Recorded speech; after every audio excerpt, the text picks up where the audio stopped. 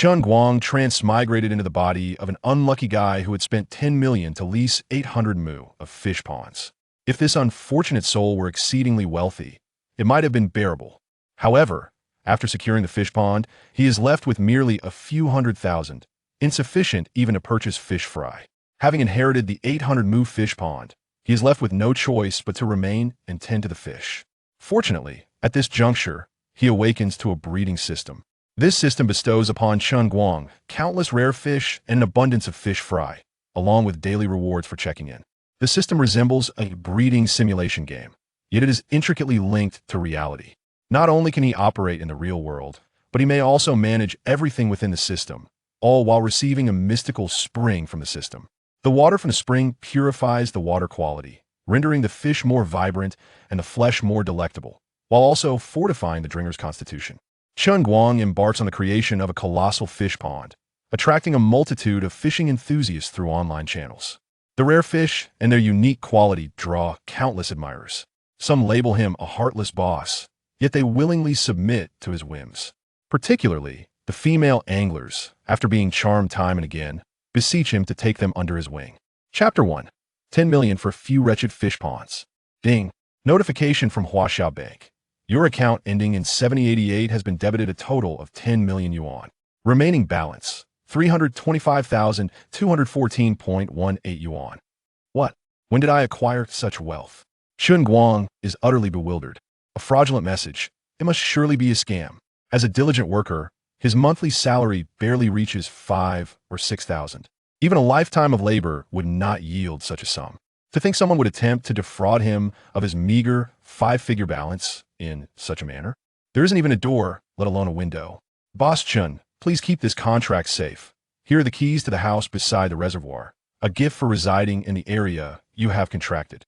Yin Li, seeing the 10 million has been deposited, beams with joy, his face creasing into a smile, as he hurriedly hands over the already signed contract along with a set of keys to Chen Guang. Instinctively, Chen Guang accepts the contract and glances at its contents, discovering it to be a fish pond leasing agreement. The contract stipulates that he, Chen Guang, leases the 800 mu fish pond in Shanshui village for a period of 10 years, with a total price of 10 million to be paid in one lump sum, along with a 10-year residency right for the house beside the reservoir. What a wretched dream I am having. To contract 800 acres of fish ponds for 10 million, one must possess a truly deranged mind to engage in such a foolish endeavor. If I truly had such a fortune, what could possibly compel me to contract a few mere fish ponds? Even the most trivial adventures would surpass this. Merely depositing 10 million in a bank would ensure a lifetime free from want. Contemplating this, a wave of dizziness washed over Chen Guang as memories that did not belong to him surged into his consciousness. Mr. Chen, the 800 acres of fish ponds now belong to you. Would you like me to take you to see your ponds? The voice of Yin Li beside him deepened the clarity of the memories in Chen Guang's mind. He could finally ascertain that he had traversed into the body of another individual named Chen Guang. Alas, the timing of his arrival was regrettably late. The original Chen Guang had inherited a fortune of 10 million from his parents before their demise. Yet this pitiful sycophant had been swayed by a girl named Yin Yin, who lamented the uncontracted fish ponds in her village, resulting in substantial financial losses each year. Thus, he brought all his possessions to this picturesque village, contracting all 800 acres of unclaimed fish ponds in one fell swoop, paying the entire 10-year fee of 10 million upfront. Once a millionaire, he now found himself with little over 300,000 remaining in his account. Damn it, how utterly infuriating. Had he arrived an hour earlier, that 10 million would still have been his. He would no longer need to toil like a beast. Living off interest could have afforded him a life of leisure. Yet now, euphemistically speaking, he was merely a grand proprietor of 800 acres of fish ponds. In harsher terms, he was simply a fool. Who in their right mind would spend 10 million to contract 800 acres of decrepit fish ponds? How many years would it take to recoup that investment from fish farming? This was evidently a losing proposition. Only a simpleton would squander such a sum on fish ponds. Congratulations, Boss Chen. Cheers to becoming the grand proprietor of 800 acres of fish ponds. Yin Li beamed with delight. It was his granddaughter Yan Yan's cunning that had effortlessly lured this gullible fool into signing a 10 million contract. Congratulations, my foot. What is there to celebrate about spending 10 million on these dilapidated fish ponds? Chen Guang yearned to curse, yet his face wore a radiant smile as he said, "Village chief, I just realized that I am not well versed in aquaculture. Might it be possible to nullify the contract we just signed?" "Boss Chen, such jesting is ill-advised." Yanli shrank back in his seat, clutching the bank card in his grasp with vigilance, glancing at Chen Guang with apprehension. "We have a binding contract. There is no room for retraction. Moreover, your funds have already been transferred to the village's public account. Even if I were to consent, the other villagers would vehemently oppose it. Thus, the contract cannot be voided. Additionally, the 10 million contract fee is exceedingly reasonable. I firmly believe that if you manage these fish ponds well, you will soon recoup your initial investment." Chen Guang truly wished to hurl a large object at this old man. How could he even utter such words? How many fish must be sold to break even on 10 million? Excluding costs, it would likely require over 10 million pounds of fish to recover the investment. This translates to an annual yield of at least 100,000 pounds of fish to potentially turn a profit. This nonsense could only deceive the original Chen Guang, that infatuated fool. The contract was signed, and the money had already found its way into another's pocket. Retrieving it was evidently impossible. At this juncture, Chen Guang could only begrudgingly accept this reality. After all, who could blame him for arriving too late? "Very well, let it be," Chen Guang sighed, waving his hand, resigned to the fact that the money could not be reclaimed. As he lacked knowledge of fish farming, he could only attempt to see if he could transfer the contract, recovering whatever he could. It was better than watching 10 million vanish into thin air. Ding! The super aquaculture system is currently binding. Just as Chen Guang prepared for the worst, a mechanical voice suddenly resonated in his mind. "Wow, is this the golden finger?" The super aquaculture system has been successfully bound. It is currently a beginner fish pond cultivation system. A beginner's gift package is being distributed. Please access the system panel to claim it. Chen Guang felt a shift in his consciousness, as if he had been transported to another realm. Before him lay the very fish ponds he had just contracted. To be precise, there was a colossal reservoir alongside a large reservoir plus dozens of smaller fish ponds. The largest reservoir occupied over 600 acres, with another large reservoir spanning 40 to 50 acres. The remaining fish ponds, both large and small, totaled less than 100 acres, with the smallest being less than an acre in size. On the system panel, there exists a management interface for fish ponds. Chen Guang discovered that he could directly manage all fish ponds through the system panel, performing a series of operations such as maintenance, cleaning, stocking fry, and feeding fish all within the system. Furthermore, he could purchase related items such as fry, fish feed, and fishing gear directly from the system panel, and the prices were even more economical than those in reality. It resembled a miniature world, akin to a game centered around fish farming. With this system, the task of raising fish would become exceedingly effortless. Wait, what is this? Could it be another fish pond? But this one seems rather diminutive.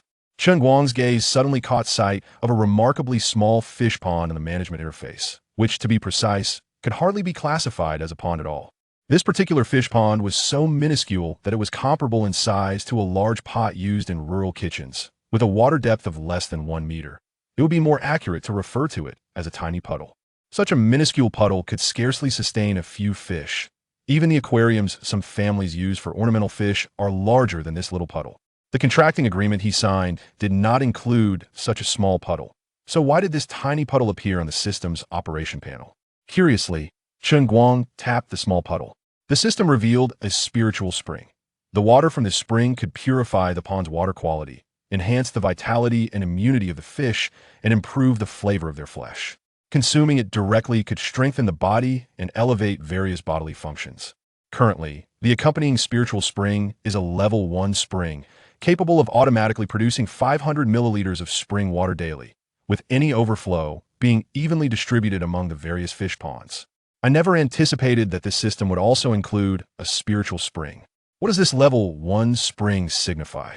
Could it be that the spring can be upgraded, resulting in a greater output of spring water? Regardless, I shall not dwell on that for now. There will be ample time to ponder later.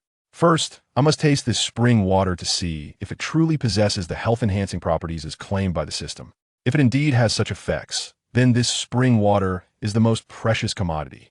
Chen Guang eagerly scooped up a handful of spring water and drank it. It was refreshingly cool with a slight sweetness, reminiscent of mountain spring water, yet even more delightful. However, it seems my body isn't reacting much, Perhaps I should drink a bit more. With this thought, Chen Guang continued to gulp down several handfuls of spring water. Whether it was a psychological effect or not, he felt considerably lighter after consuming the spring water. It's a pity that the spring only produces 500 milliliters daily. Otherwise, I could easily drink it as water. Given the limited daily output, Chen Guang decided it was best to use the spring water to strengthen his own body for the time being, rather than allowing it to overflow and distribute among the various fish ponds. After all, the body is of utmost importance at any time. Earning money can wait. Even if he were to nourish the fish in the pond with the spring water to enhance their flavor, establishing a reputation quickly would not be an easy feat, so there was no need to rush at this moment. Chen Guang's gaze shifted to an icon shaped like a gift box in the lower left corner, presumably a reward from the system, and he gently tapped it. Sturgeon. Opening the beginner's big gift package. Congratulations, host. You have received 10 sturgeons weighing over 300 pounds, available for stocking. You have obtained 100 big catfish weighing between 100 to 200 pounds, available for stocking. You have acquired 100 big grass carp and big silver carp, each weighing between 50 to 100 pounds, available for stocking. You have received 100 rice fish, available for stocking. You have obtained 100 big perch and big bass, each weighing over 10 pounds, available for stocking. You have acquired 1,000 dedu, available for stocking, each weighing over 1 pound. You have received a random assortment of fish fry, totaling 100,000, available for stocking. You have obtained 100 tons of ecological fish feed. Congratulations, host. You have acquired advanced fishing skills, possessing the fishing proficiency of a beginner angler. Congratulations, host. You have received the Beginner Fish Pond Territory Medal. Beginner Fish Pond Territory Medal. The host's fishing skills within their own pond are enhanced by 100, while the difficulty of fishing is reduced by 100. For anglers, the fish's pulling force increases by 50, the rate of losing hooks and cutting lines rises by 50, and the likelihood of rod breakage escalates by 50. Additionally, there's a 50 chance of diminishing fishing skills, thus increasing the difficulty of angling. Chen Guang was pleasantly surprised to discover that this beginner's gift pack was rather substantial. With these items, coupled with the ability to directly manage the fish pond from the system panel, it seemed that staying back to cultivate fish was indeed a commendable choice. Additionally, the enhancement from the Beginner Fish Pond Territory badge made fishing effortless for him, while it became a veritable nightmare for seasoned anglers. Once a master fisherman, upon entering his fish pond, they would immediately find their skills diminished by a level. Half of them would see their chances of hooking a fish halved, while the other half, though unaffected in that regard, would find the likelihood of losing fish during the catch significantly increased. Even when a fish was hooked, the probability of bringing it ashore diminished. This, paradoxically, would further ignite the competitive spirit among fishermen, attracting even more to his pond. It was undoubtedly an ideal venue for establishing a fishing ground. What delighted Chen Guang even further was the fact that the fish pond system allowed for daily sign-ins, with each sign-in yielding items related to fish cultivation. Since he did not have any legitimate job at the moment and had just invested a fortune in acquiring the vast expanse of 800 acres of fish pond. Along with the fish pond system, which even included the legendary spirit spring water, the decision to cultivate fish was of secondary importance. The thought of not staying to raise fish would not merely mean losing 10 million, but, more critically, risking the disappearance of the spirit spring water. Now that would indeed be a loss far outweighing any potential gains. With these thoughts in mind, Chen Guang turned his gaze toward the village head. Yinli, village head, since I have now contracted all the fish ponds in your village, shouldn't you send someone to show me around? Of course, that is only fitting. I will have someone take you to see your fish pond right away. Yinli promptly replied with a smile. Village head, there's no need to call anyone else. Let Yin accompany me to tour my fish pond. That should be permissible, right? Chen Guang asked with a grin. Absolutely, Yinli said after a brief moment of contemplation, nodding in agreement. After all, having taken 10 million from the man, and knowing that he had invested in the fish pond primarily for the sake of his granddaughter, Yin, it would be rather inconsiderate to deny such a modest request. Yin, that fellow has requested you to show him around his fish pond. You should take him for a stroll by the reservoir, but do ensure he doesn't take advantage of you. Yinli cautioned as he ascended to his granddaughter's room on the second floor. Grandpa, rest assured, with that guy, it's simply a matter of keeping him in check. Yin replied with a faint smile, seemingly unimpressed by Chen Guang, as she bounced down the stairs. Indeed, while Chen Guang may have been somewhat foolish, his eye for beauty was commendable. Regardless of Yan's character, her appearance was undoubtedly exceptional, complemented by a striking figure. Standing at a height of 1 6 meters, with a delicate face and a well-proportioned physique, she was not merely beautiful but captivating. Particularly, the way she descended the stairs was truly mesmerizing. Brother Chen, congratulations. I will take you to see your fish pond now, and I assure you, you will be thoroughly satisfied, Yin Yin said with a sweet smile. Great. I naturally trust that you, Sister Yin Yin, would not deceive me. Chen Guang replied with a hearty grin, already beginning to ponder whether he should extract some interest from this woman. Were it not for the binding of the fish pond system, he might have even contemplated tearing her heart apart, regardless of her beauty. Although binding to the fish pond system could be seen as a blessing in disguise, it was ultimately his own fortune, and it didn't absolve her of the responsibility of having swindled him out of 10 million. She ought to pay some price for that. What sort of price should a woman of such beauty pay? Yin Yin. Chapter 2. Is it too much to ask for some interest? The reservoir was approximately 4 to 5 li from the village, making it impractical to walk. Once they exited, the two of them climbed into Chen Guang's car.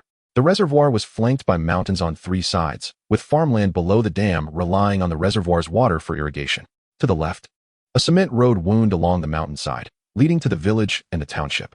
Adjacent to the road, near the reservoir, was a large open space featuring a 2-story red brick house, roughly 200 square meters in size, complete with a small yard in front and a large vegetable garden beside it. This was likely constructed by the previous contractor of the reservoir. However, Chen Guang wondered how the interior was decorated and whether it required renovation. He parked his car at the house's entrance, intending to inspect the building first, as he would likely be residing there frequently in the future. Brother Chen, didn't you say you wanted to see your fish pond? Why have we stopped here? Yin Yin inquired, puzzled by Chen Guang's decision to park. Let us take a look at the house first. We can drive around the reservoir afterward. Chen Guang replied with a smile, holding up the keys. After all, this house now belongs to me, so I ought to take a look. True. You'll be living here often from now on, so it's only sensible to see what needs to be furnished. Yin Yin nodded, following him without suspicion. Upon opening the gate to the yard, they discovered that the house's layout differed somewhat from typical rural self-built homes. The structure was in the shape of a chi, with a row of rooms at the front, and the right side housing the kitchen, dining room, and storage room. The second floor was only partially built, but its layout resembled that of a standard home, featuring a living room, 2 rooms, and a bathroom, akin to a separate 2-bedroom apartment. Judging by the layout, the first floor was likely used for employee accommodations, while the second floor was reserved for the owner. However, the house was nearly empty, with each room devoid of furnishings, save for a somewhat unclean white wall. Chen Guang found this satisfactory. Had there been too many remnants of old, dilapidated furniture, he would have had to spend considerable time clearing them out. Brother Chen, this house is less than 10 years old, so it's fairly new, and all utilities are available. You'll just need to furnish it to move in. Yin Yin began to explain to Chen Guang. Chen Guang merely nodded slightly, continuing to open the next room. Upon entering the final room, it was no longer the emptiness of the previous rooms. Inside stood a black leather sofa, its surface cracked and revealing white creases, indicative of cheap synthetic leather. Based on the decor, this room was likely an office. The glass file cabinet against the wall had several broken panes, and the desk in the middle was slightly tilted, suggesting it was of little value and had been left behind by the previous owner. As they entered, Chen Guang casually closed the door behind them. This action startled Yin Yin, who looked at him in alarm. Brother Chen, what are you planning? She asked, panic evident in her tone. Yin Yin, aren't you aware of the situation? Chen Guang approached her with a mild smile. Now that the contract for the fish pond has been signed and the money has been transferred to your village's account, shouldn't you fulfill your promise to be my girlfriend? Brother Chen, when did I ever agree to be your girlfriend? Yin Yin said, crossing her arms defensively, her expression wary as she scrutinized him. Didn't you say that once I contracted the fish pond in your village, you would become my girlfriend? Are you trying to deceive me into coming to your village to take on the fish pond? Chen Guang pressed closer, questioning her. I never said that. Yin Yin stammered. Chen Guang was acutely aware that she had never uttered such words. It was merely a reflection of the original owner's excessive sycophancy. To lavish $1 million without hesitation could be seen as a selfless act of love, but Chen Guang found himself incapable of such folly. Even though he had now bound himself to the fish pond system, thus ensuring that the $1 million might not be squandered entirely, he still felt the need to reclaim some dignity on behalf of the previous Chen Guang. Impossible. If yuan agreed. How could I possibly invest $1 million to lease these few dilapidated fish ponds? Do you truly consider me a fool? Chen Guang asserted with unwavering conviction. Yin Yin, I have met your demands. Do you truly intend to renege now? Let me be clear. It is not an option. You shall agree today, whether you wish to or not. Chen Guang, you must cease this nonsense. I have a boyfriend, and we are soon to wed. How could I possibly acquiesce to your demands? Yin Yin retorted, casting a haughty glance at him, her voice laced with warning. I advise you to tread carefully, should you overstep. I will not hesitate to call for help. Yin, he pressed, a fierce glint in his eyes. You claim to have a boyfriend and an impending marriage. Yet you still attempt to seduce me, causing me to lose $1 million in vain. How can you be so cruel? Chen Guang's eyes glistened with anger as he stepped closer. You are well aware that I spent $1 million for you. And now you dare to tell me you were taken? Was everything prior merely a ruse? Humph. I care not for your boyfriend. That $1 million cannot be wasted. I must have you today. You may call for help if you wish. I am eager to see who might come to your aid in this desolate place. As Chen Guang's predatory gaze bore down on her, Yin felt a flicker of fear. She had not anticipated that this once subservient sycophant would begin to think for himself, appearing ready to employ coercive tactics. You cannot do this, Chen Guang. I warn you, this is illegal. Do you not believe I would report you? Report me? On what grounds? He scoffed. I could easily claim you were the one who seduced me for $1 million. I would relish seeing whether the authorities believe your account or mine. Do you truly think you can sway them with mere words? Do not forget, I have invested a full $1 million to lease those decrepit pawns. Do you genuinely believe they are worth such a sum? This was always a transaction between us. Who in their right mind would willingly lease them knowing their true value? And now, after receiving the contract for $1 million, you are still unsatisfied, seeking yet another $1 million? If I refuse, you would accuse me of coercion. Quite a reasonable explanation, wouldn't you agree? You would accuse me? I would counter with charges of fraud. As he spoke, Chen Guang slowly pressed Yin against the wall, a mocking glimmer in his eyes. Let us make this simple. I am not one to force others against their will. If you are unwilling, then the contract I signed with your grandfather is null and void, and I shall refrain from accusing you of fraud, provided you return my money. With the fish pawn system now at his disposal, Chen Guang intended to continue leasing those pawns. He understood that reclaiming money once placed in another's hands was no simple feat, and had no genuine hope of retrieving it. His words were merely a means to intimidate Yin. He had no intention of resorting to force.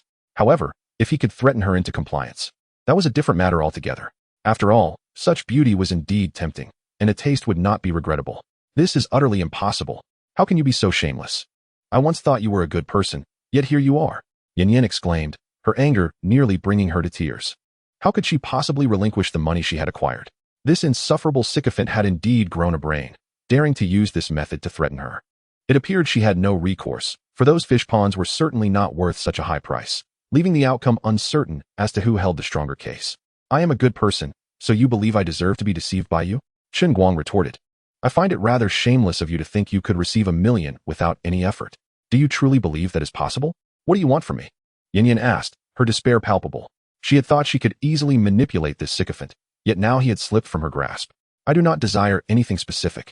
Chen Guang feigned innocence, raising his hands in a gesture of surrender. I simply offer you two choices. Either the contract is voided and you return my money, or you become mine. Why you? Yin found herself in a dilemma.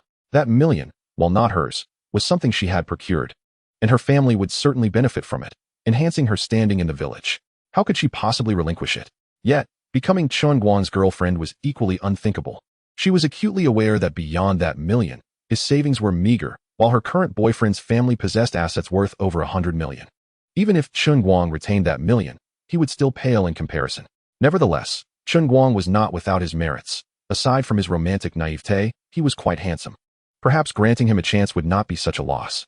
After a moment of contemplation, Yin steeled herself, lifting her chin defiantly. I shall agree to this. But only this once. From now on, we shall owe each other nothing. I hope you will not mention this again. Having ensnared Chen Guang in her trap, she considered this her compensation to him. With that thought, she began to unfasten the buttons of her blouse. Wow, is it really this direct? Chen Guang was taken aback. Yet he couldn't help but gulp. Her form was indeed impressive, more so than he had anticipated. Indeed, Chen Guang pressed Yin against the wall, his hand gripping her smooth chin. His actions were rough and devoid of tenderness, as if only this could alleviate the humiliation he felt.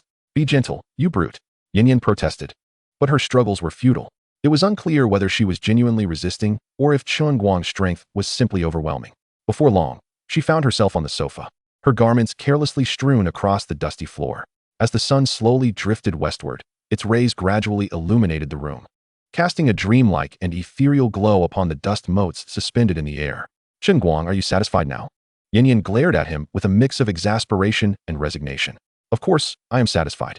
The question is whether you are, Chen Guang replied with a roguish grin. I trust you will honor your word. From this moment forward, we are even. Yin had intended to hurl a few more insults at him, but thought better of it. Very well, Now we can inspect the fish ponds I have leased, Chen Guang said as he began dressing, embodying the archetype of a scoundrel who shirks responsibility after the deed is done. You. Yin Yin picked up her soiled clothes and threw them at him, exclaiming, "You scoundrel! Look at how filthy these are. How am I to wear them now? It's merely a little dirt. A quick shake will suffice. Why should that prevent you from wearing them?" Chen Guang shrugged, brushing off the dust. Although he had managed to clean some areas, many remained stubbornly unclean. "Certainly, if you find your clothes too soiled to wear, I can drive back to your home to fetch you a clean outfit," Chen Guang teased, glancing at Yin Yin with a smirk. "But how will I explain that later? That might pose quite a dilemma." "There's no need for such trouble. It's merely a bit dirty. I can change once I return home," Yin Yin replied, disregarding her initial hesitations, hastily donning the soiled garments. She truly did not anticipate that Chen Guang was not only shameless, but also utterly lacking in sensitivity towards delicate matters. However, it was absolutely out of the question to have him retrieve her new clothes. What if he took that opportunity to utter something inappropriate, solidifying their relationship as gossip in the village? How could she maintain her dignity after that? For now, she would have to make do with her dirty attire. And if seen, she could simply claim she had fallen. That's the spirit. Chen Guang chuckled softly, casually picking up a stained white cloth from the sofa, preparing to tuck it into his pocket. "Wait, you can't take that.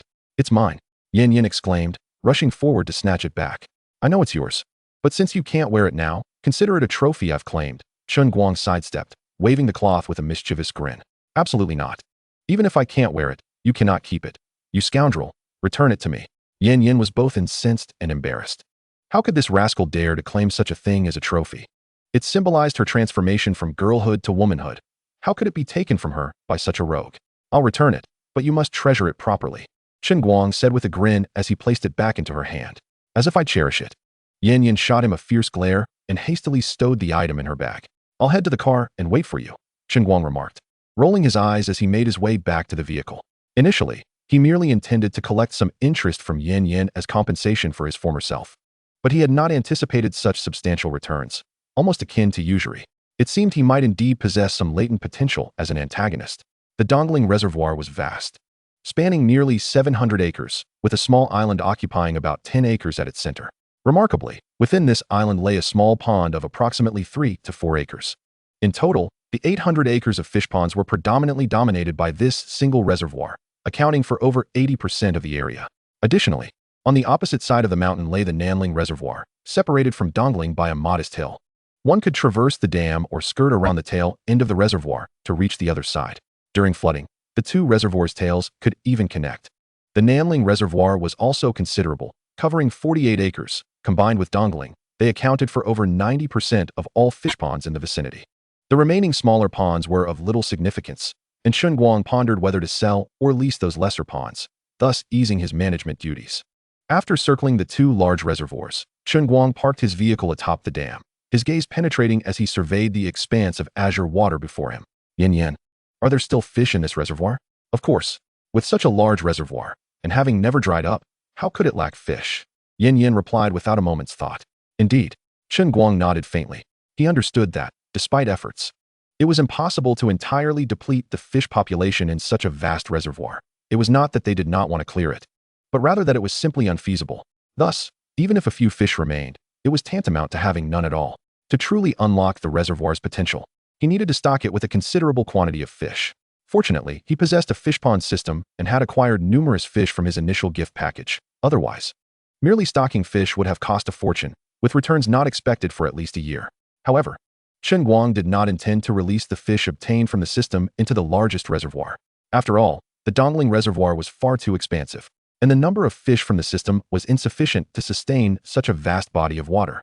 After observing for a while, Chen Guang's attention turned to a nearby fish pond, suddenly captivated by one situated in the angle between the Dongling and Nanling reservoirs. "Yin Yin, that fish pond also belongs to me, correct?" Chen Guang pointed towards a pond of approximately 5 to 6 acres. "Indeed, that pond is yours, but it is a cold water pond, fed by flowing water, making it unsuitable for fish farming," Yin Yin replied candidly. "Come, let us go take a look." With that, Chen Guang grasped Yin Yan's hand and led her towards the location. As Yin Yin had indicated, the cold water pond was indeed ill-suited for fish cultivation. The water within was primarily sourced from the two reservoirs, with a notable current. Cold water fish naturally grow at a sluggish pace, and the flowing water posed a risk of fish escaping. Thus, managing to avoid losses would be considered a success. Nevertheless, this pond, even without stocking fish, would naturally attract wild fish, and those would possess exceptionally delectable flesh. Therefore, this pond was akin to a bounteous source of sustenance. While Chen Guang could consider leasing or selling the other ponds, he must retain this one. It might yield unexpected rewards in the future. All right, that will suffice for today. I must return to the city shortly. Do you wish to accompany me? Chen Guang glanced at the sky. Though the hour was still early, he had much to attend to. Who would want to return with you? How shameless. Just take me home. Yin Yin huffed. The journey was silent. And soon Chen Guang's vehicle entered Shanshui village. By the way, remember to bring me some medicine when you come tomorrow. Yin Yin coldly tossed this remark over her shoulder as she hastily retreated to her home. This. Chen Guang rubbed his nose and chuckled, shaking his head. After departing Shanshui village, Chen Guang did not rush home, remembering that he had yet to complete his daily check-in. He returned to the reservoir to check in and enjoy some spiritual spring water. Check-in successful. Random item distribution in progress. Congratulations, host, you have received a fishing boat. Chen Guang was astonished that a simple check-in could yield a fishing boat and promptly examined the newly acquired vessel in the management panel. To his surprise, the boat was quite substantial, capable of accommodating 20 to 30 individuals for fishing. However, it was not immediately useful, so he chose to keep it stowed for the time being. Perhaps I should stock this fish pond to enhance the reservoir? As Chen Guang pointed to the designated stocking area, the interface promptly displayed two options. 1. System stocking allows for direct stocking of fish into any pond. Simple, convenient, and quick. 2. Real stocking upon selection. The system will arrange for fish to be delivered to a designated location within 24 hours via conventional means, incurring a transportation fee. Impactful, time-consuming, and visually striking. It can work this way too? Chen Guang chose the second option without hesitation. While system stocking was convenient, it would leave no trace of his actions. The genuine act of free-range aquaculture differs significantly. It not only allows for visibility, but also enables the capture of videos showcasing the released fish, which can then be shared online. Particularly with the presence of numerous sizable specimens, this undoubtedly promises to attract a throng of fishing enthusiasts. As for the transportation costs, they are hardly worth mentioning. Once his decisions were made, Chen Guang returned to the city, acknowledging his fate to cultivate fish in this mountain village. He deemed it necessary to procure some essential household items first. Upon his return to the city, Chen Guang promptly headed to the furniture market to purchase vital furnishings such as a bed, wardrobe, and desk, followed by household appliances. The remaining daily necessities could be temporarily sourced from home, to be gradually acquired later. After completing these tasks, the hour was already quite late. Upon returning home, he collapsed into bed and awoke to find it was the following morning. After hastily finishing breakfast, he drove to the reservoir. The items he had purchased were scheduled for delivery to the house by the reservoir, and he needed to be present to oversee the release of the fish. Yesterday, he had merely conducted a cursory inspection of the two large reservoirs and the small fish pond nestled between them, neglecting to examine the other ponds. Fortunately, he arrived at the reservoir early today, allowing him the opportunity to survey the additional ponds. With a basic aquaculture system in place, the locations of the ponds were clearly marked. Aside from a few small ponds situated within the rice fields downstream of the reservoir, most were conveniently located near the reservoir, nestled against the mountains and adjacent to the road. Although the ponds were not particularly large, they were manageable. It is worth noting that, despite being on the opposite side of the road, these ponds were interconnected with the largest Dongling reservoir. Seemingly isolated, they would converge during rainstorms, with overflow from all ponds ultimately channeled into the grand reservoir through a common ditch. Chen Guang walked along the ponds until he reached the base of the mountain, where the last pond was situated. Though only 3 or 4 acres in size, the pond was remarkably deep, resembling a profound abyss. There was no visible water flowing into the deep pool from the mountain, yet a steady trickle of water emerged, indicating significant seepage. The surroundings of the deep pool were predominantly rocky, with numerous caves, making it a challenging environment for both fish cultivation and capture. While the fish raised here would yield exceptionally tender flesh like those from the cold water pond below the reservoir, it was more suited for a wild pond. Chen Guang mused that he would rather not manage such a pond, opting instead to occasionally fish or set traps for a modest catch. He could also introduce some fry. If anglers were drawn to this fishing spot, he might collect a fee, though it was of little consequence if they did not. At present, however, more pressing matters demanded his attention. He had just received word that the truck delivering the fish was about to arrive, prompting him to return and prepare for their release. He planned to concentrate the fish in the Nanling Reservoir, aiming to transform this second-largest reservoir into a haven for trophy fish. Although the Nanling Reservoir spanned only 48 acres, it still ranked among the larger reservoirs. and Chen Guang firmly believed that converting it into a trophy fish pond would undoubtedly attract countless anglers eager to witness and document the spectacle. Shortly after Chen Guang descended the mountain, he spotted a procession of over a dozen fish-laden trucks making their way toward the reservoir. Chapter 4. Live streaming the trophy fish release. Is there really this many fish? Chen Guang was astonished by the sheer quantity of fish included in the primary reward package. It seemed feasible to consider stocking additional fish into other ponds as well. With this thought in mind, Chen Guang hurriedly waved to the lead vehicle. Are you Mr. Chen? These are the fish you ordered. Are they all going into this reservoir? A well-spoken middle-aged man emerged from the passenger seat, gesturing toward the expansive reservoir. Indeed, I am Chen Guang. However, these fish are not intended for this reservoir, but rather for another one. Allow me to guide you there. Chen Guang nodded and pointed to the other side of the reservoir, saying, just beyond this dam.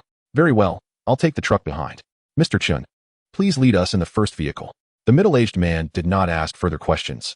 They were accustomed to following the boss's instructions. The convoy of fish-laden trucks advanced toward the reservoir's dam, creating an impressive sight that drew the attention of many onlookers. I just saw a dozen trucks heading toward the reservoir. What do you think they're up to? Don't you know?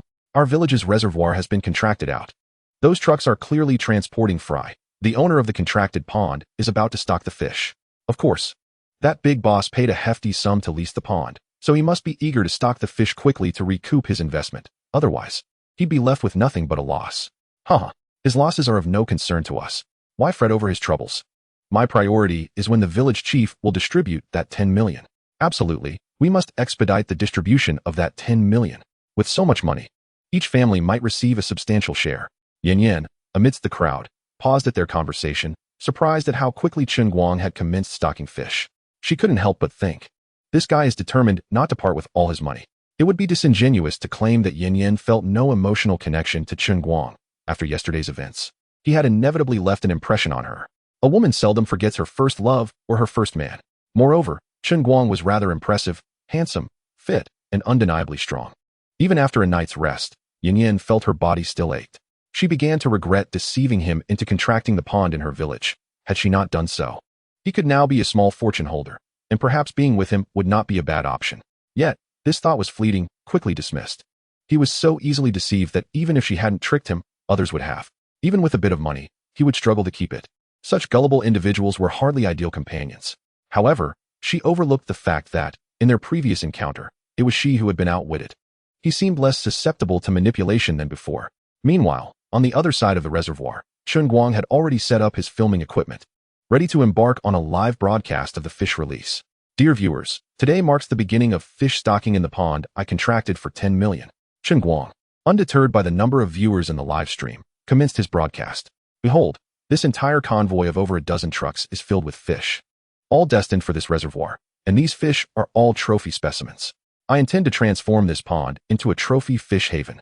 As he narrated, Chen Guang aimed the camera at the trucks before gradually shifting it toward the reservoir. The fish had yet to be released, and with few viewers in the live stream, he continued to reiterate his earlier statements. Gradually, the broadcast began to attract some attention. Are you just blowing smoke? While this reservoir is indeed substantial, claiming you spent 10 million to lease it seems rather far-fetched. Exactly. Come on, streamer, you can't fabricate such outrageous lies just for views. Do you really think we're that gullible? Doubts were raised, and immediately, others joined in the chorus of skepticism. When I mentioned spending 10 million, I certainly did not mean to imply that I was merely contracting this one reservoir. It is merely one among many, Chen Guang explained with a smile. I wonder if there are any friends from Shanshui village in the live stream. If so, I trust they can attest to the veracity of my claims. Of course, that is not the crux of the matter. What truly matters is that all these colossal fish I possess are genuine. The notion of a $10 million fish pond was merely a gimmick. Although Chen Guang had indeed spent such a sum, he had no intention of providing evidence to substantiate it. Controversy breeds attention, and once confirmed, it might very well diminish the viewership. Chen Guang's remarks were intended solely to stir curiosity, and the audience momentarily ceased their fixation on whether he had indeed spent 10 million. Wow, the host is quite handsome. Hurry and show us those colossal specimens you mentioned. Don't let this be another ploy to garner attention. Is attractiveness truly the focal point? The emphasis should be on the size of these specimens. Just how large are the colossal fish you speak of? Let us see them and dispel any doubts. Mere talk without action is unacceptable. What? The host intends to showcase these colossal specimens live in broad daylight? Is this truly appropriate content? The audience below was less than pure in thought. The colossal specimens the host referred to are fish, indeed fish. Otherwise, why would a throng of men gather to watch? Ah, so the colossal specimens the host mentioned are fish. What a relief. Though I must clarify, I am a lady shy emoji. To the lady below, the host does not possess the colossal specimens you desire, but I certainly do. I could show you in secret. Lady, do not believe him. Look at his sharp features. He likely only has toothpicks. You are the toothpick. Your entire family is made of toothpicks. Quickly remove these rascals. We came to witness colossal fish, not a display of amorous pigs. Host, hurry and reveal your colossal specimens. Stop being coy like a bashful maiden. Don't fret. I will now instruct the masters to open the fish compartments and release the fish, Chen Guang replied with a chuckle. Attracting over 100 viewers during his first live stream was a promising sign, with the numbers steadily rising. Masters, begin releasing the fish, starting with the largest sturgeon. Which vehicle contains the big sturgeon? Boss Chun, the first vehicle at the front contains the largest sturgeon. 10 in total, a cultured middle-aged man responded, promptly instructing the masters to prepare for the release. Chen Guang swiftly redirected the camera towards the foremost fish truck. The masters expertly netted the fish, and 2 of them carried the nets towards the reservoir. The fish are being released. Is this what the host referred to as colossal? These fish are indeed enormous. The host has not deceived us. Judging by appearance, this fish must weigh over 100 pounds. You are far too conservative, in my estimation. This fish must weigh at least 300 pounds. Indeed, it appears larger than the pigs I raise at home. What type of fish is this? I have never seen one grow to over 300 pounds. Did the host not say it was a big sturgeon? Wow, so it is a sturgeon. No wonder it can grow so large. Is this the sturgeon that produces caviar? I had no idea they could grow this big. Seeing the astonished reactions and the increase in viewers, Chen Guang smiled broadly. Indeed, my astute friends in the live stream. You guessed correctly, these large sturgeons all weigh over 300 pounds, totaling 10 in number. While the quantity may be limited, they are all genuine colossal specimens. With that, he turned the camera back to the release, where massive sturgeons were being placed into the water, creating enormous splashes, a truly spectacular sight. Host, please share your location. I will drive through the night to your reservoir. As a dedicated angler, I must catch such a colossal specimen. Indeed, host, please post your location on the screen. My 10-meter fishing rod is more than eager. Honestly, after so many years of fishing, I've never experienced a catch of this magnitude. I long to try, even if it means breaking my rod or being pulled into the water. Observing the fervent discussions in the live stream, Chen Guang was pleasantly surprised by the success of this broadcast. It seemed his idea of creating a colossal fish pond was indeed sound. It wouldn't be long before numerous anglers flocked to his reservoir in pursuit of these giants. I will share the precise address shortly. Interested anglers may follow for updates on new fish releases. Chen Guang began to guide. In addition to the 10 supersized sturgeons, we have 100 large catfish, each weighing over 100 pounds, with the largest nearing 200 pounds, averaging around 140 pounds each. With Yang Chang'an's command to release the fish, one by one, catfish as large as piglets were introduced into the reservoir. These catfish are truly enormous. The host has not deceived us. This size undoubtedly exceeds 100 pounds. With such large catfish, the catfish stones within must be quite valuable. Catfish stones are found in the throat, not the belly. Let us be accurate. Regardless of where they are located, I am certain the stones from such large catfish must be worth a fortune. Indeed, while I am not certain of their exact value, they must be worth several thousand at the very least. Chen Guang was not well versed in this topic. He merely knew that larger catfish commanded higher prices, so he refrained from joining in the discussion. Now that the catfish have been released, we will proceed to release the large grass carp and big silver carp, each also totaling 100, with each exceeding 50 pounds. As the catfish were released, Chen Guang again shifted the camera to the fish trucks. Grass carp and big silver carp over 50 pounds? This is nearly the limit of their growth. Host, you are not deceiving us, are you? I have never seen grass carp and silver carp this large. Host, hurry and release them so we may witness them. Of course, I will satisfy everyone, Chen Guang replied, promptly instructing the masters to begin netting the fish. Wow, this grass carp is enormous. The host was indeed modest. This one must weigh at least 70 or 80 pounds. Look at that big silver carp. Its head appears to weigh at least 30 or 40 pounds. If we were to make spicy fish head stew, it might not even fit in the steamer. That is something you need not worry about. I happen to have a pot that size at home. If you can catch that big-headed fish from the host reservoir, I can prepare spicy fish head stew for you. My friend, you expressed the idea of free food so eloquently. I am different. While I lack a pot that large, I would be willing to commission one just to taste such a grand spicy fish head. I can do that too. I provide the pot, you provide the fish. Together, we can create a feast. In an instant, The entire live stream was filled with laughter and joy. The allure of spicy fish head was indeed powerful. Chapter 5. Creating a colossal fish pond. The AI-generated image of the giant fish indeed bears little resemblance to reality. This is merely a composite of internet images combined with AI. My goodness. Look closely. Is that really a giant fish? Each one is nearly the height of a person. Now that is truly a meter-long specimen. And there are so many of them. I can't help but yearn to catch one and take it home to taste. And what about those perch and bass? They must weigh at least 10 pounds each. Such enormous perch and bass. Could this be the legendary lid cover perch? How many years must they have taken to grow this large? And look at that giant crucian carp. Its scales are unmistakably those of a wild crucian. Such large wild crucians are exceedingly rare, and to see so many at once is truly remarkable. One must wonder where this streamer has procured such colossal creatures. Initially, I thought the streamer's claim of creating a giant fish pond was merely a gimmick, but it appears to be genuine. Bringing in so many massive fish to establish such a pond must have cost a fortune. The excitement in the live stream continues to escalate. The presence of so many large fish is indeed a rarity, naturally drawing a crowd. Many local villagers, upon witnessing Chen Guang's live stream, hurried to the reservoir to witness the spectacle of the fish being released. Village chief, this Chen is truly affluent. He has stocked this reservoir with so many fish. It must amount to several tens of thousands of pounds, right? What a fortune! An elderly villager whispered amidst the crowd.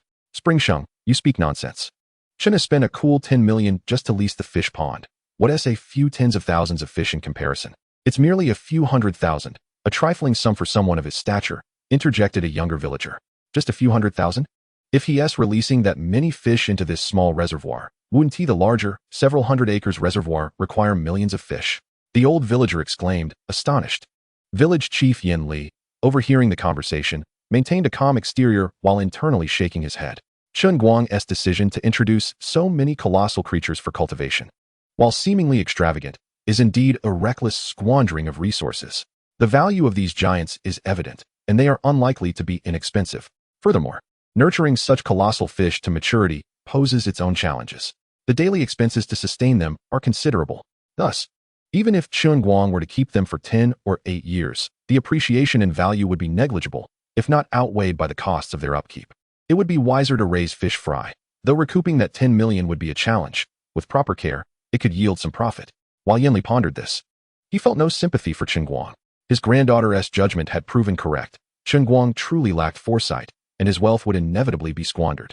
Unbeknownst to Chen Guang, who was oblivious to the villagers' speculations, he discreetly directed the camera towards the conversing villagers. Wow, are these villagers perhaps actors? The streamer really has spent 1 million to lease the fish pond. That is quite extravagant. I don't think it's a hoax. Just look at those villagers' excited expressions. They clearly have benefited greatly from this. I believe the streamer genuinely has money to spare. The giants he just released must be worth at least several 100,000. Wait, you're saying those fish are worth several 100,000? Aren't they only a few tens of thousands of pounds? Do you have a misunderstanding about colossal fish? They are not ordinary fish. Just those 100-pound catfish alone each could be worth no less than 10,000. Thinking it's only worth a few 100,000 is quite naive. Is that so? In that case, those 100 catfish must be worth over 1 million. Chen Guang, watching the live stream's barrage of comments, found himself both amused and exasperated. When did he become someone who lacked financial worries? On the contrary, he was in dire need of funds. Were it not for the fish pond system he had bound himself to, he wouldn't even have enough money to release the fish. After the colossal fish were released, the 10 or so trucks that arrived had only emptied half of their load. The remainder contained 100,000 fry. Though termed fry, many were of considerable size, with some already reaching marketable dimensions. Mr. Chen, should we release all these remaining fish into this pond as well? Inquired a refined middle-aged man as he approached Chen Guang. Let us not release an entire truck right now. We'll take the rest to another reservoir, the large one we just passed, Chen Guang considered. Ultimately deciding to introduce some fry into the giant fish pond. A pond entirely filled with colossal fish wouldn't be ideal. The remaining fry were packed into 6 trucks, totaling around 100,000, averaging nearly 20,000 per truck. The process of releasing the fish was broadcast live, and upon seeing the expansive 600-acre reservoir, gasps of astonishment arose. What a colossal reservoir! This is no mere reservoir. It's practically a lake. Just how many fish can be stocked here? Chen Guang smiled, pointing the camera towards the release. I will be introducing the remaining 5 trucks of fish into this reservoir, totaling over 80,000. Streamer, while 80,000 is indeed a substantial number, Given the size of this reservoir, isn't that a tad sparse? Someone in the chat questioned. Indeed, this number is somewhat lacking. But this is merely the first batch of fish I'm releasing. Over time, I will continue to stock this reservoir incrementally, Chen Guang explained with a smile. Though his funds were dwindling, he was still able to purchase a batch of fry if necessary. Moreover, with the fish pond system at his disposal, he might not even need to spend money on fry at all.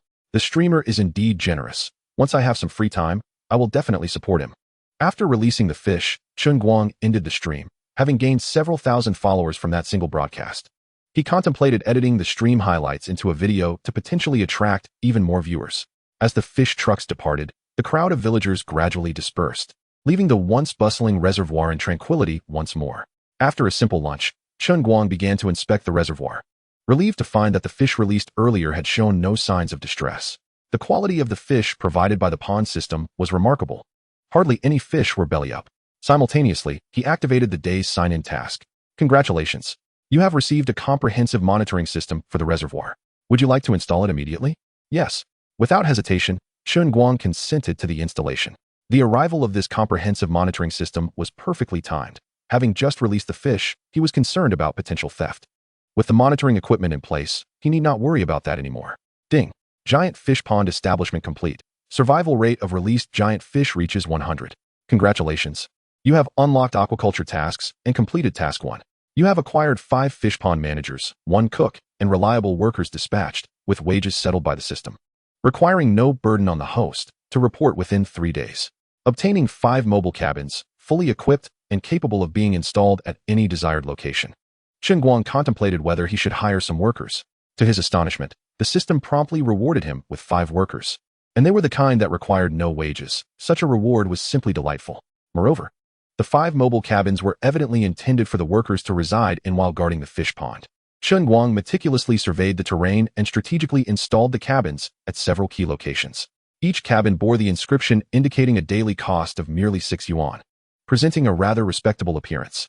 Simultaneously, he noticed an additional aquaculture task on the fish pond system panel. However, it lacked specific requirements, offering only a succinct directive. Unlocking and completing the task would yield corresponding rewards. This implied that without any hints, one was free to exercise creativity, leading him to adhere to the established approach of constructing a colossal fish pond.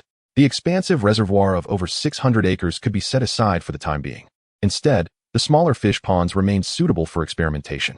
As he pondered this, the furniture and appliances he had purchased the previous day were delivered, along with the installation crew. The cleaning staff he had specifically requested also arrived. After relaying all necessary instructions, Chen Guang stepped outside. After all, it had been quite a while since anyone had occupied the house, and the dust had accumulated significantly. He seized this opportunity to edit the morning's video and upload it online while the workers installed and cleaned. Once the video was finalized and posted, he observed that they were still not finished, so he decided to venture out once more. The small fish ponds he had previously overlooked warranted a thorough inspection to determine their potential utility. This particular pond seemed quite suited for breeding grass carp. He wondered if establishing a grass carp pond could help him accomplish a task. Chen Guang gazed at a pond overrun with weeds, approximately 7 or 8 acres in size, with the surrounding vegetation occupying nearly half its area. The system indicated that these weed-infested spots were not very deep, averaging less than a meter, and the bottom was firm, clearly suggesting that water only accumulated during periods of ample rainfall. By the latter half of the year, only the deeper sections would retain water, while the surrounding areas would transform into a grassy expanse. Furthermore, the water in the pond was crystal clear, indicating a lack of fish. Fortunately, the central half of the pond was sufficiently deep for fish farming, though it could not support an excessive number of fish. Surrounding this pond were brick and cement walls, with a resting platform in the middle, suggesting that it had previously been used for breeding soft-shelled turtles, which he could consider continuing. This pond presented an intriguing opportunity. Although small and shallow, it clearly exhibited signs of seepage, and the mud was quite deep, with ample shade from nearby trees and a plethora of fallen leaves. It was exceptionally fertile. Breeding loaches and eels here could prove quite beneficial. This approach held its advantages. It could help him fulfill the system's tasks while also attracting individuals beyond mere anglers, those who enjoy cultivating fish ponds. Even if he failed to draw interest, he could proactively reach out, given that Chen Guang had already followed several influential figures in the pond cultivating community. With that, he need not worry about generating traffic. This was a well-considered decision. For having invested substantial funds, he needed to see returns promptly. Upon returning home, He found that all the furniture and appliances had been successfully installed, and the second floor had been cleaned, awaiting his inspection. After verifying that everything was in working order, Chen Guang began preparing dinner. Today had indeed been busy, yet it bore considerable rewards. Post-dinner, he languidly reclined on the sofa and opened a short video platform. The video he had uploaded earlier in the afternoon had gone viral. Upon entering the platform, he was greeted by a flurry of notifications: 99 new followers, 99 likes, and 99 messages. To his astonishment, the video had surpassed 1 million views, while his follower count had skyrocketed past 10,000. Many inquiries flooded in regarding the authenticity of the large fish, alongside requests for the address. Overwhelmed by the influx, Chen Guang opted to post a pinned comment to address them collectively. As he contemplated his next steps to capitalize on this momentum, a sudden knock echoed from outside. "Who could be seeking me at this hour?" Chen Guang mused quietly, slowly descending from the second floor. Upon seeing the familiar figure at the door, he recalled that Yin Yin had mentioned coming by to collect medicine. Dressed provocatively, was she attempting to impress me? Chen Guang opened the iron gate, unabashedly scrutinizing her attire. Yin Yin wore a cream-colored chiffon blouse paired with a form-fitting red skirt, complemented by black stockings and high heels, exuding an alluring charm. Her face bore a subtle touch of makeup, clearly indicating she had put thought into her appearance before stepping out. "Who dressed up for you?" she retorted, rolling her eyes and extending her hand. "Give me the stuff, and I'll leave immediately." "What stuff?" Chen Guang feigned ignorance. "Did you not come to rekindle old memories with me? Who would want to relive old memories with a scoundrel like you? I'm here for the medicine. You haven't forgotten, have you? How could you overlook such an important matter? Are you trying to kill me?" Upon hearing this, Yin Yin grew anxious. After Chen Guang had left the previous night, she worried he might forget and had even sent him a reminder message, to which he had confidently replied that he would buy it right away. Yet, he had still forgotten. "Calm down. I never said I didn't buy it." Chen Guang chuckled, pulling Yin Yin into the courtyard. "Come, let us talk inside." "Let go. I just want to grab the stuff and leave," Yin Yin insisted, gently shaking off his hand. "Is that so? If that is the case, why didn't you come during the day? Why dress so alluringly at this hour? Do you perhaps have ulterior motives?" Chen Guang teased, inching closer to her. "I don't. I was just worried about being seen during the day," Yin Yin stammered, her gaze evasive. "If you had no ulterior motives, why fear being seen? Doesn't that suggest you have something to hide?" Chen Guang pressed, moving even closer until their faces nearly touched. "I don't." Yin Yin began to protest. Suddenly, a thunderous clap of lightning startled her, causing her to lurch forward. Their lips nearly met in that instant. "Yin Yin, is this an invitation? This habit of yours, saying one thing while meaning another, is quite troublesome," Chen Guang teased, gently lifting her chin, his tone laden with flirtation. "I was just startled by the thunder," she stuttered, her cheeks flushed, unable to meet his gaze. "Really? Let us test it again."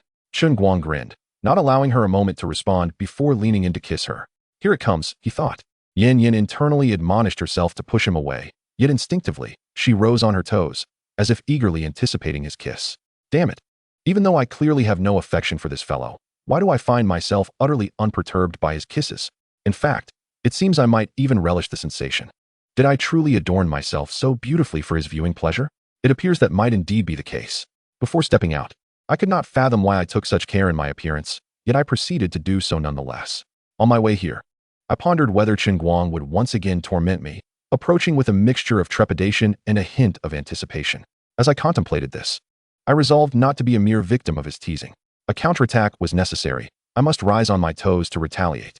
Thus, the two of us engaged in a playful back and forth, reluctant to part ways. Thunder rumbled ominously above. "Yin Yin, it seems the rain is imminent. Shall we retreat indoors?" Chen Guang smacked his lips, wearing an expression of nostalgia. I must return immediately. Going inside is out of the question." Yin Yin's face registered shock for a moment before she hastily shook her head. Having come this far, returning home was not an option. Chen Guang, without affording Yin Yin a chance to decline, swept her into his arms and ascended the stairs. He had thought it quite fortunate to have garnered some interest from her the previous day, yet here she was, once again presenting herself willingly. Naturally, he was delighted to seize the opportunity for another indulgence. "Put me down at once," Yin Yin exclaimed, frantically protesting while gently striking Chen Guang's torso. He seemed utterly unmoved, impervious to her attempts, and her strength was woefully insufficient to extricate herself from his embrace. Gradually, Yin Yin appeared to resign herself to the situation, perhaps recognizing that she was not entirely averse to it. After all, she had already surrendered her innocence to him the previous day. What harm could another encounter bring? Unable to resist, she resolved to concoct a plausible excuse for her acquiescence. Spring weather is notoriously fickle. The day began with a brilliant sun. Yet now the sky was filled with thunder, heralding a deluge. The women of spring, too, are changeable. Moments ago, Yin had feigned resistance, but upon entering the house, she transformed entirely. In response to Chen Guang's fervor, she reciprocated with equal enthusiasm. From the sofa to the bedroom, from dusk till dawn. Perhaps that was a slight exaggeration. Yet he felt he had made considerable progress, possibly due to the elixir he had consumed.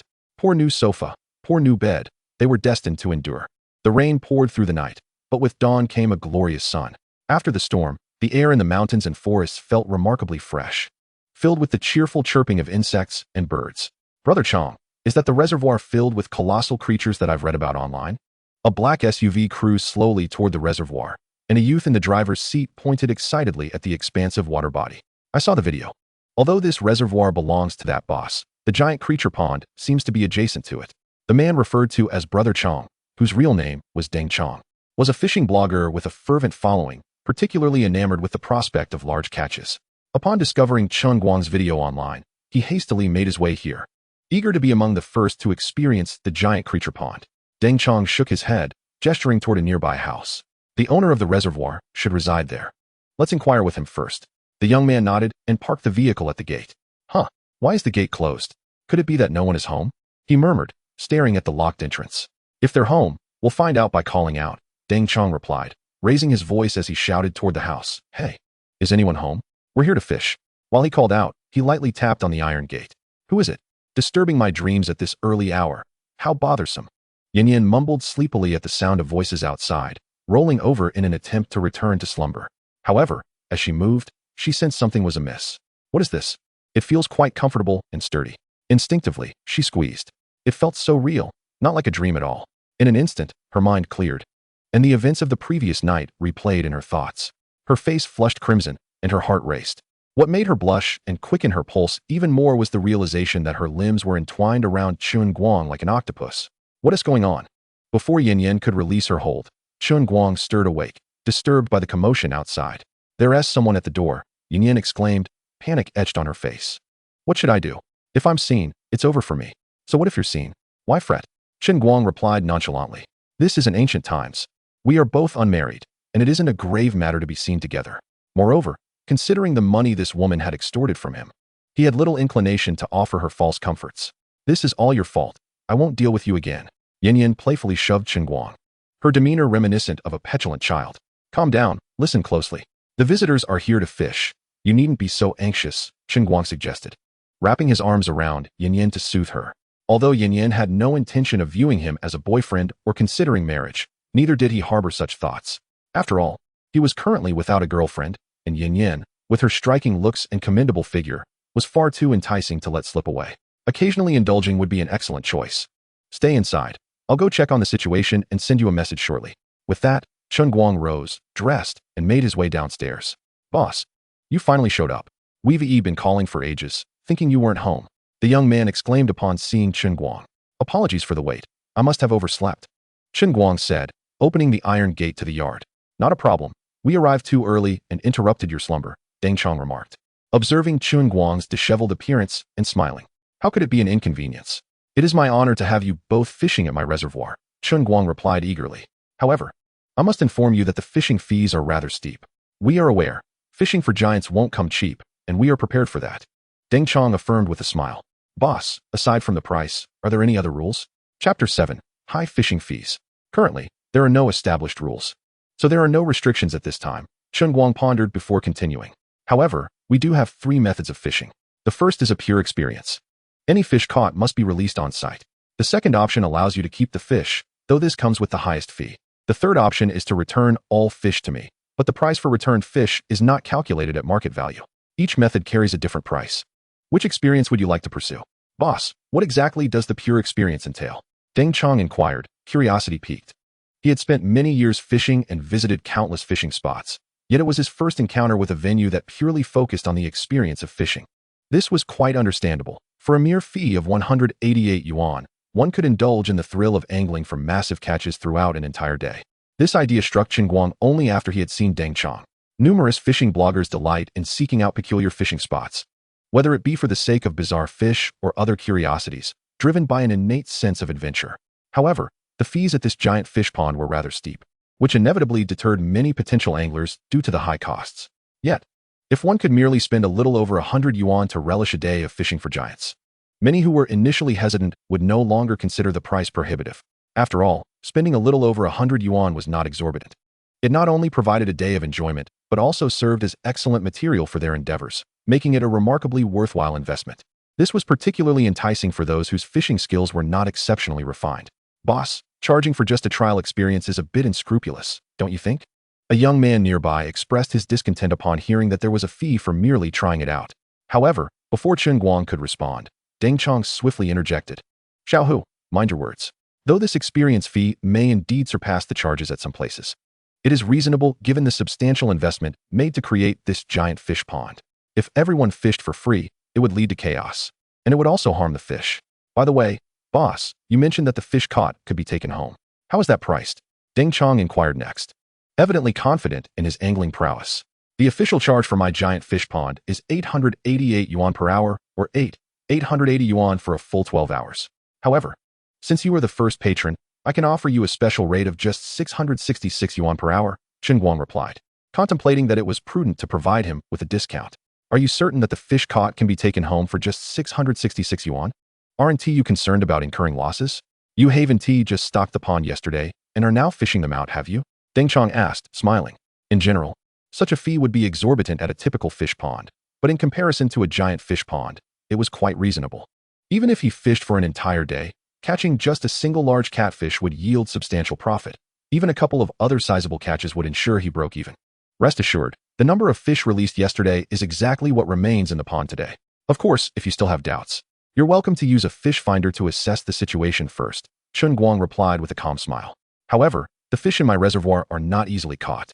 While I have indeed stocked it with many giants, there are also plenty of smaller fish, so if you fail to catch any giants, please refrain from labeling me as unscrupulous.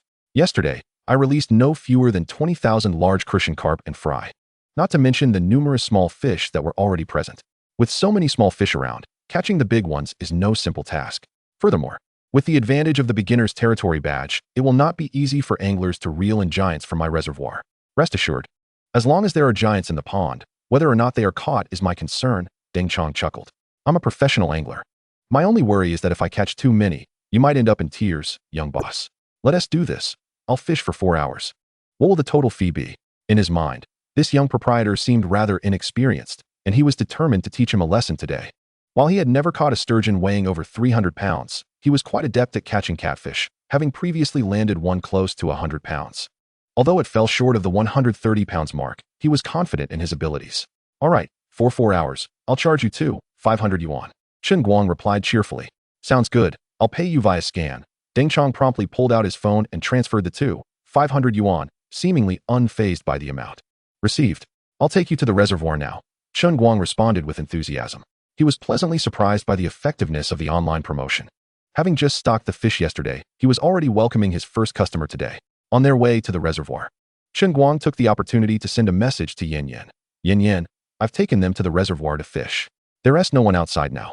Upon receiving Chen Guang's message, Yan Yan, already dressed and ready, stealthily descended from the upper floor, glancing around like a thief before swiftly slipping out of the courtyard. Only after she had run quite a distance did she pause, leaning against a small tree to catch her breath for a moment before gradually making her way back. It was unclear whether her slow and cautious movements were due to her earlier haste or for some other reason. Meanwhile, Chen Guang had accompanied Deng Chong to the giant fish pond. Recognizing the benefits brought by the online promotion, he formulated another idea and turned to Deng Chong, saying, Master Deng, would you mind if I filmed a video while you fish? Of course not, Deng Chong replied with a smile. He was also a content creator, and having someone capture his fishing moments for online sharing aligned perfectly with his interests, so he had no reason to refuse. All right then, you may start fishing. I'll head back for breakfast and return to start the timer, Chen Guang announced before turning to head back to his residence. Before fishing, it was customary to prepare the spot and perform some preliminary tasks. The time taken would be sufficient for him to wash up and have breakfast.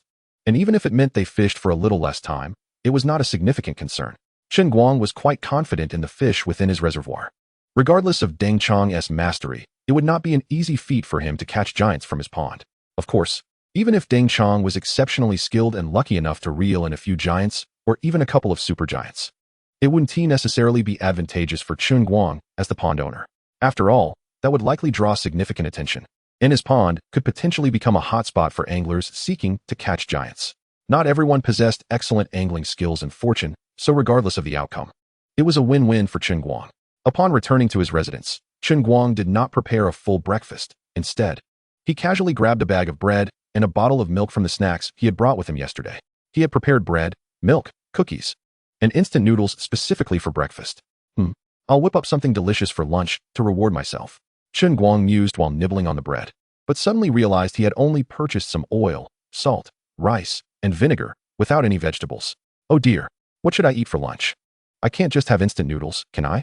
Perhaps I could catch some fish to eat. Considering he now had numerous fish ponds, obtaining some fresh fish should not pose a problem. In the fish pond system marketplace, nearly everything related to fish was available for purchase, from fishing rods and nets to traps. Chapter 8. Even masters may not catch fish. Sign in successful. Congratulations on receiving 100 seedlings of various vegetables and 100 chicks of different poultry. Upon entering the system interface, Chen Guang casually signed in, only to be surprised that the reward for this sign-in would be these items. Could it be that the system, aware of his lack of food, bestowed these rewards upon him? Yet, these items were not edible, although there was a plethora of vegetable varieties, such as chili peppers, eggplants, water spinach, loofahs, and pumpkins. They were merely seedlings, not fit for consumption. As for the poultry, they were all mere chicks. The little chickens, ducklings, and goslings would need to grow before they could be eaten. Was this a fish pond system? What was the meaning of giving him vegetable seedlings and poultry chicks? Regardless, since they were free, and he already had suitable places for a vegetable garden and to raise chicks, it seemed quite pleasant to grow some vegetables and rear some poultry during his idle hours. With this thought, Chen Guang decided not to dwell on the matter further.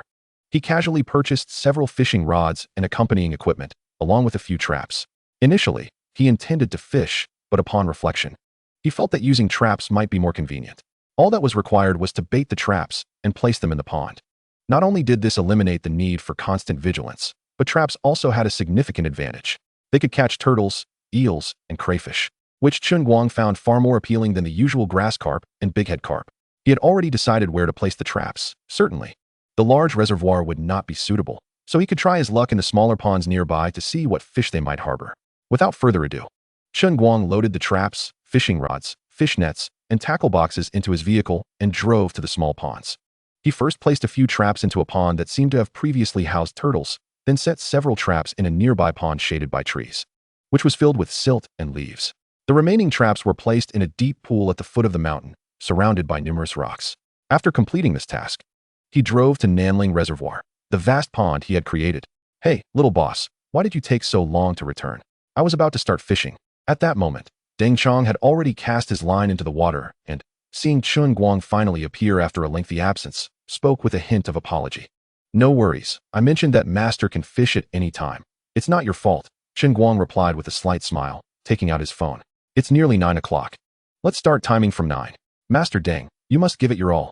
The giants in this reservoir are quite formidable. Little boss, do you really think I'm worried about being dragged into the water by those giants? You underestimate me. After so many years of fishing, I've never been pulled in by a big fish. Deng Chong responded with a knowing smile, looking at Chen Guang. But I think you should be more concerned about the giants in the reservoir. If I catch too many, you might end up at a loss. Master Deng, you need not worry about me playing tricks. Since I accepted your fishing fee, whatever is caught is your skill. I will bear any losses, Chen Guang promised earnestly. Regardless of whether he was joking or had other motives, once he had charged for fishing, he was obliged to honor his word. Moreover, the giants in his reservoir were not so easy to catch. In the end, it was uncertain who would outsmart whom. You have a generous spirit, little boss. But I won't hold back. Deng Chong smiled slightly, lifting his fishing rod from the water, preparing a ball of bait, and casting it back in. Chen Guang merely nodded with a smile, standing quietly by, observing. After a while, the fishing float finally showed signs of movement, prompting Deng Chong to firmly grasp his rod. Teacher Deng, the float has gone dark. It seems to be a big fish, exclaimed a nearby Xiao Hu, excitedly holding a camera. It's here. Let's see where you think you're going. Deng Chong was equally thrilled, waiting for the right moment before abruptly lifting his rod. Wow, it's huge and so strong. Deng Chong, indeed a seasoned angler, immediately recognized from the feel that this was no ordinary fish. He positioned himself properly, leaning back slightly, one hand gripping the rod's handle against his abdomen, while the other pulled back as much as possible. The long fishing rod bent into a perfect arc, and the line stretched taut, producing a delightful whistling sound with each movement. What a thrill! That sound is truly enchanting.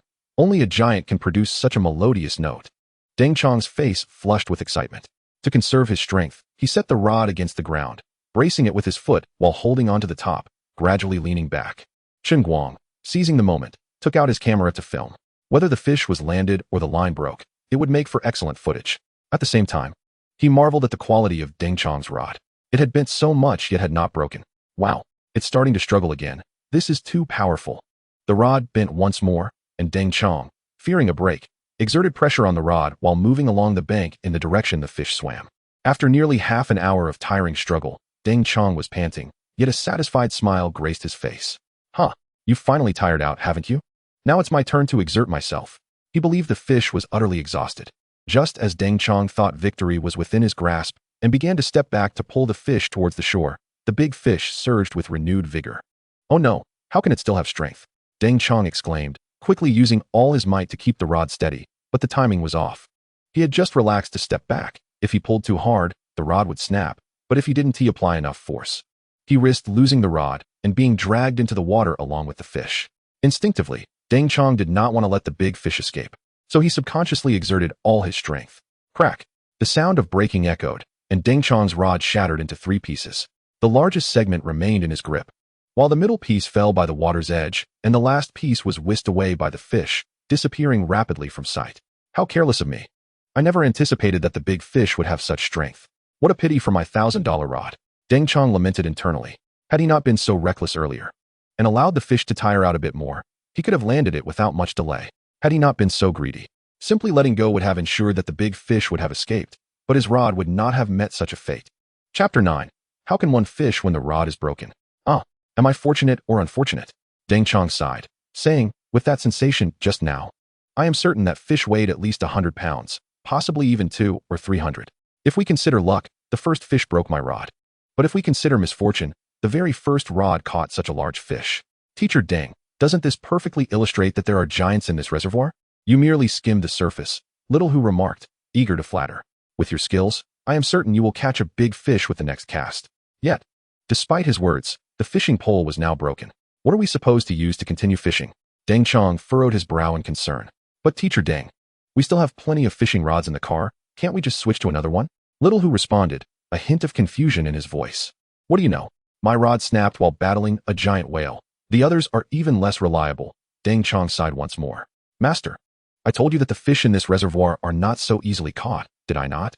Chen Guang chuckled leisurely as he approached. Indeed, they possess considerable strength. I underestimated them, Deng Chong admitted, a touch of embarrassment coloring his cheeks. Young boss, may I discuss something with you? Having just exuded confidence, Deng Chong felt somewhat humiliated by the sudden turn of events. Of course, master, please go ahead, Chen Guang replied with a gentle smile, fully aware of Deng Chong's intentions. Young boss, you need not call me master. My name is Deng Chong. If it pleases you, feel free to call me Brother Deng or Chong Go. At this moment, referring to him as master felt slightly mocking, prompting Deng Chong to clarify. Hello, Chong Go. My name is Chen Guang, Chen Guang said, extending his hand with a smile. Then I shall address you as Brother Chen from now on, Deng Chong replied, shaking his hand in return. By the way, Chong Go, I heard you mention that you lack a spare fishing rod. I happen to have a few. Would you like to take a look at them? Certainly. Bring them over. If they are usable, I can purchase them, which will save me a trip to the city, Deng Chong responded. In truth, he did not harbor much hope, as not every rod could handle the task of catching larger fish, but he found it difficult to decline Chen Guang's goodwill. The rods were recently acquired by Chen Guang through the system, and though they were not expensive, he was uncertain of their quality, perfect for Deng Chong to assess. Brother Chen, while these rods are indeed from reputable brands and their quality is commendable, the strongest among them can only withstand 40 kilograms. If you wish to catch larger fish, I fear they will not suffice. Deng Chong diplomatically conveyed his thoughts. I apologize, Chong Go. It seems I am unable to assist you. You will have to make a trip to the city after all, Chen Guang responded promptly. However, you need not worry. I can reserve your remaining time. And when you return to fish, we can restart the timer. The payment, of course, could not be refunded, but offering to preserve his remaining time was a special concession. After all, he was Chen Guang's first customer, and while a bit of leniency was acceptable, the rules must still be upheld. Thank you, Brother Chen.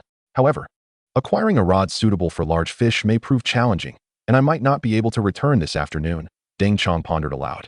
No matter when you come, it is all right. But next time, Changgu, you must prepare several rods. The fish in here are quite ferocious. Chen Guang said, half-jokingly. Brother Chen, perhaps you should be more concerned about your fish? Next time, they may be the ones in trouble, Deng Chong laughed, patting Chen Guang on the shoulder before departing with little Hu. It was still too early to retrieve the fish traps. So Chen Guang recalled that he had yet to take out a boat from the system and decided to sail to the small island in the middle of the reservoir. The island was not large, spanning about 10 acres, and was predominantly covered with peach and willow trees, perfectly in bloom this season, presenting a picturesque scene. After a brief exploration, finding nothing particularly special, Chen Guang did not linger on the island. Upon returning to shore, he prepared to collect the fish traps. Starting with the deep pool at the foot of the mountain, which held the most promise. The first trap yielded 2 mountain catfish, 4 or 5 yellow catfish, and some small miscellaneous fish. In total, from 4 traps, he collected a dozen yellow catfish, 7 or 8 mountain catfish, 1 carp weighing around half a kilogram, and several small fish. Yellow catfish stewed with tofu is a delicacy. Too bad I didn't buy any tofu, but I can keep them alive for now. He had never tasted mountain catfish and was uncertain of their flavor, but he thought it would be nice to try. As for the small miscellaneous fish and carp, he promptly returned them to the deep pool. After finishing with this set of traps, he moved on to the second location, which appeared to have been home to soft-shelled turtles. Wild soft-shelled turtles are quite rare now. He wondered if he could catch some to enjoy. He had set 3 traps here. The first contained only small crayfish, and the second was similar, holding a few small eels as well. Just as Chen Guang despaired over the lack of catch, he felt a heavy sensation when pulling up the third trap, instantly igniting his excitement. To his greater delight, upon fully hoisting the trap, he spotted exactly what he had hoped for, soft-shelled turtles. Not just 1, but 3, 2 large and 1 small. Although the 2 larger turtles weighed only 2 or 3 kilograms, they were quite old, at least 8 years of age. Chen Guang, applying knowledge gleaned from the internet, turned the turtles over, revealing the distinctive 8-character whiskers indicative of an aged soft-shelled turtle. Having caught 2 old turtles signified that this pond indeed housed them, and it seemed their numbers were considerable. After releasing the small turtle, Chen Guang happily carried the 2 larger ones to the third pond. Here, he had also set 3 traps, and given his previous success, he anticipated a bountiful haul. Thus, he had already prepared a bucket before retrieving the traps. As soon as he tugged on the first trap, he immediately felt a weighty sensation. Indeed, the trap was full. Haha, I've struck gold. I never expected to catch so many eels in this one trap. They must weigh at least 10 kilograms altogether. Just imagine how many eels are in this pond. Chen Guang mused, feeling as though this was no ordinary wild pond. Yet, just as he was about to gleefully tip the eels into the bucket, he suddenly noticed something peculiar about them. Upon closer inspection, he was startled and promptly tossed the trap away. Chapter 10. More snakes than eels in the trap. These don't seem like eels. They appear more akin to snakes. Recalling that many of the eels had patterns, he felt a shiver of fear even though he had thrown the trap far away. Though they resembled eels, he had harbored a fear of snakes since childhood. After a moment, Chen Guang picked up a stick from the ground and cautiously poked at the trap he had discarded. Upon closer examination, he confirmed that there were indeed several snakes of various sizes inside. However, the trap was not entirely filled with snakes. It also contained a small portion of eels and loaches, weighing around 3 or 4 kilograms. Thus, while this wild pond undoubtedly held many snakes, it also housed a fair number of eels and loaches. Chen Guang cautiously used a wooden stick to fish out the other 2 traps from the pond, pondering whether the abundance of snakes in the first trap was merely a coincidence. However, when the remaining traps were revealed, he discovered that they were equally teeming with snakes. All 3 traps were nearly overflowing, with snakes vastly outnumbering the eels and loaches, which made up only about 1/3 of the catch. Reluctant to abandon his efforts, Chen Guang contemplated the possibility of leasing the derelict pond. He recalled an online celebrity known as Brother Jia, who often undertook such ventures, frequently posting videos of his snake-catching exploits in similar ponds. Perhaps he could reach out to him for a partnership, especially since Brother Jia was a local. It might indeed be worth a try. With that thought in mind, Chen Guang quickly retrieved his phone and located Brother Jia's account, sending him a private message. Brother Jia, I have a fish pond here, approximately 2 to 3 acres, brimming with eels and loaches. Would you be interested in coming to take a look? After sending the message, he recorded a brief video showcasing the 3 traps and sent it along, adding, "These are the 3 traps I set just over an hour ago," yielding a total of over 10 pounds of eels and loaches. Once the message was dispatched, Chen Guang realized he couldn't leave the eels and loaches in the traps unattended. He returned to his vehicle, armed with a shovel, and proceeded to cut several openings in the traps. Although he dared not grasp the snakes directly or untie the knots, he could at least create an escape route for them. This tactic proved effective after being confined for so long. The sudden appearance of an opening was like a gateway to freedom for the snakes. Not only did they begin to slither out, but some of the eels also ventured to peek out. However, there was a stark contrast between the two. The snakes navigated the ground with ease, while many of the eels, despite escaping the traps, struggled to move far before becoming immobilized. For Chen Guang, this was fortuitous. Once the snakes had vacated, he could reclaim the eels and loaches. Regrettably, the 3 traps were rendered completely unusable after just one outing. Upon returning home and opening his phone, he noticed a reply to his earlier message to Brother Jia. Pond owner, if what you say is true, I am certainly interested. If one trap can yield over 10 pounds in just 1 or 2 hours, imagine how much is in that pond. You wouldn't be trying to deceive me, would you? Seeing the response, Chen Guang smiled faintly and quickly typed back, Brother Jia, you misunderstood. I meant that the combined yield of the 3 traps was over 10 pounds of eels and loaches, not just one trap. Nevertheless, I believe that still indicates a substantial catch. Wouldn't you agree? Pond owner, I watched the video, and it looks like each trap contains at least 10 pounds of catch. How can you claim the total weight of the 3 traps is only 10 pounds? Surely, you must have made a mistake. Brother Jia, take a closer look. While each trap indeed holds a significant weight, the majority of the catch is of the pattern variety, with the unmarked ones making up only a small portion. On the other end, Brother Jia was taken aback by Chen Guang's message, hastily reopening the video for a more careful inspection. Wow, it does appear that most are indeed patterned. His exclamation startled the 2 cousins watching the video alongside him, causing them to retreat. Cousin, what kind of fish pond is this? It's clearly a snake pond. Cousin, perhaps we should reconsider this venture. Indeed, cousin. With so many snakes, we shouldn't proceed. What are you 2 afraid of? Although there are indeed many snakes, I noticed that there seem to be plenty of eels and loaches as well. If the price is right, we could potentially make a significant profit. True to his reputation as an aficionado of leasing derelict ponds, Brother Jia remained undeterred by the sight of so many snakes. Pond owner, doesn't this pond have an excessive number of snakes? That complicates matters. Understanding Brother Jia's intention to negotiate, Chen Guang couldn't help but smirk slightly, replying, I am acutely aware of the complications, otherwise, I wouldn't have sought your assistance. Brother Jia, are you perhaps afraid? Should I inquire with Brother Hui to see if he is interested? Wait, pond owner, I never said I wouldn't take it. Just hold off on contacting Brother Hui. I will come by tomorrow, don't bother him. Recognizing the clear provocation, Brother Jia had no choice but to acquiesce. Brother Hui was similarly well known in the city for his fish pond ventures. If Brother Hui were to secure the lease, Brother Jia's prospects would be jeopardized. Thus, he felt compelled to proceed with the deal. All right, please send me the address later. After responding, Chen Guang also sent the location. With noon approaching, it was time to prepare lunch. The wild soft-shelled turtle couldn't simply be cooked. It needed to be stewed with a hen for maximum nourishment. Luckily, he had some mountain catfish on hand for a braised dish, alongside smaller eels for a dish of dragon-shaped eel. The remainder would be kept for later, to be savored when all the ingredients were ready. It must be said, the fish from the deep pool possessed an exquisite flavor. Chen Guang was pleasantly surprised by how delectable the mountain catfish was, even without much seasoning. The dragon-shaped eel was also enjoyable, though it lacked any particularly remarkable qualities. After a hearty meal, it was time to digest and engage in some activity. Seizing the opportunity while things were still relatively quiet, he set about tending to the vegetable garden and the area for raising chickens, ducks, and geese. Chapter 11. The girl who bartered a goat for fishing fees. The previous residents had likely raised some chickens and ducks, as Chen Guang noticed an existing fence leading to the reservoir that required only minor repairs for immediate use. The vegetable garden, though also fenced, had been left unattended for years, resulting in an overgrowth of weeds, making it less manageable. Chen Guang decided to focus on repairing the fence to accommodate the poultry, leaving the garden for later. Fortunately, the previous fencing was made from green plastic-coated wire, merely needing some reinforcement in a few places. In just over an hour, he had completed the repairs. Now, he could finally release the chickens, ducks, and geese from the system.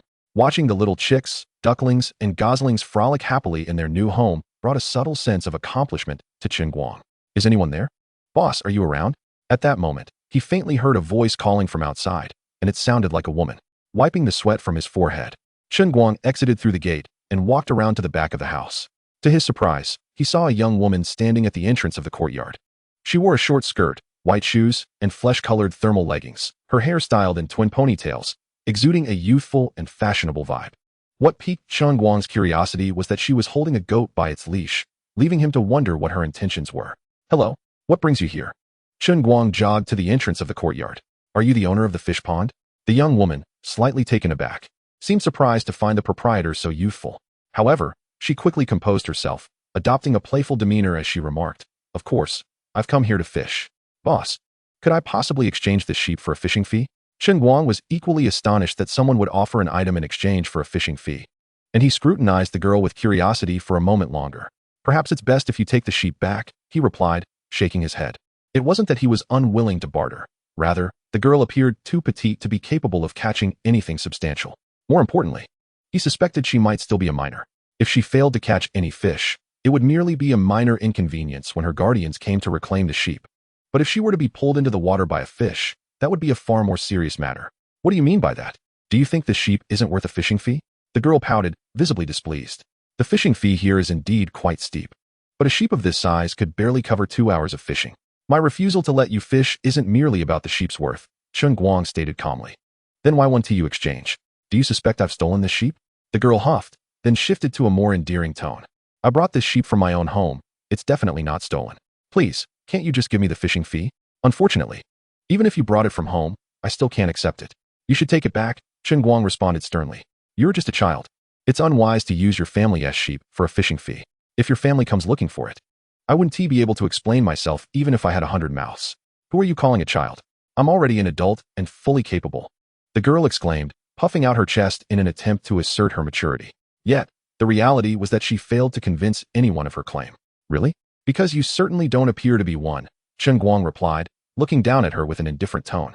"Don't underestimate me," the girl retorted, pulling out her identification card from her backpack and displaying it in front of Chen Guang. "This is my ID. Open your eyes and see if I'm a minor." After glancing at the photograph on the ID and then back at her, Chen Guang confirmed that it was indeed her. The girl's name was Jean Ling, and she was 22 years old, though she looked much younger.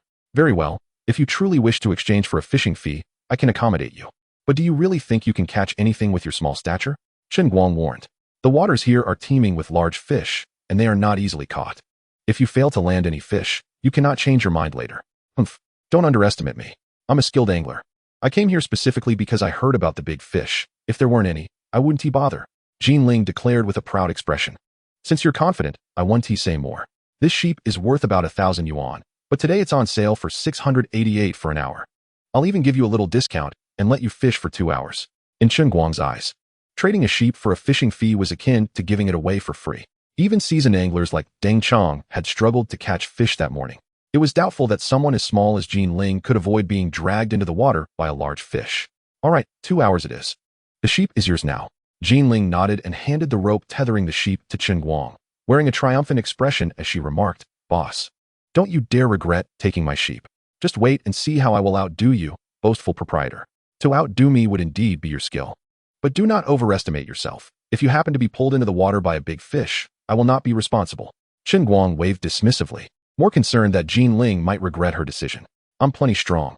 A mere fish could never pull me in," Jean Ling scoffed, striding towards the Dongling reservoir with her fishing tackle in tow.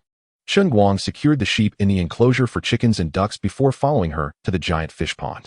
Apart from starting her timer, he was anxious about her safety. Along the way, Chen Guang also purchased several life rings from the system store. The more he thought about it, the more he felt it necessary to place more life rings around the reservoir, ready to assist anyone who might be dragged into the water by a large fish. "Boss, why are you bringing those life rings?" Upon seeing Chen Guang with the life rings, Jean Ling's expression reflected irritation at being underestimated. "Just in case something happens, I thought it prudent to have a few life rings on standby around the reservoir," Chen Guang replied with a smile as he approached her. "You're quite the thoughtful one. Just wait, I'll show you how impressive I am." Jean Ling glared at Chen Guang, her pride visibly wounded. "Miss, you've misunderstood. These life rings aren't just for you. They're prepared for every angler who comes here. I purchased them well in advance, not because of you," Chen Guang explained, noticing her displeasure and opting not to provoke her further. Although it was true that he had prepared them because of her, stating it outright felt inappropriate. After hearing this explanation, Jean Ling's mood improved significantly. She glanced at Chen Guang and said, "Boss, I'm ready to cast my line. You can start the timer now." It made sense. There were no nearby stores selling life rings, and he certainly couldn't have bought them all and returned in such a short time. Clearly, he had prepared them beforehand, only taking them out now because someone was fishing. Chapter 12. I'm worried you might be pulled into the water by a big fish. Jean Ling, wow, there are indeed big fish here, she exclaimed, excitement evident in her voice. This pull, this strength, It's definitely a big fish. As soon as Chen Guang set the life rings down, he heard Jin Ling's enthusiastic shout. He was genuinely surprised that she had caught a fish so quickly. Haha. Boss, didn't you say the fish here are hard to catch? I find it quite easy. At this rate, you might just end up crying later. Jin Ling laughed triumphantly, reveling in her success. A sheep was nothing compared to the giant fish she was after. If she could reel in a hefty catch, it would be a profitable day for her. She had watched a live stream the day before showcasing the various fish in the reservoir and knew that aside from the fry and common carp, any big fish she caught would ensure she wouldn't leave empty-handed. Like I said, as long as you have the skill, you can take as many fish as you catch, Chen Guang replied with a smile, walking over with another life ring in hand. But don't celebrate too soon. That fish hasn't really exerted itself yet. Be careful, or you might find yourself in the water. This matter no longer concerns the boss. The little fish is deftly handled. Jin Ling provocatively flashed a smile at Chen Guang. No sooner had her words faded than the fishing line was tautly pulled, and the thick rod bent into a significant arc, a powerful tug nearly causing Jin Ling to lose her grip. Damn it, this fish is really putting up a fight. What a jinx. Jin Ling, whose angling skills were commendable, quickly took a few steps to stabilize her grip, then slightly crouched to plant the rod into the ground, conserving her strength. After all, as a petite and delicate girl, it was quite possible that without a bit of leverage, she would struggle to hold on to this fish.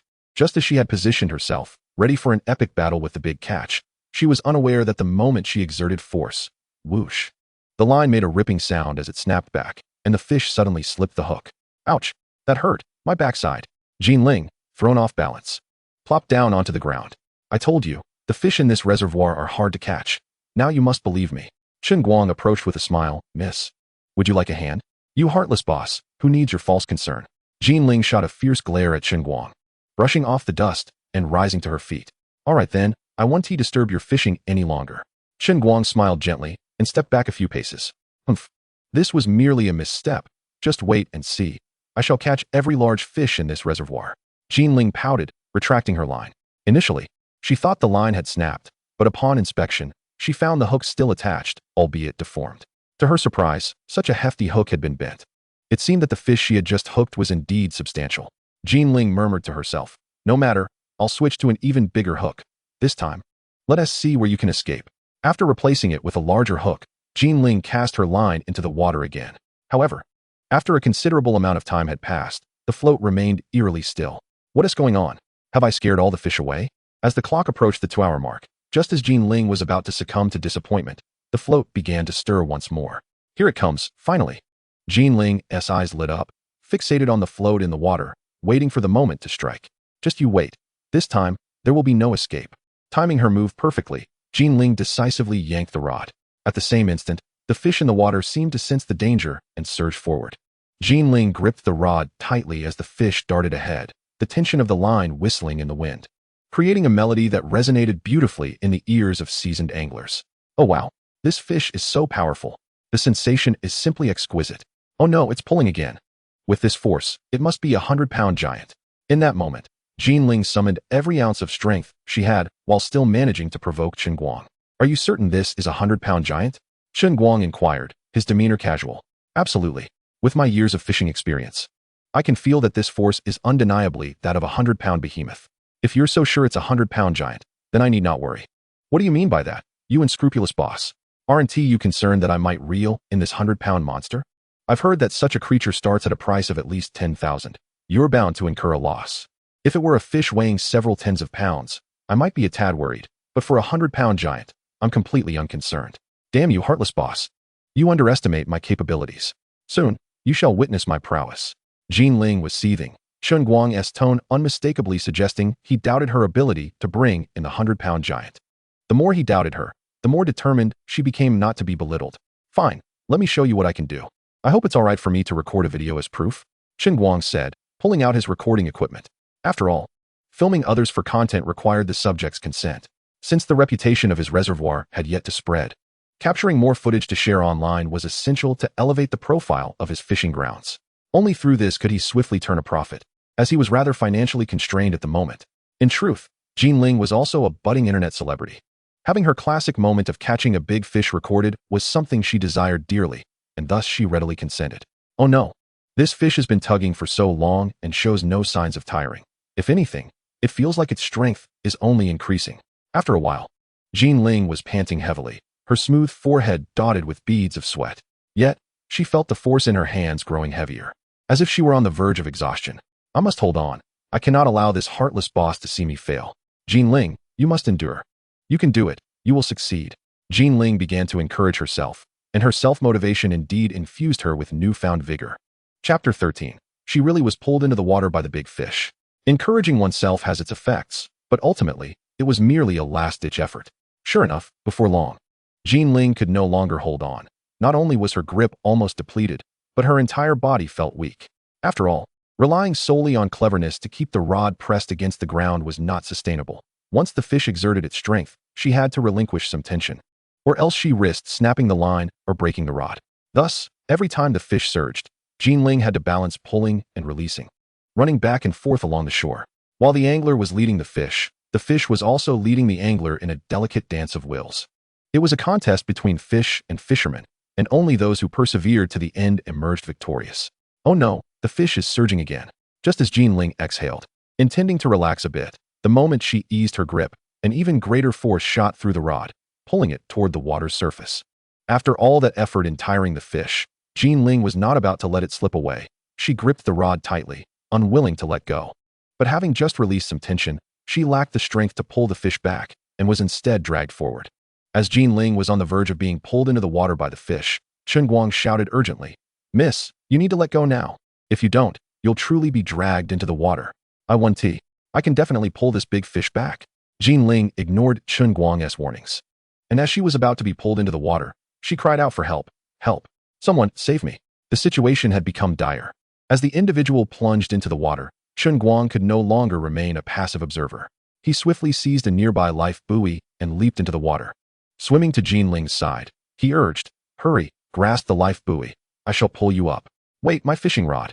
"Firstly, retrieve my fishing rod," Jean Ling exclaimed, realizing in her panic that she had let go of her rod. "At such a time, are you still preoccupied with your big fish?" Chen Guang retorted with irritation. "Let's get you ashore first, then we can devise a plan to retrieve your rod. After all, it won't escape the reservoir. Though the rod may not escape, the big fish will." Jean Ling lamented, her reluctance evident. "Fine, if you wish to retrieve your rod, you shall do so yourself. I can only lend you this life buoy." Chen Guang gestured towards the fishing rod, now drifting far away like a slender vessel racing across the surface of the water. At this moment, Chen Guang could not bring himself to assist a girl so fixated on her big fish. He decided it would be best to wait until the rod floated back to shore before attempting to recover it. Jean Ling sighed in resignation, acknowledging the absurdity of expecting the owner of the fishing pond to retrieve her rod, let alone the fish that had eluded capture. Chen Guang had not anticipated that within just a day, the first angler would have their line snapped, and the second would be pulled into the water by a colossal fish. "My dear lady, you truly need to exercise caution. Knowing you were on the verge of being dragged under, yet you held on. Don't let a mere fish put you in such peril." Upon returning to the shore, he admonished her without regard for her beauty. "I suppose you're delighted that I didn't catch the big fish. You, a heartless proprietor, make such callous remarks when someone is in distress." Jean Ling retorted, pouting. "Am I being callous? I merely expressed concern that if something were to happen to you in my reservoir, I would be held accountable." Chen Guang sighed, bewildered by her thought process. "Come, let us return and change your clothes. Otherwise, you may catch a chill, and I shall not be held responsible." The early spring air was still quite chilly. Jean Ling shivered slightly at his words and nodded in agreement. Upon reaching their lodgings, Chen Guang retrieved a set of his clothes from the wardrobe and offered them to Jean Ling. "Here, wear these for now," glancing at the t-shirt and sweatpants he presented. Jean Ling grimaced. "How can I wear a man's clothes? Do you expect me to have women's clothing here?" Chen Guang replied, tossing the garments to her. "Suit yourself. If you find them unsuitable, you are free to wear your own. How can you, a man, lack basic consideration for a lady?" She protested. "Can't you just drive to the city and buy me a new outfit?" "The car is broken. I cannot go," Chen Guang replied, unwilling to indulge her whims. He was still in damp clothes himself, yet she expected him to fetch her new attire. Watching him storm away, Jean Ling stomped her foot, muttering, "Big, dense man. No wonder you have no girlfriend." In truth, she was merely being a bit willful, not the type to be unreasonable. With that, she clutched Chen Guang's clothes and retreated to the bathroom. After her shower, she emerged wearing the oversized garments, grumbling, "These clothes are so baggy and unattractive. Such a beautiful figure like mine is completely concealed." Compared to her former youthful and vibrant self, Jean Ling now appeared rather unappealing. her delicate features almost indistinguishable beneath the ill-fitting attire. Meanwhile, Chen Guang had already changed in another bathroom and was tossing his own washed clothes into the washing machine. Spotting Jinling approaching with her own laundry, he paused and asked, "Would you like to wash those together?" "How can that be?" Jinling exclaimed nervously, clutching her clothes tighter, her cheeks flushing as she stammered. Could you let me wash your clothes first?" Realizing the awkwardness of the situation, Chen Guang quickly retrieved his garments from the machine. "All right, you can wash them first. Actually, you could take your clothes home and wash them later. Even if you wash them now, they won't dry today. You can borrow my clothes without any rush to return them," he suggested, reflecting on the time. It was already 4 in the afternoon. Although the sun still shone, by the time the washing was done, it would be nearly 5, and the sun would soon set, leaving little time for drying. "If I wear your clothes home, how will I explain that to my family?" Jinling's face flushed with embarrassment. "Boss, I noticed you have several rooms. Could I stay here for the night?" "What? You mean you want to stay with me tonight?" Chen Guang exclaimed, incredulously gazing at her. "What are you implying?" "I meant I would like to borrow your place for the night." Jinling shot him an annoyed look. "Don't misconstrue my words. I never said you had to sleep with me." Chen Guang shrugged. "Even if you agree, I have yet to consent." With that, he disregarded her increasingly uncomfortable expression and swiftly departed. After all, she was a delicate young woman, and he did not wish to be overly harsh. That insufferable man. As if I would even consider sharing a bed with him. Jinling fumed, her face a mask of frustration as she glared at his retreating figure. She, Jinling, was renowned for her beauty, with suitors flocking to her door year after year. Never before had she experienced rejection from anyone. Today, having filmed 2 segments, the master angler Deng Chang's reputation alone would draw attention, especially with the topic of a snapped line, certainly a way to garner followers. Jinling's own fishing segment, depicting a petite beauty being dragged into the water by a big fish, was equally captivating. Initially, Chen Guang had considered saving one video for later, but realizing how crucial it was to establish his reputation, he promptly released both videos on the short video platform. Is this truly Deng Chang? I never imagined he would be bested by a black pit owner. The revelation that even Deng Chang had been caught off guard indicated that perhaps this black pit was indeed worth its salt. Master Deng Chang has indeed caught catfish weighing over 100 pounds. It is astonishing that such a fish could even snap his rod. One must wonder how immense this catch truly was. Have you not seen the blogger's previous works or live streams? I have heard that Master Deng Chang, inspired by the blogger's broadcast, rushed over to challenge him overnight, only to encounter unexpected failure. I am aware of this, as I watched the blogger's live stream yesterday where the largest fish appeared to weigh between 200 to 300 pounds. They released 100 catfish exceeding 100 pounds. Perhaps the master simply had bad luck and happened to hook a sturgeon weighing 200 to 300 pounds on his very first cast. How can one deem it bad luck to catch the largest fish right off the bat? It can only be said that the master was ill-prepared. The blogger, in his audacity, even shared a video of Master Deng Chang being outmatched. Does he not fear the master's wrath and retaliation? When the time comes, let the blogger not shed tears if he finds himself at the mercy of the master. Not long after the video was posted, a multitude of comments began to flood in. Chen Guang was taken aback by the immense popularity of a master angler, and naturally, he could not miss such an excellent opportunity for self-promotion. Thus, he promptly began replying to the comments. Am I, a proprietor of a black pit, afraid of being outmatched? Let them come if they possess the skill. Today, Master Deng Chang paid for 4 hours of fishing but only managed to fish for an hour before being thwarted by a large fish in my reservoir. The remaining 3 hours are reserved for him. He will undoubtedly return. However, it remains uncertain who will outmatch whom when that time arrives. Chen Guang's responses were not mere bravado, but rather a tactic to attract more onlookers. This black pit proprietor is quite arrogant. He truly believes that possessing a few large catches renders him invincible. As fellow anglers, we cannot allow him to continue such arrogance unchecked. We must teach him a lesson. Indeed, what is a 100-pound fish? We have encountered fish weighing over 1,000 pounds from the sea. Surely we can manage to catch this meager 100-pound fish. However, one must note that fishing in a reservoir requires specific rods. Otherwise, it would be a disgrace to our reputation as anglers. Nonetheless, credit where it's due. Despite his arrogance, this black pit proprietor is quite honorable. This much is true. When Master Deng's rod broke and he had no suitable replacement, even though the remaining time was still counting down, he chose to reserve that time for the master, a rather unexpected gesture. It is uncertain whether he speaks the truth. We merely need to verify with Master Deng to ascertain the veracity of his claims. I trust he would not dare deceive us in such matters. Observing the discussions in the comment section, Chen Guang wore a satisfied smile. Once he attracted these anglers, the profits would surely follow. The video featuring Jinling did not garner such high engagement, though it was somewhat related and still managed a decent view count. with a number of comments beneath it. However, most of these comments expressed sympathy for Jean Ling. This young lady is so adorable. I cannot believe she is an angling expert. The black-hearted proprietor is simply too cruel. It was evident that this lovely lady struggled to catch that large fish, yet he did not offer to assist her. He even laughed at this charming young lady, finding amusement in her near tumble into the water while battling the fish. It is utterly inhumane. That poor girl, being pulled into the water by such a large fish. While these comments criticized Chen Guang, they did not contain particularly harsh sentiments. Most were simply enjoying the spectacle. As a respectable proprietor of a black pit, how can I be heartless and still make a profit? If you truly pity the lovely young lady, come and challenge me, the black pit owner, to help her seek retribution. Chen Guang replied with a chuckle.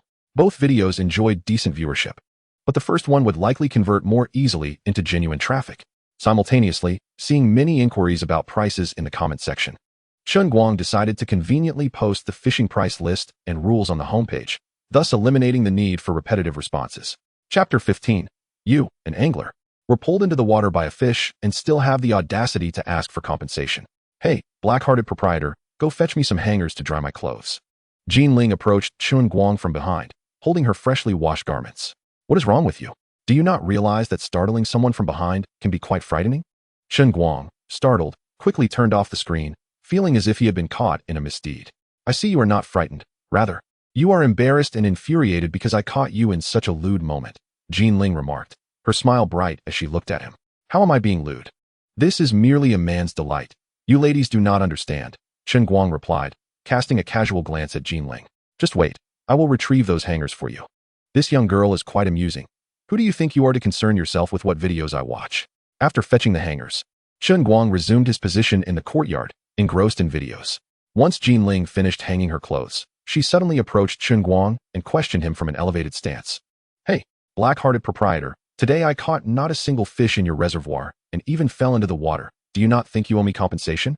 Miss, have you perhaps taken a tumble into the water and gotten your brain wet? You did not catch anything, and your fall cannot be blamed on me, Chen Guang replied, looking at her as if she were foolish. I warned you long ago that the fish in my reservoir are not easy to catch. Furthermore, you fell into the water because you failed to let go of the line. I did not ask you for compensation, yet you have the gall to ask me?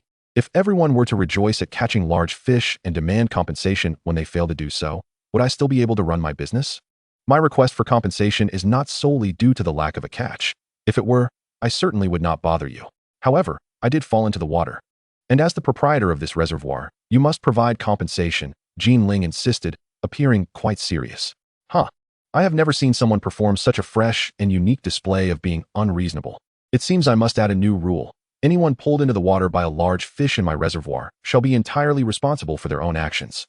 After a moment of reflection, Chen Guang continued, actually, this rule need not be added. Anglers are well aware of their responsibilities.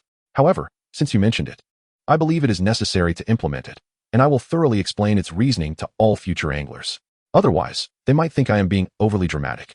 Jean Ling could easily discern that Chen Guang was mocking her, yet she was at a loss for how to retort.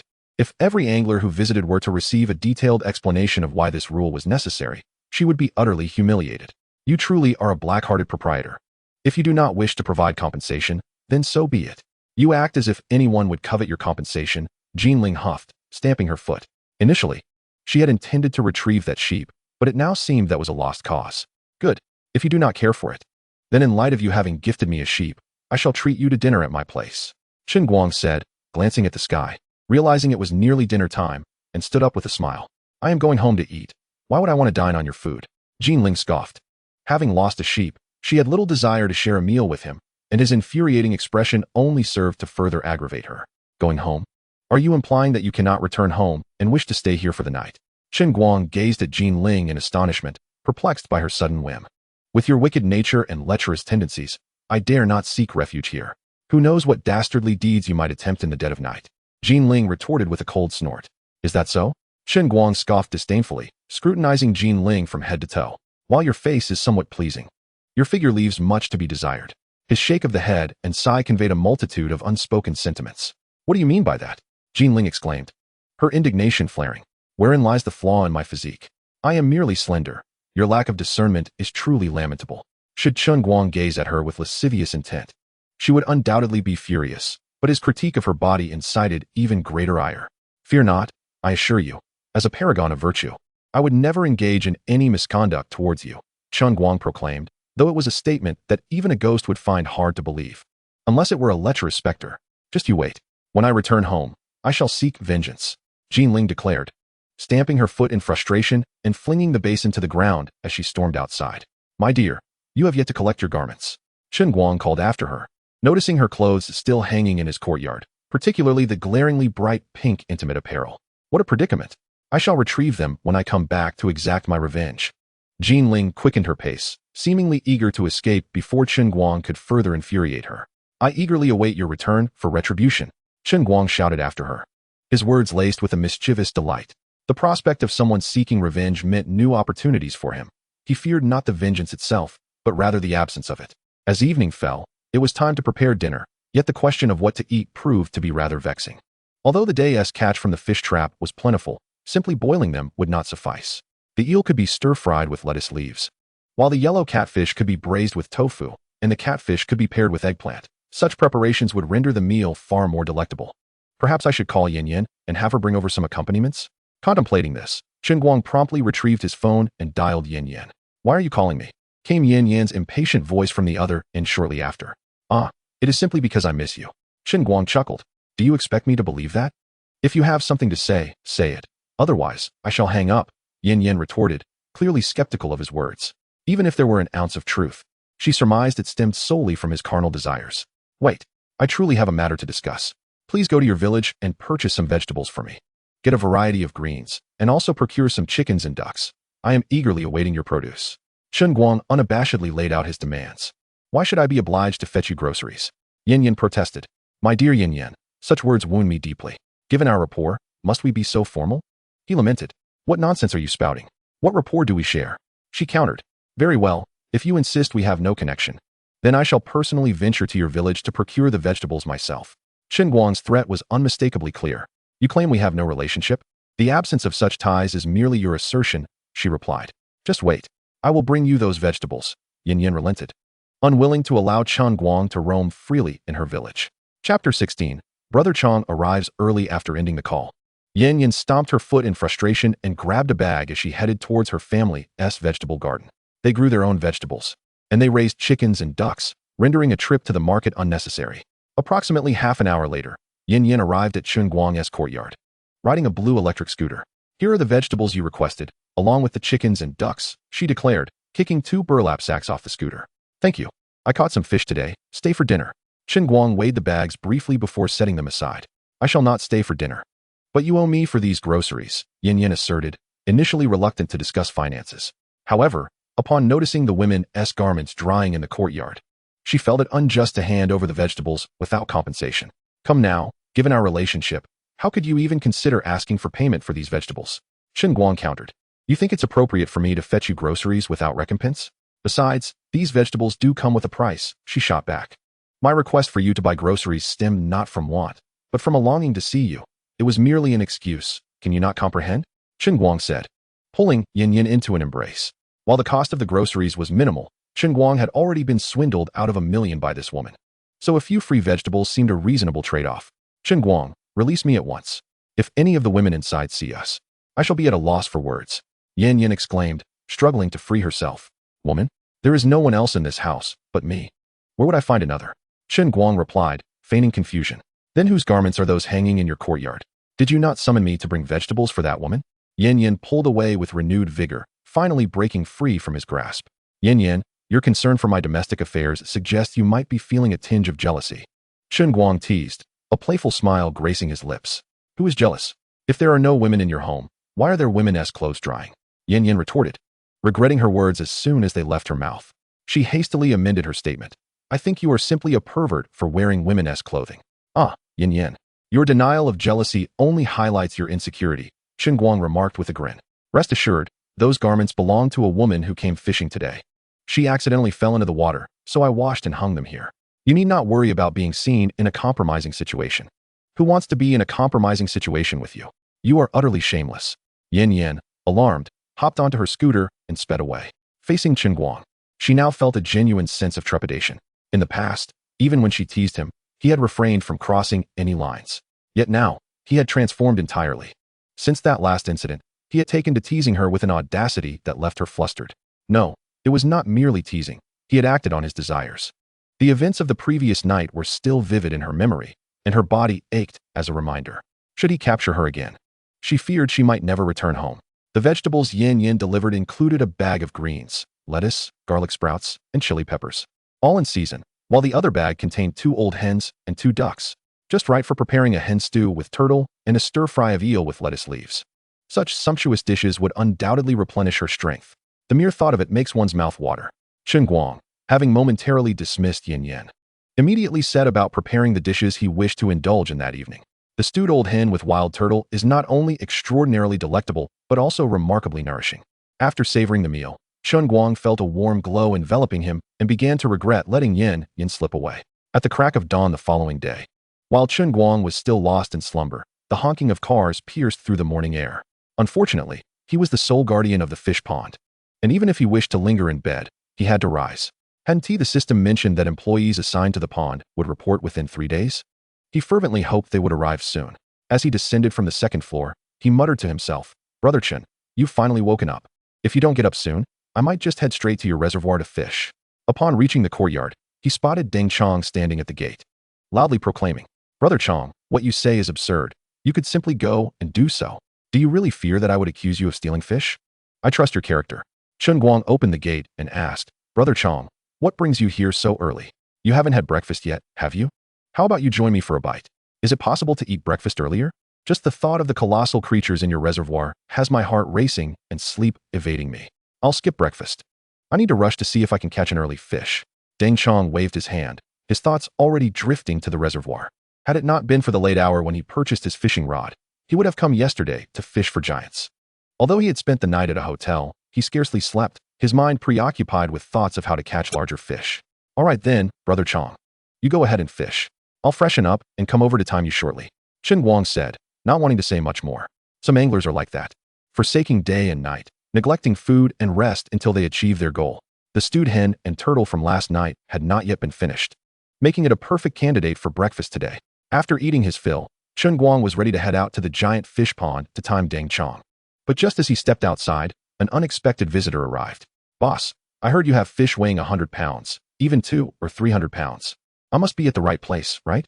A car had halted at the entrance, and a stocky man with dark skin and an average height emerged, accompanied by a tall, lean youth wearing glasses. Chen Guang quickly recognized the stocky man as Wu Gang, a notable figure in the fishing community, whose fame rivaled that of Deng Chong. "Indeed, this is the place," Chen Guang nodded. "Master Deng Chong just arrived a short while ago. I didn't expect you, Master Wu Gang, to follow so closely. It's truly an honor. That old ghost Deng is indeed cunning. I rushed here, thinking I'd be the first, only to find he beat me to it." Wu Gang sighed, appearing somewhat vexed. "Master Wu Gang, just so you know, Master Deng arrived yesterday. And he didn't just arrive a step ahead of you." Chen Guang interjected, adding a playful jab. "I'm aware of that. I've seen the videos you posted." "Boss," Wu Gang chuckled, "that old ghost fished here yesterday and caught nothing, which truly tickled me. But it's all right, even though he arrived before me today. It doesn't mean he'll catch fish before I do.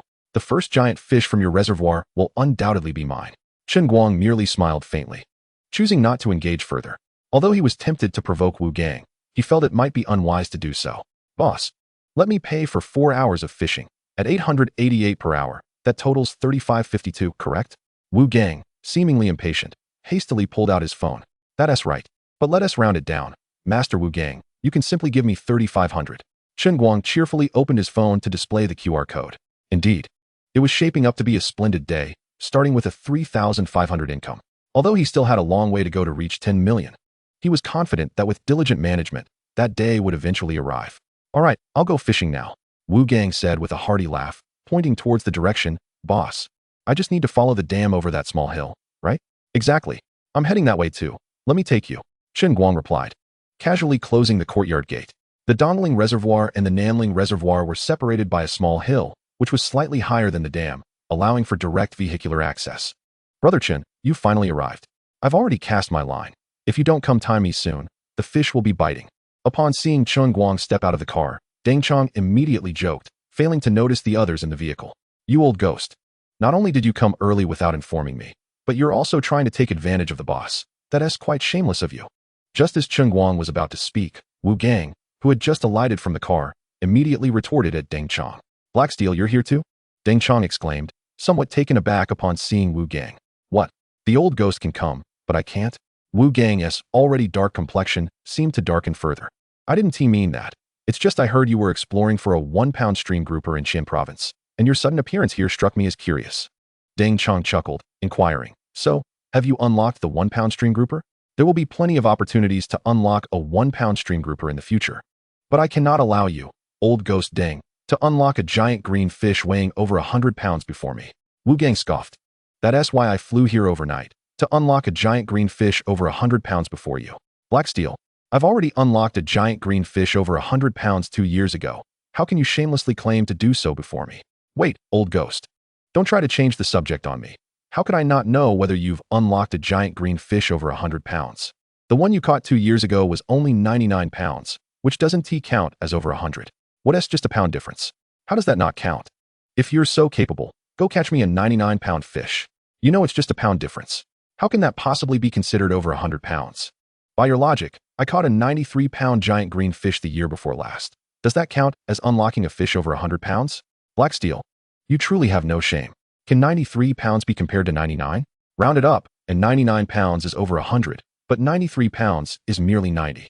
I'm too tired to argue with you. Whether it's 93 pounds or 99 pounds, neither is over 100. So who ultimately unlocks a giant fish over 100 pounds will depend on who catches it first this time. Needless to say, that will undoubtedly be me. Blacksteel, I am destined to unlock it before you.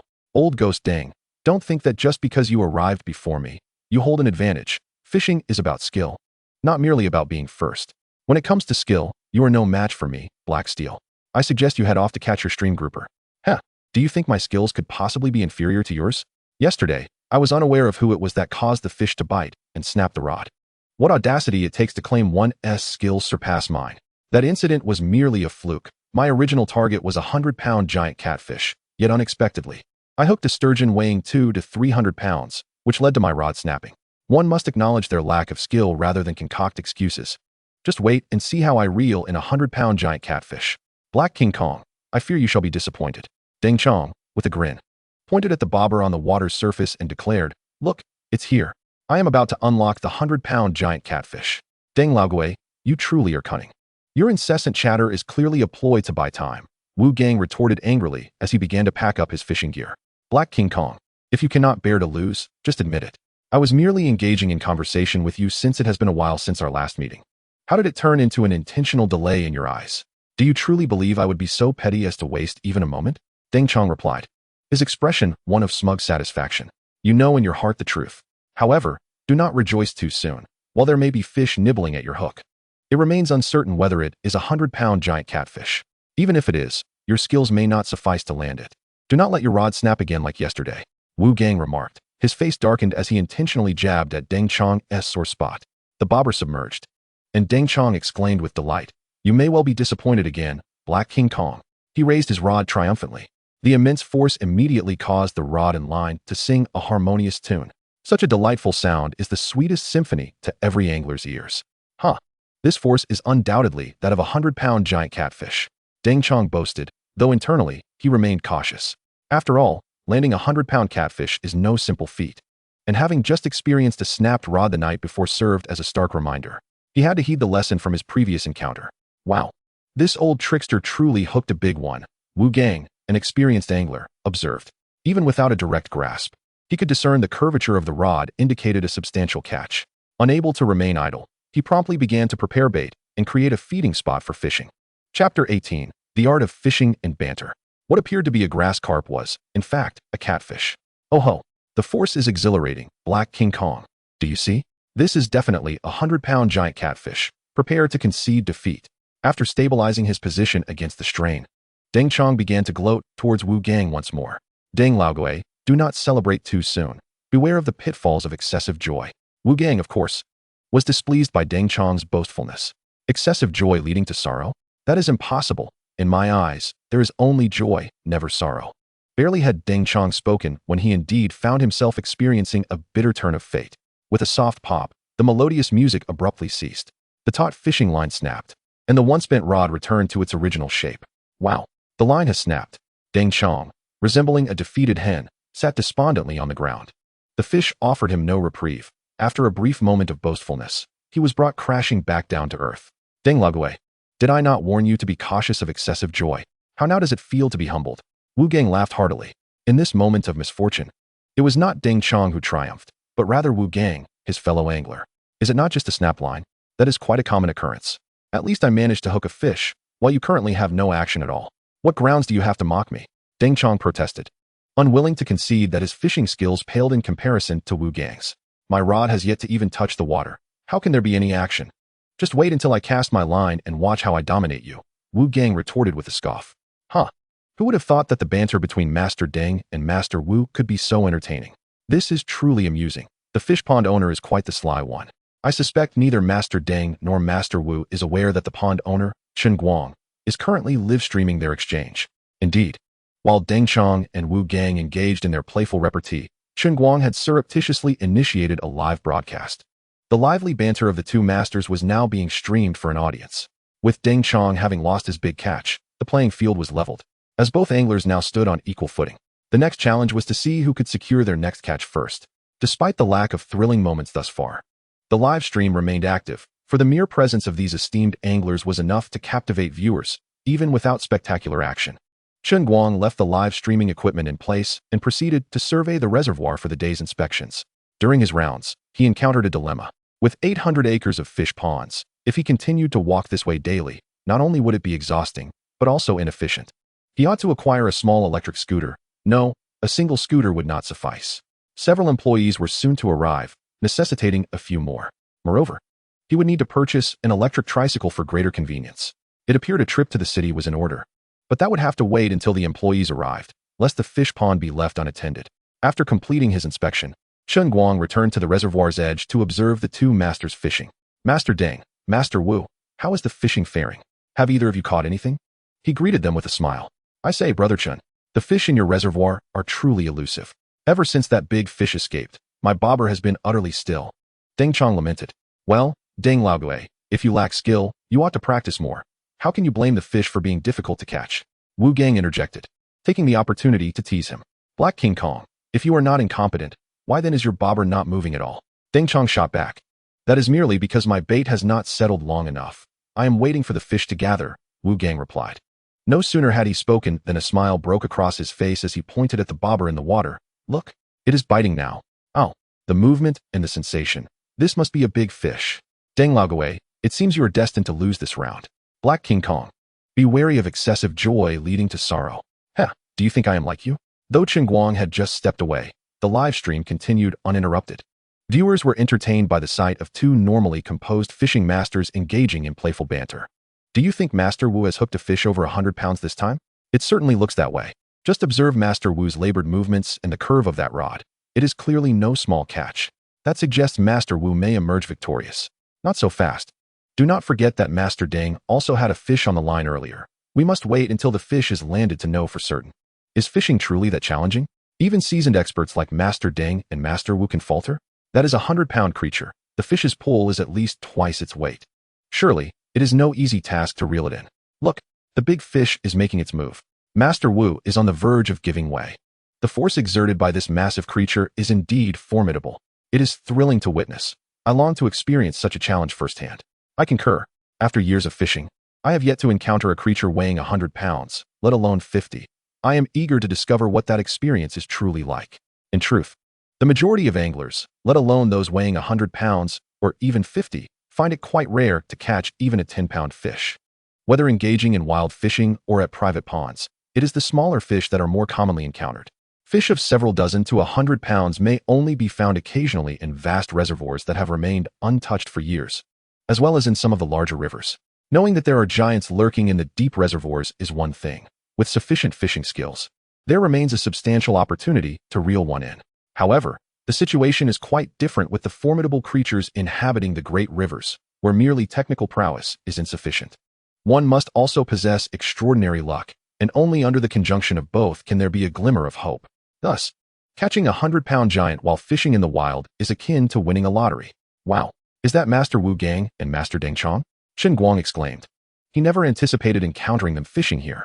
Moreover, It appeared that Master Wu Gang had hooked a sizable fish.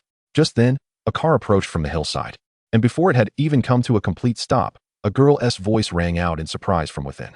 Following that, a young woman clad in form-fitting jeans stepped out of the vehicle. She stood around 5 feet 7 inches tall, her hair tied up in a high ponytail.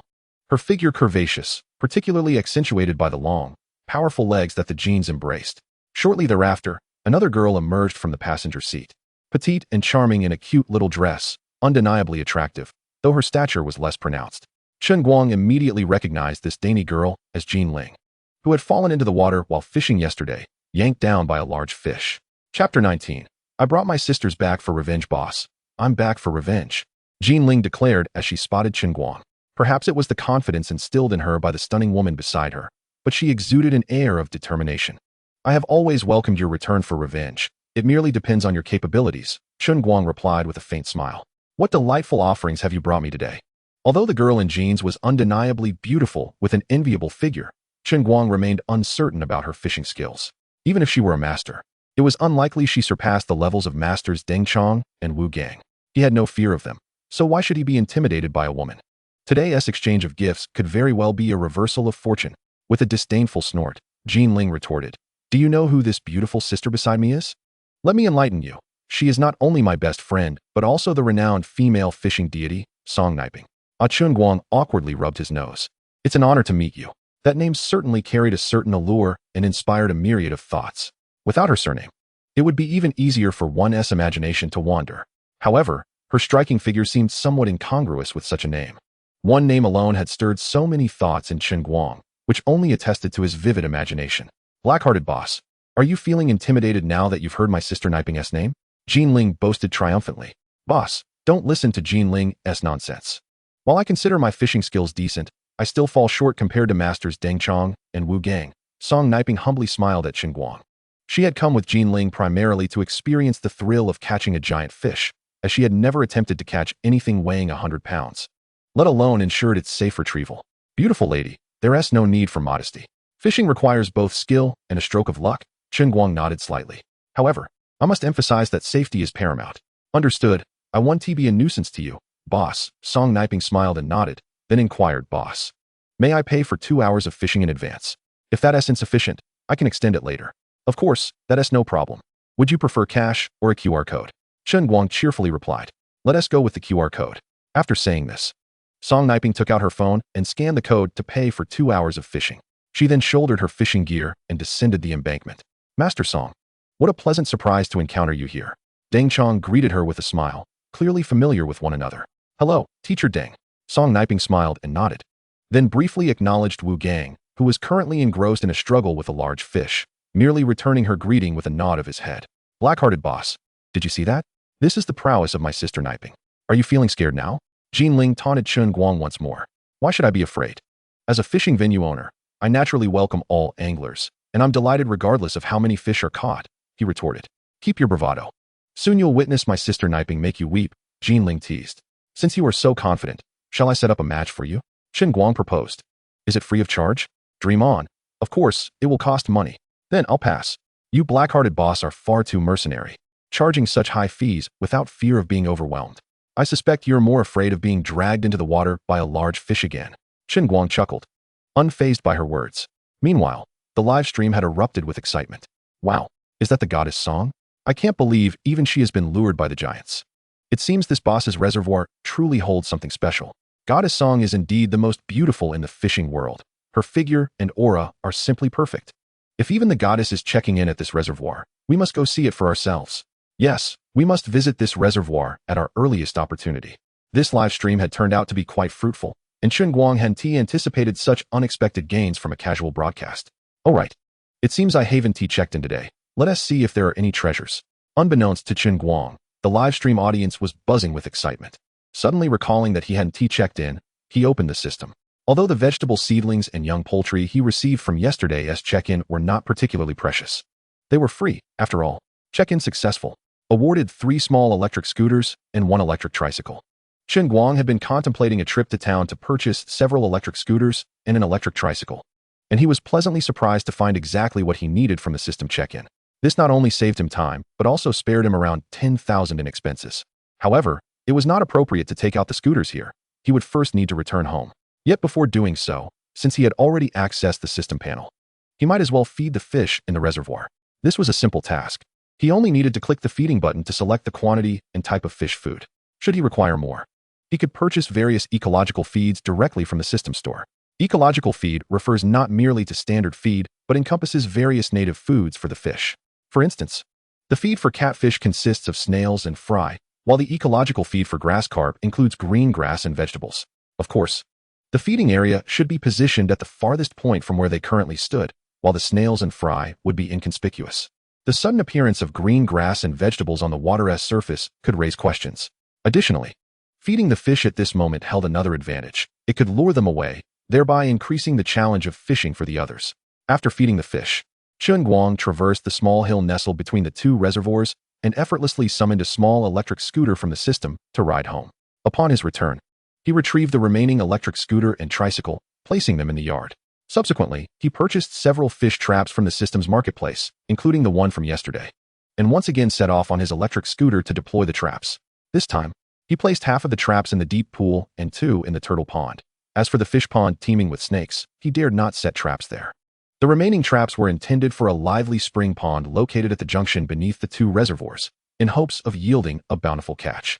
As he passed by his home again, he noticed a woman standing at the entrance of the yard, dressed in a floral dress. Her figure was exceptionally curvaceous, and at first glance, she appeared to be around 30, but upon closer inspection, one might guess she was in her 20s. She held a large suitcase in one hand, with a woven bag resting on the ground beside her, clearly indicating she was not there to fish. Chapter 20. You call this an auntie? Auntie Lawn Mayor. Hello, beautiful. May I ask what brings you here? Chen Guang inquired politely. Hello, you must be the owner of the fish pond, right? I'm the cook you've hired. The woman replied with a gentle smile, exuding the warmth of a neighborhood older sister. Are you joking?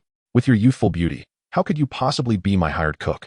Chen Guang exclaimed, astonished by her appearance. It wasn't that he held any misconceptions about hired cooks. It was simply that this particular cook was exceedingly stunning.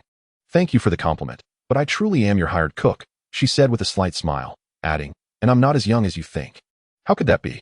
Not only are you youthful, but you are also incredibly beautiful, Chen Guang remarked, opening the yard's gate and picking up the woven bag from the ground. I apologize for keeping you waiting. Shall we head inside? Thank you, but I just arrived. So I haven't been waiting long, she said, following Chen Guang into the yard. Sister, all the rooms on the first floor are vacant. Which one would you like to stay in? I can help you move your luggage, Chen Guang asked, suddenly halting and turning to face her. I'll take the one at the very end, she replied, pointing to the farthest room. Inside the room, there was merely a simple bed and a basic wardrobe, nothing more, as these items had been hastily purchased by Chen Guang a few days prior. Please take your time to settle in, Chen Guang said, placing the woven bag on the floor. Oh, and I'll need to take a look at your ID for registration. Of course, that's only proper, she nodded, retrieving her ID from her bag and handing it to him. Registering her identification was a standard procedure, as it was necessary for any job.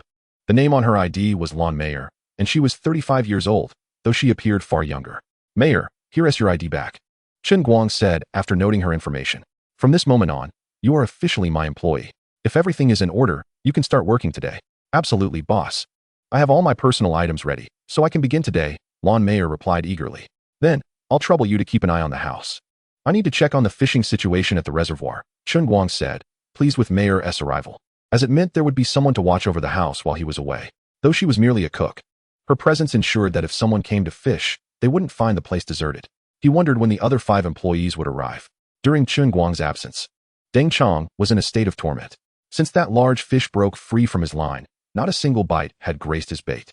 Not only had the big fish failed to take the hook, but even the smaller fish seemed disinterested, with the bobber only moving when he lifted his rod. Wu Gang fared no better. He had battled that large fish for a solid half hour, only to meet the same fate as Deng Chong, resulting in a broken rod. This provided ample opportunity for Deng Chong to mock him. Catching big fish relied on their goddess, Song. While Master Deng had lost his line and Master Wu had snapped his rod, only Song held the promise of landing a fish first. She had been reeling in the large fish for nearly half an hour, and it was only a matter of time before it would be brought ashore. Go, goddess. You can do it. Though Chen Guang was absent, the live stream was bustling with excitement as viewers watched Song Niping work her magic on the fish. Heartless boss. My sister Song is about to land a fish. Tell me, are you not feeling the pinch as this 100-pound behemoth is about to be caught? Jinling boasted as Chen Guang appeared on his electric scooter. Why would I feel any regret? I've said it before, whether you catch fish or not. I remain pleased, Chen Guang replied with a faint smile. However, I must say, the pull of this fish does not seem indicative of a 100-pound giant. His words rang true. The fish Song Niping was currently battling did not resemble a 100-pound monster, while others may have been oblivious. He was acutely aware of the fish in his reservoirs. Even now, you remain stubborn. Heartless boss, I suspect your heart is bleeding, Jinling challenged. Unconvinced by Chen Guang's words. Considering that my sister Song has been tiring this fish for nearly half an hour, it's only natural that it has lost some of its strength, she insisted.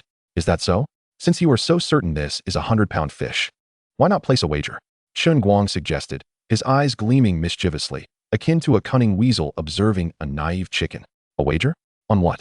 Jinling retorted defiantly. Let's keep it simple. We wager a sheep.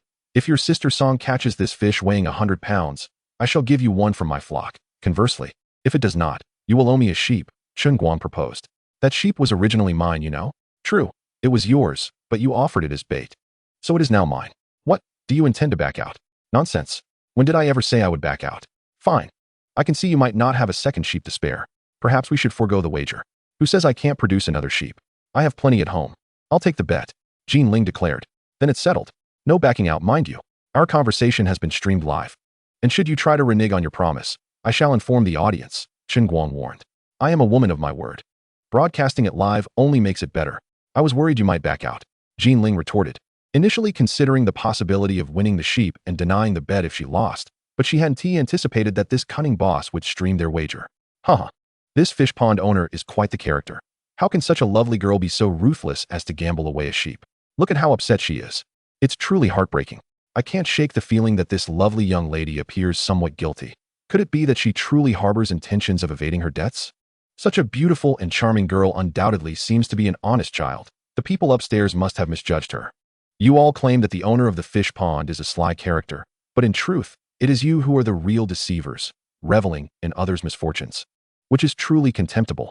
The viewers in the live stream erupted with laughter. Even the attention on the goddess Song, who was fishing, seemed to wane. Chapter 21. My dear girl, you owe me a sheep. After such a lengthy pursuit, the catch is finally surfacing. Song Niping wiped the sweat from her brow, sighed in relief, and called out to Jinling. Ling Ling, quickly prepare the net. I'm about to land the fish. Hee hee. My sister Song's big fish is finally coming ashore. Heartless boss. Hurry and prepare the sheep. Jinling playfully taunted Chen Guang before joyfully trotting towards the reservoir. Sister Song, I'm on my way. Little girl, allow me to help your sister Song with the fish. Chen Guang called after Jinling, concerned that her slight frame might be dragged into the water by the large fish. His words nearly caused Jinling to stumble. Cursed heartless boss. Why must you bring that up? We are live streaming. Aren't you exposing my awkwardness to the world? Jinling thought to herself.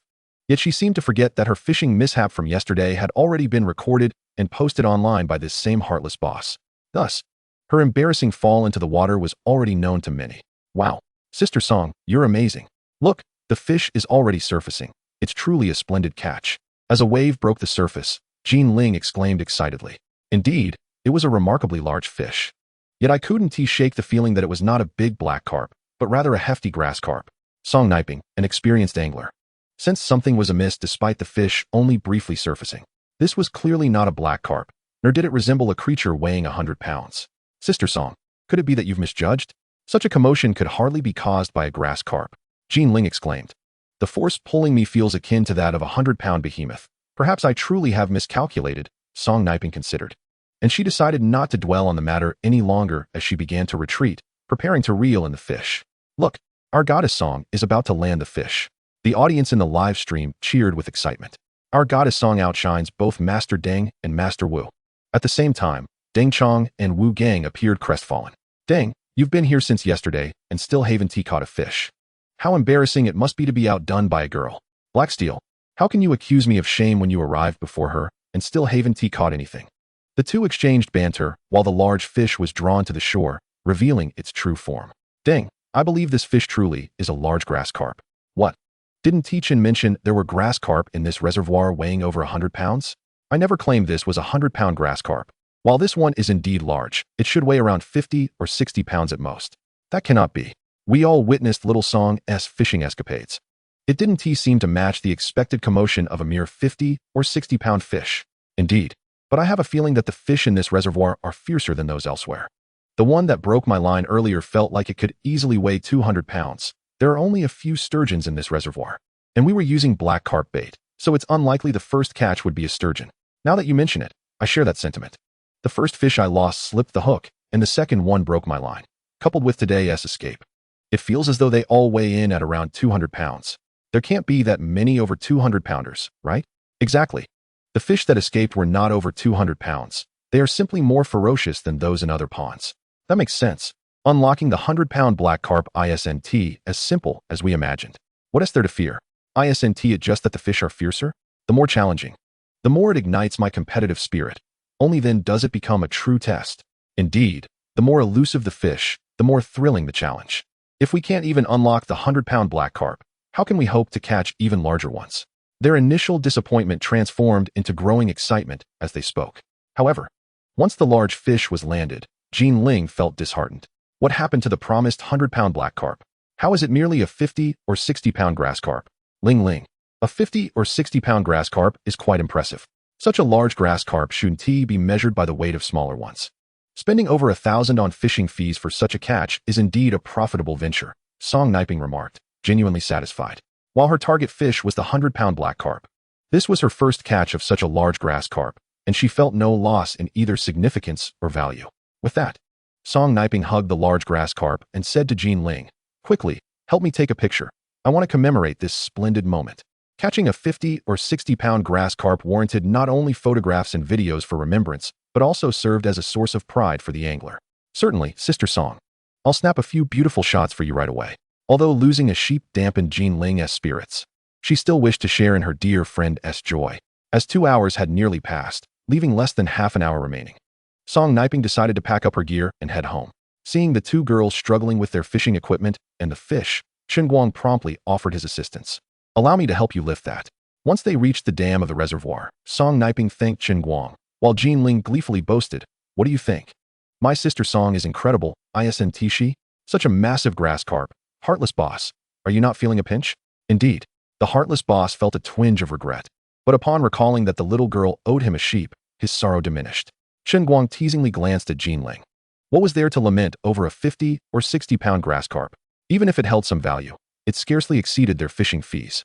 Not to mention Jean Ling's 2 sheep. Additionally, the fish produced by the system was intended for monetary exchange, now that the money had been converted, and the reservoir had received some publicity. The cost of merely one large grass carp was quite reasonable. "You heartless boss, can you not mention the sheep? Are you afraid I might forget to pay you back?" Jean Ling huffed, her irritation flaring at the mention of the sheep. "I have faith you won't forget my sheep," Chen Guang chuckled, pausing momentarily before continuing. "So when will you deliver that sheep you owe me?" "You." Jean Ling stomped her foot in anger. "I'll bring it to you in a couple of days, all right?" Chapter 22. Am I a stunning beauty? To be compared to a sheep? Ling, I never expected you to lose yet another sheep to the boss. Are you perhaps sending him one out of admiration for his looks? Song Niping laughed heartily. Haha, Ling, are you not afraid of being scolded by your father upon returning home? Upon witnessing her dear friend suffer a setback, Song Niping not only refrained from offering support, but instead burst into laughter, seemingly reveling in the spectacle. Sister Song, are you still my good friend? You are siding with others to bully me. Jean Ling stamped her foot, adopting a petulant demeanor. What good is good looks when such a heartless and malicious boss is involved? I, for one, have no interest in him. Is that so? Yet, I distinctly recall that your clothes are still hanging in the boss's yard. Could it be that you are deliberately creating an opportunity to interact more with him? Song Niping teased, her eyes sparkling with mischief. Sister Song, what nonsense are you spouting? I had no choice but to wash my clothes after falling into the water and had to hang them in his yard, Jean Ling hurriedly explained. Oh, so it was out of necessity. I initially thought you were being deliberate. Song Niping's tone carried an undertone of playful skepticism. However, it does seem plausible. If your clothes got wet, changing would be reasonable. But you could have taken them home to wash instead of doing it at his place. Hanging them there does seem a bit questionable. Sister Song, even you are joining in on the teasing. Jean Ling had intended to clarify, but how could she explain that she had planned to stay over at Chen Guang's house, hence washing and hanging her clothes there?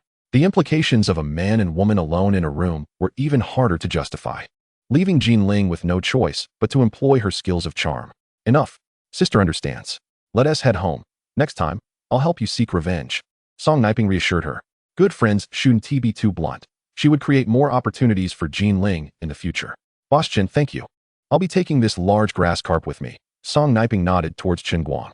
Of course, no problem at all. Miss Song is always welcome to return. Chen Guang responded with a smile.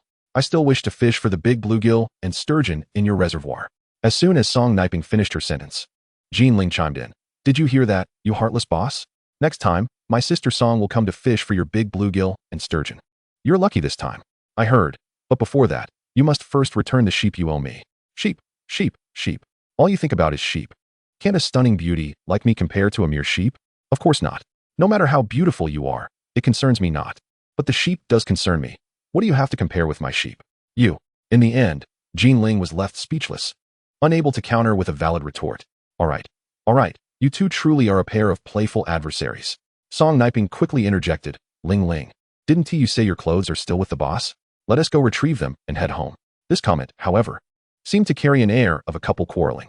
Upon returning to the courtyard, they found Lon Meyer busily engaged in her tasks. Is this the boss's wife? She is truly stunning. The boss is indeed fortunate. Yet, she appears to be a bit older than him. Is this a case of a May-December romance? The two jested as they looked at Chen Guang. Dear ladies, you misunderstand. I am not the boss's wife. I am merely the cook hired by the boss. Lon Meyer quickly clarified. Auntie, how could such a young and beautiful woman be an auntie?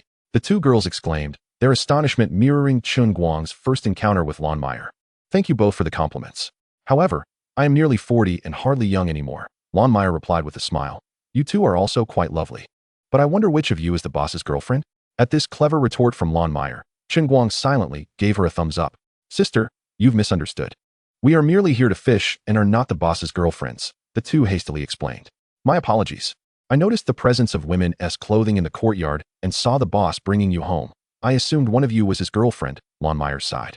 Our boss is tall, handsome, and wealthy. Surely the boss's wife must be as beautiful as you two. Meyer, your boss has been single for over 20 years, without ever having a girlfriend.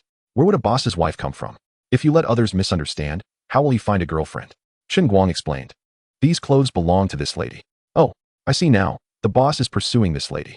I mistakenly assumed otherwise, Lon Meyer said, nodding at Jean Ling. This young lady is quite impressive. She is well matched with our boss. Both Chen Guang and Jean Ling were left bewildered. Even the parties involved were confused. How could she have figured it out? All right. It seems that the more I explain, the more convoluted it becomes, Chen Guang thought, growing weary of the explanations. His silence led Jean Ling to misconstrue the situation. You heartless boss, I never expected you to harbor secret intentions towards me. Dream on. I absolutely will not take a liking to you. Jean Ling angrily snatched her clothes from the line, shot Chen Guang a fierce glare, and then dashed out of the courtyard. Where does this little girl derive her confidence from to think I would fancy her, a girl with neither curves nor charm? Chen Guang inwardly scoffed. If it had been Song Niping or the older sister Lon Meyer, perhaps it would have been different. Just as this thought crossed his mind, Chen Guang felt something was amiss. While Song Niping might have been acceptable, Lon Meyer was a decade older than him.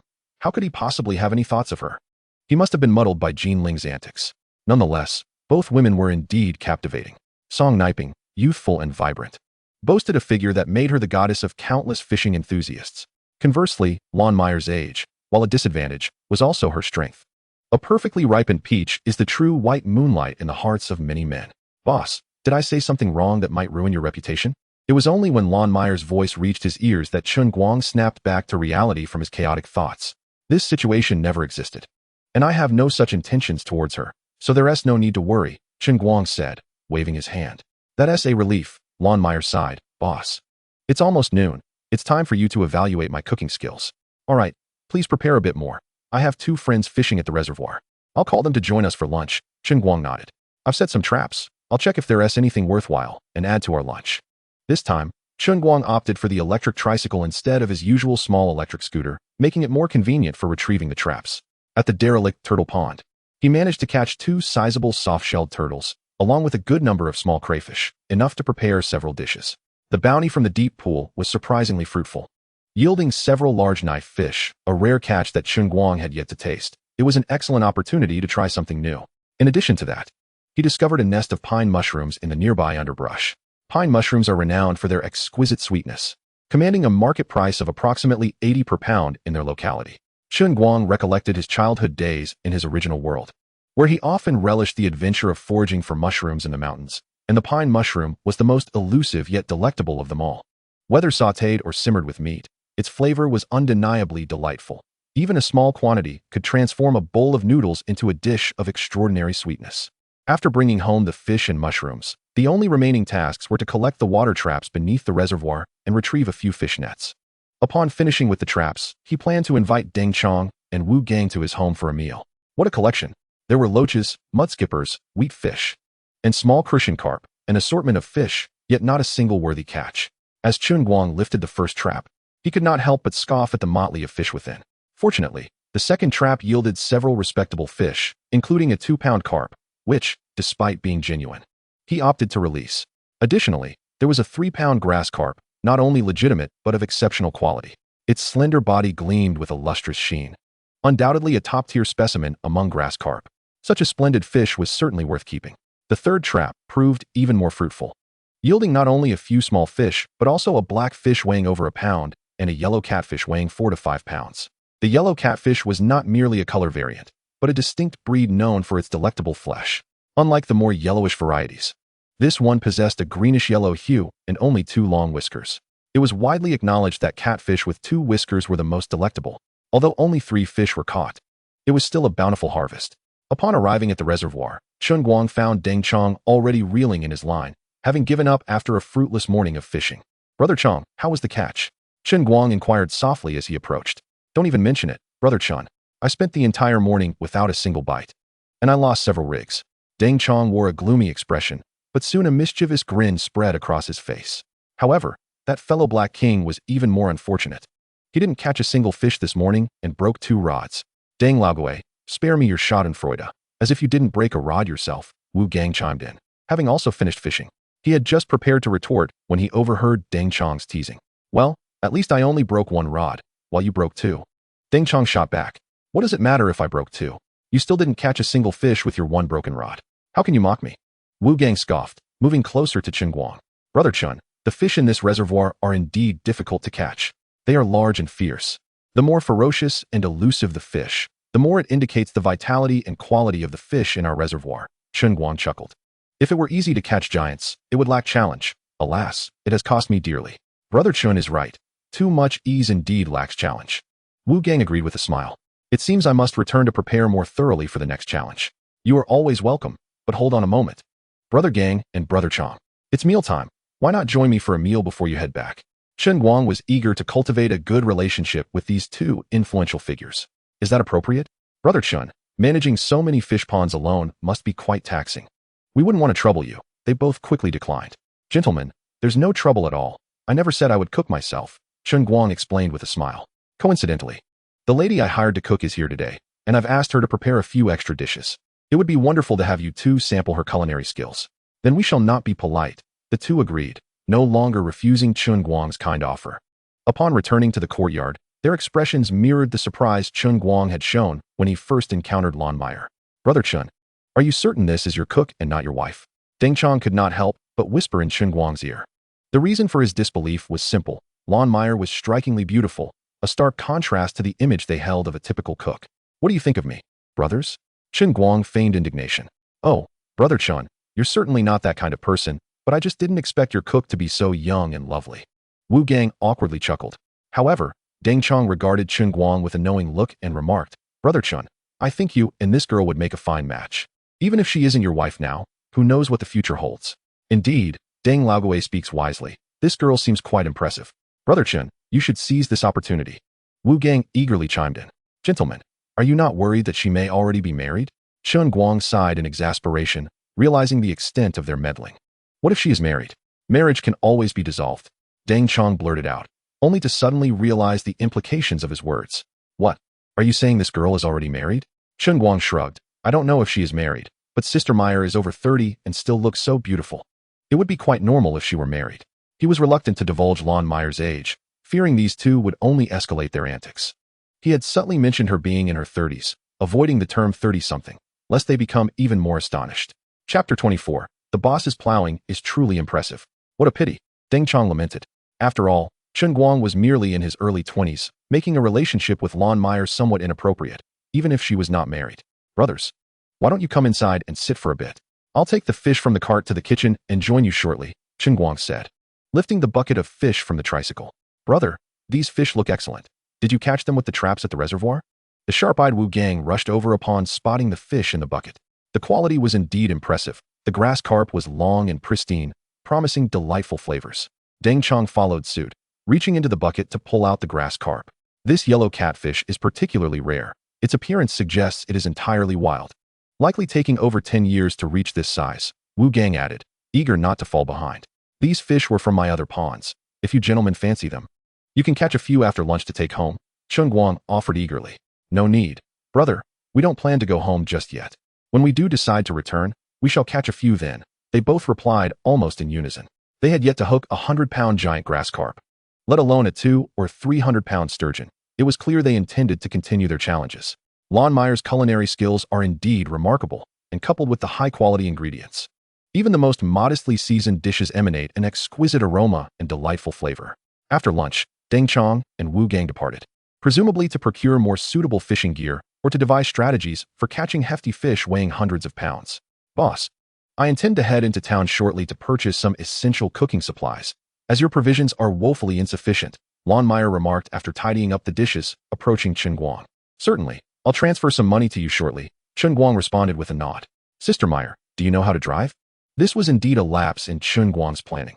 Initially, he had only prepared enough food for himself for a brief period, but with several employees arriving soon, it was imperative to stock up on more ingredients. Yes, do you want me to drive your car? Lon Meyer inquired. We cannot do without manpower at the reservoir. I must trouble you, Sister Meyer, Chen Guang said, retrieving the keys and handing them to her. It's no trouble at all. It is simply my duty, Lon Meyer replied, taking the keys and departing in the car. Soon, Chen Guang found himself alone at home. Glancing at the neglected vegetable garden, he realized it was the perfect opportunity to clear the land and cultivate some crops. Armed with a hoe and shovel, he ventured into the garden and discovered that, although it had been abandoned for several years, the weeds were sparse and the soil was rich and loose. While it was not as loose as land that had been cultivated continuously, it was certainly more pliable than most, making the task of clearing it significantly easier. Perhaps it was the invigorating effects of the spring water he had consumed over the past few days that had strengthened his physique. Or maybe the land itself was simply more forgiving. Regardless, within just 2 hours, Chen Guang had successfully cleared several plots of land. By the time Lon Meyer returned with supplies, he had already planted various vegetables in those plots. Boss, did you really manage to clear all this land by yourself this afternoon? That's quite impressive, Lon Meyer exclaimed, astonished as she surveyed the newly planted fields. Of course. A true man must be adept at tilling the soil, Chen Guang said, wiping the sweat from his brow with a mischievous grin. What was initially a serious statement took on a different connotation due to Chen Guang's playful expression, leading Lon Meyer to think of it in a rather improper light. Starting so young with such impropriety, she lightly chided, You continue working the land. I'll go fetch the items from the car. What's so improper about tilling the soil? Chen Guang called after her, fully aware of what he was implying but unwilling to admit it. Chen Guang toiled in the garden until nightfall, taking invigorating sips of spring water that replenished his strength. It must be said, the spring water is indeed a remarkable elixir. However, the daily yield has not kept pace with Chen Guang's consumption. Despite his extensive intake, not a single drop had overflowed in the past few days. All had been consumed by him. Nonetheless, the benefits of the spring water were undeniable. After an afternoon of labor, he felt remarkably unwearied. Had he been his former self, or the person he was before his transmigration, he would have been utterly exhausted, unable to clear nearly as much land. When it came time for dinner, Chen Guang specifically instructed Lon Meyer to prepare a larger quantity of rice, as he felt an extraordinary hunger. It was evident that he indeed consumed an enormous amount at dinner, nearly emptying an entire rice cooker by himself, and still feeling unsatisfied. Boss, you have quite the appetite. That's enough food for 5 people, Lon Meyer jokingly remarked, surprised by his voraciousness. If you had to clear as much land as I did, you would eat as much. Chen Guang replied with a chuckle. I couldn't possibly clear that much land in an afternoon, let alone in 3 days, Lon Meyer retorted, having witnessed the extent of his labor. It was astonishing that this seemingly unassuming young boss could work so vigorously in the fields. A rather ominous thought crossed Lon Meyer's mind, but was quickly dismissed. She dared not contemplate it further. Truthfully, it's primarily because your cooking is so delicious, Sister Meyer. I haven't had such exquisite meals in ages, which is why I momentarily lost control and overindulged, Chen Guang said, rising and pretending to pat his not-so-round belly as he strolled outside. Though not overly stuffed, a leisurely walk after a meal was always pleasant. With Lon Meyer's presence, the house no longer felt as desolate as before. Sister Meyer, it's still early. Shall we go upstairs to watch some television? Chen Guang suggested upon returning to find her busy on her phone in the courtyard. Sure. Let me take a quick shower first, and then I'll join you, she responded. It was still quite early, and with only the two of them in the house, watching television together seemed like the most enjoyable option. Naturally, they opted for legitimate programming, simply enjoying the shared experience without any unusual occurrences. Chapter 25. Boss, your choice of name is rather casual. A new day commenced, and with Lon Meyer's arrival, Chen Guang was finally liberated from the burden of preparing breakfast, no longer forced to subsist on bread and instant noodles. Upon rising, he savored a glass of spring water and signed in. Congratulations. You've received 5 native dogs. Chen Guang was hardly surprised by the reward for his daily check-in. Raising fish and dogs was a perfectly normal endeavor. Native dogs were indeed valuable assets. Should anyone attempt to steal fish, they would serve as an effective alert system, far superior to cameras. Moreover, native dogs are known for their loyalty. They not only guard the home, but can also be utilized for sustenance, far surpassing the utility of some pet breeds. Upon entering the courtyard, he found Lon Meyer busily engaged in the kitchen, prompting him to release the 5 native dogs from the system. As soon as they were let out, the dogs recognized Chen Guang as their master and immediately began to wag their tails around him. Boss, breakfast is ready, Lon Meyer announced as she emerged from the kitchen, her eyes widening in curiosity at the sight of the dogs. Where did these dogs come from? I didn't notice them when I woke up this morning. Ah well, I just acquired them from a nearby village to help guard the place, Chen Guang replied, cleverly concocting an explanation for the sudden appearance of the dogs. But boss, didn't you just wake up? Lon Meyer questioned, her brow furrowing in confusion. The villagers just delivered them to me. Chen Guang continued with a fabricated story that surprisingly did not raise her suspicions. These dogs are remarkably clever and well-behaved. You've only just become their owner. Yet they are already so affectionate towards you, Lon Meyer remarked with a smile. Such adorable little dogs. You should give them names. Certainly. They all seem to be yellow. Chen Guang replied, nodding as he pointed at the dogs. This largest one shall be named De Huang, and the second largest will be Er Huang.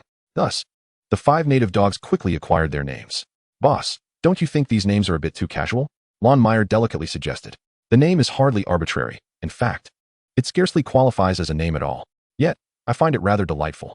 Just look how exuberantly they bark upon hearing their new names. Chen Guang chuckled nonchalantly. Indeed, the dogs were barking joyfully, though whether their happiness stemmed from their new names remained uncertain. Having just finished his breakfast, Chen Guang heard someone calling for him outside. The voice sounded like Yin Yan's. What could she possibly want so early in the morning? Chen Guang pondered as he rose to step outside, skeptical that her visit was motivated by anything other than a casual greeting. Surely, if she were inclined to seek intimacy, it would be at night. As anticipated, 3 young men accompanied Yin Yan, varying in height, but all notably plump, their attire suggesting they hailed from affluent backgrounds. Chen Guang, my boyfriend heard that your reservoir is home to many large fish, so he asked me to bring him and his friends here for fishing, Yin Yan explained, seemingly anxious that Chen Guang might misinterpret their relationship. Welcome to my establishment. Since you are personally accompanied by the village chief's daughter, how about a 10 discount? Chen Guang greeted them with a smile, maintaining a cordial demeanor towards Yin Yan. Hello, Boss Chen. I am Yin Yan's boyfriend, Peng Yang, he said, stepping forward with an enthusiastic smile to shake Chen Guang's hand. Peng Yang was not unattractive, though at 5'7" and weighing around 180 pounds. He was undeniably on the heavier side. After introductions, Peng Yang continued, Boss Chen, I've seen your videos and live streams, so I know there are many large fish in your reservoir. However, our target fish are not those big ones. My friends and I usually fish with lures and are not very familiar with using bait rods. I wonder if lure fishing is permitted here? Of course. There are no restrictions on fishing at my place. Chen Guang nodded slightly. Excellent. Then let us proceed to fish. After paying the fishing fees, Peng Yang and his companions cheerfully made their way towards the reservoir. I must say, Yang Gu, the fishing fees here are rather steep, aren't they? Over 3,000 for just 4 hours. How many fish must we catch to break even? One of the stout fellows murmured as they headed towards the reservoir. Come now. Supongzi, that fee isn't exorbitant at all. If we catch just 1 or 2 fish, we'll recoup our costs. Do you really think our trio lacks the skill to land at least a couple? Another stout lad, surnamed Ma, replied. I did hear Yang Gu mention there are many giants in this reservoir, but since we're using lures, we'll likely just catch perch, bass, and other similar fish, hardly related to those giants. Supongzi questioned, puzzled. Supongzi, you mean to say you weren't aware that there are particularly massive perch, bass, and other species here? You've come without knowing? Ma chuckled. Have you ever seen a perch the size of a pot lid? I'd wager you haven't even heard of it. And there are plenty of meter-long white bass in this reservoir as well. Is that true? Are there really many meter-long white bass? Su Pengzi's excitement was palpable at the mention of such fish. Ma Ming isn't deceiving you, otherwise. Do you think I'm foolish with money? Peng Yang lightly patted Su Pengzi on the shoulder. Let us go. This time I'll help you realize your dream of catching a meter-long white bass. Before long, Deng Chong and Wu Gang arrived again, this time accompanied by a young woman named Yu Yao. Chen Guang quickly searched online and discovered that Yu Yao was another internet-famous angler, known for her form-fitting yoga pants and snug tops that accentuated her long, curvaceous figure. True to form, she wore a tight white long-sleeved shirt and gray yoga pants, exuding both sensuality and vitality. Little brother, if we don't catch any giants this time, we're not leaving.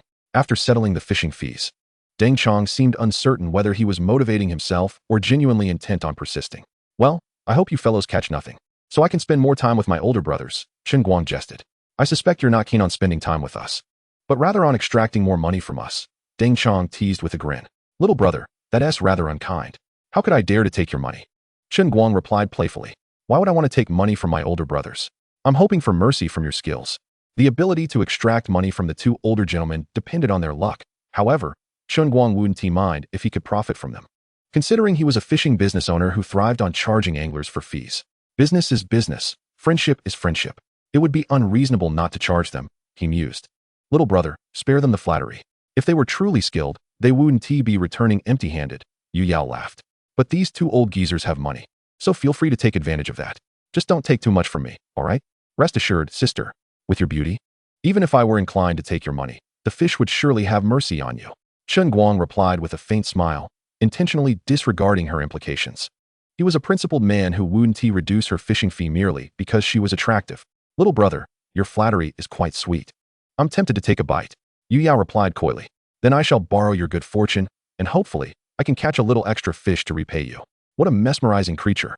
Beautiful, with an enviable figure, yet one must remain vigilant against being swayed by a lure. Otherwise, one might end up fishing for free. Chen Guang swallowed hard. Then, if you would kindly settle the fishing fee first. What a greedy man, always thinking about money.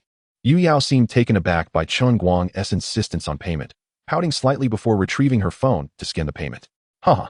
Deng Chong and Wu Gang burst into laughter, evidently delighted to see Yu Yao in a bit of a predicament. Chen Guang shared in their amusement, welcoming 6 anglers that early in the day had already netted him over 20,000. Soon, another individual was to arrive, Jiego, who had contacted him online a couple of days prior. He was coming to lease a pond notorious for harboring many snakes. Despite the snakes, there were also plenty of eels and loaches, and Chen Guang figured he should secure at least a few thousand from that deal. However, he likely wouldn't arrive for another 2 or 3 hours, so for now, Chen Guang decided to check on Deng Chong and the others as they fished while also keeping track of their time. When Chen Guang reached the reservoir, Peng Yang and his companions were already prepared, huddled together discussing how to commence their fishing. Yang Gu, this reservoir seems quite challenging to fish in. I don't even know where to begin, Su Pengzi sighed as he surveyed the expanse of water. I think it's quite good. There's nothing obstructing our casts. We can simply throw our lines, and perhaps catch even more fish. Peng Yang responded dismissively. For those who typically fished with lures, they preferred areas with structure, such as weeds or branches, as these spots were favored hiding places for the species they sought. Only through precise fishing can one hope to catch a greater bounty. Thus they are disinclined to fish in neatly shaped ponds or reservoirs, preferring instead those with irregular and peculiar formations. Chun, let us prepare. Deng Chong and his companions called out to Chen Guang as they made their way down the dam, carrying their fishing boxes. Noticing that Yin had not followed them but stood on the dam to watch, Chen Guang approached her. Yin, why aren't you joining your friends in fishing? He inquired. You move so quietly, I barely heard you approach. Startled by his presence, Yin took a step back, stammering as she gazed at him. What do you want? Of course I want you. Chen Guang chuckled, his arm instinctively wrapping around her waist. You scoundrel, release me at once. Are you seeking death? My boyfriend is right here. Don't you fear he might see your hands on me and retaliate? Yin body trembled with indignation as she glared at him. What is there to fear? As long as you remain unafraid, I shall not be, Chen Guang replied, disregarding her threats. Not only did he not loosen his grip, but he also took liberties as his hands began to wander. Chen Guang, are you trying to get me killed? She pleaded, holding tightly to his hand. Her expression one of desperation. She was indeed frightened. Threats had proven futile, leaving her with no choice but to implore him for mercy. Yet, Chen Guang was not one to easily relent, for she was the mastermind behind the original plight, costing him a fortune. Although he had recouped some losses since his arrival, the opportunity to recover more was too tempting to resist. Rest assured, fishers are only concerned with their catch. They will not notice us, Chen Guang whispered softly in her ear. Do you take me for a fool? Yin Yin was frantic, unable to push him away, her gaze darting toward the dam below. Very well, if you fear being discovered, we shall relocate to a more discreet place, Chen Guang suggested, pointing to a mobile cabin atop the hill. I'm not worried about that, Yin Yin thought, realizing that any words would be futile. She fell silent, glaring at him fiercely. I know you're shy. I'll head over first. You can join me shortly, he said, as if oblivious to her protest, giving her rear a playful pat. If you're not there soon, I will come looking for you. A blatant threat, yet it was effective for Yin Yin. Watching Chen Guang's retreating figure, she begrudgingly stomped her foot before following him. With a mix of anxiety and excitement, her legs trembled as she approached the mobile cabin. Just as she was about to knock, the door swung open, and a strong hand pulled her inside. Before she could react, her mouth was silenced. This man was truly eager. Yin Yin's first instinct was not to panic, but to comply while her mind raced with thoughts. Yin Yin. Let us watch them fish from the window, he said after a moment, guiding her to a window facing the reservoir. This fellow brought her here merely to observe them fishing, not to engage in mischief? As she pondered whether she might escape unscathed today, the ensuing events swiftly dispelled that notion. Yin Yin, look, we can see most of the reservoir from here. Shall we stay and watch them fish? Chen Guang pressed her against the wall, whispering sweet nothings into her ear. From this distance, it's hardly clear, she retorted, fully aware that his interest lay not in fishing. His intentions were masked under the guise of fishing, for he had prepared his fishing rod, awaiting the opportune moment to cast his line. Clarity was irrelevant. What mattered was knowing when the fish were biting. Chen Guang breathed softly against her ear as his hands began to roam upwards. Before fishing, one must first prepare the bait, then assemble the gear, patiently awaiting the fish's arrival. Chapter 27. In truth, I am aiding him. Yin Yin, is that Ping Yang truly your boyfriend? If he isn't, then are you my boyfriend? I am not your boyfriend. I am your husband. You are such a rogue. Do you not fear that Peng Yang will seek vengeance for your bullying? Would you like him to know? Of course not. Then he won't know. Even if he did, it wouldn't matter. After all, I am merely helping him. He should be grateful. How can you say such a thing? On what grounds would he thank you? Surely for having cultivated a skilled employee. Isn't a seasoned worker far superior to a novice? He chuckled. Yin Yin was left speechless by his audacity. Do you think this is a factory? Skilled versus novice. Can they even be compared?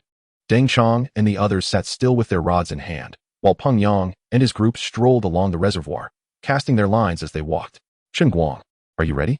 Peng Yang and the others are heading our way, Yin Yin said nervously, her body trembling slightly as she spotted them approaching. Do not worry. From this distance, they cannot see us, Chen Guang grinned. Besides, do you not find this thrilling? But no buts. Just as she was about to voice her concern, Chen Guang silenced her with a kiss. While it was indeed exhilarating, the thrill only heightened the danger. Yin Yin's composure was far less steady than Chen Guang's. Or perhaps she simply lacked his shamelessness. In the time that followed, she clearly appeared more vulnerable than before. As Chen Guang had asserted, the mobile cabin was situated dozens of meters from the reservoir, and being indoors, even a loud commotion would raise no suspicion. Time slipped by, and eventually, Peng Yang and his group reached the far end of the reservoir. Chen Guang emerged from the mobile cabin, invigorated, while Yin Yin remained inside, too exhausted to join him. This magical spring water is truly extraordinary. Chen Guang inhaled deeply, savoring the fresh air within. Ever since he had consumed the spring water, he had noticed a remarkable enhancement in his physical condition. Fatigue was a distant memory, replaced by a refreshing vitality. Though he could not ascertain the state of the original Chen Guang's health, he could distinctly feel himself growing stronger each day. The thought of how powerful he might become with continued consumption of the spring water was almost unfathomable. Yet, he surmised the effects of the spring water must have a limit, or perhaps its potency diminished with increased intake. Nonetheless, these musings were not of immediate concern to him. Even if the spring water ceased to be effective in the future, he was already far stronger than the majority of people, making it a considerable gain. Having delayed for so long, Jia and the others should be arriving soon. After departing from the mobile box house, Chen Guang made his way directly home. He engaged in a brief conversation with Lon Mayer in the courtyard when suddenly, the roaring sound of a truck echoed from outside. Boss Chen, are you at home? After a while, the truck's engine fell silent, followed by a voice with a slightly hoarse tone. Stepping out of the courtyard, Chen Guang immediately spotted a young man with dark skin and a hint of baldness. Indeed, this young man was Brother Jia, who had agreed to come and discuss the fish pond. Brother Jia, you're most welcome. Please, come in and have a cup of tea while we discuss matters further. Chen Guang warmly invited, extending his hand in greeting. There's no need for tea, Boss Chen. Let's first take a look at the fish pond and discuss while we observe. Brother Jia promptly explained with a smile. Time is of the essence. If we delay, we might have to wait until tomorrow to start working. Very well. I shall fetch 2 traps for you to try out, Chen Guang replied, nodding and returning to the courtyard. He soon reappeared with 2 traps in hand. As he passed by the truck, he noticed it carried a small excavator, prompting him to ask with a smile, Brother Jia, the water in my fish pond isn't very deep. A couple of pumps could drain it in just an hour or 2. Why did you bring an excavator? Did you not mention that the silt in the pond is quite deep? Our target today is the yellow eels and loaches, which are notoriously difficult to catch in silt. An excavator is essential, Brother Jia explained with a chuckle. Indeed, Brother Jia, you are well prepared. Let us proceed to inspect the pond, Chen Guang acknowledged, leading the way. The abundance of dead leaves in the pond certainly provides a good hiding place for snakes, Brother Jia remarked upon seeing the pond's surface. It was precisely because of the numerous snakes that I sought your assistance. Otherwise, I would be reluctant to part with such a fine pond, Chen Guang replied, seemingly in agreement, yet subtly enhancing the pond's value. Brother Jia, upon hearing this, refrained from arguing and began testing the water depth and silt with a stick. Boss Chen, how much are you willing to sell this pond for? Brother Jia inquired after measuring the water depth. I shall offer you a fair price. This pond for a mere 10,000, and I assure you, you will earn a profit, Chen Guang stated, having derived this figure from the quantity of yellow eels released there just days prior. Boss Chen, this price is significantly lower than my expectations, Brother Jia sighed. The pond is only about 3 acres and devoid of fish. How many loaches and yellow eels must I catch to break even? Brother Jia, you do not suspect that the videos I sent you were fabricated, do you? I easily caught over 10 pounds of yellow eels with just 3 traps within an hour. Given the high market price of yellow eels, as long as you can catch 200 pounds, you'll recoup your investment, and anything beyond that will be profit. Chen Guang asserted. I brought the traps with me. If you have any doubts, you can test them yourself. I estimate this pond can yield at least 500 to 600 pounds of yellow eels. 10,000 is undoubtedly a profitable bargain. I certainly believe the video you sent is authentic, but claiming it can yield 500 to 600 pounds of yellow eels is rather exaggerated, Brother Jia countered. I believe this pond can manage at most 200 to 300 pounds. After costs, this price would leave us without profit, potentially incurring a loss. Chapter 28. Profit or loss is irrelevant. What matters is the thrill of the experience. Brother Jia, if you doubt the potential yield of yellow eels, we can simply measure by weight, Chen Guang suggested. In truth, he was uncertain about the pond's actual yield, but he posed it as a proposition, while also testing Brother Jia. After all, such seasoned operators like Brother Jia could estimate the potential quantity of yellow eels merely through testing the traps. Offering a slightly lower price to Brother Jia was not out of the question. Even if he lost a few hundred, it wouldn't matter much. However, who would ever prefer to receive less money? Measuring by weight holds little allure. While it ensures no loss, the profit would merely be a modest wage. Before Brother Jia could respond, a voice echoed from a distance. Contracting a fish pond is all about the thrill. You either make a fortune or face losses. As the words settled, a young man with a square face approached. Huigo, what brings you here? Brother Jia exclaimed, surprised at the newcomer, then turned to Chen Guang. Boss Chen, did you not say you wouldn't contact anyone else? Why is Huigo here? Brother Jia clearly disapproved of Chen Guang's actions. In any industry, aside from auctions, inviting multiple competitors to bid simultaneously is considered a breach of etiquette and is generally frowned upon. Actually, the boss didn't contact me. I heard from my cousin that you took on a fish pond with a lot of snakes, so I came over to witness it for myself, Huigo quickly clarified, sensing Brother Jia's misunderstanding. So it was you, this traitor, who sold me out. Brother Jia glared at his petite cousin. The little cousin, undeterred, mumbled defiantly. I was just worried about the snakes. After all, my brother is scared. Brother Jia, you're becoming increasingly timid. What is there to fear about a few patterned yellow eels? Surely you're not using your fear of them as an excuse to back out of this deal? Huigo jested. If you're afraid, you could always let me take it. I'm quite interested in this fish pond. Who says I'm afraid? Bargaining for a fish pond is merely part of the normal procedure, Brother Jia retorted, then quickly apologized to Chen Guang. My apologies, Boss Chen, I misunderstood you. I'll take the pond for 10,000 and will transfer the money immediately. His willingness to agree was not merely due to Hui Ji's provocation, but stemmed from the belief that even if he lost money, it wouldn't be a significant amount. Generally, they seldom resorted to weighing fish for contracts, as it diminished the excitement. After all, they were social media influencers, seeking drama and thrill, with uncertain outcomes to capture audience attention. Even if they lost a little on the fish pond, the traffic generated online would yield greater returns, enhancing their profits. In such a snake-infested pond, capturing yellow eels was not the spectacle. It was the catching of snakes while attempting to catch yellow eels that drew the crowd. Thus, he could not afford to miss out on such a captivating opportunity. Deal. From this moment onward, everything in this pond belongs to you, Brother Jia, Chen Guang declared, equally delighted upon receiving the payment. This arrangement was mutually beneficial. Even if it meant Brother Jia profited significantly, Chen Guang stood to gain as well. Having a prominent influencer like Brother Jia would undoubtedly bring traffic his way, and he could also have the muck cleaned from the pond in the process. Truly a win-win situation. Wait, he could also earn some extra money. It was a triple win. Brother Jia, I find this pond quite intriguing as well. Why don't we partner up for the contract? I'll transfer 5,000 to you right now, Huiga said, stepping closer to Brother Jia. Smiling as he pulled out his phone. Absolutely not. If I let you in on this, someone will inevitably spread rumors about my fear of snakes. And how can I maintain my reputation then? Brother Jia rejected without a second thought. Oh, I was merely joking earlier. Why take it so seriously, Brother Jia? Huigu immediately donned a beaming smile and said, Look, I've already come all this way. You can't expect me to return empty-handed, can you? Very well. Since you wish to invest, how about you provide me with 8,000, and we shall split the catch equally. Jia Gu replied with a cheerful grin, otherwise. There's no discussion. Jia Gu, are you not attempting to extort me? You want me to contribute 8,000 for a pond that costs 10,000 to lease and share the profits? Hui Ji's expression was one of exasperation. How am I extorting you? True, the pond costs 10,000, but does the excavator not incur expenses? Does the water pump not require fuel? Is labor not a cost? You're contributing one person while we are providing four. Isn't it only reasonable that I ask for a bit more from you? Jia Gu replied earnestly. Fine, fine. I shall give you 8,000. Consider it my apology for the earlier misunderstanding. Huigu conceded. In truth, the bond between the two was quite strong, and Huigu understood that Jia Gu merely wanted him to invest a little more. Thus, he decided to indulge him to keep the mood light. The extra 3,000 could be considered as covering the expenses for the excavator, fuel, and labor. When Chen Guang departed, they were already preparing to lift the water pump. It was anticipated that by early afternoon, around 1 or 2 o'clock, the water would be fully drained. With little to see at present, he decided to take a stroll towards the reservoir. Yin, do you need me to give you a ride? As Chen Guang rode his electric scooter up the small hill, he spotted Yin descending. It's only a matter of a few dozen meters. I can reach there in a couple of steps. You go ahead, she replied. Feeling somewhat guilty, given her prolonged absence, she dared not be seen riding on Chen Guang's scooter. It would only raise further suspicions if others saw them together. All right then, I shall head over first. Chen Guang casually asked, not wishing to provoke any doubt regarding their relationship.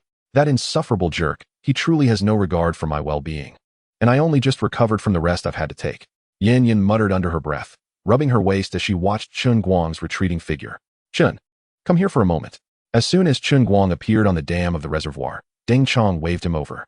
Got it. I'm on my way, Chen Guang replied, steadying his scooter before approaching Deng Chong and the others. Chen, could it be that the fish in this reservoir have become sentient? Deng Chong's expression revealed his failure to catch any fish. Strong brother, do you not know that since the establishment of the nation, sentient beings are prohibited? Chen Guang jested. If they haven't become sentient, then how come the fish in this reservoir are so difficult to catch? Deng Chong said, looking quite dejected. You'd think the three of us, being seasoned anglers, would have caught at least something after all this time, yet not a single fish has graced our lines. The only logical explanation is that the fish have indeed become sentient. Chapter 29. Your inability to catch fish is due to your lack of skill. Jia Gu, have you three really been fishing almost the entire morning without a single bite? Chen Guang feigned surprise. That's impossible. I haven't even fed the fish today. They should be quite hungry, so why aren't they biting? They have bitten, but we just can't reel them in. We've had several near catches. Yet the fish always manage to escape, Deng Chong lamented. Moreover, I've noticed that the fish in your reservoir are exceedingly difficult to entice. It's almost as if they know we're trying to catch them. Look at my float. It hasn't moved in over an hour. Wu Gang chimed in. After all, this is a private fishing spot and not a wild one. It's quite abnormal for there to be no bites for over an hour. Strong brother, Brother Gang. The fish in my reservoir are naturally wild and larger, making them inherently more challenging to catch. I've mentioned this before, Chen Guang explained. I believe you should consider switching bait. After all, wild fish tend to prefer more natural offerings. Chen Guang felt it was time to divulge a little information to help them land a few larger fish. If they continued to fail, it would not only undermine their confidence, but also lead others to believe that his reservoir lacked sizable fish. The balance must be maintained. Too loose and it won't work, too tight, and it also fails. As for whether natural bait would entice larger fish, that was certainly the case. Chen Guang was confident that by not feeding the fish, they would be more inclined to bite. As for whether they could land a big one, that would depend on their skill. At the very least, increasing the chances of a catch. even if it meant losing lines and breaking rods, would boost their enthusiasm and prevent any misconceptions about the fish population in his reservoir. Ah, Chen, I didn't realize you were holding back on us. The giants in your reservoir prefer natural bait. Why didn't you tell me sooner? Deng Chong feigned irritation. Come on, dear brother. A younger sibling must make a living. You know, if I share secrets with you, how will I profit? Chen Guang replied with an exaggerated expression of grievance. So, brother, you must understand the plight of a younger sibling. Thus, dear brother, you're robbing your elder brother of his money. You truly are a masterful owner of a private fishing spot. Deng Chong understood Chen Guang's predicament. By sharing this information, he was demonstrating genuine friendship, and his playful remarks were merely in jest.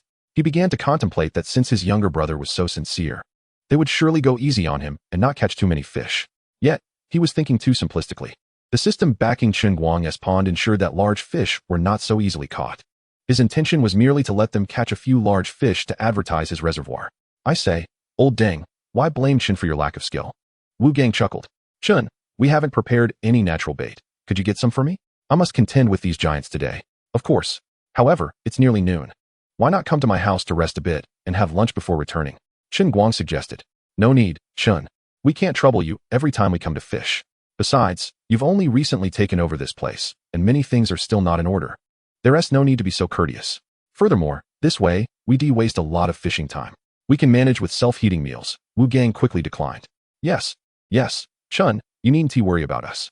For us fishermen, eating is not the priority. Fishing is the most important thing, Deng Chong agreed.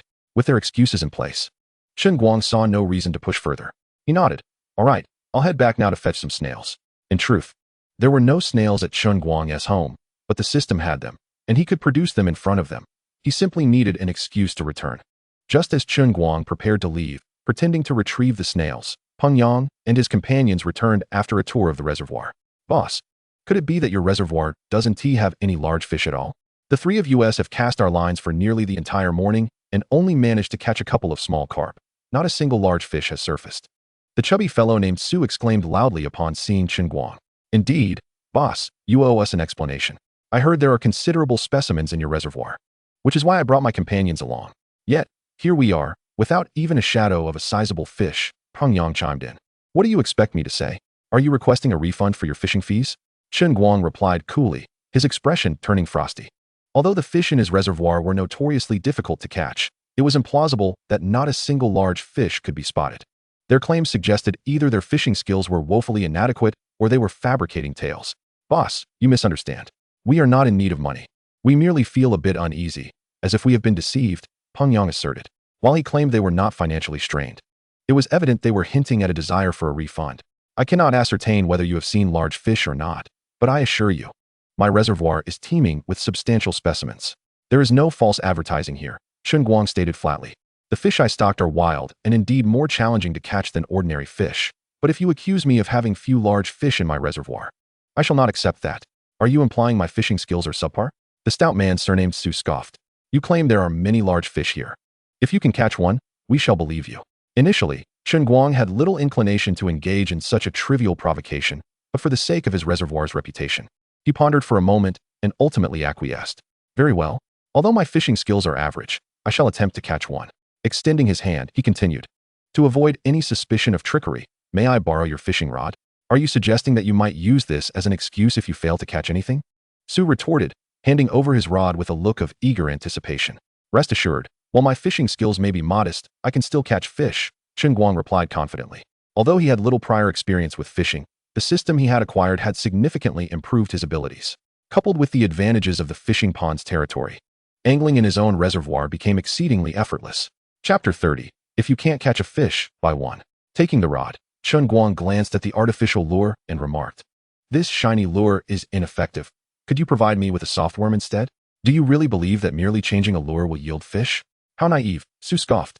Producing a soft worm lure and offering it to Chen Guang. You shall see who is naive in due time. Chen Guang replied with a faint smile. The only species available in his reservoir were the bass, perch, and pike, all of which were known for their aggressive nature. A soft worm was undoubtedly more suitable than a shiny lure. After replacing the lure, Chen Guang began casting and reeling. After several attempts, Su, noticing that Chen Guang had yet to catch anything, began to mock him. I say, boss, did you not claim there were many large fish here? Why is it that you, too, cannot catch any? However, as soon as he finished speaking, there was a commotion on Chen Guang's end.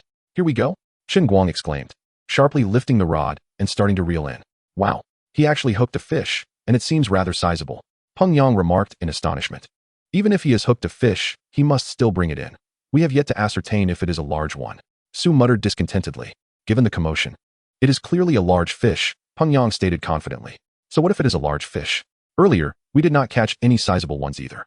Su was about to protest, but Peng Yang swiftly interrupted. "Silence. Just moments ago, you claimed there were no large fish in the reservoir. And now you say he hooked a big one, but failed to land it.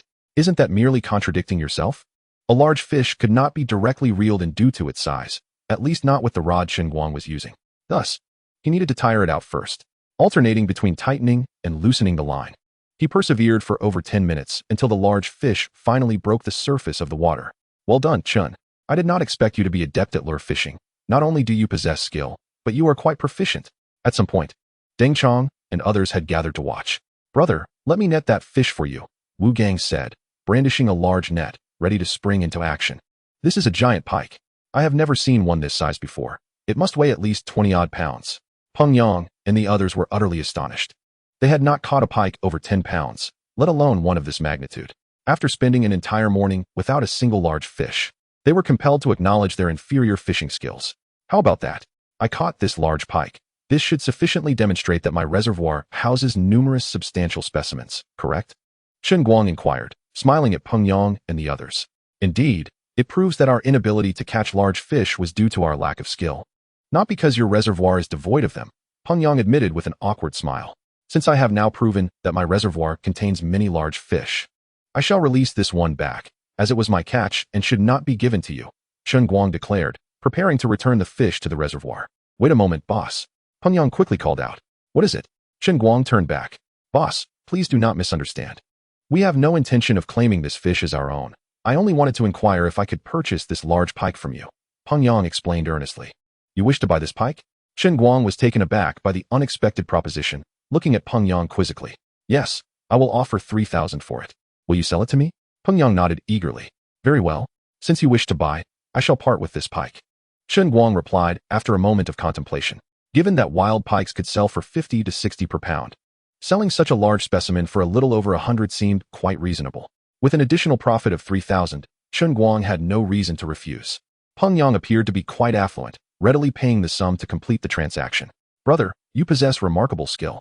However, selling such a large pike for 3,000 is somewhat of a loss," Deng Chong remarked, patting Chen Guang on the shoulder.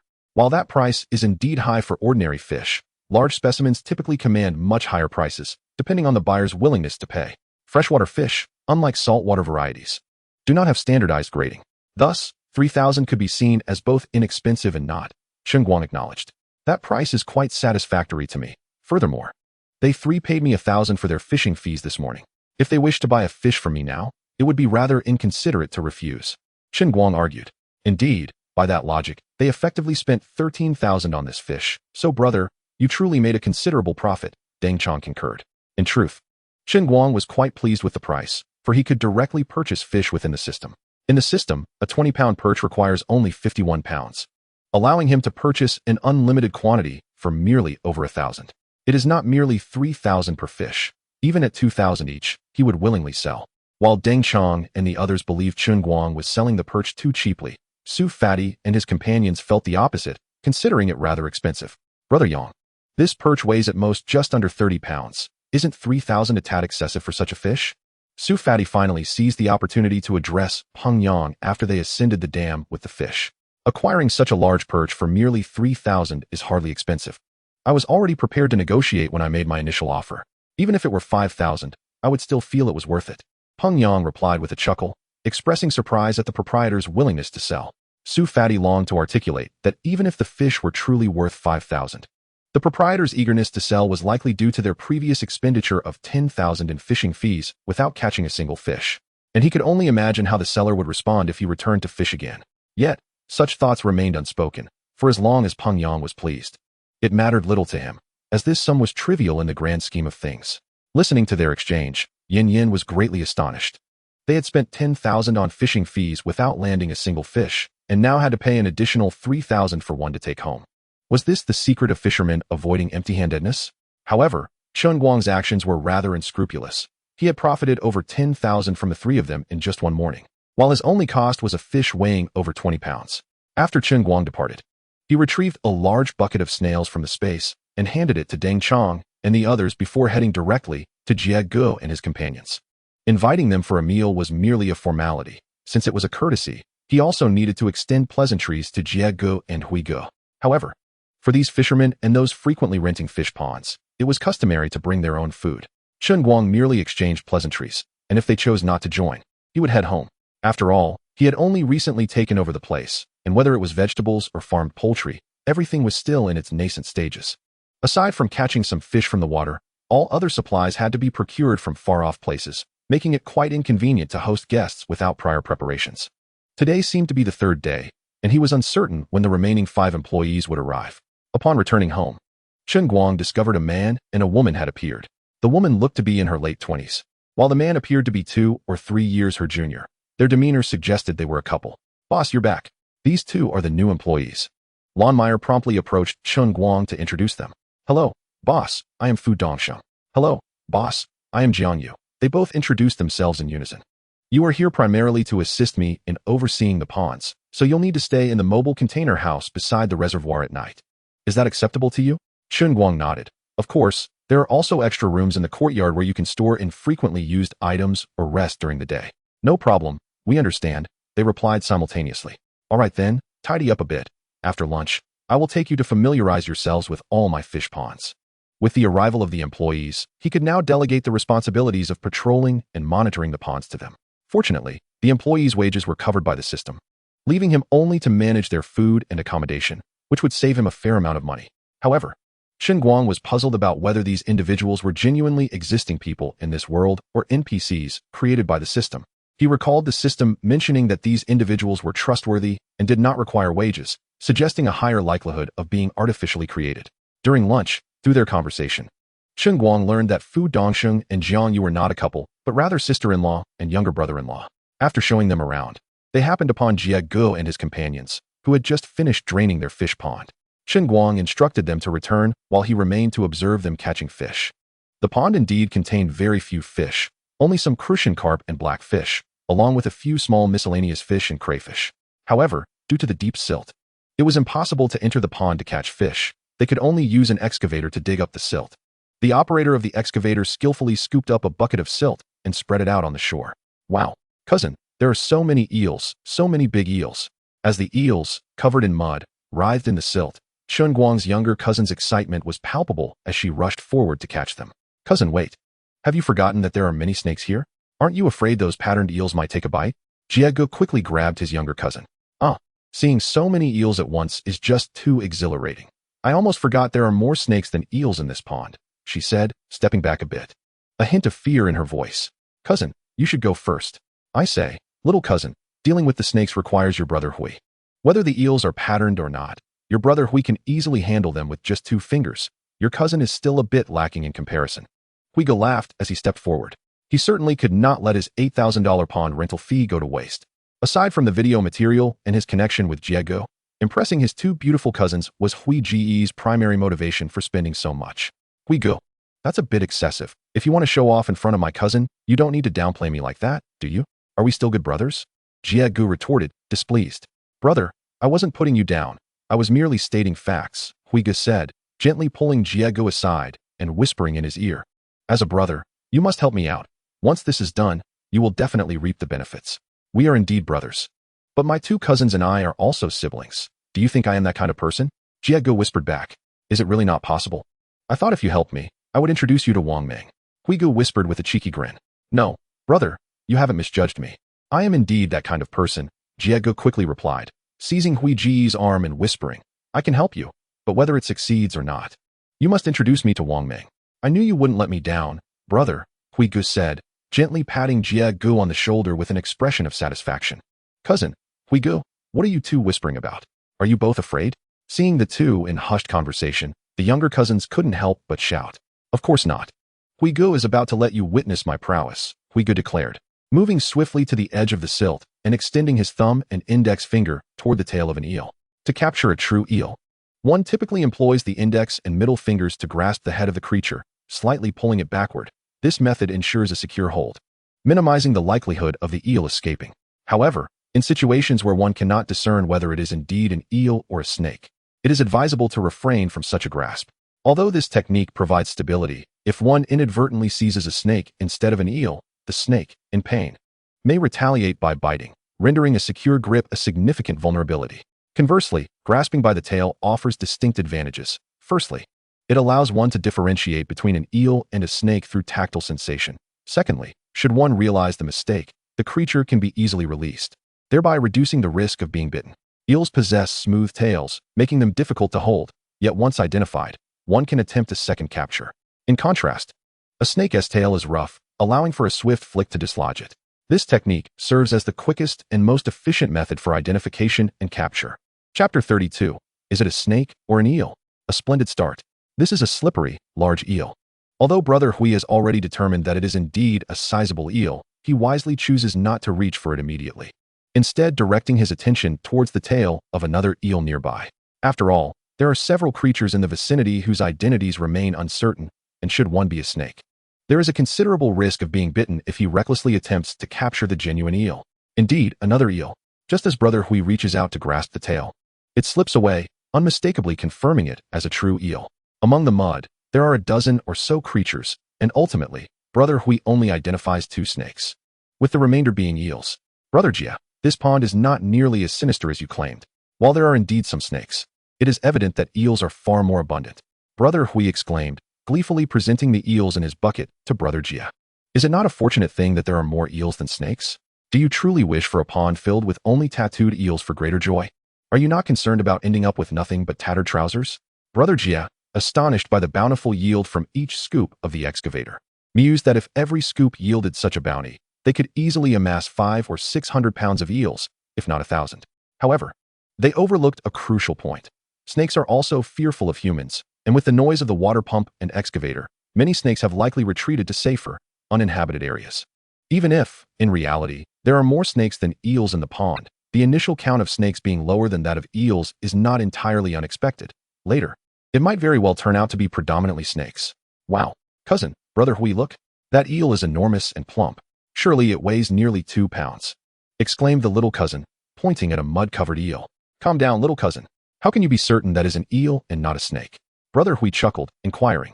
Having spent years fishing alongside my cousin, I know that a snake of such girth would undoubtedly be much longer. It is clearly an eel, the little cousin confidently analyzed. You are truly clever, little cousin. I shall go and catch this large eel right away, Brother Hui declared, rushing over to grasp the very eel the little cousin had just pointed out, convinced of her analysis. However, the moment he seized the large eel, Brother Hui sensed something amiss. It lacked the expected slippery texture, and instead felt coarse to the touch.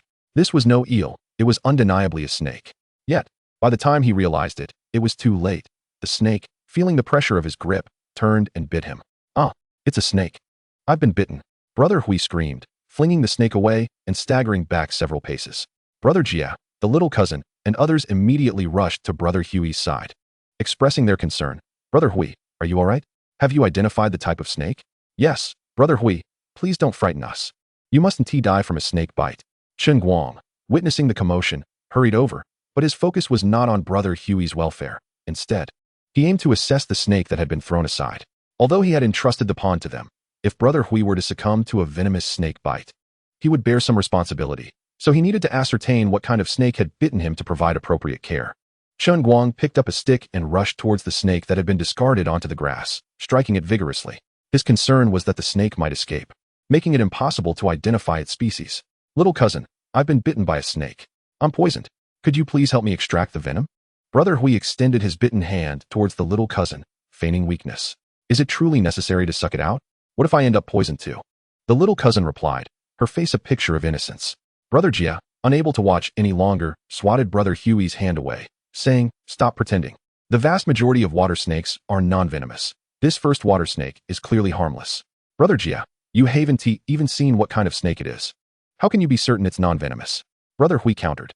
You said that most water snakes are harmless, but what if this one is a venomous snake?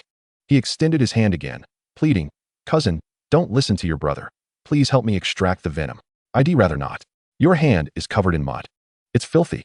The little cousin retorted disdainfully, as if the poison of a snake were more terrifying than mud. Enough. Chen Guang has already caught that snake. We can ascertain whether it is venomous or not by simply checking, Brother Jia stated as he made his way towards Chen Guang. His lack of concern for Brother Hui was, in part, justified. In their region, there are only a few types of venomous snakes, and most of them do not inhabit water. Only the silver-ringed snake prefers the water's edge and may occasionally be found in it. Furthermore, the noise from their water pumping and fishing activities would have scared off any lurking silver-ringed snakes.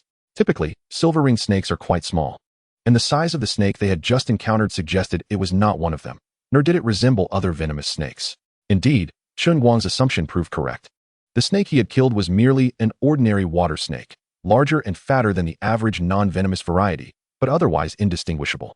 Brother Hui, this is just an ordinary, non-venomous water snake. Look how frightened you are. Soon, the bite will heal. Brother Jia presented the snake to Brother Hui. The snake was covered in mud. How could I tell if it was venomous or not? Brother Hui exclaimed, hurriedly pulling Brother Jia aside and whispering, Brother, could you refrain from causing a scene? I've been fishing since childhood and have been bitten by countless snakes. Surely I can discern whether this one is venomous or not. Your bluntness is truly astounding. Perhaps I need not introduce Wang Meng to you after all. Wait, Brother Hui, I had no idea you were acting. You didn't inform me beforehand. Brother Jia protested, gripping Brother Hui's clothing. Is it too late to cooperate now that you've ruined the atmosphere? Brother Hui shot him an irritated glance. If this time doesn't work, there's always next time. I promise I'll cooperate properly. Brother Jia vowed earnestly. At this point, Chen Guang began to understand. It turned out Brother Hui was merely putting on a performance, leaving him to worry for no reason. However, upon reflection, it is reasonable to assume that a person who spends a significant amount of time in the fishing industry would frequently encounter such creatures. Not to mention the unlikelihood of being bitten by a snake, even if such an event were to occur. One would surely possess a wealth of methods to address the situation. In Chapter 33, as the fish are already biting, you still wish for me to relinquish my hold. With each scoop of silt excavated by the digger, a considerable catch of fish emerges from the muck, predominantly eels, along with a few loaches and other fish.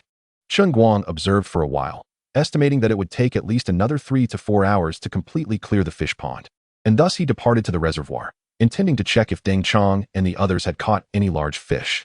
After providing them with a different bait and refraining from specifically feeding the fish, the frequency of bites indeed increased significantly. Chen Guang quickly noticed that they had 2 more snapped rods beside them, and he also observed that they had finally secured their rods. This situation clearly indicated that they had hooked some fish. Brothers, it seems your harvest is quite satisfactory, Chen Guang exclaimed from a distance. If you had informed me earlier that the big catfish in this reservoir were more easily caught with snail bait, I wouldn't have resorted to using bubble balls. In that case, Black King Kong wouldn't have had the chance to show off before me. Deng Chong half joked, half complained. Hearing Chong Ji's words, it seems that Gang Gu must have caught a big catfish first. Chen Guang smiled slightly and jested, but Chong Gu, you cannot blame me for this. The reason you are catching fish later than Gang Gu is not due to the bait, but because of the frequency of your rod breaks. Indeed, Chen Laodi has a point. You, Deng Laogue, clearly arrived a day earlier than I did.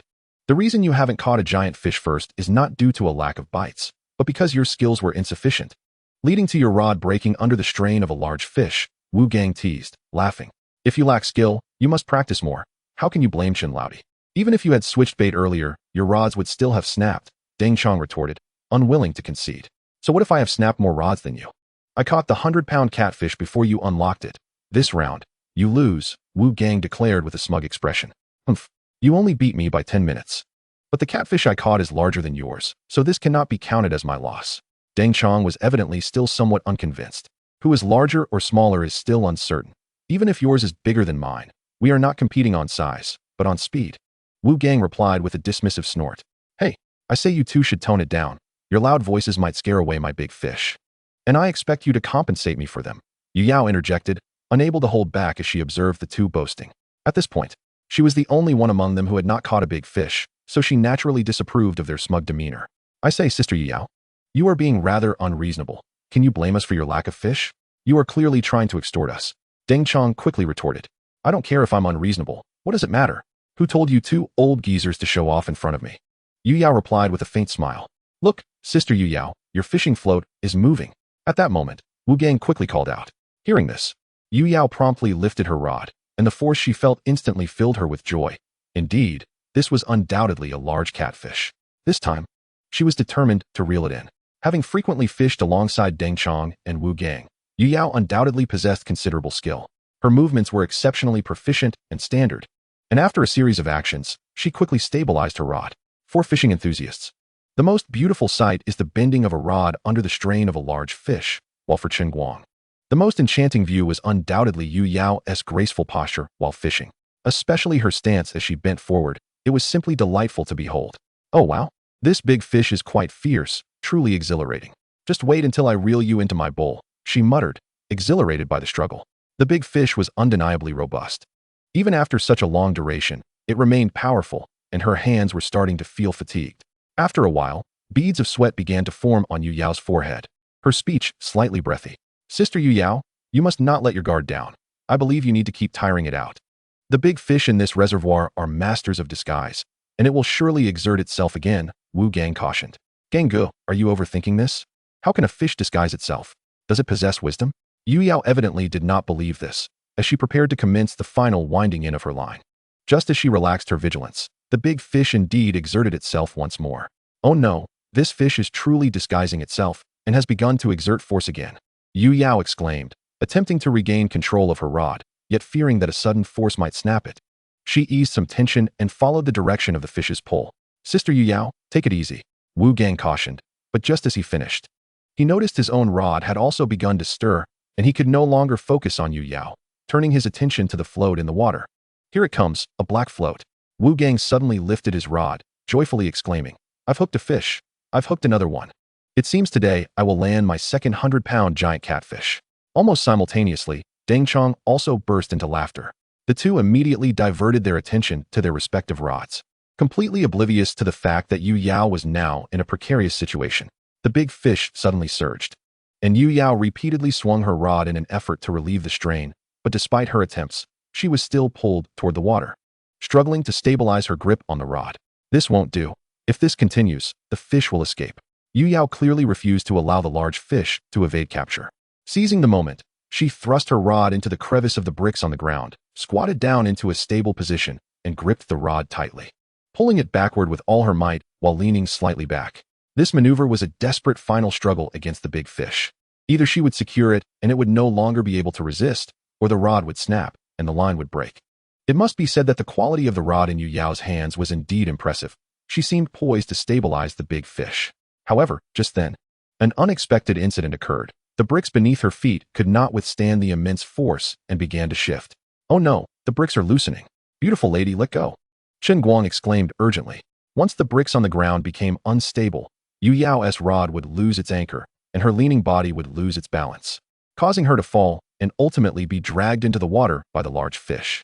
As soon as Chen Guang finished speaking, the bricks completely gave way, and Yu Yao found herself sitting abruptly on the ground. Yet, she did not release her grip.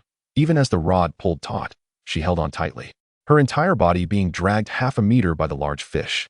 Chapter 34. The advantage had already been taken. Letting go now would only lead to greater losses. Just as it seemed Yu Yao would be pulled into the water by the big fish, she summoned an astonishing burst of strength once more. It was impossible for her to relinquish the large fish that was nearly within her grasp.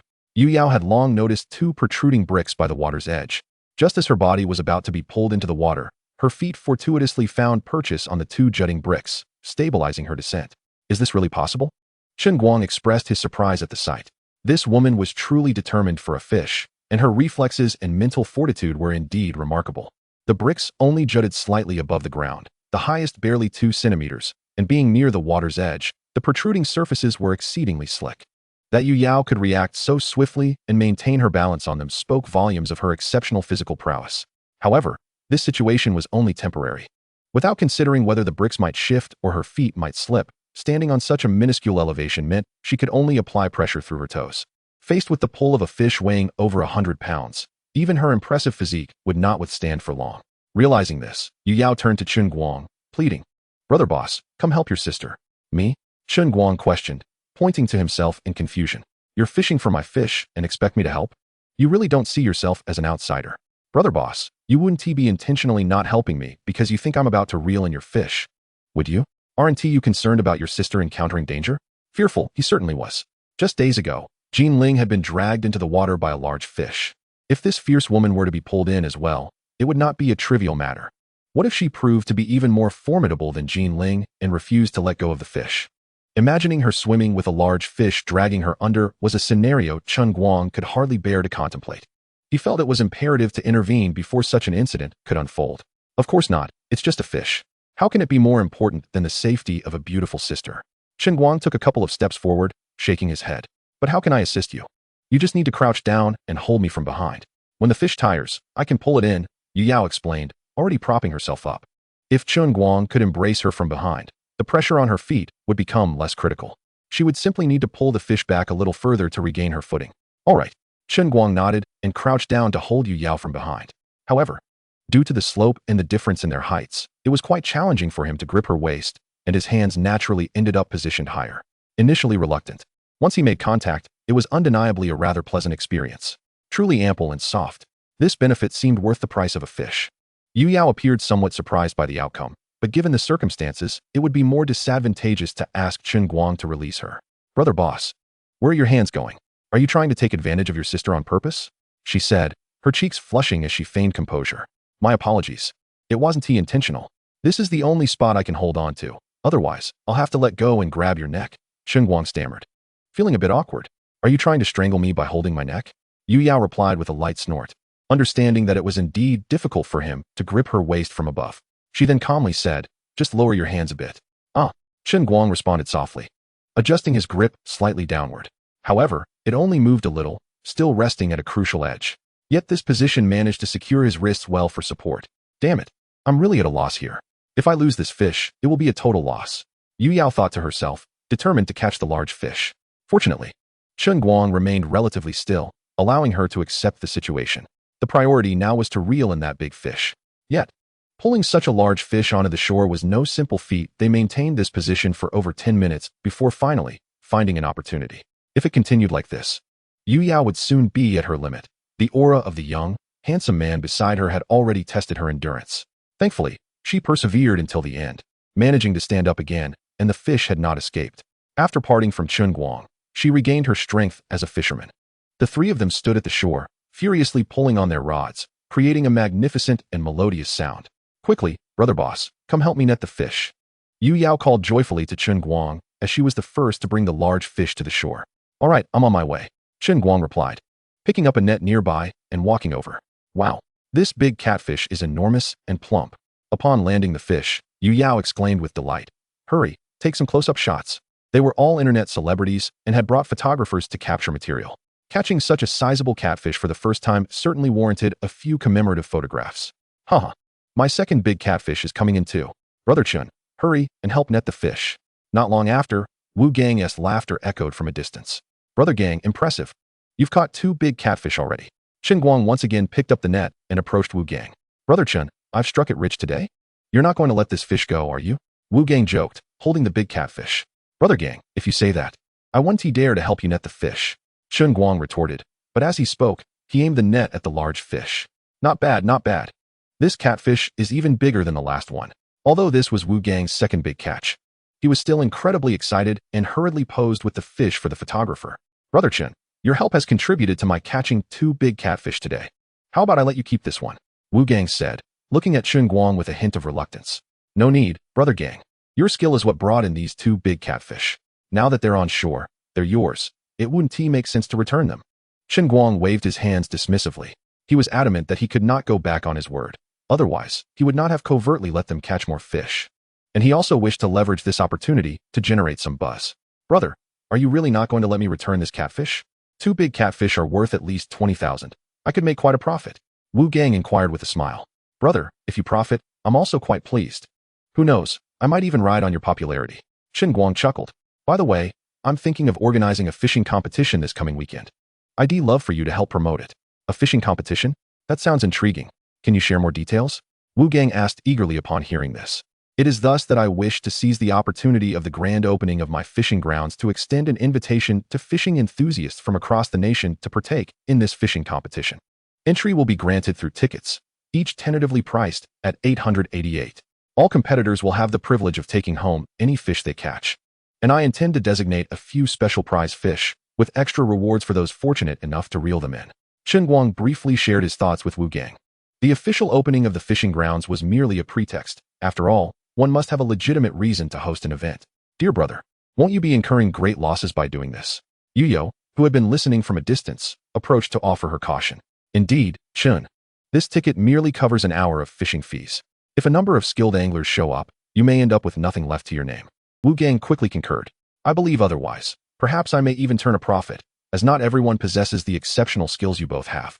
Chen Guang replied with a subtle smile. Moreover, the primary aim of organizing this fishing contest is to elevate the reputation of my reservoir. Incurring some losses is an acceptable trade-off. You do make a valid point. Large fish are not easily caught. And this pricing should attract many who wish to test their luck. Wu Gang nodded in agreement. In that case, dear brother, do send me a detailed outline of the competition rules shortly. I shall assist in promoting it. And me as well, Yuyo chimed in eagerly. I must remind you, Chen, not to forget your older brother. Deng Chong, who was still engaged in a battle with a large fish, interjected at that moment. Chen Guang was pleased to have several prominent fishing influencers help promote his event, and thus he readily agreed. Certainly, I will refine it shortly and send it over. The notion of allowing them to catch fish indeed proved to be astute. Facilitating their success with a few catches was an exceedingly profitable venture. Given this, I shall not hesitate to take these 2 large catfish. I've already contacted Old Crow, who will be coming to collect the fish shortly. You don't mind, do you, Chen? Though Chen Guang had stated that the fish could be taken home, Wu Gang felt it prudent to confirm first. Not at all. It allows me to ascertain whether I have been taken advantage of with my purchases, Chen Guang replied with a calm smile. What did he have to be concerned about? In the system, he could acquire a catfish weighing over 100 pounds for merely 3,000. They would certainly be unwilling to buy back at that price. And anything above it he had no need to reclaim. Thus, in their eyes, a catfish valued at over 10,000 was worth merely 3,000 to Chen Guang. Dear brother, now you have piqued my curiosity. How much did you acquire these catfish for? Wu Gang inquired, intrigued. That is not something I can disclose. Should I reveal a price that greatly diverges from the forthcoming purchasing price, it would be rather detrimental. While Chen Guang had a general idea of the value of such large catfish through online research, he knew that revealing either the true price or fabricating a figure would not serve him well, no matter how high the price. Maintaining an air of mystery was far more alluring. Meanwhile, Deng Chong had finally managed to land the large catfish. Just in time, as their window for fishing was closing. They decided to reel in their lines, satisfied with the day's haul. Provided they could sell these large fish, even after deducting all fishing fees, a handsome profit awaited them. This not only fulfilled their dreams of catching massive catfish, but also yielded financial gain, leaving them thoroughly content.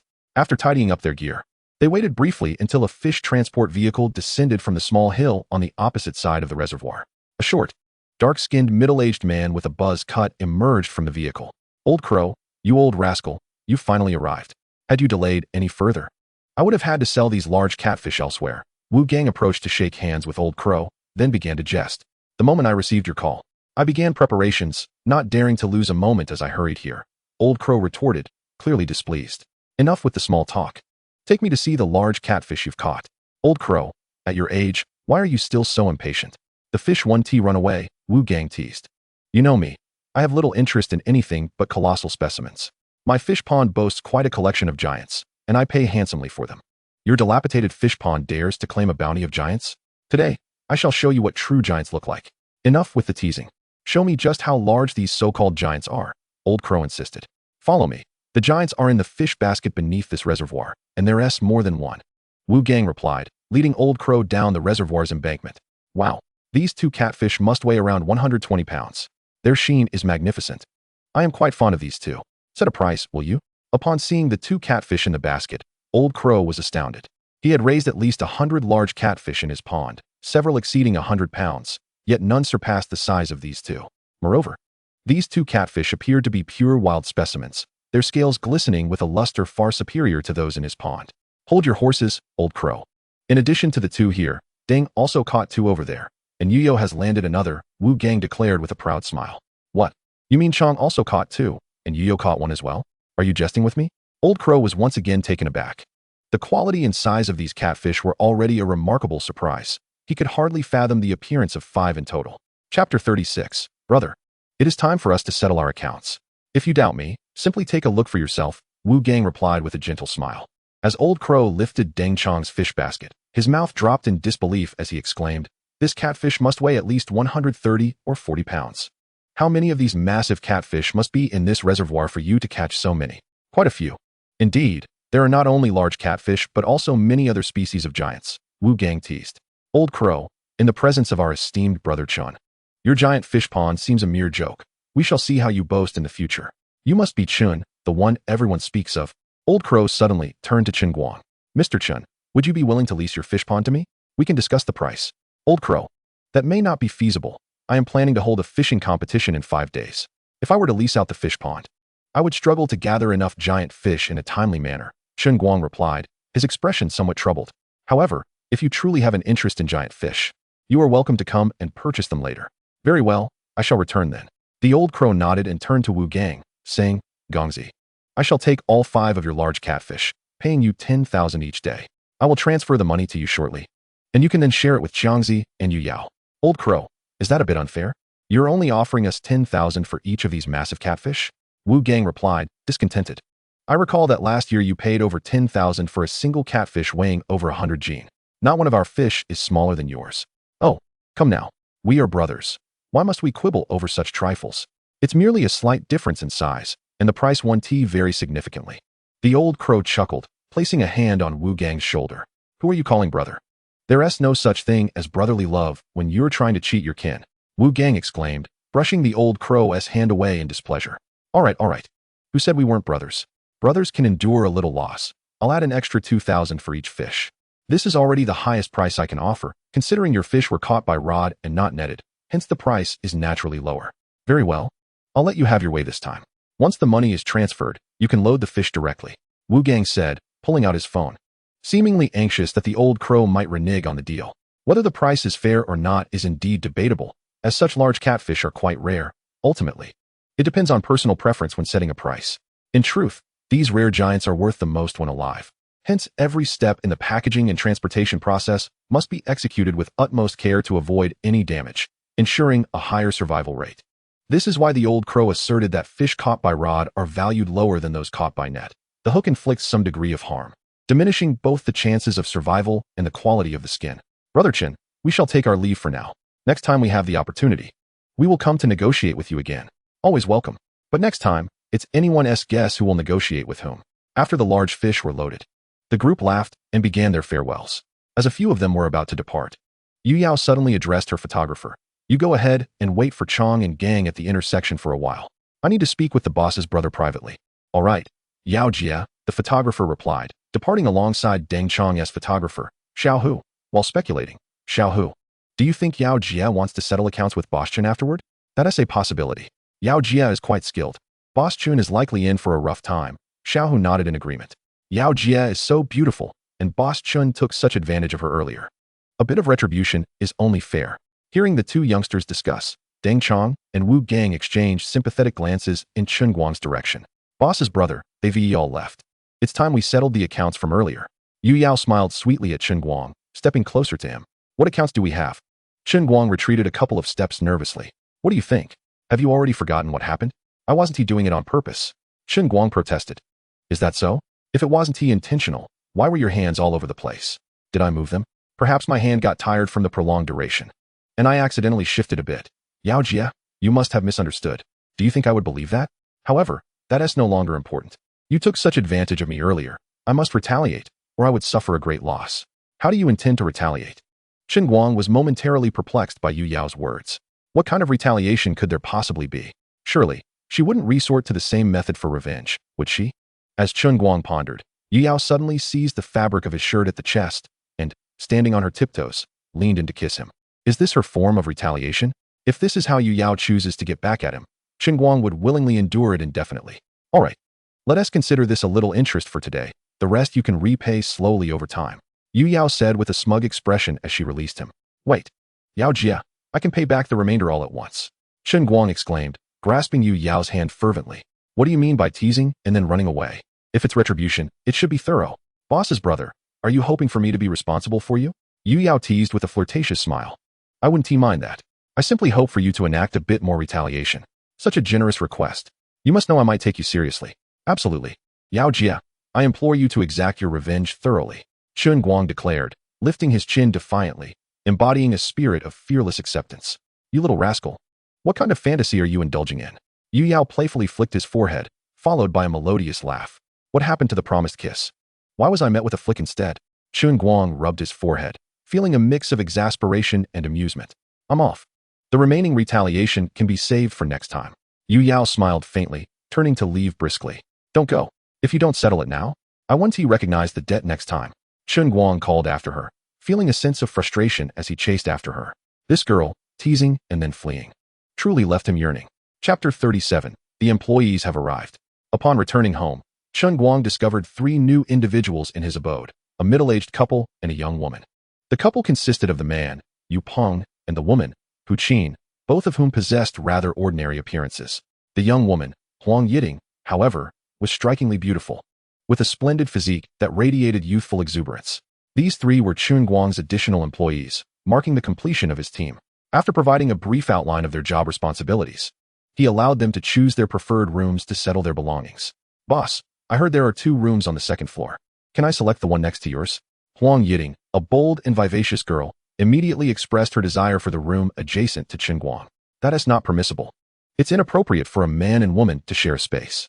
Chen Guang promptly rejected her request. But boss, didn't you say we could choose a room we like? I just happen to prefer the 2nd floor. Why can't I? Huang Yiting replied with a hint of a pout.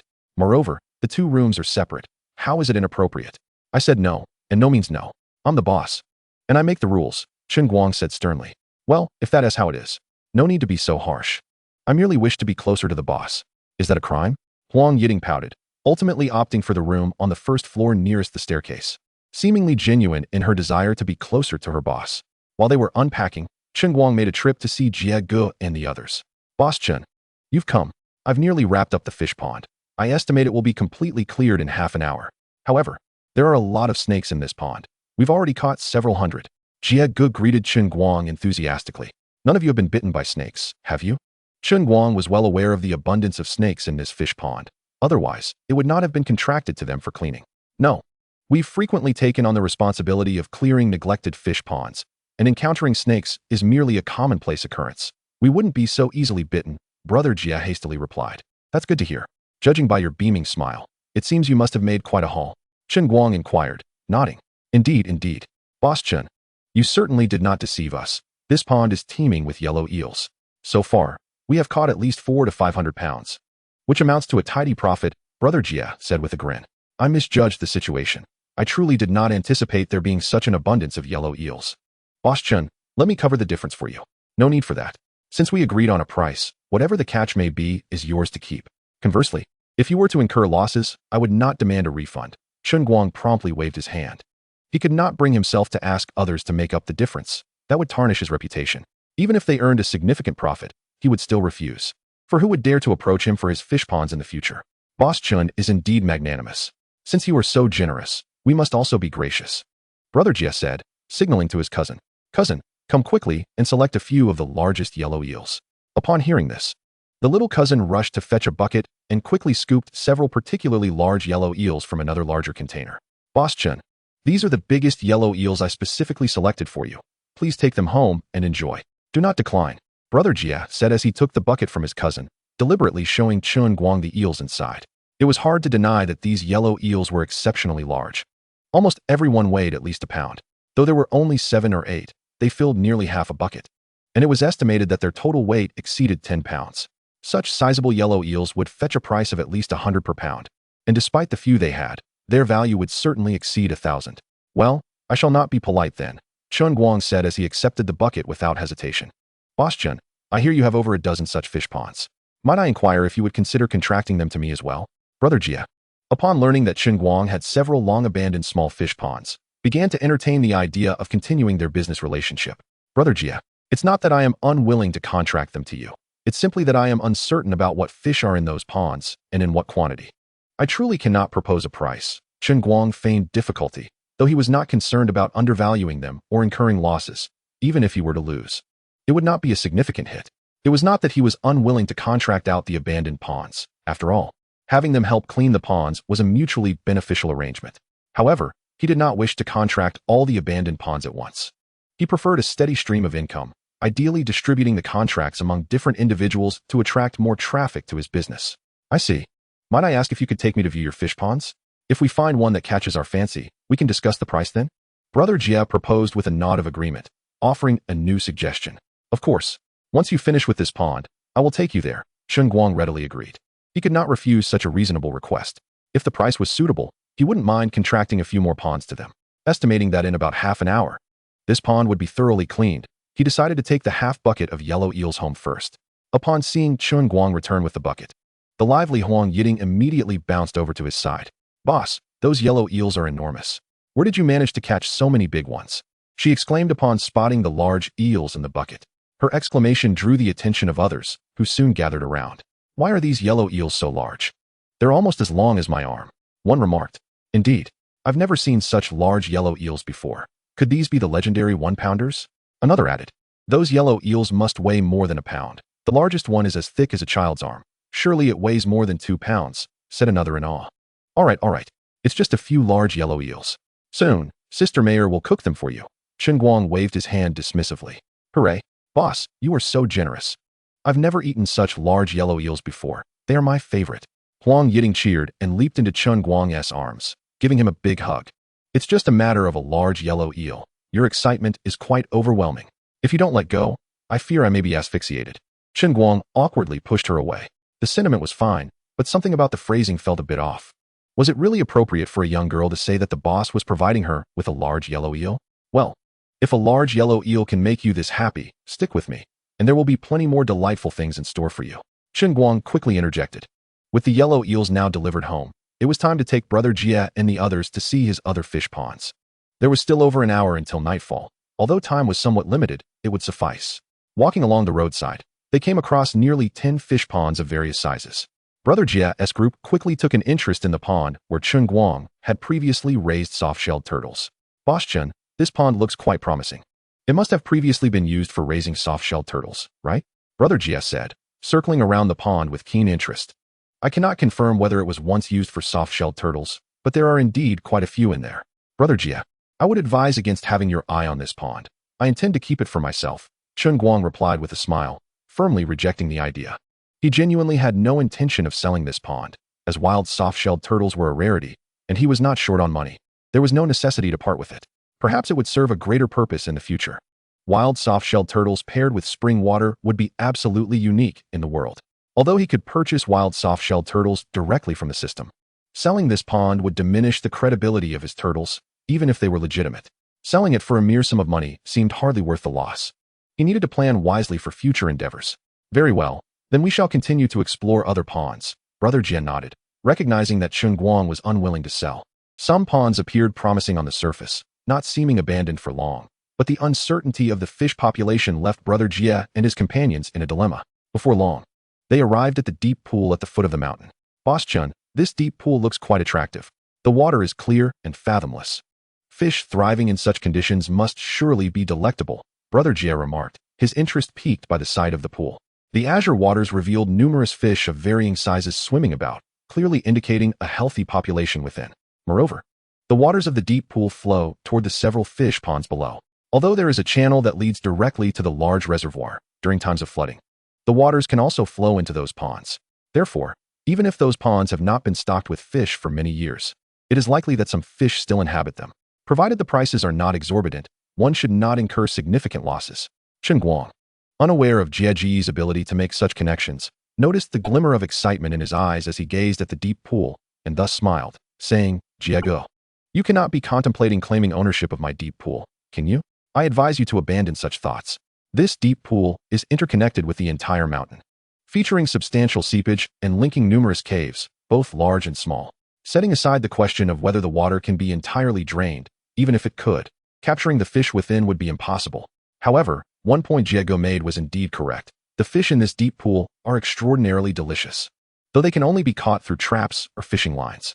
Firstly, Chen Guang had no intention of selling the deep pool. Secondly, as he stated, even if he wished to sell, no one would be able to catch the fish inside. Boss Chen, you jest. I am aware of my own limitations, Jiego said with a slight smile. However, after hearing your words, I am quite eager to place a few traps in this deep pool. I wonder how much would be appropriate for each. Why? It's merely a matter of placing a few traps.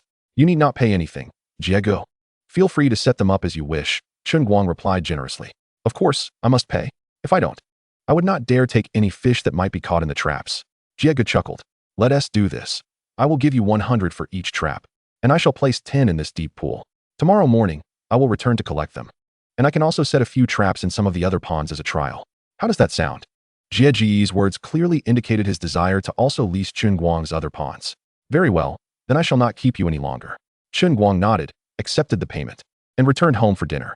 With the sudden arrival of 5 guests, the atmosphere at dinner was notably lively, especially as Huang Yiting was particularly animated, frequently serving Chen Guang with dishes and displaying her attentiveness. Today marks your first day here. You should rest well tonight.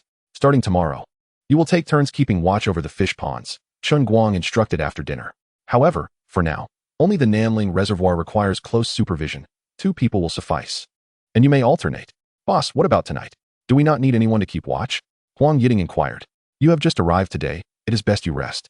I will take the watch tonight, Chen Guang replied. Although he had not been overseeing the ponds in recent days, he certainly did not wish to allow them to adopt a lazy disposition by imitating him. Boss, it must be quite lonely for you to keep watch alone. Perhaps I should accompany you? Huang Yiting quickly offered. Huang Yiting, do you truly understand what you are saying? You, a young lady, wish to accompany a grown man through the night. Are you not concerned about potential dangers? The thought of having such a beautiful young woman to share the quietude of the night in the small house was indeed tempting to Chen Guang. Yet he felt it was not entirely appropriate. Faced with the alluring prospect, he pondered whether to indulge or refrain. If he indulged, they would need to coexist long-term. Irresponsibility could lead to awkwardness. If he refrained, he might as well have remained alone from the outset. Boss, I am not afraid, Huang Yiting insisted, seemingly unfazed. Well, if you are not afraid, I certainly am. Chen Guang interjected, noticing Huang Yiting's intent to come closer and promptly halting her approach. On the side, Lanmeyer swiftly grasped Huang Yiting's arm and whispered, Yiting, I understand you have feelings for our boss, but do not press him too hard. He may perceive you as not being a respectable girl. Is that so? Huang Yiting blinked innocently. Indeed, sister knows what she speaks of. I would never deceive you. Lanmeyer affirmed. Here's what we shall do. Accompany your sister to the room shortly, and I will teach you at a more measured pace. All right. I will listen to Sister Meyer. Huang Yiting shyly nodded. Chen Guang, oblivious to their exchange, felt a wave of relief as Huang Yiting settled down. Chapter 39. Capturing a fish thief. Having declared the need to oversee the fish ponds that night, Chen Guang felt compelled to at least put on a show for their benefit. Fortunately, the mobile housing unit was equipped with all the essentials, making it feasible to spend the night there. As Chen Guang stepped outside and began his ascent up the small hill, preparing to rest in the mobile unit beside the Nanling Reservoir, he suddenly spotted several beams of flashlight illuminating the waters below. This location sat precisely at the angle between his 2 reservoirs and one of the fish ponds. Are there fish thieves about? Chen Guang pondered. Although they were not attempting to steal the massive creatures from the large reservoir, this pond was his as well. After all, even the tiniest mosquito is still meat. With this thought, he raised his flashlight and shouted toward their direction, What are you doing? Who allowed you to come and steal fish? Given the number of flashlights, it was clear there were at least 3 individuals.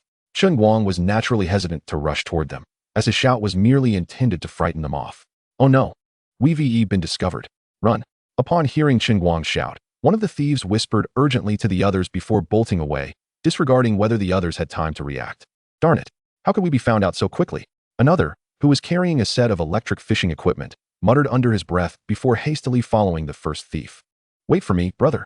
I'm scared, came a voice from behind, belonging to a girl who was chasing after them.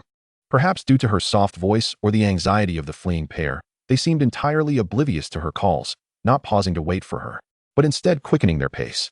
The girl, now genuinely panicked, clutched a fish basket in one hand and a flashlight in the other, desperately chasing after them. Whether it was due to her frantic state or the treacherous terrain, she stumbled and fell into a small ditch with a cry of distress. Brother, come help me. I've fallen into the ditch and can't get out. The girl's voice, fearing it might reach Chen Guang on the hillside, was barely above a whisper. Yet her brother appeared to have completely forgotten her, as the beam of light continued to retreat, growing fainter with distance. What is happening? Chen Guang could not hear their words, and with the darkness enveloping the area, he could not discern the situation below. However, he noticed that 2 of the flashlight beams had already fled far away, while 1 remained behind. Was this individual simply too bold to heed his warning? Or had they panicked and unintentionally dropped their flashlight in their haste? Chen Guang gazed curiously at the solitary beam of light, murmuring to himself. If it were merely a case of someone succumbing to fear and dropping their flashlight, it could be forgiven. However, if someone disregarded his warning, that could not be tolerated. A minor theft of fish from a small pond may seem trivial, yet if such behavior becomes habitual, it could escalate into a flagrant disregard for authority, leading to attempts to pilfer from the larger reservoir. How then could he continue to sustain his fishery here? Thus, any act of theft, regardless of its magnitude, must be treated with utmost seriousness. Fortunately, the other culprits had fled, leaving only 1 or 2 individuals behind with a flashlight. So Chen Guang felt no apprehension about confronting them. He proceeded towards the reservoir, eager to discern the unfolding situation. The girl, spotting a beam of light descending from above the reservoir, grew increasingly anxious and frightened. She struggled desperately to free herself from her trapped position, only to find that her efforts only tightened her predicament. As the flashlight drew nearer, she could even hear the rustling of footsteps upon the grass. What should I do? I am about to be caught. If anyone learns I was out here stealing fish at night, how could I ever show my face again? The girl wished she could bury herself in the small ditch, hoping to evade detection, but it was evidently futile, for the beam of the flashlight had already illuminated her, revealing her presence. To her surprise, the fish thief turned out to be a young girl. Chen Guang strode up to her, casting the flashlight upon her as he looked down at the 18 or 19-year-old girl stuck in the ditch, evoking both irritation and amusement. Are you the thief? What could compel a young girl like you to steal fish in the dead of night? Rather than immediately rescuing her, Chen Guang teased her from the side. I am not a thief. The girl protested softly, though her tone betrayed her unease. If you aren't a thief, then pray tell, what is contained within that fish basket? Chen Guang quipped, lifting the nearby basket with a smirk. Oh, it seems these fish bear the marks of electrocution. You were fishing with electricity in my pond, were you not? Surely you are aware that the government has strictly prohibited such practices? To steal fish is one thing, but to employ electricity to do so is to leave no fish fry unharmed. You must understand that your actions compound your offenses, he continued, and the girl, upon hearing his threats, was nearly brought to tears. She had never engaged in petty theft before. This was her first time accompanying her brother to fish, only to be caught in the act. What a disgrace. I swear I did not steal the fish. I merely accompanied my brother to help him with his catch. I truly had no idea that this pond was under your contract. Please, I beg you, let me go. You believe that your ignorance absolves you? Do you think I would be swayed by such a flimsy excuse? The direction in which they fled was towards Shanshui village. I presume you are from there as well? Chen Guang remarked, unyielding in his demeanor despite her being a girl. Indeed, I am from Shanshui village. We often came to this pond to fish before. My brother brought me here tonight, and I thought it would be like before, catching wild fish. I genuinely did not know this pond was contracted to you, she pleaded. Please, good sir, can you spare me considering my ignorance? My dear girl, if you must concoct an excuse, at least make it a plausible one. Perhaps then I might actually believe you. Chen Guang chuckled. You claim ignorance? I contracted this pond for 1,000,000 yuan, encompassing 800 acres. I find it hard to believe that such a significant matter could go unnoticed by you for so long. What? You say you spend 1,000,000 yuan to contract 800 acres of our village's pond? Is it a permanent contract? The girl exclaimed, her face etched with shock. Her astonishment suggested she might indeed be unaware of the situation. It appears you truly did not know of my contract, Chen Guang sighed. Since you are oblivious to this matter, I shall let you off this time. He had no intention of imposing any severe consequences upon her. It was merely a matter of scaring her a little. Brother, could you help me out? I'm stuck in this ditch. The girl, uncomfortable in her predicament, turned to Chen Guang for assistance.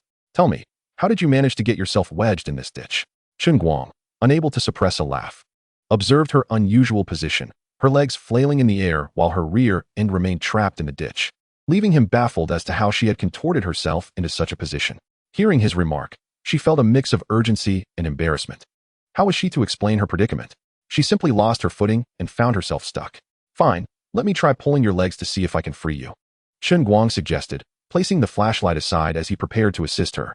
The optimal approach would have been to lift her by her waist, but he feared she might misunderstand his intentions, so he opted for her legs instead. Be gentle. That hurts, she cried out as he tugged, forcing him to pause. I implore you, refrain from such exclamations. If anyone hears, it might seem as though I am doing something untoward, he teased, crouching down to observe her predicament more closely. It seems your rear end is quite firmly lodged. The only way to extricate you is to lift you by it, though I hope you do not misconstrue my actions. I understand. I won't take it the wrong way, she replied, her cheeks flushed as she lowered her gaze. To be frank, despite her youth, her figure was quite ample, which explained why she had become so firmly entrenched in the ditch. Nevertheless, Chen Guang did not dwell on such thoughts. With a determined heave, he finally liberated her from her confinement. All right, you are free now. You may go, but I will overlook today's incident. However, do refrain from such activities in the future. Make sure to advise your brother, whom you mentioned earlier, to cease fishing illegally. If I catch you again, I will not be so lenient next time, he warned, waving her off. Thank you, kind sir. You are truly a good person. The girl hugged Chen Guang tightly and planted a quick kiss on his cheek before stepping back. Consider that a token of my gratitude. Isn't that compensation rather perfunctory? If you wish to repay me, at least a proper kiss would suffice. Chen Guang jested, rubbing his cheek. What a day it had been, being unexpectedly kissed by women. That simply won't do.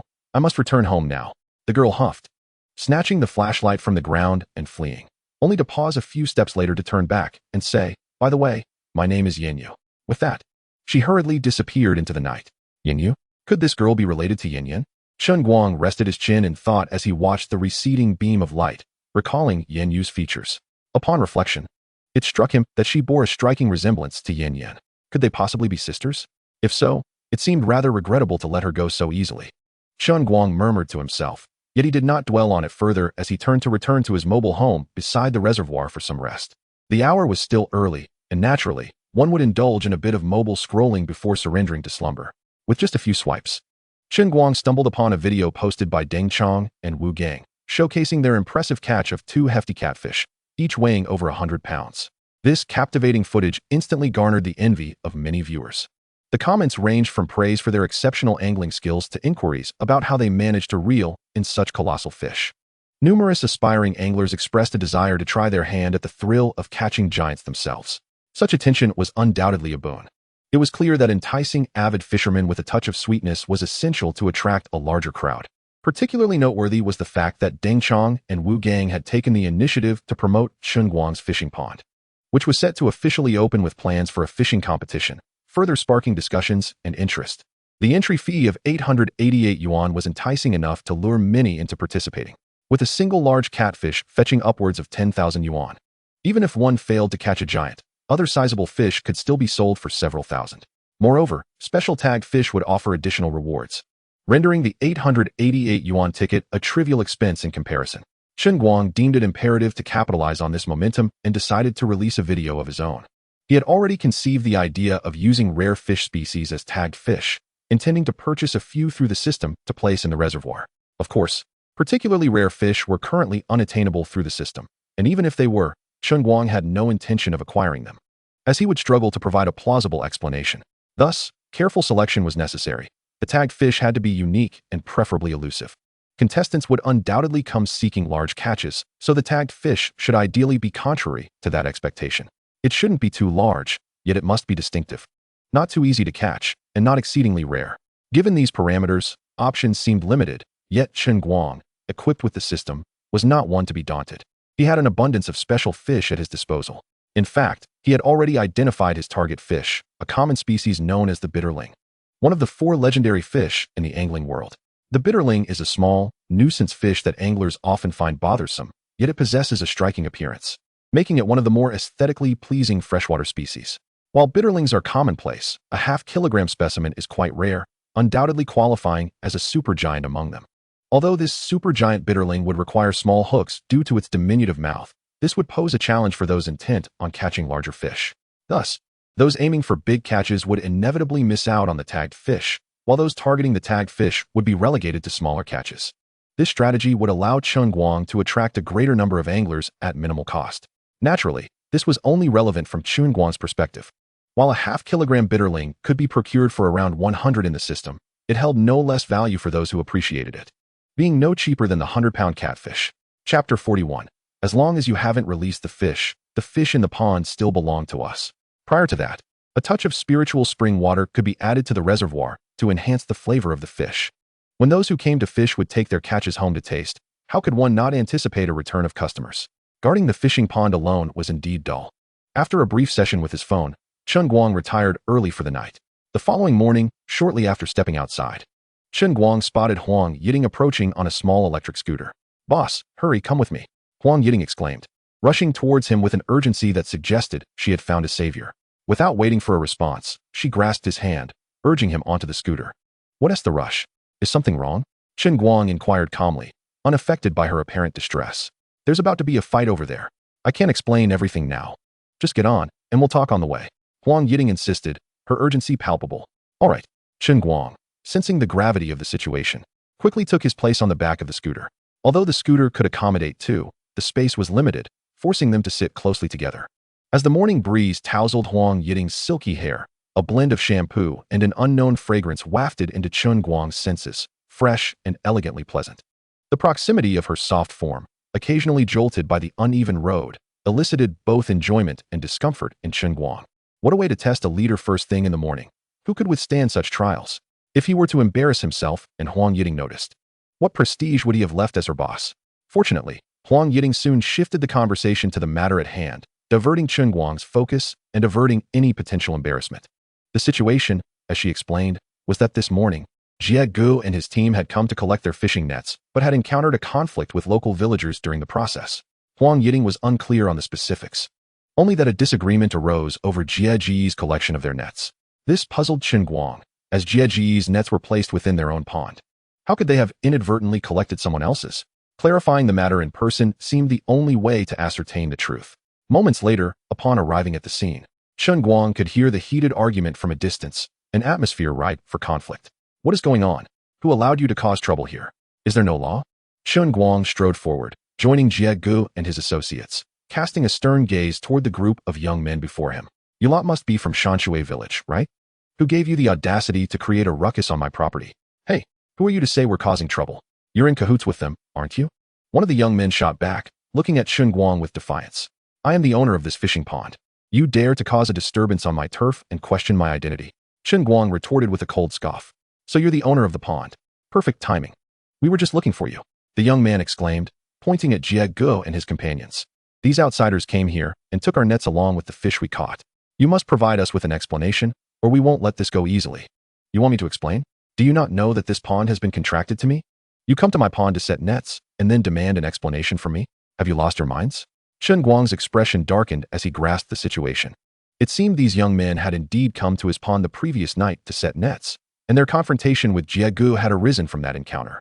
But your pond being contracted to you changes nothing. They took our nets, and as the owner, you owe us an explanation. Otherwise, this won't end well. One of the young men dismissed Chen Guang's reasoning. Their placement of nets in my pond was with my consent and payment. Did you receive my permission to set nets here? Have you paid me? I have yet to hear your explanation, and yet you demand one from me. Who gave you the audacity to speak to me like that? Chen Guang's demeanor darkened as he glared at the young men. One of them, sensing the tension, tugged at the arm of the lead young man, saying, maybe we should just let this go? No, it's true that he has contracted the fish pond. But he hasn't stocked it with fish. The fish currently residing in the pond are merely the wild ones that were left behind. Why should we inform him about our traps, or why should we compensate him? One of the young men asserted with an air of entitlement. Monkey is right. Since he hasn't introduced any fish, those in the pond rightfully belong to us. There's absolutely no issue with us using traps to catch our own fish. Another young man eagerly chimed in. Very well, if you believe that the fish in the pond still belong to you, then I shall go find your village chief and have all these ponds returned to you. I was just lamenting about not having a reason to refund you, and now you've conveniently provided me one, Chen Guang remarked, barely containing his amusement at the audacity of the young men. Aren't you being unreasonable? I could just as easily turn this around and claim that you have breached our contract and demand a refund. Let us see how anxious you become then. Of course, Chen Guang had no genuine intention of refunding the money. Rather, he aimed to teach them a lesson to deter any future mischief. Turning to Brother Jie and the others, Chen Guang said, I apologize for the inconvenience caused today. Please head to my home for a brief respite. I will return shortly after addressing this matter to offer my apologies. It's no trouble. We can wait. Brother Jie nodded in agreement. Chen Guang chose to ignore the young men further and left without hesitation, leaving them bewildered and exchanging glances. What should we do now, monkey? He wouldn't actually go to the village chief for a refund, would he? If he retrieves that 10 million due to this trivial matter, we would be scorned by everyone in the village. One of the young men anxiously questioned. This was a sum of 10 million, not merely 1,000. Divided among their families, it would amount to over 200,000 each. If such a substantial sum were returned, not only would the villagers berate them, but their parents might very well be inclined to reprimand them severely. What else can we do? We need to hurry back and apologize to Chen Guang. If we admit our fault and assure him that we will never act in such a manner again, a signed contract cannot simply be voided at will. The young man known as Monkey quickly realized, rallying his companions to return. Chapter 42. If all else fails, refund. A few fish and a couple of broken traps pale in comparison to 10 million. Their audacity stemmed from their local status, believing that such trivial matters would not provoke the pond's owner. However, they had not anticipated that he would escalate the situation over something so minor. using it as an excuse to claim they were the ones in breach of contract. If that money were to be refunded, who would be foolish enough to offer such a high price to contract their fish pond in the future? The group of young men hurriedly exited the road, catching sight of Chen Guang disappearing on his electric scooter. Quick, let us return to the village. Monkey was about to lead the group back when a thought struck him, causing him to halt abruptly. No, we should call the village chief first and inform him not to refund the money so easily. In truth, he was overthinking.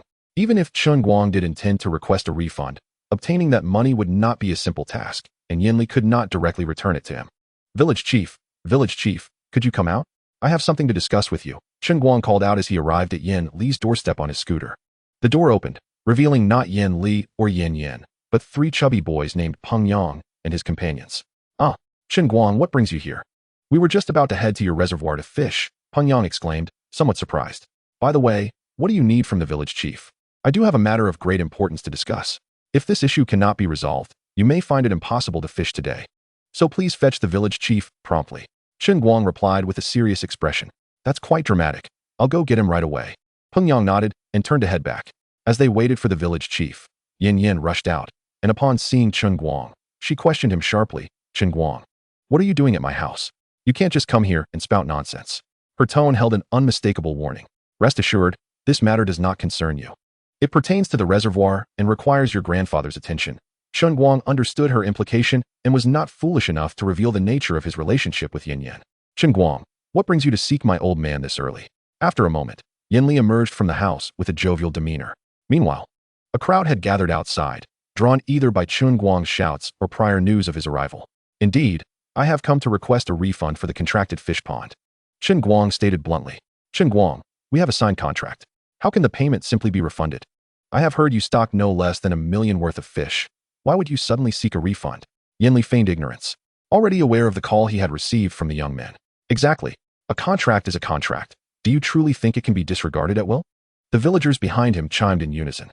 Everyone, please quiet down and allow me to speak. Chen Guang raised his hand to command silence. You are all aware that I have invested over 1 million fish in my reservoir, indicating my desire to cultivate them properly. However, the behavior of your villagers has been utterly excessive. Within mere days, you have brazenly breached our agreement. Do you think I can continue to sustain my fish under these circumstances? If you wish to breach the contract, then naturally, I demand a refund. Is there any issue with that? Surely, there must be a misunderstanding. We would never breach a contract, Yin Li replied with a smile. Indeed, when have we ever breached an agreement? You cannot simply declare us in breach without justification. The villagers echoed in agreement. They were not foolish. Having contracted their pond at such a high price, they would never jeopardize it by breaching the contract. All right, since you claim you have not breached the contract, then does it not mean that the 800 acres of pond I have contracted belongs solely to me for a decade? Does it not also mean that all the fish within belong to me? Chen Guang demanded sharply. That is certainly the case. Aside from water for irrigating farmland, the fish, or even a single blade of grass in the pond, is yours, one villager replied. Then why do the villagers claim that the fish in the pond belong to them? Chen Guang countered. This morning, several of your young men were collecting traps in my pond, and coincidentally, I had placed some traps there yesterday after contracting the pond to someone else. This morning, while retrieving the fish traps, I may have inadvertently collected the traps set by a few young men from your village. Upon discovering this, they not only threatened violence, but also insisted with unwavering certainty that all the fish in these ponds belonged to their village. They demanded not only the return of the fish, but also compensation. Am I to understand that after investing so much money in leasing these ponds and nurturing the fish, all of my efforts have resulted in them becoming property of your village? What, then, is the purpose of my investment? Am I merely funding your fishing endeavors? If this isn't deemed a breach of contract, then what do you call such behavior, fraud, or robbery? Upon hearing Chen Guang's remarks, Yin Li was taken aback, realizing that the previously naive young man possessed such sharp insight. With a smile, Yin Li stepped forward to mediate, saying, Boss Chen, there must be a misunderstanding. Our villagers are law-abiding citizens. It is inconceivable that they would act in such a manner. I suspect it is simply a few young workers who have just returned from afar and are unaware that the ponds have been leased. I will have those youngsters come over to clarify and apologize to you shortly. Indeed, Boss Chen, those young men, just back from work, were unaware of the lease and thus spoke out of turn. I believe they meant no offense. Had they understood the situation, they certainly would not have uttered such words, echoed another elder villager. In truth, they were somewhat aware of the situation. They recognized that their actions were unjustifiable. However, their wrongdoing was minimal. Having only pilfered a few fish, and the matter was not as grave as Chen Guang portrayed. They believed that Chen Guang was merely seizing the opportunity to express dissatisfaction over the high leasing fees and sought to regret his contract, hoping to reclaim his investment. They would not permit him to withdraw now that the money was essentially in their grasp, so they felt compelled to thwart his attempts to exploit the situation. Just forgive them this once. I assure you there will be no next time. Regardless of whether this is a misunderstanding, I truly cannot afford to lease your ponds again. Chen Guang replied calmly. If such an incident were to recur, and you claim it to be a misunderstanding, how am I to continue my fish farming? Can you not seize the fish I raise at will? If I fail to catch them, they become yours. Yet if I do, you simply assert it was a misunderstanding, that you were unaware the ponds had been leased to me. I might as well abandon the venture altogether. Boss Chen, I assure you that such an incident will never happen again. This was truly a misunderstanding, Yan Li promptly guaranteed. Yes, indeed, Boss Chen. This incident was genuinely a misunderstanding. Should anything like this occur again, you may treat them as fish thieves and apprehend them without hesitation. We shall not protest, the villagers chimed in unison. Compared to 1,000,000, what are a few fish worth? With wealth in hand, would they not easily procure more fish? Even if someone were caught stealing, it would not be their concern. Let the guilty face their penalties. Boss Chun, those young rascals have returned. I will have them come over to apologize to you. Would that be acceptable? Yan Li exclaimed, spotting the group of young men and beckoning them towards Chen Guang. Boss Chun, we sincerely apologize for today's incident. We genuinely did not know the ponds had been leased. We thought they were still abandoned. And that is why we reacted angrily when we saw the traps being collected by others. The young men stood in a row before Chen Guang, heads bowed, like children caught in wrongdoing. We did not intend any harm, and we hope you can forgive us this time, considering our ignorance. We promise it will not happen again. These lines had been rehearsed during their return journey, and Chen Guang was well aware that they were not truly ignorant. They simply believed that since the ponds had no visible fish, he could not take action against them, which emboldened their arrogance. Chen Guang's uproar was not aimed at obtaining a refund. He understood that no matter how he leveraged the situation, reclaiming his money was unlikely. His goal was merely to send a message to the villagers, for he knew that such a commotion, given the financial stakes, would compel the majority to behave more reasonably. With the system in place, he was confident that he would eventually recoup the million he had invested, and thus he had no intention of terminating the lease. However, he pondered whether the contract would still hold if dissolved, and how challenging it might become to earn money so easily again. Very well, considering your ignorance, I shall let this matter slide. However, should a similar incident occur again, I will treat you as fish thieves and apprehend you. I will confiscate your traps and catches. I trust you have no objections? Chen Guang found a way to ease the situation while still asserting a firm stance, lest others perceive him as an easy target. Thank you, Boss Chen. We assure you there will be no next time. The young men eagerly nodded in agreement. With that, the matter seemed to reach a temporary resolution.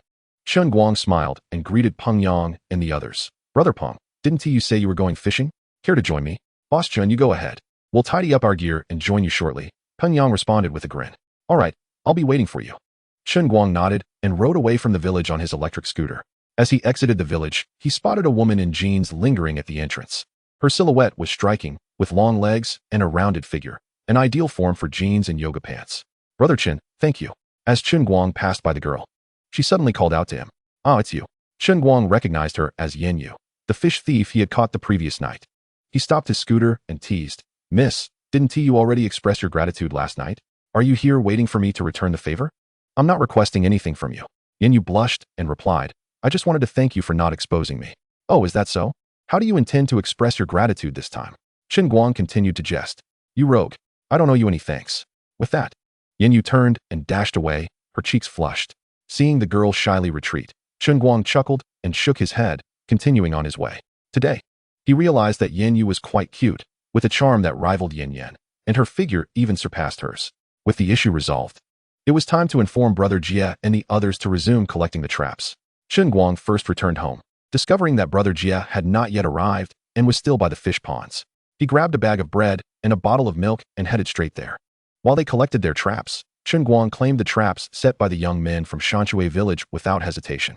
After finishing with the first pond's traps, they retrieved 3 traps, yielding a modest catch of about 4 to 5 pounds. Not too much, yet not insignificant. It was only upon reaching the deep pool that they encountered an unexpected surprise. Cousin, quick, look at that. Could it be another snake? As the young girl pulled up the trap, she was so startled that she tossed it aside. That shouldn't be. What kind of snake would be found in such a deep pool?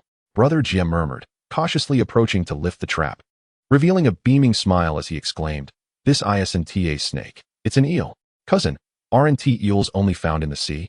Could it be that this deep pool connects to the sea? My little cousin inquired, her face a portrait of bewilderment. Who says eels only inhabit the ocean?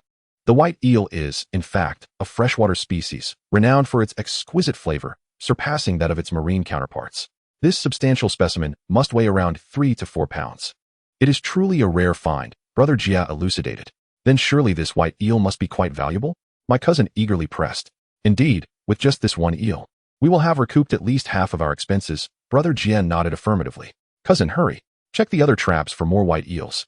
If we catch another, we'll break even, and everything else will be pure profit, she exclaimed, excitement radiating from her as she rushed to inspect the other traps. Goodness, what on earth is this? It has 4 legs like a lizard, and it's quite grotesque, my cousin remarked as she pulled up a trap, revealing a peculiar creature. She mumbled softly and reached out to investigate it. This axolotl seems somewhat abstract. Chapter 44. My dear lady, have you come to deliver sheep once more? Cousin, do not act rashly. Brother Jia interjected immediately. What is wrong, cousin? Is this creature poisonous? My cousin asked, retracting her hand in alarm, her expression one of vigilance.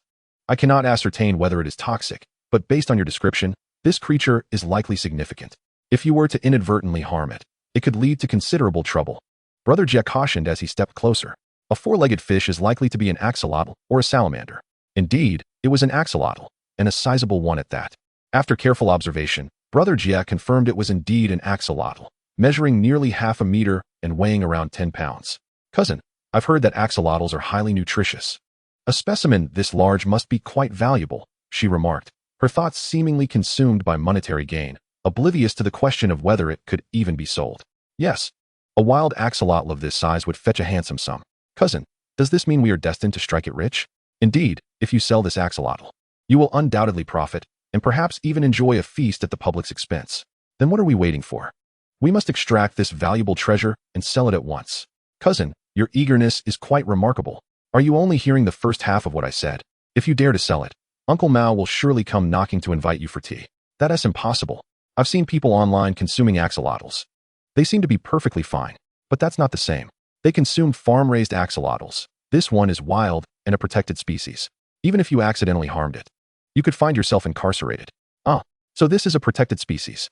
Does that mean we must release it? What do you think? Do you truly wish to dine at the public's expense? Brother Jia stated, as he carefully opened the trap and released the axolotl back into the water, allowing it to swim away freely. Boss Chen, the water quality in this pool is truly remarkable. I never imagined it could harbor wild axolotls. I suspect the other fish here must also be exceptionally delicious, Brother Jia remarked, turning to Chen Guang. The fish here indeed possess a flavor superior to that of ordinary fish. However, I too did not expect the water quality to be so pristine, capable of nurturing wild axolotls. It seems we must be more cautious about setting traps in the future. Chen Guang nodded in agreement. Certainly. If we carelessly trap another and fail to retrieve it in time, it could lead to significant issues, Brother Jia concurred. Although uncertain how many axolotls resided in the deep pool, he understood the need for vigilance. Thankfully, the subsequent traps yielded no more unusual creatures, only the common fish varieties. Whether fish or other flora and fauna, the more peculiar and unfamiliar they are, the wiser it is to avoid unnecessary contact. One never knows when a misstep might result in an unexpected invitation to dine at the public's expense. Boss Chen, I believe the fish ponds we sampled are quite promising. Why not let me contract all of them? After collecting the traps, it was time to discuss the matter of leasing the fish ponds. They were reluctant to leave without securing a few. Not so fast. Why not start by leasing one as a trial? Besides, you won't be able to manage too many today. Once you finish with one, we can discuss the others at a leisurely pace, Chen Guang hurriedly suggested. As for the price, Brother Jia, you can determine it. I trust you to assess the quantity of fish after your sampling, so I won't set an arbitrary price. Before the ponds were drained, no one could accurately claim the quantity of fish within. After all, traps only caught smaller fish, leaving larger ones undetermined. I see this nearby pond appears quite suitable, not too large, not too small. I estimate it holds around 500 to 1,000 pounds. I propose a fair price of 8,000 yuan, Brother Jia calculated. Agreed, 8,000 it is, Chen Guang replied without hesitation. He had intended to clean the ponds before restocking them, so he was quite satisfied with the price. As Brother Jia and his companions began preparing to pump water, Chen Guang returned to his main base of operations. While contracting ponds was a minor task, collecting fishing fees was of utmost importance. He had just received over 10,000 yuan in revenue, likely from the trio of fishermen who had come to pay their fees. With Brother Jia's 8,000 added, they were nearing 20,000 yuan. If a few more patrons arrived later, they could easily net 30 or 40,000 in a day, recouping their investment by year's end. As fate would have it, upon arriving home, new business came knocking at his door. Well. Is that not Miss Jinling? Have you come to deliver sheep to me? Chen Guang exclaimed upon spotting Jinling leading 3 sheep toward his courtyard. Heartless boss, are you blind? This young lady is here to negotiate with you again. Jinling pouted, a hint of defiance in her voice. Negotiating is fine, but first, you must return the sheep you owe me before I consider our deal, Chen Guang said, rubbing his hands as he eyed the sheep she was leading. Here, take one. It's just a sheep. I have plenty, Jinling replied, tossing a tethered rope to him with an air of impatience. Excellent. So, Miss Jinling, are you planning to barter these sheep for fishing fees again? Chen Guang grinned as he accepted the sheep, his gaze shifting greedily to the other 2 sheeps in her grasp. Indeed, I wish to trade these 2 sheep for 4 hours of fishing fees. This time, I am resolute, she declared confidently. Miss Jinling, I think it's best to reconsider. Your offer is practically akin to gifting me sheep. Chen Guang quipped, chuckling. While I would love to have the other 2 sheep, you're quite petite, and I fear you might end up in the water again if a big fish pulls you in. Heartless boss, do not underestimate me. Last time, I simply had an unfortunate accident with a fish pulling me in. This time, watch as I haul in the big fish from your reservoir, Jinling proclaimed, shaking her fist with determination. Very well. Since you insist on gifting me these 2 sheep, I shall graciously accept them. Although the trade of 2 sheep for 4 hours of fishing fees falls considerably short, I shall grant you the exchange, considering your evident inability to catch any fish. Chen Guang chuckled as he led the remaining 2 sheep from Jinling's hands. One cannot refuse a gift so freely offered. Chapter 45. This is to raise crocodiles. You wretched businessman, just wait and see how I will make you weep today. Jinling huffed disdainfully. She had come prepared, having been inspired after watching the videos of Deng Chong, Wu Gang, and Yu Yao yesterday. Thus, she was determined to seek revenge on Chen Guang this morning, leading the sheep with her. Of course, she was also self-aware. The videos had unexpectedly enlightened her.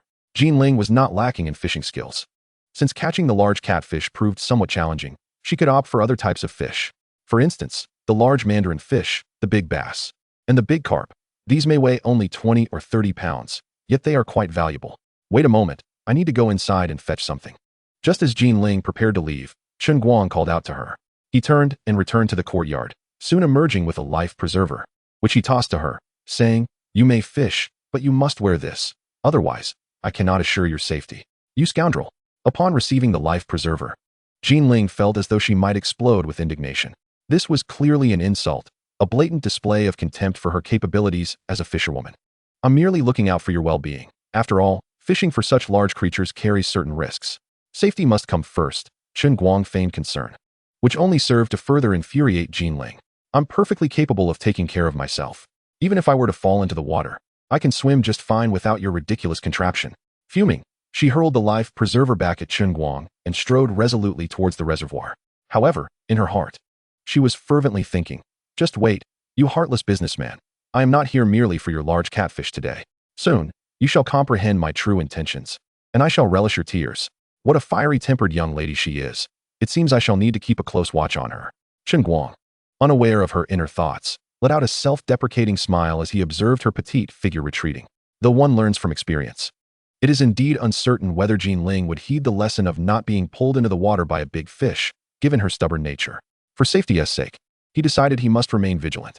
With the addition of the previous sheep, Chen Guang now had 4, which proved somewhat inconvenient when housed with the chickens and ducks. He instructed Fu Dongsheng and the others to construct a simple sheep pen for the temporary accommodation of the 4 sheep. After a busy morning, he finally found a moment of respite and decided to check in with the system to see if any rewards awaited him. Upon successful sign-in, he received a reward of 100 crocodiles. Staring at the notification in disbelief, Chen Guang found it astonishing. While he could accept the chickens, ducks, and geese, now crocodiles had been added to the mix. Since they were free, he intended to make full use of them. Crocodiles are indeed formidable creatures, but clearly unsuitable for the large fish pond. Such a dangerous species must be kept in a secure environment, thus necessitating the creation of a separate pond specifically for them. Simply fencing it with wire mesh would not suffice. To ensure utmost safety, it would require construction with cement bricks. As this thought crossed his mind, Chen Guang abruptly halted his steps, returning to the courtyard and calling out to everyone inside. Please come here for a moment. I have a matter to discuss and see if you can assist. Once everyone had gathered in the courtyard, Chen Guang slowly began. I wish to renovate a fish pond and will require some masons. I wonder if any of your relatives or friends are in that line of work. Chen Guang was keen to prioritize giving this job to those close to him. If they had no connections, he would seek help from the village later. Boss, I have a relative who is a mason, but I'm unsure how many workers you need, Hu Qin inquired promptly. I intend to build a crocodile pond. Approximately 2 acres in size, and ideally, it should be completed within 3 days. The exact number of workers is not a concern, as long as the work is done within that time frame. Chen Guang succinctly outlined his requirements. If you have any friends in this trade, please let them come to discuss the details with me. All right, I'll inquire and get back to you shortly. Hu Qin nodded, not promising anything definite.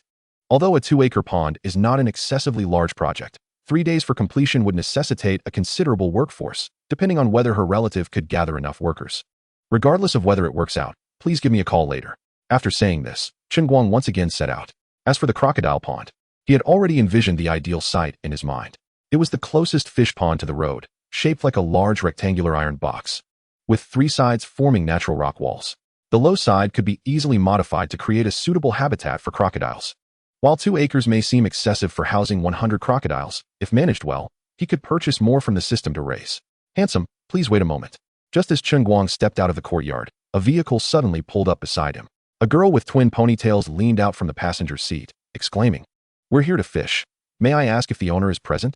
"Welcome. I am the owner," Chen Guang replied with a radiant smile. "Oh, so you're the owner. I didn't expect you to be so young and handsome," the ponytailed girl exclaimed as she opened the car door and stepped out. Chen Guang then noticed that she was quite petite and adorable, dressed in a JK uniform paired with white socks and small leather shoes. She was even smaller than Jean Ling, yet unlike Jean Ling, she possessed a remarkably ample bosom that belied her youthful appearance. Following her, 3 other stylish young women emerged from the vehicle. The driver was a tall girl, contrasting sharply with the ponytailed girl. She wore knee-high black boots, short leather shorts that showcased her long legs, and a white crop top that accentuated her slim waist, exuding both youth and allure. To the left in the back seat was a girl of average height with a slightly plump figure. Her blue t-shirt, adorned with cartoon patterns, was stretched to a 3-dimensional effect, while her denim shorts were tightly encased in black stockings, creating a slight bulge at her thighs. On the right, a girl in a simple floral maxi dress caught Chen Guang's attention the most. Standing around 5 feet 7, she had delicate features and fair, smooth skin. Though her long, loose dress seemed modest, it could not conceal her alluring curves. "Boss, you're so young and charming. What made you decide to come to this countryside to manage a fish pond?" the ponytailed girl inquired, batting her eyelashes. "Beautiful ladies, even if you flatter me, it won't reduce your fishing fees," Chen Guang replied playfully. Chen Guang did not respond to the question posed by the girl with twin ponytails. Instead, he smiled faintly and remarked, "I must say, dear boss, your lack of romantic sensibility is rather astonishing. Here we stand, for stunning beauties, and yet your gaze seems solely fixated on money." The girl with twin ponytails pouted slightly, expressing her dissatisfaction. "That is certainly not the case. My eyes are presently captivated by each of you lovely ladies. Money resides not in my sight, but in my heart," Chen Guang replied with a smile. While beautiful women are indeed a feast for the eyes, even fourfold allure pales in comparison to the significance of modest sums. Chapter 46. Are you here to catch fish or to ensnare me? The girls erupted into laughter. "Boss, you truly possess a sense of humor," the slightly plump girl chuckled. "Don't mind her. Our friend Qian loves to jest. We've come here to fish, having heard tales of your plentiful and genuine fish of the grade we seek. Might I inquire about your fees?" She referred to Qian, the girl with twin ponytails, whose full name was Zhou Qian. The slightly plump girl was named Pei Ying, while the other 2 were Luo Yujiao, a tall girl clad in leather pants, and Bai Cha, who wore a floral dress. "My pricing for the giant fish pond is standardized at 888 yuan per hour. Regardless of what you catch, you may take it with you," Chen Guang said, assessing the girl's attire and pondering whether they truly intended to fish or if they sought to ensnare him, the proprietor. "Boss, if we are merely fishing for the grade we desire, shouldn't the price be a touch more reasonable?" Pei Ying inquired.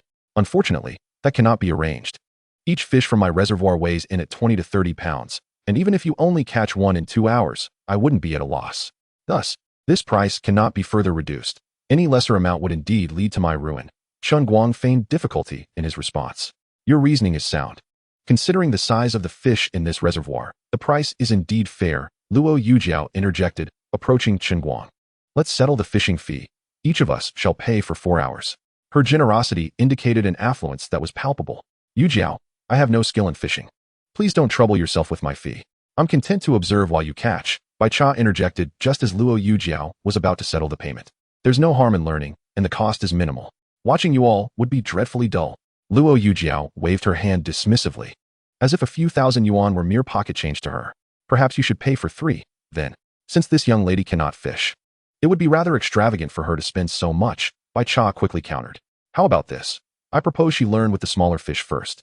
In addition to the giant fish pond, I have several others. I want to charge her for that, Chen Guang suggested, taking note of their ongoing exchanges. I agree with the boss. I shall practice in the other ponds first and can join you later, Bai Cha immediately concurred. Very well. I didn't expect you to be quite so amiable, not solely focused on profit. Luo Yujiao teased after completing the payment. A gentleman appreciates wealth through rightful means. I cannot profit from someone who cannot fish, Chen Guang chuckled. Now, let us proceed to the reservoir. With that, Chen Guang rode ahead on his electric scooter, leading the group to Nanling Reservoir. In a corner, Jin Ling was diligently preparing bait, while the trio of chubby girls had already begun casting their lines at the waist of the reservoir. These visitors were primarily there to catch perch and pike, likely with the intention of taking them home for a meal. Chen Guang contemplated whether to pour some spiritual spring water into the reservoir to enhance the fish's flesh, ensuring they would leave with a memorable meal and a desire to return. This would not only retain loyal customers, but also attract new patrons, establishing a stellar reputation that would facilitate future sales of the fish he cultivated. Although the daily yield of spiritual spring water could not meet Chen Guang's consumption, as the reservoir had initially been abundant, the water level had merely dropped slightly, leaving plenty to spare. He ladled a scoop of spring water into the reservoir, a discreet action unseen by others. Immediately, the fish within the reservoir began to leap joyfully, some even breaking the surface. The water quality improved significantly, enhancing the vitality of the fish by 10% and the delicacy of their flesh by 100%. Chen Guang was astonished, realizing the profound effect of a single scoop of spring water. If he were to raise fish directly in this enchanted water, they could become legendary, capable of curing ailments with a single bite. Of course, this was merely a thought. He had not yet reached the point of extravagance where he would use spiritual spring water for fish cultivation. Wow, there are so many large fish, Zhou Qian exclaimed, her excitement palpable as she observed the fish joyfully leaping from the water. These fish must know we're here and are eager to welcome us, ready to jump into our bowls. Little one, whether fish leap into your bowl depends on your skill. Your charm has yet to reach the level that would entice them to do so. Luo Yujiao gently tapped Zhou Qian's head. Yujiao, my brain isn't particularly clever to begin with. If you keep tapping, it will only get duller. Zhou Qian pouted playfully, shaking Luo Yujiao's hand. All right, let us prepare to fish, Luo Yujiao said, releasing Zhou Qian's hand before addressing Chen Guang. Boss, please take good care of our Bai Cha while we fish. Absolutely. Rest assured, there will be no issues here. Chen Guang nodded reassuringly. Initially, he considered feeding the fish to enhance their catchability, but decided against complicating matters. The skill of the girls would determine how many fish they could catch. After all, the fish in his reservoir were not particularly easy to reel in. He feared that if the difficulty increased, they might all leave empty-handed, jeopardizing future visits and the potential for word-of-mouth promotion. Were it not for the absence of a difficulty reduction option in the system, he might have considered easing their task, even if they caught fewer fish. It would appear as a significant loss on the surface, though he might not actually suffer any real loss. As they began to fish, Chen Guang turned to Bai Cha and said, By the way, lovely lady, I haven't yet learned how to address you. I am Bai Cha. You may call me Cha Cha, as the others do, she replied, looking a bit shy, her cheeks flushing slightly upon speaking to Chen Guang. Cha Cha is a delightful name, Chen Guang complimented. I am Chen Guang. You may call me either my name or Chen Boss. You are quite an intriguing individual, who would dare to have others refer to themselves as boss. Bai Cha remarked with a gentle smile. Chapter 47 had not yet allowed for mischief, yet fortune arrived unexpectedly. Because boss sounds so imposing, Chen Guang chuckled, then deftly shifted the topic. Cha Cha, would you prefer to observe here for a while? Or shall I escort you to another fishing spot? Boss Chen, do you have pressing matters to attend to? If so, please feel free to go about your business without concern for me, Bai Cha replied, assuming Chen Guang had other commitments. I have no urgent tasks at hand. I merely feared you might find yourself bored. If you wish to observe here for a while longer, we can certainly proceed later. Chen Guang clarified with a shake of his head. Then I must trouble you, Boss Chen. Where shall we go fishing? Bai Cha inquired, her curiosity piqued. Although she had spotted 2 large reservoirs, she worried the smaller fish ponds might be too distant. There is a pond beneath this reservoir, teeming with fish, though it may be challenging to catch them. Additionally, beside the larger reservoir lies a deep pool, While its size is modest, it houses plenty of fish, making it an excellent venue for you to hone your angling skills, Chen Guang explained, gesturing towards the lively water pond below before indicating the direction of the expansive reservoir. Of course, if you prefer to fish in the largest reservoir, that is also an option, but the fish there are notably harder to catch.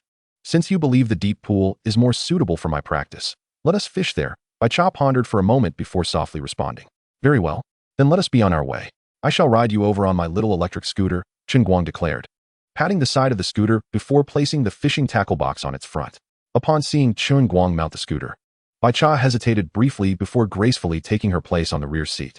Cha-cha, you must hold on tightly. The road is rather uneven and may jolt you off, Chen Guang advised. It is indeed more fitting for a young lady to sit sideways in a skirt, as it prevents any accidental exposure. Yet this position can also be perilous. Sudden stops could easily send one sliding off the seat. Understood, Bai Cha nodded gently, obediently grasping his shirt as instructed. The reason young men delight in riding scooters with their companions, aside from the inability to afford cars, lies in the opportunity to engage in innocent closeness, fostering a more intimate bond. Their path, however, led them through potholes and bumps, as if they preferred to challenge themselves rather than take the smooth route. To them, obstacles were not hindrances, but rather avenues to deepen their connection. Fortunately, Chen Guang did not need to resort to such tactics to enjoy similar privileges, as the road was inherently bumpy. The jolting journey revealed to Chen Guang that he had underestimated Bai Cha. Beneath her seemingly demure exterior lay an intriguing depth. Meanwhile, Bai Cha's cheeks flushed a deep crimson, not regaining her composure until they crossed the dam of the large reservoir and reached the main road. Otherwise, she would have felt too embarrassed to disembark. Boss Chen, why are there still people pumping water here? Upon dismounting, Bai Cha heard the sound of water being drawn nearby and curiously inquired. I just secured a pond for Brother Jie and his crew. They are currently drawing water from it, Chen Guang explained. However, the deep pool is still ahead, and their activities will not hinder us. As they approached a section of the road that the scooter could not traverse, Chen Guang parked it beside the road, grabbed the tackle box, and confidently stepped onto a small slope. Cha-cha, come here, let me help you up. Though the slope was not particularly steep, it posed a slight challenge for a young lady to ascend unaided. Seeing Chen Guang extend his hand, Bai Cha did not hesitate, grasping it firmly. The moment their hands touched, a spark akin to electricity coursed through Chen Guang's palm. Such delicate and smooth hands. He mused, suddenly struck by an idea. Should he seize this moment to feign a slip, tumbling to the ground and drawing her into his embrace? Such a beautiful girl naturally stirred his heart. Creating opportunities when none exist is the hallmark of a genuine man. Just as Chen Guang was lost in thought, Bai Cha had reached the edge of the slope.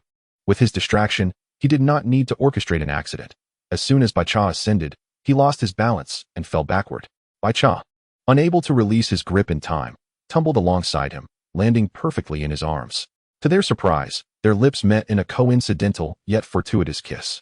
The softness of her form and the sweetness of the kiss made Chen Guang forget any pain from the fall. He had intended to create a moment, yet the unexpected had unfolded beautifully, much to his delight. Bai Cha, momentarily stunned by this sudden turn of events, took a while to regain her senses. She quickly scrambled off Chen Guang, her heart racing uncontrollably. Were you doing that on purpose? Bai Cha chastised him, her cheeks flushed with embarrassment. I swear, it was unintentional. I was momentarily captivated by your beauty, and that led to this mishap, Chen Guang replied, genuinely surprised by the turn of events, having not planned for such an encounter. Even if it wasn't intentional, it still counts. That was my first kiss. You must take responsibility, Bai Cha insisted, her gaze averted from Chen Guang. He was taken aback by the revelation that such a stunning girl had preserved her first kiss, realizing she was also quite modest. Responsibility? I would gladly accept that, Chen Guang exclaimed, thrilled at the prospect of being accountable to such a lovely girl. He embraced Bai Cha, whispering softly in her ear, Cha-cha, technically. That was my first kiss too. Don't you think it's a shame that we lost our first kisses without truly savoring the experience?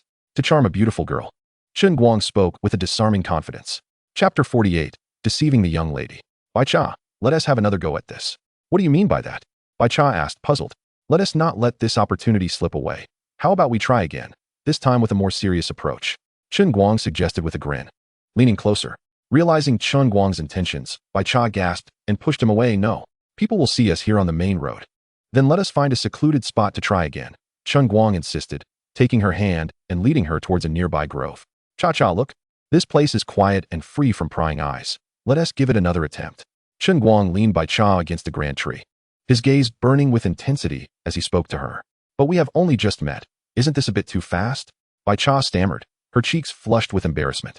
Chen Guang was taken aback by the innocence and beauty of this girl. It was astonishing that she had not been deceived by other men all these years, which only deepened his affection for her. Initially, he may have intended to tease her, but now he was sincere, yearning to possess her. Cha-cha, I promised to take responsibility for you. So doesn't that make me your husband now? After all, it is only natural for a husband to kiss his wife. Wouldn't you agree? Chen Guang began to weave his dubious logic. Such preposterous claims would hardly convince even a ghost. Yet Bai Cha, in her naivete, instinctively nodded before quickly shaking her head, perhaps realizing the absurdity of the situation. Since you also think what I said is correct, does that mean I can kiss you without any issues? Chen Guang completely disregarded her shaking head and leaned in to press his lips against her cherry-like mouth. It was too late to refuse now. Their earlier kiss was an accident, but this one was intentional.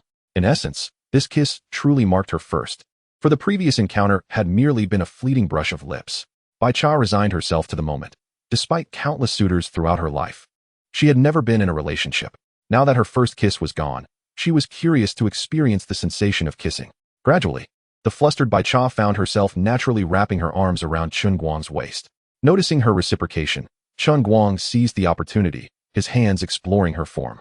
Time slipped away as half an hour passed, the two hardly parting except for brief moments to catch their breath. How does it feel? Is it not delightful? Chen Guang breathed, his warm breath brushing against Bai Cha's rosy cheeks. It's all right, she replied shyly, lowering her gaze. Shall I continue? Chen Guang teased, observing her bashful demeanor. Are you trying to kill me? My lips are swollen from your kisses. How will I face anyone later? Bai Cha's head drooped even lower, as if by avoiding his gaze, she could render herself invisible. How could I resist when you are so beautiful? Every time I see you, I am compelled to kiss you, Chen Guang said gently, cupping her delicate face. You naughty boy, you claim that kiss was unintentional. Yet I suspect you have used this trick on many young girls. Bai Cha playfully pounded her small fists against his chest, feigning anger. Though her blows lacked any real force. I would never deceive other girls. I would only play tricks on my dear Cha-Cha, Chen Guang confessed, though he had only threatened other girls. Is that true? Bai Cha asked, her bright eyes sparkling as she gazed at him. Absolutely. If you don't believe me, I can demonstrate. To her astonishment, his method of proof involved kissing her once more. What kind of proof was that? He was indeed a rogue. Unlike the previous suitors who had approached her with a veneer of humility and chivalry, this man was refreshingly direct, kissing her at the slightest provocation. Yet, she found herself increasingly drawn to this mischievous man. Let us go. I'm going fishing, Chen Guang said, casually adjusting Bai Cha's slightly disheveled collar before taking her hand and leading her toward the deep pool. In such a setting, they could only indulge in innocent flirtation. Any more audacious acts would be impractical, and even if Chen Guang desired to push boundaries, Bai Cha might not consent. Thus, he chose to savor the moment. To catch more fish, we must first bait the area. Let us prepare some bait, he instructed, opening his tackle box. Of course, bait selection is crucial. It depends on the type of fish you wish to catch. Given the variety of fish in this deep pool, we can opt for a universal bait. Typically, the proportion of bait to water is about 1:1. We will pour in water comparable to the bait and mix it well. Next, we must select the right line and prepare the fishing line, then find the bottom to adjust the float. Tying the line requires skill, especially when securing the hook. As he explained, he took Bai Cha's small hand in his and said, Come, Cha-Cha, let me teach you how to tie the fishing line. Like this, first bend the line slightly, then wrap it a few times and pull the bent part upwards. Chen Guang demonstrated the motion for Bai Cha without actually pulling the extra line. Wow, I had no idea tying a hook required so much technique. I thought a simple knot would suffice. Let me try? Bai Cha exclaimed, her eagerness evident. Wow, Cha-Cha, you're truly clever. You learned it after just one demonstration. Chen Guang exaggeratedly praised her. Hee, I'm impressive, aren't I?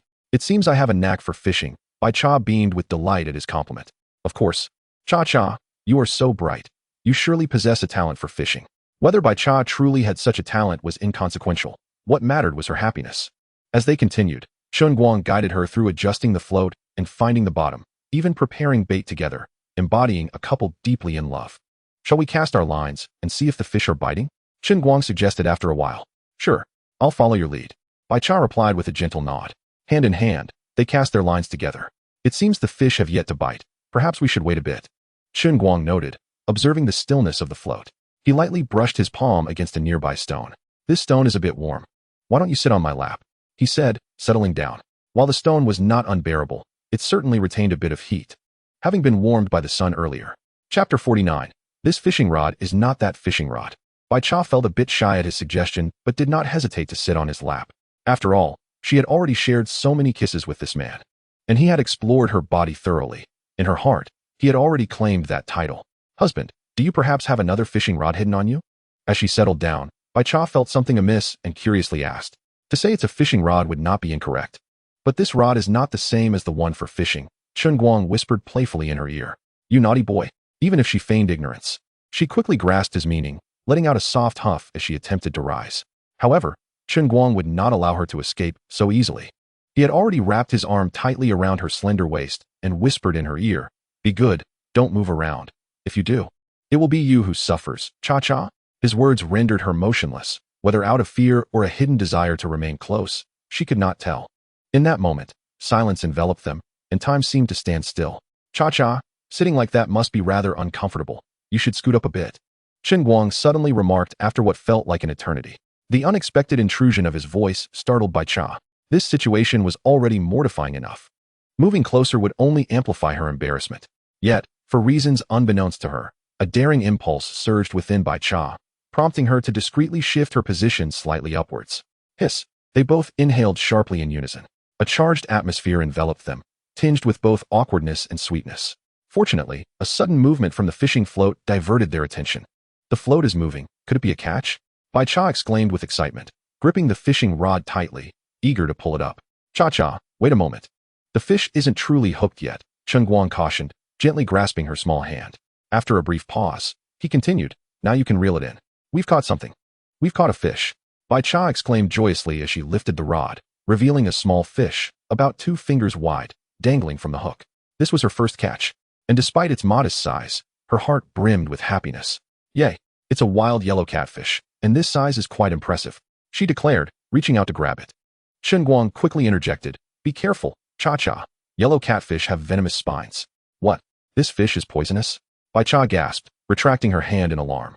While freshwater fish do not possess the same variety of venomous species as their saltwater counterparts, some can indeed be dangerous. The yellow catfish, for instance, can inflict painful injuries with its spines, and while the common mandarin fish is known for having the most toxic spines, the yellow catfish's spines, though painful, are not life-threatening. As Chen Guang deftly unhooked the fish, Bai Cha decided against further attempts to grab it. Let us continue fishing for other types, she suggested, casting the rod back into the water. Before long, they had another catch, this time a completely different species. What kind of fish is this? Bai Cha inquired, observing its resemblance to a grass carp, but noting its small size and large mouth. This is a horsehead fish. See how its mouth resembles a horse's? It's a small species, and this size is quite large for a horsehead, Chen Guang explained. The fish weighed about 3 or 4 taels, indeed classifying it as a sizable specimen. In the deep pool, not only were there many fish, but the variety was also plentiful. Every few moments, they reeled in another catch, each a different species. However, they all shared one commonality. They were all small, with none exceeding a pound, and some barely weighing an ounce. Bai Cha was elated to have caught so many fish on her first outing, her laughter ringing joyfully in the air. Her excitement caused her to fidget, much to Chen Guang's dismay. Hey, why has it suddenly started to rain? Bai Cha exclaimed, watching the raindrops create ripples on the water's surface. Looking up at the sky, she noticed that the sun had vanished behind a blanket of clouds. It seems we can no longer continue fishing. We'll have to come back another day, Chen Guang said, hastily packing up the fishing rod. For them, fishing was merely a pastime, and there was no need to continue in the impending downpour. Uncertain of what the others at the reservoir would decide upon seeing the rain, whether to pack up or brave the storm, Chen Guang felt it was not his concern. If the rain prevented them from fishing and they sought a refund for their fees, he would acquiesce. Conversely, if they wished to continue fishing despite the rain, he would gladly oblige. Spring rains arrive unexpectedly. As soon as Chen Guang and Bai Cha stepped off the road, a fine drizzle began to fall. Though the rain was gentle, its density meant that by the time they returned home, they would likely be drenched. Cha-cha, it seems we can't make it home in time. There's a mobile cabin nearby. Shall we seek refuge there? Chen Guang suggested, recalling that one of the 5 mobile cabins he had installed was situated at the reservoir's end, not far from their current location. All right, Bai Cha nodded softly, and as she took her place on the back of Chen Guang's electric scooter, she instinctively wrapped her arms around his waist. The distance to the nearest mobile cabin was roughly 500 meters, and even while riding, their clothes were considerably dampened upon arrival. Cha-cha, are you all right? You're not too wet, are you? Once inside, Chen Guang gently tucked a damp strand of Bai Cha's hair behind her ear, his eyes filled with concern. I'm fine. Just a bit wet around my chest and legs. The rest is all right, Bai Cha replied softly, her cheeks slightly flushed. Upon hearing her response, Chen Guang's gaze unwittingly drifted to her chest. Chapter 50. Saliva can disinfect and alleviate bruises. The fabric of her dress posed no issues initially, but once wet, it clung tightly to her form, becoming semi-transparent. Despite having measured her dimensions previously, Chen Guang was taken aback by the vivid reality before him. He realized he had underestimated her allure. Cha-cha, you look truly beautiful, he managed to say, swallowing hard. Pervert, don't stare, Bai Cha protested. Though her words were undermined by her proud posture as she subtly thrust out her chest, seemingly concerned he might not see clearly. Why shouldn't I look? Not only will I look, but I will do so unabashedly, Chen Guang replied with a grin. Cha-cha, your clothes are soaked. Let me help you take them off. No way, Bai Cha exclaimed, stepping back nervously, only to cry out in pain. What's wrong? Did I frighten you? Chen Guang quickly steadied her. No. I just twisted my ankle when I came in, Bai Cha explained, shaking her head rapidly. Ah, you twisted your ankle? Sit down. Let me take a look, Chen Guang said, guiding her to sit on the bed before kneeling to remove her shoes. Bai Cha wore a pair of white sneakers, and beneath them were pristine white socks, unblemished and emitting a faint, pleasant scent. It is often said that foot odor knows no gender, but fragrant feet seem to belong solely to beauties, rare and exceptional. Beneath her white socks were delicate, fair feet, each toe resembling a tiny silkworm, evoking an irresistible urge to draw near. However, there was a noticeable redness around her ankle, contrasting sharply with her alabaster skin. Fortunately, it's just a bit red. It shouldn't be a major issue. Let me massage it for you, he offered gently.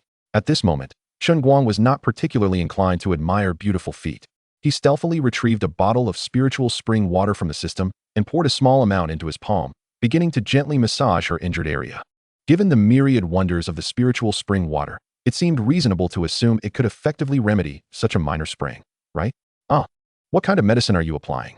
It feels so pleasantly cool, Bai Cha inhaled sharply, emitting a soft murmur. I haven't applied any medicine at all. I don't even have any on me.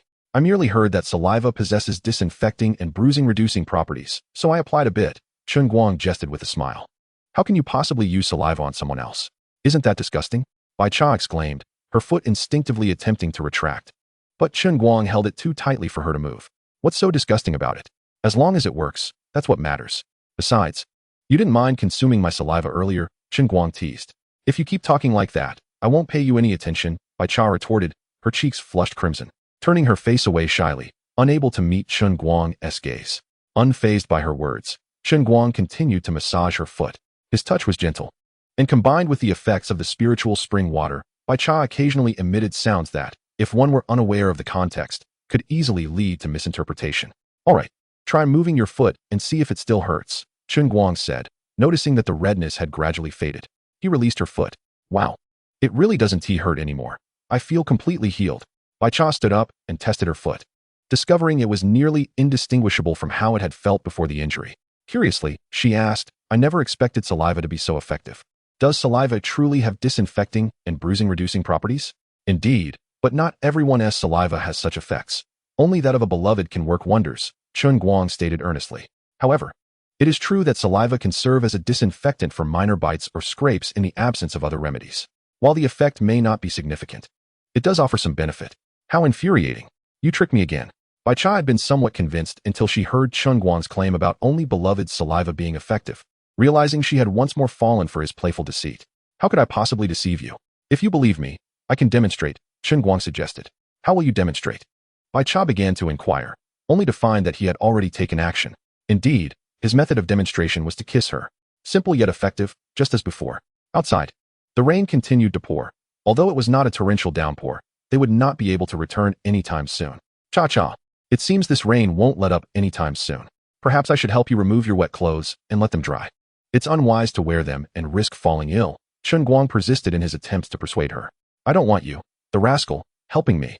You're just trying to take advantage of me, Bai Cha huffed, glancing at the blanket on the bed. But you're right. After I take off my wet clothes, you can help me hang them up.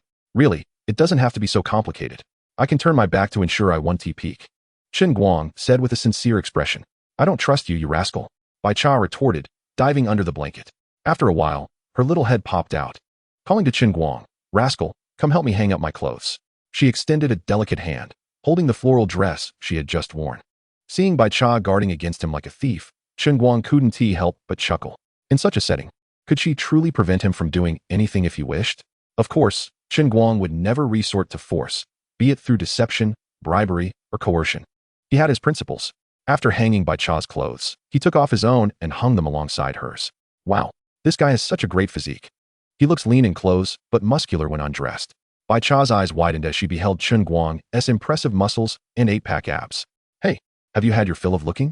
Would you like to come closer for a better view? Seeing Bai Cha's rare infatuated expression, Chen Guang teased her by waving his hand. What are you talking about? I didn't see anything. Bai Cha felt a pang of guilt as if caught in a lie, hastily shaking her head in denial. Cha, your flustered demeanor is quite adorable. However, shouldn't you wipe the saliva from the corner of your mouth for more credibility before saying that? Chen Guang pointed playfully at her mouth. Knowing full well she had nothing there, just wishing to tease her. Unaware of his ruse, Bai Cha thought she had actually drooled and quickly wiped her mouth, only to realize she had been tricked once more. Rascal, you've deceived me again. I'm really going to ignore you now. Bai Cha pretended to be angry, turning her face away, but in truth, she was too embarrassed to face him. Guess who I am? All right, if you want to look, do so openly. What is wrong with seeing your own man? Chen Guang smiled as he approached her to comfort her. Upon hearing his words, Bai Cha considered the logic behind them. What could be wrong with seeing one's own man? After all, she had nothing to lose, so why feel shy? This fellow seemed less robust than expected. Yet he possessed a remarkable physique. His muscles were not the exaggerated kind built through protein powders, but rather, they appeared natural and fluid, hinting at immense latent power. Bai Cha's large eyes darted around Chen Guang's body, her mind likely wandering in a myriad of thoughts. Is it handsome? Chen Guang inquired with a grin. Yes. Bai Cha instinctively replied. Then would you like to touch? Chen Guang continued to ask. Yes. Bai Cha nodded gently, having reached a point of resolution. She boldly extended her delicate hand. After being teased by him so many times, it was time to retaliate. After all, he was her man. What could be wrong with looking or touching? Wow, so firm. What a sensation. Women often hold a fondness for men with good physiques, just as men are drawn to women with attractive bodies. Cha, seeing as it's so cold, why don't you share some of the blanket with me? Chen Guang suggested again, relentless in his desires. The weather was not particularly hot, yet it wasn't very cold either. Bai Cha could distinctly feel his body radiating warmth, completely unperturbed by the chill. Although she was well aware that Chen Guang was being disingenuous, she still nodded slightly, saying, Rascal, you must promise not to get carried away. Rest assured, I guarantee I won't overstep. Chen Guang nodded vigorously, though internally he thought it would be quite the opposite. Eagerly, he lifted the edge of the blanket and nestled into the fragrant warmth. Rascal, didn't you promise me not to overstep? Bai Cha remarked, though her words did little to deter his wandering hands. She knew he would not be so compliant, but she hadn't anticipated that he would disregard his promise so swiftly. I'm not overstepping at all. I have followed the proper procedures, Chen Guang stated earnestly. What on earth does she mean by proper procedures? Clearly, that is not the case, but such details have become inconsequential. What truly matters is that he has reached a point of no escape. She had never anticipated that she would progress so swiftly with a man she had known for less than half a day. Yet, as death loomed, she felt no resistance in her heart. If there was no desire to resist, then it was time to face the challenge head-on. With this thought, Bai Cha shed her shyness and turned to kiss Chen Guang. The rain pattered down rhythmically, but for the fishermen, it was hardly a concern. The trio of chubby friends was already drenched, yet they continued to cast and reel in their lines by the reservoir.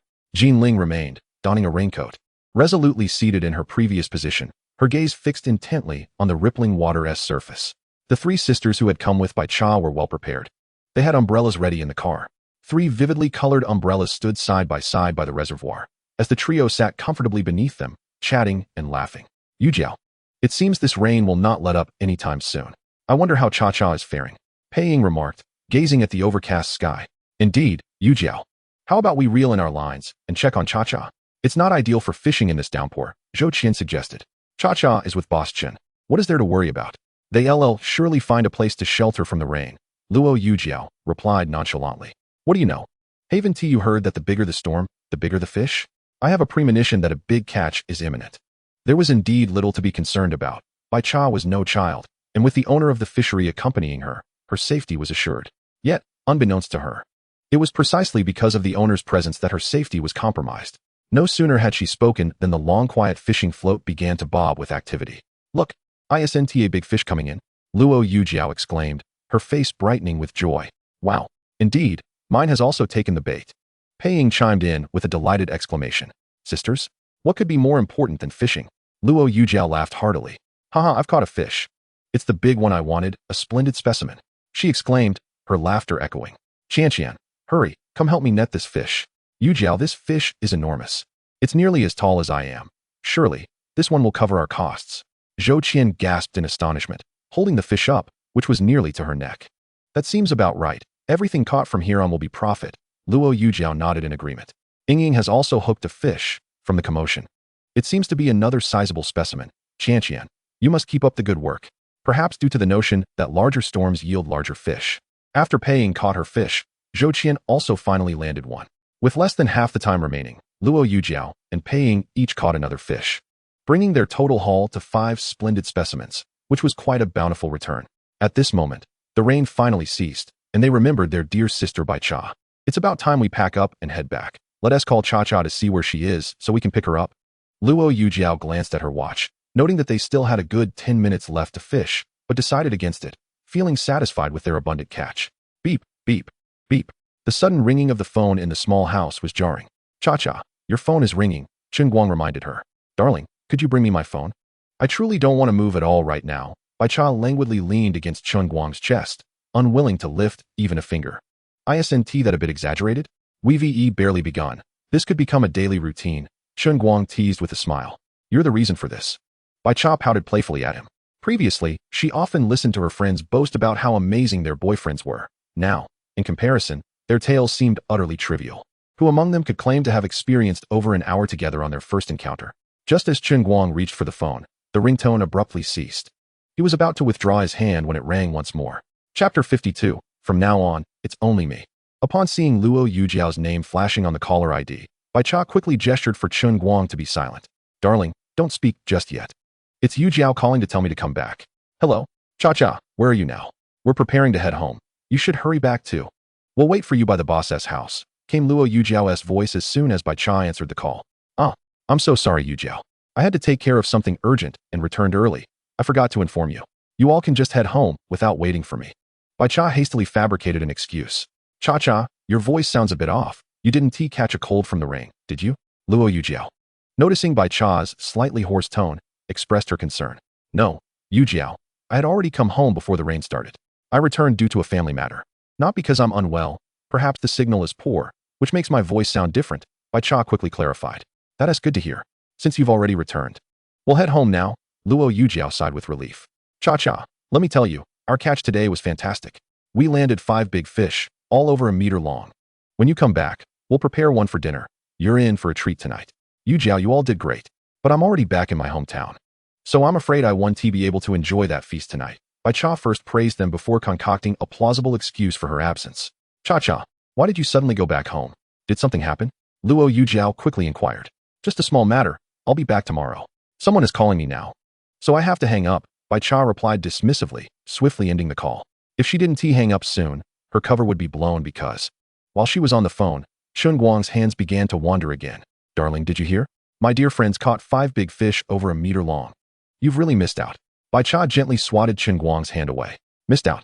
How could that be? Just 5 big fish in exchange for such a beautiful wife as you? There's no loss here. Even if it were 50 or 500 fish. I'd still be the real winner. Chen Guang smiled faintly, extending his hand once more. Of course. I have many suitors. You're truly the lucky one. Bai Cha said with playful pride. Indeed, I am fortunate, but from now on, the advantage belongs solely to me.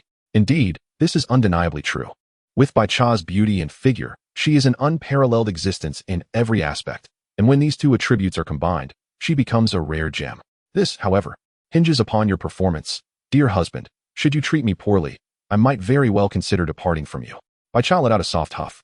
Is that so? Then I shall ensure that you, this little enchantress, can never part from me. Do not surrender.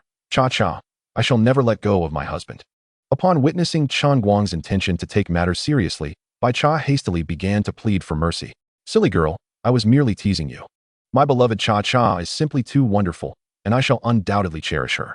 Chen Guang refrained from proceeding further, gently embracing Bai Cha to comfort her.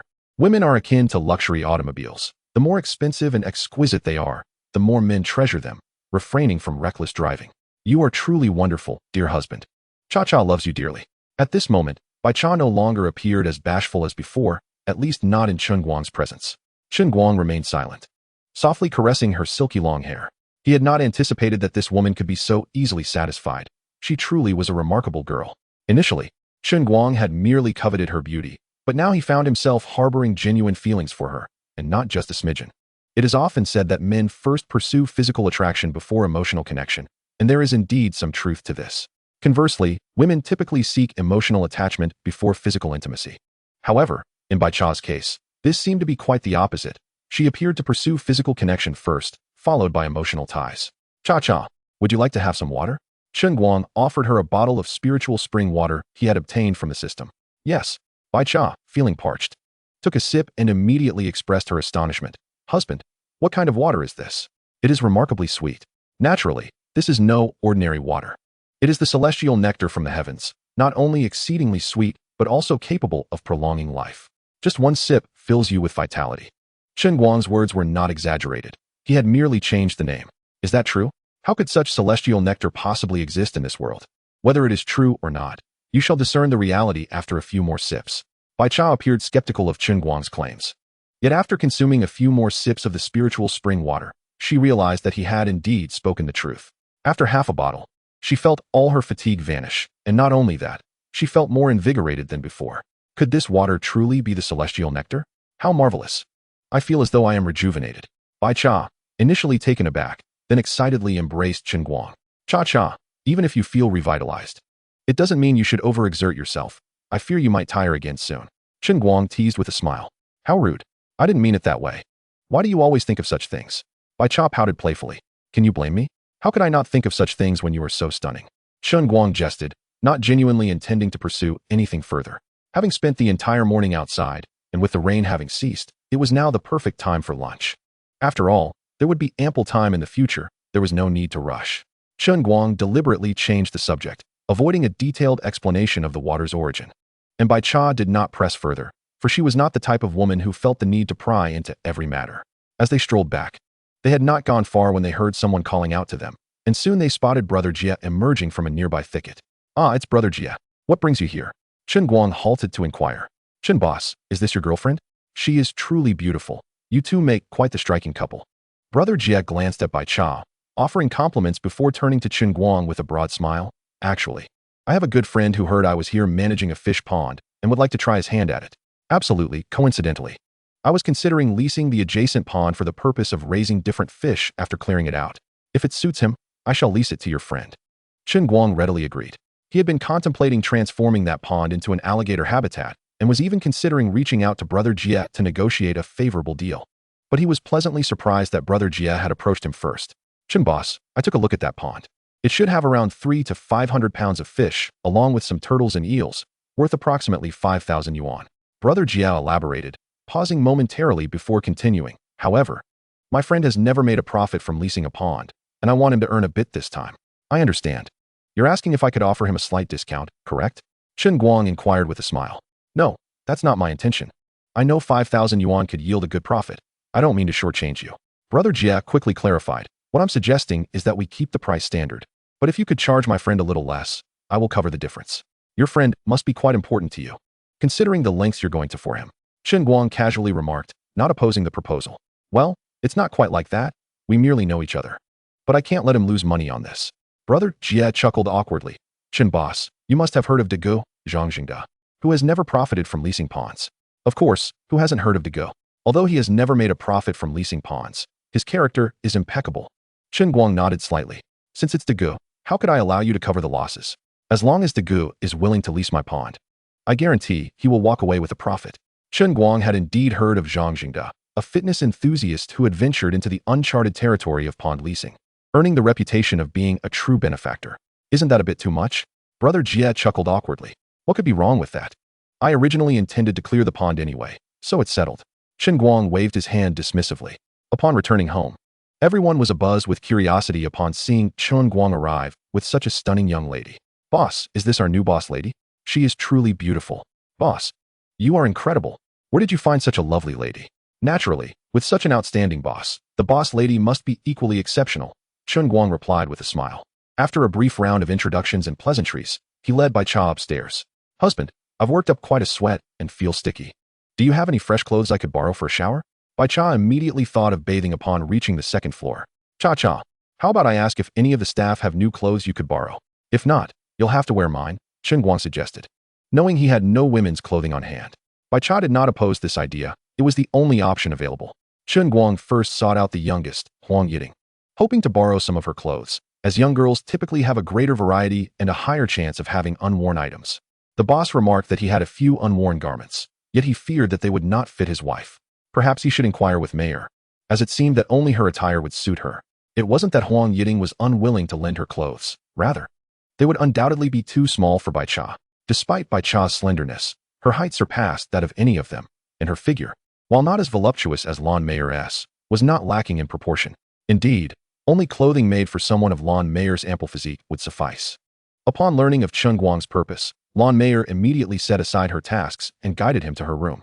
Here, these are clothes and trousers, both washed but never worn, she said, presenting him with a pair of ice silk trousers and a chiffon blouse. Just as he was about to leave, she mysteriously retrieved a delicate little box from her chest. Inside are 2 sets of undergarments, which I accidentally bought in a smaller size, so they've never been worn. I believe they should fit your wife perfectly. The small box, barely larger than a cigarette case, held 2 sets of undergarments, which led to the inevitable conclusion that they must be quite small and thin. Mayer truly understands me, thought Chen Guang, though he couldn't help but wonder if the style was similar to what Mayer herself wore. The boss is curious. Why not inspect for yourself? Mayer teased with a playful smile. She did not genuinely wish to entice Chen Guang. Rather, she was aware that he lacked the courage to act on any such desires, especially at that moment. Perhaps next time, it wouldn't be prudent to be seen together now, he replied sheepishly, hastily departing. The notion of being seen was trivial. His primary concern was that Bai Cha awaited him upstairs, and he could not afford to entertain such distractions. Cha, I've brought the clothes. Let us go and bathe together, he announced upon reaching the second floor. Oh, isn't that rather inappropriate? Bai Cha seemed taken aback by his suggestion, glancing at him in bewilderment. What could be wrong with that? The state advocates for water conservation. If 2 can bathe together, why separate? I refuse to indulge in such extravagance, he asserted, his tone resolute. Having been stirred by Lon Mayer's teasing, he sought solace in Bai Cha's company. Moreover, he was eager to discover the surprises that awaited him in the small box. Are you certain you're not harboring ulterior motives? Bai Cha questioned, skepticism lacing her tone as she smiled and raised an eyebrow at him. That is of little consequence. What matters is that I wish to bathe with you. Cha, he replied, adopting a playful demeanor. Just be sure not to act inappropriately. Bai Cha seemed to relent, albeit with a hint of caution, though it was clear she understood the implications of her own words. Chapter 54. Which angler does not delight in displaying their catch? The giant perch. Yesterday, Peng Yang and his companions had spent the entire day fishing without a single catch, ultimately purchasing a large perch to bring back to Shanshui village. This left them feeling quite disgruntled until today, when they could finally redeem themselves and boast of their success. Though the trio of portly young men caught only a modest number of fish, 1 each, they felt it was sufficient to revel in their triumph. See this? This is the perch we caught this morning. Have you ever seen one as large as a pot lid? Su Fatty, who had caught nothing himself, took the lead in boasting, brandishing the fish as if it were a trophy. Let me tell you, the flesh of such a large perch is unparalleled. It surpasses even abalone and lobster in taste. Upon returning to Shanshui village, the trio did not immediately visit Yan Yan's home, but instead lingered in the most crowded area near the ancestral hall to flaunt their spoils. I heard that the fishing fees at the reservoir are quite steep. While these 3 large perches are impressive, surely they do not justify the expense? One villager inquired, echoing the sentiments of the crowd. His confusion mirrored that of many others, who struggled to comprehend why the trio would boast over merely 3 fish after spending so much money. Were these wealthy individuals truly so foolish? They began to murmur amongst themselves, though none dared voice their doubts openly in front of the trio. What do you know? This is a perch the size of a pot lid. One alone is worth at least 5,000. How could it not cover the fishing fees? Su Fatty scoffed, regarding the onlookers as if they were uninformed country folk. Su Xiao, you cannot be serious. While perch are indeed a bit pricier, surely they are not that exorbitant? This fish can't weigh more than 30 pounds. How could it possibly be worth that much? The villagers clearly doubted Su Fatty's claims, knowing that a perch weighing less than 30 pounds could not merit such a price, as it would imply nearly 200 per pound. You simply do not understand. Such a massive perch is incomparable to ordinary fish. Rarity holds value, you see? In the eyes of affluent individuals like us, it's worth not just 5,000, but potentially 10 or 20,000. Su Fatty expounded, speaking as though the fish were genuinely worth that sum. In truth, he initially doubted the value of the fish himself. However, this was inconsequential. What mattered was maintaining the appearance of wealth. Who would have thought such a large perch could be so valuable? No wonder the pond owner charges such high fishing fees. I initially thought he was profiting handsomely, but it appears he might even be operating at a loss. No wonder he sought to refund our contract fee this morning. It seems he hasn't made any profit. Do you think he might come looking to refund us again if he continues to lose money? What do you fear? We have a contract. He can't simply refund us at will. Exactly. For someone as wealthy as he, losing a little money is hardly a concern. The group engaged in lively discussion, swiftly transitioning from tales of fish to the topic of pond rental fees. Well, we've flaunted our catch.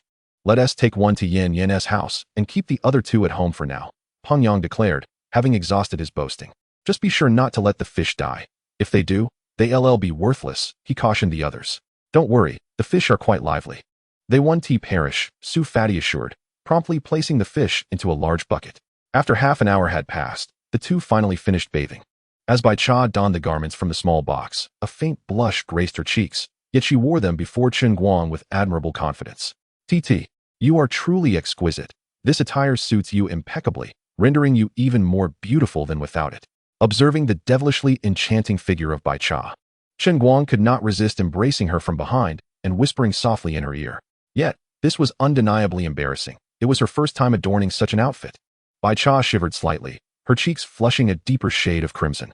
Would it be all right if I frequently donned such attire for my husband?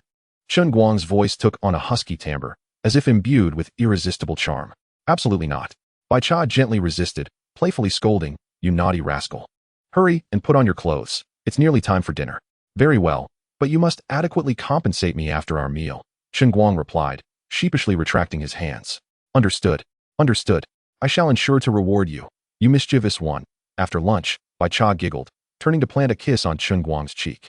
Truth be told, Chen Guang felt an overwhelming desire to devour this little enchantress right then and there. However, he recognized that the moment was not opportune, and even if it were, he had to consider Bai Cha's well-being. As Chen Guang descended the stairs, hand in hand with Bai Cha, the onlookers were instantly captivated by her beauty and form. Her stunning visage and curvaceous figure were enough to leave even women feeling a twinge of envy. Wow, the boss's wife is simply breathtaking. The boss is truly fortunate, Huang Yiting exclaimed with a smile as she grasped Bai Cha's hand. Sister, your figure is simply remarkable. I envy you immensely. Bai Cha returned the compliment with a warm smile. You, too, have a lovely figure and are quite beautiful. Not at all. I pale in comparison to you, sister. Huang Yiting replied, her words not merely flattery, as she felt somewhat inferior in terms of physique.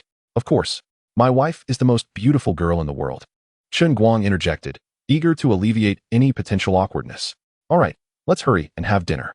Upon hearing this, the group began to make their way toward the dining hall. Boss, the relative I mentioned earlier, the bricklayer, is on his way and should arrive in about half an hour, Hu Qin announced as she approached Chen Guang after taking a phone call. At that moment, Chen Guang recalled that he had indeed scheduled a meeting with Hu Qin's bricklayer relative to discuss the renovation of the crocodile pond. The thought of spending intimate moments with Bai Cha was swiftly extinguished by this unwelcome reminder. Bai Cha seemed to sense Chen Guang's disappointment, her expression betraying a hint of schadenfreude, as if to challenge him. Husband, I have already given you the opportunity. It is your own inadequacy that is to blame, not me. Chapter 55. Discussing prices with the master craftsman. All right, I understand. When he arrives, just call for me. I'll head upstairs to rest for a bit. Chen Guang nodded expressionlessly and then led Bai Cha upstairs. Husband, what are you up to? Don't you have things to attend to soon? Bai Cha asked, a hint of anxiety in her voice as they reached the second floor. Did this mischievous man really intend to forget his promise before dinner? Indeed. There are matters to address later, but is there not time for us to enjoy this splendid moment? Such a delightful time. Don't you wish to partake in some of our favorite activities, TT? Chen Guang smiled as he motioned for Bai Cha to sit beside him on the sofa, a playful grin adorning his face. But time is limited, Bai Cha protested, shifting nervously as Chen Guang leaned closer. Time constraints are not an issue. The real problem is not making the most of our time. We could engage in other delightful endeavors, such as... Before he could finish, he lowered his head and kissed Bai Cha's rosy lips. In that moment, he certainly wouldn't indulge in folly. While actual intimacy was off the table, a mere taste was still permissible. Before long, Hu Qin's bricklayer relative arrived. Hearing his name called from below, Chen Guang reluctantly descended the stairs. Hu Qin's relative, also surnamed Hu, was a middle-aged man with dark skin and a lean build. Upon shaking hands, Chen Guang noticed the man's calloused palms, rough fingers marred by cracks, clearly the hands of someone accustomed to working with cement and mortar. Master Hu, I will first take you to see the fish pond, and then we can discuss pricing, Chen Guang stated, bypassing unnecessary pleasantries as he led Master Hu directly to the pond. The fish pond was situated adjacent to the one from which Jie Gu and his team were pumping water. Not long after Chen Guang arrived with Master Hu, Jie Gu and his companions joined them. The pond itself was a rectangular metal box, steep and smooth on all sides, constructed from rock. Thus, it would merely require some minor adjustments to the edges, maintaining the water level at half to ensure the crocodiles could not escape. Controlling the water level was straightforward. Simply creating an outlet at a specific location would allow excess water to drain once it rose above that point. Upon learning that Chen Guang's intention was to transform this pond into a crocodile habitat, Jie Gu remarked, "So you aim to raise crocodiles here? This pond is indeed quite suitable for that purpose. You simply need to secure the perimeter and leave an outlet to manage the water level, and the crocodiles won't be able to escape. However, I recommend enclosing the entire pond with wire fencing to prevent anyone from accidentally falling in while visiting." "You are absolutely correct, Jie Gu. Safety must always be our priority," Chen Guang agreed, outlining his requirements to Master Hu. The lower section of the pond measured approximately 20 meters in length, with a height of just over 1 meter being sufficient. As for the wire fencing, purchasing ready-made wire mesh would be both cost-effective and expedient. After a quick calculation, Chen Guang estimated that the costs for labor and materials would be between 200 to 300 per square meter. Building a wall 20 meters long and 1.5 meters high would total around 30 square meters, plus an outlet, bringing the total to approximately 10,000. The wire fencing would be even cheaper, costing about 100 for 20 meters. With the remaining area of the pond amounting to less than 200 meters after accounting for the wall, the materials would not exceed 1,000. Adding in the cost of fixed cement posts and labor, the total should be under 15,000. If Master Hu's quoted price was excessively high, he would have no choice but to seek another craftsman. "Master Hu, considering the scope of work, how much would you charge for both labor and materials?" Chen Guang inquired after allowing Master Hu some time to ponder. "Boss Chen, after careful calculation, I would require a total of 20,000. Master Hu replied while counting on his fingers. "Master Hu, I engaged you due to your connection to Hu Qin. Do not presume I am uninformed about the market. For such a modest job, do you truly believe you can quote me 20,000? Chen Guang's expression darkened as he addressed Master Hu.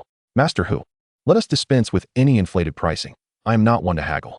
Please provide me with a fair price, and if it is reasonable, I shall not seek others." The meaning was clear.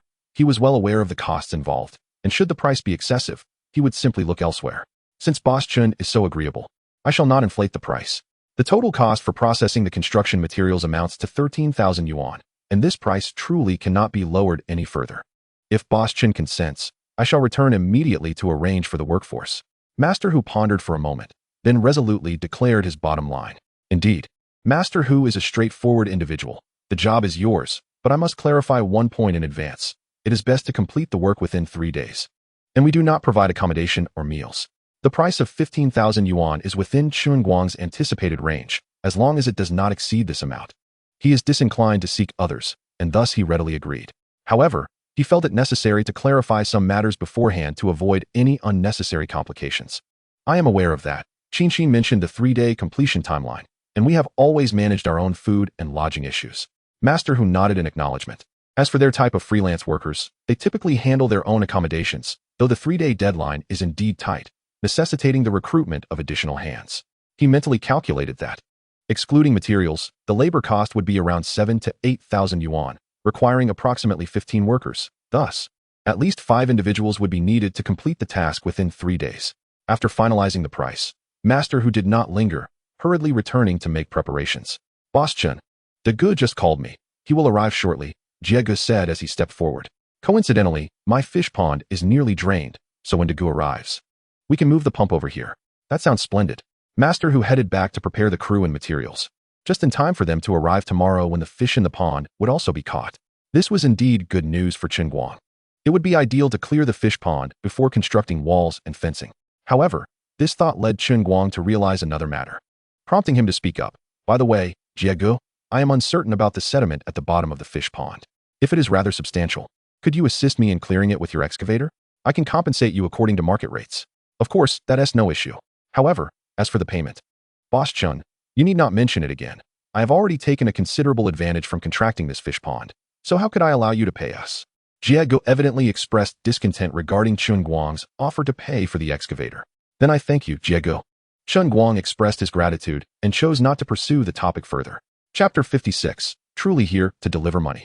Jiego, a fitness enthusiast, boasts an impressive, muscular physique that can be quite intimidating. Yet, despite his brawny exterior, he possesses a kind and upright heart. Chen Guang holds a certain admiration for his character. Even if this is merely a facade, as long as it remains unblemished, his integrity stands intact. Much like Liu Bei, who is often criticized for being insincere. Even if Liu Bei were indeed disingenuous, he has maintained that pretense throughout his life, thus becoming a genuinely benevolent ruler. While the Gu may not be on par with Liu Bei, the fact that he has amassed millions of fans attests to his unique charisma. The Gu. This is Boss Chen, the proprietor of the fish pond. Jiego first shook hands with Zhang Zhengde before introducing him to Chen Guang. Hello, Boss Chen. I have come across your videos online. I did not expect you to be so young while managing such a large fish pond. Your future is indeed promising. Zhang Zhengde greeted Chen Guang with a warm smile. Despite his imposing stature, his voice was surprisingly gentle, a stark contrast to his formidable appearance. Welcome to Gu. Allow me to show you my fish pond, Chen Guang responded with a smile. As they approached the pond from the road, Jiego confidently asserted, "To Gu, I assure you, you will profit from this fish pond contract. From now on, you can shed the title of truly here to deliver money. Is that true? The last time I sought a fish pond from Tainyo, he said the same, yet the catch barely covered my fuel costs," Zhang Zhengde inquired, his expression earnest. "To Gu, how can you compare me to Tainyo? He is notorious for being a swindler. I would never deceive my own brothers," Jiego asserted with righteous indignation. "Your words fill me with skepticism. I recall that Alu also contracted a pond from you last time, only to catch a few small fish. Is that what you call not deceiving your brothers?" Zhang Zhengde teased, a playful smile on his face. That was merely an unfortunate incident. The pond's condition was exceptionally complicated, and we could not drain the water, which led to that mishap, Jiego insisted again. "This time is different. I am confident. Look how neat and regular this pond is. Such a situation will not repeat itself. Besides, even if you do not believe me, surely Boss Chen will. Such a small pond was practically half given to us by Boss Chen. It is impossible he would swindle us." Upon hearing this, Zhang Zhengde turned his gaze toward Chen Guang.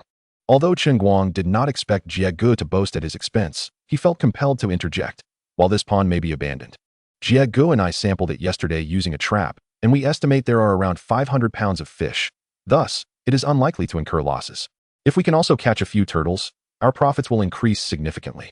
All right, since Boss Chen assures me that this pond is a sure profit, I shall take it," Zhang Zhengde declared, promptly transferring the payment to Chen Guang, eager to shed the truly here to deliver money label. As a fitness enthusiast who one day unwittingly ventured into the world of fish pond contracts, he has now immersed himself deeper into this path over the years. Over the span of 3 years, Zhang Zhengde has contracted over 100 fish ponds, yet without exception, each has concluded with losses. It remains unclear whether this is due to his inability to negotiate prices or merely unfortunate luck that leads to such outcomes. To Gu, coincidentally, my pond is nearly drained as well. Once we finish here, we can move the pump over to start draining yours. Once we catch the fish from our side, we can begin here." Jiego quickly chimed in with enthusiasm. "But it is already nearly 2 o'clock. Can we drain the water today?" Zhang Zhengde asked, glancing at the pond. "This pond is not large. With our 3 pumps, we should be able to drain it before dark," Jiego replied with a smile. "Come on. To Gu, let us go catch some fish." With the arrangements for the pond renovation and contracting settled, Chen Guang had no further business and decided to return. Previously, he had released 70 to 80,000 fish into the largest reservoir, and combined with the original fish, there should be over 100,000 fish. However, for a pond of over 600 acres, this density is still somewhat lacking. Such a vast reservoir must be utilized effectively to generate profit. For the giant fish pond caters to high-end consumers, and not everyone is willing to spend such exorbitant amounts on fishing. He must also create a more affordable pond option. Therefore, it is essential to release more fish into the largest reservoir, and the method of releasing them is also quite significant. The types of fish should predominantly include common varieties such as grass carp, white crucian carp, and black crucian carp. Additionally, it would be prudent to introduce a selection of species specifically for those who enjoy lure fishing, alongside a few rare fish species to further entice anglers. Naturally, the presence of trophy fish is indispensable, as it provides an opportunity for those unwilling to spend extravagantly on fishing for giants, thereby attracting a greater number of fishing enthusiasts. Although Chen Guang's remaining funds are limited, they are sufficient for his needs. Since he experiences daily income, he need not fret about finances. and thus decides to allocate all his resources toward purchasing fish fry to release into the expansive reservoir. The introduction of fish fry into the reservoir is not solely for the purpose of aquaculture. It is also imperative to open the fishing grounds. Therefore, the process of releasing fish must be conducted openly, rather than surreptitiously through the system, akin to the grand live streaming event at the trophy pond. However, prior to this, a few more trophy fish must be introduced to enhance its allure while simultaneously increasing the challenge. Given the low ticket prices for the fishing competition, it will not be an easy feat for participants to catch the large fish from his reservoir.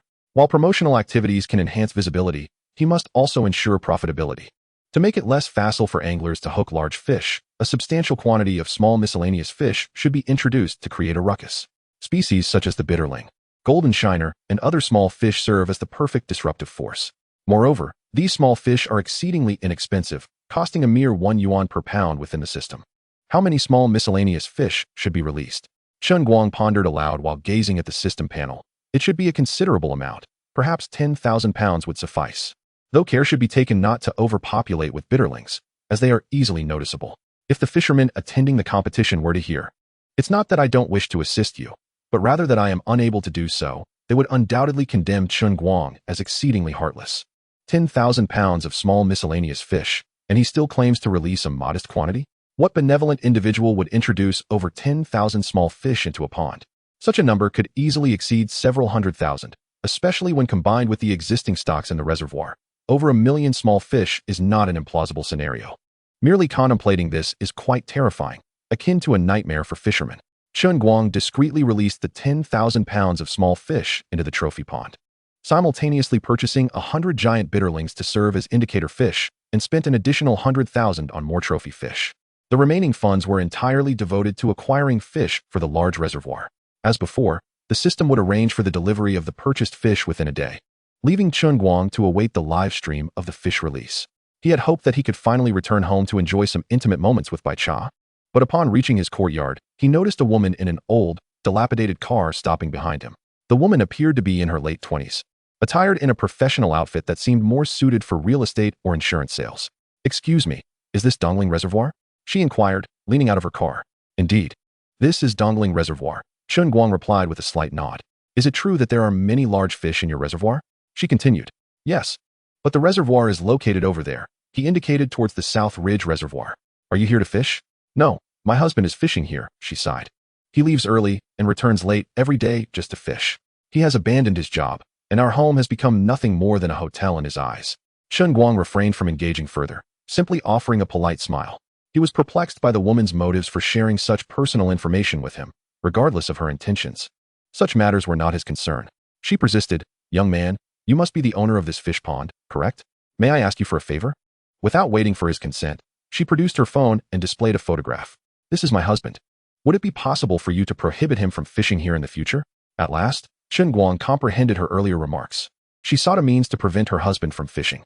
He chuckled awkwardly. "That might not be feasible. He is a customer patronizing our establishment, and I have no grounds to refuse him. However," he added, "if denying him access to fish here would restore your husband to his family, I would gladly assist. Yet, this seems impractical. Even if he cannot fish here, he can easily go elsewhere. Are you suggesting that I persuade all other fishing grounds to refuse him as well? Even if you could manage that, he could still fish in wild ponds or rivers.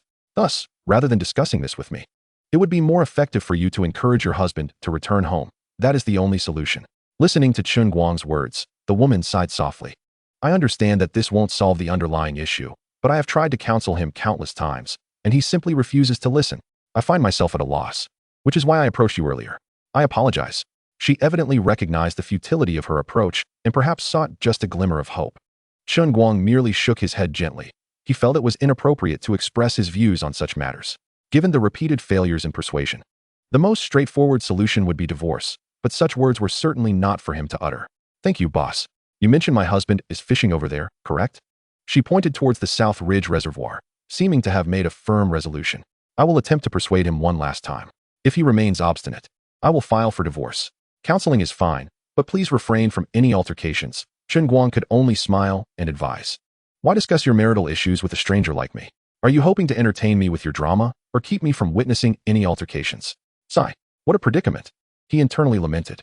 This was not a matter he was inclined to interfere with, yet it now seemed unavoidable. He felt compelled to monitor the situation to prevent any potential altercations. If things escalated and someone accidentally fell into the water, he too would be implicated.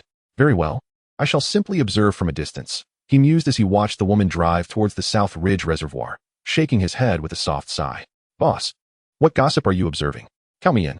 Unbeknownst to him, Huang Yiting had quietly appeared behind Chen Guang. Did a man with a prominent mole on his eyebrow come here to fish? Chen Guang was at a loss as to how to describe the woman's husband, but he recalled the mole from the photograph. The premise of watching gossip necessitated the presence of the subjects involved. Although the woman claimed her husband was fishing here, Chen Guang had yet to see him, and thus he sought confirmation from Huang Yiting. Indeed, a man with a mole on his eyebrow just came to fish. Is there a problem? Huang Yiting pondered briefly before responding. Nothing much, just that his wife came looking for him. There may be a potential for a quarrel or altercation. So I need to keep an eye on the situation, Chen Guang replied nonchalantly. Wow, how thrilling. The spectacle of the legitimate partner confronting the mistress is undoubtedly a thrilling drama, boss. Please, take me along to witness it.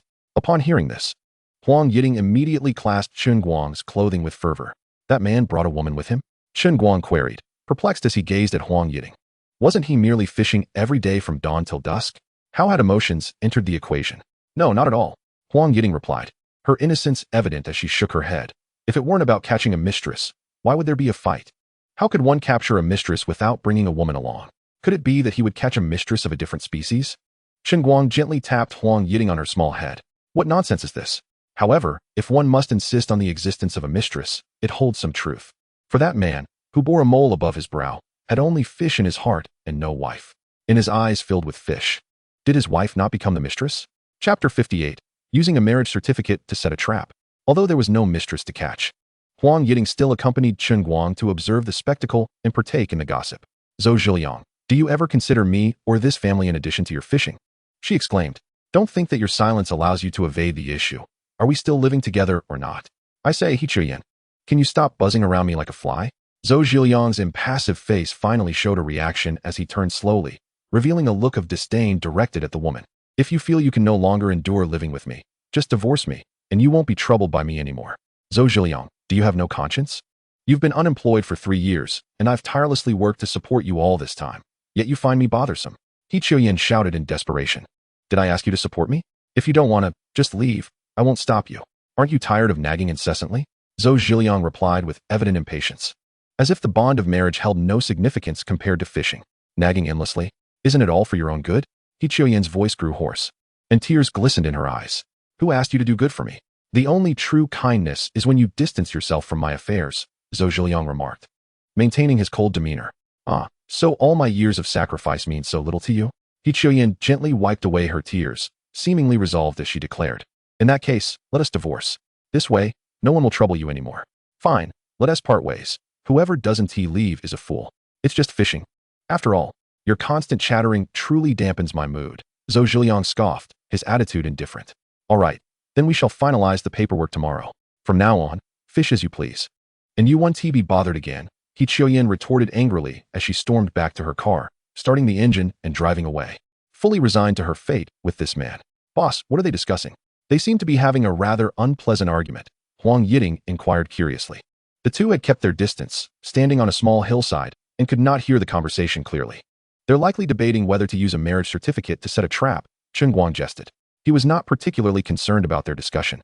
He merely needed to ensure they did not cause a commotion on his territory. Boss, you're teasing me. How could a marriage certificate be used to set a trap? Huang Yiting feigned a pout, fully aware he was joking. Even if it was merely a jest, the implication was not far off. Knowing I'm joking. Yet you still ask. The show is over. I shall take my leave now. You should make your rounds by the pond shortly. Chen Guang lightly tapped Huang Yiting's head before mounting his electric scooter and speeding away. Boss, how could you do this? Even if you want me to patrol the pond, you could at least give me a ride back. Huang Yiting called after him. How can I ride when I have to patrol? Just walk. Chen Guang replied without turning back, his electric scooter already far ahead. What an annoying boss. It was only a few playful touches earlier. Was it necessary to treat me this way? Huang Yiting stomped her foot, but eventually pouted and began her patrol on foot. This delay cost her a significant portion of the afternoon. Upon returning home, Chen Guang discovered Hu Qin and Jiang Yu laboring in the vegetable garden. Sisters Hu Jiang, why are you still here weeding? He greeted them, knowing they were helping with his garden.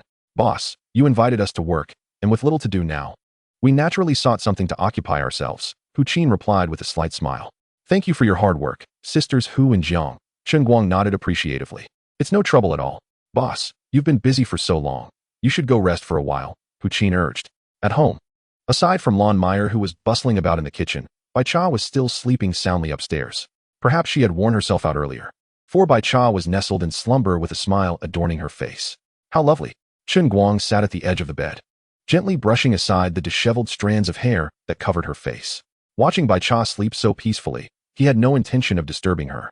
Yet this slight motion inadvertently roused her from her dreams. Hubby, you're back? Bai Cha stretched lazily, her eyes still half closed. Indeed, if I hadn't returned, our little sloth might just sleep until dark, Chen Guang teased lightly. Ah, is it so late already? What time is it? Bai Cha's cheeks flushed slightly, her demeanor adorably charming. It's not too late, just a little past 3. If you're still tired, you can sleep a bit more, he replied. No need. If I sleep now, I won't be able to fall asleep tonight, she said. It doesn't matter. It's just the perfect opportunity to engage in more meaningful activities under the quiet of night. Surely, we can't go without sleep for an entire night, can we? That is not entirely out of the question. You silly head. Can your body handle it? Whether I can handle it, one can only find out by trying. I fear it's you who won't keep up. Then let us try right now. I'll see if you remain so arrogant. Chen Guang chuckled. After all, there is still plenty of time until nightfall. Isn't this a bit inappropriate in broad daylight? Bai Cha retorted, though it was clear that beneath her bravado, she felt a tinge of apprehension at the prospect of reality. Such matters are not confined to the distinctions of day and night. When emotions run deep, one must heed the call of the heart, and this moment is indeed one of fervent passion. Chen Guang spoke softly, his voice imbued with tenderness, as he leaned down gently to place a kiss upon Bai Cha's forehead, then her cheek, and finally her lips. Bai Cha, too, found herself swept away by this profound affection, instinctively extending her delicate hand to entwine around Chen Guang's neck. Chapter 59. You are the boss lady. What is there to fear? Outside, 2 women toiled in the vegetable garden, diligently tilling the earth and sweating in their labor. Unbeknownst to them, they had already turned over 4 or 5 plots of fresh soil, ready to sow seeds or plant seedlings, and soon they would be able to savor fresh vegetables. The last of the old hens at home had also met its end at the hands of Lon Meyer, and she now gazed at the pot simmering with the hen, a faint smile gracing her lips. As evening approached, those who had ventured outside began returning one by one, and it was then that Chen Guang assisted Bai Cha in descending slowly from the 2nd floor. This was made possible only after he had given her some spiritual spring water. Otherwise, he would have had to carry her down to dinner. Boss, you are magnificent, Huang Yiting exclaimed, giving Chen Guang a thumbs up, her unabashed remark causing Bai Cha's already rosy cheeks to flush an even deeper hue. Little girl, while your words hold truth, you ought not to voice them in front of so many. Your boss lady might feel shy, Chen Guang chuckled, pulling Bai Cha closer into his embrace. Are you trying to get me killed? How could you utter such words? They will surely mock me in their hearts, Bai Cha lamented, wishing fervently for a crack in the ground to swallow her whole. Alas, there was none, and she could only bury her face in Chen Guang's chest. It was one thing for the outspoken Huang Yiting to speak so freely, but for this mischievous man to join in was quite another. Although everyone was well aware of the truth, as long as it remained unspoken, she could pretend they were oblivious. Now, even that pretense was shattered. Who would dare to mock you? You are their boss lady, and as such, you must embody the spirit befitting a boss lady, Chen Guang declared, turning to the crowd. Do you all agree? Indeed, the boss speaks wisely. The happiness of the boss and boss lady brings us joy. The crowd responded in unison. Huang Yiting then approached Bai Cha, gently linking her arm with hers. Sister, I truly envy you for having encountered such an incredible man as the boss. You should love openly and without reservation. What could Bai Cha say? She could only nod silently in agreement. In the vegetable garden, there were no vegetables yet, and the chickens, ducks, and geese were just beginning to be raised. What they had in abundance was fish. Chen Guang hardly used his vehicle anymore. It was primarily Lon Meyer who drove it to procure groceries, but she did not go every day, only every 2 or 3 days. The vegetables from their last purchase were nearly consumed, leaving them with fewer vegetables than meat for dinner. Tonight marks your official start. You'll begin guarding the fish pond. And you may decide amongst yourselves how to divide the duties, Chen Guang announced during dinner, assigning all except Lon Meyer to watch over the pond. The mobile housing had long been installed, and even if each person had their own room, it would suffice. Chen Guang, of course, intended to stay home and spend quality time with Bai Cha. Before darkness fell, the two took a leisurely stroll nearby, and once night enveloped them, they ascended directly to the 2nd floor. The long night stretched on, and the promised sleeplessness ultimately did not come to pass. At dawn, Chen Guang rose early. Good morning. Boss, why are you up so early?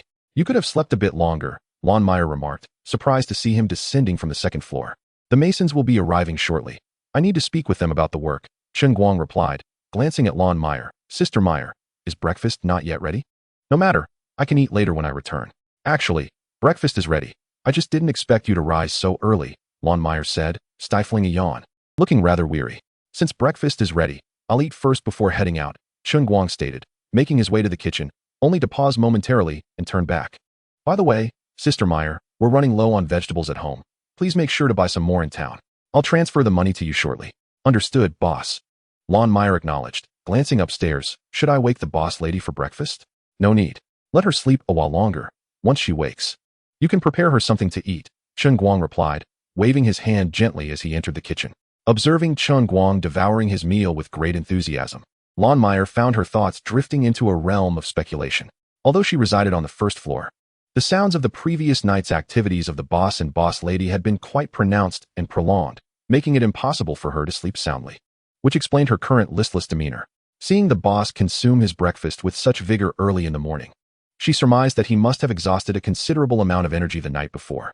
Yet, the vigor of youth was indeed commendable. After a night of exertion, he still arose with remarkable energy, appearing even more invigorated. I mustn't dwell on this. If I continue to ponder, I may never enjoy a good night's sleep again. Unbeknownst to Chen Guang, who was entirely unaware of Lon Meyer's wandering thoughts, had he known, he might have taken it upon himself to ensure she had a restful night. After finishing breakfast, Chen Guang bid farewell and stepped outside. I wonder if Brother Jia and Brother De managed to drain the water from the fish pond last night. He pondered on his way to the pond, reflecting on how he had been preoccupied with Bai Cha in the afternoon and evening, neglecting to check on the pond's status. As he approached the pond, the sound of the pump confirmed that they had not drained it completely the previous night. Dagu, you're here bright and early to pump water. It should be nearly ready for fishing, right? Chen Guang greeted a muscular man from a distance. Yes, we should be able to start fishing soon. We could have drained it last night, but it was too late and the fish would have been difficult to handle. So we left some water to drain this morning, Zhang Jingda replied with a smile. How's the fish? Are there many? We should be able to avoid a loss this time, right? Chen Guang inquired with a grin. We won't know until we drain it and catch the fish. Zhang Jingda responded. Let's go check it out together. We'll know soon enough whether it's a gain or a loss, Chen Guang declared as he began walking toward the pond. Chen boss, your timing is perfect. The pond is almost dry, but it seems there aren't many fish, Jiegu pointed out as Chen Guang approached. Jiegu, the water hasn't been fully drained yet. Perhaps the fish are hiding in the deeper spots, Chen Guang observed, glancing at the pond and noticing that indeed, the fish appeared sparse. With the water level low, the lack of significant ripples indicated that there were likely no large fish present. Even if there were some, their numbers would not be substantial. After all, if there were many large fish, they would surely not be able to conceal themselves in such diminishing water levels. Chapter 60. This soft-shelled turtle may be becoming a spirit. Dagu and his giant soft-shelled turtle. By the way, Jiegu, did you make a profit or a loss on the fish pond you secured yesterday? Chen Guang suddenly inquired. If we were to incur losses as well, it might indicate that our estimations were inaccurate. While we haven't suffered losses, we haven't gained much either, replied Brother Jia after a moment of contemplation. Since there are no losses, this fishing pond certainly will not incur any either. The water has yet to be fully drained. Perhaps, upon entering the pond later, we may discover some pleasant surprises. Chen Guang comforted. Given that the intention is to assist Zhang Jingda in shedding the reputation of merely giving away money, I shall discreetly lend him a hand. With the system fishing pond at his disposal, if the catch proves insufficient, he would secretly add some fish. Brother Jia, look. What is that dark object? At that moment, Zhang Jingda pointed towards the pond. A large, dark creature emerged from the surrounding weeds and swiftly made its way into the water. It appeared to be a giant soft-shelled turtle. And it was my first encounter with such a sizable specimen, which I estimated to weigh at least 20 to 30 jin. Brother Da, it seems you won't incur losses this time. Just this one turtle could recoup your expenses, Brother Jia exclaimed excitedly. So what are we waiting for? Let us hurry down and catch this giant turtle. Upon hearing that the turtle alone was sufficient to recover his costs, Zhang Jingda rushed towards the pond.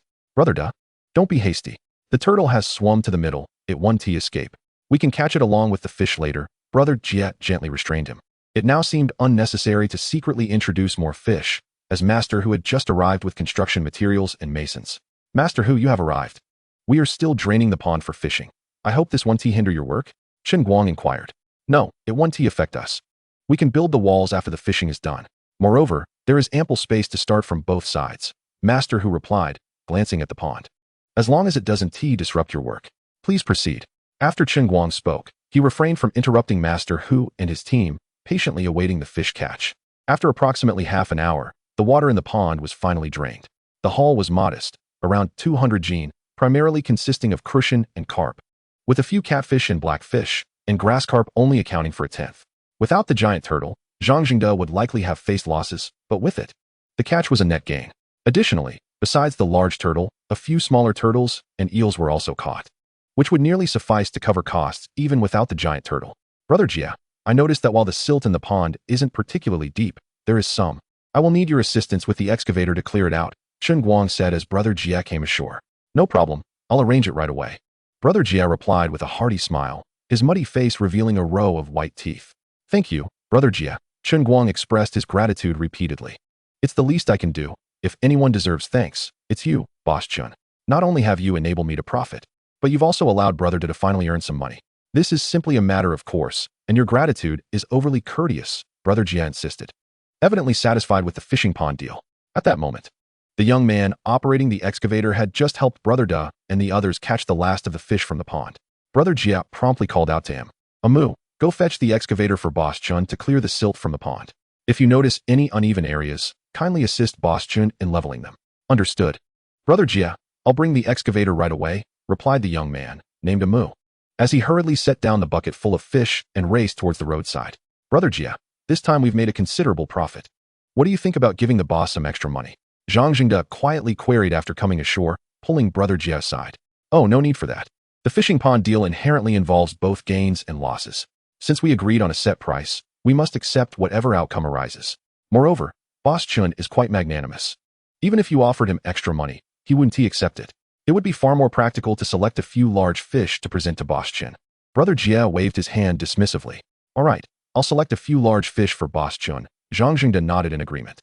Boss Chen, I've made quite a profit from this fishing pond, and I'm bringing this giant turtle back for you to enjoy. Zhang Jingde generously declared as he approached Chen Guang with the largest turtle. I must say, Brother Da, if you are gifting me this giant turtle, you might not have any profit left. Chen Guang replied with a gentle smile. Profit or not, as long as I don't incur losses, I'm content. Zhang Jingde remarked nonchalantly. That's simply one to do. Since I promised you a guaranteed profit, it must indeed be so, Chen Guang insisted, promptly waving his hand. If Brother Da wishes to gift me fish, I shall not be courteous. However, I'll refrain from the giant turtle and instead select 2 of the smaller ones. Without hesitation, Chen Guang chose 2 turtles weighing around 2 to 3 jin each. Meanwhile, Master Hu and his crew, who had been diligently working, paused their tasks upon hearing about the capture of the particularly large turtle and gathered around to witness the spectacle. That turtle is enormous. I've never seen one this size. It must be a legendary creature, one exclaimed. I have heard tales of someone from a neighboring village catching a turtle weighing 20 to 30 jin, but that was many years ago when I was still a child. Another added. Such legendary accounts often embellish the truth. For instance, in our village, the elders frequently claim that the catfish used to weigh 3.5 jin. Yet now, even 3.5 jin catfish are quite rare. I would wager that this massive turtle must be at least 100 years old. How much could it be worth? Someone speculated. Fortunately, wild turtles are currently priced at over 100 per jin, though such a large one should command a higher price. If this were 15 years ago, this turtle could have equaled my annual salary, another remarked. That's quite an exaggeration, isn't it? Our yearly salaries are at least 70 to 80,000. Wild turtles, no matter how expensive, wouldn't reach such outrageous prices, someone interjected. What do you know? I'm referring to prices from 15 years ago when our daily wage was merely 100. Do you have any idea how much wild turtles were fetching back then? How much could it possibly be? Prices were higher back then, but do you really think turtles were sold at prices exceeding today's rates? More than exceeding. 15 years ago, wild turtles reached a peak price of 580 per jin. What? You're telling me that wild turtles were priced at 580 per jin back then? That means you would have to work nearly a week to afford a 1 jin wild turtle. That is outrageous. The crowd surrounding the giant turtle began to fervently discuss the matter, eventually veering into conversations about turtle prices from over a decade ago. Chapter 61. Affordable yet quality goods. However, the individual was not merely spouting nonsense. Upon hearing this, many recalled that there was indeed some truth to it. Wild turtles did see a spike in price for a year or two before quickly returning to around 100, and since then, there has been minimal fluctuation. Such is the nature of certain commodities. Prices invariably follow market trends. If we were to place the soft-shelled turtle in the context of 40 to 50 years ago, It would have been regarded as a rather unappetizing creature, particularly in rural areas, where its scant flesh was often met with disdain. In fact, it held a lower status than common fish such as grass carp, and crucian carp. Well, the excitement has subsided. It is time to return to work. Master Hu began to summon the other workers to resume their tasks. The rare soft-shelled turtle had been observed. Continued gazing would diminish its novelty. Gradually, the workers returned to their respective posts amidst their discussions. The young man named Amu also arrived with an excavator. As Chen Guang stayed nearby to supervise the dredging of the fish pond silt, ensuring that the areas requiring excavation were properly attended to. Fortunately, the pond remained relatively tidy, and within approximately 2 hours, the entire area was thoroughly cleared. Jiegu, thank you all so much. Why don't you stay for lunch before you leave? I've already sent Annie to the market to buy some ingredients. Chen Guang expressed his gratitude with a courteous invitation. No need for lunch. It's still early. I must hurry to process the fish, or else it would be a loss if they perish. Jiegu replied promptly. Next time, when we come back, we'll make sure not to trouble Bastian so much. Very well, since you are pressed for time to sell the fish, I shan't keep you any longer. Do make sure to drop by again without such formality, Chen Guang remarked, initially just exchanging pleasantries. After bringing the 2 soft-shelled turtles home, Chen Guang suddenly remembered that he had yet to check in with the system today. He received a reward of 1 ton of ecological fish feed. This check-in reward was rather ordinary yet practical. The so-called ecological fish feed is essentially of 2 varieties, one primarily for the green fish that consume snails, and the other for the grass carp, consisting of green vegetables. The pond already housed a multitude of small miscellaneous fish, sufficient for the other carnivorous fish species. Thus, as long as the green fish and grass carp were well nourished, there was no need to worry about the other omnivorous fish lacking sustenance. While a ton of feed may seem somewhat scant, it was free of charge, which made it quite favorable nonetheless. After completing the check-in, Chen Guang contemplated taking a stroll around the reservoir, only to find that the fish he had ordered from the system the previous day had just arrived. Clearly, releasing the fish took precedence, as he intended to broadcast the event live to attract a larger audience. Dear viewers, I am about to release fish into my pond once again, and this time, the focus will be on this expansive 600-acre reservoir. We are preparing to release 10 large green fish weighing over 100 pounds each, 10 large grass carp, and bighead carp each weighing over 50 pounds, and a total of 20,000 pounds of various fish, including 1 to 2 pound grass carp, bighead carp, white carp, mandarin fish, and bass. Moreover, in anticipation of the fishing competition in 2 days, I have a surprise prepared for the giant fish pond. After we finish releasing the fish in the reservoir, I will unveil it for everyone. As soon as Chen Guang commenced his live stream, a significant number of viewers flocked into the room. The fish you're releasing this time seem considerably less than before. One viewer remarked, Indeed, boss, this is a 600-acre reservoir. Is it not rather stingy to release so few fish? Moreover, only 30 giant fish in such a vast expanse. How can we fish? Another chimed in. I expected you would have a much grander release this time, but it seems to be rather underwhelming. Yet another commented. Hold on, the boss has released so many fish, including dozens of supergiants. How can you still say he is stingy? I believe he is quite generous. What do you know? Last time, in that 50 or 60-acre reservoir, the boss released several hundred supergiants. Compared to this one that is 10 times larger, 30 fish is indeed quite stingy. The last live stream showcasing the giant fish had left a strong impression, and upon hearing the meager offering this time, viewers began to voice their critiques. Those who had not witnessed the previous stream offered surprisingly fair assessments. Seizing the opportunity, Chen Guang decided to deliver his speech. Dear friends, I believe there may be some misunderstandings regarding the giant fish. The previous reservoir was specifically designed to create a giant fish pond, hence the abundance of supergiants. However, for this 600-acre reservoir, I simply do not possess the financial resources to establish another giant pond. Thus, this is merely an ordinary reservoir. Since it is an ordinary reservoir, the fee structure will undoubtedly be much lower than that of the giant fish pond. Nevertheless, I still released 30 giant fish into the reservoir, allowing average anglers a chance to catch a giant fish. Furthermore, all the fish I released into my reservoir are entirely wild, and the feed I use is all ecological, ensuring the meat is undoubtedly more delicious than that of the majority of fish. With the 20,000 pounds of fish released this time, combined with the 10,000 pounds released last time and the 30 giant fish, the total should not be less than 30,000 pounds. Even in a 600-acre pond, this quantity is not insignificant. Moreover, since this reservoir has never been drained, it likely harbors a substantial number of fish, possibly between 40 to 50,000 pounds. However, the fishing fee for this large reservoir is less than 1/10 of that of the giant fish pond.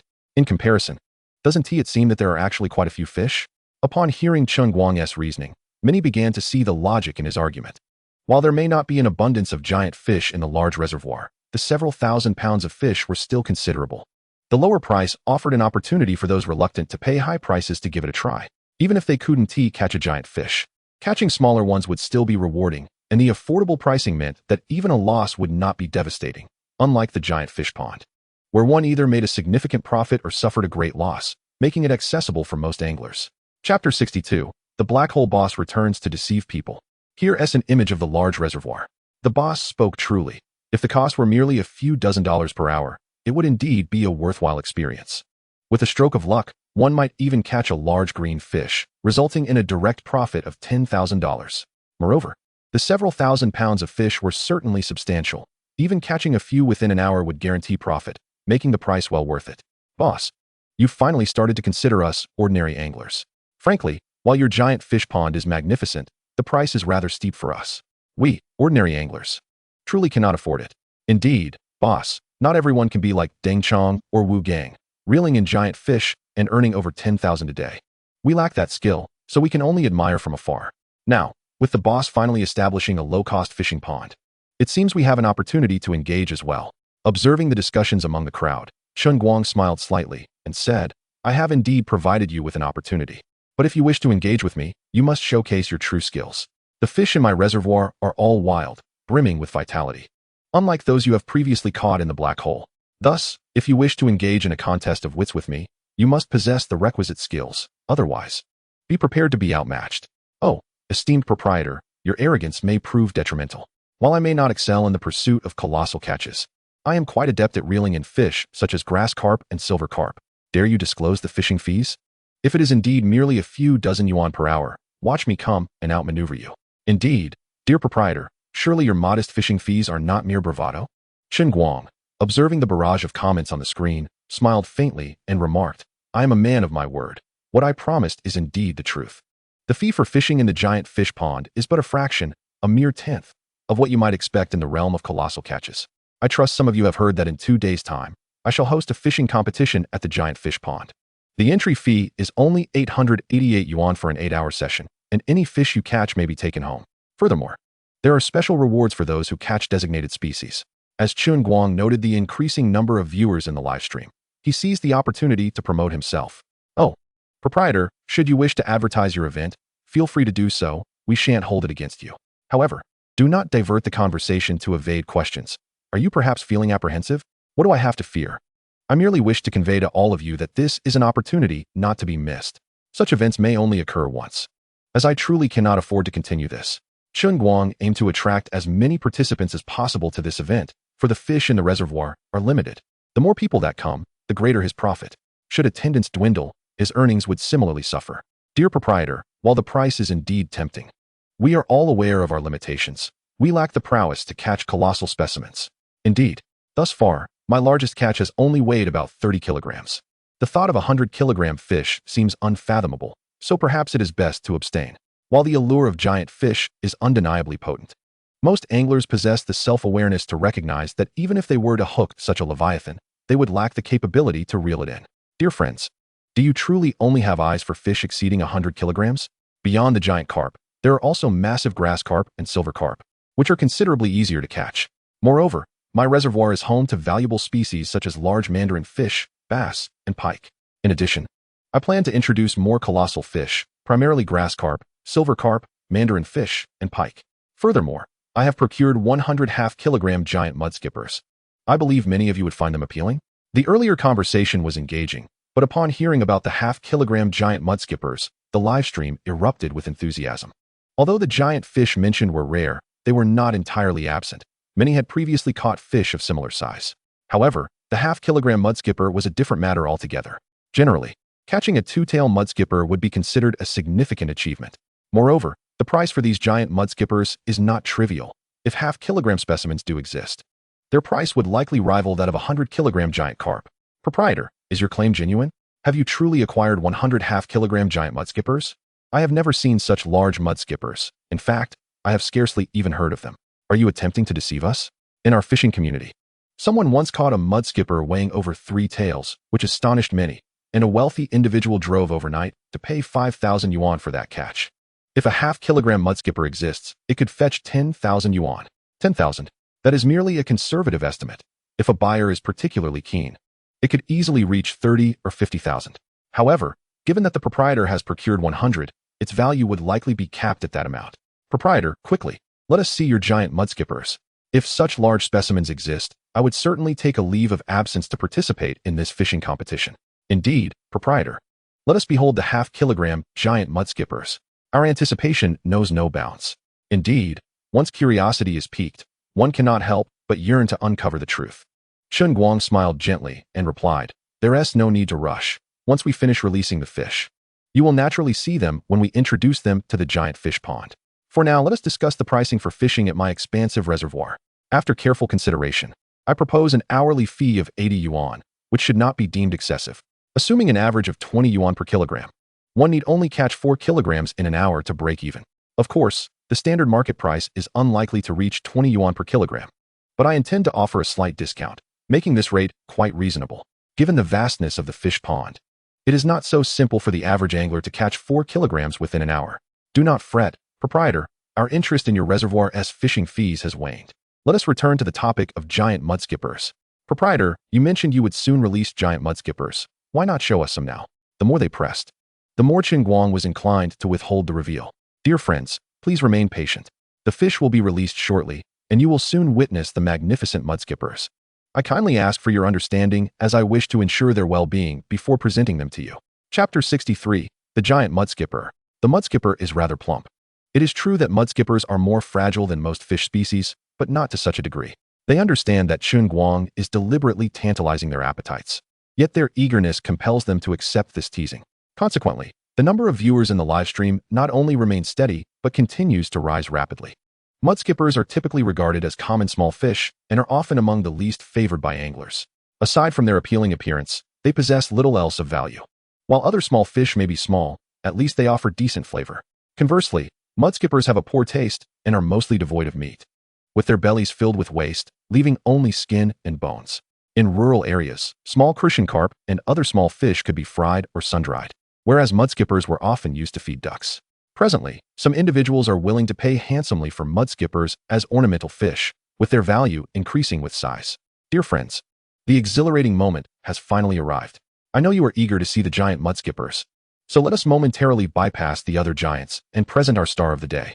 Arriving at the Nanling Reservoir, Chen Guang understood that he could not continue to tease their appetites. Instead, he unveiled his grand showcase. Behold the super giant mudskippers. Each specimen exceeds half a kilogram. Are they not larger than my palm? Is this truly a half-kilogram giant mudskipper? Indeed, it is substantial, even larger than the proprietor's hand.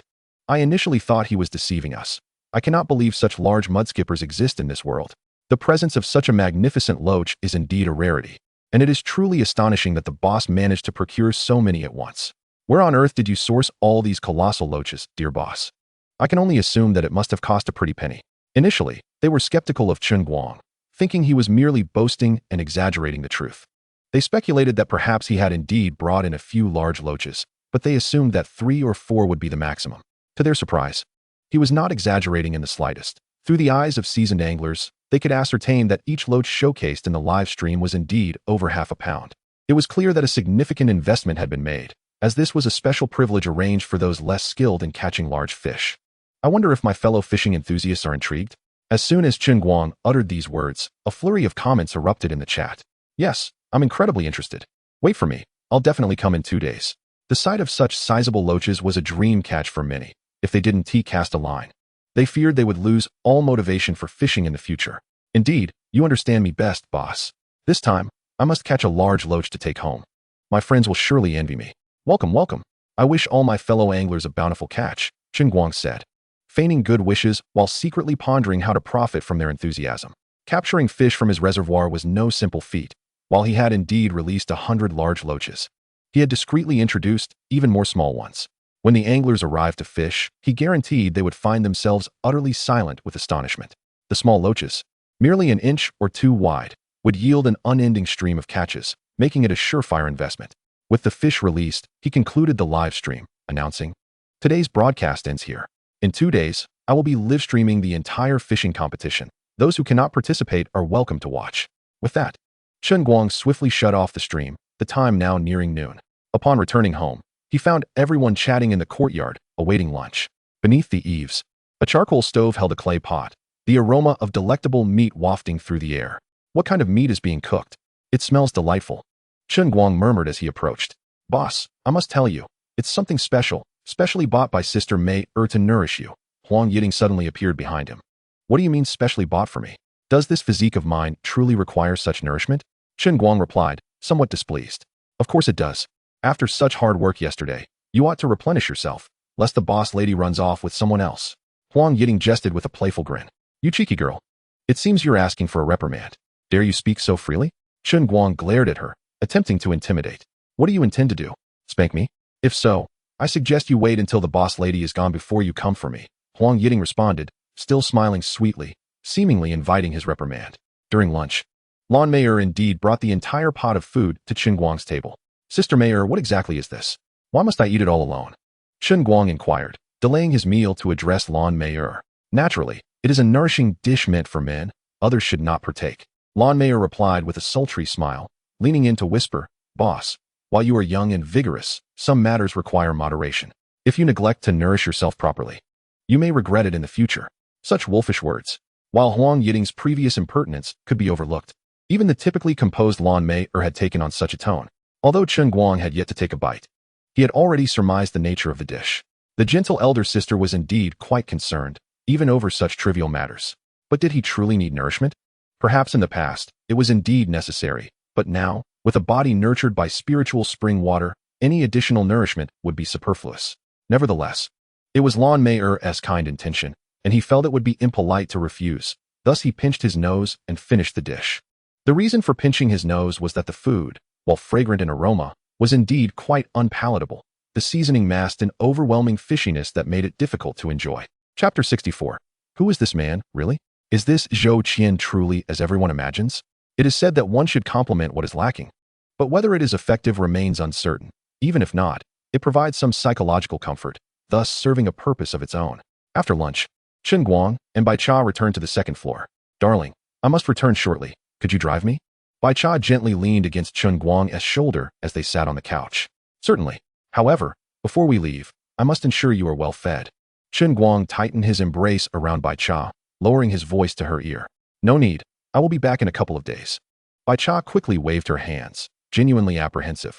Had it not been for Chen Guang's spiritual spring water, she would have already been stuffed.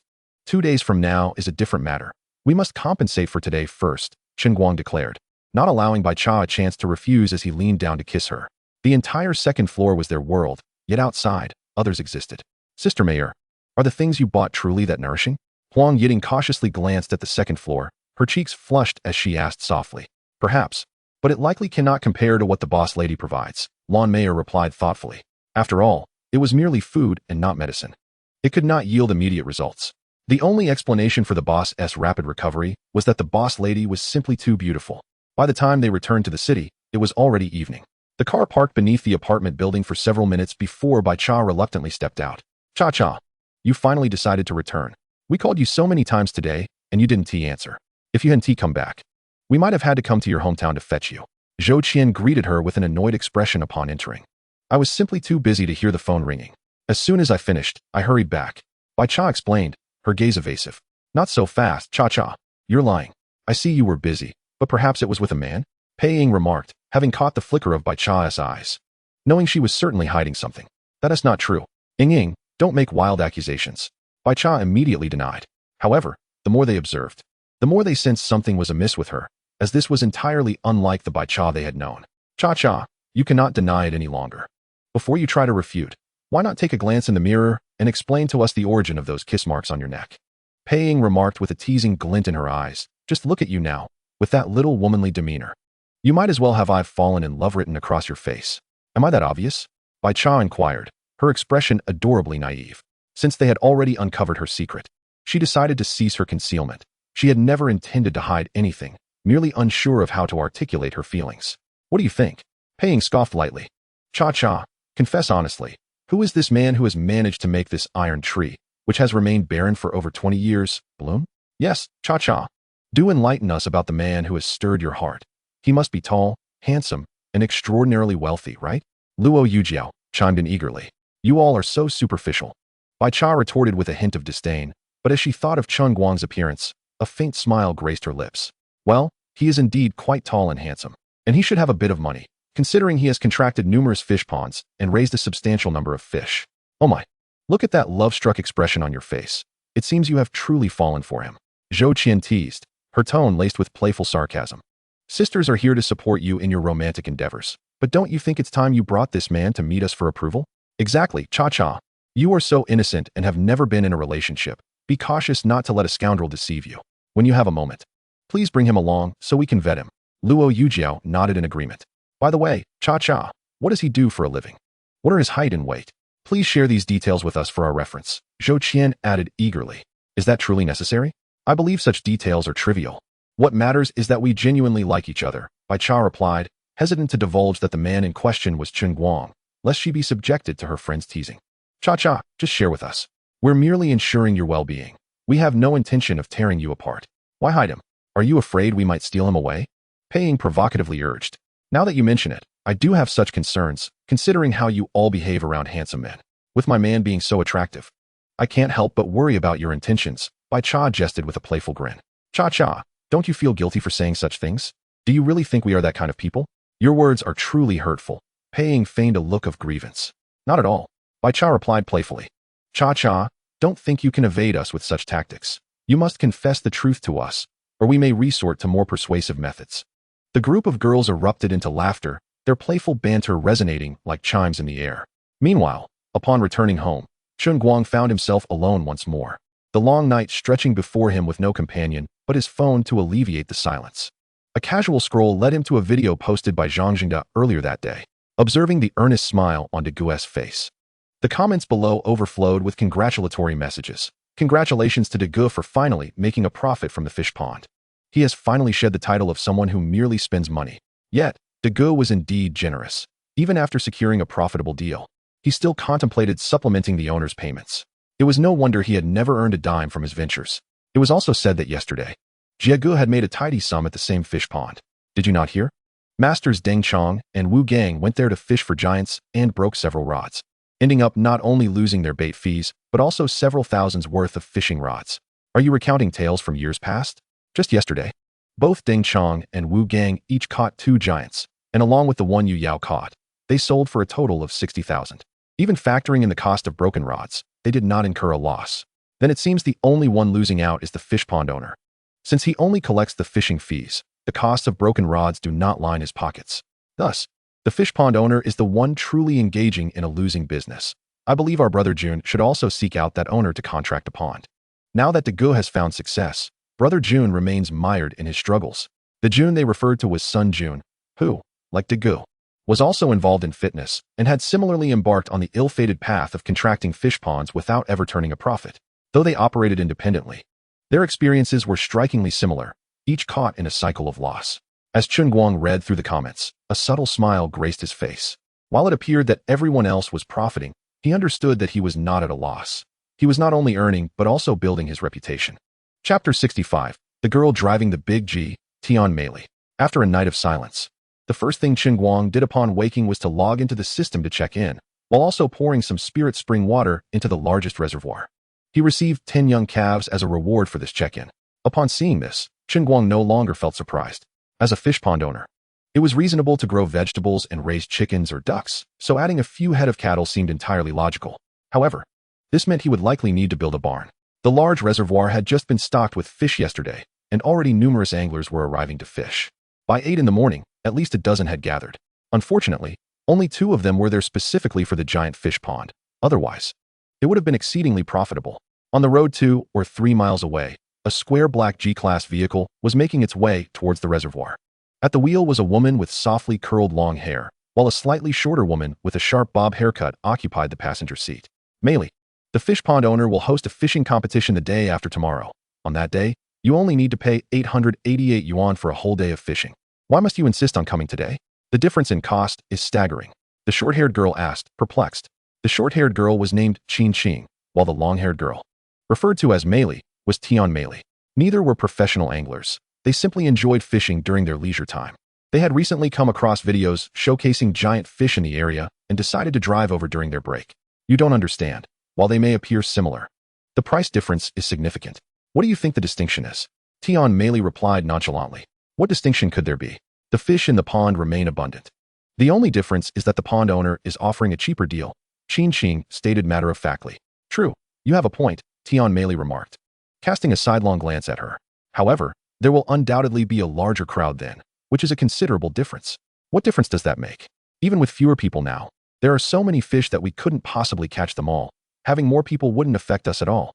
Qin Qing argued, somewhat obstinately. That may not necessarily be the case.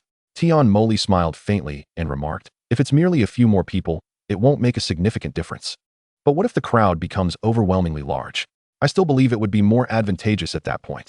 Qin Qing remained steadfast in her opinion. Her perspective was not without merit, especially considering the price difference was nearly tenfold. Perhaps, Tian Meili chose not to continue the debate with Qin Qing. She made her point and fell silent. At that moment, they were approaching the reservoir.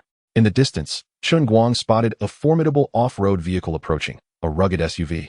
The dream car of countless men. Such vehicles are rarely affordable, often impractical, and notoriously fuel-consuming. Consequently, many men either cannot afford them or, even if they can manage the expense, typically opt against purchasing one. After all, when men contemplate such matters, they consider not only their personal preferences, but also a multitude of other factors, unless they are exceedingly young or the cost is trivial to them. Chen Guang assumed that the driver of such a vehicle would certainly be a man, but to his surprise, when the car came to a halt, two young, beautiful women emerged. They were clad in jeans and t-shirts, simple attire that nonetheless accentuated their figures and youthful exuberance. Particularly striking was the girl with long hair, who seemed to have stepped straight out of a comic book. With her alluring curves and long legs, she undoubtedly represented the finest figure Chen Guang had encountered, and he estimated her bust to be at least a G-cup. The proportions between her waist, hips, and legs were nothing short of perfect. Are you the owner of the reservoir? Tian Meili approached Chen Guang and inquired. Indeed, I am the owner of the reservoir. Are you two here to fish? Chen Guang responded with a smile. I wonder if you are interested in fishing at 88 per hour or 888 per hour. I wish to fish for the grand catch at 888 per hour, but before that, I would like to ask if it's permissible to have assistance. As I worry that a fish of such size might be difficult to reel in alone, Tian Meili replied. If that's the case, I will fish for the grand catch at 888 per hour. If not, then I shall settle for 88 per hour. Of course, as long as you use one fishing rod, you may have as many helpers as you like, Chen Guang promptly answered. That is understood. The two of us will surely use just one rod. Tian Meili nodded, taking out her phone. I will transfer the payment to you now for 4 hours. Upon receiving the payment, Chen Guang beamed with delight, saying, however, if you are aiming for a grand catch, do be mindful of safety. Do not overexert yourselves. He relished the prospect of others striving for grand catches, as it meant greater profit for him. Tian Meili nodded and then, along with Qin Qing, got into the vehicle, heading straight for the grand catch pond. Meili, did that reservoir owner look down on us just now? Once inside the car, Qin Qing belatedly voiced her concern. Not at all. He was merely showing concern for us. Tian Meili replied dismissively. That did not sound like concern to me. Qin Qing murmured, somewhat discontented. No. We must show him a thing or two and make this arrogant owner shed tears. All right, we came here to outsmart the owner. And I shall certainly endeavor to make him weep, Tian Meili agreed. As avid anglers, who wouldn't wish to outmaneuver the owner? Yet, as the owner of the fishing pond, who wouldn't want to outsmart the anglers? Ultimately, who outmaneuvers whom would depend on skill and luck? In chapter 66, I'm not here to sell corn. I'm here to fish at the edge of the reservoir. Tian Meili set up her fishing box and began mixing various baits in proportion. Meili, why are you using so much bait? What exactly are you trying to catch? Qin Qing asked, puzzled by the 3 or 4 types of bait Tian Meili was preparing. Naturally, we aim to catch whatever bites, Tian Meili replied with a faint smile. Therefore, we must create several fishing spots. We should first set a more achievable target, which means we cannot start with the most challenging fish. Our initial goal will be to catch smaller species, such as the Chinese perch, bass, or mandarin fish. If we can reel one in quickly, we will be in a position to proceed to larger targets. Conversely, if we wait too long without a bite, we will simply switch targets, thereby increasing our chances. While Tian Meili's reasoning seemed somewhat sound, Qin Qing felt something amiss. This method of fishing was unfamiliar to her, prompting her to ask skeptically, Meili, is this really effective? Why not give it a try? I believe this method is quite scientific, Tian Meili replied earnestly. Fishing relies not only on skill and luck, but also on science. Only then can we effectively catch more fish. There is certainly merit in the assertion that fishing requires a scientific approach. Qing nodded, saying, "All right, I will follow your lead." Thus, the two women embarked on what they deemed a scientifically sound fishing method. Meanwhile, on the other side, Chen Guang was about to welcome another scientifically minded angler. "I'm here to prepare the bait." A black pickup truck slowly pulled up beside Chen Guang, and a round-faced man leaned out of the driver's window, asking, "Young man, are you the owner here?" Chen Guang turned to look, noting not only the round face, but also the truck bed, which was filled with a considerable amount of corn. He nodded and replied, "Yes, I am the owner of this place. You must be the corn vendor? I was just thinking of buying some corn. Could you weigh out 10 pounds for me?" Originally, Chen Guang had no intention of purchasing corn, but since the vendor had approached him, he thought sampling some wound tea hurt. Upon hearing that Chen Guang mistakenly believed he was there to sell corn, the round-faced man quickly exited the vehicle to clarify, "No, I'm not here to sell corn. I'm here to fish." At that moment, Chen Guang could see the man more clearly. He appeared to be under 30, standing around 5 feet 5, but weighing well over 200 pounds, giving him a notably hefty appearance. "My apologies. I assumed you were selling corn since you had such a large load. But why bring so much corn to fish? Aren't you concerned that the sun will dry it out?" Chen Guang was not particularly curious about the man's weight, but he was intrigued by the truckload of corn. There had to be at least 400 or 500 pounds of fresh corn, and if he wasn't selling it, what purpose could he have for so much? However, Chen Guang soon learned the answer as the man explained the corn's purpose. "Oh, I'm not worried. By the time the corn dries out, I'll have already used it all, as this corn is for baiting fish." This explanation was both surprising and satisfying. "You intend to use all that corn for bait?" Chen Guang exclaimed, visibly astonished. Of course, fishing without baiting is akin to fishing with no chance of success. Inadequate bait means wasted effort. To maximize your catch, you must heavily bait the spot. The heavier the bait, the greater the catch, the man articulated with surprising eloquence, leaving Chen Guang curious about where he had acquired such knowledge. It seems that the rather rotund gentleman may have misconstrued the essence of the conversation. While there indeed exists a notion of baiting with substantial quantities, such an approach should entail moderation rather than an unrestrained excess. Utilizing 400 to 500 pounds of corn solely for baiting transcends the realm of mere baiting. It verges on the act of feeding the fish. Yet, this is precisely what Chen Guang finds most delightful. If everyone were to adopt such a lavish approach to baiting, it would not only be akin to gifting him money, but also inadvertently assist in nurturing the fish. "Good sir, with such a considerable amount of corn for bait, you must be here to catch something magnificent, correct?" Chen Guang inquired, narrowing his eyes into a thin slit. "Naturally. Would I engage in such extravagant baiting for mere small fish?" The rotund man replied confidently, patting his chest. "The fee for fishing in the big fish pond is 888 yuan per hour. May I inquire how long you intend to fish?" Chen Guang hastily asked. "Is it cash or a scan?" "Let us go big. I'll take 10 hours, and I'll pay via scan." As he spoke, the gentleman extended his chubby hand into his pocket, retrieving his phone to promptly complete the payment. It was evident from his readiness that he was not lacking in funds, which made Chen Guang all the more assured in accepting the payment. He could neither prevent the gentleman from baiting heavily, nor did he wish to. Likewise, he harbored no desire to obstruct the influx of money into his own hands. After settling the fishing fee, the gentleman drove his pickup truck directly onto the dam of the big fish pond. "Afei, peel the corn for me here. Once you've prepared a bucket, bring it down to me. I'll select a fishing spot in the meantime." He retrieved a fishing rod and tackle box from the back seat, then instructed the tall, slender youth beside him. Once a fishing spot was chosen, he began assembling his rod, adjusting the float, and finding the bottom. In the meantime, Afei had already brought over a bucket of peeled corn. To ensure a good catch, one must bait heavily. The gentleman brandished an oversized baiting spoon and cast a hefty scoop into the water. 1 scoop, 2 scoops, 3 scoops. Before long, an entire bucket of corn had been dispensed into the reservoir. If we want a substantial catch, we must keep baiting. "Afei, hurry and prepare another bucket of corn for me." As he spoke, the gentleman turned to shout towards the dam, then leisurely cast his fishing rod into the water. "Jasmine, what is that rotund fellow doing? He just dumped an entire bucket of bait, and it's all corn," Qing remarked, poking her companion Tian Moli beside her. "Mind your own business. Be careful, he might come over and take offense. Just look at his build. Even if the two of us combined, we couldn't match him," Tian Moli warned, feigning a fright. "Surely not. I merely made a comment, and he would retaliate?" Qing's voice dropped significantly, clearly unnerved. "That's hard to say. What if he has a fiery temper? It's best we refrain from meddling," Tian Moli advised. "How much bait he wishes to use is none of our concern." Chapter 67. Feeding fish is baiting. Corn is indeed a universal bait, whether for carp, silver carp, or even predatory fish like catfish and grass carp. They all find corn appetizing. Not only can corn be used for baiting, but it can also serve as bait for fishing, albeit at a slightly higher cost. It is unheard of for someone like the rotund gentleman to bring 400 to 500 pounds of corn solely for baiting. If one bucket is insufficient, then let us have two. I refuse to believe the fish one tea come to the bait. The more bait, the higher the likelihood of a catch. As Afei descended with the second bucket of corn, the gentleman resumed his baiting, humming a tune as he worked. Uft. Chin could no longer contain herself and let out a chuckle. Moly, do you think he might be a fool? This isn't baiting.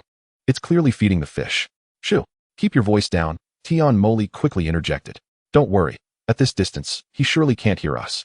Although Chin said this, she noticeably lowered her voice, having only laughed out loud in a moment of weakness. All right, even if he can't hear. It's unwise to speak so. Everyone has their own fishing style. Perhaps this method yields better results for him. Tian Moly preferred to fish in peace and did not wish to stir up trouble. Oh, Chin replied softly, refraining from further comments. However, she couldn't resist the occasional giggle. While most anglers are quietly focused, this gentleman is an exception, humming with every action. His frequency of baiting was also remarkably high. Afei would frequently return with another bucket of peeled corn, and the gentleman would immediately cast the entire bucket into the water. With nothing else to do, Chen Guang wandered over to observe their fishing. He was taken aback to see that nearly half of the corn from the pickup had been consumed in such a short time. Though he chuckled inwardly, his exterior remained composed. Aside from the rotund gentleman and Tian Moly, there were two other anglers at the reservoir, one of whom was an elderly man with graying hair. In fact, there were two elderly men, one fishing and the other accompanying him. Judging by their attire and their unhesitant choice to fish for large specimens, they likely had a respectable pension. Otherwise, they wouldn't be so unconcerned about spending thousands of yuan. Nonetheless, Chen Guang deemed them a crucial focus of attention. At such an advanced age, he could not allow any mishaps to occur. He contemplated the necessity of establishing a threshold, at the very least. Those wishing to fish for large specimens should meet certain criteria. Minors under 18 were certainly not permitted, as the money felt too hot to handle. One could never predict when a parent might come looking for a refund. Likewise, those over 60 were also excluded. Their advanced age made them prone to accidents. And should such an incident occur, the consequences could be dire. As Chen Guang mulled over these considerations, an elderly gentleman hooked a fish. Without a moment's hesitation, he dashed towards the elder's location. Should a large fish be caught, and if the line were to snap or the rod were to break, the elder might be dragged into the water, a scenario Chen Guang was keen to avoid. Old Wang, I've hooked a fish. A big one. Quickly prepare the net. The elder exclaimed, raising his rod high against his belly, his face flushed with excitement as he called to the other elder behind him. I say, old Zhang. Isn't it a bit premature to prepare the net? A fish that size 1T come ashore without a good half hour of tussling, Old Wang cautioned. Oh, you can't blame me. At my age, catching such a large fish for the first time is bound to be exhilarating. Old Zhang replied, his face reddening. Based on my years of fishing experience, I estimate this to be a catfish over 100 pounds. Is that so? I'm not so sure it appears to be that heavy. Old Wang responded skeptically. How would you know from merely standing there? If you were to try your hand at it, you'd see I speak the truth, Old Zhang challenged. Then hand me the rod, and let me give it a try. Absolutely not. I haven't stabilized this fish yet. If you take the rod now, it might slip away. Old Zhang quickly admonished. At this moment, the large fish was exerting tremendous force, and Old Zhang could barely maintain his grip. The moment he eased up even slightly, he could not guarantee he would be able to stabilize the fish again. How could he dare to change positions under such circumstances? Was this fish truly that powerful? Just moments ago, it had already been a struggle. Once the fish truly began to exert itself, would Old Zhang be able to hold on? Old Wang paused, a look of concern crossing his face as he inquired, are you certain you can manage? You know, this fish is incredibly strong. Rest assured, I am perfectly fine. I am famously strong for my age. Though I have lost some strength over the years, I can still hold my own against the younger generation.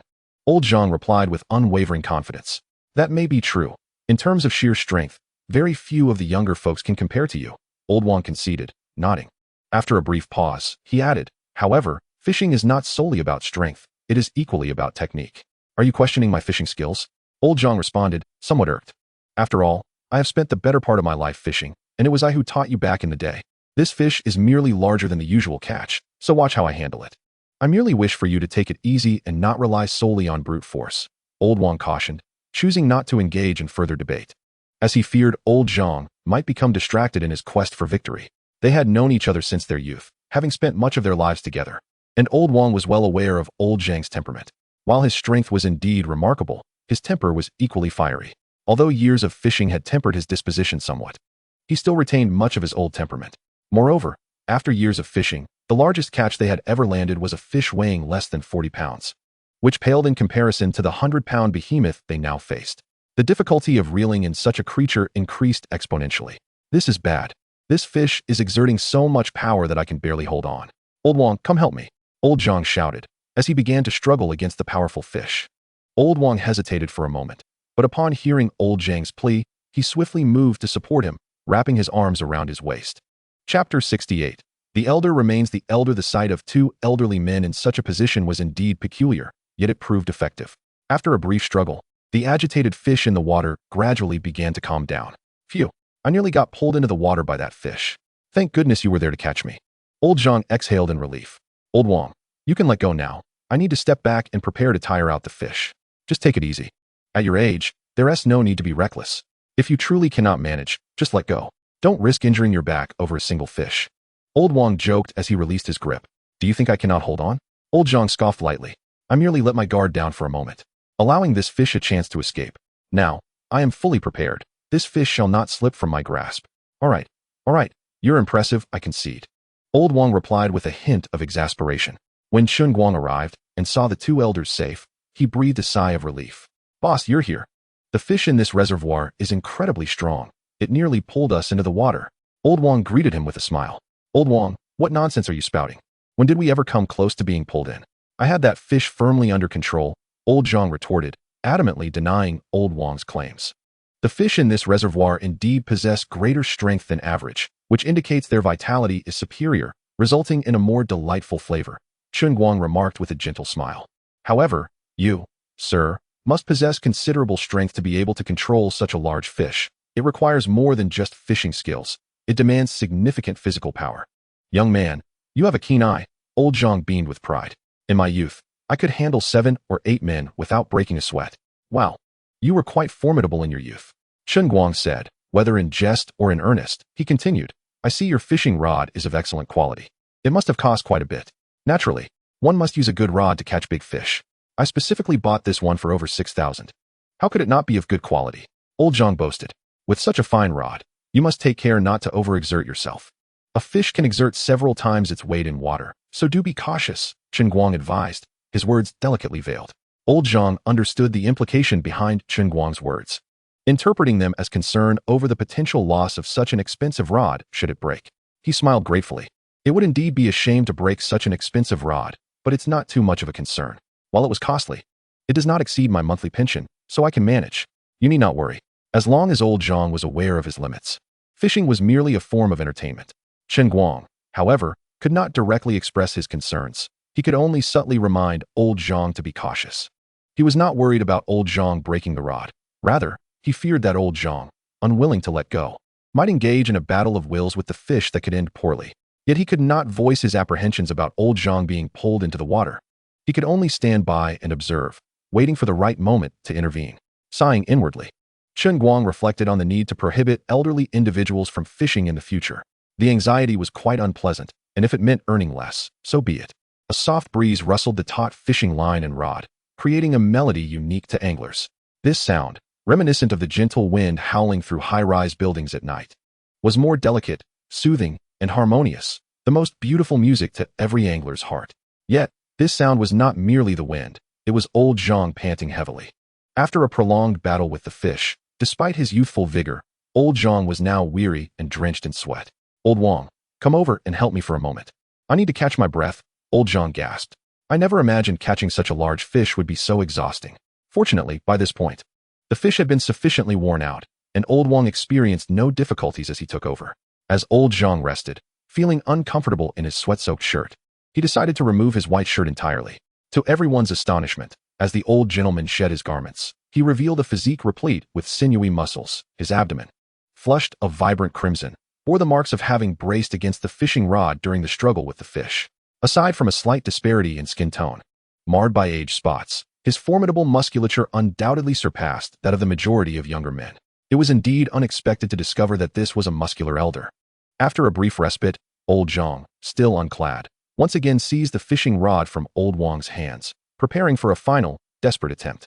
The fate of whether the large fish would be landed hinged upon this last effort. As the shirtless elder exerted himself, the contours of his muscles became even more pronounced. At that moment, Chen Guang realized that his earlier concerns had been entirely unwarranted. Nevertheless, this revelation did not sway his determination to prohibit individuals over 60 from fishing for large catches. After all, not every elder possessed the strength of this remarkable man. Suddenly, the large fish broke the surface, and Old Wang urged, "Quick, fetch the landing net." After much toil, the fish finally surfaced, prompting Old Zhang to exclaim with uncontainable excitement, "Wonderful! Wonderful!" Upon witnessing the fish emerge, Old Wang echoed his enthusiasm, exclaiming "Wonderful!" 3 times in succession as he hurried to grasp the specially prepared landing net that lay on the ground. "Hurry, Old Zhang. Step back a bit and guide the fish to the shore," Old Wang urged, brimming with excitement. "Got it," Old Zhang, somewhat puzzled, murmured as he glanced at the water's surface. "But why do I feel this fish doesn't resemble a big catfish? The head of a catfish shouldn't be this large. Isn't it enough to see once we land it? I say, Old Zhang, don't falter at this crucial moment." Old Wang was unconcerned whether it was a catfish. As long as it was a sizable catch, he was satisfied. After all, they had never hooked a fish of such magnitude before. The species mattered little compared to the thrill of landing a substantial catch. Indeed, we shall soon discover what fish we've caught. Old Zhang ceased his contemplation and began to retreat, gradually guiding the fish towards the shore. "It's a bighead carp. An impressively large specimen. I've never seen one so enormous," Old Wang shouted with exhilaration as he brought the fish ashore with the landing net. "I expected a catfish weighing over 100 pounds, yet here we have a bighead carp. Nevertheless, this one is truly massive, surely weighing at least 70 to 80 pounds. Old Zhang remarked as he stepped forward. "We'll weigh it to find out," Old Wang said, retrieving the weighing device he had prepared earlier. "This scale can only measure up to 36 kilograms. Can it handle such a large fish?" Old Zhang inquired skeptically, glancing at the device. "It should suffice," Old Wang replied, directly attaching the scale to the fish's mouth and lifting it. Remarkably, he managed to raise the considerable weight with ease, showcasing his strength. 34 kilograms, which is about 68 pounds. This bighead carp is truly colossal. If it were just 2 kilograms heavier, it would max out the scale. Old Wang exclaimed with delight. "Look at how wide its mouth is. I could fit my head inside it. Why don't you give it a try? I think it could handle a bit more. Why don't you try? Your head is smaller than mine. If anyone should try, it's you." Old Wang jested, presenting the fish before Old Zhang, feigning an attempt to fit it onto his head. "Really, how childish. At our age, must we resort to such juvenile antics?" Old Zhang retorted, turning away in disdain. "Enough of this. Let us focus on keeping the fish alive. At this rate, you'll have it dead before we even get it home." They were certainly unwilling to consume such a sizable fish. It was imperative to take it home for preservation. Yes, I'll take care of that," Old Wang replied, momentarily dispelling his playful spirit. "Let us not bother with that. With only an hour left, it's unlikely we'll catch another fish. Let us just pack it in a water bag and head home." Old Wang had intended to prepare the bag when Old Zhang abruptly halted him. Having fished for over 3 hours since 7 in the morning, they were left with barely 50 minutes. The prospect of landing another large fish was indeed slim. Moreover, having already caught a sizable specimen, they felt immense satisfaction and deemed it paramount to return home with the fish safely. "All right, I'll fetch the water bag to store the fish." Old Wang nodded, acknowledging Old Zhang's reasoning. They had already struck gold with this morning's catch, and there was no need for further greed. Should their avarice lead to the demise of the bighead carp, that would be a true loss. Prior to their venture for large catches, they had specifically purchased oversized live fish oxygen transportation bags, ensuring they could transport their prize home alive. Once they filled the bags with water and oxygen, the fish that weighed over 60 pounds surged to nearly 200 pounds, and together they heaved it onto the vehicle, finally exhaling a sigh of relief. "Gentlemen, I see you have just under an hour left. Would you like me to refund the remaining fishing fee?" Chen Guang approached with a smile. "Son, that is not how business works. It's our choice to stop fishing, not you driving us away. There is no reason for a refund." Old Zhang chuckled, indicating his understanding nature.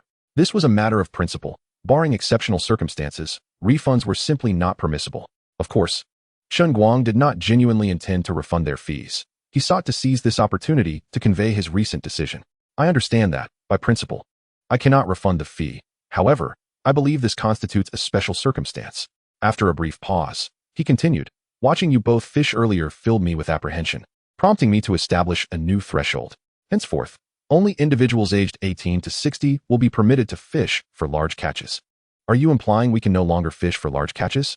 Old Zhang pondered, casting a thoughtful glance at Chen Guang. Chen Guang nodded, explaining, Given the risks associated with age, should an accident occur, I cannot bear the responsibility. I hope you both understand. It wasn't he that Chen Guang was unwilling to earn this income, but rather that the money felt too precarious to accept. He was not keen on offending anyone, but the potential hazards outweighed the profits. With age, bodily functions inevitably decline, and various ailments emerge, making even a simple fall into the water potentially fatal. Furthermore, even absent such a scenario, heightened emotions or excessive exertion could lead to perilous situations. Accidents could occur even in the absence of any apparent danger. Should any unfortunate event tie back to him, Chen Guang would find himself shouldering the responsibility. Thus, even at the cost of his earnings, it was imperative to eliminate any risks. The young man, you are not entirely mistaken. However, that notion applies merely to the average elderly individual. I am no ordinary old man, hence the age restriction should not apply to me, right? Old Zhang nodded thoughtfully, yet he excluded himself from the category of old men. Sir, although your health is indeed quite robust, I believe that since you have already experienced the thrill of catching a giant fish and succeeded in doing so, it would be prudent to refrain from such risks in the future, Chen Guang advised. Fishing, after all, is merely a form of entertainment. Catching smaller fish can be quite enjoyable as well. What joy is there in catching small fish? The excitement of reeling in a giant is incomparable. Old Zhang immediately countered. At this moment, Old Wang quickly interjected, enough. The young boss's intentions are for our own good, although we do have our pensions. If we were to fish for giants every day, I fear we would soon deplete our funds. It's best to indulge occasionally. Do you truly intend to come here regularly? Chapter 70. Chubby, keep it up. Pure appreciation. I never claimed I would come frequently. I merely considered the possibility of returning in the future and thought it wise to ask the young boss for a bit of leniency, rather than enforcing such rigid rules. Old John stated, clearly not senile. After all, even the fees for fishing small fish would quickly exhaust their modest pensions if they indulged daily. Old Zhang was pulled into the car by Old Wang, but before departing, he leaned out of the window to remind Chen Guang, young boss. If one day I decide to pursue giant fish again, you must grant me a favor. Take care, old sir. Chen Guang smiled and waved, not providing a direct response. Such matters are uncertain. It would be better to address them when the time comes. Once the two elderly men departed, Chen Guang promptly updated the restrictions on his short video account's homepage. Furthermore, he abolished the catch and release practice, including in both the giant fish pond and all other fishing ponds. There were several reasons for this decision. The aim of fishing for giants is precisely that, to catch giants. The notion of releasing them is non-existent. As for the fish in the large reservoir, he decided against releasing them to encourage anglers to take them home for others to enjoy. With the blessing of the spring water, the fish he raised would undoubtedly be tastier than those from other locations.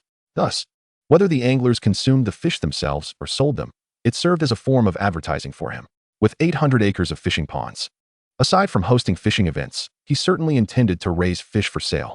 Once his reputation was established, he would have no worries about selling his fish in the future. Naturally, should anyone insist on keeping fish for themselves, he would only allow them to do so at the prices set by the system, ensuring that fishing fees remained reasonable. This approach would also help avoid confusion stemming from fluctuating prices.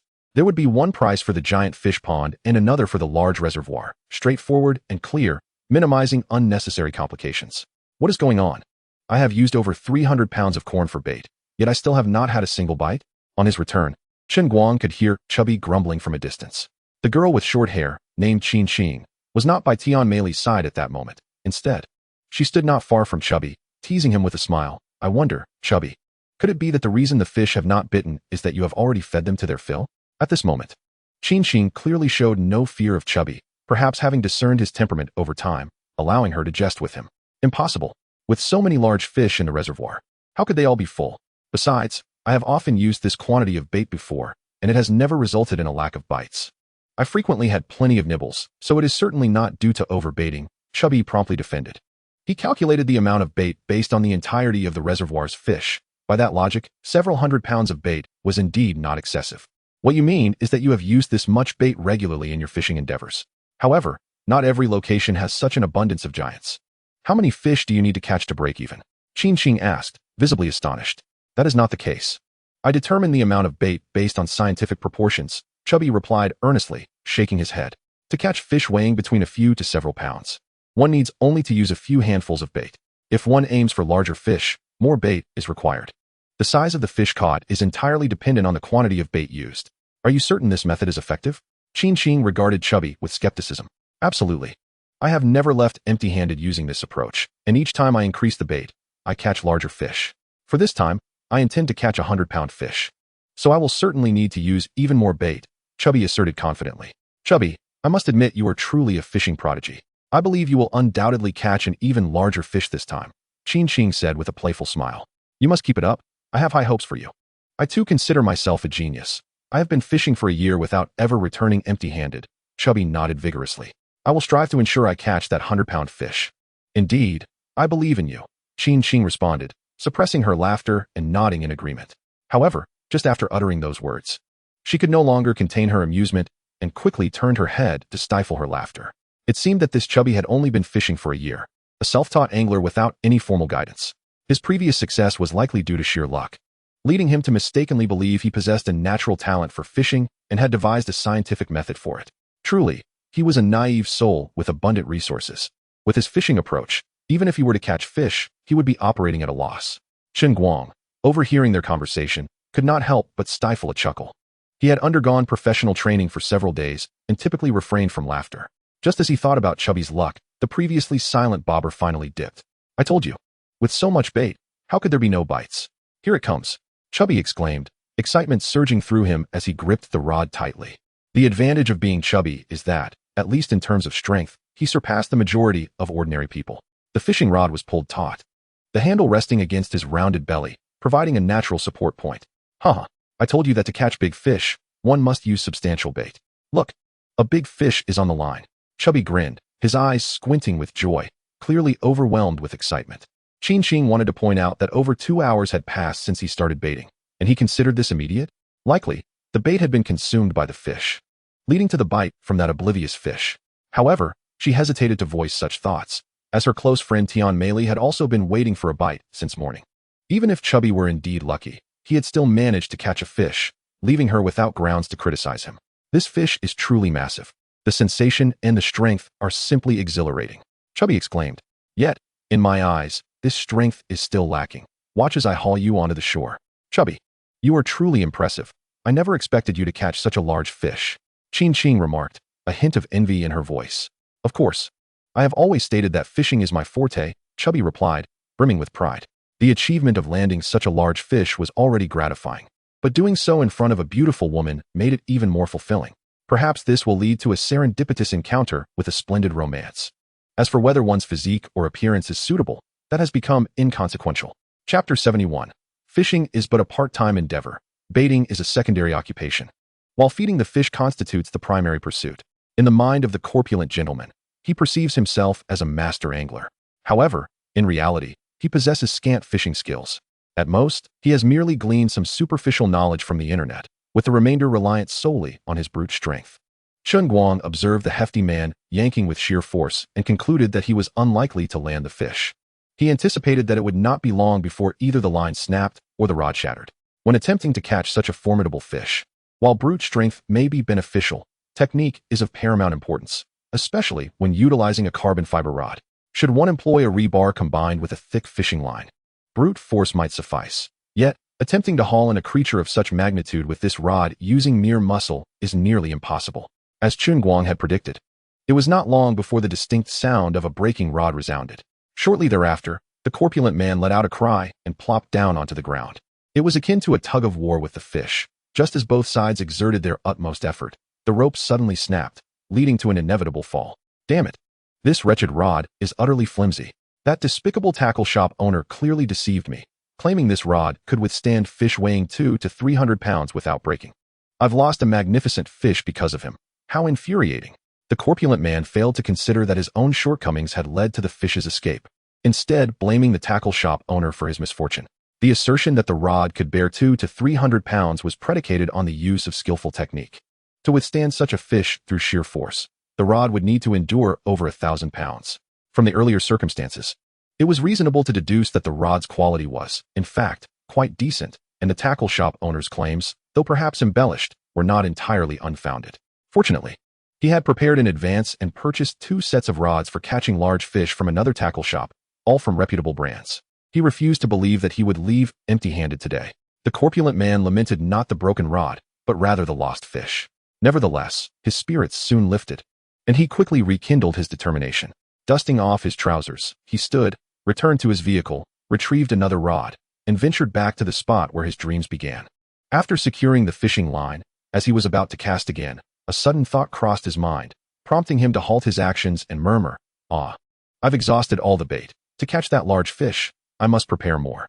With that, he turned and shouted towards the embankment, "Afei, drive back to that spot and bring me 500 pounds of corn, hurry. I needed to set the bait." Upon hearing that he intended to purchase 500 pounds of corn for bait, everyone stared in astonishment. The corpulent man was resolutely convinced that a successful catch required a substantial amount of bait. Fishing was his part-time job, baiting was a secondary task, while feeding the fish constituted his primary occupation. Afei, although surprised, understood that as an employee, he must adhere to the whims of his employer. This was a situation to which he was already accustomed, so he said nothing further about the quantity. As for Qing and the others, they had no inclination to meddle. The man had money, and his choice of bait was none of their concern. Chen Guang, on the other hand, was filled with delight. If he encountered more individuals like the corpulent man, he would not only earn fishing fees effortlessly, but also save on feeding the fish. Such a fortuitous opportunity was one he welcomed with open arms. After all, it was evident that this corpulent man was not lacking in funds, so earning a little from him was entirely reasonable. Perhaps due to the upcoming fishing competition, many had already arrived early that morning. Near the expansive reservoir, several vehicles from distant provinces had gathered, including a motorhome. Some individuals had paid their fishing fees and were already angling in the reservoir, while others watched from the sidelines. And some had even begun to set up tents by the water, clearly preparing to spend the night, with thoughts of the impending chance to catch a colossal fish. Most of these individuals had opted to enjoy their time at the reservoir. Chen Guang had just returned from the giant fish pond and was still processing the scene before him when another SUV approached from a distance. "Boss Chen, we heard there's an event here where one can fish for just 888 yuan a day in the giant fish pond. So we rushed over from Yun's province." A robust man leaned out of the window, grinning broadly at Chen Guang.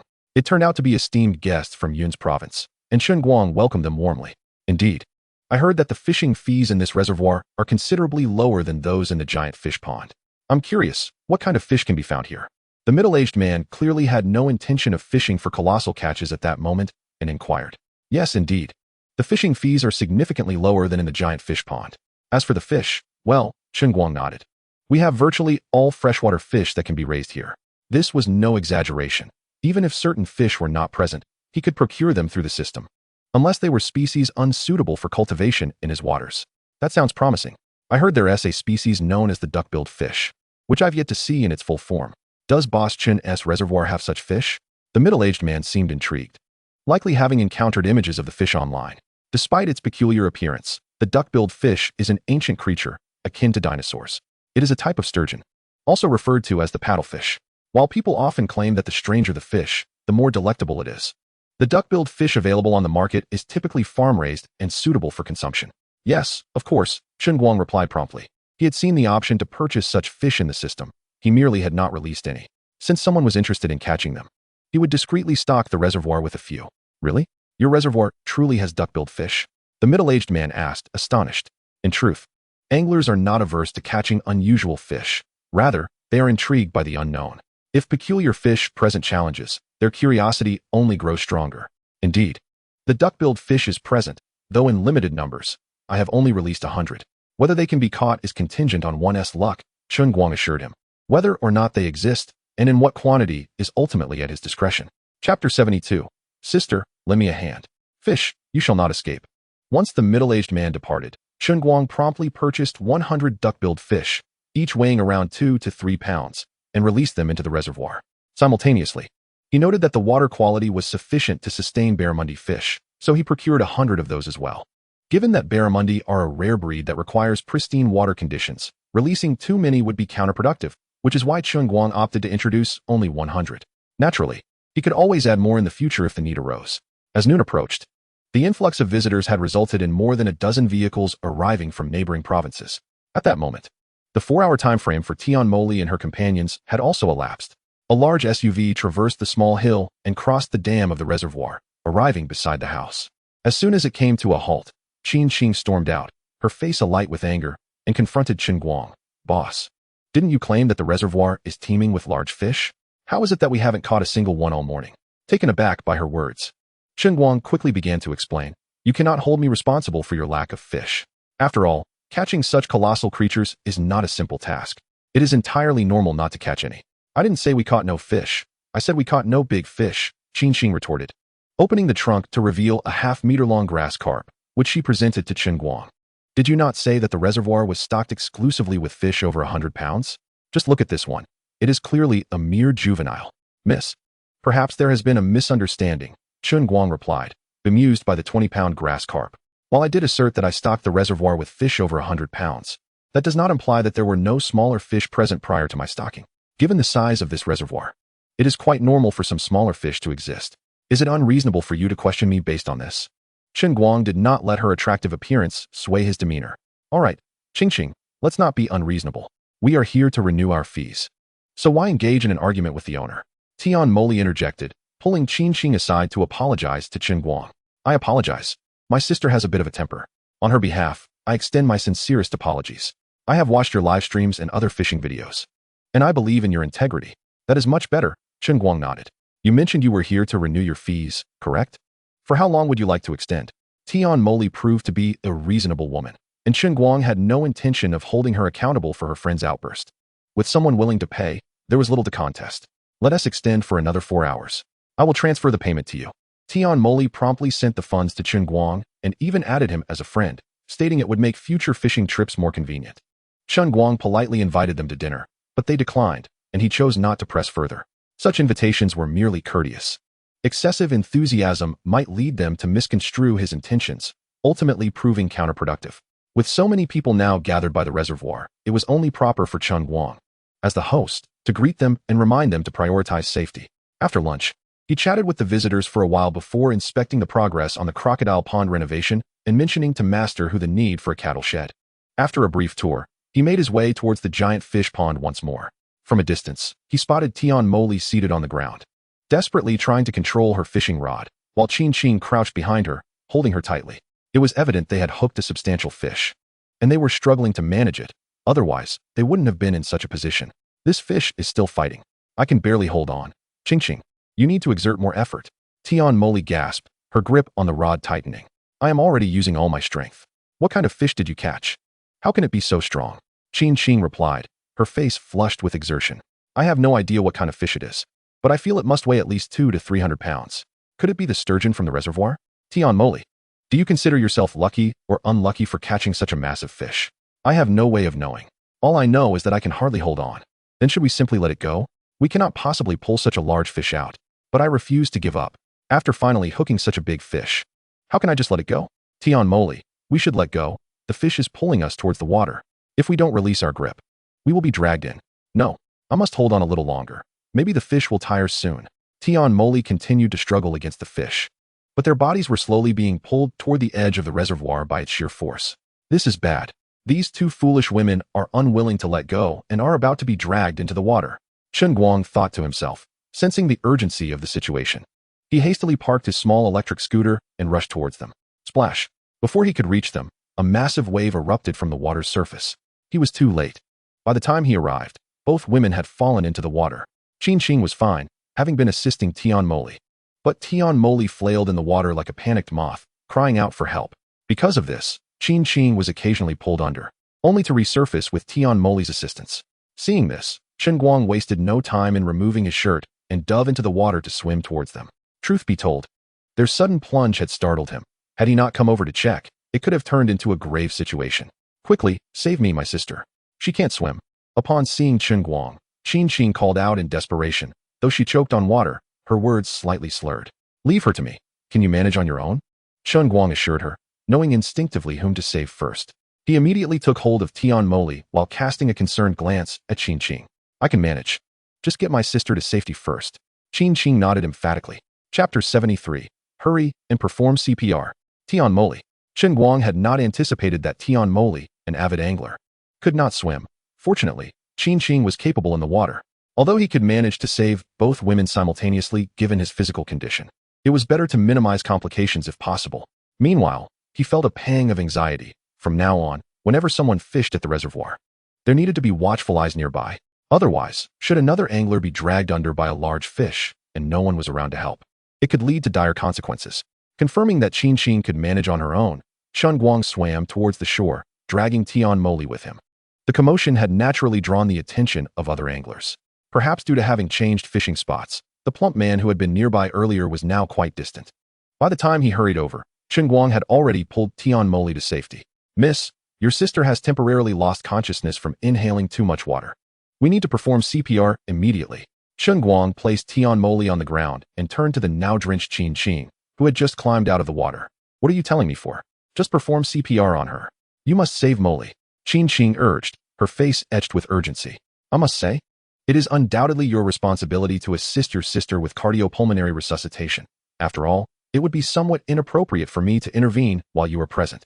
Had Qin Qing not been nearby, Chen Guang would have undoubtedly rushed to provide aid to Tian Moli without hesitation. However, with her esteemed friend at hand, it is only fitting that this duty be entrusted to her. "There is no impropriety in this. I am fully aware that your intentions are to save a life, not to take advantage of my dear sister," Qin Qing, in her understanding, continued to urge. "Moreover, do you see me in my current state? Do I look capable of performing CPR? Hurry up and take action. Stop being so wishy-washy and act like a man." With such encouragement from Qin Qing, Chen Guang felt compelled to act without further hesitation. Any delay could increase the peril. Fortunately, he had previously learned the fundamentals of CPR. Although Tian Moli was indeed an attractive woman and possessed a remarkable figure, the urgency of the situation took precedence, and Chen Guang pushed aside any distracting thoughts. It must be noted, however, that a woman with ample curves poses certain challenges during CPR. While Chen Guang found it somewhat inconvenient, the onlooker, a hefty fellow, was green with envy. Observing that Chen Guang had yet to revive Tian Moli, he eagerly chimed in. "Bro, you must be tired by now. How about I take over? You gluttonous fool, step aside. If you dare to interfere with Boss Chen's efforts to save my sister, do you believe I won't make you regret it?" Qin Qing warned fiercely, her demeanor akin to that of a protective wolf cub. "Come now, beautiful, there's no need to be so fierce. I merely wish to lend a helping hand," the hefty man retorted, retreating a couple of steps while muttering under his breath. Just then, after Chen Guang's relentless efforts, Tian Moli expelled a mouthful of water and finally regained consciousness. Simultaneously, Chen Guang, having completed his task, collapsed onto the ground, not due to exhaustion, but rather from a lingering sense of trepidation. "I must say, my dear, how is it that a fishing enthusiast such as yourself cannot swim? If you were aware of your inability, why did you not let go when the big fish nearly pulled you under? Is that fish truly worth more than your life?" Chen Guang, disregarding any previous notions of impropriety, began to express his concerns to Tian Moli upon her awakening. "I apologize. I was too greedy, thinking that if I just held on a bit longer, the fish would tire out. I assure you, there will be no next time," she replied, resembling a dutiful daughter-in-law. Even after receiving a reprimand, "You still wish for a next time?" Chen Guang pondered her logic. She appeared to be an intelligent woman and not one to be petty. Yet here she was, risking herself for a fish. "Boss Chen, thank you for saving me. I will definitely repay you," Tian Moli expressed, seemingly undeterred by his curt tone. "There is no need for repayment. Your predicament in my pond is, after all, my responsibility, and aiding you is merely the right thing to do." Chen Guang gestured dismissively. "That cannot be said. My actions led to the consequences, so it is only fitting that I express my gratitude," she insisted. From this perspective, she indeed proved to be a reasonable individual, recognizing that the incident bore no fault of Chen Guang's. Yet, Chen Guang remained cautious, should an accident occur. Encountering a rational person is fortunate, but one must be wary of those who are unreasonable, for they would argue even without justification. He recalled a news report from his previous life regarding a thief who drowned while attempting to steal fish, with the thief's family demanding compensation from the pond owner. In truth, the pond owner was the true victim, yet out of humanitarian concern, he was compelled to offer some compensation to the thief's family. Not to mention he had charged a fee for fishing. Tian Moli's gratitude was not the crux of the matter. Chen Guang was more concerned about her well-being. "Let us set that aside for now. Your immediate need is to visit the hospital for a checkup to ensure there are no lingering effects," he advised earnestly. "Yes, indeed. Moli, we should promptly head to the hospital for a checkup. Your health is paramount. Everything else can wait," Qin Qing quickly concurred. "Very well, I will follow your advice." Tian Moli nodded gently, attempting to rise. "Allow me to assist you," Chen Guang offered, swiftly supporting her. It was only upon this close contact that Tian Moli noticed not only was Chen Guang strikingly handsome, but he also possessed an impressive physique, causing her cheeks to flush slightly. Indeed, while his muscles were not exaggerated like those of a bodybuilder, they possessed a certain aesthetic appeal. "This man is rather remarkable. Not only does he have a well-defined chest and abs, but also a sculpted back. One can only imagine the latent power within." Watching Chen Guang assist Tian Moli up the embankment, Qin couldn't help but murmur to herself before quickly catching up to them. Chapter 74. This makes sense. Boss Chen, I will leave my fishing gear with you for now. Could you please keep an eye on it until I have the time to retrieve it? As for the fishing rod, if you find it, that would be great.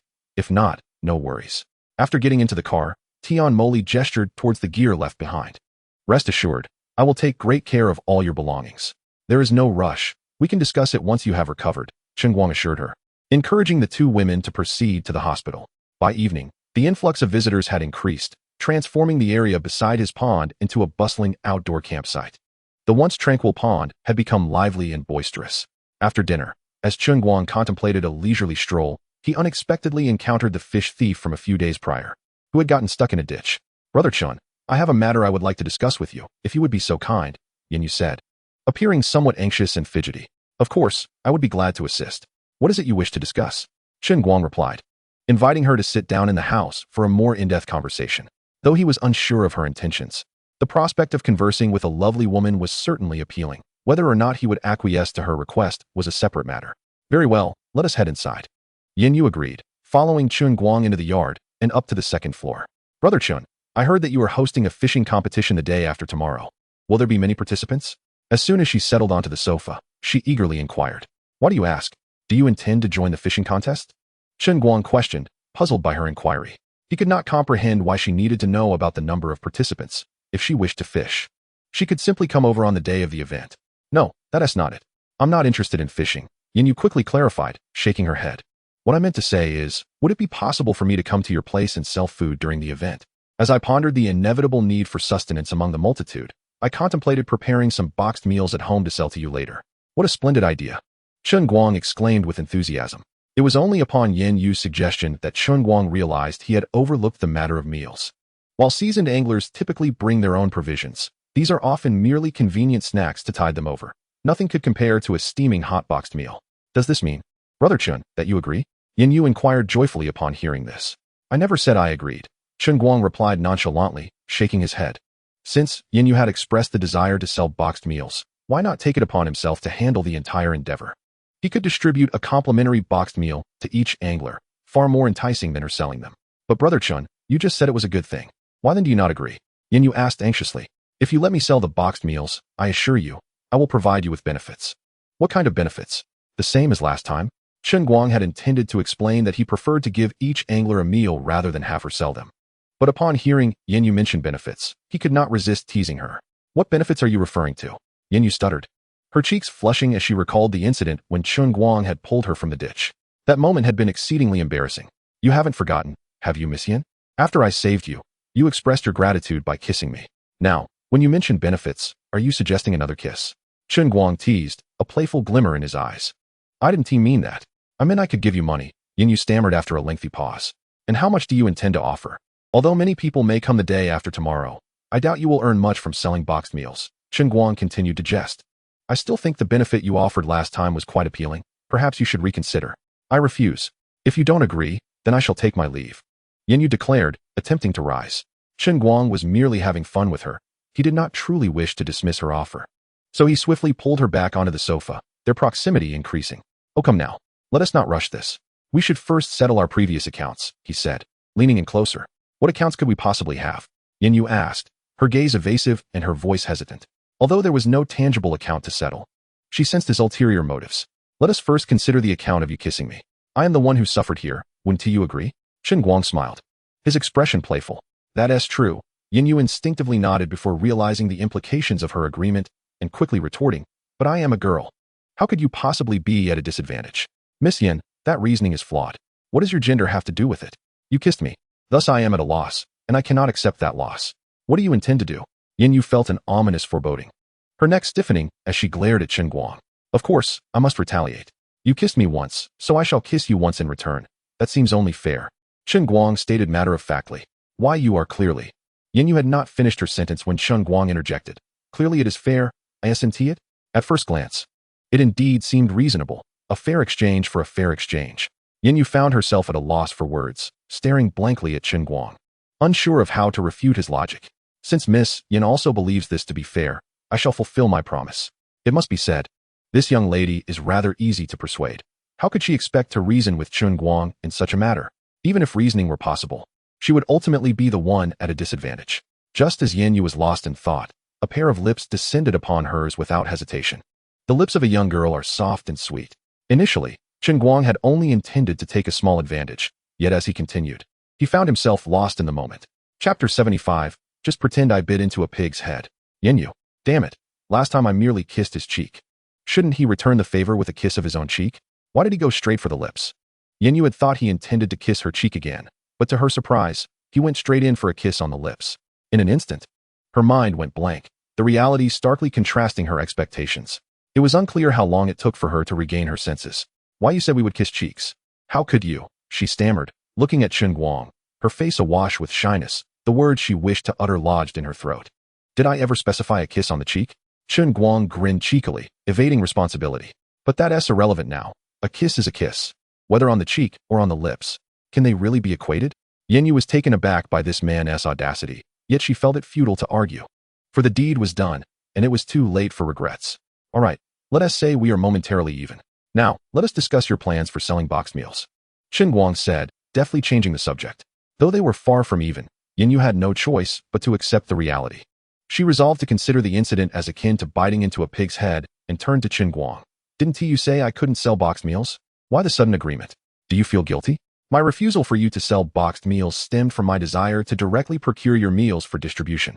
However, I cannot yet determine the exact quantity. It could range from hundreds to thousands, and I wonder if you are up to the task. Chen Guang revealed his thoughts candidly. Really? You genuinely wish for me to prepare meals for all the anglers?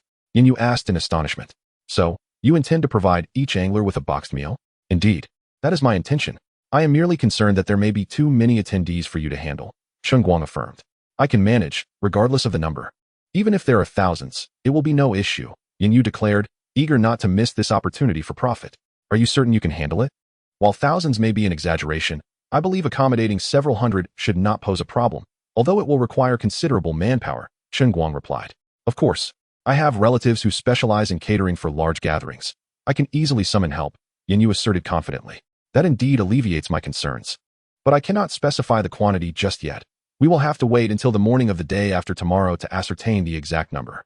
Do not say that even now, nor even by tomorrow evening, can Chen Guang provide a precise number. This statement is, in all honesty, true. Very well. We have half a day to prepare, Brother Chen. All you need to do is send me the exact quantity by tomorrow morning, and I will take care of the rest. I assure you that the meals will be delivered punctually, Yin Yu promptly assured Chen Guang. After all, the manpower is readily available, and an entire morning is sufficient for purchasing ingredients and preparing the meals. All right, I shall entrust this matter to you. But I must state my conditions up front. I do not ask for extravagance in the meals, just a balance of protein and vegetables will suffice. But the quality must be assured. Only fresh vegetables and meats will do, Chen Guang said with a serious expression. As for the combinations, you may decide for yourselves.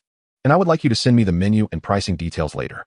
No problem. I guarantee that all the meals will meet the expected quality and quantity. Yin Yu reiterated her assurance. Although the specific number of boxed meals required remains uncertain, it is foreseeable that the count will be substantial. Even if it is merely 1,000, earning just a few yuan in profit per meal could yield several thousand in total. Very well. I will transfer a deposit to you now, and I shall specify its purpose. Should you breach the agreement, you must compensate me tenfold in penalty. Effective immediately upon receipt of the deposit, since the intention is to provide complimentary meals to the anglers. Chen Guang certainly must disseminate this information to ensure that all participants are informed. Therefore, it is essential that Yin Yu delivers the meals on time. The penalty serves not as a goal, but as a means, compelling her to fulfill her obligations. Understood. Upon receiving the deposit, Yin Yu nodded, rising to take her leave. Brother Chen, I shall return to prepare. Miss Yin Yu, you are leaving just like that? Did you not say you would be grateful for my assistance in selling the boxed meals? Now that I have entrusted all the anglers' meals to you, should you not express your gratitude even more fervently? Chen Guang once again pulled Yin Yu back onto the sofa. What if I offer you a 10 discount? Yin Yu replied, her gaze slightly evasive. Chen Guang smiled silently, merely shaking his head slightly. Then how about a 20 discount? I will only earn a meager amount for my efforts, and I truly cannot go any lower. Yin Yu continued. Chen Guang shook his head again, calmly stating, I do not require you to discount. I am not greedy. I only wish for the same benefits as last time. Is that not greed? You are clearly being quite selfish. Yin Yu had not anticipated that although the arrangement was settled, Chen Guang would make such a request. How am I being selfish? We have shared a kiss before. This time, It is I who shall take the loss. Should you not be pleased? Chen Guang feigned an expression of being the one at a disadvantage. Yet he was not entirely wrong. Having kissed already, another one would merely add to the indulgence. If blame is to be assigned, it should be directed at the impulsive decision to kiss him on the cheek initially, for it led to the current predicament. With this thought, Yinyu gradually closed her eyes, pouting her lips as she leaned toward Chen Guang's face. However, closing her eyes only afforded Chen Guang the opportunity. Having aimed for his face, the outcome inexplicably transformed into a kiss on the lips, which felt disrespectful to both herself and him. As anticipated, you have made progress this time, for you now know how to kiss. Chen Guang smirked, satisfied, and teased her. Are you pleased now? Yin Yu's expression shifted to one of slight annoyance, realizing she had fallen for this man's antics once again. What do you mean by progress? I distinctly aimed for your face. It was you, shameless man, who leaned in for the kiss, making it sound as if it were my intention. Chapter 76. I do not like to suffer losses. Please remove your armor. Very satisfied, indeed. Since you, Yin Yu, have made progress, I cannot fall behind, can I? Chen Guang continued to tease her. You know, I do not like to be at a disadvantage, and since I have just suffered a loss, it is only fair that I seek to rectify it. You would agree, right? As expected, this shameless man is employing the same tactic again. This endless cycle only allows him to reap one benefit after another. Yet, for reasons unknown, the more she is teased, the less Yin Yu feels like resisting. Come now, having already indulged twice, what does one more time matter? It is precisely this mindset that leads Yin Yu to gradually succumb. Men will not be satisfied by your concessions. They will only take advantage, desiring more and more. Gradually, Chen Guang's hands began to wander. In her dazed state, Yin Yu was completely oblivious as a mischievous hand ventured into forbidden territory. It was only when he pressed further that she suddenly awoke, hastily placing her hand on his. Her eyes pleading as she shook her head and said, No, you mustn't. Let it be known, when a girl says no, it often means yes. Her refusal implies impatience, indicating that she is eager for things to progress. Thus, words can be interpreted in reverse, and meanings can be overly construed, but they should never be taken at face value. Chen Guang complied, halting his actions, but this did not mean he was genuinely obedient. While his hands ceased their movements, his lips continued their pursuit. This was merely a strategic pause, biding his time for the opportune moment to advance once more. Time had grown late, and Yin Yu needed to return home. Arriving in the evening, she was now headed back as the clock approached midnight. Despite having retired late, Chen Guang rose early. The anglers were already out fishing, and as the proprietor of the fishery, it was time for him to collect the fees. Early in the morning, many people gathered by the reservoir. A young man clad in brand-name sportswear pointed to a boat in the reservoir, saying, Boss Chen, I see you have a boat in the reservoir. Could we rent it to fish in the middle of the reservoir? Renting the boat is certainly possible, but I require a daily fee of 2,000 yuan. Since the boat is idle, Chen Guang was more than willing to accommodate. No problem, 2,000 is indeed reasonable. I will transfer the rental fee along with the fishing fee right away. The young man agreed without hesitation, given the vastness of the reservoir. Fishing from a boat in the middle while enjoying the scenic beauty is an unparalleled delight. Furthermore, the boat can comfortably accommodate 20 people, meaning each person would only need to contribute 100 yuan to fish for an entire day. Calculating this way, it is actually more cost-effective, as they would not be limited to the shore and could catch more fish. Upon receiving the payment, Chen Guang called for Yu Peng to take them out on the boat. The boxed meals were packed for Yin Yu, but his nephew also made Chen Guang realize the necessity of stocking up on water, beverages, instant meals, and snacks. This would not only cater to the anglers, but also provide him with an additional revenue stream. After all, it was a simple task that would not add much trouble. With this in mind, Chen Guang returned to fetch paper and pen, jotting down the items needed and handing the list to Lan Mayer, instructing her to procure a batch of supplies from the city. Beverages, instant noodles, and snacks can be stocked up in moderation. However, it is imperative to purchase a sufficient quantity of bottled water. Given that the boxed meals are provided free of charge, it is only fitting to accompany them with a bottle of mineral water. Having settled all these matters, Chen Guang entered the system, fed the fish, and signed in. Today's reward for signing in was once again fish feed, yet this time it was doubled compared to yesterday. Just as he was about to exit the system, Chen Guang noticed a new feature on the control panel, a one-click garbage cleaning function. This feature did not seem to exist previously, and the system had not undergone an upgrade. So why had this function suddenly appeared? While pondering this, Chen Guang realized that the feature was indeed quite practical. Over the past few days, he had observed a troubling issue. Although most anglers displayed commendable etiquette by taking their litter with them, there were still some who lacked such awareness, leaving behind a considerable amount of trash around the reservoir. As Chen Guang contemplated how to manage this litter, He had considered hiring someone specifically for the task, but to his surprise, the system offered a built-in garbage cleaning function. Could it be that he had not noticed the one-click garbage cleaning feature earlier due to the minimal amount of trash, and now it had become apparent because of the overwhelming litter? Chen Guang surmised that this must be the case. To uncover any other potentially beneficial features he might have overlooked, he began to scrutinize the system once more. Upon further investigation, he discovered that the one-click garbage cleaning function had indeed always been there. He had merely assumed it was limited to cleaning water quality. Upon opening it, he realized that the one-click cleaning encompassed the cleaning of water quality, shoreline trash, and surface litter, with the options differentiated only after clicking. Additionally, Chen Guang found that the system also included a one-click fish return function, which allowed for either a complete return of all fish or the selection of specific quantities and types. However, this function was restricted to the fish released by the system and their offspring. The fish already residing in the pond could not be returned. This limitation explained why Chen Guang had not encountered this feature earlier. Before releasing fish, the system had no capacity for fish return, thus rendering the function non-existent. After releasing fish, Chen Guang had not taken the time to further investigate the system, which naturally led to his unawareness of this added function. Nevertheless, from Chen Guang's perspective, the one-click fish return function was of little utility. The system would return the fish at their original price, regardless of their growth. Even if the fish had gained weight, they would still be redeemed at a base price. While the convenience was undeniable, the disparity between this price and what he could earn by selling the fish himself was substantial, leading Chen Guang to disregard the system's offer to reclaim the fish. This dog system expects me to work for free. No way, Chen Guang thought, choosing to overlook this function. As for the one-click garbage cleaning feature, he decided to refrain from using it immediately. He would wait until the evening when no one was around the reservoir before activating it. Chapter 77. The absence of big fish was due to insufficient baiting.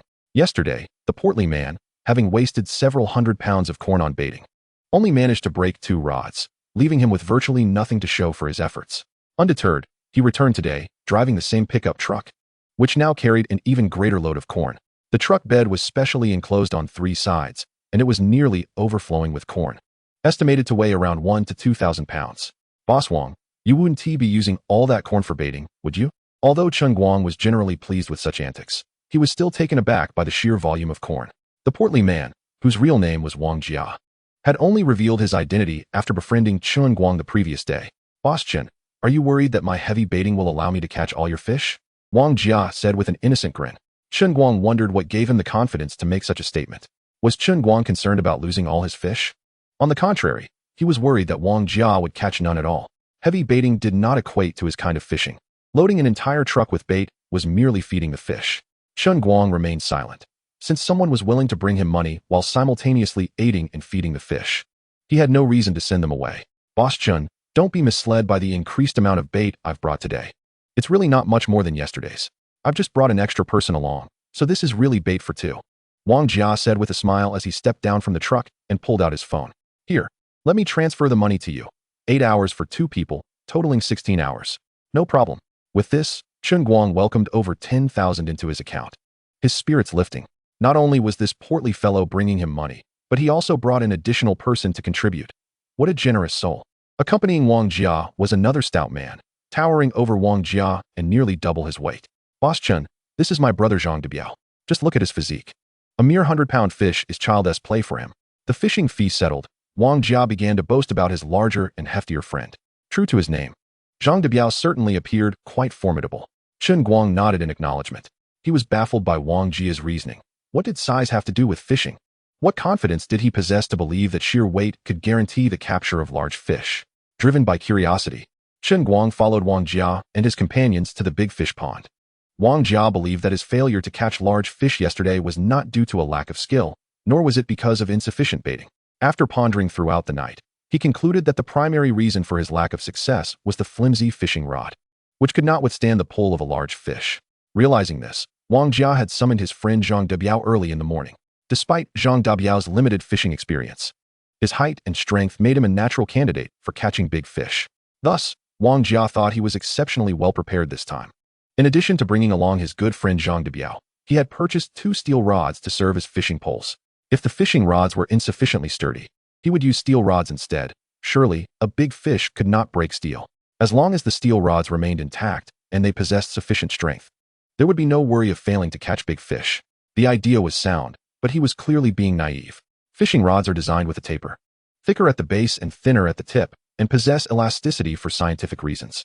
This design not only facilitates ease of transport, but also plays a crucial role in reducing tension, making it less likely for fish to escape the hook. A rigid, non-elastic rod would significantly increase the likelihood of fish escaping and would exponentially amplify the tension exerted. Moreover, the rebar is inherently heavy. If it is too long, it becomes a burden not only for fishing, but merely holding on to such a lengthy piece of rebar can exhaust a person. Conversely, if it is too short, it will increase the fish's resistance, necessitating greater strength to reel them in. Thus, utilizing rebar as a fishing rod, while robust, presents numerous disadvantages. The idea is commendable, yet reality is often harsh. Even with sufficient strength, the likelihood of catching fish diminishes significantly. This was proven true after approximately half an hour, as Wang Jia and Zhang Debiao began to struggle. Wang Jia, though holding this rebar for a short while isn't taxing, maintaining it for an extended period is exhausting. If we continue like this, we may tire ourselves out before we even catch a fish, Zhang Debiao remarked, despite his tall and stout stature. His hands were already beginning to weaken. Perhaps we should place the rod on the ground and wait for a fish to bite before lifting it.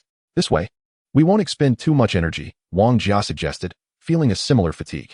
You're quite clever. What a splendid idea. Zhang Debiao instantly concurred. Barely had they laid down the fishing rods when Wang Jia felt a tug on his line. Look, a fish is bitten. We're about to strike it rich, Wang Jia exclaimed, excitement surging as he lifted the rebar, shouting, "Huh? What a huge fish. I can barely hold on. This force is nearly overwhelming. It must weigh 500 pounds. Wang Jia boasted. Wang Jia, didn't you say the largest fish in this reservoir is only around 300 pounds? How can there suddenly be a 500-pound fish? Zhang Debiao questioned, puzzled. What do you know? The largest fish released by the owner indeed weighs around 300 pounds. But this reservoir has not been drained for many years. It's entirely possible there are much larger fish lurking within, Wang Jia asserted, unaware that the use of rebar had led to a misjudgment. By that logic, we could be in for a fortune. A 500-pound fish could fetch a hefty price. Zhang Debiao nodded, feigning seriousness. However, they were clearly rejoicing too soon. Even if it was indeed a 500-pound fish, they still needed to reel it in. Oh no. This 500-pound fish is incredibly strong. I can't hold on. Just as Wang Jia grew confident, the rebar in his hand bent at a right angle. Wang Jia, are you okay? Is everything all right? Zhang Debiao rushed to assist him as he fell, landing awkwardly on his back. I'm fine, just disappointed that the big fish got away. Wang Jia lamented, staring at the empty hook. If only I hadn't exhausted so much energy gripping that rebar, that fish would surely not have escaped. Now that we have gained some experience, if we hook another fish, it's certainly one to escape again. Wang Jia reassured himself with a semblance of optimism. What a pity. Such a large fish slipped away, Zhang Debiao sighed nearby. There's nothing to lament. It was just a fish. We've only been at this for an hour. We still have plenty of time. I believe we can catch 3 to 5 more without a doubt, Wang Jia declared confidently. If they could catch 1 fish in an hour, averaging that over the remaining 7 hours, they could expect to catch 7 fish, and excluding unforeseen circumstances. He believed 3 to 5 more would be quite feasible. Today, Wang Jia's luck seemed to be on the rise. It felt as though the fish were nearly satiated, allowing him to catch one after another. Yet, misfortune struck again when he barely began to exert effort with his second rod, and yet again the fish escaped. This time, the hook was too small, yielding to the strength of a larger fish. Undeterred by yet another lost catch, Wang Jia urged Zhang Debiao, Debiao, hurry and change your hook. The fish are too big for the current one. Yesterday, using the same size hook had proven effective, but with the switch to rebar, the hook now bore the brunt of the strain. Perhaps it's too late. I've hooked one over here. Zhang Debiao replied as he began to lift his rod. Let us give it a try. Perhaps your fish is smaller and can be reeled in easily. With no time to change hooks, they decided to see if they could land the fish. However, they remained overly optimistic. Soon enough, Zhang Debiao faced the same predicament as Wang Jia. The fish escaped, and the hook was straightened. In the ensuing hours, one mishap followed another. They exhausted themselves thoroughly, yet by midday, they had caught not a single fish. Of course, Chen Guang was oblivious to their struggles. He had only been present for a brief moment before departing. By the afternoon, the crocodile pond had been fully renovated. The crocodiles, which had been housed in the system for several days, were finally ready to be released. Chen Guang enlisted Fu Dongxing to temporarily oversee the management of the crocodile pond. Observing the 100 crocodiles of various sizes, Chen Guang felt a wave of trepidation. Although these crocodiles were provided free of charge by the system, he was unsure where to begin in their care. All he knew was that crocodiles are carnivorous, and those who rear them typically feed them chickens, ducks, and fish. Presently, he had only a few small chickens and ducks, which he was reluctant to sacrifice for feeding crocodiles, so he resolved to feed them fish for the time being. Fortunately, he could directly purchase fish from the system to place in the crocodile pond, which proved quite convenient. However, he was uncertain whether feeding them solely fish would suffice. Nonetheless, after the completion of the crocodile pond, he received rewards similar to those for constructing the massive fish pond. Crocodile caretakers, 2 individuals, will arrive within 3 days. Once these 2 caretakers arrived, Chen Guang could delegate all responsibilities to them, rendering his own knowledge of crocodile care irrelevant. Additionally, the system rewarded him with 10,000 pounds of crayfish, evidently prompting him to create yet another crayfish pond. It felt like a nesting doll, with one task leading seamlessly into another. Yet, this suited Chen Guang just fine. He had numerous idle fish ponds and had been concerned about what to stock them with. So the system's arrangements were quite fortuitous. Raising crayfish was relatively simple. It didn't require special modifications to the pond. However, to prevent the crayfish from escaping, it was advisable to ensure that the crayfish pond was not situated too close to other ponds and to surround it with a fine wire mesh. Wang Jia and Zhang Debiao spent an entire day fishing. Although they did not return empty-handed, ultimately, only one of them managed to catch a catfish weighing over 30 pounds, while the other reeled in a grass carp exceeding 50 pounds. Wang Jia, remarked Zhang, when I hooked this fish, I was convinced it would weigh at least 100 pounds. I never expected it would turn out to be less than 50. Indeed, I felt the same way. Wang replied, when I was reeling in this large grass carp, I was certain it would weigh at least 200 or 300 pounds. Yet it turned out to be merely 50 or 60. Isn't it peculiar? Zhang mused. A fish weighing 30 or 40 pounds can give one the impression of battling a behemoth. Could it be that the fish in this pond possess extraordinary strength? That seems implausible, Wang countered. I believe we are simply fatigued from a long day of fishing, which has left us feeling this way. You may have a point. Zhang conceded. It does seem rather far-fetched. Fatigue must be the reason we perceive the fish to be exceptionally strong. After a long day of fishing, having caught only 2 such fish, both Wang Jia and Zhang Debiao felt a sense of dissatisfaction. However, the sensation that a fish weighing over 30 pounds could evoke the thrill of reeling in a monster weighing 100 pounds was not solely attributed to their exhaustion. The enhancements from the system and the spiritual spring water could indeed amplify the sensation of catching a fish of such weight, making it feel like 50 or 60 pounds. Especially since they were using threaded steel, which would further intensify the experience. Exhaustion was merely a part of the equation. I refuse to be disheartened by this, Wang declared. Packing up the fishing gear. I'll return tomorrow. I am confident that our method will yield a larger catch. Perhaps you should reconsider, Zhang advised. The fishing fees and the cost of bait have already totaled nearly 20,000. If we fail to catch a substantial fish again, it would be a significant loss. Rest assured, tomorrow there's a promotion. Fishing for the entire day will only cost 888 yuan. This modest sum guarantees that we will profit from at least 1 fish. Wang explained with a smile. Is that true? Just 888 yuan for a day of fishing? Zhang was taken aback by this delightful news. But then skepticism crept in as he asked Wang, if tomorrow's promotion allows fishing for just 888 yuan, why did you pay such a high price today? Isn't that akin to gifting the pond owner a hefty sum? As long as I find joy in fishing, why would I, Wang Jia, be troubled by a mere few thousand? Wang replied nonchalantly. Come on, let us head home for some fish. Tomorrow, I am certain we will catch a true giant. Having learned from the previous day's lessons, Wang felt confident that he would not repeat the same mistakes. Chapter 79. I offer benefits to all fishing enthusiasts. On this day, although only Wang Jia and Zhang Debiao had managed to catch substantial fish, the large reservoir was bustling with anglers. The fees collected today nearly equaled the total collected over the past several days. As evening approached, more and more people arrived, various vehicles lining the reservoir's edge, transforming the area into a lively scene. Music played, barbecues sizzled, and laughter filled the air, resembling a grand outdoor camping party. The long-standing tranquility of the night was thoroughly shattered by this group of fishing enthusiasts. Having grown weary of the beautiful women around, let us now showcase an image of the male protagonist. Chen Guang sat atop the dam, engrossed in his phone while gazing at the illuminated nightscape in the distance. He felt that organizing this fishing competition was an exceedingly wise decision. Most of the attendees had traveled from afar, with thousands arriving throughout the day, and more likely to come as night fell. Coupled with some local fishing aficionados, he estimated that the following day would see at least several thousand participants. Chen Guang even pondered whether the limited number of fish in his pond could lead to accusations of exploiting the anglers. However, considering the market value of the fish previously stocked and those later added, he surmised that their worth could total a few million. As long as the crowd did not exceed 5,000, he deemed it a fair game. After all, with so many fishing, it was unlikely that many large fish would remain, ensuring that a good number of participants would still find success. For those who could not recoup their expenses, at least they would have experienced the thrill of catching a giant fish, so it was not entirely in vain. At that moment, Chen Guang's phone buzzed with a new message. Brother Chen, I see a large crowd at the reservoir. Shouldn't even more people arrive tomorrow? It was a message from Yanyu. So soon you miss me? Since the hour is still early, why not come over directly? Chen Guang teased, opting not to respond to her inquiry. I won't fall for your tricks. I'll send you the menu and prices shortly. I plan to sleep early tonight to prepare for tomorrow, Yanyu quickly replied. Chen Guang smiled at her response and continued teasing.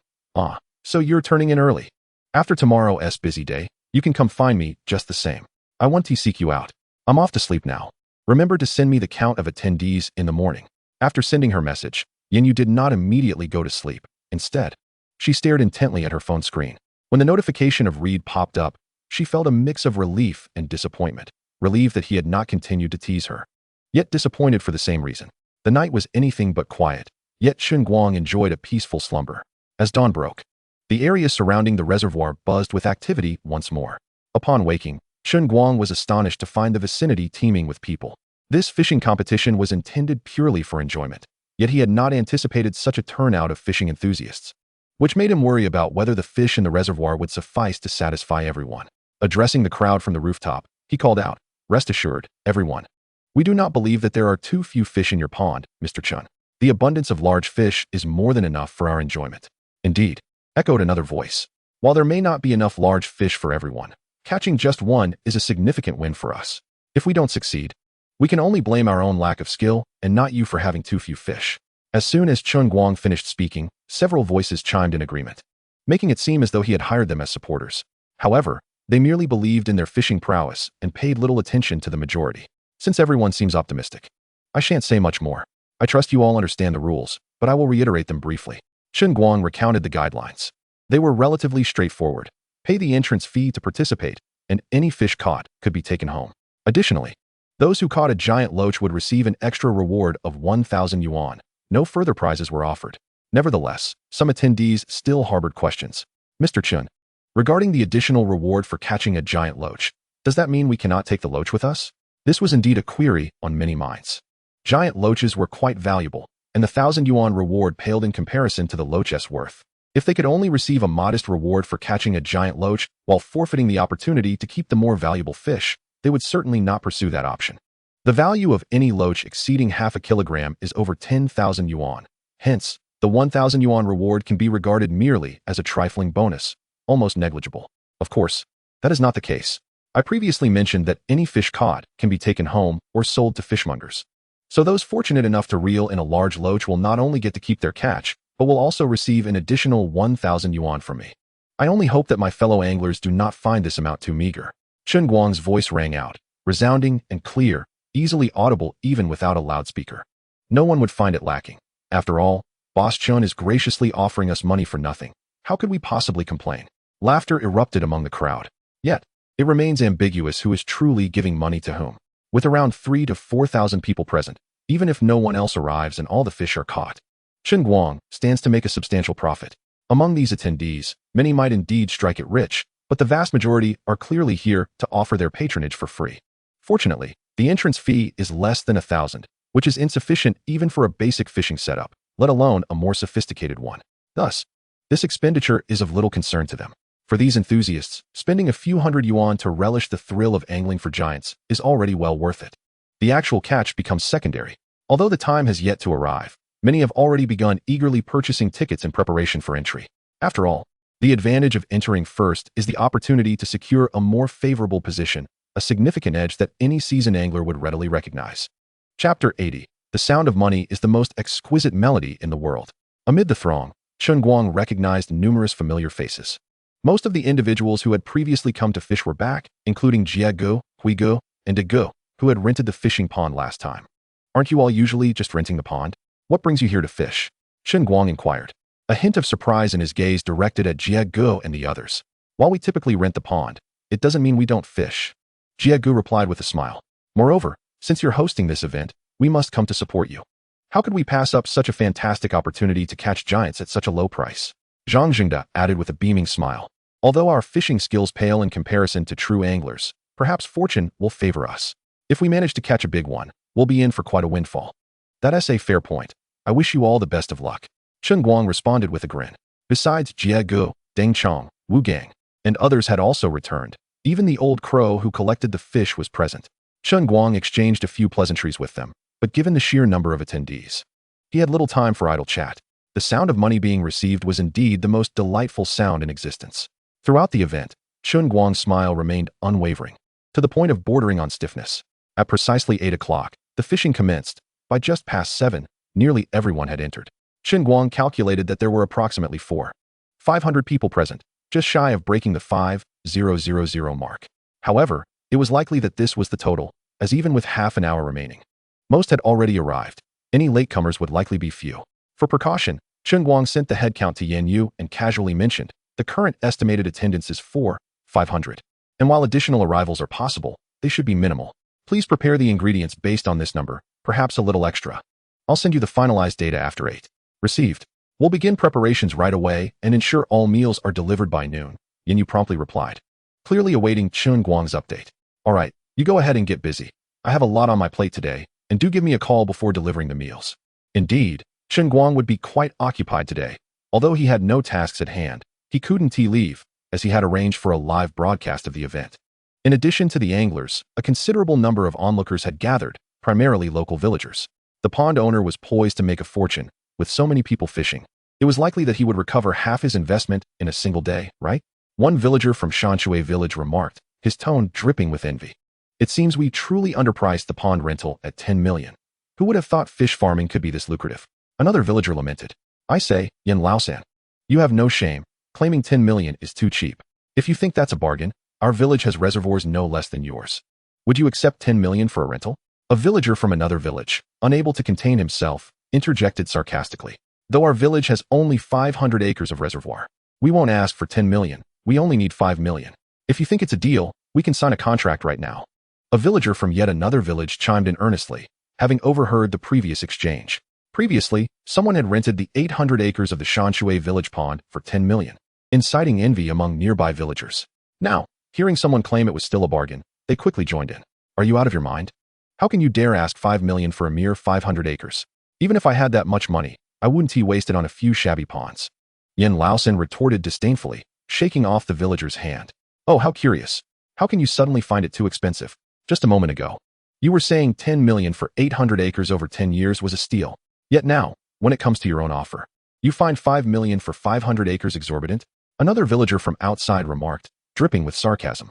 Clearly, the people of Shanshui village were taking advantage while pretending to be virtuous, only seeing the benefits others reaped while ignoring the investments made. While the pond owner was indeed making a considerable sum today, they were willfully blind to the expenses incurred. I have watched the live broadcast of the owner releasing fish. The initial batch of giants alone must have cost 2 to 3 million. And with the subsequent releases of rare giant loaches, the total investment likely reached 4 to 5 million. With so many people fishing simultaneously today, the number of large fish remaining in the reservoir would surely dwindle. Thus, even if the pond owner made a profit, it would likely be minimal, perhaps even a loss. In truth, Chen Guang had been listening to their conversation from the start. However, he refrained from rushing to clarify and instead quietly set up the live streaming equipment to broadcast the entire scene. At that moment, Chen Guang slowly stepped forward from the crowd, saying, "This gentleman's analysis is quite astute. The giants in my reservoir were all purchased at a high price. While it's unlikely I will incur losses, the profits should be minimal unless these thousands of people collectively fail to catch many fish." You're joking, right? With thousands of people, how could they possibly not catch a few fish in a day? I estimate it won't even take a full day before all the big fish in your reservoir are caught. Someone nearby immediately responded. There is little that can be done. If it truly takes no more than a day to reel in the big fish, then they shall have to settle for the smaller catches. Chen Guang smiled faintly and remarked, however, the villagers of Shanshui village genuinely believe that the price of 10 million is too low. I can return all the fish ponds to you. Yes, Boss Chen, we support you. If you relinquish their fish ponds, come to our Shui village to contract our ponds. We have even more ponds than Shanshui village. And we ask for only 5 million, which is ample, a villager exclaimed loudly. Come to our Shurha village, Boss Chen. Although we only have 500 acres of fish ponds, it would only cost 2 million over 10 years, another villager called out. Very well, very well. Once I dissolve the contract with Shanshui village, I shall consider contracting the fish ponds of both your villages, Chen Guang replied with a smile. Chapter 81. afraid of both brothers suffering and brothers driving Land Rovers. Good fortune abounds. Seeing that Chen Guang was earnest, Yin Laosan began to grow anxious, his face turning crimson as he stammered, "Boss Chun, we have signed a contract. It is not as simple as you saying you want to withdraw. Besides, you've already nurtured the fish for several days. This is quite straightforward. You can deduct the proportional fee for the days I have raised the fish. As long as you agree to this, it can be handled easily," Chen Guang said nonchalantly. "That won't do. I do not agree. I was merely speaking casually earlier. I never truly thought it was too cheap." Yin Laosan hastily defended himself. If the contract were not awarded to him, who else would be foolish enough to pay 10 million for their village's fish ponds? Moreover, the money had already been distributed among them. Even if he wished to return it, the other villagers would not consent. Yin Laosan, you had your chance, yet now that you are not allowed to suffer this loss, you refuse to agree. You truly are shameless, they remarked, pointing out that he was well aware of the advantage he had gained, yet still claimed to have suffered a great loss. How could such a person still exist in this world? The villagers' comments left Yin Laosan's face burning with shame, and he could no longer endure their gazes, retreating in disgrace. "Boss Chun, Yin Laosan is merely a mouthy individual. Please do not take him to heart. The rest of us from Shanshui village do not share such sentiments. Indeed, Boss Chun, we absolutely support you raising fish in our village, and we guarantee that no one will utter such words in the future." Chen Guang, of course, believed not a word of what the villagers said, but he chose to remain silent. One villager had indeed spoken out of turn, yet he could not take action against him. The contract had been signed, and the possibility of recovering the money was essentially non-existent. Moreover, Chen Guang did not wish to leave this place just yet. Though he believed that even if he were to depart, the system would likely remain, the risk of the system disappearing alongside him was a loss not worth incurring. Unless the villagers caused trouble or made unreasonable demands, he might consider leaving. After all, some matters were non-negotiable. If concessions were made, they would only push further, leading to an endless cycle. Thus, even at the risk of the system potentially vanishing, he could not compromise. Naturally, while this matter was trivial, Chen Guang felt it prudent to discuss it with the village chief and perhaps sign a supplementary contract. It seemed that the majority of these villagers were quite reasonable. The individual who had spoken out was likely just a troublemaker. I am not so sure. It seems to me that they are merely concerned about their own interests being compromised, which is why they have come forward to speak well. Why else would they remain silent before until now? Exactly. I too believe they only spoke up out of fear. Our poor boss, Chun, has fallen into a den of wolves. Boss Chun run, in a village with such an atmosphere. Who knows what kind of trouble they might stir up while raising fish? Our villagers are simple and honest. Come to our place instead. I fail to see how you appear simple and honest. Besides, do you truly believe Boss Chun can still escape now? Observing the barrage of comments in the live stream, Chen Guang remained undistracted, shifting the camera to showcase the lower part of the reservoir, stating, "Today, the number of contestants present is truly astonishing. As you can see, the area surrounding the reservoir is nearly filled with people. I initially thought to hold this event to benefit all fishing enthusiasts online.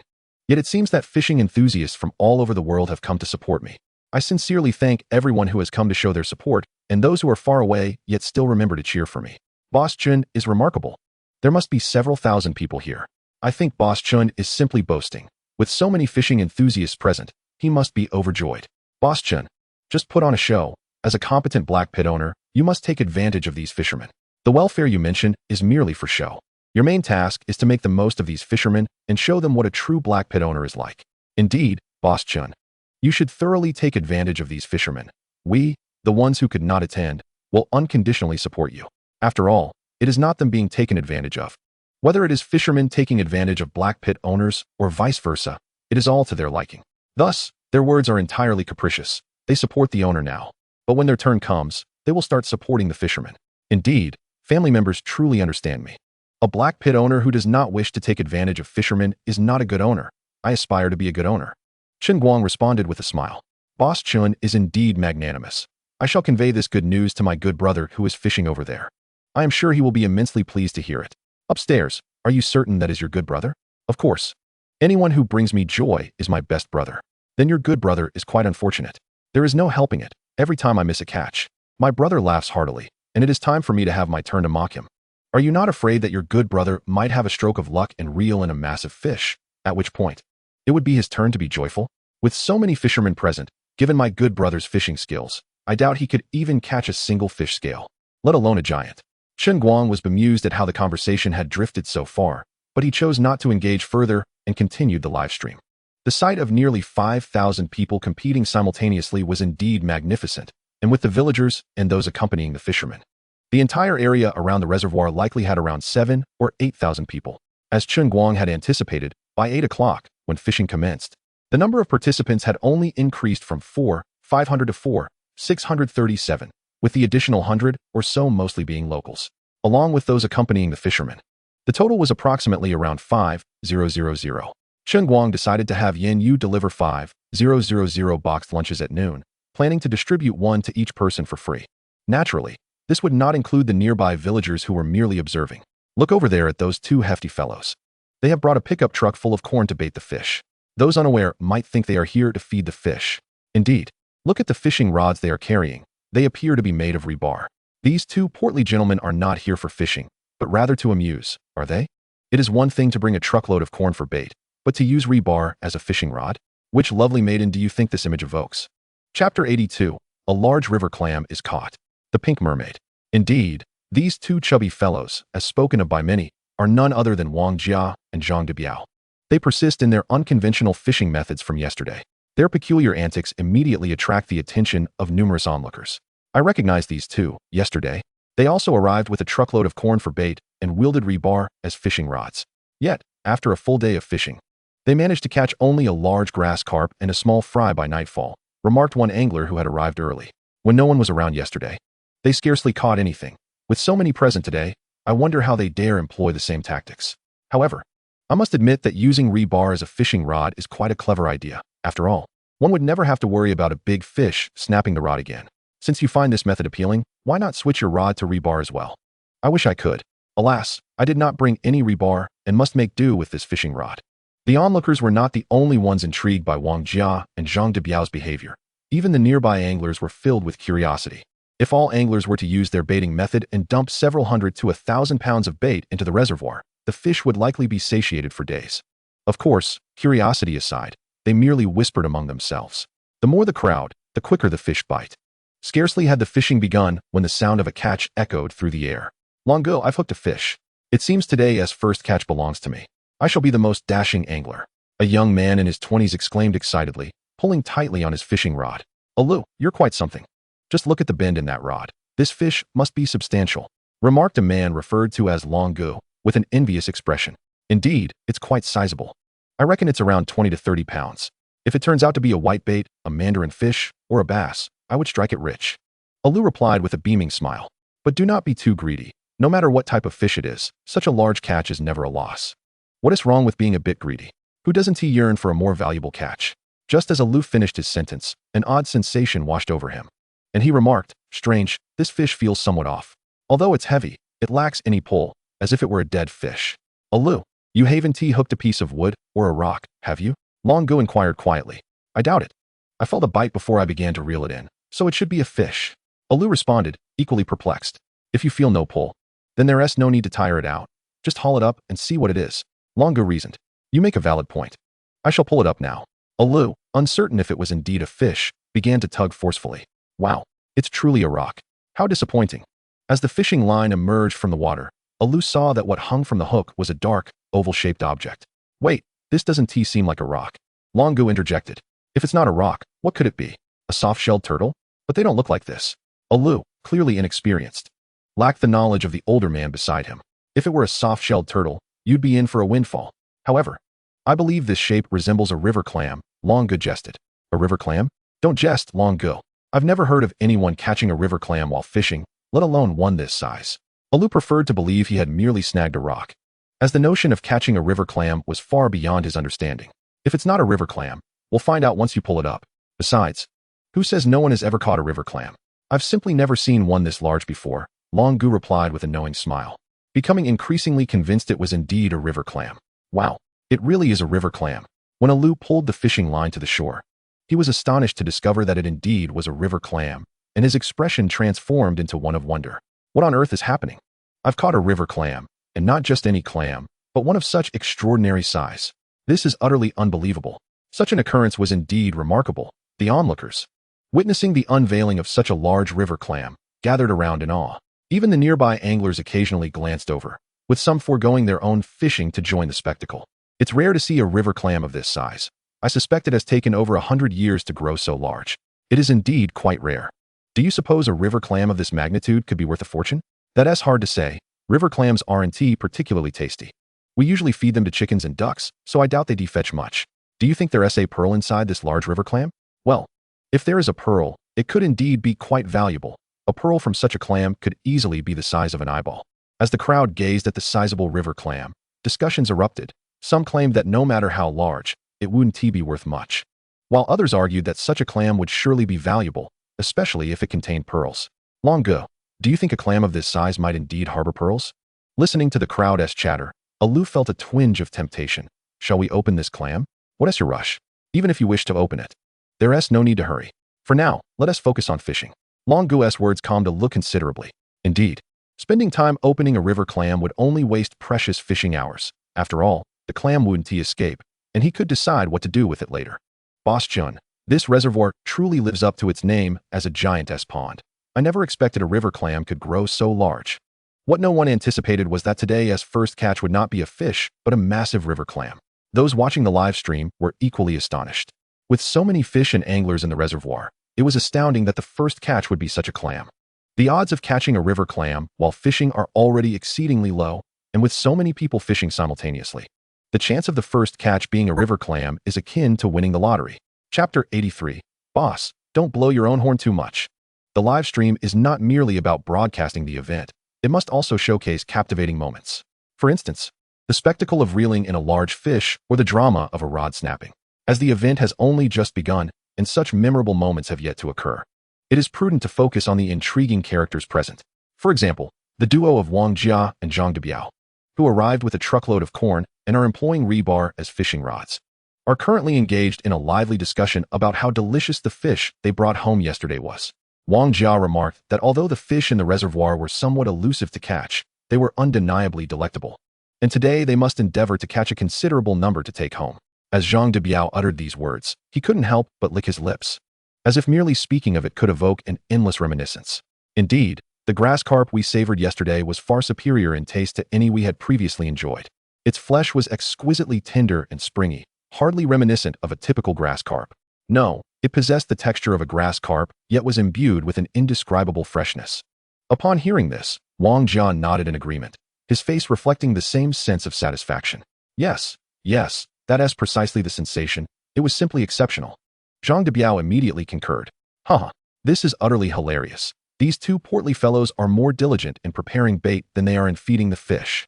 And they're using rebar to fish. Do you think they'll actually catch anything? Didn't you hear what they said earlier? They caught 2 large fish yesterday. How could they possibly fail today? That was before, when there was no competition. Now with so many people here, it won't be as easy. The viewers of the live stream paid little heed to their discourse on the exquisite taste of the fish, instead beginning to speculate on their chances of catching anything, with the majority harboring a rather skeptical outlook. It was only when Chen Guang shifted the camera to another location and overheard discussions about the extraordinary taste of the fish that their curiosity was finally piqued. Boss Chen, from the outset until now, we've heard several individuals proclaiming your reservoir's fish to be vastly superior in flavor compared to others. Could it be that you've orchestrated these endorsements?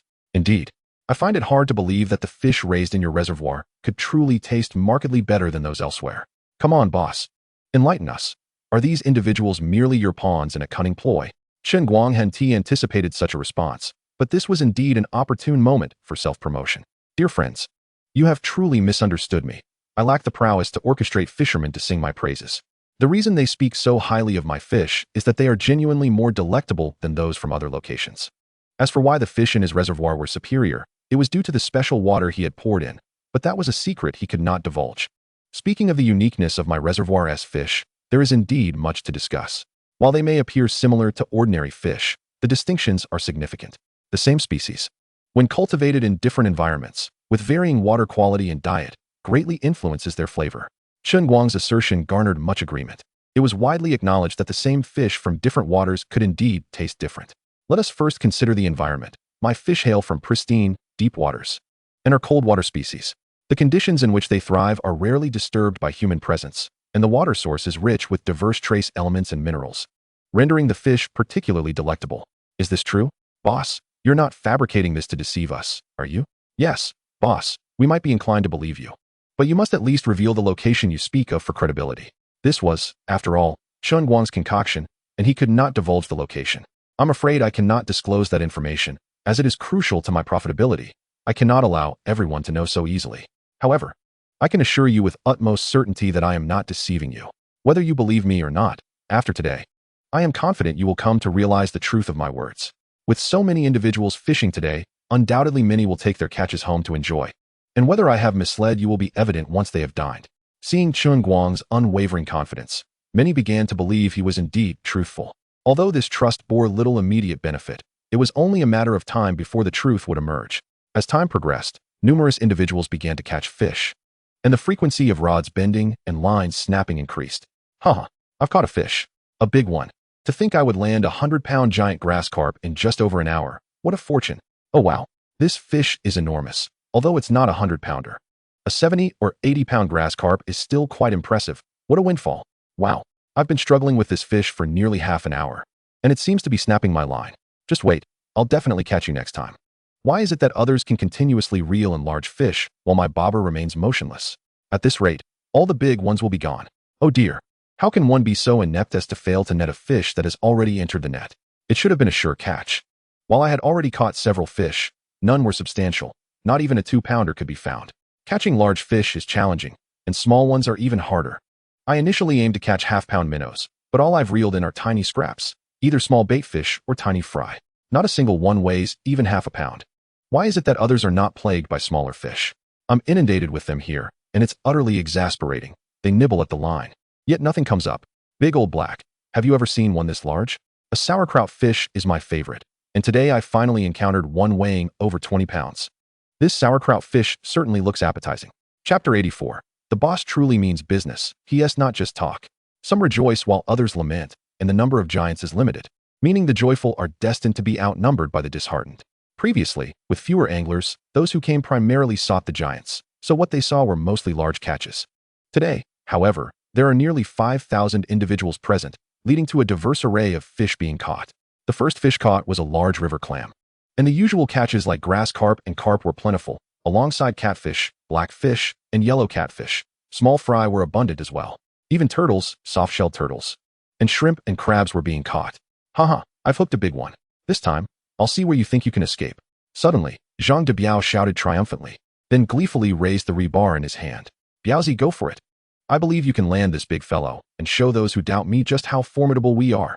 Wang Jia glanced at the surrounding crowd and declared, who says that heavy bait and rebar can't catch fish? I'll show them how we reel in the big ones. Fear not. This time I guarantee it won't escape. Just watch how I'll hoist this big fish right up. Zhang de Biao spoke with an air of unwavering confidence, his corpulent body firmly planted in a horse stance. His face, flushed with exertion, erupted in a loud shout as he vigorously swung his fishing rod. Surprisingly, despite his lack of finesse in angling, the sheer strength he possessed was remarkable. He wielded the long, threaded steel rod with such vigor that it cut through the air with an impressive swiftness, giving the illusion of expertise. Indeed, his physical might provided him with a distinct advantage when attempting to reel in formidable catches. Could it be that this hefty fellow might actually manage to lift a fish from the water? While it seemed improbable, if the fish were not excessively large, his strength combined with the robust threaded steel could indeed allow him to hoist it aloft. The pace at which he retrieved his line was astonishing, eschewing the elaborate techniques of finesse fishing in favor of brute force. Though this approach required greater effort, it undeniably proved swifter. Look, the fish is surfacing, someone exclaimed. Yet upon closer observation, the creature's head appeared oddly diminutive. Given the intensity with which the rotund man struggled, one would have expected a weighty catch of at least several dozen pounds. However, it soon became apparent that the creature was likely less than 10 pounds. As a small head, no larger than a bowl, broke the surface, murmurs of confusion began to circulate among the onlookers. Before long, someone gasped in astonishment. That doesn't look like a fish. Fish cannot grow to such lengths. At that moment, the entire body of the creature emerged from the water, and realization struck. What in the world was this? It was long and thick. Could it possibly be a colossal eel? What nonsense. No eel could grow to such a size unless it had somehow attained extraordinary powers. Another observer remarked, to me, that resembles a large python. Don't be absurd. This is clearly a massive python. What other elongated creature could reach such dimensions? Quickly, everyone stepped back. This fat man is about to launch that giant python into the air. Panic ensued as the crowd realized the gravity of the situation. Is this hefty fellow truly that formidable? Doesn't he see he's caught something other than a fish? Is that the crux of the matter? We must flee. If that giant python is flung into the air by him, it will be too late to escape. With this, the crowd scattered in every direction. Meanwhile, Zhang de Biao remained blissfully unaware, lost in the thrill of his catch, until the python was wholly flung from the water. Only then did he grasp the nature of his prize, but by that point, it was far too late. He could no longer contain the force of his grip. Not far off, Chen Guang witnessed this spectacle with astonishment. This was indeed a place for catching giants, yet he had not anticipated such a gigantic creature would emerge. While pythons are generally non-venomous, their strength is formidable, and should one coil around a person, it could lead to dire consequences. The safety of those present was at stake, and it called for serious attention. Chen Guang swiftly snatched up 2 broken fishing rods from the ground and charged forward. With a resounding thud, the python was sent flying through the air by the force of Zhang de Biao's throw, crashing heavily onto the ground, disoriented and dazed. Seizing the opportunity, Chen Guang plunged the broken rods into the python's body with ferocity. Wow, we just remarked on how fierce that hefty fellow was. Yet who would have thought our boss Chen would be even fiercer? With just 2 broken rods, he has pinned the python to the ground, rendering it immobile. With such valor from boss Chen, the onlookers felt emboldened. They quickly grabbed whatever makeshift weapons they could find and rushed in to assist, determined not to give the python a chance to recover. Some wielded stones, others brandished sticks, and a few even unsheathed their belts as they charged forward. Initially, they had been fearful of the python's potential to harm them, but witnessing Chen Guang's decisive action in subduing the creature imbued them with newfound confidence. Naturally, they were also motivated by the urgency to eliminate the threat before the python regained its senses. The python, still reeling from its abrupt emergence and the force of Chen Guang's intervention, stood little chance against the collective onslaught of the crowd. In mere moments, it succumbed to its fate. The python could never have imagined its demise would come in such an absurd manner. "Boss Chen, you're incredible," one admirer exclaimed, giving him a thumbs up. "You're truly fierce. With merely 2 broken rods, you rendered such a massive python powerless. You are a paragon for us all." In response to the flattery, Chen Guang humbly replied, "I was merely concerned that the python might harm someone once it reached the shore, so I acted without overthinking." He emphasized that it was the collective effort that had led to the swift resolution of the situation. "Boss Chen, you are too modest. Our assistance was merely incidental. Had you not subdued the python, we would not have dared to act."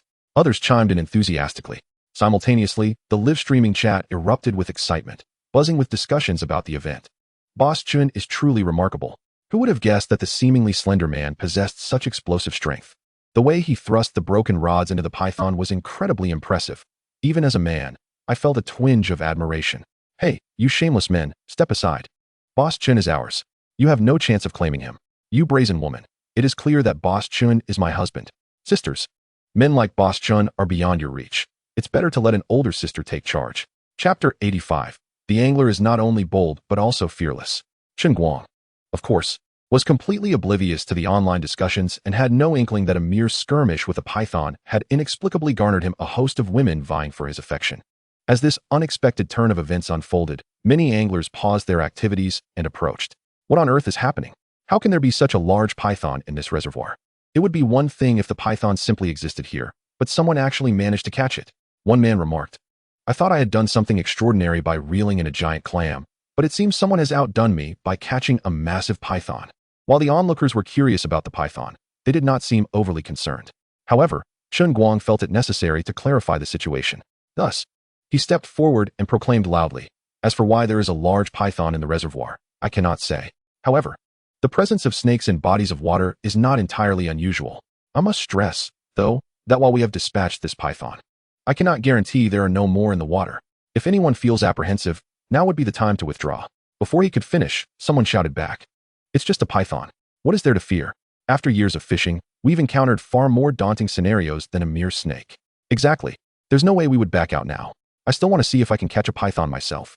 With Boss Chen around, a single python is nothing. Even if there were a nest of them, they would merely be a source of food. By the way, Boss Chen, are you selling this python? I've never tasted python before. How about selling it to me? Indeed, if one were to speak of the most audacious individuals in this world, it would undoubtedly be the fishermen who possess the greatest courage. In the presence of a fisherman, even a snake pales in comparison. As long as there are fish to catch, they can toil tirelessly, indifferent to the hour or location. Even if it means fishing at midnight in a graveyard or beneath high-voltage power lines, The prospect of a plentiful catch renders all concerns trivial. Now, while you may inquire of me, it is of little consequence. Although I did partake in the act of slaying this python, it was Mr. Zhang de Biao who initially caught it. The endeavor to vanquish the serpent also involved the participation of the onlookers. Chen Guang, with a smile, gestured towards Zhang de Biao and then addressed the crowd gathered nearby. Boss Chen, your words leave me quite abashed, Zhang de Biao replied, his rugged appearance belied by a sheepish grin. Had it not been for your decisive intervention just now, I dare say this formidable python would have caused considerable trouble. Thus all credit belongs to you, Boss Chen. The rotund gentleman was indeed correct. Our involvement merely consisted of delivering a few strikes, while the true triumph over the python was achieved by Boss Chen, who naturally held dominion over the fate of the serpent. Very well, since everyone concurs, I shall take the liberty of selling this python to this esteemed gentleman, Chen Guang declared, not declining the offer, but rather smilingly acknowledging it. Given the challenges of dealing with the python, it seemed prudent to sell it and distribute the proceeds among those involved. The serpent measured approximately 3 meters in length and weighed around 50 to 60 kilograms. Chen Guang had no inkling of its market value. Thus, when a price of 10,000 was proposed, he refrained from bargaining and handed over the python. I have counted, and there were 45 participants in the endeavor against the python. Each of you shall receive a share of 200, while the remaining 1,000 will be split between Zhang de Biao and myself. Does that sound agreeable? After tallying the numbers, Chen Guang promptly articulated his proposal. The crowd readily assented, for the heaviest lifting had been shouldered by Zhang de Biao and Chen Guang, while the others had merely spectated, yet still stood to gain an easy 200. What reason was there for dissatisfaction? The incident of the python's capture had no adverse effect on the fishermen. In fact, it even incited a modicum of excitement. Fishing serves not only as a leisurely pastime, but also as a source of thrill. While catching ordinary fish brings a sense of accomplishment, nothing compares to the exhilaration of reeling in something extraordinary. To land a python is surely a feat of great pride. Yet, it is evident that capturing a python is no simple task. Perhaps there was but a single python in the reservoir. Or perhaps pythons are simply disinclined to nibble at bait. Zhang de Biao's catch was purely serendipitous, akin to the individual who previously snagged a river clam. Aside from him, no one else had even managed to catch a modest clam. As time slipped away, half the day had all but vanished. Joyful faces beamed, while others wore expressions of disappointment. The elation of landing a big fish, the frustration of a snapped line, the regret of a fish that got away, and the sorrow of silence. All these emotions played out across the reservoir. Amidst the merriment and chaos, only the thrill of a significant catch could bring true joy, even if the odds of success were slim, leaving behind a residue of disappointment. Fortunately, there remained time, and the grand fish had yet to be entirely depleted from the waters, ensuring that all still had their chance. At noon, an hour was designated for dining and respite. Chen Guang had received a call from Yanyu, informing him that the boxed lunches were ready and en route. Glancing at the clock, he noted it was already 11:30, perfect timing for a 12 o'clock meal. Thus, he called out to the fishermen below, "Dear fishing friends, it is nearly noon. As soon as the clock strikes 12, we shall promptly commence our meal. Please prepare yourselves. At precisely 12, we shall reel in our lines and take a break for lunch, resuming at 1 o'clock." This regulation had been established prior to the fishing session, and naturally, there were no objections. Some individuals even assisted in relaying his message to those further away. With lunch imminent, Chen Guang needed to return to check on the food preparations. Upon arriving home, he spotted a truck slowly approaching from a distance, trailed by several electric bikes. "Brother Chen, we have 5,000 boxed lunches on the truck. Would you like to take a look?" Yanyu, beaming with delight, stepped out from the passenger seat. "Let me see what you've prepared," Chen Guang replied. Eager to inspect, he casually retrieved a boxed lunch from the back of the truck and opened it. Quite satisfactory. There's a balance of meat and vegetables, and it appears quite refreshing. I wonder how it tastes. Why not try it and find out?" Yanyu confidently offered him a pair of disposable chopsticks. "Boss, your meal has arrived." Chapter 86. Being too honest can be unsettling. Indeed, the flavor is quite acceptable, ranking among the better boxed lunches I've encountered. Chen Guang sampled the meal, acknowledging that while it couldn't compare to dishes from upscale restaurants, it was still commendable for a communal kitchen offering. He felt it surpassed many 13 yuan fast food options featuring 2 meat and 2 vegetable choices. The standard of this batch of lunches had been set at 13 yuan, so it was unreasonable to expect a gourmet experience. "As long as you are satisfied, Brother Chen, let us proceed to distribute the boxed lunches to the fishermen," Yanyu stated, rallying those accompanying her to prepare for the distribution. "Very well, you all go ahead. I'll fetch a few more cases of water and join you shortly." Despite having already moved plenty of water earlier, Chen Guang was concerned it might not suffice, so he decided to transport more. "Brother Chen, Let me help you with that. Yin Yu exclaimed, then instructed a middle-aged woman nearby, Auntie, please lead them to deliver the boxed lunches while I assist Brother Chen with the water. The bottled water was situated in the yard, and the tricycle was nearby. However, upon reaching the yard, Chen Guang did not hasten to move the water. Instead, he pulled Yin Yu to the side, teasingly remarking, Little girl, after just one day apart, do you already miss me? You are being ridiculous. I certainly do not. Yin Yu retorted, her face flushed as she took a step back, clearly flustered. Is that so? If you're not thinking of me, then why did you send them away to create an opportunity for us to be alone together? Chen Guang inched closer, gently pushing her down onto a stack of bottled water, gazing down at her as he leaned in. I only did that to help you with the water. That is all. Yin Yu stammered, her eyes darting away shyly. I see. I recognize that as your excuse. Chen Guang continued to close the distance. Yin Yu could feel his warm breath, her heart racing as she feigned calmness. Brother Chen, they are still waiting for you to distribute the lunches and water. Please don't act out of turn right now. So what you mean is that as long as it's not this moment, I can act as I please, correct? Chen Guang whispered in her ear, a teasing breath escaping his lips. Yin Yu trembled at his proximity, hastily pushing him away. Brother Chen, please stop teasing me. We should really get back to moving the water. All right, we can certainly wait until after we finish our tasks to discuss such matters. Chen Guang claimed he would wait a moment to finish his tasks before speaking further, yet he could not resist playfully slapping Yin Yu on the backside. Only then did he chuckle and begin transferring water from the ground to the tricycle. What a rogue. Yin Yu cast a resentful glance at Chen Guang. Yet she too commenced loading the water onto the vehicle. What does he mean by saying that such matters should be addressed only after he is busy? I have not yet consented, after all.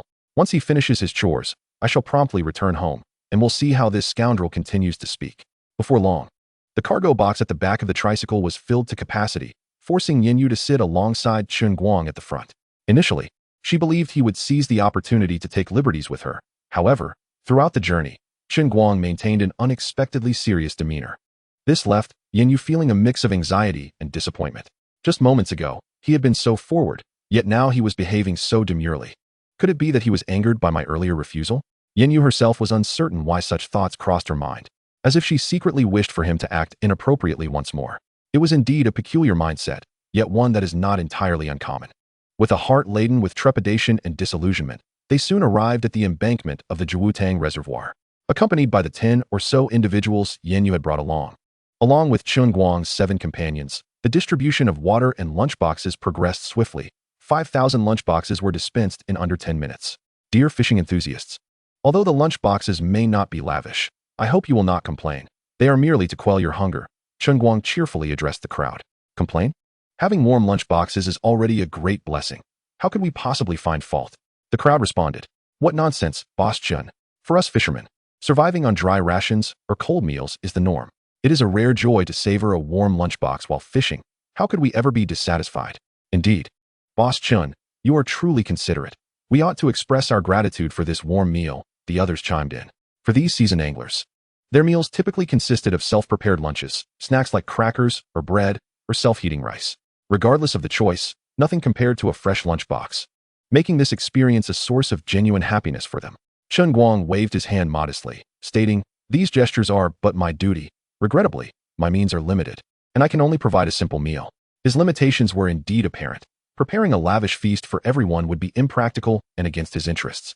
Merely providing each person with a lunchbox was already commendable, earning him a measure of goodwill from the fishermen.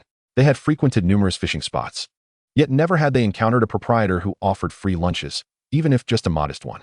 This Boss Chen truly exhibited generosity, despite his youth. He understood how to foster good relationships. Though it was merely a simple meal, it radiated warmth.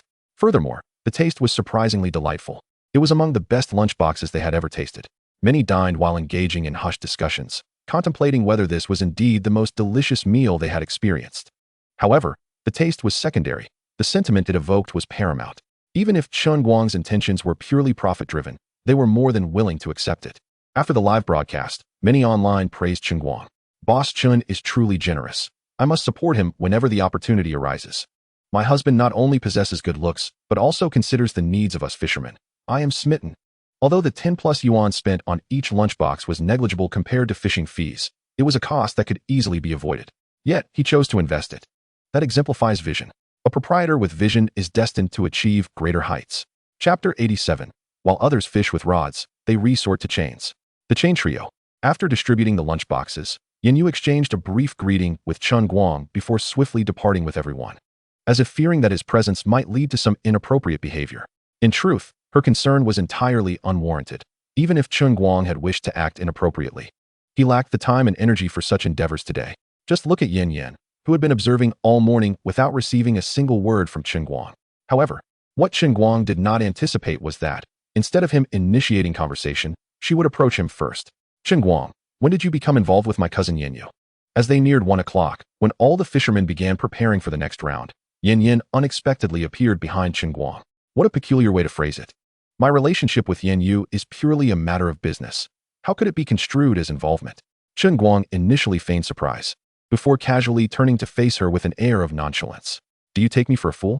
The way you both look at each other is clearly not indicative of a mere business relationship, Yin retorted, her tone laced with a hint of jealousy. This caught Chen Guang off guard. Although their relationship was quite close, it was a result of his coercion rather than any genuine affection. What? Are you perhaps feeling jealous? He teased, casting a glance toward Peng Yang, her boyfriend, who was fishing by the reservoir.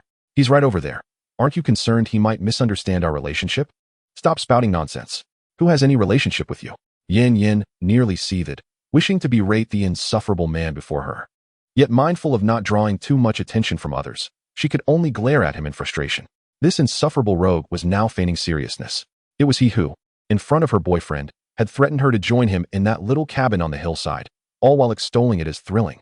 Yet he showed no concern for her feelings. Really? How about we revisit that little cabin later and reminisce? Although the formal setting deterred Chen Guang from teasing her, her overtures provided a compelling reason to make an exception. Do not think that mere words can divert the topic. You still have not answered my earlier question. Yin seemed unfazed by Chen Guang's banter. Indeed, in such a public setting, with thousands of spectators, even if she followed him to that cabin, Chen Guang would not dare to act inappropriately. Yet she was mistaken. It was not that Chen Guang lacked the courage, but rather the desire. Such actions, even if discovered, would impact him little, while the consequences for her would be far more significant. What to answer? Are you asking whether Yin has feelings for me? Chen Guang's smile broadened, exuding self-satisfaction as he remarked. Isn't the answer quite apparent? A charming and charismatic individual like myself naturally attracts admiration from the ladies. Your cousin, Yin, has evidently developed feelings for me, which is why you perceive a problem between us. How shameless you are. My cousin would never be attracted to someone like you. As Chen Guang continued to assert this, Yin began to question whether she was overthinking the situation. Although this fellow was indeed handsome, good looks alone do not suffice for sustenance. Moreover, it appeared that he and Yin had no significant connections, suggesting that their relationship was likely purely business, driven by Yin's discovery of an opportunity. Having received the answers she sought, Yin chose to disregard Chen Guang. Unexpectedly, she felt a twinge of jealousy on her behalf. Watching her retreating figure, Chen Guang propped his chin on one hand, pondering. It seems I can continue to guide her well in the future. The large fish caught in the morning had been promptly collected by those specializing in large catches, leaving less than half of the immense creatures remaining in the reservoir. The true beneficiaries of this venture, besides Chen Guang, were undoubtedly the old crow. His presence here was merely for amusement. His real objective was to collect the large catches. Within just one morning, the individuals he brought along had already gathered dozens of sizable fish. The only disappointment was that none of the 10 sturgeon weighing over 300 pounds had been caught thus far. Perhaps someone had hooked one, but whether it broke the line or slipped the hook, none had been landed. The larger fish were notoriously difficult to catch, and the smaller sizable fish were equally elusive. Out of 100 half-pound bait fish, fewer than 10 had been caught in the entire morning, leaving many entrepreneurs who had come specifically for the bait fish feeling somewhat disheartened. Boss Chun, we just arrived from another province and would like to join the fishing competition. Is that possible? Just as the afternoon session was about to commence, a few unexpected individuals appeared, requesting to participate in the fishing contest. One of them, not particularly tall and dressed in flip-flops, shorts, and a tank top, initially resembled a stereotypical rent collector, though a closer look revealed otherwise. Despite his stature, he possessed remarkably strong limbs, his muscles bulging with undeniable strength. Accompanying him was a tall, robust individual, equally muscular, dressed similarly, yet sporting athletic shoes. To the right was a tall, curvaceous girl clad in sportswear, her face partially concealed by a cap, but her beauty was unmistakable. Chen Guang recognized these individuals from the internet. He had seen their videos online. Following them were 2 photographers, indicating their status as internet celebrities. Hello, Boss Chen. I am Hongbo, and these 2 are my good friends, Xiao Bing and Mingyu. Hongbo, the The man in flip-flops approached Chen Guang and extended his hand, stating, "Though we arrived late and missed the morning session, we are willing to pay the full entry fee to experience the joy of catching large fish. Would that be acceptable?" "That is certainly fine. But you'll be paying the same fee for only half a day's experience as those fishing for a full day, which may not be to your advantage." Chen Guang had no reason to refuse such a generous offer. He would welcome even 1,000 more participants. Chapter 88, Kindred Spirits. Had they wished to pay for only half a day, Chen Guang might have hesitated. But their willingness to pay for an entire day left him with no grounds for refusal. Nevertheless, he felt it necessary to clarify the terms. Their choice was entirely their own concern. "It's all right, as long as Boss Chen agrees. We are confident that even in half a day, we won't fall behind others," Hong Bo declared with conviction. "All right, then hurry and enter," Chen Guang replied, having received 888 from each of them. He chose not to elaborate further. "Boss Chen, I notice some individuals here are using rebar for fishing. I assume it's permissible for me to use this as well?" Hong Bo and his companions revealed several stout iron chains before Chen Guang. "Are you certain you want to use these iron chains as fishing rods?" Chen Guang asked, astonished by their unconventional choice. Using rebar was already peculiar, but now they were introducing iron chains, which seemed even more absurd. "Indeed, this is our secret weapon. However, if it proves unfeasible, we can resort to rebar," Hong Bo replied earnestly, showing no signs of jest. "Very well, that is entirely your prerogative," Chen Guang responded, eager to witness how they intended to fish with chains. The keen-eyed viewers in the live stream quickly recognized the trio, erupting in exclamations. "Isn't that our Big Bo?" "Indeed. Big Bo is one of a kind. Even his fishing method is unconventional. I feel that Soldier Bing stands out even more, with that formidable physique.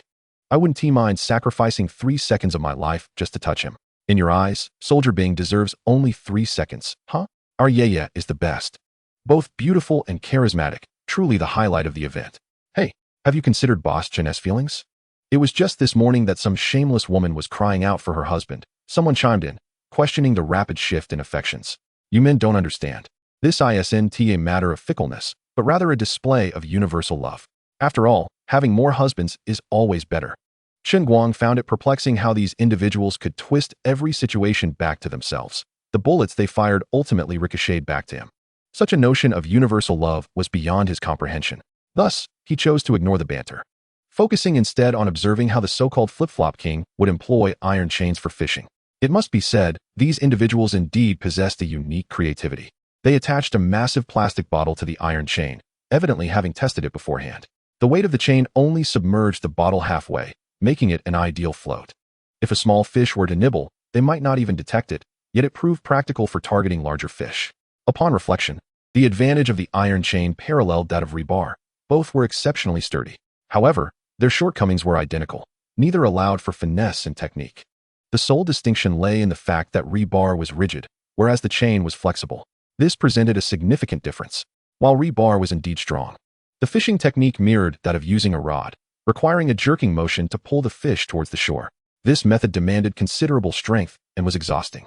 Conversely, the approach with the iron chain resembled a tug of war. It also required substantial force, but allowed for a more gradual retrieval. It appeared more favorable than using rebar. However, the true efficacy would only be determined through practical application. Although the chain could be gradually retrieved in segments, making it seem less tiring than rebar, the effort required would increase as the chain shortened. Thus, even if they did manage to catch a large fish using the chains, not everyone would be able to replicate their success. Considerable strength would be a prerequisite. Wow, I never anticipated that chains could be utilized in such a manner. Indeed, our esteemed Debo is quite resourceful. Although this method may be more labor-intensive, I am confident that with Debo's prowess, it poses no challenge whatsoever. However, I still harbor some reservations, as this is akin to engaging in a tug-of-war with fish. This remarkably unconventional fishing technique has naturally attracted attention in the live stream, eliciting a spectrum of opinions. Some deem it viable, while others declare it futile. Coincidentally, they have chosen a spot not far from the rotund Zhangdebiao in Wangjia, where several individuals wielding peculiar fishing rods have congregated. "Fatty, who would have thought we were kindred spirits?" exclaimed Hong Bo. "Shall we see who can catch a fish first?" He flashed a friendly smile at Zhang Debiao, albeit his moniker lacked a certain warmth. "Indeed, I believe our rebar is undoubtedly superior to your chains," Zhang Debiao nodded. Then clarified, "But I am not Fatty. My name is Zhang Debiao." "I am aware you are named Biao. No need for reiteration," Hong Bo retorted, clenching his fists in a display of strength. "While I may not possess your stature, I would not necessarily be outmatched in a test of strength. I meant my name is Zhang de Biao, not my appearance. Zhang de Biao furrowed his brow. Oh, my apologies. I misunderstood, Hongbo replied with an awkward smile. However, that name is rather fitting. Haha, you truly crack me up. Yet, this fatty S name does suit his physique, came the retort, underscoring de Beau's knack for playful banter.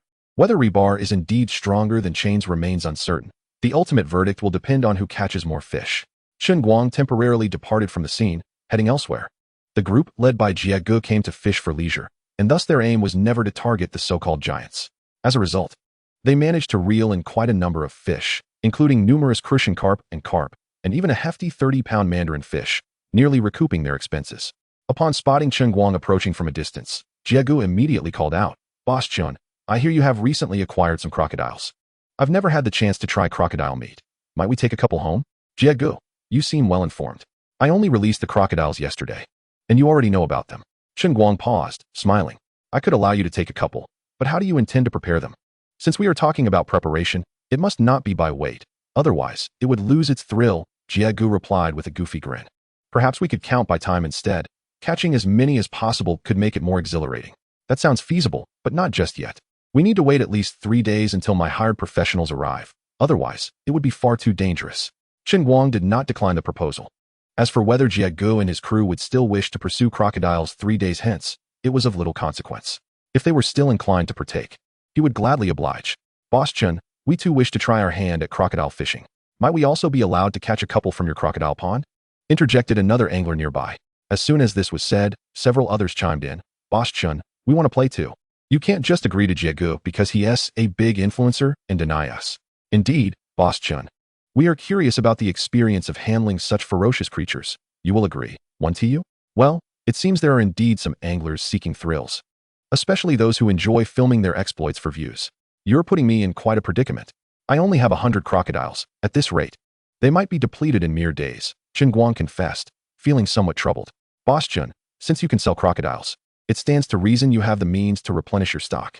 Once they're empty, you can always restock, Jie Gu pointed out. While that was a valid point, Chen Guang's crocodiles were of a higher quality than the ordinary ones, and thus would command a premium price. He needed to clarify this beforehand to avoid any misunderstandings later, lest others think he was trying to exploit them. We trust you, Boss Chen. The fish in your reservoir are undoubtedly of superior quality compared to those in others. We sampled some yesterday and found that even if your fish were priced twice that of the market, we would still be willing to purchase. The speaker evidently had visited the day before and fished from the reservoir. Otherwise, they wouldn't know that Chen Guang's fish were exceptionally flavorful. Is it true that Boss Chen's fish are of such high quality? I might have lost out on a fortune selling the catch from the pond I managed. Jie Gu lamented, surprised by the revelation. Jie Gu, you're overthinking it. The fish you caught from your pond were merely the remnants left behind. They were not released by me, so they are essentially the same as any other fish, Chen Guang quickly reassured him. He then elaborated. The reason my fish are more delectable is that they were procured through special channels, which enhances their flavor. Of course, you may find this hard to believe, but you can take some of the fish home for a taste, and you will see that I speak the truth. Chen Guang aimed to use Jie Gu and his crew as a mouthpiece for advertising, as these prominent anglers could potentially bring him immense visibility and profit with a single statement. After a brief exchange, Chen Guang continued on his way, during which he overheard numerous complaints and sighs. Boss, didn't you claim this was a pond for giants? Why then are there so many small fry? Suddenly, a young man with dyed yellow hair called out to Chen Guang, questioning him. Sir, what do you mean by that? While this is indeed a pond for giants, I never claimed it was exclusively filled with them. In such a vast reservoir, is it not normal to have some smaller fish? Chen Guang was well aware of the multitude of small fry in the reservoir, many of which he had introduced himself to increase the challenge of fishing. I understand that small fish are common, but the sheer number of them in your reservoir seems excessive, even more so than in typical ponds, which raises some eyebrows. The young man with yellow hair expressed his discontent. Hence, I have reason to suspect that you intentionally stocked this pond with an abundance of small fry. One must admit, this young man was rather astute. However, what could it matter? Chen Guang had released the small fry through the system, and since no one could see it, he had no obligation to confess. Without waiting for Chen Guang to speak, a nearby angler took the initiative to voice his opinion. I must say, young lad, it's entirely normal to encounter a few small fish in the reservoir. If you lack the skill and then blame others, you truly bring shame upon us anglers. Who are you calling incompetent, old man? The young man with yellow hair, already quite irked, redirected his frustration towards the meddler. I can't stand the way you Failing to catch any fish, deflect the blame onto others instead of examining your own shortcomings. The bystander, evidently not one to shy away from confrontation, swiftly retorted, "Why are others able to catch large fish while you cannot?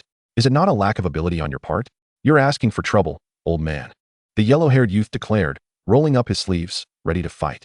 Observing this, Chen Guang swiftly grasped his hand, speaking in a frigid tone, "Sir, if you have an issue, you are welcome to address it directly with me. Physical altercations are not permitted here." The young man, initially intent on shaking off Chen Guang's grip, soon realized that in the presence of Chen Guang, his strength felt insignificant, akin to that of a child against an adult. Ultimately, he conceded, "Boss, I admit I was impulsive just now. Could you please let go of my hand so we can discuss this calmly? Of course, I am not unreasonable. You may share your concerns, and I assure you, I will provide an explanation. Since you've offered, let us have a proper discussion," the yellow-haired youth replied nonchalantly. "The reason I assert that the small fish in your reservoir are even more abundant than in many normal reservoirs is grounded in my observations. I shall not acknowledge everything you say." Chen Guang remained silent, merely gesturing for him to continue. The youth continued, "I've spent the better part of the day fishing. Every time my line hits the water, there's immediate activity. But when I reel it in, it's either empty or filled with small fish that are barely even a finger long. The bottom of the reservoir is teeming with these little nuisances. Even after changing spots multiple times, the situation remains the same. It's not just me. Many of my friends have experienced the same. Moreover, I've noticed that those targeting small fish consistently encounter this predicament. How many small fish must there be for such a scenario to arise? Hence, I have reason to suspect that you, boss, deliberately stocked the reservoir with numerous small fish prior to our arrival. Shouldn't you provide us with an explanation?" Upon hearing this, Chen Guang simply smiled calmly. "I understand your frustration, but I cannot provide an explanation. I am not aware of the exact number of small fish in the reservoir, but I can assure you that I have not introduced any. I know that those fishing for small fish are primarily after the 100 large loaches. So according to your logic, if all those angling for small fish are encountering only small fish, can I then conclude that no one has caught any large loaches today?" Chen Guang was aware that several individuals had indeed caught sizable loaches, but he could not admit to the introduction of small fish. That is not the case. Many have caught substantial loaches, but that does not negate the fact that there are too many small fish in the reservoir, the yellow-haired youth insisted. "Sir, your statement is overly generalized. How many small fish must there be in the reservoir for it to be considered excessive?"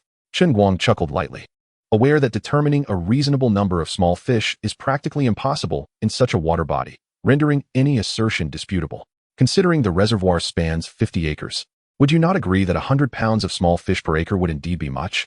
The yellow-haired youth methodically began his analysis. If the small fish include crucian carp, I would argue that it's not particularly excessive. If they do not, then it certainly is. I was referring to small fish without including crucian carp. Since you, boss, also agree that 100 pounds of small fish is considerable, this simplifies matters.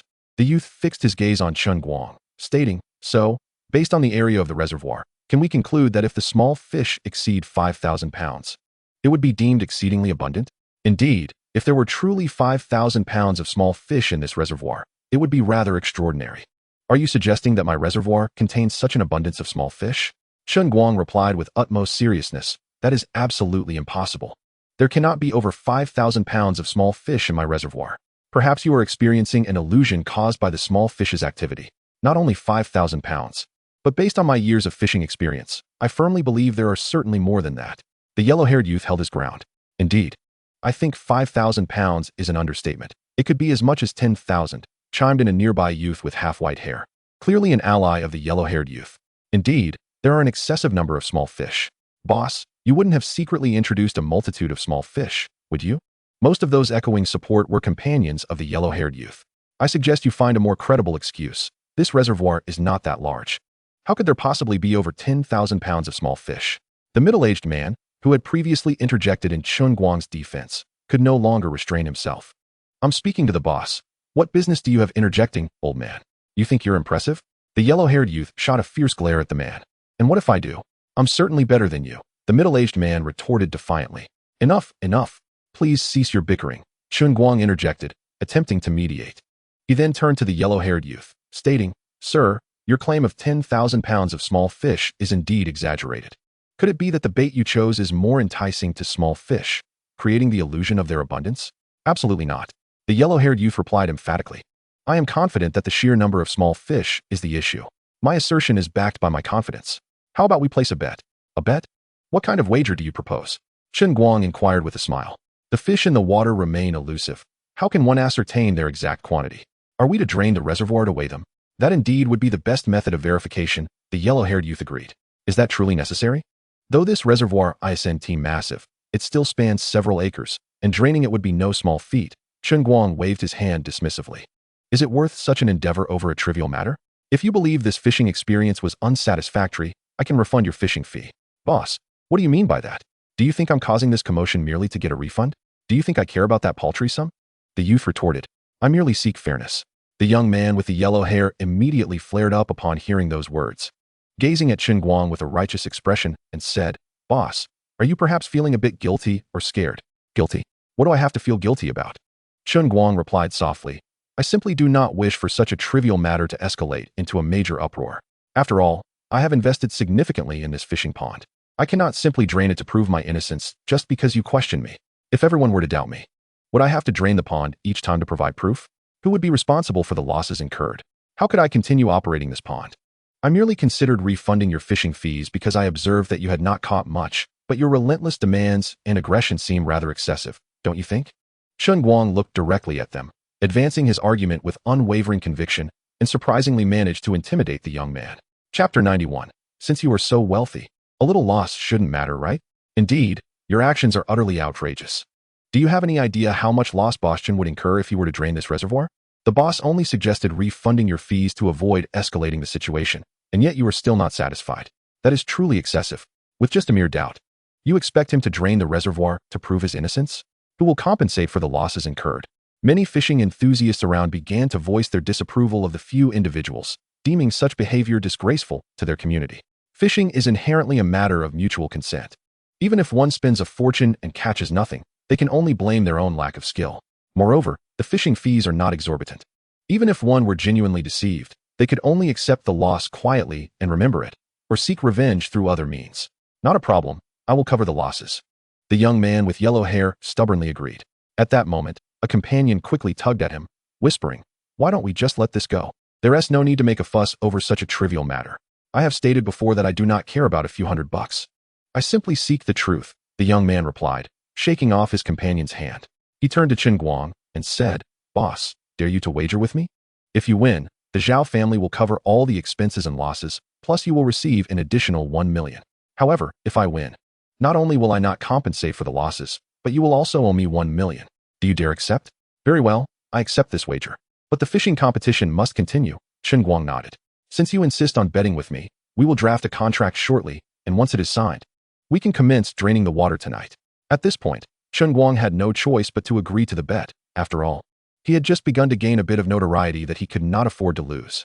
Fortunately, his system had a function to recover fish with a single click, a feature he had previously deemed useless, but which now proved invaluable. It was indeed somewhat unscrupulous of him to place so many small fish in the pond, but he could not admit to it. Chen Guang was confident that the previous reservoir could not possibly contain over 5,000 pounds of small fish. Thus, he had no worries about losing. Betting against the young man not only presented a lucrative opportunity, but also allowed him to clear his name, making it a win-win situation he could not refuse. Absolutely, we can sign the contract now, and it will take effect immediately. No one can back out. The yellow-haired youth agreed without hesitation. The companion with half-white hair seized the opportunity to intervene again, urging, Brother, you are being too impulsive. Although there were indeed many small fish earlier, what if they all just happened to gather where we were? That's impossible. Trust me, my instincts are never wrong. The young man asserted confidently. Besides, even if I lose, it's just 1 million. I'm not lacking in cash. Not lacking in cash is good, Chen Guang thought, as he initially felt somewhat reluctant to take advantage of him. Since the young man was indifferent to the sum, there was no longer any pressure to deceive him. Chen Guang had been live-streaming the entire incident, and the viewers in the chat had witnessed everything firsthand. Naturally, this wager became a hot topic of discussion. What kind of confidence does this yellow-haired guy possess? Does he truly believe that just because he caught a few fish, this reservoir contains 5,000 pounds of small fish? Moreover, he seems unaware of what 5,000 pounds of small fish actually entails. Even in the neighboring reservoir, which spans over 600 acres, it would be challenging to catch 5,000 pounds of small fish. Indeed, he appears to be just another fool with money. Clearly a generous contribution to Boss Chen. Absolutely. Boss Chen is about to strike it rich again, effortlessly pocketing 1 million. Why haven't I encountered such good fortune? Hey, yellow-haired guy, I also have a reservoir of similar size. I'd like to make a bet with you too. I don't need 1,000,000, just 50,000 will suffice. I don't want 50,000, 30,000 is enough. I also want to wager against yellow-haired guy. Oh wow. Saying that has sparked an idea for me to get rich. I wonder if it's too late for me to lease a fish pond now? Me too. Of course. These individuals were merely jesting. They were unlikely to take it seriously, as such opportunities are rare, and many of them did not even own a fish pond. Now that the wager was established, it was necessary to find suitable individuals to manage the pond and catch the fish. The water in the reservoir could not simply be drained, so a pump would be required to extract the small fish, and personnel for fishing were equally indispensable. Through the system, he could recover the small fish he had introduced, while larger fish could also be recovered but needed to remain in the reservoir. If someone desired them, he could sell directly. If not, he would simply transfer them to the larger reservoir. The remaining large fish had to be visible to onlookers. Chen Guang had already considered who would be responsible for pumping and catching fish. Coincidentally, Jie Gu and his companions were present and would likely be very interested. Fortunately, the rainy season had not yet arrived, so draining the pond would not significantly impact his future fish farming plans. Draining the reservoir now would allow it to refill quickly once the rainy season arrived, enabling him to continue his fish farming. Otherwise, he might have been hesitant to accept the $1,000,000 wager. Chen Guang returned to fetch paper and a pen, temporarily handing over the live stream to Huang Yiting. The moment this beauty appeared, the viewers in the chat erupted with excitement. This host is incredibly beautiful. The boss has such a stunning sister hidden away. Boss, you truly do not understand us at all. With such a lovely sister, why do you cause a ruckus during the live streams? You should have let her take over long ago. I think the boss is deliberately hiding such a beautiful sister. If he continues this way, he might lose our support. Such a great opportunity for attracting viewers, and the boss fails to seize it. What a waste. I declare that from now on, Boss Chen can focus on fish farming while this beautiful sister handles the live streams. Chapter 92. If you wish to take revenge on your man, come to me. Yuyo. The men howled with fervor, and the women, naturally, were not to be outdone. Do you brutish men think you alone can admire beauty? Are we women not entitled to gaze upon handsome men? If you prevent the boss from continuing his live stream, how shall we ever feast our eyes upon attractive men again? We resolutely support the boss in his endeavors. Indeed, we firmly oppose the marginalization of women while championing the allure of handsome men. Of course, those individuals merely engage in idle banter online. They are not true devotees of Chen Guang or Huang Yiting. In truth, to them, it matters little who it is. Handsome men and beautiful women are but trifles. If they truly wish to behold charm, they could simply seek it elsewhere, for the internet is never lacking in allure. After Chen Guang secured the contract with Huang Mao, he contemplated discussing the fish pond with Jie Gu and the others. However, as he passed by a nearby grove, a familiar voice pierced the air. Turning around, he was taken aback to find it was Yu Yao. Though uncertain of her intentions, he approached the thicket. Sister Yao, did you call for me? Chen Guang queried, puzzled. You aren't asking me to deliver toilet paper, are you? Brother, why must you speak so grossly? Yu Yao shot him a disapproving glance. Did you not notice that your sister is standing? Perhaps, fearing someone might come by and find her squatting was deemed inappropriate. Chen Guang dared not voice his thoughts. Indeed, Yu Yao stood conversing with him, albeit hidden behind the bushes, revealing only her upper half. Naughty brother, would you like to come closer and see if your sister is wearing pants? Yu Yao teased, seemingly unperturbed. That won't be necessary. Chen Guang replied with an awkward smile, hastily changing the subject. Sister Yao, why have you left fishing to come to this grove? It was not uncommon for those seeking refuge in the thicket to attend to urgent matters. Would you believe me if I said I'm here waiting for you? Yu Yao smiled seductively as she emerged from behind the bushes. Indeed, she had come to resolve a pressing issue, though it was of a minor nature. So paper was unnecessary. Sister, please don't jest. What could be so important that you wait for me here? Chen Guang was naturally skeptical. Although she had kissed him forcefully once before, today he had seen her arrive with her partner. Does my brother not understand why I am here waiting for him? Yu Yao sidled up to Chen Guang, gently entwining her arm with his. Taken aback by her boldness, Chen Guang glanced towards the fish pond. Sister Yao, are you not concerned that your husband might see you so brazenly enticing me? And what of it? He is allowed to flirt with women while fishing, yet I am not permitted to flirt with men while I fish. Yu Yao retorted with a dismissive huff. So, Sister Yao, is this an act of revenge against your husband? Chen Guang regarded her with a bemused expression. Can you assist me, dear brother? Yu Yao said, deliberately rubbing against him, seemingly hinting at something more intimate.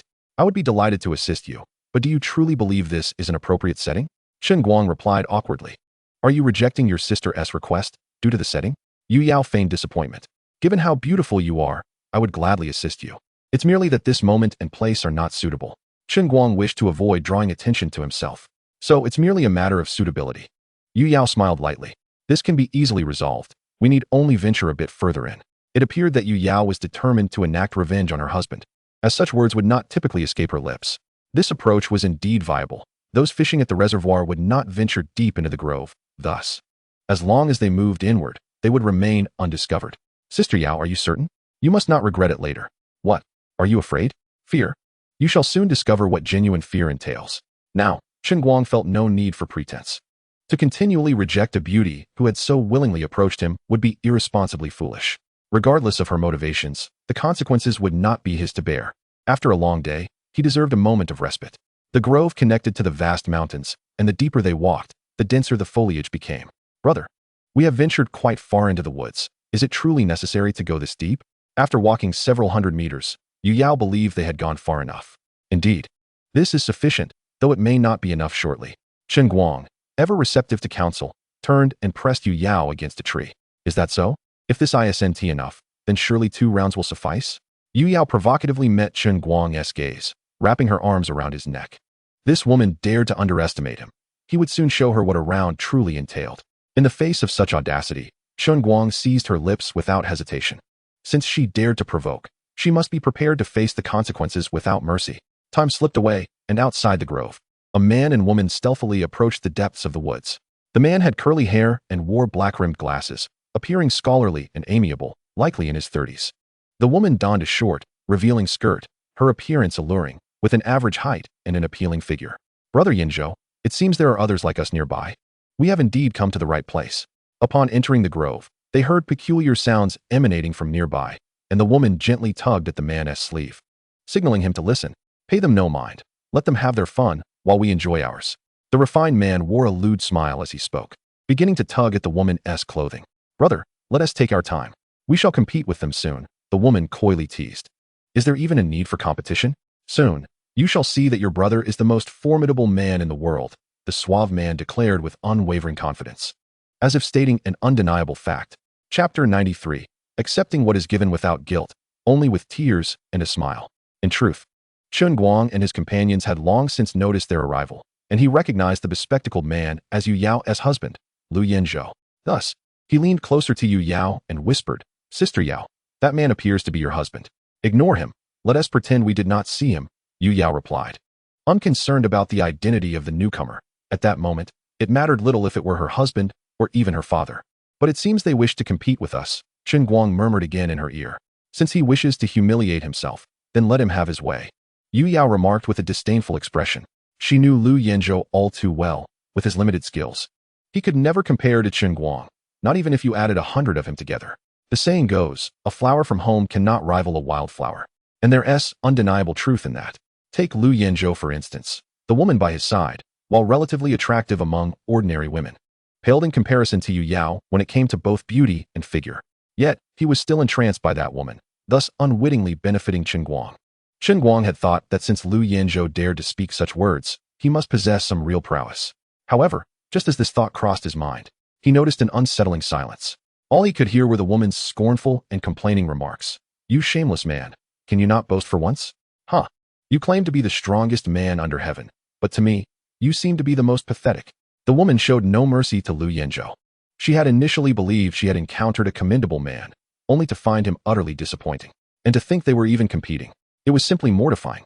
Lu Yinzhou felt his face flush with embarrassment and hurriedly explained, Lu, I was just too nervous earlier. Shall we try again? Get lost, the woman retorted, shoving Lu Yinzhou away. Her initial attraction to him was merely based on his decent looks, but mere appearance was insufficient, so she sought to charm other men instead. Stupid woman, I'm not interested either. Watching her retreating figure, Lu Yinzhou kicked a nearby small tree in frustration, only to let out a cry of pain. As he departed, he felt an inexplicable discomfort but could not pinpoint the reason, ultimately leaving with a sense of helplessness. Back at the reservoir, even while fishing, his mind wandered elsewhere. Some time later, when Yu Yao reappeared before him, he suddenly noticed she seemed even more radiant and enchanting. Yao Yao, where have you been? Why did you take so long to return? Lu Yinzhou restrained himself from asking. I had a stomachache and went to find a restroom, Yu Yao replied casually, casting a brief glance at him. No wonder. This place lacks even a restroom, which must be quite inconvenient. Lu Yinzhou quickly offered a sheepish smile. However, Yu Yao disregarded him and began baiting her hook and casting her line, as if he were invisible. What a predicament! Not only had he lost 1 million to Huang Mao, but he had also unwittingly gained someone else's wife. Chen Guang emerged from the thicket, his expression equally helpless. They had insisted on giving it away, and he could hardly refuse. From a distance, cheers and encouragement erupted near the fishing pond. Bobo, hurry, put in more effort. The big fish is about to surface. Bobo, you can do it. We believe in you. Fatty, you need to exert yourself too. Look at that strong guy next to you. He is about to catch a fish, and you're barely making a move. This one do. Hong Bo and Zhang De Biao simultaneously hooked fish, and evidently, they were sizable. This immediately drew a crowd of onlookers. One used a rebar, the other a chain. Fishing this way was certainly more captivating than using a rod, attracting even more spectators. The fish appeared quite large, possibly over 300 pounds, for otherwise Hong Bo would have reeled it in long ago. It seems Hong Bo is struggling. I wonder if he can hold on until he brings the big fish in. Just as Xiao Bing finished speaking, Mingyu cast a worried glance at Hong Bo. Hong Bo stood in a squatting position, his thick legs firmly anchored to the ground like 2 wooden posts. His arms bulged with muscle, veins prominently displayed, as he gripped the chain wrapped around his hands, slowly pulling it back. His face was flushed, beads of sweat rolling down his forehead, and he occasionally emitted strained groans, akin to someone enduring great discomfort. Give it to me, Hong Bo shouted, forcefully pushing against the ground and stepping back, while pulling with all his might. In an instant, a massive fish head breached the surface. Success! The big fish finally surfaced. Wow, what a colossal fish head! That mouth could easily swallow a child. Although he appeared unassuming, this man was surprisingly formidable, managing to haul such a large fish. Again, Hong Bo yelled, his voice beginning to grow hoarse. He repositioned himself, placing the chain over his shoulder, and with all his strength, he charged forward, his movements resembling a raging bull plowing the earth. Ugh, ugh. Grunts escaped Hong Bo's lips, his already flushed face reddening further as sweat cascaded down like rain. Almost there, just a little more effort, and the fish will be completely on land. Encouraged by the crowd, Hong Bo bellowed, I'm going all in. I must bring this big fish ashore. At that moment, he was utterly exhausted, yet he persisted. Thankfully, he had adjusted his stance, allowing most of the strain to rest on his shoulders. Otherwise, he might not have been able to continue. It's on land. It's on land. Quick, net it. No need for reminders. Xiao Bing had already prepared the net, working in tandem with Hong Bo to slowly drag the big fish ashore. Impressive. This enormous fish was pulled in by sheer strength. What kind of power does it take to accomplish this? The crowd gasped in admiration, offering enthusiastic applause as they celebrated his catch. They also marveled at his strength and determination. For such a large fish, even 2 or 3 people working together might struggle to haul it in. Chapter 94. A man who earns 1,000 a day truly lives up to the name. When Chen Guang approached, Hong Bo had just pulled the big fish onto the shore. The moment Hong Bo managed to bring the fish in, it seemed as if all his strength had been suddenly sapped away, and he collapsed to the ground, gasping for breath. I'm exhausted, truly exhausted. But it was exhilarating. Absolutely thrilling. Though utterly fatigued, Hong Bo wore a victorious grin. He had never imagined that fishing could be more tiring than his usual labor of hauling bricks and cement. Yet the sense of accomplishment from catching a big fish made it all worthwhile. Seeing Chen Guang approach, Huang Yiting greeted him with a bright smile. Boss, you're here. Chen Guang merely nodded slightly. I'll leave today's livestream to you. I have other matters to attend to. Understood, boss, Huang Yiting replied, glancing at the exhausted Hong Bo sitting on the ground. Boss, Hong Bo is truly impressive. He managed to pull such a large fish up directly, which is far more challenging than using a fishing rod.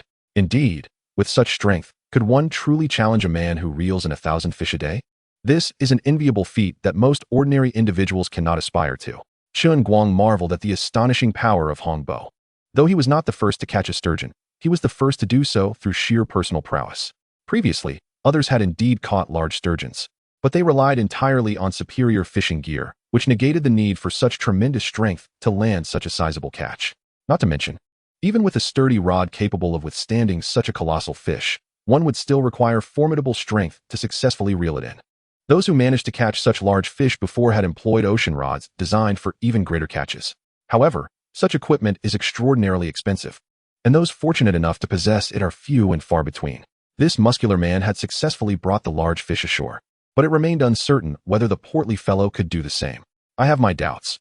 Although the portly gentleman appeared taller than this muscular man, his strength might not surpass that of the latter, and the rebar was certainly draining his energy. Have you not noticed that he is on the verge of exhaustion? Clearly, he is struggling to maintain his grip. The onlookers began to whisper discreetly about the portly man. Indeed, at this moment, he had nearly reached the end of his tether. The thick rebar was jammed into the ground, and he was relying solely on his body weight to hold the fish in place, as he lacked the strength to pull it up any further. It was only a matter of time before the fish would escape. Chen Guang approached Jie Gu and the others, sharing his intention to drain the reservoir to catch fish, inquiring if they would be interested in taking on the project. Jie Ji's face lit up with surprise as he looked at Chen Guang and said, "Of course we are interested. But why the sudden decision to drain the pond when it's been so well stocked?" While they were keen on the idea, he could not fathom Chen Guang's motivations. "Alas, I have no choice." Chen Guang helplessly recounted the wager he had made with Huang Mao. "Ah, now I understand." Jie Gu squinted at the reservoir, and after a moment, he slowly spoke. "Boss Chen, it seems you are set to come into a fortune. So, you believe I am certain to win this bet, do you?" Chen Guang smiled, understanding the implication of Jie Ji's statement regarding wealth. Is that even a question? How could such a small reservoir possibly contain 5,000 pounds of small mixed fish? Aside from the small crucian carp, it's a guaranteed victory, Jie Gu asserted confidently. Having managed fish ponds for many years, he had encountered a phenomenon where a pond of less than 100 acres contained tens of thousands of pounds of small mixed fish.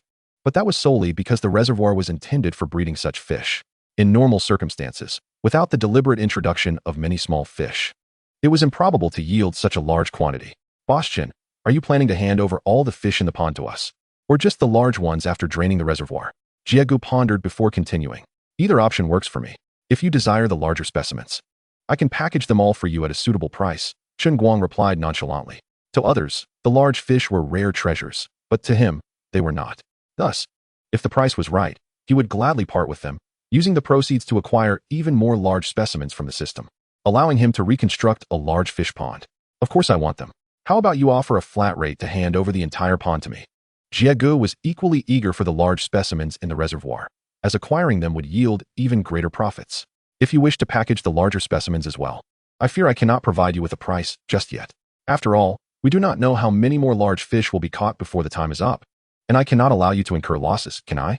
Chen Guang explained with a gentle smile. "Very well, let us discuss prices after the fishing competition concludes." Jie Gu concurred with Chen Guang's proposal. It was evident that the most valuable assets in the reservoir were the large fish, and they needed to conduct their own inventory. A day swiftly passed, and after thousands of anglers cast their lines, the larger fish in the reservoir had mostly been caught. Particularly, species such as grass carp, silver carp, and other medium to large specimens were now scarcely represented, with nearly all remaining below single digits. "Jie Gu, I heard that you and your associates have agreed to take over this reservoir. Given the magnitude of this endeavor, I fear you may struggle to manage it. Why not allow us to join forces?" As the crowd began to disperse, Jie Gu and his companions stood atop the dam, discussing their plans for the fish pond when Hong Bo approached with Xiao Bing, Ming Yu, and Old Crow. "I say, Debo Bo, if you find it challenging, how could someone like you, who has never managed a fish pond, possibly succeed?" Jie Gu did not decline, instead casting his gaze towards Old Crow behind him. "I may not manage it alone, but with Old Crow backing us, what does it matter if I have never handled a fish pond before?" Hong Bo grinned broadly, revealing a set of pearly whites. "When did you start associating with that Old Crow?" Jie Gu remained non-committal, neither accepting nor refusing. Chapter 95. We are here to share the burden. In this sweltering heat, the charming young lady has brought grapes to help everyone cool off. Old Crow and I have been longtime friends. We hit it off immediately upon meeting, Hong Bo chimed in. Just as he finished, Old Crow interjected, "Jie Gu. To speak candidly, most of the large fish in this reservoir have already been caught today, and estimates suggest it will take at least 1 million to secure it. With our addition, we can help mitigate some of the risks, can't we?" Old Crow's reasoning held merit. Investing 1 million to lease a fish pond was indeed a significant risk, and having another party to share that burden would lessen potential losses. Jie Gu nodded in agreement. "All right, I welcome your partnership." Indeed, bringing in Old Crow and his companions would help spread the risk, and he had already secured a considerable number of large fish from the reservoir today. Moreover, he was well acquainted with others who had also caught large specimens, enabling a more accurate tally of how many had been caught that day. Thus, with the addition of Old Crow and his team, the situation appeared to be a fortuitous turn of events, with Hong Bo and Old Crow comprising 4 individuals and Jie Gu and De Gu totaling 3. They amounted to 7 in total. If the cost of leasing the pond was over 1 million, it would mean each person's contribution would only be around 200,000, which meant even if they incurred losses, they would not be substantial. "I say, Jie Gu, Are you so preoccupied with potential losses that you've already begun to envision the worst before we've even started? Old Crow gently patted Jie Ji's shoulder. Rest assured. With me, Old Crow, protecting you, we can only expect to profit. Losses are out of the question. Just as they were preparing to discuss the valuation of the fish pond, two more portly gentlemen approached from a distance. I heard you all are planning to take over the boss's reservoir. I wonder if I could join you? I have long harbored thoughts of the colossal creature residing in the reservoir. Wang Jia suddenly interjected. He and Zhang Debiao had been relentlessly pursuing the immense entity within the waters for the past few days. Despite resorting to threaded steel, their fishing skills left much to be desired. Aside from two commendable catches yesterday, their haul was disappointingly meager. Watching others reel in sizable fish only fueled their envy. If their fishing prowess was insufficient to land the giant, they resolved to assist others in the endeavor, convinced that they too could succeed in capturing the elusive creature. After several fruitless days, their determination to catch a giant fish grew insatiable, prompting Wang Jia to plead, "Would you be so kind as to grant me this modest request?" Upon noticing the silence from the others, he began to play the victim. Ultimately, Wang Jia successfully integrated himself into Brother Jia's group, transforming their cohort from 7 to 8. Old Crow commenced his analysis, stating, based on the data provided by Boss Chen, I estimate there are 4 sturgeons left in the reservoir, while the big grass carp should number around 2 or 3. The aggregate of crucian carp and silver carp, along with others, likely totals fewer than 30. However, there remains a substantial quantity of large crucian carp, estimated at around 3 to 5,000. Though the exact count is indeterminate, this estimation is grounded in truth. After all, large crucian carp are seldom collected, with most being taken home directly, leaving us oblivious to how many have been caught. My estimate of 3 to 5,000 is merely based on experience.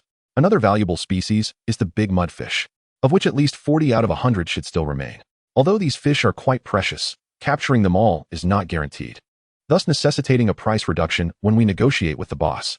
When the boss arrives, I will take charge of the negotiations. Please refrain from making any wild offers. Meanwhile, Chen Guang was engaged in discussions with Huang Mao and others regarding forthcoming matters. Mr. He, I have reached an agreement with Brother Jia concerning the fish pond. I will entrust them with the entirety of the fish, and they will be responsible for draining the water and catching the fish. This should pose no issue, correct? Chen Guang inquired of Huang Mao. Certainly. You may also station personnel here around the clock, or even join Brother Jia's team in the effort to drain and catch the fish. If all goes well, once I finalize the price with Brother Jia, we can commence draining the pond immediately. Chen Guang's swift arrangements caught Huang Mao off guard, stirring a sense of unease within him. After all, Chen Guang's confidence led him to question whether he had misjudged the situation. Perhaps the reservoir truly did not harbor as many small fish as he had assumed. However, he quickly reassured himself that he was overthinking it. Chen Guang could not possibly know the exact quantity of small fish in the reservoir. He might merely be operating under the assumption that there were not as many as he claimed, daring to gamble against him rather than being certain of their scarcity. Even should he ultimately lose, the sum of over 1 million was a trivial amount for him. He was not in a position to suffer significant losses, and thus his worries began to dissipate.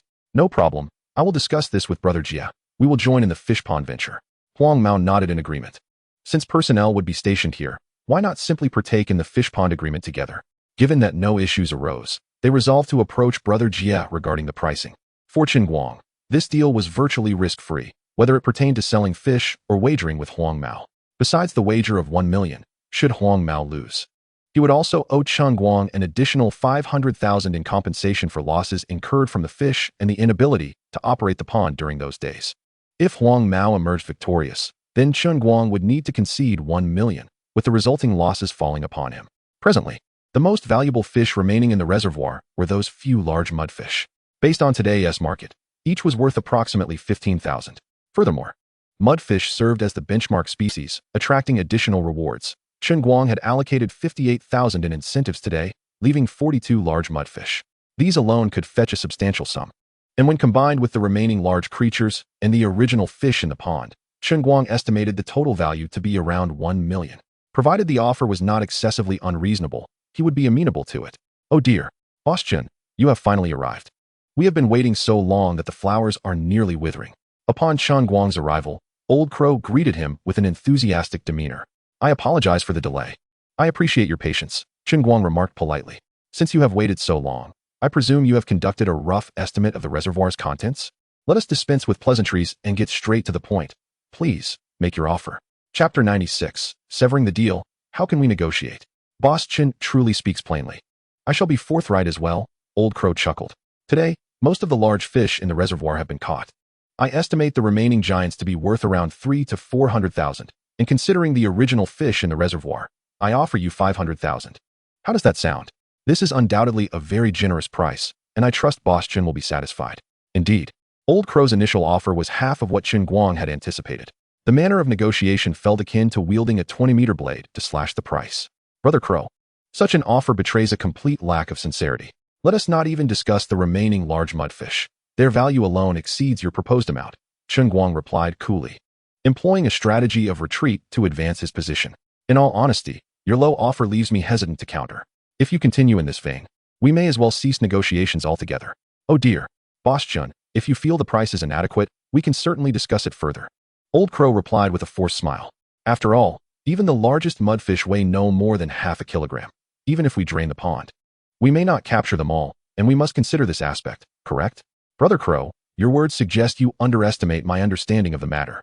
Even if we cannot catch every last large mudfish while draining the pond, securing 80 to 90% should be quite feasible. Wouldn't you agree? Chen Guang countered with a cold smile. Even in that scenario, the value would undoubtedly surpass 500,000. Moreover, I still have numerous other giants in the reservoir. If we combine everything, I would be willing to settle at 1 million, and we can commence draining immediately.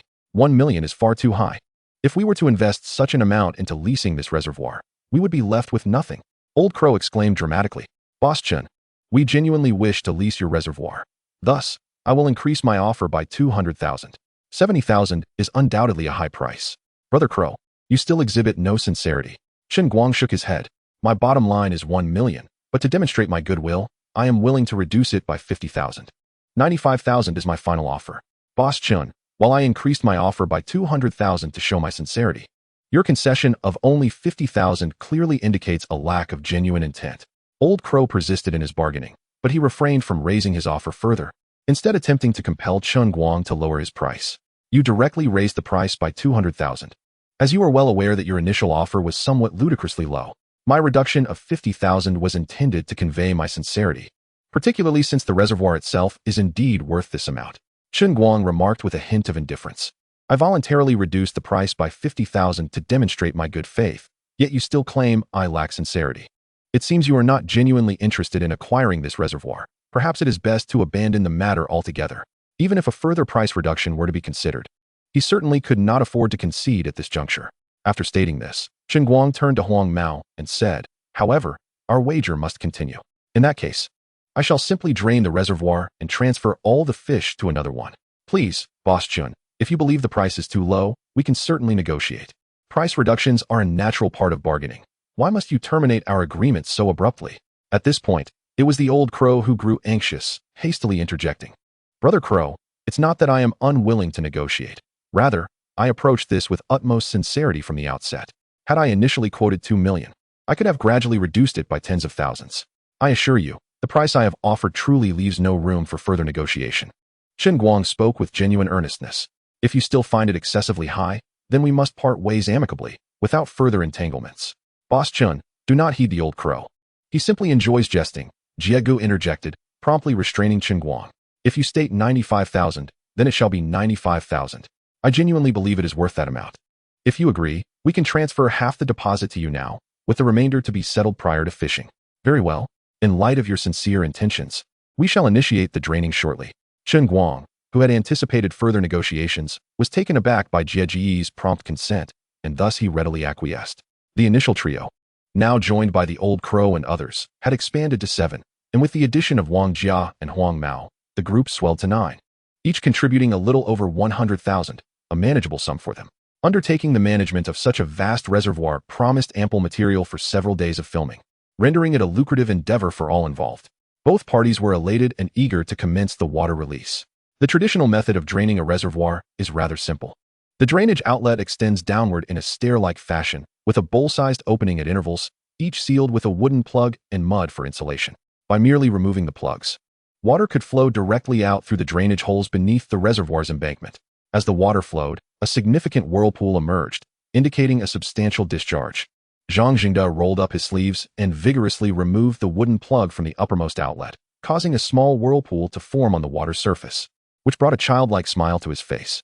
Dagu, go a bit lower and remove the plug from the next outlet, Jiegu instructed Zhang Jingde hastily.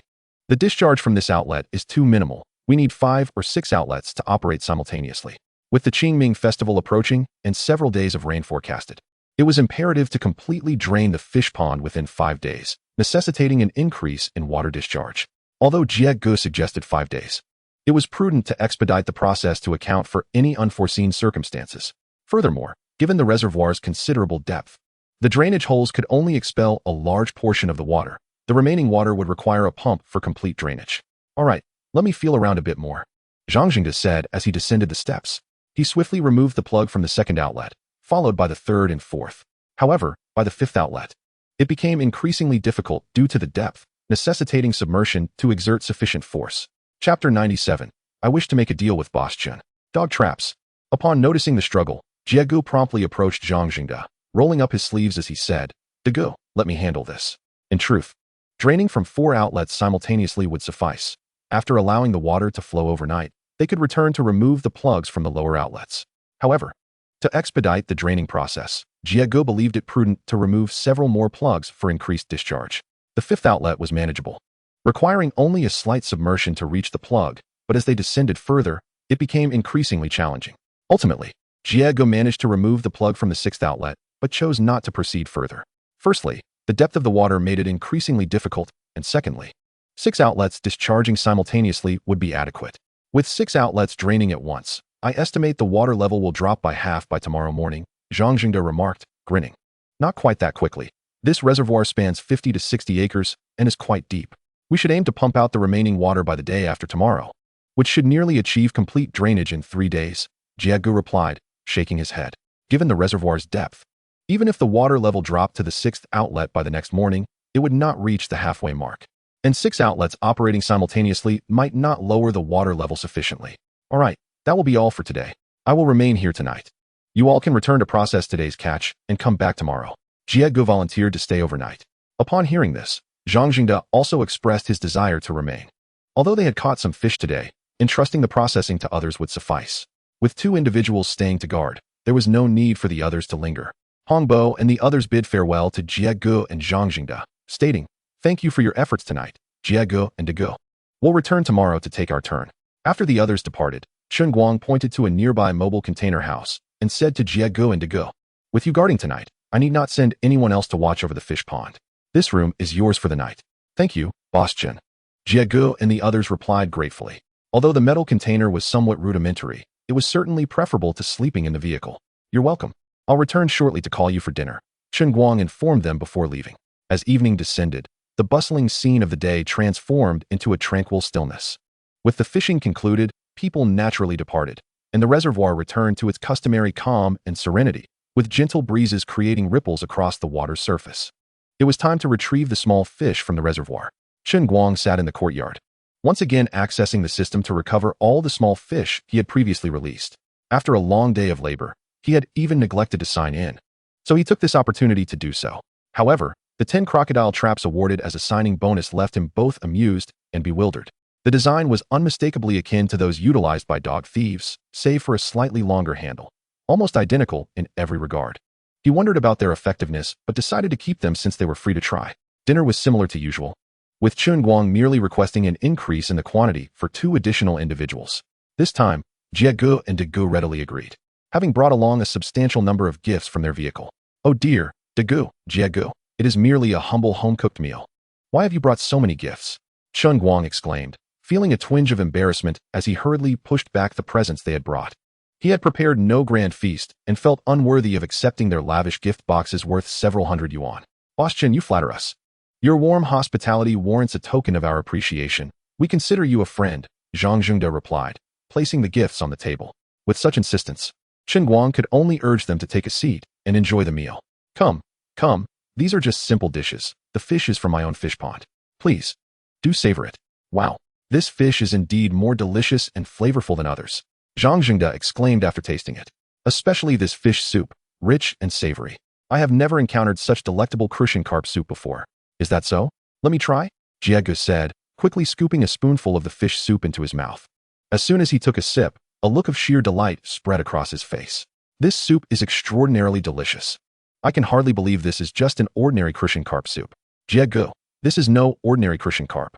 Chen Guang eagerly began to share the origins of the fish from his reservoir, embellishing his tale as if he were boasting to online followers. Both Jiegu and Degu listened with wide eyes, momentarily taken aback by Chen Guang's narrative. Degu, a newcomer to fish farming, was indeed captivated by Chen Guang's eloquent description, but Jiegu, who had dealt with fish since childhood, knew better. While water quality and habitat do affect the taste of fish, he suspected there was more to Chen Guang's story than he let on. Nevertheless, he refrained from probing further, understanding that some secrets are not easily divulged. Boss Chen, I must commend you. The quality of fish from your reservoir is truly exceptional. However, I wonder if you could procure a substantial quantity of black fish? Jiegu pondered, envisioning a promising idea. If Chen Guang could supply high-quality black fish consistently, his factory that produced boiled fish slices could flourish, freeing him from the need for live-stream sales. I can indeed acquire black fish, but the price is quite steep. May I ask what you intend to do with such a large quantity of black fish? Chen Guang surmised Jiegu's intentions, yet doubted he would accept the price. Boss Chen may not be aware, but Jiegu operates a factory that produces boiled fish slices, which requires a steady supply of both black fish and grass carp. Zhang Jingde swiftly clarified. I have heard of that. However, I've also heard that Jiegu's boiled fish slices are not only of high quality, but also sold at competitive prices. If my fish were used, it might lead to losses, Chen Guang replied with a slight nod. Given the enhanced quality of the fish, the price must naturally reflect that.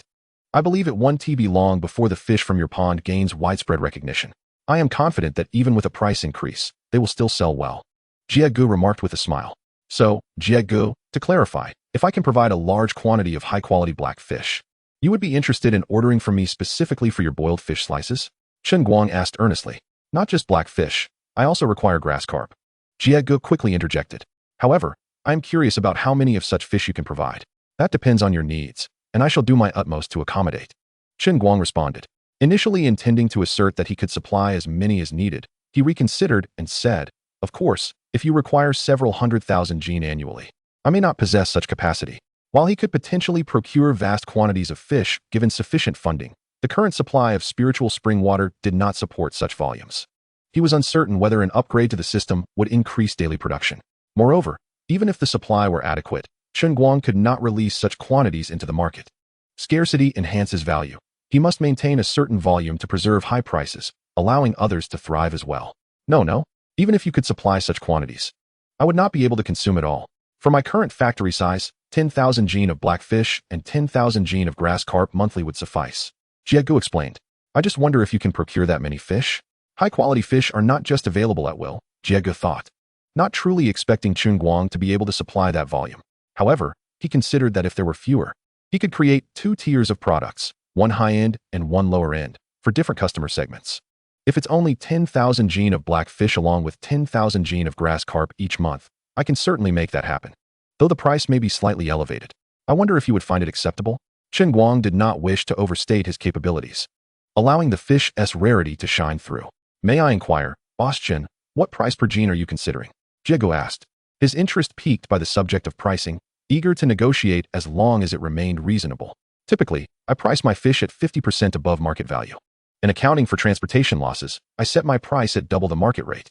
However, if it's you, Jiegu, I can offer them at just 80% above market price. Otherwise, I fear I won't see any profit, Chen Guang elaborated, explaining the challenges of sourcing such fish. For fish of this quality, that price is indeed reasonable, Jiegu reflected, nodding in agreement. However, Boss Chen, you must ensure that the quality remains consistent to justify this price. Rest assured, if the quality does not meet expectations, I would be remiss to charge you. Chen Guang confidently assured him. However, do not rush into a decision. After all, you have only tasted the Christian carp. Tomorrow, I will provide you with a few black fish and grass carp for you to sample before making your choice. Boss Chen, you're indeed generous.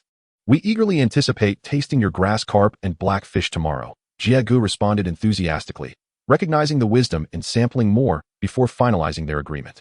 With this in mind, Jiegu promptly took out his phone, ready to call his little cousin to check if they had processed today's catch. If not, he would instruct them to hold on to it. After all, such high-quality fish should not be sold at market price. It would be a significant loss. It was far better to keep them for his own enjoyment. Upon learning that his little cousin had yet to process today's catch, Jie Gu let out a sigh of relief, promptly instructing her to take good care of the fish, finally feeling at ease. Although the dishes were merely simple home-cooked fare, they relished the meal with great joy. After dinner, Jie and his companions returned to the reservoir to guard the fish pond, while Chen Guang finally found a moment to unwind, retreating to his personal space on the second floor. He reclined leisurely on the sofa, scrolling through short videos while engaging in light-hearted conversation with Bai Cha. Darling, were there many people at the fishing event today? Are you tired? Of course I'm tired. Nearly 5,000 people showed up today, and I have been busy since morning without a moment's respite. Such a crowd. Does that mean the revenue for today alone amounts to several million? Cha-cha, I never expected you to be such a little financial enthusiast. Hee. When my husband earns money, naturally, I share in the joy. I love hearing that, but it's a pity you're not here by my side. Otherwise, I would be even happier. I love hearing that too. In a few days, I'll surprise you with a special reward. What kind of surprise? I can hardly wait to find out. Hee. If I tell you, it wouldn't be a surprise anymore. I'm so looking forward to it. Rest assured, I promise not to let you down. Just as their conversation blossomed with fervor, the front door of the living room creaked open. A pair of long, slender legs adorned in white stockings appeared at the threshold, followed by a young lady in a maid's outfit stepping into Chen Guang's view. Guang Yiting. Chen Guang's eyes widened in disbelief as he gazed at her. What on earth are you doing dressed like that at this hour? Seeing her in such an outfit, a sudden sense of foreboding washed over him. Boss, after a long day, you must be exhausted, right? Guang Yiting approached Chen Guang slowly, her lips parting gracefully as she spoke. I happen to know a bit about massage, so I thought I'd come over to help relieve your fatigue. Even if you're here to massage me, there's no need to dress like that, is there? Are you sure this is a legitimate massage? Chen Guang regarded Huang Yiting with skepticism. Surely you're not here to massage me, but rather to entice me, aren't you? No legitimate massage would be conducted in a maid outfit, especially one that clearly looks like a special purchase from the internet. Of course it's legitimate. I learned massage through proper channels. Would you like to give it a try? Huang Yiting's voice was undeniably alluring, and there was nothing about her demeanor that suggested professionalism. Boss, do you need a massage? Chapter 99. The grass by the nest is quite tempting. Then let us see what you've got. Chen Guang nodded slightly. A massage, regardless of its legitimacy, is a pleasure for a man. There are benefits to both formal and informal approaches. Please lie down first. We'll begin with your back. Huang Yiting's tone suggested she was indeed serious about the massage. Chen Guang complied, eager to see what this girl was up to. However, contrary to Chen Guang's expectations, Huang Yiting made no inappropriate moves. She began to knead his shoulders, then his back. Ah, that pressure is quite good. Chen Guang was taken aback. He hadn't anticipated Huang Yiting to possess genuine skill in massage. Her hands applied the right amount of pressure, making the experience surprisingly pleasant. Of course, I told you I was professionally trained. Now do you believe me? Huang Yiting chuckled. Not bad, not bad. Keep going, Chen Guang murmured. Regardless of its nature, he decided to indulge in the experience. At that moment, Chen Guang gently closed his eyes, allowing himself to empty his mind of all distractions. Boss, please turn over. We'll begin with the front now. Just as Chen Guang was relishing the moment, a soft voice reached his ears. Without much thought, he kept his eyes lightly shut and turned over. However, the instant he did, he felt a soft body settle atop him, startling him into opening his eyes. This girl is utterly shameless. She had been so proper while massaging his back. How could she suddenly choose to sit on him? If it were merely on his legs or some other less significant area, it wouldn't be so alarming, but she had chosen to settle in the most crucial place. It seemed she had been waiting for this pivotal moment all along. The thought of it was unsettling. What was once a harmless situation had suddenly escalated. Yiting, let us just continue with the back massage. I find that more comfortable, Chen Guang said, casting an awkward glance at Huang Yiting. Boss, this is a serious massage. Don't let your mind wander. Huang Yiting giggled. Originally, she intended to seduce Chen Guang, yet her words inadvertently implied that he was the one attempting to seduce her. One can endure much, but when it comes to certain matters, one cannot hold back. This was bound to put Chen Guang in a compromising position. All right then, go ahead, but you mustn't do anything excessive. Chen Guang gritted his teeth, reluctantly uttering the words. Rest assured, I won't do anything inappropriate. But if you were to act out of line, don't blame me. Huang Yiting flashed a triumphant smile. Look at these wolfish words. What was supposed to be legitimate massage seems increasingly dubious. Holding on to his resolve, he tried to maintain his composure. However, it was evident that his convictions were wavering. Do you realize you're testing my resolve, woman? Are you aware that I have a girlfriend? I certainly do. And I'm aware that you have more than one girlfriend. Chen Guang had intended to refute her, to declare her accusations baseless. But he couldn't deny the truth in her words. Knowing this, you dare to be so brazen? Aren't you afraid that I might be an irresponsible scoundrel? Afraid? Why should I fear? Because you are indeed an irresponsible scoundrel. How daring of you to slander your boss. In that case, I won't let you escape unscathed for your audacity. Boss, don't just threaten without action. Indeed, you have clearly plotted this in advance. Since she seemed unbothered by his scoundrel behavior, Chen Guang felt liberated from his own inhibitions. Despite a long day's exertions, his energy remained abundant. While it is true that a rabbit does not nibble on grass by its nest, it is also true that if the grass dances enticingly before the rabbit, it should not be surprised if the rabbit disregards the rules. Chen Guang had assumed Huang Yiding's boldness indicated prior experience, but it became evident that he was mistaken. However, it was too late for regrets now. Since there was no turning back, he chose to dismiss his worries. Otherwise, he would only find himself regretting even more. In moments of joy, he disregarded all consequences. Yet the aftermath did not seem as dire as he had imagined. Rather, it unfolded into an unexpected delight. As midnight approached, Huang Yiding straightened her attire and remarked, "Boss, I'll head downstairs now. Rest assured, I won't intrude upon your blissful life with the ladies. Behold, what a remarkably sensible and well-behaved woman." It is unfortunate that Chen Guang had just been lamenting his impulsiveness. But it now appears that such impetuosity may not necessarily be a detriment. It could indeed be a blessing.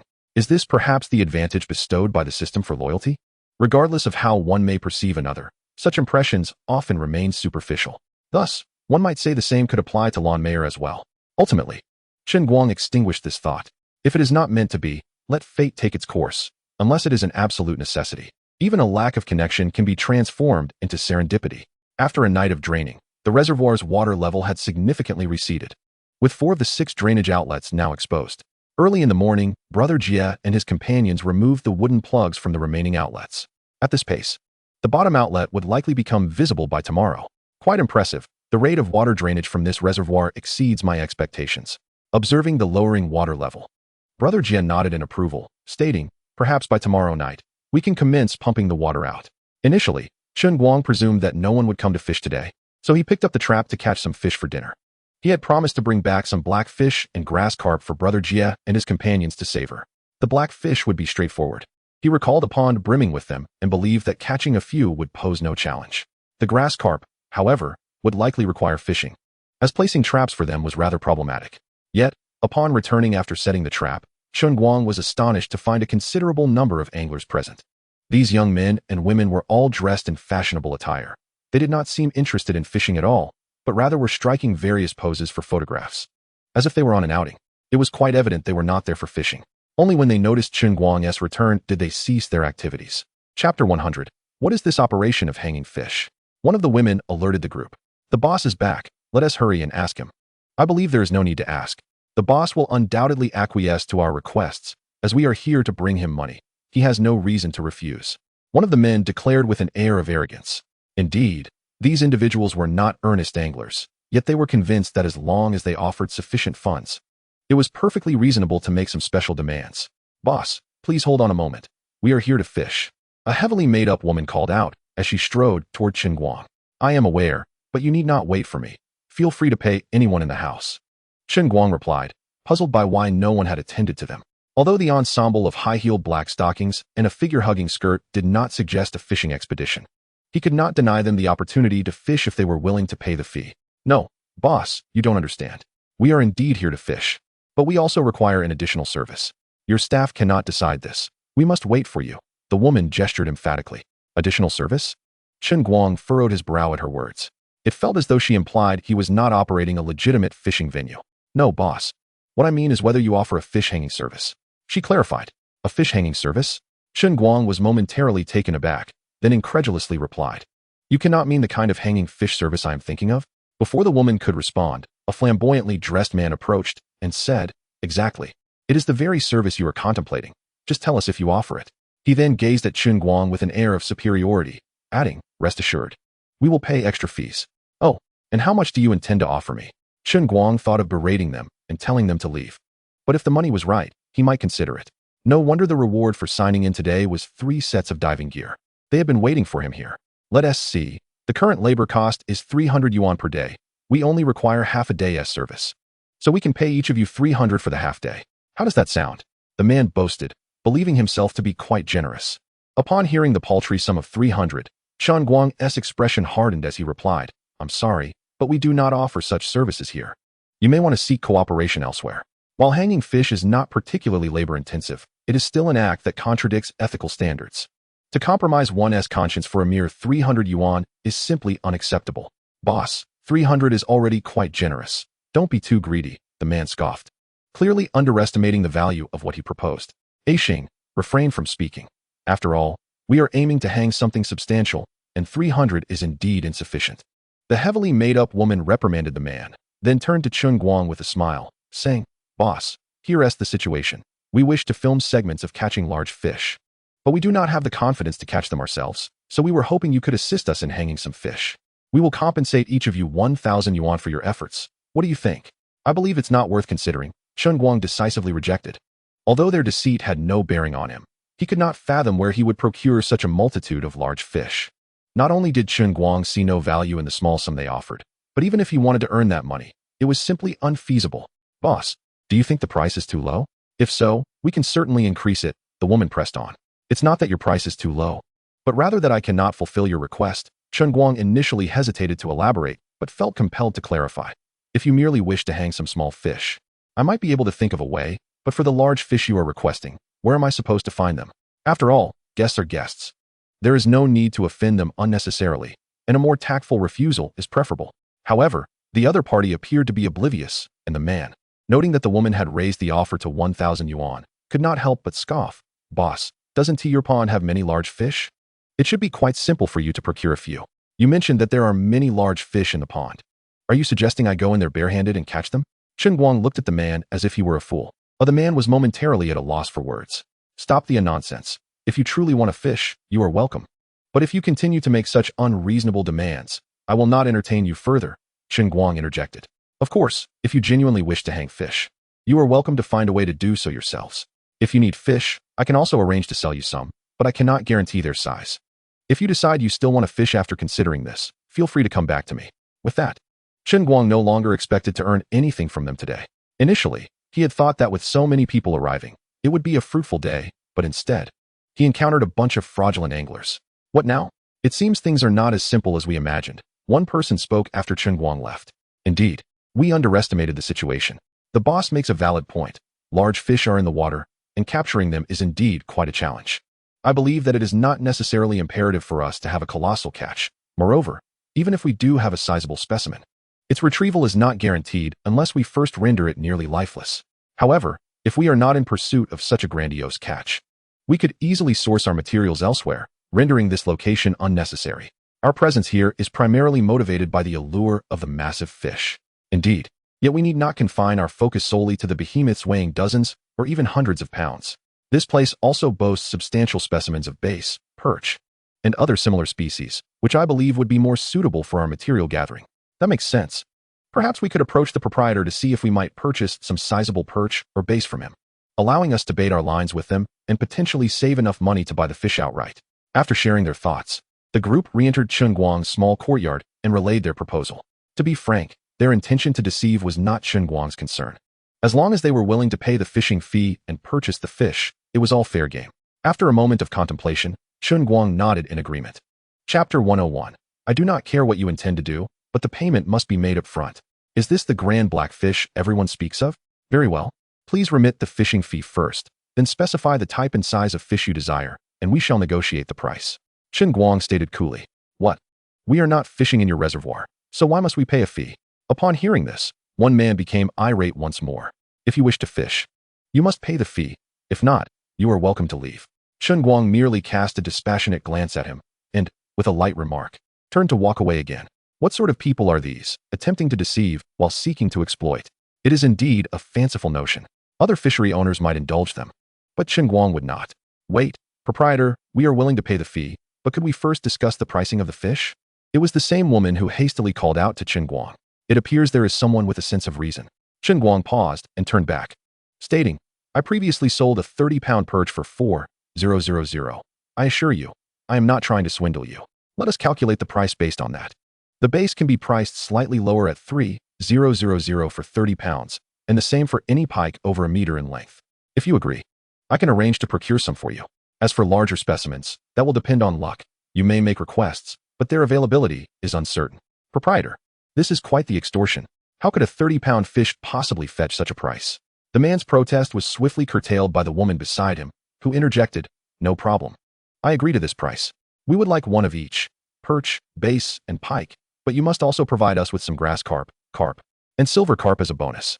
"Very well, then please remit the fishing and fish fees, and once settled, you may prepare. Shortly, I will deliver the fish you desire." Chen Guang had initially thought he had encountered a lucrative deal, only to find these individuals rather miserly.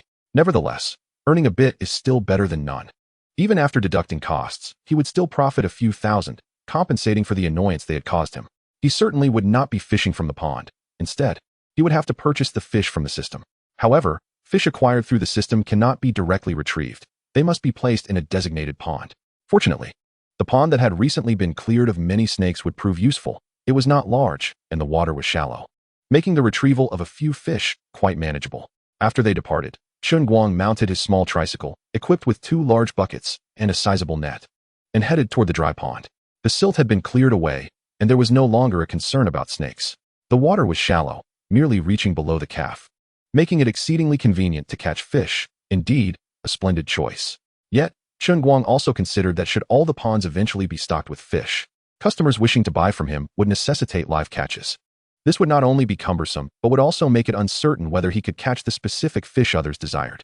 With this thought, Chen Guang suddenly envisioned the possibility of acquiring a massive net to place by the reservoir, allowing him to keep some fish inside for sale. This method would not only be cost-effective, but also remarkably convenient. Nevertheless, the immediate concern was to fulfill the orders of those deceptive fishermen.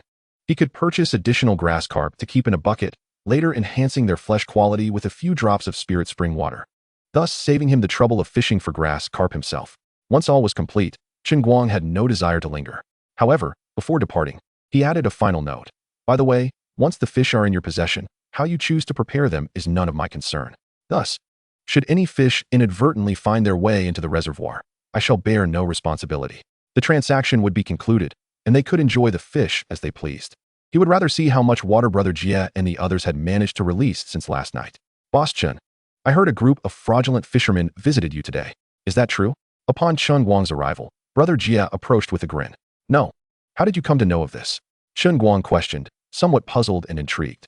Although good news seldom leaves home and bad news travels far, the incident had only just occurred, and his employees were not yet fully aware. How had they found out so swiftly? Brother Crow recognized those fraudulent fishermen.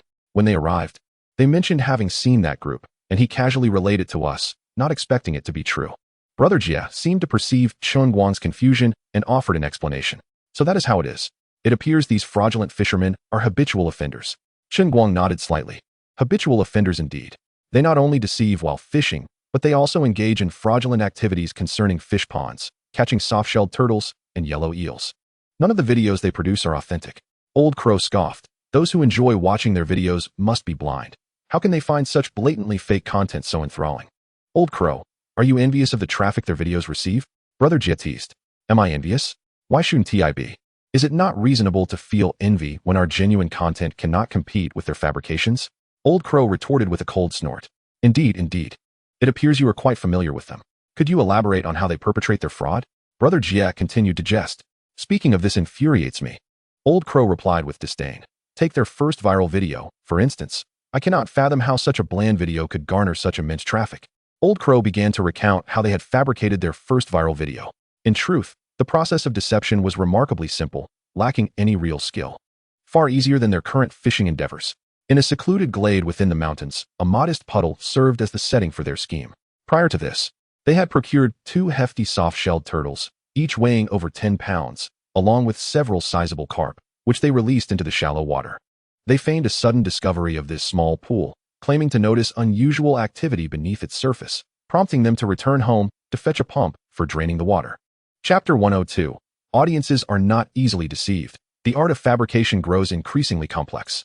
This diminutive puddle, scarcely deep enough to reach a meter, yielded an astonishing revelation upon being drained. 2 turtles, each exceeding 10 pounds, and several carp collectively weighing no less than 10 pounds. Even more ludicrous was the barren landscape surrounding the pool, devoid of any vegetation, with no other aquatic life present. No minnows or shrimp could be found. It was evident to anyone with even a modicum of experience that these turtles and carp had been deliberately placed there in advance. Yet, unexpectedly, This patently contrived video became a viral sensation. Emboldened by the traffic this video garnered, they felt as though they had unraveled the secret to viral content, thus embarking on a reckless journey of deceit. Those two turtles had appeared in their videos countless times, earning the title of seasoned performers. Strangely, many viewers seemed collectively oblivious, kindly offering excuses that these turtles were merely slightly larger or smaller and bore a resemblance to the previous ones. After all, turtles share a similar appearance. How could they ascertain that these were indeed the same two? This lack of scrutiny only fueled their audacity in future fabrications. For instance, they would casually claim to stumble upon several large turtles or alligator snapping turtles in an abandoned pond. They could effortlessly extract a substantial eel from the mud with their bare hands. Their purported expertise in identifying eel burrows involved merely mounding some dirt, crafting a slippery pathway with their fingers, and dusting it with soil. To the untrained eye, it appeared authentic, yet a discerning observer would recognize the ruse. To enhance the illusion, they often enlisted an accomplice on the opposite side to discreetly introduce an eel into the mud. When they gently excavated, a sizable eel would emerge. Relying on these clumsy tricks, they managed to amass millions of followers across several accounts. It is no wonder that the old crow felt a sense of injustice. This was truly an affront to reason. Perhaps audiences were merely entertained by videos showcasing profitable fishing ventures rather than losses, thus rendering them indifferent to the authenticity of the content, simply viewing it as amusement. Chen Guang smiled faintly, perhaps, yet I find these individuals thoroughly disagreeable. The old crow merely vented his frustration. Even if he detested them, what could he do? Since you find them unsatisfactory, would you like to witness their folly? Chen Guang inquired with a mysterious smile. Indeed, but what folly could they possibly present? The old crow replied eagerly, yearning for a glimpse of their misadventures. Uncertain if any folly existed, Chen Guang speculated that there was a high likelihood of it. Boss Chen, stop being cryptic and tell us if you've concocted some scheme. Jiego pressed. I assure you, I have no such scheme. Do not wrongfully accuse me, Chen Guang responded, gesturing for silence before elaborating. It's merely that I believe their attempt to fabricate a grand spectacle might encounter difficulties. After all, such large fish are not easily caught, even with assistance, unless they are rendered nearly lifeless, which would appear overly contrived. Indeed, with their limited skills, catching such a sizable fish, or even rigging one would be fraught with complications. Perhaps there might be some entertainment to behold, the old crow exclaimed, slapping his thigh and laughing heartily. What are we waiting for? Let us go watch the spectacle. The old crow was genuinely intrigued to see how they would manage to rig these 30-plus pound fish, especially given that they were all predatory species. Faced with 3 large fish in a bucket, they exchanged glances for a considerable time, utterly unsure of how to proceed. Xinggu, these fish seem genuinely formidable. They are so lively that I fear they may escape as soon as we attempt to hook them, one young man expressed, visibly anxious. Perhaps we should first stun them with a stick before attaching them to the hooks. This way, they won't be able to flee, and it will make the fishing process much easier, another young man suggested. You truly are a genius to devise such a perfect plan. You have great potential. A Xing's words dripped with sarcasm, yet the young man appeared oblivious, beaming with pride. Thank you for the compliment, Xinggu. I merely had a moment of inspiration. A moment of inspiration? A brilliant idea?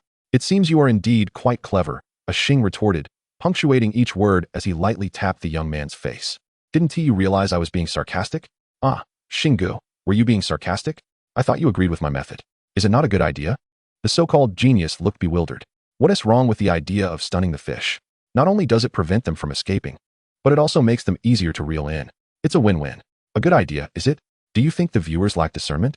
If the fish we catch are utterly motionless, do you believe that the audience will overlook that detail? A Xing chastised him sharply. Though they had long relied on deception to bamboozle their audience, they could not afford to be overly ridiculous. As viewers' tastes grew more discerning, it became increasingly challenging to fool them. Consequently, the cost of their fabrications rose, as they endeavored to render their videos more convincing.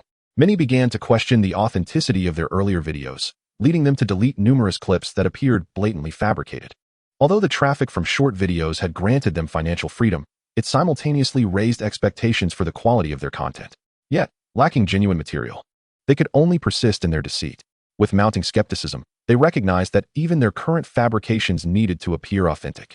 Capturing fish while stunning them and hanging them on hooks was clearly impractical. If they were to post such a video online, it would only confirm that they had been deceptive all along. Chapter 103. You may question my aesthetic, but never my vision. Aesthetic appreciation. Thus, they could not allow such a situation to transpire. Otherwise, their hard-won accounts would be rendered obsolete. A Xing was right. This time, the fish they caught had to be alive, and not just alive, but also vibrantly active. At that moment, the heavily made-up woman spoke. There are already many online who begin to doubt the authenticity of our videos, so this time, the footage we capture must be genuine.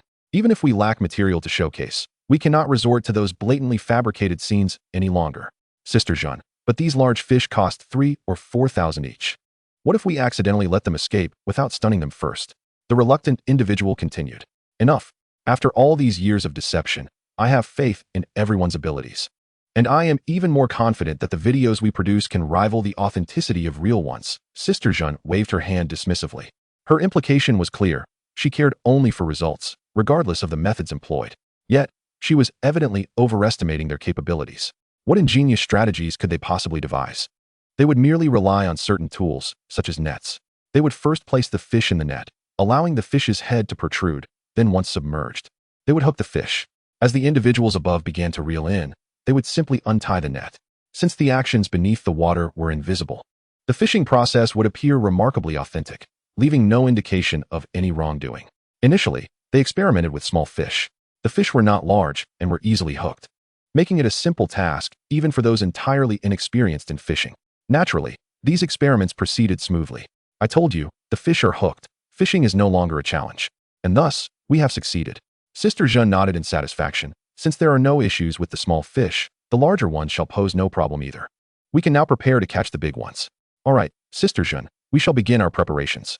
The previous smooth sailing had instilled in them enough confidence, rendering their concerns about the larger fish potentially escaping entirely unwarranted. After all, they were still fish, merely larger in size. Once hooked, where could they possibly flee? The person tasked with hanging the fish donned diving gear and submerged once more, carrying a large fish in the net. Meanwhile, the flamboyantly adorned woman, Sister Jean, appeared relaxed and content as she cast her line. Our objective here is to capture the colossal creatures inhabiting this reservoir. Those 1 or 2 pound fish were merely appetizers. The true target lies ahead, so let us all await the spectacle, Sister Jean proclaimed confidently, and an uninformed observer might indeed mistake her for a fishing expert. Receiving the signal from the shore, the diver began to hang the fish. As the bobber moved, Sister Jean instantly understood that the person below had successfully hooked the fish, and she immediately displayed a look of delight, exclaiming, "The bobber has dipped. What a vigorous bite. I can feel it. This must be a substantial fish." With that, Sister Jean swiftly raised her rod, her face transforming into an exaggerated expression of excitement. "Wow, I was right. This is indeed a large fish. Could it possibly be our target for today?" To be fair, her performance was quite impressive, rendered with remarkable authenticity. "Oh, is this the thrill of a large fish?" The fish thrashed vigorously, intensifying the excitement, which only thrilled her further. At that moment, Chen Guang, accompanied by the old crow and others, also arrived. "It's just fishing. It resembles a mating call. No wonder so many are drawn to it," the old crow remarked disdainfully. "So, Brother Crow, does this mean you are fond of such women?" Jie Gu teased from the side. "Nonsense. Are you insulting my taste or questioning my judgment? A woman like that is hardly my type." The old crow scoffed. "Such an ugly woman makes my stomach churn." In truth, the woman known as Sister Jean was not unattractive. She was at least of above-average beauty and possessed a striking figure. This partially explained the viewership of her videos. The allure of watching a beautiful woman fish, alongside her flirtations, undoubtedly contributed to the video's popularity. Otherwise, they might not have garnered such significant attention. "Boss Chen, didn't you say you would bring us here to witness their folly? They seem rather pleased with themselves," the old crow remarked, shifting his gaze to Chen Guang. "Patience. This is merely the beginning. Surprises and unexpected twists may be just around the corner." Chen Guang replied with a faint smile. While he was uncertain whether he would indeed witness their downfall, the casual manner in which they fished suggested that even if someone was assisting them underwater, the chances of losing the fish were still high. The fish had just been hooked, and the person below had yet to release their grip. Perhaps once they did, Sister Jean would experience a sudden turn of fortune. "Oh no, why has this fish suddenly gained so much strength?" Just as Chen Guang finished speaking, Sister Jean's expression shifted dramatically. She cried out in alarm and began to pull on the rod with all her might. However, the moment she exerted force, she found herself abruptly sitting on the ground. The rod's recoil instantly sent a slender line back to the shore. Staring at the empty line, which now bore only a lonely bobber, Sister Jean's countenance became exceedingly grim. "Oh dear, I was careless. I forgot to replace the leader line. And now the fish has escaped." Upon realizing that the leader line had snapped, Sister Jean's face revealed a look of dawning comprehension, and she consoled herself, "No matter. I shall simply replace it with a stronger leader line, and the next fish will surely not escape." "Oh, Sister Jin, you were far too careless. That was a fish worth 3,000. Letting it slip away is such a pity, a Xing quietly complained from the side. What is there to lament? It's merely 3,000. Can we not afford that? Sister Zhen's expression soured as she coldly scoffed. Sister Zhen, that was not my intent. I was merely speaking out loud. Please, continue. A Xing quickly apologized, realizing he had misspoken in his excitement. Haha, this is utterly hilarious. Truly, joy can turn to sorrow. I never expected to witness such a delightful spectacle. The old crow relished their misfortune, his laughter unabashedly triumphant. Chapter 104. You release fish to accumulate virtue. Yet expect me to foot the bill? Old crow, what are you laughing at? It's just a lost fish. As if you've never had a fish escape while fishing. Sister Zhen shot him a glare. Humph, is that even fishing? The old crow sneered dismissively. What business is it of yours? If I say I'm fishing, then I am fishing. Sister Zhen retorted coldly, turning her head to ignore him. After replacing the leader line, they resumed their fishing, or rather, their act of hanging fish. The onlookers were aware of their deception. If they wished to watch, so be it, as if they were invisible. Brother Crow, I suspect they will lose another fish soon. Do you believe it? Jiegu gently nudged the old crow from behind, speaking softly. Jiegu, what makes you so certain they will lose another fish? Zhang Jingde inquired curiously, leaning in closer. This is rather simple. Did you not notice that they only replaced the leader line while neglecting the main line? It would be abnormal if they did not catch any fish. Brother Jie chuckled softly, offering an explanation. Brother Jie, keep your voice down. We mustn't let them overhear. Old Crow interjected hastily. They had come merely to witness a spectacle, and the thrill of a fish escaping was precisely what delighted them. We must not reveal the underlying issues to them. The same operation, yielding the same results. As the fish took the bait, Sister Zhen once more erupted into exclamations of excitement. Soon, she found herself tumbling to the ground yet again. This time, only a rod and a short segment of line returned. Indeed, the main line had snapped. It was careless. She had only remembered to replace the leader line and had forgotten to change the main line as well. This time, with a thicker main line, there would surely be no further complications. Although Sister Zhen spoke nonchalantly, her heart ached. In the blink of an eye, 6,000 yuan had vanished. What was lost, but more importantly, those 6,000 yuan had not yielded her any return. Sister Zhen, should we consider whether there are other overlooked issues? We only have this last fish left, a Xing said quietly, feeling sympathetic as he approached Sister Zhen. There is no need to ponder. This time, there will certainly be no issues. However, it might seem a bit absurd for this last fish to take center stage for such an extended performance, Sister Zhen confidently asserted. Her sole concern now was that with so many people needing to film, relying on just one fish for the act might appear disingenuous. Perhaps she could contemplate purchasing a few more fish from the owner. Since Sister Zhen had declared there would be no problems, a Xing dared not voice further objections. Thus, the same scene began to unfold once more. Brother Jie, do you think they will have fish escape again? Zhang Jingde asked, excitement gleaming in his eyes as he rubbed his hands together, clearly intrigued by the unfolding drama. I suspect they will, although no issues have been detected thus far. My instincts tell me that their fish will still escape, Brother Jie replied. No sooner had he spoken than Old Crow scoffed derisively. Isn't that just stating the obvious? Given their fishing skills, it would be miraculous if they did not have fish escape. Having fish escape is the norm. It must be said, Old Crow's words proved prophetic. Scarcely had he finished speaking when Sister Zhen once again tumbled to the ground. The rod remained intact, the line unbroken, but the hook had become misshapen. Oh dear. This is infuriating. I cannot believe I forgot to change the hook. Sister Zhen was nearly beside herself with rage, plagued by repeated minor issues. To add to her humiliation, Old Crow and his entourage were watching from the sidelines. Haha, Zhen, with your fishing skills, you can't even manage to catch a fish. You should go back to managing your fish pond. Perhaps with just one fish, you could film hundreds of episodes. Old Crow laughed heartily, reveling in their misfortune as he approached to mock her. Old Crow, you truly are a despicable and treacherous individual. If it weren't for your incessant prattling, my fish would not have escaped. Sister Zhen glared angrily at Old Crow. We both know who lacks shame here. Can you truly place the blame on me? Old Crow retorted with a sneer. With your skills, you're incapable of even faking success. You should pack up and head home before you embarrass yourselves further. Our embarrassment is none of your concern. You are merely a meddlesome busybody, Sister Zhen shot back, her temper flaring. Just then, a Xing, with a sheepish grin, approached Chen Guang. Boss, you saw that our 3 fish all returned to your reservoir. Could you possibly provide us with 3 more? His audacity was astonishing. But even more so was the sheer shamelessness of his request. What did I just witness? Chen Guang looked at a Xing with disdain. Did I not previously state that cash and goods must be exchanged? It is of no concern to me if you choose to steam or boil the fish. How dare you even utter such a request? but we did not steam or boil them. We returned the fish to the reservoir, a Xing hastily countered. That reservoir is yours. Therefore, the fish that have returned to it are naturally yours as well. Is it not reasonable for you to replenish our stock? Chen Guang was nearly amused by a Xing's reasoning. The fish were sold to you. Whether you consume them or release them is of no concern to me. Nor do I have any authority to intervene.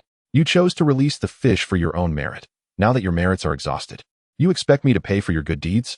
You believe I should bear the cost of your benefits, as if everyone in the world were your father, obligated to indulge you? As he spoke, Chen Guang's voice grew louder, and he slowly advanced towards a Xing, causing him to retreat several steps in fear. The absurdity of using the notion of merit for releasing fish as an excuse was beyond comprehension, and a Xing found himself at a loss for words, unable to prove his case. Even worse, he had insulted himself by suggesting that everyone in the world was his father. It implied that he believed it was true. You, a Xing stammered, struggling to articulate a response. You realize your request was unreasonable, do you not? Chen Guang pressed on. Since you acknowledge its absurdity, it must be amended. As a businessman, I will not hold a grudge against you. So do you understand my meaning? Chapter 105. I have never encountered such unmitigated audacity. Freshwater base. A Xing's unreasonable demands did not escape Old Crow's notice, prompting him to seize the opportunity. Ajun, I was right. You truly are the most shameless of them all. Boss Chun has already sold you the fish, now that they have escaped. You audaciously ask him to replace them. I must admit, I underestimated the extent of your audacity. You truly have a remarkable level of shamelessness. You lost the fish due to your incompetence, yet you claim they have returned to Boss Chen's pond. The fish still bear your hooks and lines. Even the one that escaped is at risk of death. These consequences are your own doing, yet you expect Boss Chen to foot the bill. What about your dignity? Oh, right, you have none, or else I would have forgotten. Faced with Old Crow's relentless taunts, Sister Zhen was nearly ready to explode with fury. That wretched A Xing had made such statements before so many witnesses, blatantly revealing their defeat. Even if they genuinely wished for some compensation from Chen Guang, such discussions should be conducted discreetly. To speak so openly was utterly humiliating. Old Crow, who are you calling shameless? A Xing merely spoke offhandedly. Yet you have rambled on for ages. It is clear you are merely seeking to stir the pot. If I am stirring the pot, then there must be a pot to stir, which only highlights your own shortcomings. Old Crow retorted with glee. Sister Zhen realized that continuing the argument would lead nowhere. So she turned and walked towards Chen Guang and a Xing. A Xing looked at Chen Guang with a bewildered expression. What do I understand? Boss Chen, my apologies. I was merely jesting with you just now. At that moment, Zhen Jia, who had just approached, promptly interjected. What he meant to convey is that we wish to purchase 3 more fish. Perhaps his manner of expression led to your misunderstanding. Upon realizing this, Chen Guang feigned enlightenment. Ah, I see now. I was perplexed as to how someone could be so audacious. It appears I misjudged the situation. He continued, acquiring fish is certainly not an issue. As long as payment is made, I shall procure them for you immediately. Money is no concern. I'll transfer it to you right away. Zhen Jia quickly produced her phone and sent Chen Guang 10,000 yuan once more. After receiving the money, Chen Guang hastily returned, mounted his tricycle, and soon reappeared with 3 fish in tow. Here are your fish. Should they escape again, purchasing more will still require payment. Chen Guang chuckled merrily, satisfied with the effortless influx of another 10,000. He had not anticipated that these rather frugal individuals could yield him some profit. However, Chen Guang did not linger to witness the unfolding drama any longer. It was time to retrieve the traps he had set earlier that morning. The fish pond he had chosen for this endeavor was a new one, primarily targeting the large black fish. Having observed the presence of these fish previously, he had decided to deploy 10 traps around the pond's perimeter. The yield did not disappoint. From the first trap, he caught a black fish weighing 2 to 3 pounds. By the time he completed retrieving all 10 traps, he had managed to catch 4 sizable black fish, which was more than sufficient. Nonetheless, it was worth noting that, aside from the 4 black fish, he also collected a couple of pounds of small crayfish and several minor fish, with no further catches. This indicated that the pond was nearly devoid of other fish, likely consumed entirely by the black fish. It seemed prudent to schedule a time to clean out this pond. Meanwhile, at the reservoir's edge, the fish Chen Guang had just brought were soon lost again in Zhen Jia's hands due to various circumstances. Zhen Jia, perhaps we should call it a day. We have already spent over 20,000 yuan since morning, and we have yet to capture a single video. Should we not pursue other material instead? As soon as a Xing finished speaking, the old crow nearby chimed in. Yes, with your level. It's best to stick to simpler materials. No way. If we leave in such a disheartened state, that scoundrel old crow will mock us mercilessly. We must succeed in filming this video today, Zhen Jia whispered, then commanded, call Boss Chun and ask him to send us 3 more fish. Although the old crow did not catch her hushed words, he clearly heard her intent to buy more fish from boss Chen and immediately burst into laughter, teasing, "Ah, Zhenjia, it's no wonder you can't achieve anything with such penny-pinching ways. Why don't you just go for 10 fish instead? What can 3 fish accomplish? When did it become your place to dictate how I conduct my affairs?" Zhenjia shot a fierce glare at the old crow and reiterated to Xing, "Call boss Chen and have him send us 3 more fish. Oh, I'm just looking out for you. If those 3 fish escape again, I wonder how you'll manage." The old crow laughed heartily, reveling in his amusement, oblivious to the underlying tension between the two.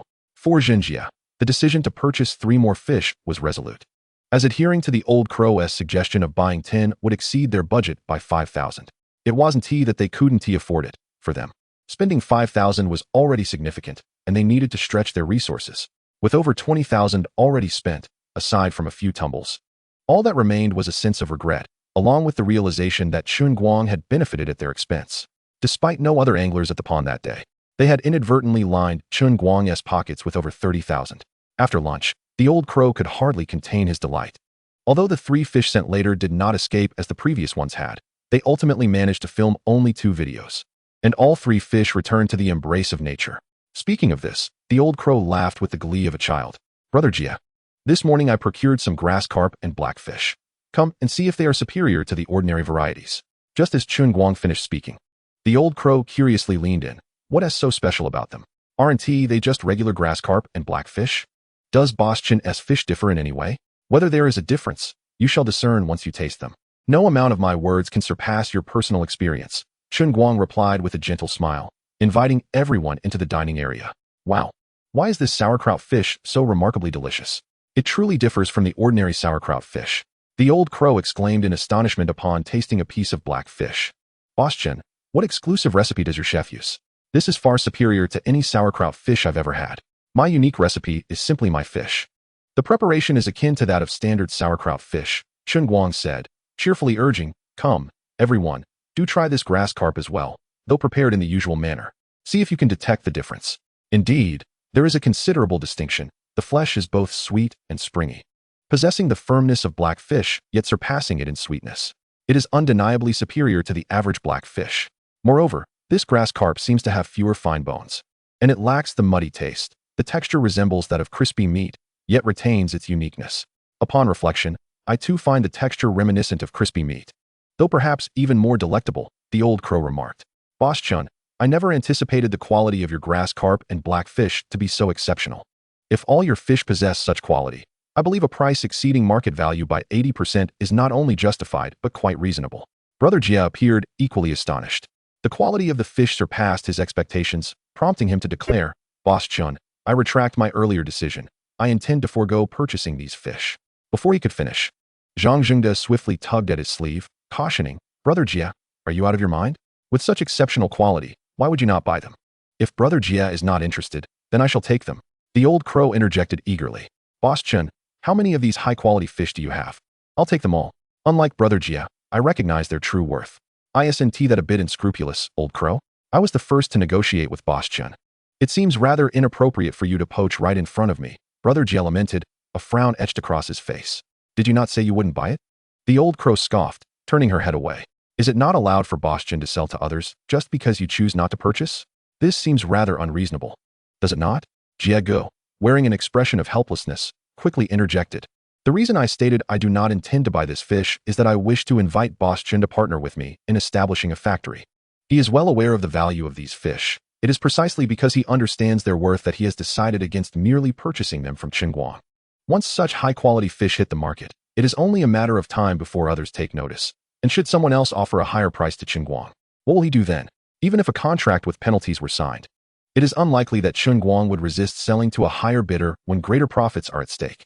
Therefore, the most prudent approach is to align their interests, ensuring that both parties share the same stakes, thereby alleviating fears of the fish being sold to anyone else." Chen Guang was taken aback by Jia Ji's sudden proposal to collaborate on a factory. To be honest, this suggestion is highly beneficial for Chen Guang as well. Partnering with a prominent influencer like Jia Go, provided there are no scandals, guarantees that he will not incur losses. With a stable sales channel, they stand to profit from both ends, leaving him with no reason to refuse. "Jia Go, please elaborate on your proposal," Chen Guang urged, his curiosity piqued. Jie glanced at the others before he slowly replied. This matter cannot be succinctly explained in just a few sentences. We shall discuss it in detail later. Indeed, such discussions require more than just a few words, and Chen Guang nodded in agreement. After their meal, the others tactfully departed, leaving only Chen Guang and Jie. According to Jie's plan, he would procure the goods from Chen Guang at an 80 market price, thus ensuring that all transactions are clear-cut and fair. It is important to note that the market price here does not refer to the price of grass carp or black fish, but rather is determined by the selling price of the fish. While many items might not seem significantly discounted at 80 for bulk purchases, for fish, particularly of the caliber that Chen Guang offers, this price is indeed on the lower side. Moreover, Jie offered Chen Guang a 20 stake in the factory, meaning that all operations, sales, and expenses would be independent of Chen Guang. Essentially, Jie was granting Chen Guang 20 of the equity as a means to bind him to the factory. Chen Guang would need only to supply fish at an 80 discount to the factory and would directly receive a share of 20 of the profits. Jie's decision was both sincere and astute. He was wagering on his own foresight, confident that Chen Guang's fish would indeed become a sensation. For Chen Guang, this arrangement was not merely a win-win. It could be described as a triple win. He would profit from selling fish, receive a 20 stake in Jie's factory for free, and leverage Jie's influence to rapidly elevate the fish's market visibility. When all factors are considered, it is difficult to ascertain who would ultimately benefit more. They are, in essence, complementary to each other. Boss Chen, once I finalize the fish pond, I will return to begin preparations. After we clear out the previous stock, our new products can be launched, so do ensure the fish are ready. Jie smiled as he shook hands with Chen Guang. Certainly, I will arrange for the fish to be delivered promptly. Chen Guang nodded slightly. This was an easy task. He could procure fish directly from the system at any quantity required. Grass carp could simply be placed in the large reservoir to cohabitate with other fish. However, he would still need to establish a dedicated pond for the grass carp to facilitate easier harvesting. As for the black fish, a specific pond for their cultivation was also necessary.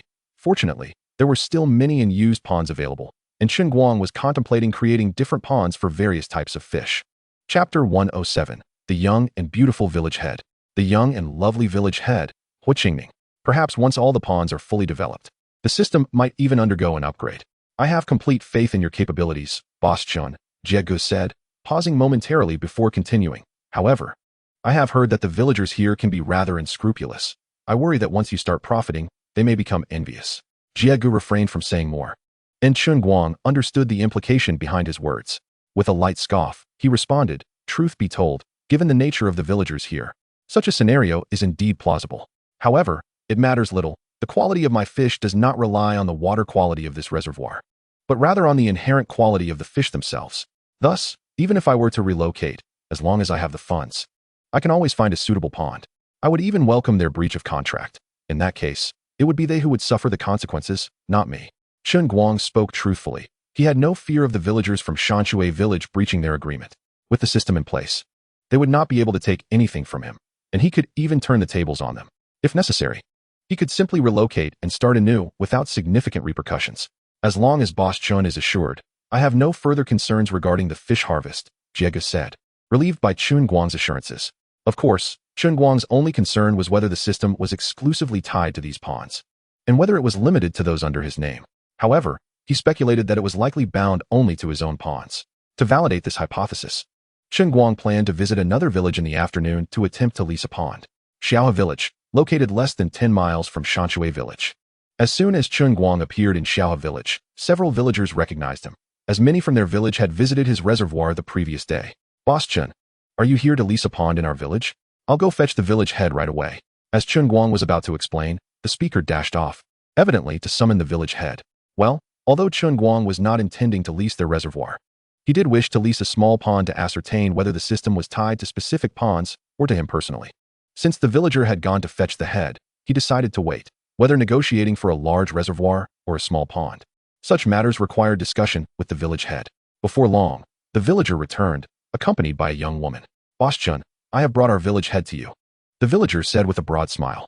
Brother, I indeed wish to lease a pond in your village, but I only intend to lease a small one, Chen Guang clarified, not wanting to mislead them into unwarranted excitement. No worries. Regardless of whether you seek a large pond or a small one, this matter requires the village head's approval. The villager replied, though a hint of disappointment lingered in his smile. Mr. Chen, whether you seek to lease a small fish pond or a grand reservoir. It represents an additional source of income for our village, and we at Xia Village extend a warm welcome. At this moment, a girl gracefully stepped forward, extending her delicate hand towards Chen Guang as she introduced herself. Greetings, I am Hua Qingming, the village head of Xia. On behalf of our village, I warmly welcome your arrival, Mr. Chen. In stark contrast to the village head of Shanshui Village, Hua Qingming was a youthful and beautiful young lady, appearing to be just in her early 20s, likely fresh from her university graduation. Hello, village head Hua. I have come primarily to lease a small fish pond for leisure. There is no need for such exuberant hospitality, Chen Guang said with a smile as he shook her hand. Mr. Chen, that is hardly the case. Every guest is a welcome guest. Even if you are merely visiting our Xia village for leisure, we must extend our warmest welcome, Hua Qingming replied sincerely, her expression devoid of mere politeness. However, this was inconsequential, bound by the contract with Shanshui village, no matter how genuine her warmth. He could not undertake to lease a fish pond here. Since village head Hua is so enthusiastic, I shall speak candidly, Chen Guang continued. Skipping further pleasantries, I am merely interested in leasing a small fish pond for recreation. I wonder if Xia village has any suitable options. His intent was simply to verify a personal hypothesis, and even if he were to lease a pond here, managing it would be unfeasible. Thus, he had no interest in a larger reservoir. The smaller, the better. Indeed, we have numerous ponds and reservoirs in Xia village, both large and small.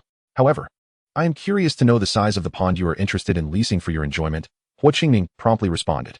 How about I guide you to explore our village's reservoirs and ponds? You can inform me directly which one you find suitable. That would be much appreciated, village head Hua. Chen Guang had no pressing matters at hand, so touring the fish ponds and reservoirs of Xia village seemed a worthwhile endeavor, especially with the company of such an enchanting village head. This is Shirshan Reservoir, the largest reservoir in Xia village, covering an area of 580 acres. Comparable to your Dongling Reservoir, Hua Qingming began her introduction, gesturing towards the expansive water body before them. Previously, this reservoir was leased out for 200,000 annually for fish farming. However, since the contract expired, it has remained vacant. Now, we merely release some fish annually for the villagers to enjoy during festivals. Hua Qingming's intention in sharing this information was clearly a subtle maneuver. That price is indeed quite reasonable. If I were not overwhelmed with management tasks, I would consider taking over your reservoir directly, Chen Guang remarked. Though he spoke out of courtesy, it was also the truth. Is that truly the case, Mr. Chen? If you ever wish to expand your aquaculture, would you consider Xia village first? Hua Qingming's face lit up with delight as she spoke. I assure you, we will offer you the most favorable terms and guarantee our commitment in writing. Should we ever retract, we shall compensate you threefold. Hua Qingming exhibited remarkable sincerity, even proposing a threefold compensation clause in the contract, a stark contrast to the previous village head. Regrettably, Chen Guang was presently tethered to Shanshui village by contract, leaving him unable to divert his focus to another large reservoir. Chapter 108. Leasing a small fish pond in the neighboring village. Moreover, Hua Qingming seemed acutely aware of the nature of the villagers from Shanshui. Her words implied a certainty that Chen Guang would eventually part ways with them. While she claimed to await his expansion of operations, it was evident that he had only just embarked on his journey, and the prospect of expansion remained uncertain, with no clear timeline. Could she truly afford to wait that long? Clearly not. If someone approached her to lease a pond, she would not hesitate to proceed. Thus, her words seemed to indicate a firm belief that it would not be long before Chen Guang sought her out. Very well. Should I decide to expand, I will certainly reach out to village head Hor first, Chen Guang replied with a slight smile. Xia village indeed presented a commendable option. However, he could not relinquish the 1 million lease fee without consideration and would have to prioritize his development in Shanshui village for the time being. On behalf of the villagers of Xia, I thank you, Mr. Chen, Hua Qingming said with a radiant smile. Now, allow me to take you to the next fish pond. As they traversed Shirshan Reservoir, they arrived at the foot of a mountain. This location had once been a stone quarry, leaving behind a natural pit after the extraction of stone. Despite its modest area of 5 to 6 acres, the pit boasted a depth of over 10 meters. Observing the azure waters within, Chen Guang nodded in agreement. Such a hue unmistakably indicated substantial depth. Typically, these types of pits were indeed quite deep, a fact Chen Guang, coming from a rural background, was well aware of. In his previous world, many rural areas had similar pits, remnants from the 70s and 80s, where families constructed their homes using crushed stone from these quarries. The stones were not only sturdy but also more affordable than red bricks, providing an excellent foundation. However, using them for walls was less effective. They were too small for stable construction and too large would create unsafe gaps. By the 90s, the use of crushed stone had largely waned, leading to a significant decline in quarrying activities. Chen Guang found this pit quite appealing. Its small area, yet considerable depth, made it suitable for fish farming, minimizing the risk of theft. Village head Hua. This pit is rather impressive. May I inquire about the annual lease fee? He asked, pointing to the pit. Are you interested in this pit, Mr. Chen? Hua Qingning responded, slightly taken aback. In truth, such pits were not ideal for fish farming. Surrounded by large stones, the water was deep and primarily sourced from underground seepage, resembling a sizable well. Fish growth would be slow and survival rates low, though the quality of fish raised here would surpass that of those from ponds. Chen Guang remained silent, merely nodding. Sensing his interest, Hua Qingning quickly added, Mr. Chen, would you be willing to lease this pit for 2,000? I can offer you a discount. Agreed. Let us return to sign the contract. For such a vast pit at merely 2,000, it was indeed a bargain. Yet a contract was essential to validate that the system would bind it solely to his name. Very well. Although Hua Qingning had intended to invite Chen Guang to explore other ponds in her village, she refrained from pressing the matter further upon hearing his intention to leave. Since he only sought to lease a pond for experimentation, a one-year contract sufficed.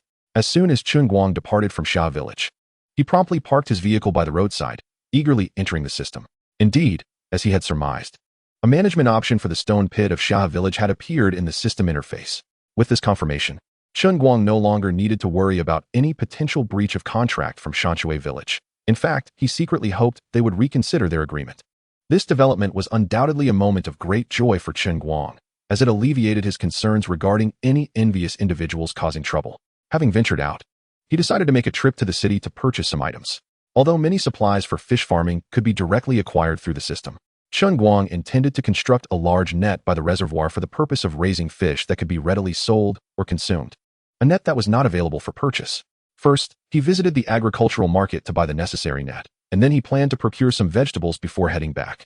The county's most bustling area boasted the largest shopping mall, a hub for dining and entertainment, and naturally, it also housed the most extensive vegetable market. Although there was a slight distance between the market and the mall, convenient parking was scarce nearby. Concerned that he might struggle to find parking after wandering about, Chen Guang opted to leave his car in the dedicated parking lot in front of the mall. However, as soon as he stepped out of his vehicle, he encountered several familiar faces. Isn't this our millionaire classmate, Chen Guang? Why haven't you upgraded that old clunker of a car? And despite your wealth, why do you still dress so poorly? A young man in a flamboyant shirt, meticulously coiffed, approached with a mocking grin upon recognizing Chen Guang. Accompanying him were 2 men and 3 women, all of whom Chen Guang recognized. Well, if it isn't our flamboyant classmate, Chen Guang retorted with a smile. It seems our flamboyant friend has struck it rich. Are you driving a Ferrari or a Porsche? The young man, originally named Hua Gongji, had earned his nickname due to its playful phonetic similarity. He despised being called flamboyant and, upon hearing Chen Guang's jest, erupted in anger. Chen Guang, don't you know I loathe being called that? Dear flamboyant classmate, since you were given that name, why not let others use it? If you dislike it so much, why choose such a name? Chen Guang shrugged, feigning innocence. Hua Gongji was my former name. I have since changed it to Hua Fenchi, Fun for striving and Qi for soaring. Henceforth, please refer to me as Hua Fenchi, okay? Hua Gongji, now Hua Fenchi, boasted about his newfound identity. Suppressing laughter, Chen Guang almost burst out at the absurdity of the name change. This fellow truly had a talent for naming. He found his father's choice of Hua Gongji unappealing. Yet this new moniker was any better? You and your father are truly masters of nomenclature. Chapter 109. Youth requires hard work. After a few years, one is no longer young. While the meanings of striving and soaring are profound, when combined, they seem rather off-putting. It is not that Chen Guang lacked appreciation. Rather, he simply could not fathom such a peculiar name. I suggest you revert to your original name. I genuinely fear your father might be furious upon learning you've discarded the name he bestowed upon you. Chen Guang chuckled softly. Uft. What right does he have to be angry? Bestowing such a clumsy name upon me is his fault. I have merely elevated it to something more refined. Hua Fenchi was completely misguided by Chen Guang's playful banter. Chen Guang was not concerned about the potential wrath of his father, but rather bemused by the notion of abandoning such a whimsically rich name. Ah, truly. It is hard to reason with the obstinate. You believe you are justified, don't you? Chen Guang sighed, losing interest in the exchange, and turned to leave. Yet, Hua Fenchi was not inclined to let him depart that easily, calling out, Chen Guang, I hear you've gone to the countryside to raise fish. I must say, you've made an astute choice. Why do you think Chen Guang has made such a wise decision? Inquired a charming young woman named Luo Yuzhu, playfully linking her arm with Hua Fenchi's. Is fish farming particularly lucrative these days? Indeed, It is not just any ordinary profit, Hua Finchi replied with exaggerated enthusiasm. Though Chen Guang's investment is a mere 10 million, earning a profit of 1 to 200,000 annually is hardly a challenge. In just 50 or 60 years, he will break even, and he even enjoys free fish to eat. Wouldn't you agree that it's exceptionally profitable? Wow, who knew fish farming could be so lucrative? Earning tens of thousands effortlessly is far preferable to our laborious jobs. Another young man chimed in with an exaggerated expression. Congratulations, Chen Guang. It's impressive that at such a young age, you are already achieving financial freedom, earning tens of thousands with such ease. When you strike it rich, do remember to lend a hand to us, your old classmates. Yet another young man added, their envy palpable. What they perceived as admiration was unmistakably sarcasm. Chen Guang remained unfazed, nodding earnestly. Indeed, it is rather disheartening, working 9 to 5 for just 10,000 a month. Since you all are enduring such hardship, as an old classmate, it is only right that I assist you. I happen to need a few hands at my fish farm, where all meals and accommodation are provided, alongside a handsome salary of 2,000 a month. This is truly top-tier compensation. Listening to Chen Guang, the group exchanged bewildered glances, wondering if he had truly missed the irony. Chen Guang, are you out of your mind? You want us to leave our 10,000 a month jobs for a 2,000 a month fish farming gig? Is that even plausible? One could not help but scoff. Why wouldn't it be possible? Didn't you all say your current jobs are too strenuous, and you seek a more relaxed alternative? Chen Guang pretended to misunderstand, continuing, although the salary is lower than what you currently earn, the work is incredibly easy. Daily tasks consist of mowing grass and feeding fish, with the occasional night watch and patrol of the pond. It's utterly effortless. In your free time, you can fish without any cost, and as my employees, you not only don't pay to fish, but also receive a salary. Isn't that splendid? Splendid? 2,000 a month barely covers a mortgage. What good is leisure? One retorted with a scoff. Really? You still have to pay a mortgage? How enviable. Chen Guang feigned shock, exclaiming, I can't assist you with that. Unlike me, you have obligations, while I can simply relax. All right. I shall no longer intrude upon your grand pursuits. You ought to hasten back to your work, lest your mortgage for tomorrow remain unaddressed. Chen Guang had little patience for idle chatter with these individuals. Although they shared a bond as classmates, their relationships were far from amicable, having previously endured minor conflicts. Chen Guang, how can someone so young succumb to such lethargy? Just as he intended to leave, a female classmate named Xiao Xiaoqing halted him, saying, while others strive diligently in their youth, you have begun to embrace complacency. Compared to your classmate Hua Finchi, you fall woefully short. It's no wonder that Yu Zhu chose him over you. What does that have to do with me? Chen Guang thought. The classmate, Luo Yuzhu, possessed an unremarkable appearance and physique. Her words seemed a reflection of her own questionable judgment. Indeed, youth must be cherished through hard work. After all, a few years of effort can lead to a time when one is no longer youthful, at which point the need for toil diminishes. Chen Guang sidestepped her and continued onward, glancing back to remark, I wonder, Xiao Xiaoqing, did you forget to take your medication this morning? While time remains, I strongly advise you to visit the 7th floor of the county hospital. What did he mean by that? Was he insinuating that I am unwell? It wasn't until Chen Guang's figure faded into the distance that Xiao Xiaoqing seemed to comprehend, incredulously pointing at herself. He must have been implying that. The others nodded in subconscious agreement. No, wait. What do you all mean by that? Do you think I'm unwell as well? Xiao Xiaoqing's chest heaved with indignation, though she concealed her fury from outsiders. No, we never said that. It was that scoundrel Chen Guang who said it. You can't blame us, Xiaoqing, they hastily explained. But their clarifications only served to affirm their shared sentiment. Indeed, it's all that wretched Chen Guang's fault for accusing me of having a problem. If anyone is unwell, it is surely him. Xiao Xiaoqing clearly remained oblivious to this, much like her companions. Chapter 110. Is this illness contagious? The group continued to echo. Indeed, it is Chen Guang who is unwell. Let us ignore him and proceed to the county hospital. Yes, let us go to the county hospital. Xiao Xiaoqing declared as she linked arms with Luo Yuzhu. After walking a few steps, a sense of unease washed over her, prompting her to pause. Wait, what department is on the 7th floor of the county hospital? The group exchanged bewildered glances, each racking their brains to recall the nature of the department. Yet none questioned their purpose for going to the hospital.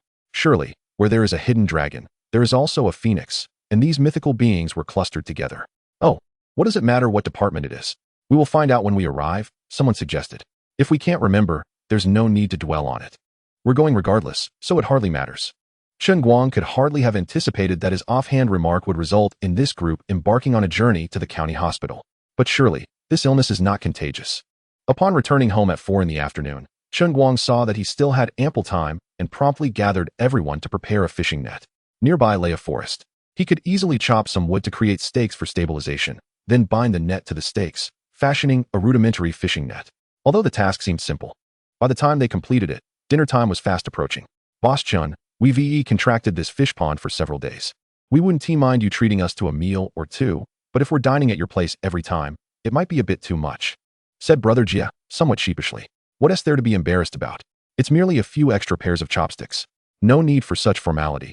Besides, there's nowhere else to eat around here. If you don't dine at my home, where else would you go? Chen Guang replied with a smile. His words were not mere pleasantries. After all, this was a substantial contract worth nearly $1 million, and treating them to a few meals posed no burden. That's simply one to-do, Boss Chen.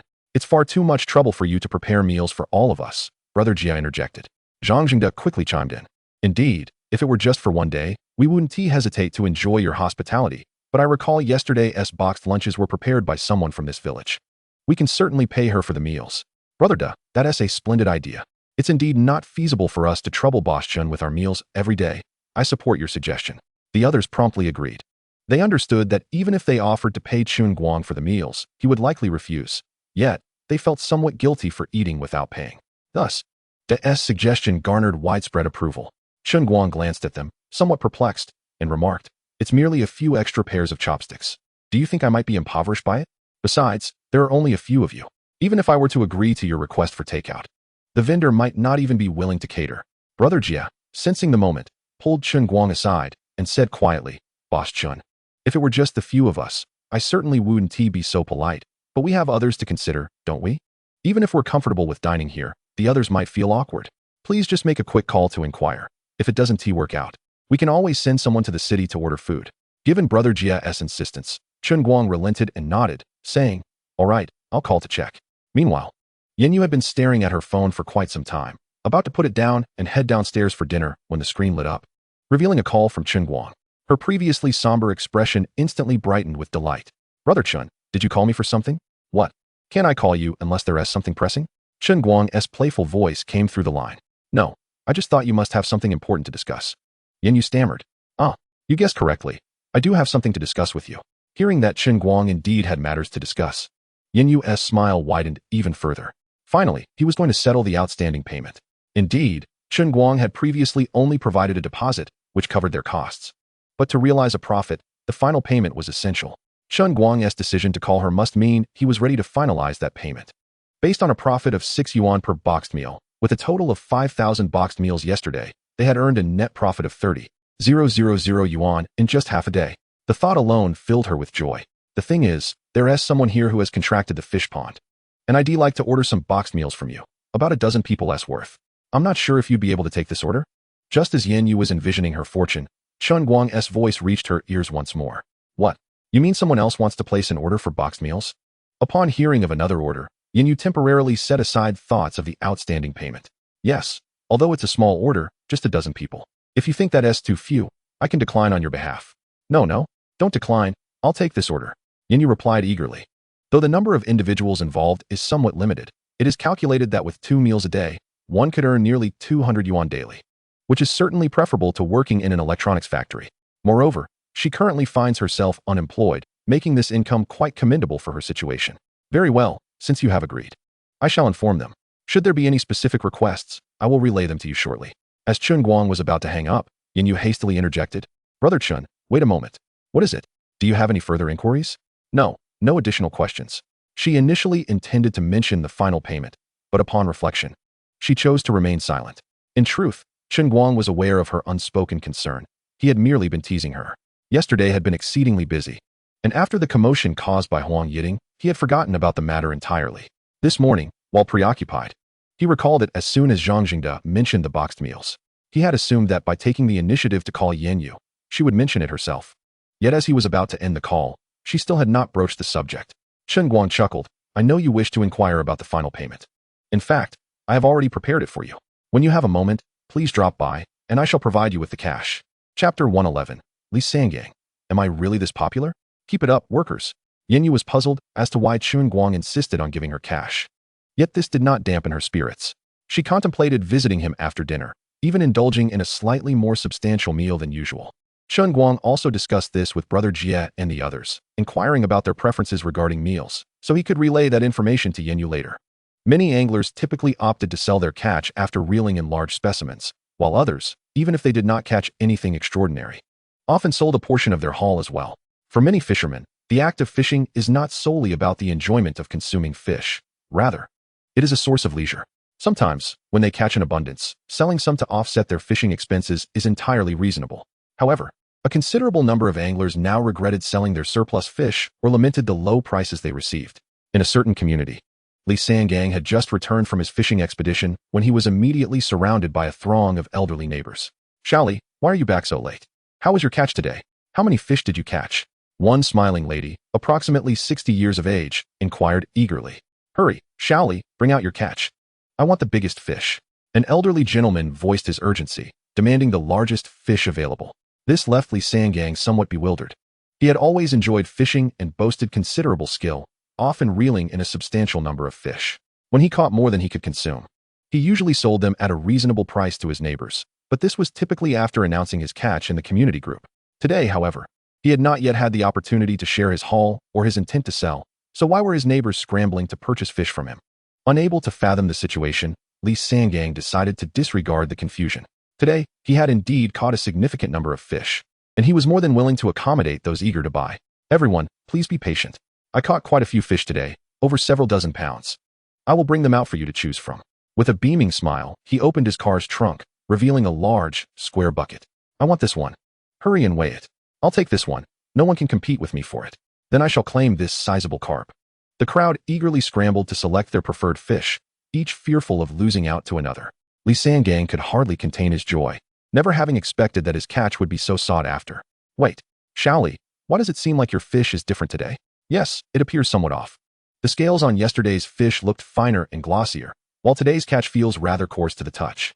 No, the color of today's fish is much deeper than yesterday's." "Shaoli, did you fish these from the same spot as yesterday?"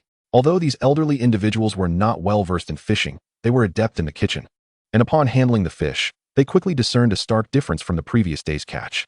They promptly turned to Li Sangang for clarification. Bewildered, he responded, "These fish are indeed not from the same location as yesterday's catch. But does it really make a difference?" Upon hearing that today's fish were not from the same spot, the elderly neighbors hastily returned the fish to the bucket.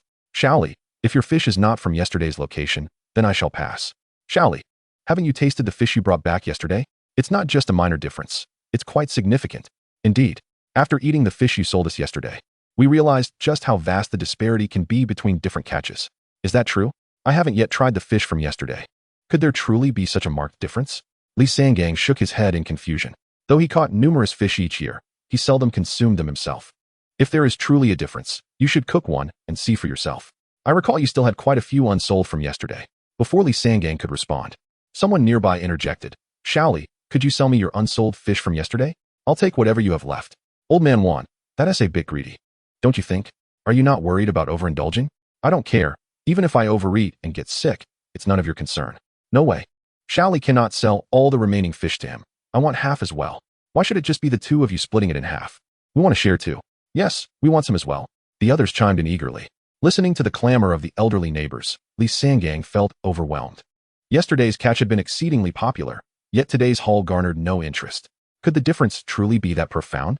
He had overheard some murmurs about the superior quality of fish from the reservoir, renowned for its exquisite flavor. He had assumed it was merely due to the reservoir's pristine water quality, which produced fish devoid of the muddy taste or peculiar flavors often found in more polluted waters. Although the quality of fish in markets varied greatly, Li Sangang had caught many fish of commendable quality. While he could not assert that they were indistinguishable from those available in stores, he believed that as long as they lacked any peculiar tastes, the differences were negligible, making it difficult for the average person to discern any significant disparity. However, upon witnessing the frenzied enthusiasm of the elderly, Li Sangang began to realize that perhaps there was indeed a significant distinction involved. He hastily exclaimed, "Dear uncles and aunts, it's not that I am unwilling to sell you the remaining fish. It is simply that I have none left at home. As you all know, any fish we cannot consume is typically given away to relatives and friends the following day. My wife has already distributed all the fish from yesterday to others. And even if I wished to sell them to you, it would be impossible." Chapter 112. An unforgettable taste. The fish has captured their hearts. Li Sangon was uncertain whether the fish at home had indeed been given away. Yet, even if they had not, he had no intention of selling them. He had yet to sample them himself, and, witnessing the fervor with which the elderly clamored to buy his fish, he too was eager to discover what made these fish so exceptionally desirable. Is there really none left? How unfortunate. Shaoli, will you be able to fish at yesterday's spot again tomorrow? I can reserve some for you right now. Yes, yes, I too would like to make a reservation. The moment these words were uttered, a chorus of responses emerged from the crowd. After stating their desired quantities, individuals promptly began transferring money to Li Sangon, prompting others to follow suit. That's far too much, dear uncles and aunts. While my fishing skills are decent, I truly cannot catch this many. Li Sangon interjected, seeing the overwhelming amounts being requested and the corresponding payments. This was sheer madness. Within a short span, the elderly had reserved 100 pounds of fish, and the demand seemed to be ever increasing. Catching dozens of pounds in a day might be feasible under fortunate circumstances, but 200 pounds or more was simply unattainable for him. No worries, Shaoli, just accept the money for now. If you cannot catch enough in one day, you can take 2 days. Whenever you do catch them, just deliver the fish to us. Exactly. If you cannot catch enough in a day, we can wait. But Shaoli, do not be lazy. We are eagerly anticipating your fish. This scene was not unique to Li Sangon's neighborhood. Similar occurrences were unfolding in numerous other locales.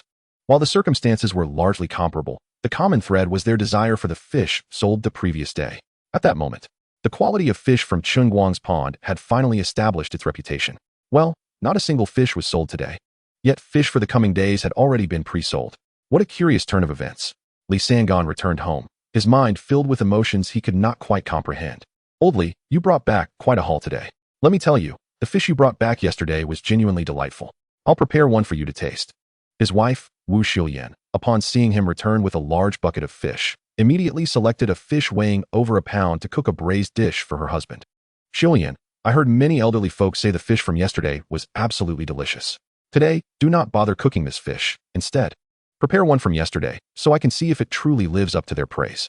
Li Sangon quickly interjected, but I have already given away all the fish I brought back yesterday to relatives and friends. Wu Xiuyan was momentarily taken aback before responding. I thought you fished at yesterday's spot again today, which is why I did not save any from yesterday. Never mind. Then let us eat this fish and we can catch more tomorrow at the same spot, ensuring we keep a few for ourselves. Li Sangon waved his hand, deciding that since the fish from yesterday was no longer available, there was no need to cook the ordinary fish. During dinner, Li Sangon continued to express his skepticism. Glancing at Wu Xiuyan, was the fish I brought back yesterday truly that delectable? Those elderly folks transferred money to me without a second thought, reserving fish for days to come. It was indeed significantly tastier than the usual fish. I made a pot of crucian carp soup for lunch today, and while it still had the flavor of crucian carp, it was far more exquisite than the usual preparation. Wu Xiuyan lowered her voice, adding, Old Li, I believe this fish could easily command double the price and still attract buyers. Your selling price is considerably lower than the market rate. Might it be too low? If what you say is true, then indeed the price is rather low. Li Sangon nodded slightly, then quickly shook his head, but I have already accepted their payments. Raising the price now would seem inappropriate. We are all neighbors, so such actions would be rather unkind. However, from this moment on, we shall cease accepting their payments. Wu Xiuyan muttered softly, brainstorming ways to assist Li Sangon. Selling fish of such quality at a higher price is entirely reasonable. Catching quality fish naturally incurs higher fishing costs, and they cannot afford to operate as a charity. Though Li Sangon's fishing skills were respectable, they only applied to fish weighing a few to several pounds. He could not catch larger specimens. Had it not been for the promotional event yesterday, allowing a day of fishing for just 888, he would not have gone at all. Nevertheless, even with this, he had not recouped his costs from the fish he sold. If he wished to return to Chen Guang's reservoir for fishing, he would have to pay 88 per hour at the larger reservoir. If he continued to sell at the current prices, he had no confidence in recovering his expenses. While the fish from Chen Guang's reservoir is renowned for its quality, it is also notoriously difficult to catch. To break even, he would need to catch at least 100 pounds of fish. However, even 50 pounds in such a pond would be a daunting challenge, and he would not be confident of achieving that even after 10 hours of fishing. Wu Xiuyan was correct. The reason his fish were so inexpensive was that often he fished at venues where no fishing fees were charged. Even when fees were applicable, they were relatively low and the fish were easier to catch, resulting in minimal losses most of the time, with profits still being made. If he were to fish specifically for these elderly patrons in the future, he would certainly need to turn a profit. Otherwise, he could not sustain such losses for long, as his family's resources would not support it indefinitely. As evening fell, Though it was merely early summer, mosquitoes began to appear. Thus, Chen Guang opted not to enjoy the cool evening air in the yard and instead retreated to the second floor. Should I go and give the boss a massage tonight? Huang Yiting mused, gazing up at the second floor, lost in her thoughts when a clear and melodious voice suddenly rang out at the gate. Is Brother Chen home? I need to speak with him. The newcomer was Yan Yu, whom Huang Yiting had seen before and knew to have a close relationship with the boss. Nodding, she replied, The boss is upstairs. You may go up to see him. After a moment of hesitation, Yan Yu ascended the stairs, her graceful figure gradually disappearing into the darkness. Chapter 113. Sleeping later than dogs, rising earlier than roosters. It seems tonight's massage will not take place. But perhaps that is for the best. I can finally rest properly. Huang Yiting sighed softly and returned to her room. Brother Chen, I'm here. You said you would prepare the cash for me. Is it ready now? Upon ascending the stairs, Yan Yu immediately requested money. Although she felt uneasy about her approach, she was equally apprehensive about being alone with Chen Guang, fearing that prolonged interaction might lead him to act inappropriately. Thus, she resolved to expedite the matter. Come, Yan Yu, please sit down and let us discuss this calmly. The issue of money is not urgent. Let us first address the meal arrangements for tomorrow, as they have specific requirements that must be adhered to. Chen Guang beckoned her over, gesturing for her to take a seat beside him. If there are specific requirements, does that mean the price of the lunchboxes remains the same? Yan Yu inquired as she momentarily set aside her concerns about Chen Guang's intentions and slowly approached the sofa to sit beside him. Rest assured, since there are requirements, the price will certainly differ. That is precisely why I am here to negotiate an appropriate rate with you, Chen Guang replied, casually placing his hand on Yan Yu's shoulder as he began to elaborate on Jie Guo and the others' preferences regarding their meals. In truth, these so-called requirements were hardly significant. They merely felt that the portion sizes of the lunchboxes were somewhat insufficient and desired a little extra. So that's what you meant. I can simply bring a few more lunchboxes tomorrow, and that won't incur any additional cost, Yan Yu quickly asserted. White rice holds little value, and bringing a few extra boxes would merely result in a minor loss of profit. Charging extra for this would be inappropriate, though this may seem trivial to you. For them, it is a matter of hunger, Chen Guang remarked, his hand now resting at Yan Yu's waist. Brother Chen, if there is nothing else, I should take my leave, Yan Yu said quietly, her shyness evident as she noticed Chen Guang's actions.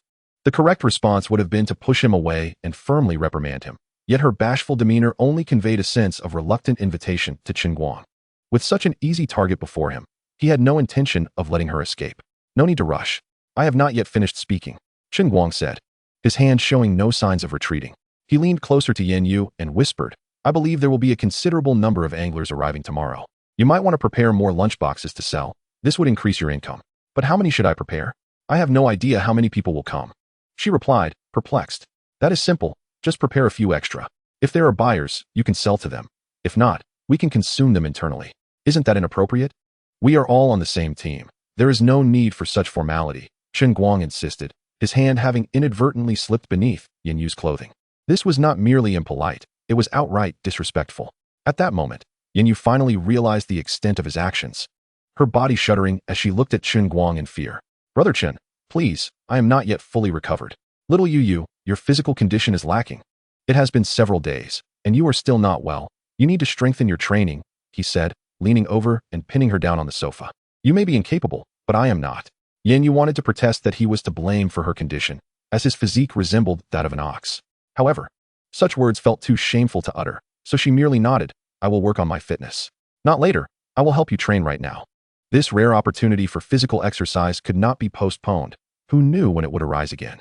Regardless of wealth or status, nothing surpassed the importance of good health. Thus, the matter of physical fitness was of utmost urgency. The pretense of cash was merely a facade. True training was the ultimate goal. Physical training encompasses both aerobic and anaerobic exercises. To prevent muscle strain, one typically engages in some form of aerobic activity to warm up before undertaking anaerobic exercises. What then constitutes aerobic exercise? As the name suggests, it involves the exchange of oxygen mouth to mouth, referred to as aerobic activity. As for anaerobic exercise, it is equally straightforward. It is as you might imagine, and I shall refrain from elaborating further.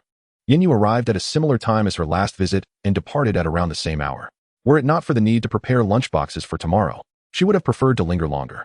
Men are exhausting. They sleep later than dogs and rise earlier than roosters. Early in the morning, just after dawn, a large group of anglers arrived at the reservoir. What is happening? Have these anglers lost their minds? They have come so early and in such numbers, Chen Guang exclaimed. rubbing his eyes in disbelief as he descended the stairs. This early morning influx of dozens, if not hundreds, of anglers was unprecedented, aside from the previous day's event. However, this was undoubtedly good news for Chen Guang, a promising opportunity for profit, instantly invigorating his spirit. What could be more delightful than the act of collecting money? After inquiring about the situation, Chen Guang learned that these anglers had come early to fish due to the rave reviews of the fish brought back the previous day. Consequently, many had placed orders, prompting them to arrive at dawn. Moreover, these individuals were paying fishing fees starting at 8 hours before even having breakfast, resulting in Chen Guang receiving over 100,000 in earnings before the day had even begun. Truly, when one is met with good fortune, it comes in waves. Even a simple act of signing in yielded unexpected rewards. Congratulations! You have obtained an intelligent mechanical bluefish. Intelligent mechanical bluefish, externally indistinguishable from an ordinary bluefish. It is a line-cutting expert capable of being controlled freely or autonomously. Though the description is brief, it is undoubtedly a nightmare for anglers. Henceforth, if Chen Guang finds any angler displeasing, he can command this intelligent mechanical bluefish to wreak havoc, ensuring they catch nothing for 100 years. Regrettably, there is only one, for if there were more, it would surely reduce all anglers to tears. However, upon reflection, one would suffice. If all the anglers were left in despair, they would cease to come fishing altogether. It is better to save it for crucial moments. Yet, in less critical times, it could still be unleashed in the reservoir to stir things up, as its intelligence would prevent it from going too far. Occasionally causing a couple of anglers to weep is hardly problematic. Chapter 114. The ex-girlfriend is the current boyfriend. The ex-boyfriend is the current boyfriend. After a day and a night of water release, the water level of Nanling Reservoir has decreased significantly. By midnight tonight, it will no longer be possible to release any more water, and the remainder will have to be pumped out using machinery. It is time to begin preparations for the upcoming tasks. Jiegu has already started calling to arrange for the pump. Jiegu, do you have enough pumps? If not, I have a few high-capacity electric pumps I can send over, Zhang Jingda inquired as Jiegu ended his call. Let us not bother. Aside from the inconvenient distance for transportation, bringing the pumps here would be futile, as the electrical setup is somewhat problematic. Jiegu shook his head and said, I have procured 2 4-inch oil pumps and 4 ranging from 2 to 25 inches, which should suffice. However, Jiegu, another interjected, it is forecasted to rain in a few days, and I observe that the reservoir's water level is quite deep.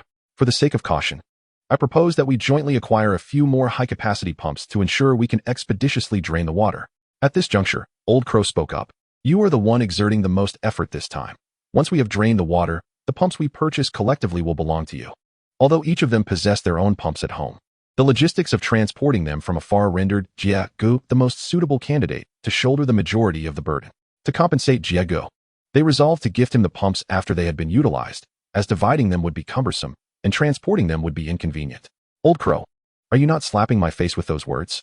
If the pumps are ultimately mine, I must bear the entire cost myself, and coincidentally, I am in need of purchasing a few oil pumps. Jiegu replied with a sheepish smile. Let us not bicker, for this matter is settled. I shall arrange for 2 more oil pumps to be delivered shortly. Very well, but as the water level has receded significantly, I propose we first cast 2 nets before we commence with the pumping tomorrow. The labor for netting will be our responsibility. Jiegu, you have no objections, I presume? Old Crow did not insist further and proceeded to raise other concerns. Since Jiegu was in charge of the pumping, they felt compelled to contribute elsewhere, unwilling to simply enjoy the fruits of another's labor. Due to many individuals having sampled the remarkably fresh fish from the Chen Guang Reservoir yesterday, a significant number of anglers flocked to the area today. Among them were seasoned veterans as well as numerous novices. Notably, one individual, who claimed to become frantic if he failed to catch fish, hurriedly arrived in an electric vehicle to join the fray. My ex-girlfriend also, having heard of the news from unknown sources, insisted that I catch a few fish to bring back for her. The frantic angler muttered to himself while driving. Though I possess excellent fishing skills, fishing is also a matter of luck. Coming back empty-handed is not uncommon. What shall I do if I cannot catch any fish? A nearby companion cast a sidelong glance at him, thinking, for you, fishing indeed relies on luck, for you lack the necessary skills, so returning empty-handed is hardly surprising. Of course, he refrained from voicing this, as his companion, despite lacking skill, fancied himself quite adept, and being called out for his ineptitude would only infuriate him further. Thus, he tactfully remarked, Brother, since she's your ex-girlfriend, let her find her own way to get fish. What gives her the right to ask you? Her former boyfriend? You do not understand. What of being an ex-girlfriend? I currently have no girlfriend, and she has no boyfriend, so my ex-girlfriend may as well be my current girlfriend. The frantic angler retorted with a sense of entitlement. So, are you hoping to reconcile with your ex-girlfriend? His companion displayed a look of astonishment. What do you mean by reconcile? We have never truly parted ways. The frantic angler shot back. Fine, if you say you haven't parted, then so be it. His companion replied, falling into silence. This companion knew that his friend had been separated from his ex for 2 years, during which she had dated 3 other individuals and had just recently broken up. If this counted as not having parted, then what did it signify? More green hats? All right, we have arrived. Since we are here, I must at least catch a few fish for my ex-girlfriend to take home. It's her favorite, the frantic angler declared. Parking the car in front of a small courtyard, where he encountered Chen Guang, who was preparing to head out. Chen Guang immediately recognized the frantic angler. The reason for this quick identification was not due to the angler's status as a significant internet celebrity, although he had indeed uploaded many videos to short video platforms. Amassing only a few tens of thousands of followers, he hardly qualified as a major influencer. At best, he could be considered a minor sensation. Chen Guang recognized him readily because he had seen numerous of his videos, and his distinctive features made him memorable. Notably, he had a large mole with long hair under his chin, and his videos often depicted him fishing for hours without a catch, only to resort to pumping water in frustration. The concept of adjusting the bobber was irrelevant to him. If the float was not properly set, he would simply add more weight. If the fish were unresponsive, he would switch to a pumping rod, determined to force them to bite. As a result, netizens affectionately dubbed him Frantic Angler. However, did the frantic angler not typically prefer to fish in wild ponds? Such settings would allow him to indulge his impatience. But in this vast reservoir, even if he desired to become frantic, it would be an impractical endeavor. Boss, do you have any smaller ponds apart from this large reservoir? I prefer fishing in smaller waters. The smaller the pond, the more I enjoy it, the frantic angler stated. Clearly lacking confidence and preparing for the possibility of a poor catch. There are smaller ponds, but they are priced similarly, Chen Guang replied. As soon as Chen Guang finished speaking, the frantic angler quickly interjected, price is not an issue. As long as the pond is small, I'm interested. If there are plenty of large catfish, even better, for I have a particular fondness for them. In that case, I happen to know of a suitable small pond. Merely 2 to 3 acres in size, with a sparse variety of fish, predominantly large catfish, Chen Guang said, recalling the pond where he had set traps yesterday. That sounds promising, but I wonder how much it would cost to rent the entire pond. Upon hearing this, a look of delight spread across the frantic angler's face. While he could not become frantic in the large reservoir, he could certainly work up a frenzy in a small pond of 2 to 3 acres. Understood. I will first pay for 2 hours of fishing to assess the situation. If there are indeed many catfish, I will contact the boss again, the frantic angler replied. Maintaining his composure. He loved to become frantic and preferred heavy weights, but the price of 5,000 was somewhat steep. Ultimately, he decided to evaluate the situation first. If he caught fish, it would be a joyous occasion, and if he did not, he could still express his frustration later. Chen Guang led them to the fish pond where they had set the traps yesterday and departed. Before casting their lines, they prepared a feeding spot and then utilized a fish finder to ascertain the underwater conditions, verifying the owner's claims of an abundance of large blackfish. The anxious brother, while scattering bait into the pond, remarked, "This position is quite favorable. It is a favored haunt of the large blackfish." To be prudent, he decided to establish 2 additional backup feeding spots, noting that this area also appeared promising. Once the bait was laid, the next step was to assemble the fishing rods. As the saying goes, before the soldiers are mobilized, the supplies must be prepared. They simply needed to wait for the feeding to commence. The anxious brother set aside the assembled rod and picked up a fish net, declaring, "A competent angler must possess self-confidence. And this confidence is derived from setting the net before fishing." Such absurd reasoning left his companions momentarily bewildered. After placing the net, he retrieved a fish finder, stating, "Well, it should be about time for the fish to start feeding. It is also time to employ some high technology." Despite the completeness of his gear, the high-tech device was remarkably inexpensive, belonging to the most budget-friendly category. Wow, the fish have indeed begun to feed. There are plenty of large blackfish. We are about to strike it rich. His hands trembled with excitement as he glimpsed the large fish moving in the murky depths. The anxious brother promptly retracted the fish finder and cast his line into the previously baited area. "After so many fishing trips with you, I've yet to witness you truly strike it rich. What good is it if there are plenty of fish, but none are caught?" One brother murmured softly, thankful that the anxious brother did not overhear him. Otherwise, he might have faced his wrath. As time passed, half an hour later, the bobbers on the water's surface remained motionless, and the anxious brother began to grow restless. "I clearly saw so many large blackfish. Why aren't they biting?" He muttered an expletive under his breath, exasperated, as he reeled in his line, stating, Since the large blackfish are refusing my bait, I shall resort to my secret weapon, universal bait. This so-called universal bait consisted of earthworms, yet for the anxious brother, no bait seemed effective. His true ace in the hole lay not in any bait, but in the 3 renewable energy fishing rods stored in his car's trunk. Indeed, his impatient nature was ill-suited for a competent angler. Fishing requires patience and composure, yet he only grew more agitated. After another half hour with the universal bait proving futile, the anxious brother could no longer contain himself. He grabbed all the previous bait and tossed it into the pond in frustration. "What more do you want? With such fine bait, why won't you bite?" he exclaimed angrily.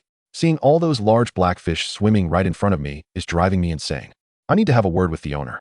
Brother, would you like me to fetch the fishing rods for you?" His companion, ever perceptive, understood his thoughts immediately.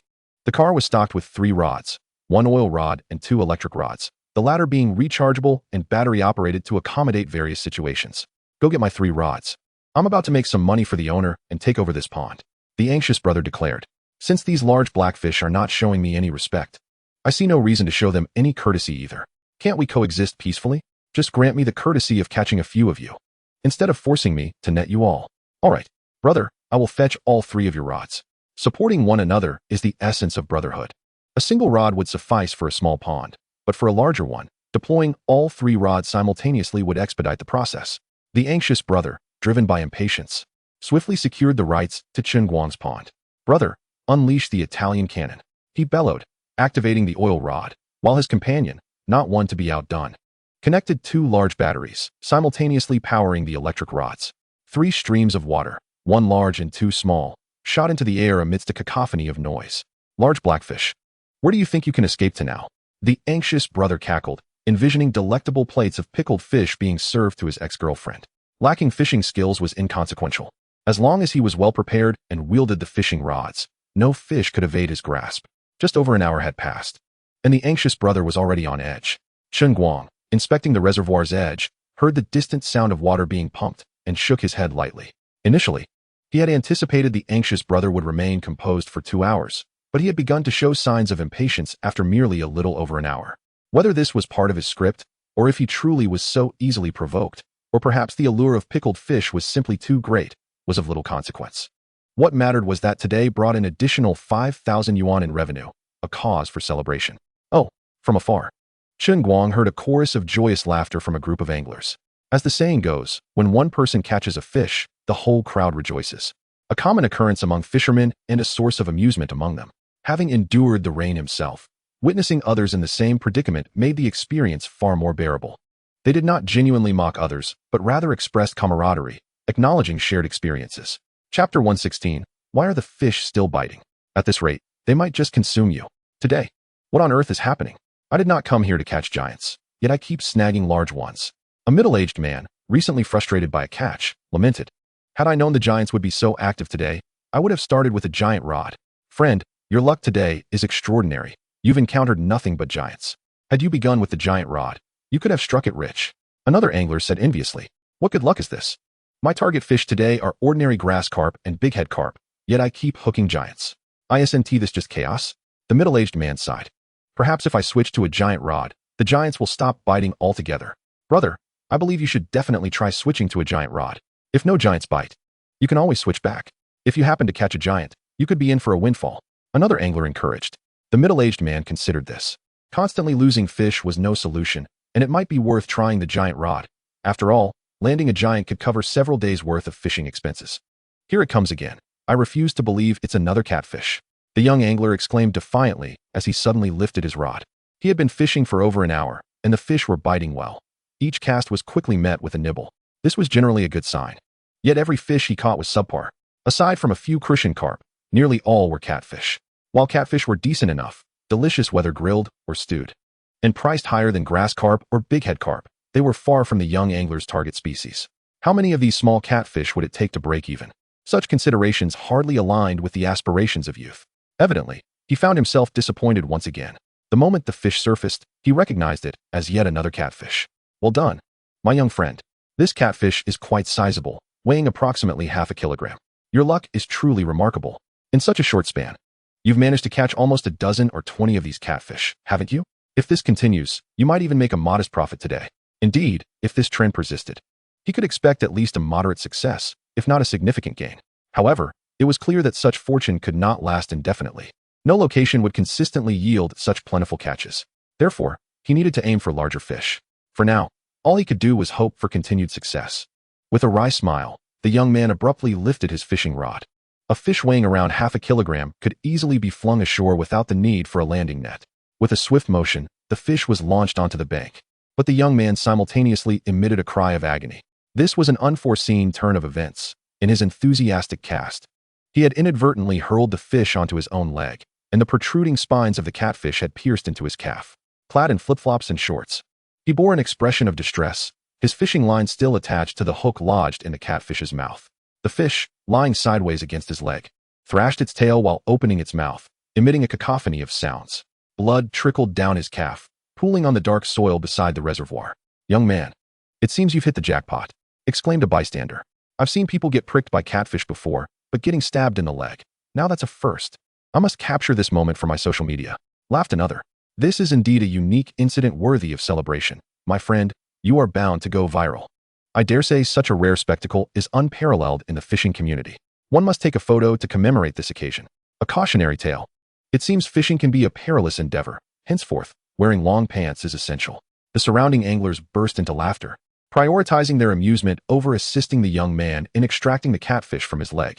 Capturing a photo of a big catch is customary, but documenting a rare occurrence like this is even more exceptional.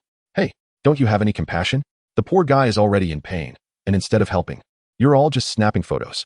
Suddenly, a robust voice rang out from behind. The young man felt a flicker of hope, believing someone finally cared. Yet he soon realized his mistake. The voice shifted to a jovial tone. "Such an amusing event, and you didn't invite me to partake in the fun. How outrageous. Come, my young friend, strike a dashing pose. I shall take a few stunning pictures of you.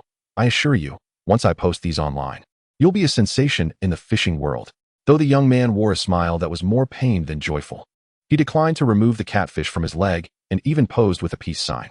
"All right, enough of the photos. This fish spine embedded in my leg is truly painful," he finally interjected once he felt the crowd had captured enough images. "Thank you, young man. Allow me to assist you," said a middle-aged man with a grin as he approached. "I just so happen to have some iodine with me. I can help you apply it shortly." "I appreciate your kindness, sir," the young man replied gratefully, acknowledging the fairness of their arrangement after he had allowed them to take so many photos. A light-hearted jest diffused any tension, fostering a more amicable atmosphere. It is often said that fishing is dull, yet it can also be filled with joy. Before long, social media was ablaze with images of a catfish impaled in a young man's leg, capturing the fish's comical expressions with extraordinary detail. The moment the photos were shared, they elicited laughter from many fellow anglers. "Whose brave cohort is this, so audacious as to endure such a predicament? I truly admire your spirit." Indeed, the catfish was not easily caught. A mere prick from its spines was a minor inconvenience, while a stab in the foot was a mere annoyance. But being photographed in such a compromising position would haunt a person for eternity. Chapter 117. The Absurdity of Blood Relations. "Haha, this is absolutely hilarious. The expression on that catfish is priceless. It seems it intended to jab that brother on purpose. You're about to devour me. Why shouldn't I take a jab at you?" Because of a mere prick, he could no longer consume it. From that moment forward, they shared the same blood. This is what one might call a tragic kinship. The catfish was truly clever, but it can be sold. "There's no blood bond between us. I'll offer $5 for it. And then I won't have to worry about any tragic kinship." $5? How dare you offer that? I'll give you $5.50. Hey, do you have any shame? $5, $5.50, and you still have the audacity to bid? I'll offer $6 and haven't even spoken yet. The absurdity of shared bloodlines and tragic kinship was beyond comprehension. The imaginations of this group of anglers were truly boundless. The young man, pricked by the catfish, was almost treated as if the fish were his own child. From this bizarre scenario of the catfish becoming the young man's offspring to others vying to purchase it, one could only surmise that these anglers were devoid of common sense, or else they wouldn't have the leisure for such frivolities. It mattered little that they hadn't caught any fish. It was surely preferable to having caught one only to be stabbed by it. The young man even acquired a new nickname, Gaga, derived from his encounter with the catfish. The catfish, scientifically known as yellow catfish, also referred to as yellow girl or Gaga, has various local names, yet all are understood within the fishing community, representing a refreshing trend among fish nomenclature. The morning swiftly passed, and Yenyu transformed into a lunchbox vendor, appearing at the reservoir. Heeding Chen Guang's advice, She prepared an additional 20 to 30 meals beyond those ordered by Jie and his companions. Initially, she merely aimed to test the waters, but to her astonishment, they sold out in no time. The demand exceeded supply, and although many anglers brought their own food, the availability of lunchboxes provided them with an appealing alternative. However, Yin Yu had only prepared a limited quantity of ingredients and could only promise to prepare more for the following day. Brother Chun, I never anticipated that lunchboxes would sell so well. It seems I must prepare more tomorrow, she said, beaming with delight at her newfound success. Why don't we head home and discuss how many lunchboxes to prepare? Chen Guang whispered in her ear. I absolutely refuse. I must return home for dinner. Yin Yu nervously retreated 2 steps, maintaining a distance from Chen Guang. Upon hearing him mention going home, her heart began to race uncontrollably. My home is essentially your home. Dining at my place would be no different, Chen Guang teased with a smile. I would rather not. You would undoubtedly bully me. Yin Yu felt a genuine twinge of fear at the prospect of returning with him at midday, fearing she would be tormented. With this in mind, she lacked the courage to even glance at Chen Guang, hastily mounting her little scooter and fleeing in haste. Xiao Yu, why are you running so fast? Do you think I might devour you? Chen Guang called out, chuckling as he watched her retreating figure. Humph, if I don't run, you might genuinely consider it. Yin Yu muttered to herself, quickening her pace. Brother, please don't chase after me. In the afternoon, 2 professional crocodile handlers arrived, and Chen Guang summoned Fu Dongxing back, directing the duo to the crocodile pond. From that point onward, they would be stationed there, vigilantly guarding around the clock. By the latter part of the night, the immense pond had finally ceased to release water. Before dawn, a convoy of large trucks rumbled past the small courtyard, rousing the slumbering Chen Guang. The previous night, Huang Yiting had come to give him a massage. In return, Chen Guang felt obliged to reciprocate generously, inadvertently sleeping in a bit late. Initially intending to rise, he ultimately awoke only when the day had fully dawned. From a distance, the cacophony emanating from the Nanling Reservoir was unmistakable. He could see groups of individuals passing by the gate of the small courtyard, headed in that direction. Without needing to look closely, Chen Guang could surmise that it was likely Jie Guo and his companions preparing to cast nets for fish, attracting a crowd of onlookers. Many eager anglers, instead of immediately fishing, opted to join in the spectacle. Just days prior, the fishing expedition had yielded notable catches, with fish coming in droves. Now, casting a net could potentially yield an entire haul. Even those who had previously witnessed the spectacle returned, drawn by the excitement. At this moment, Jie Guo and his team were nearly prepared, with the expansive fishing net already unfurled and awaiting the signal to commence. This net is remarkably large. There are over 20 individuals tasked with hauling it. How many fish do you think we can catch? That depends on how many fish are in the pond. I estimate that at least 60 will be caught. I suspect it could be even more. Although the reservoir is quite deep, such a large net should capture around 80 of the fish. I have my doubts. I hear there are 2 very deep pits in the reservoir, which could affect our luck. If the fish take refuge in those pits, we may not catch many. That viewpoint is flawed. Even if there are deep pits, they would only have a minimal impact on our haul. The gathered crowd engaged in lively discussions, some believing the pits would significantly hinder fishing, while others argued the effect would be negligible. In truth, both perspectives held validity. It depended on luck and the skill of the netters. A skilled handler could navigate the challenges posed by the pits, while a less experienced one might indeed see the fish escape during such moments. 3, 2, 1, commence! Bellowed Old Crow from the shore, prompting the 20-odd individuals to erupt in cheers. The net was to be pulled from deep to shallow waters, sweeping up the fish. Initially, the task was effortless, as the water was deep and devoid of fish, requiring minimal effort to haul, especially for Hong Bo and Mingyu. They even engaged in playful banter while working. Chapter 118. You were instructed to pull the net, not to engage in romance. Big Bo, is it a bit excessive to flirt while netting fish? Old Crow called out teasingly from the shore. At this, the other netters also joined in the merriment. Bo, your actions are indeed somewhat inconsiderate. Look at us, a bunch of single men, solely focused on netting fish, while you two are over there exchanging sweet nothings. How can we concentrate? If you truly wish to pursue romance, perhaps you should find a more suitable venue. We would gladly allow you to skip netting and find a proper place to court each other. This is hardly romantic, and it hardly facilitates further development. What if, in the heat of the moment, you feel compelled to steal a kiss? Their teasing was not meant to disrupt the burgeoning relationship, but rather to encourage it. Although Hong Bo and Mingyu appeared to have a good rapport, they had yet to confront the unspoken feelings between them. Often, individuals harbor feelings for one another without realizing it or lack the courage to confess. Light-hearted jokes from those around can help bridge that gap. Indeed, many couples have found themselves together after friends' playful nudges encouraged them to act on mutual feelings. Among the laughter, Hong Bo remained silent. which indirectly affirmed his feelings for Mingyu. However, Mingyu, blushing fiercely, retorted loudly, "Hey, you lot are talking nonsense. Hongbo and I are merely good friends, not involved in any romantic relationship." Of course, her denial could stem from genuine platonic affection or simply shyness preventing her from acknowledging deeper feelings. "Oh, so your close relationship is merely platonic? We understand, we understand." The group chimed in, elongating their words with knowing expressions. Yet, it was evident that their understanding was superficial. The true nature of Hongbo and Mingyu's connection would ultimately be revealed through their interactions. Ah, youth is a wonderful thing. Even romance can be so playful. Old Crow sighed wistfully from the shore, uncertain if he was envious or nostalgic. "Brother Crow, romance knows no age. If you wish to experience a whimsical romance, you certainly can," Chen Guang interjected, having appeared behind Old Crow. "Moreover, Brother Crow, you are still relatively young, in the prime of your life. Boss Chun is truly in his prime, but I am past that. I have grown old, and such carefree days no longer suit me." Old Crow chuckled awkwardly, surprised that his musings had been overheard by Chen Guang. Whether Old Crow was truly old or young was a matter of perspective. In the prime of life, at the age of 35 or 36, one may find themselves grappling with more considerations regarding love.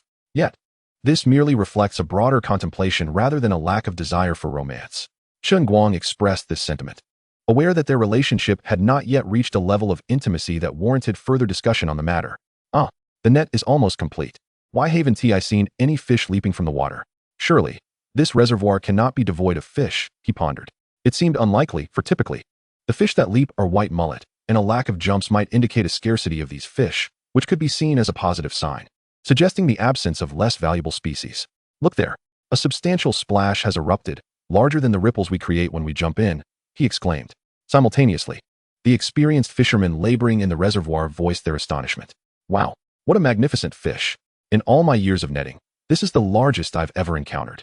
Quickly, everyone, pull steadily and with force.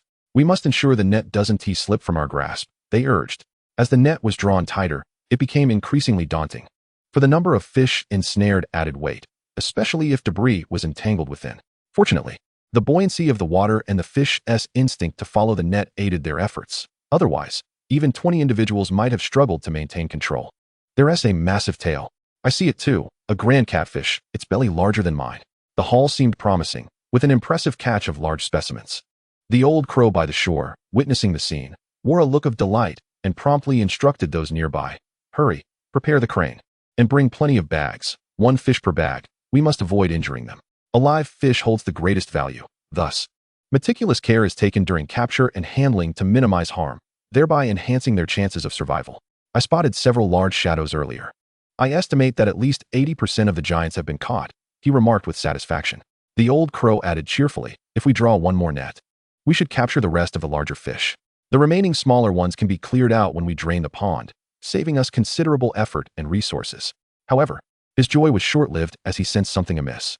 The net tightened, yet the commotion beneath the surface should have intensified. Instead, it seemed to diminish, as if the fish, aware of their fate, had ceased their struggle. "This feels wrong. I distinctly saw at least 10 massive fish earlier. Why do I now count only 5 or 6? Has someone loosened the bottom of the net?" he questioned. "We've been fishing for years. Such a blunder seems improbable.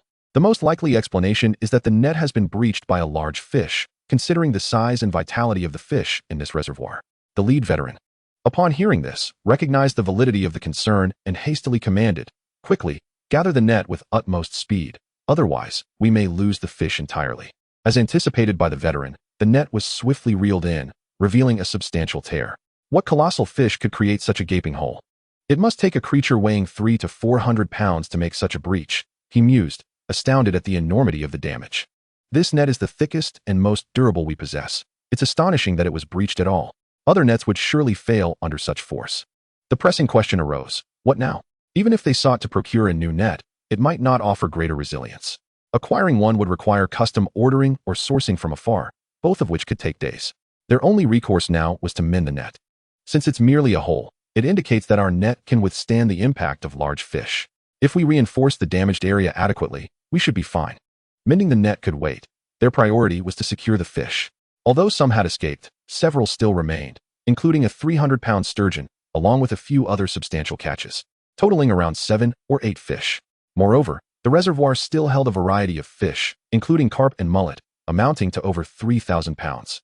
Despite the losses, the crew found joy in their catch, especially with the larger specimens, eagerly posing for photos before reluctantly bagging them for transport. Master, with such a massive hole in the net, can we ensure it will hold after repairs? Jie Gu inquired, a note of concern in his voice. Rest assured, it will be secure.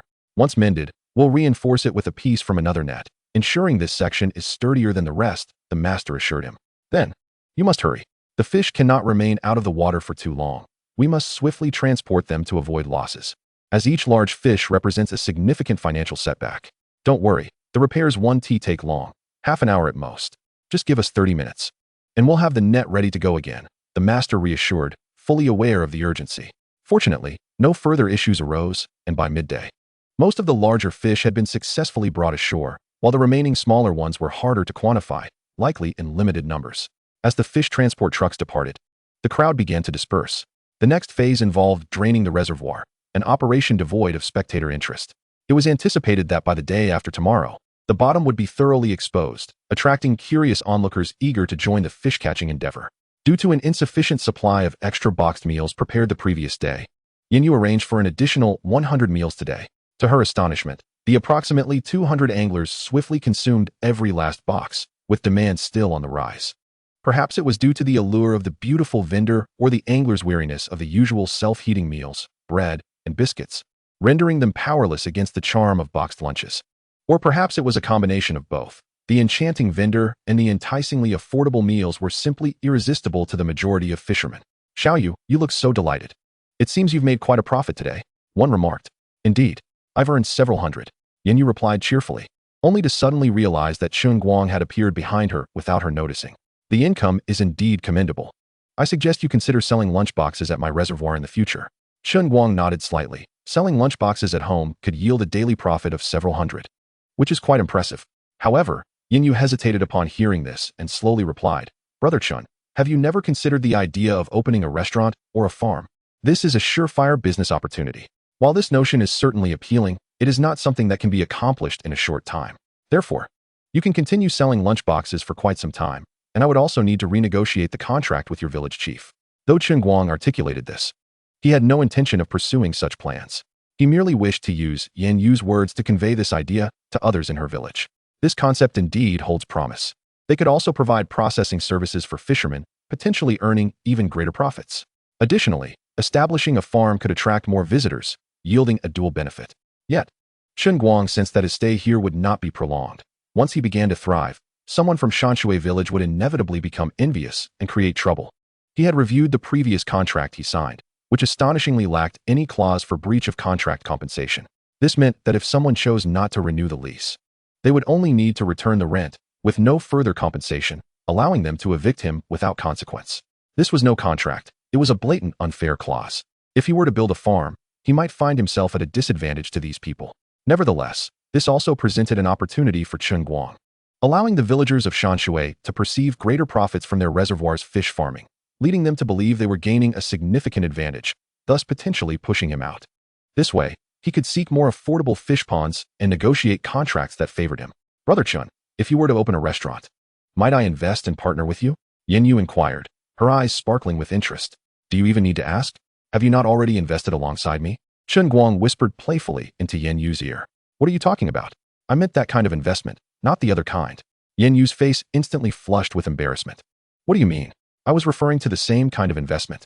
Chen Guang smirked at her. Little you are not as innocent as you pretend. Who is not innocent here? Does this scoundrel not have any self-awareness? Chapter 120. Your calculation, my expectation. Yinyu truly did not anticipate becoming ensnared in this banter. But fortunately, Chen Guang refrained from further teasing her. All right, I will not jest with you any longer, Chen Guang said, waving his hand gently. In truth, even if I desired to establish a farm, it would not be so simple. First, I must seek approval from your village to allocate land for constructing a building. And secondly, the contract for the reservoir would need to be amended. When you return home, you can discuss my ideas with your village chief. Only then can we contemplate subsequent matters. Brother Chen, rest assured, I will have a thorough discussion with Grandpa Village Chief when I return. This matter is beneficial for our village, and I believe he will certainly agree. Yinyu nodded earnestly. She referred to the village chief as Grandpa, but in truth, Yen Li was merely her great-uncle, and her considerations were naturally self-serving. Building a farm around the reservoir would not significantly benefit their village, or rather, it would primarily advantage Yin Yu herself. Chen Guang merely smiled faintly and refrained from further comment. He could foresee that Yin Li would likely reject such a request. However, that was unimportant. He did not genuinely wish for Yin Li to approve his ideas. Instead, he aimed to make Yin Li feel that there were greater profits to be gained, convincing him that Chen Guang's ability to earn was entirely reliant on the resources of their reservoir. As Chen Guang had anticipated, upon Yin Yu's return to the village, she promptly approached Yin Li to discuss the matter, receiving the expected evasive responses about needing to consult with the villagers.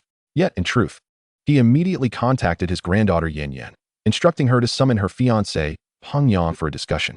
"Grandpa, did you call for Peng Yang to come home for something important?" Not long after lunch, Yin Yin and Peng Yang arrived home. "Have you heard that Chen Guang has made quite a profit utilizing our village's reservoir these past few days? Are you aware of this?" Yin Li did not directly address the matter, but posed a question first. "I know a bit about it, but he probably hasn't made much money," Yin Yin replied with some confusion, glancing at her grandfather. "Indeed, Grandpa, while Chen Guang's income these days is substantial, he must have invested a considerable sum for the fish. It's remarkable he hasn't incurred a loss," Peng Yang chimed in. Although he had not meticulously calculated the value of the fish, he had gleaned enough from others' discussions to conclude that even if Chen Guang had profited, it would not be by a significant margin.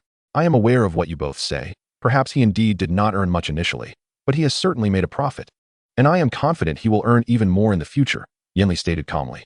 "Grandpa, why do you believe that? Chen Guang is merely allowing people to fish. How could he possibly earn money?" Yin Yin asked incredulously. "I have my reasons for saying so. Do you know how many people come to fish at the reservoir daily?" Yin Li responded with some excitement. "Currently, there are at least 200 to 300 individuals fishing there every day, which means Chen Guang is earning at least approximately 200,000 daily. If this continues, he will recoup his costs in less than 2 years, and the remaining 8 years will be pure profit." "Is that really true, Grandpa? Is fish farming really that profitable?" Yin Yin asked, astonished. Meanwhile, Peng Yang shook his head and said, "Grandpa, your calculations are not quite accurate. Fish farming also incurs costs. Moreover, I have heard that Chen Guang's fish are all transported from elsewhere at high prices, which enhances their flavor. But this also means the costs are twice that of ordinary fish. You have been deceived. Those fish were not brought over at exorbitant prices from elsewhere. The superior taste of these fish is entirely due to the excellent water quality of Shanshui village," Yin Li retorted with a scoff. "The high-priced transportation from other places is merely a marketing ploy to justify higher prices. I cannot believe you all took him seriously." "Really? Grandpa, you are not lying when you say the quality of the fish is solely due to the superior water quality of Shanshui village, are you?" Peng Yang asked, somewhat astonished. "If that were the case, then the 1 million for contracting 800 acres for 10 years would indeed be quite reasonable, even exceedingly cheap. Would I deceive you? There are still giant salamanders in the pond at the foot of our mountain. This is the best evidence of the water quality," Yin Li asserted, presenting what he believed to be the most compelling proof. Relying solely on the quality of a small pond's water cannot significantly influence such a vast reservoir.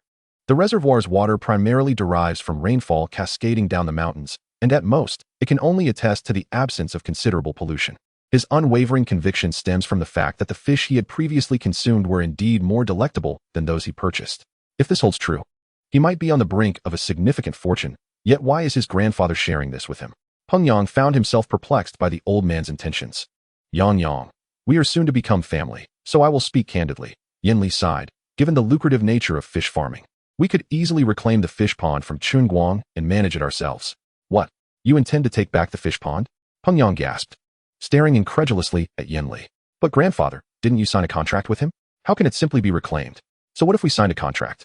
We could always refund him. Our agreement contains no breach clauses, making it feasible to reclaim it at will." Yin Li chuckled slyly, a smirk playing at the corners of his mouth, reminiscent of a cunning old fox. "Even so, wouldn't that create complications? Who would dare to lease fish ponds in our village thereafter?" Peng Yang chuckled awkwardly, inwardly lamenting. Indeed, his grandfather was a crafty old fox. It wasn't that he felt particularly sympathetic towards Chen Guang. Rather, he suspected that this old fellow had ulterior motives in discussing such matters with him. What is wrong with that? If there is a profitable opportunity, why shouldn't we prioritize our own interests? Grandfather is merely sharing this with you in light of our impending familial bond. Yin Li replied matter-of-factly. "All you need to do is express your interest to me, and I shall handle the rest." Chapter 121. Exiting the game is the best choice. Despite Yin Li's enticing words, Peng Yang remained skeptical and diplomatically suggested, "Grandfather, perhaps we should observe this situation for a while longer. While I believe your claim that the fish pond attracts 200 to 300 anglers daily, it's possible that these fishermen are merely fleeting visitors who may not return. A considerable investment of over 10 million yuan necessitated caution. Yang, prudence is commendable, but one must also be adept at seizing opportunities. Yin Li smiled benevolently, like a mentor imparting wisdom to a novice. Opportunities in life are scarce, and once missed, they seldom return. I have another piece of information. I've heard Chen Guang plans to establish a farm stay by the reservoir, which indirectly confirms his confidence in attracting a large number of fishermen daily. Additionally, once the farm stay is operational, it will certainly draw even more visitors. Of course, I agree with your inclination to observe for a while, but this observation period must not extend too long. Chen Guang wishes to renegotiate our contract soon. Should I agree or decline? This matter concerns the entire village, and I cannot make unilateral decisions. If we delay, the situation may become more complicated. Yin Li's words were strategically aimed at quickly persuading Peng Yang to invest, as it would maximize his own benefits. If the other villagers became aware of the situation, his plans would be thwarted.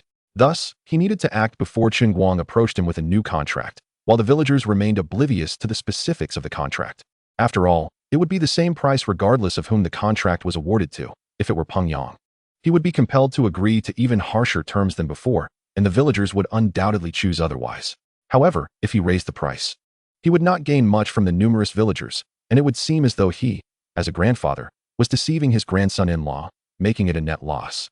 Quietly ousting Chen Guang and securing a contract with Peng Yang would yield a far more favorable outcome. Any profits Peng Yang made would undoubtedly include his share. Once the contract was signed and Chen Guang departed, he could dictate the narrative as he pleased, even if other villagers harbored doubts. They would have no choice but to acquiesce. Before Yin Li, Peng Yang found it difficult to refuse. And if the investment turned out to be as promising as Yin Li suggested, it indeed seemed worthwhile. He nodded. Grandfather, I understand. I will head to the reservoir now to assess the situation and perhaps fish a bit. Yang, why not stay at home for the next few days? Yin Li, recognizing that such matters could not be rushed, decided to keep Peng Yang close and use this time to further persuade him. He was confident that Peng Yang would eventually agree. While Peng Yang prepared, Yin Li discreetly pulled Yin aside for a hushed conversation, the specifics of which only the grandfather and granddaughter were privy to. Upon arriving at the reservoir and paying the fishing fee, Yin quietly pulled Peng Yang aside and said, Peng Yang, you go ahead and fish. I need to speak with Boss Chen about something. This had been their plan on the way there. While Peng Yang fished and observed the anglers, Yin would chat with Chen Guang to see if she could uncover any useful information. Peng Yang, trusting her, nodded and proceeded to fish. Yin, have you sent your little boyfriend away to create an opportunity for us to rekindle our old romance? Chen Guang remarked with a teasing glint in his eyes, clearly quick to catch on. Just that morning, he had deliberately leaked information, and by afternoon, Yin had come to him. What nonsense are you spouting? I have matters to discuss with you, Yin retorted playfully, her gaze darting back nervously. Her demeanor, a blend of guilt and coyness, suggested she had ulterior motives. Indeed, you have something to discuss. Let us go upstairs for a detailed conversation, shall we? Chen Guang grinned lecherously as he stepped forward to take Yin hand. Even if she had come without a specific agenda, he would not hold back. Now that she had intentions, he was even less inclined to be polite. Once on the second floor, Chen Guang shut the door behind them and eagerly embraced Yin, kissing her passionately. Brother, slow down. Can we discuss the matter at hand first? As he attempted to be more intimate, Yin gently pushed his hand away, her voice soft but firm. Indeed, this insufferable man was still the same as before, only fixated on her body. The more he pressed, the more she felt compelled to resist, knowing that yielding would only fuel his desires. Chen Guang chuckled softly, releasing Yin and sitting on the sofa, finally saying, all right then, let us address the matters you wish to discuss. This unexpected shift left Yin at a loss. She had no real agenda. Nor did she dare to directly inquire if Chen Guang had made a fortune in recent days. How could she trust what he said? This insufferable man was not following the script. Had he suddenly changed? Yin, didn't you say you had something important to discuss? Why the silence now? Chen Guang prompted, lightly patting the sofa beside him, urging her to sit. Chen Guang, however, seemed unwilling to let her off the hook so easily, continuing to press her. The more he urged, the more at a loss Yin felt, her mouth opening and closing several times without uttering a word. Ah, I see, Chen Guang exclaimed, slapping his thigh, inadvertently striking Yin's own thigh. Just as she was about to cry out, only a muffled whimper escaped her lips. Well, perhaps this was for the best. As she was at a loss for words, it seemed wiser to remain silent for the time being, waiting for him to lower his guard before slowly extracting more from him. Yet, Chen Guang appeared determined not to relent easily. After a moment, he suddenly suggested, Yin Yin, my room has a window that faces the reservoir. Shall we enjoy the view? Who knows? You might even catch a glimpse of your little boyfriend. Damn it. This scoundrel was resorting to the same tactic again. Last time, he had also suggested enjoying the scenery, but the outcome was one she felt deeply alone in. However, Yin Yin did not refuse. Instead, she feigned a flirtatious demeanor, saying, I'll do whatever you say, brother. After all, she had experienced the thrill before. Chapter 122, Preconceptions. No matter how she responded, he would always think that way. Leaving her clothes in the living room, she found herself beside the window in the room. Gazing distantly at the fishermen by the reservoir, their cheers and sighs accompanying the rhythmic casting and reeling of their lines, while time slipped away second by second. Brother, I heard you've made quite a bit of money these days. Is that true? Taking advantage of Chen Guang's relaxed demeanor, Yin Yin finally began to extract information from him. Yin Yin, it seems you are quite concerned about me. Are you beginning to regret not agreeing to be my girlfriend? Chen Guang teased with a smile. I couldn't care less about you. I merely asked because I overheard others mentioning it, and I certainly do not regret declining your offer to be your girlfriend. Besides, don't you think our current situation is no different from that of a couple? At that moment, Yin Yin was nearly certain that Chen Guang had indeed made a considerable profit in recent days. Otherwise, he would not be so brazen in front of her. Indeed, men often become complacent when they feel most at ease. Yet, this was merely her preconceived notion. Regardless of how he responded, she would maintain this belief. If Chen Guang were to feign poverty, it would imply he was hiding something out of guilt. If he boasted, it would reveal his arrogance. Thus, no matter how he behaved, she had already formed her opinion. Well, what a pity. I truly envy your boyfriend for having such a beautiful girlfriend like you. Chen Guang feigned a dejected expression, though inwardly he was quite pleased. Just as long as you know, Yin Yin remarked, her heart silently critiquing, you envy him? We merely hold the title of boyfriend and girlfriend, yet you and I share a more tangible connection. Who should really be envying whom? This shameless man was indeed insufferable, reaping the rewards while pretending to be virtuous. Chen Guang had indeed taken advantage of the situation. After all, one only needed to fulfill the role of a boyfriend without bearing any responsibilities, while the other was expected to shoulder the burdens without enjoying the privileges. Between the two, any unscrupulous man would know which path to choose. Despite having a compelling reason, Yin Yin could not linger too long with Chen Guang, as over an hour had already passed, and it was time to depart. When Peng Yang saw Yin Yin seeking him out, he lost all interest in fishing and promptly reeled in his line to head home with her. Yin Yin, what did Chen say to you? Peng Yang eagerly inquired on their way back. Shouldn't you be more concerned about what he did to me rather than what he said? She retorted inwardly, knowing full well she would divulge nothing about the former. Yin Yin merely cast a casual glance at Peng Yang, saying, he is quite tight-lipped. He didn't share much with me. After a brief pause, she continued, though he didn't say much, through various inquiries. I can confirm that he has indeed made a significant profit in recent days. Really? Yin Yin, you're amazing. It seems fishing here is genuinely profitable, Peng Yang exclaimed, his face lighting up with excitement. While fishing earlier, he had gleaned some information from other anglers. The influx of fishermen lately was primarily due to many having taken private contracts to fish on behalf of others. This meant that as long as the quality of the fish in the reservoir was maintained, they would never lack for fishermen. In fact, raising surplus fish could even lead to high prices from fishmongers and restaurants. This could create a more stable situation, potentially allowing them to monopolize the high-end fish market. By then, the concern would not be about earning money, but rather about whether there would be enough fish to sell. To be honest, Peng Yang felt tempted, yet he wanted to observe for a few more days. After all, $1 million investment was no small matter. In the coming days, he planned to engage more with people while fishing, bringing back some fish for others to taste, gathering their opinions before making a decision. The next day, Peng Yang arrived at the reservoir bright and early. To be precise, he was not merely there to fish. Upon arrival, he began seeking out conversations, showing no signs of preparing to cast his line. Chen Guang was fully aware of his intentions but pretended not to notice, as this was precisely the outcome he desired. Let him stir up whatever he wished. Chen Guang had no fear of his investigations. Aside from the lies regarding the fish, everything else was true. In fact, this only served to bolster the credibility of Yen Li's words. Yet again, he received only 1 ton of fish feed. This system was becoming increasingly stingy. Perhaps it was due to acquiring an intelligent mechanical fish the day before, as he had only received a ton of fish feed for his sign-ins yesterday and today. Boss Chen, are you calling someone stingy? Surely not us. Just as Chen Guang muttered this, he heard the cheerful voice of brother Jie behind him. How could that be? I was just browsing short dramas, lamenting that the platform's rewards have been dwindling. Chen Guang casually fabricated an excuse. Boss Chen, with your stature, Do you really care about the few coins from the short drama platform? Brother Jia expressed palpable surprise. He too watched short dramas, but the rewards he received were so meager that he rarely bothered to collect them. Even the smallest mosquito is still meat. Since I'm watching, I might as well collect what is free, Chen Guang replied, unabashedly proud. His expression was more frugal than that of a miserly landlord. Let us put the short dramas aside for now. I heard you've brought in 2 expert crocodile breeders. Does that mean I can finally get my hands on a few crocodiles? Brother Jia, aware that Chen Guang was joking, straightforwardly stated his purpose. With only the water pumping task for the day, they seized the opportunity to discuss crocodiles, which received overwhelming agreement. Looking behind Brother Jia, they saw 4 muscular men, Brother Da, Brother Jun, Brother Bing, and Brother Bo, accompanying him. The sight alone was enough to instill fear in any crocodile. Of course, no problem. I wonder how you and your companions, Brother Jia, plan to proceed? Chen Guang is currently contemplating the evacuation of this matter, to say nothing of capturing crocodiles. He would agree even to manage the over 600 acres of reservoir. After all, engaging in crocodile capture can be somewhat perilous. Let us refrain from pursuing such risky endeavors. Later, Boss Chun, perhaps you could have the crocodile breeding masters teach us the art of capturing these creatures. Brother Jia seems to have been well prepared, directly articulating his thoughts.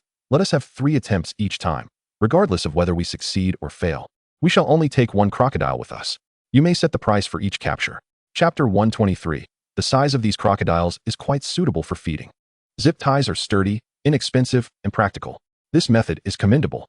The crocodiles in the pond weigh between 20 to 30 pounds for the smaller ones and roughly 100 pounds for the larger. If we consider the market price at double the rate, estimating 100 per pound, how about we settle at 5,000 for each attempt? Chen Guang pondered for a moment before speaking. The crocodile pond indeed has specimens of various sizes. Capturing the larger ones will certainly prove more challenging. Hence, those wishing to secure a reliable catch should opt for the smaller ones, which offer a safer bet.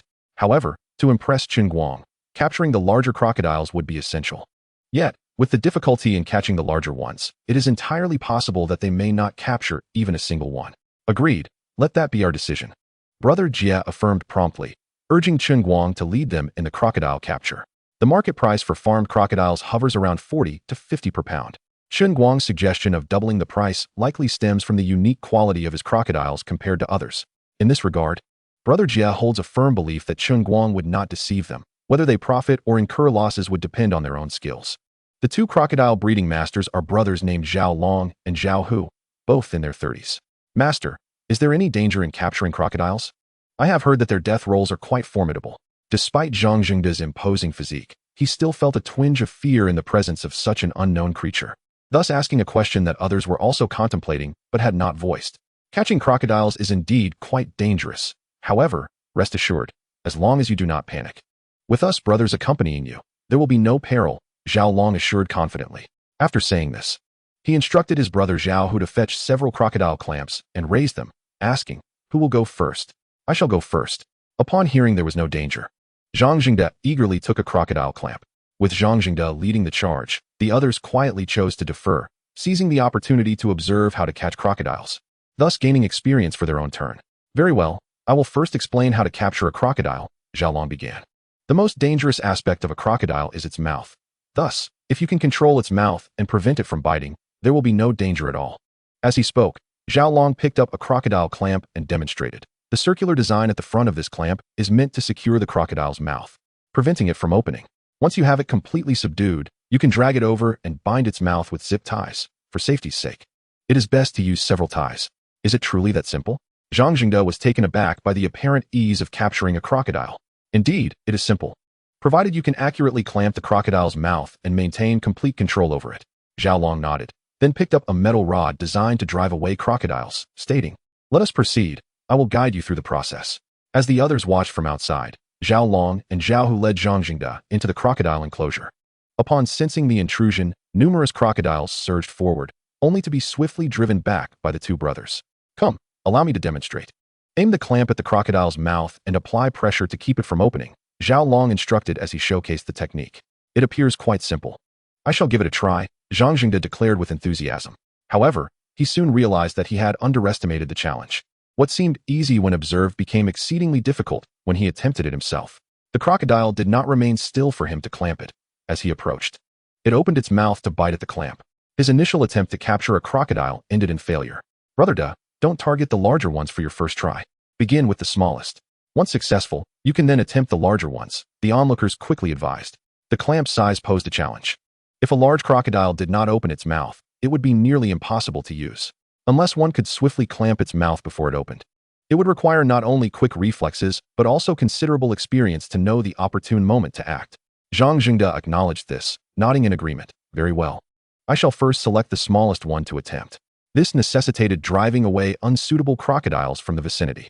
After considerable effort, Zhang Jingde finally identified a suitable opportunity and extended his hand toward a small crocodile not far ahead. Hee, little crocodile, let us see where you can run this time. A cruel smile crept across Zhang Jingde's face as he opened the jaws of the clamp wide and slowly approached the small crocodile's head. However, at the instant the large clamp snapped shut, the small crocodile darted several meters away. Alas, I had thought for sure I would succeed this time, he lamented, gazing at the empty clamp with a sigh. Brother Da, your technique leaves much to be desired. Why not forego the clamp altogether? Capturing it by hand would be far easier. With your physique, even the crocodiles would fear you. They would not dare to bite. The onlookers jested. Are you all hoping to see me become the crocodile's lunch? Hand-catching a crocodile? I dare not. If any of you possess such prowess, feel free to try. I certainly cannot, Zhang Jingde replied, turning back with a hearty laugh. The thought of hand-catching a crocodile was daunting, and even wielding the clamp filled him with trepidation. Brother Da, if your physique were to be used as crocodile fodder, it would surely provide a hearty meal, saving Boss Chen a meal. They laughed heartily. Yet, when it came time for them to take their turn, their fortunes proved no better than Zhang Jingde's. Some fared even worse than he. They had set out to impress the boss, only to find themselves outwitted by him instead. I had not anticipated capturing a crocodile would be so arduous. As they exited the crocodile pond, all wore expressions of dejection. In truth, it was not that the crocodiles were particularly difficult to catch. Rather, from the outset, they had been gripped by fear in the presence of the crocodiles, which inhibited their movements and led to their failure to catch even a single one. I see that everyone has come away empty-handed. I cannot let you all leave in such a manner. How about this? I will have the masters catch one crocodile for each of you to take home. Chen Guang interjected at that moment. It will be random. You will receive whichever crocodile is caught, and according to your previous order, whether large or small will depend on your luck. Chapter 124. Am I not a fisherman with a fishing rod? If most of them had caught crocodiles, Chen Guang would naturally not have brought it up. However, since no one had managed to catch even a single crocodile, the tens of thousands of yuan felt quite burdensome. After some contemplation, he thought it best to gift each of them a crocodile. This would surely delight them and allow him to feel justified in earning that money. But isn't that rather inappropriate? After all, it was our own failure to catch anything, and we must accept our losses graciously. How could we impose such expenses on you? Boss Chen, Zhang Jingde said with a hint of embarrassment. Look, while it is true that one must accept the consequences of a gamble, I cannot allow you all to leave empty-handed. Chen Guang interjected decisively. Even if I were to gift you each a crocodile, I would still incur a loss. However, I cannot in good conscience accept your money without providing something in return. If you refuse my offer, I will have no choice but to refund your money. Seeing that Boss Chen had made his stance clear, they felt it would be inappropriate to decline his generosity. Brother Jia quickly stepped in to mediate. Chen Guang's actions indeed brought them a measure of happiness, although none of them were particularly distressed over the few thousand yuan. The feeling of having spent that money without receiving anything in return left a sour taste in their mouths. Just after finishing a conversation with Zhao Long and Zhao Hu, Chen Guang's phone rang. Upon checking, he saw it was Ji Yin-ge. Oh, what could Ji Yin-ge want to discuss with me? Despite his confusion, Chen Guang pressed the answer button. Boss Chen, I'm coming to fish again. No, wait, I'm coming to check out the fish pond again. Do you have a smaller pond suitable for me to fish? Ji Yin-ge's voice came through as soon as the call connected. It was amusing how he felt the need to concoct an excuse for his fishing endeavors. Chen Guang decided not to expose his little ruse and replied with a smile. Of course, there is. Are you on your way now? He was eager to hand over the remaining ponds to others, saving himself the trouble of drawing water later. Absolutely. I'm already on my way and will be there shortly. I'll need you to show me around when I arrive, Ji Yin-ge responded eagerly. It seemed he was quite pleased with the results from 2 days prior, prompting his renewed interest. In truth, Ji Yin-ge had only caught around 200 jin of fish last time, which included some small miscellaneous fish. Calculating the costs against market prices, it was a significant loss. However, the quality of the fish from Chen Guang's ponds was superior, resulting in a semblance of balance, not a profit, but not entirely a loss either. Most importantly, his ex-girlfriend adored those fish, and as long as she was happy, even a loss felt like a gain. Sure enough, before long, Ji Yin-ge and his good friend appeared before Chen Guang once more. Boss Chen, Just like last time, let us start with 2 hours. True to form, Ji Yangu adhered to the customary process of the fishing folk, not immediately diving into the main topic. Fine, do as you wish, Chen Guang said, uninterested in challenging his intentions. After all, he was paying for the fishing rights, and how he chose to enjoy that time was his own affair. Chen Guang would simply collect the pond fee from him later. I say, brother, has your head been caught in a door? We're here to draw water, not to fish. Once Chen Guang left, Ji Yanji's good friend could no longer tolerate his peculiar antics, and spoke up. Who says I'm not here to fish? I am indeed here to fish, Ji Yangu retorted, his eyes wide with indignation. As a responsible angler, fishing is my primary vocation. If you expect me to simply draw water, wouldn't that be neglecting my craft?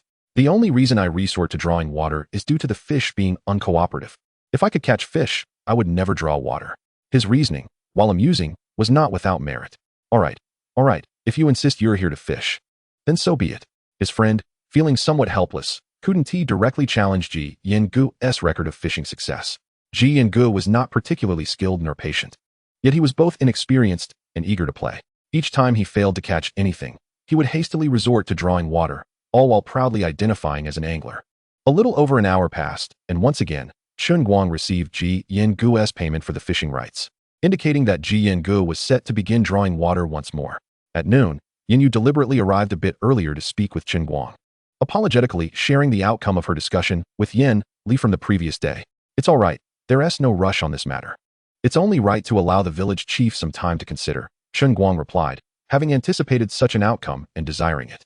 He wanted to give them space to come to him to dissolve the contract, allowing him to make a substantial profit and then leave them with a delightful surprise. There was no avoiding it. The contract Chen Guang signed before his arrival was exceedingly disadvantageous for him. Moreover, the villagers were not particularly benevolent. If he did not resolve the contract issue promptly, a metaphorical sword would hang over his head, poised to strike down at any moment. Brother Chen, aren't you worried that someone might snatch this business from you? If the villagers discover that running a farm can be quite lucrative, they certainly wouldn't allow you to continue. They would want to keep it for themselves. Yanyu expressed her concern, well aware of the villagers' nature. What can be done? You spoke to the village chief, and he did not agree. I would fare no better, Chen Guang feigned difficulty. But you should at least attempt to plead your case with the village chief. After all, you have contracted our village's reservoir. He should at least grant you some consideration. Yanyu continued to persuade him. There's no rush. I also want to take some time to observe the situation over the next few days to see if the flow of people stabilizes.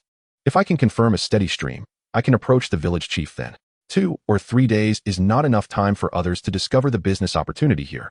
Chen Guang thought not to explain his reasoning to Yanyu, but rather to use her to relay the message to Yen Li. Given Yanyu's eagerness, she would undoubtedly discuss the idea of opening a farm with Yen Li upon her return. Just selling boxed lunches could yield several hundred yuan a day. If they partnered with Chen Guang to open a farm, they could potentially earn thousands daily. Earning such money from home would make the idea of working elsewhere seem absurd. Thus, Yanyu's enthusiasm to promote this venture was entirely reasonable. However, having stated his position, Chen Guang felt it unnecessary to elaborate further. Whether the reservoir would maintain a stable flow of visitors was indeed a factor to consider. So it was only natural for him to want to take a few days to ponder his options. Meanwhile, Yanyu could take advantage of this time to further persuade Yen Li. Dressed in her village girl attire, Yanyu conveyed her thoughts. Chapter 125, A Warning Proves Effective. After a day and night of drawing water, the South Ridge Reservoir was finally drained. Prior to fishing, villagers who had received news gathered with buckets and nets, encircling the reservoir, eager to seize the fish. The atmosphere was charged with tension, as if any slight provocation might lead to a scramble for the catch. Chen Guang had previously heard from Dagu about similar incidents involving fish theft at another pond, so he had summoned everyone to maintain order around the reservoir. Dear villagers, I must emphasize, until all the fish are netted, no one is permitted to enter the water for any reason, even to collect snails or clams. Chen Guang raised a large loudspeaker and proclaimed loudly, I do not object to your catching some small fish, but the condition is that once you have finished fishing, if I discover anyone entering the pond before you are done, do not blame me for being ungracious. Given the villager's character, if he did not issue a warning, the act of fish stealing might indeed unfold. However, Chen Guang's admonition proved effective. As soon as he finished speaking, the villagers began to murmur among themselves. Humph, who does he think he is? This is Mountain Water Village, our territory, and we are the masters here. He says we cannot enter the pond. I shall defy him and show him what we can do, a fierce-looking young man declared defiantly. See go, do not act recklessly. Chen Guang is not so easily bullied. If you truly anger him, it will not be in our favor. Another cautioned. Indeed, you may not know that Boss Chen has long wanted to terminate our lease. If he catches us in the act, he could reclaim the 10 million. Can you bear that responsibility? Someone else chimed in urgently. Had Chen Guang not warned them, they might have charged into the pond to catch fish without hesitation. But now, with his warning, they were forced to ponder carefully whether catching a few small fish or safeguarding that 10 million was more critical. The fierce-looking youth still seemed unconvinced and scoffed. It's merely a matter of catching some small fish and shrimp. If he truly wants to terminate our lease, we could always return the fish. What excuse could he possibly have to reclaim his money?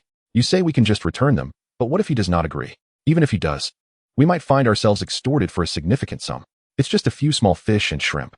If he dares to extort us, I shall accuse him of blackmail. Oh, you are well-versed in blackmail, are you?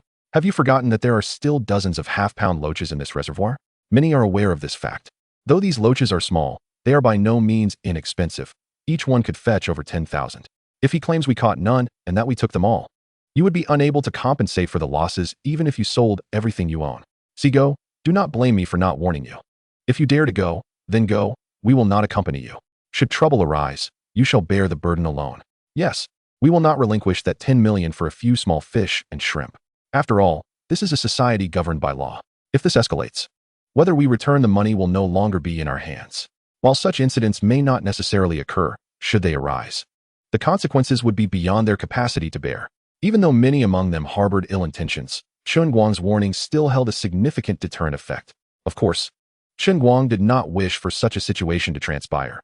He had better solutions and would naturally avoid employing strategies that could harm himself while attempting to harm others. While it was indeed possible to seize the opportunity to propose contract termination should matters escalate, persuading them to willingly relinquish the money they had already received would not be an easy task.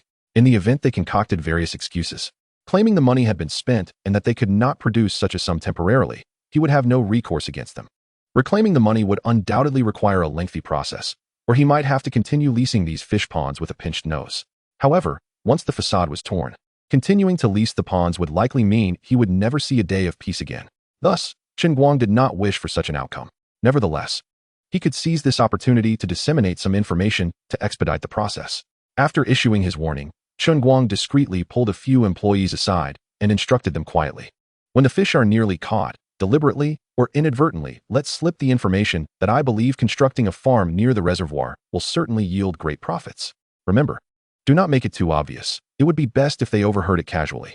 All of this was indeed true. Once the villagers learned of this information, Yinli would undoubtedly become quite anxious. However, the only falsehood was that the quality of the fish bore no relation to the water quality of their village. Should they part ways with Chen Guang, the fish would immediately revert to being ordinary. By then, no one would come here anymore. Without quality fish as a foundation, the farm would merely serve as a haven for rodents. As the fish ponds were thoroughly emptied, Brother Jie and the others began their fishing endeavors. Wow, look at that massive fish back. Old Crow, didn't you say that the giant fish had mostly been fished out? Hong Bo exclaimed, pointing to a large black back not far away. Are you foolish? Isn't it better that the giant's haven tea been completely caught? Each additional giant fish means we can recoup over 10,000, Old Crow replied, looking at Hong Bo as though he were a simpleton. Indeed. Let us hurry and catch that giant fish. Hong Bo, undeterred by Old Crow's condescending gaze, rallied the others to approach the massive creature. Hong Bo, that fish is too large. We can't just grab it directly in the water. We must use a large net. Jie Ge quickly cautioned Hong Bo. 100-pound fish is not something a single person, or even several, can hold down in the water. Only with tools can it be captured. However, Hong Bo ignored Jie Ge's warning and charged directly at the big fish. Perhaps he thought Jie Ge was exaggerating, or perhaps he sought to test his own limits, to see whether he was mightier than the large fish. Clearly, Hong Bo overestimated himself. He believed that even if he could not hold the fish down, he would not be far from achieving it.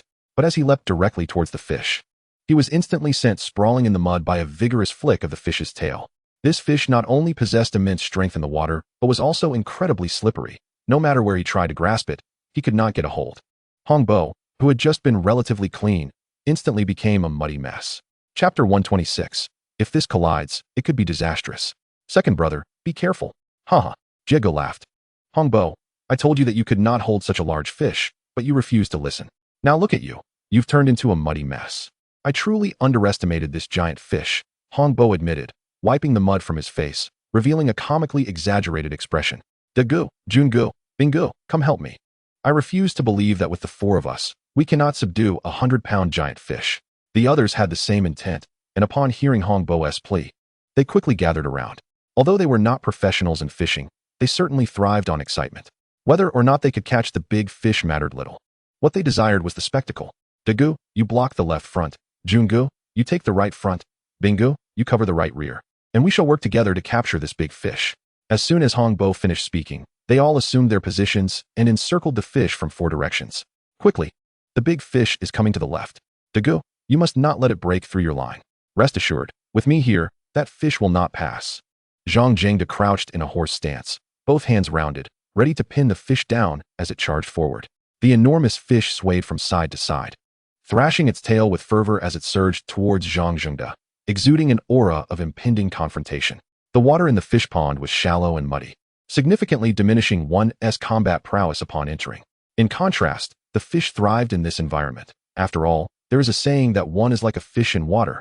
And for the fish, this was indeed its battleground.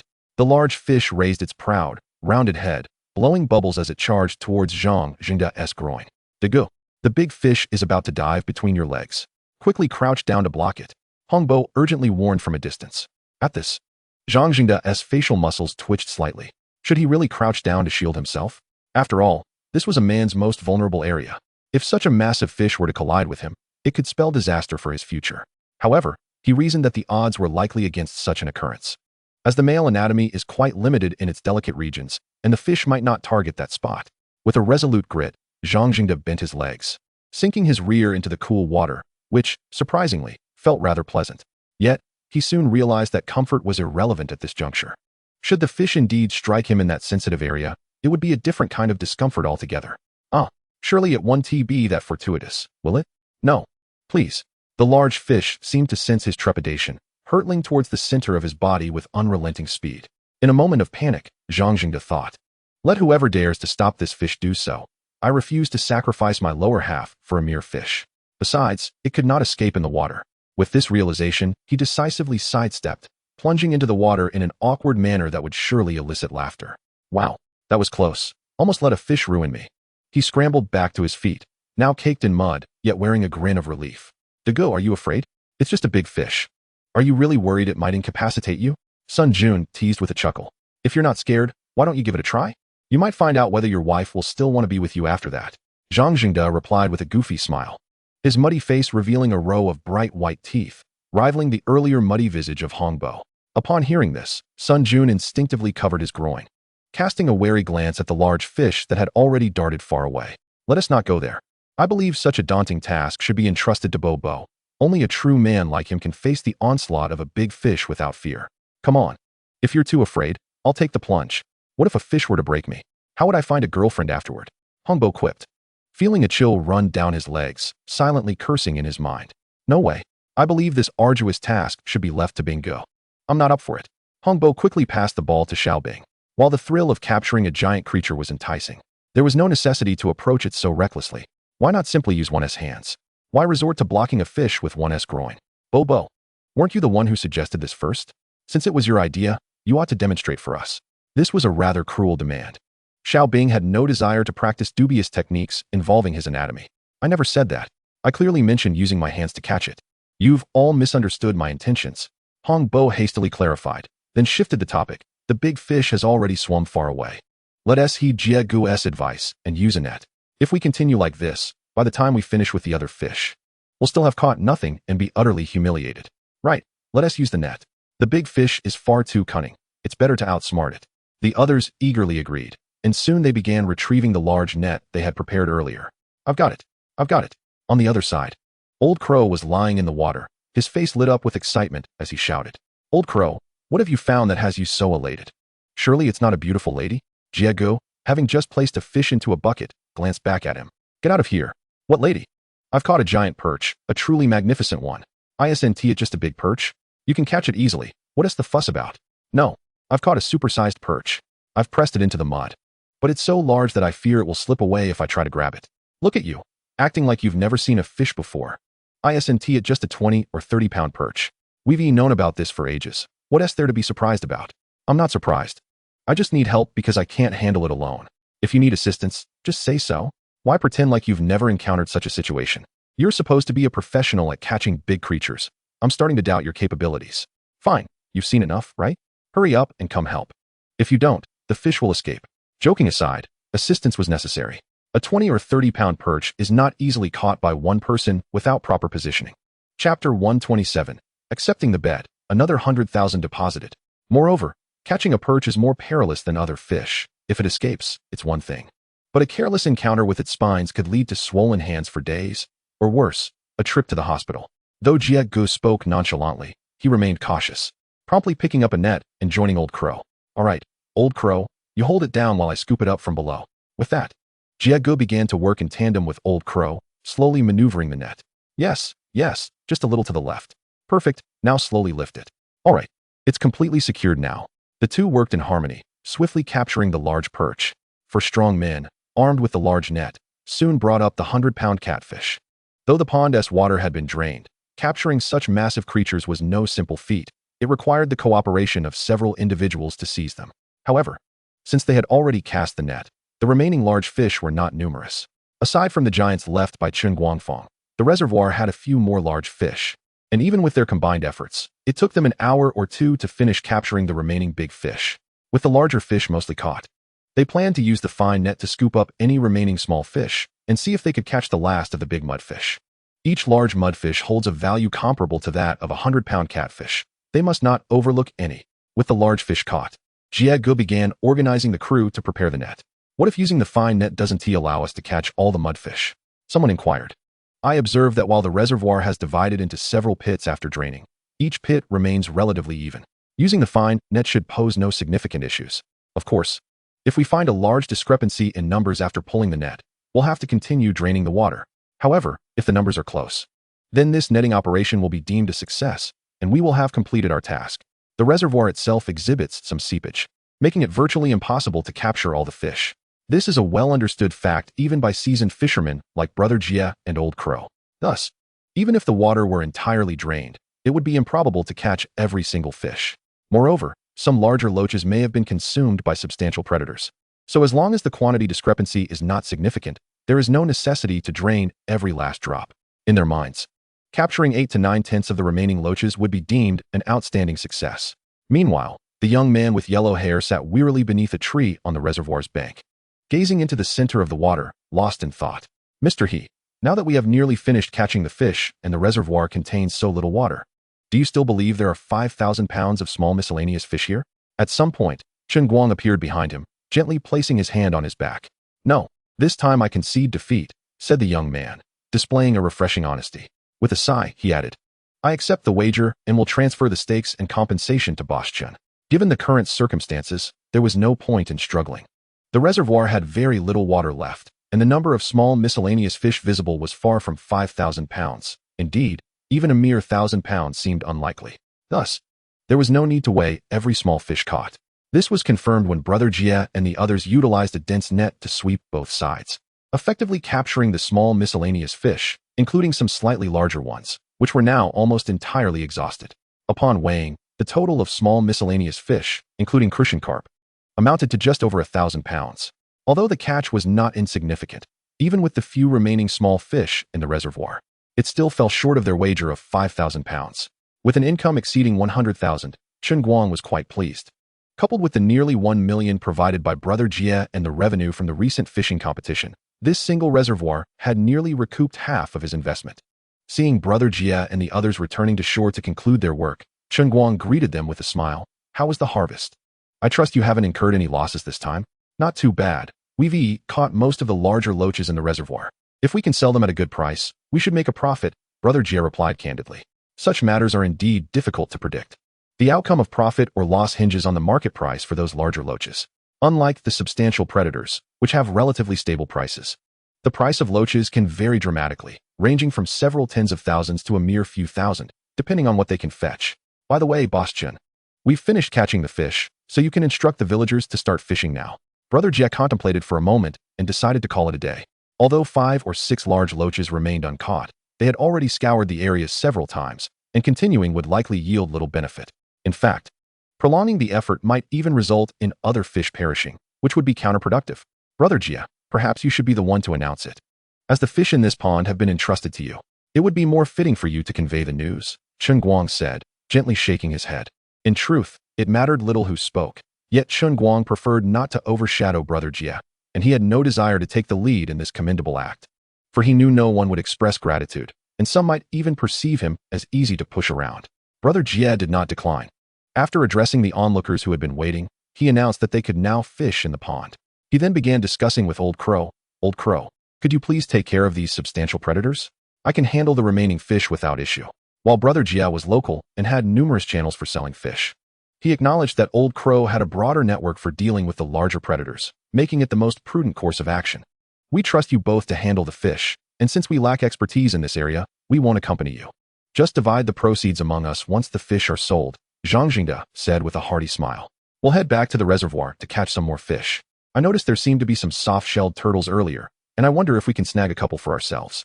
"Indeed. Plus, we still have a few large loaches left to catch. If we happen to hook one while we're at it, that could be quite a windfall," others chimed in enthusiastically. They were all in it for the fun, not genuinely expecting to catch soft-shelled turtles or large loaches. As the villagers, having waited eagerly, finally received the green light to fish, they rushed toward the reservoir like monkeys descending a mountain, uttering excited cries.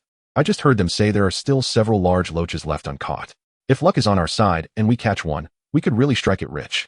"Is that true? I've heard that those massive loaches can fetch at least $10,000 each. I heard it with my own ears. It can't be false. What are we waiting for? Let us hurry before someone else snatches the large loaches."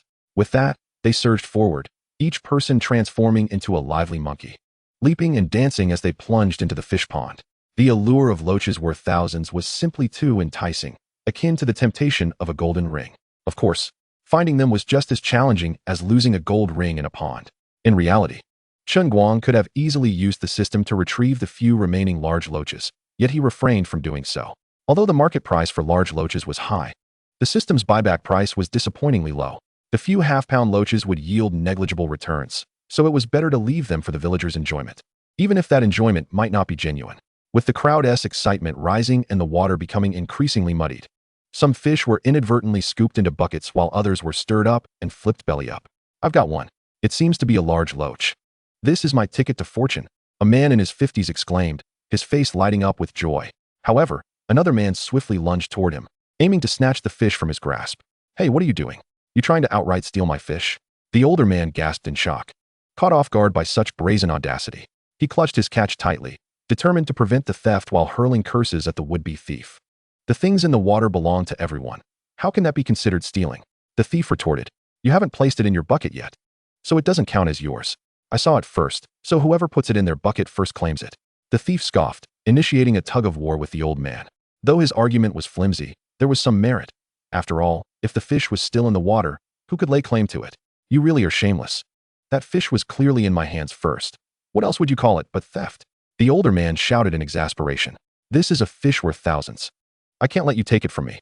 The two individuals were engaged in a tug-of-war, exchanging insults as they wrestled with each other. Their commotion soon caught the attention of others nearby.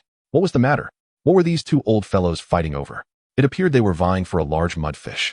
"Are you referring to the ones that cost thousands each? Is there even a need to ask? Surely, one would not resort to such a fierce battle over an ordinary little fish. Thus, it follows that whoever emerges victorious from this scuffle would strike it rich. Why don't we join in and see for ourselves?" It is unclear who uttered this suggestion, yet many were soon swept up in the frenzy of the struggle. Initially, everyone was busy catching their own fish, but unexpectedly, a fierce battle erupted over a single fish in a matter of moments. "Haha, my fish," a young man exclaimed, triumphantly raising a fish above his head. "Hey, what on earth are you all doing? Why have you suddenly started fighting?" A middle-aged man approached with a stern expression, clearly holding some authority among the crowd. As he spoke, everyone immediately ceased their actions. With a cold glare sweeping across the group, the middle-aged man remarked, "Your behavior is a disgrace to our village. Who will explain what has transpired here?" One person quickly recounted the events in hushed tones. "So, you all engaged in a brawl over a single fish?" The middle-aged man then turned his gaze to the young man who had captured the fish. "Show me the fish." "Uncle, you're not thinking of taking my fish, are you?" The young man cast a wary glance at the middle-aged man, hesitating to relinquish his prize. "Hand it over. Do you think I would concern myself with a mere fish?" Uncle glared at him fiercely. Yielding to the middle-aged man's imposing presence, the young man reluctantly surrendered the fish. This is the fish you all fought tooth and nail to obtain. Uncle scoffed, disdainfully tossing the fish back into the water. You all brawled over a dead fish, bringing shame upon our village. What? The fish is dead? This cannot be. If the fish were truly lifeless, it would hold no value. Why then did they exert themselves so fiercely to seize it? The crowd exchanged incredulous looks, peering into the water. They could hardly believe that the prize they had fought for was a dead fish. The truth was undeniable. A palm-sized mudfish lay motionless on the murky surface. Its belly ruptured, intestines exposed, clearly deceased. In reality, the mudfish had not died initially. It had succumbed to their excessive force during the struggle. Since you all are so intent on fighting over this fish, why don't I fetch a knife and divide it among you? Uncle pointed at the floating mudfish with a sardonic grin. At this, embarrassment washed over the crowd, and they hastily shook their heads, insisting, No, let Anian have it. Anian was the young man who had ultimately caught the fish. A fish weighing half a kilogram. Would everyone really just get a sliver of fish scale? A dead mudfish could not fetch a high price. Even 5 yuan would likely be too much for anyone to pay, making any talk of dividing it utterly absurd. What began as a comedic episode ended just as swiftly, transforming a moment of joy into one of discontent, leaving them all muddy and with nothing to show for their efforts. Perhaps they had gained a fleeting chance at fame, as the entire scene had been captured by a photographer documenting the event. When they returned and shared the footage, if they neglected to edit out this segment, they might inadvertently find themselves in the spotlight. Chapter 129. This is it, no doubt about it. Soft as stone, hard as sand, neither soft nor hard. This is it. Zhang Zhengde prodded the mud with a stick, muttering to himself, This is it. I am certain there is a giant soft-shelled turtle hidden beneath this mud. Brother Da, shouldn't it be hard as stone and soft as sand? Where did you learn this technique for catching soft-shelled turtles? Is it reliable? Sun Jun inquired, puzzled. Reliable? You can confidently remove that maybe from your statement, Zhang Zhengde replied with utmost confidence. Whether it is soft as stone or hard as sand is irrelevant. We do not want stone or sand. What matters is what follows. You must try this sensation. Is it not just right? Neither too soft nor too hard? And that heavy yet crisp sound, it can only be it. Wow, you make an excellent point, Sun Jun remarked as he took the stick from Zhang Zhengde. Quick, let me see if the sensation holds true. Ah, this feels right. It should have nowhere to escape. There's no mistaking it. It definitely feels like a big one. Zhang Zhengde grinned with pride. This is not merely luck, it requires skill. I will retrieve it for you all to see. Brother Da, do be careful and avoid reaching directly toward its head, Sun Jun cautioned kindly. Just watch closely. I possess the skills, so there is no need for concern. Zhang Zhengde chuckled innocently, plunging his hand into the mud. What a large shell. I estimate this creature must weigh at least 10 kilograms. Come on. Stop struggling and rise up. With a great effort, he pulled upwards, and amidst the splashing of water, he emerged holding a creature the size of a basin. I've struck gold. This must be worth thousands if it's a giant soft-shelled turtle. Brother Da, is this what you meant by having no escape? Shouldn't you check what this actually is before celebrating? As the creature revealed its true form, everyone realized it was not a giant soft-shelled turtle, but rather a large river clam. Hey, what are you all saying?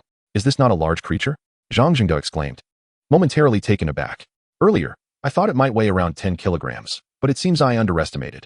It must be at least 30 or 40 kilograms.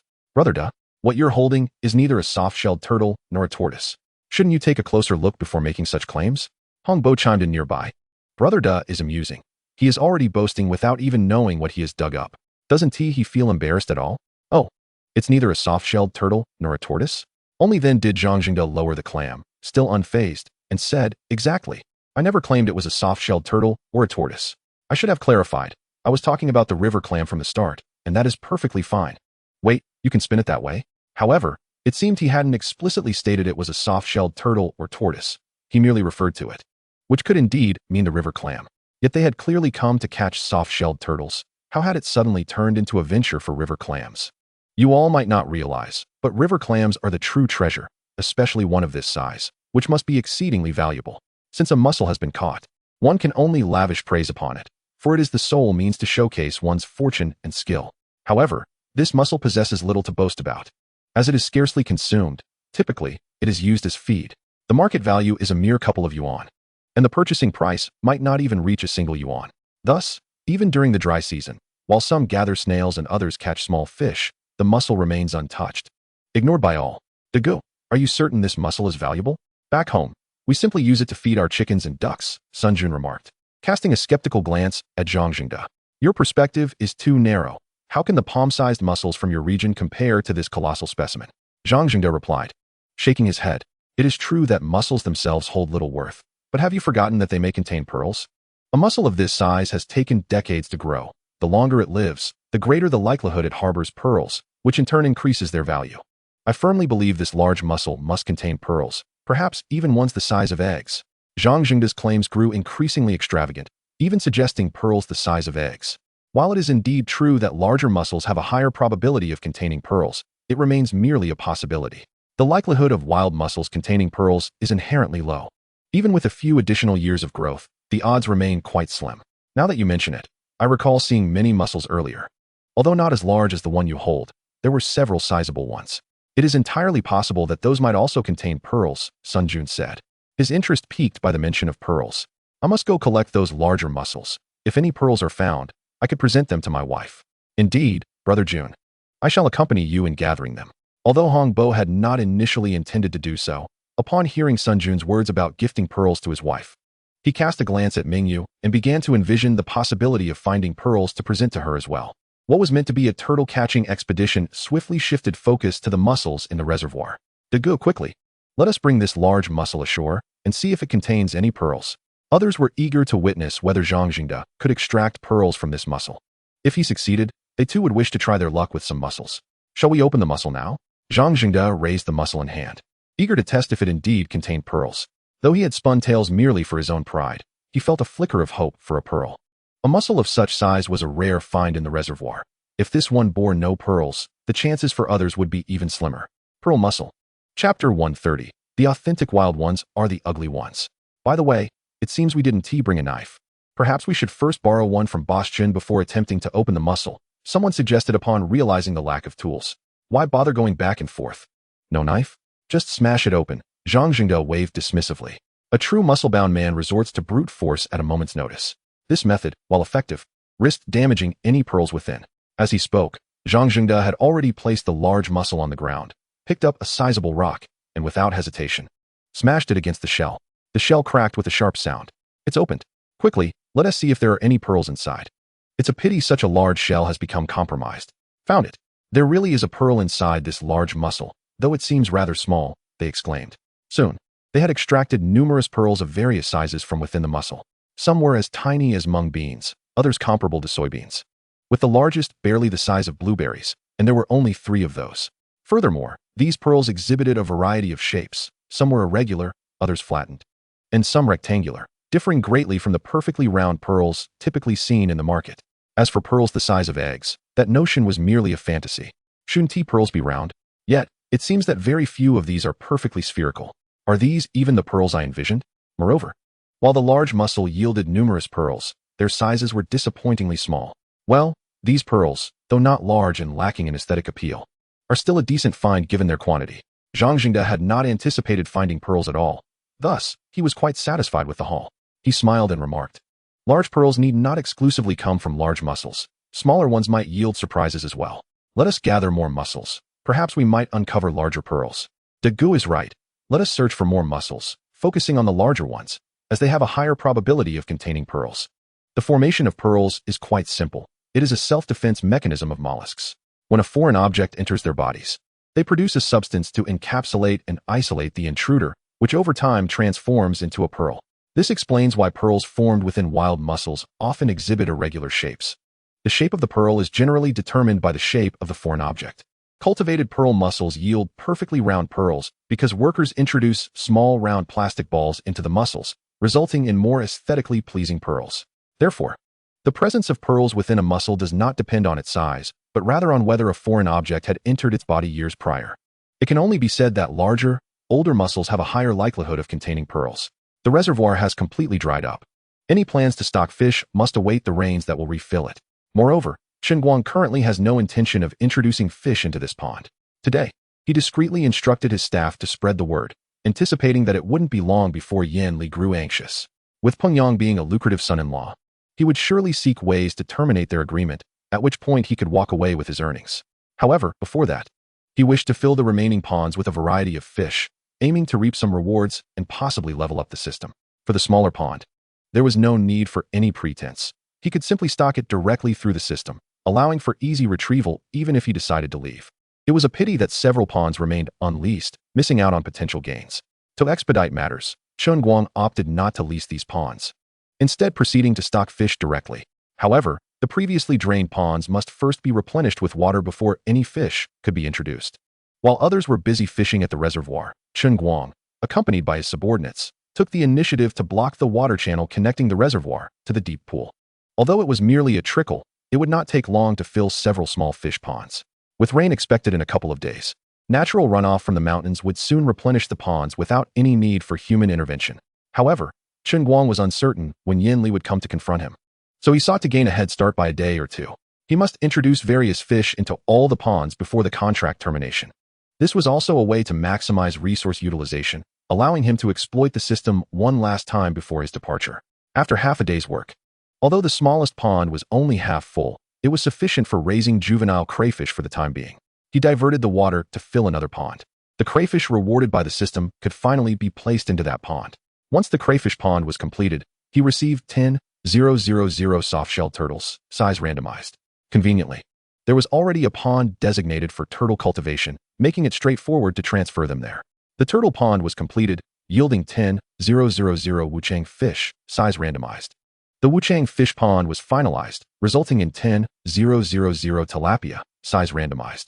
By evening, Chen Guang had nearly filled all the ponds with various species of fish, leaving only 3 ponds without water. If he allowed them to fill overnight and added more water the next day, all 3 ponds would soon be brimming. Even if Yin Li came to terminate the contract the following day, he would still have ample time to fulfill his tasks. While passing the time, he scrolled through videos, stumbling upon one posted by Brother Da about fish pond investments.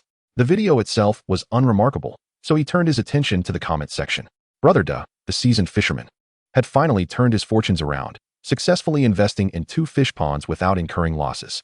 Indeed, congratulations to Brother Da for shedding the label of merely being a financial drain. His comrade, Brother Jun, also managed to succeed for the first time with his investment, a cause for celebration. The villagers were quite amusing. They failed to appreciate the generous benefits Brother Da provided, turning what could have been thousands into merely 5 per fish due to their squabbling. Such a splendid fish wasted. Perhaps there were more than 1 fish at stake, but the others were not captured on film. Furthermore, the pearls were exquisite. If crafted into a necklace, Brother Da would undoubtedly become the next great fishing magnate. Chapter 131. Sister, have you received benefits from someone? The new day dawned, and the reservoir was not as bustling as the previous day, yet the number of anglers remained unchanged. After a night of water release, 2 of the 3 fish ponds were now full, leaving just 1 final pond to be filled. The yellow-fleshed carp pond was completed, granting 10,000 farmed pufferfish, non-toxic, edible. Chen Guang was surprised that the final fish species turned out to be pufferfish. Speaking of pufferfish, it is indeed a peculiar creature, existing as both freshwater and saltwater fish. Known as one of the 3 delicacies, it also contains potent toxins. Many crave its taste, yet fear the risk of poisoning. Only highly experienced chefs dare to prepare this dish, rendering it extraordinarily expensive. After all, those chefs risk their lives to prepare it, as they must sample the dish themselves to ensure it is safe before serving it to customers, justifying the exorbitant price. However, with the advent of farmed pufferfish, which have been genetically modified to significantly reduce toxicity, it can now be said that they are virtually non-toxic. The number of people consuming pufferfish is gradually increasing. The toxicity of pufferfish primarily resides in its blood, but with careful processing, farmed pufferfish are unlikely to cause poisoning incidents. Moreover, the system indicates that they are non-toxic, alleviating any concerns about the safety of consuming the pufferfish he raised. If pufferfish, known as one of the 3 delicacies, could be widely cultivated and brought to the public's dining tables, it would indeed be a positive development. Everyone has heard of the exquisite taste of pufferfish. Yet how many have truly experienced it? For those who crave its delicacy but fear its deadly toxicity, the dilemma is palpable. They cannot risk their lives for a mere taste. Despite the fact that farmed pufferfish are now nearly non-toxic, ingrained perceptions still deter many from attempting to try it. Chen Guang was unsure whether raising pufferfish would be profitable, but since the system provided the opportunity, he decided to cultivate them for enjoyment. Even if he did not earn a profit, at worst, he would only incur some expenses for fish feed. A sleek black G-Class came to a halt at the entrance of the courtyard, and Tian Meili and Qin Xing emerged from the vehicle, arms laden with gifts. Both women were fashionably attired, looking more like socialites than anglers. Boss Chun, we've been quite busy these past few days and haven't had the chance to visit. Please accept this token of our appreciation, a small gift to express our gratitude. Qin Qing said with a cheerful smile as she handed the gift to Chen Guang. You are far too kind. This is merely part of my duties. I cannot accept such generous gifts. Chen Guang hastily declined. As the saying goes, one must repay a life-saving grace with their own life. If you refuse our gifts, are you implying that you wish for Mei Li to offer herself in return? Qin Qing teased, her eyes sparkling. It wouldn't be out of the question. Boss Chen is quite handsome and dashing, and with such a substantial fish pond, he could be considered a suitable match for our Mei Li. Since you refuse our gifts, I shall take it upon myself to betroth Mei Li to you. At this, Tian Mei Li's cheeks flushed crimson, and she quickly grasped Qin Qing's arm. You silly girl, what nonsense are you spouting? What nonsense? You two have feelings for each other. And as your best friend, I must assist you. Qin Qing pouted, feigning innocence. This girl was becoming increasingly enthusiastic, causing Tian Mei Li to hastily cover her mouth. Then, blushing, she turned to Chen Guang and said apologetically, Boss Chen, my friend simply enjoys making jokes. Please do not take offense. I don't mind. Your friend is quite cheerful. Chen Guang replied, genuinely unbothered. After all, a charming and affluent young woman willing to offer herself in such a manner would be an opportunity he could hardly refuse. Such a wonderful best friend should be celebrated. I'm not joking, Qin Qing insisted, not relenting. After freeing herself from Tian Mei Li's grasp, she gestured dramatically. Look at my best friend. She is both the figure and the looks. Do you not feel moved, Boss Chen? Moved? Of course. Chen Guang thought. What should I do if I'm attracted to both of you? Qin Qing, it seems you're asking for a beating, Tian Mei Li declared, raising a delicate hand as if to chase after her friend. Oh dear, someone's little secret has been exposed, and now they wish to silence me. Qin Qing teased, darting away as she made her escape. Tian Mei Li, flustered and embarrassed, typically would not pursue her friend, but the awkwardness of remaining behind compelled her to chase after her. Qing Qing, what nonsense were you just saying? Outside, Tian Mei Li firmly grasped Qin Qing's back and looked at her with a feigned fierceness. Where have I been talking nonsense? Wasn't I just trying to help you? You claim you're already in your 20s. Isn't it time to find a boyfriend? And you have the audacity to criticize me? As if you have a boyfriend yourself. Hee hee, aren't I younger than you? If you don't seek a boyfriend, how would anyone dare to approach you? You're merely 2 months my junior. Does that imply that once you find a boyfriend, you will do so within those 2 months? Indeed, with my charm, acquiring a boyfriend would be a matter of mere moments. I assure you, I won't hinder you, Sister Molly. Find your own partner. I won't just settle for someone I'm not fond of as my boyfriend. Tian Mei was truly exasperated with her good friend, feeling as though she was the one being a hindrance. Aren't I already helping you? Qin Qing chuckled. I think Boss Chen is quite suitable, handsome and affluent, and most importantly, he owns a fishing ground. Molly, you love fishing. It's a match made in heaven. Stop right there. I meant for you to find someone for yourself. Not for me. Tian Mei interrupted. Finding someone for myself isn't out of the question. Qin Qing nodded thoughtfully, then quickly shook her head. Though Boss Chen is indeed quite appealing, I can't just snatch my best friend's man. That wouldn't be appropriate. Wait a minute. When did he become my man? Tian Mei felt as though the sky was collapsing. How could she not even know about this? That is not important, she thought, wanting to retort that if that were unimportant, then what was? But she saw Qin Qing continue. What matters is that he has kissed you and touched you. You are already his woman. Do you think this is ancient times? Tian Mei was utterly dismayed. She began to suspect whether her friend had received some kind of benefit from someone. The last time with the CPR incident, she had pretended to be incapable, deliberately letting Chen Guang help her. Chapter 132. The boat hasn't even set sail, and you're already seasick? Yet, in this instance, she had indeed wronged Qin Qing. At that time, she genuinely had the intent but lacked the strength, and not having someone help her with CPR was already commendable. Qing Qing, you truly are my dear friend. Why are you so eager to push me towards another man? Tell me, do you have some ulterior motive with him? Tian Mei fixed her piercing gaze on Qin Qing, as if trying to discern the truth from her eyes. For heaven's sake, we are the best of sisters. How could you accuse me? Qin Qing feigned a hurt expression. I merely think that Boss Chen is genuinely a good match for you, and I wanted to lend a hand, yet you suspect me. Oh, how it grieves me. Stop pretending to be pitiful in front of me. If you truly believe Boss Chen is good, then go for it. Don't involve me. Tian Mei scoffed lightly, refusing to be swayed by her friend's faux sorrow. If I go for it, then I shall. But dear sister, do not regret it later. Qin Qing pouted, her face revealing a dreamy expression as she murmured, 8-pack abs, solid pectorals, and that perfect bicep. It would be quite delightful to fall asleep touching him every night. Wouldn't it? Since my sister is uninterested, perhaps I could pursue him myself. Chen Guang is quite handsome and has an impressive physique. Such a man undoubtedly possesses great vigor, aligning perfectly with Qin Qing's aesthetic tastes. Hey, girl, could you wipe the drool from the corner of your mouth? It's rather embarrassing, you know? Despite Tian Moli's resolute refusal, the moment she noticed her good friend seemed genuinely interested, a pang of discomfort struck her heart. Is it that obvious? Qing, fully aware she was not drooling, nonetheless humorously wiped the corner of her mouth. She knew her friend, who had grown up alongside her. All too well. Beneath her seemingly cold exterior, she was a warm-hearted person, merely unskilled in expressing her emotions, hiding her fervor behind a facade of indifference. Let us go. We should head inside to find Boss Chen. Qing thought she would tease her friend a bit more, and promptly pulled Tian Moli back into the courtyard. Hello, ladies. I brought back the fishing gear and tackle boxes you left last time. They're inside, and you can fetch them whenever you like. Upon seeing Tian Moli and Qing return, Chen Guang assumed they were there to retrieve their equipment, so he brought it up. Generally, quality gear for catching large fish would cost thousands, if not more. Although he was unaware of the exact price of the equipment they had left behind, it would likely not be cheap, making their return quite reasonable. Boss Chen, we're not in a rush about the gear. Qing deftly shifted the topic. I heard you have a boat here.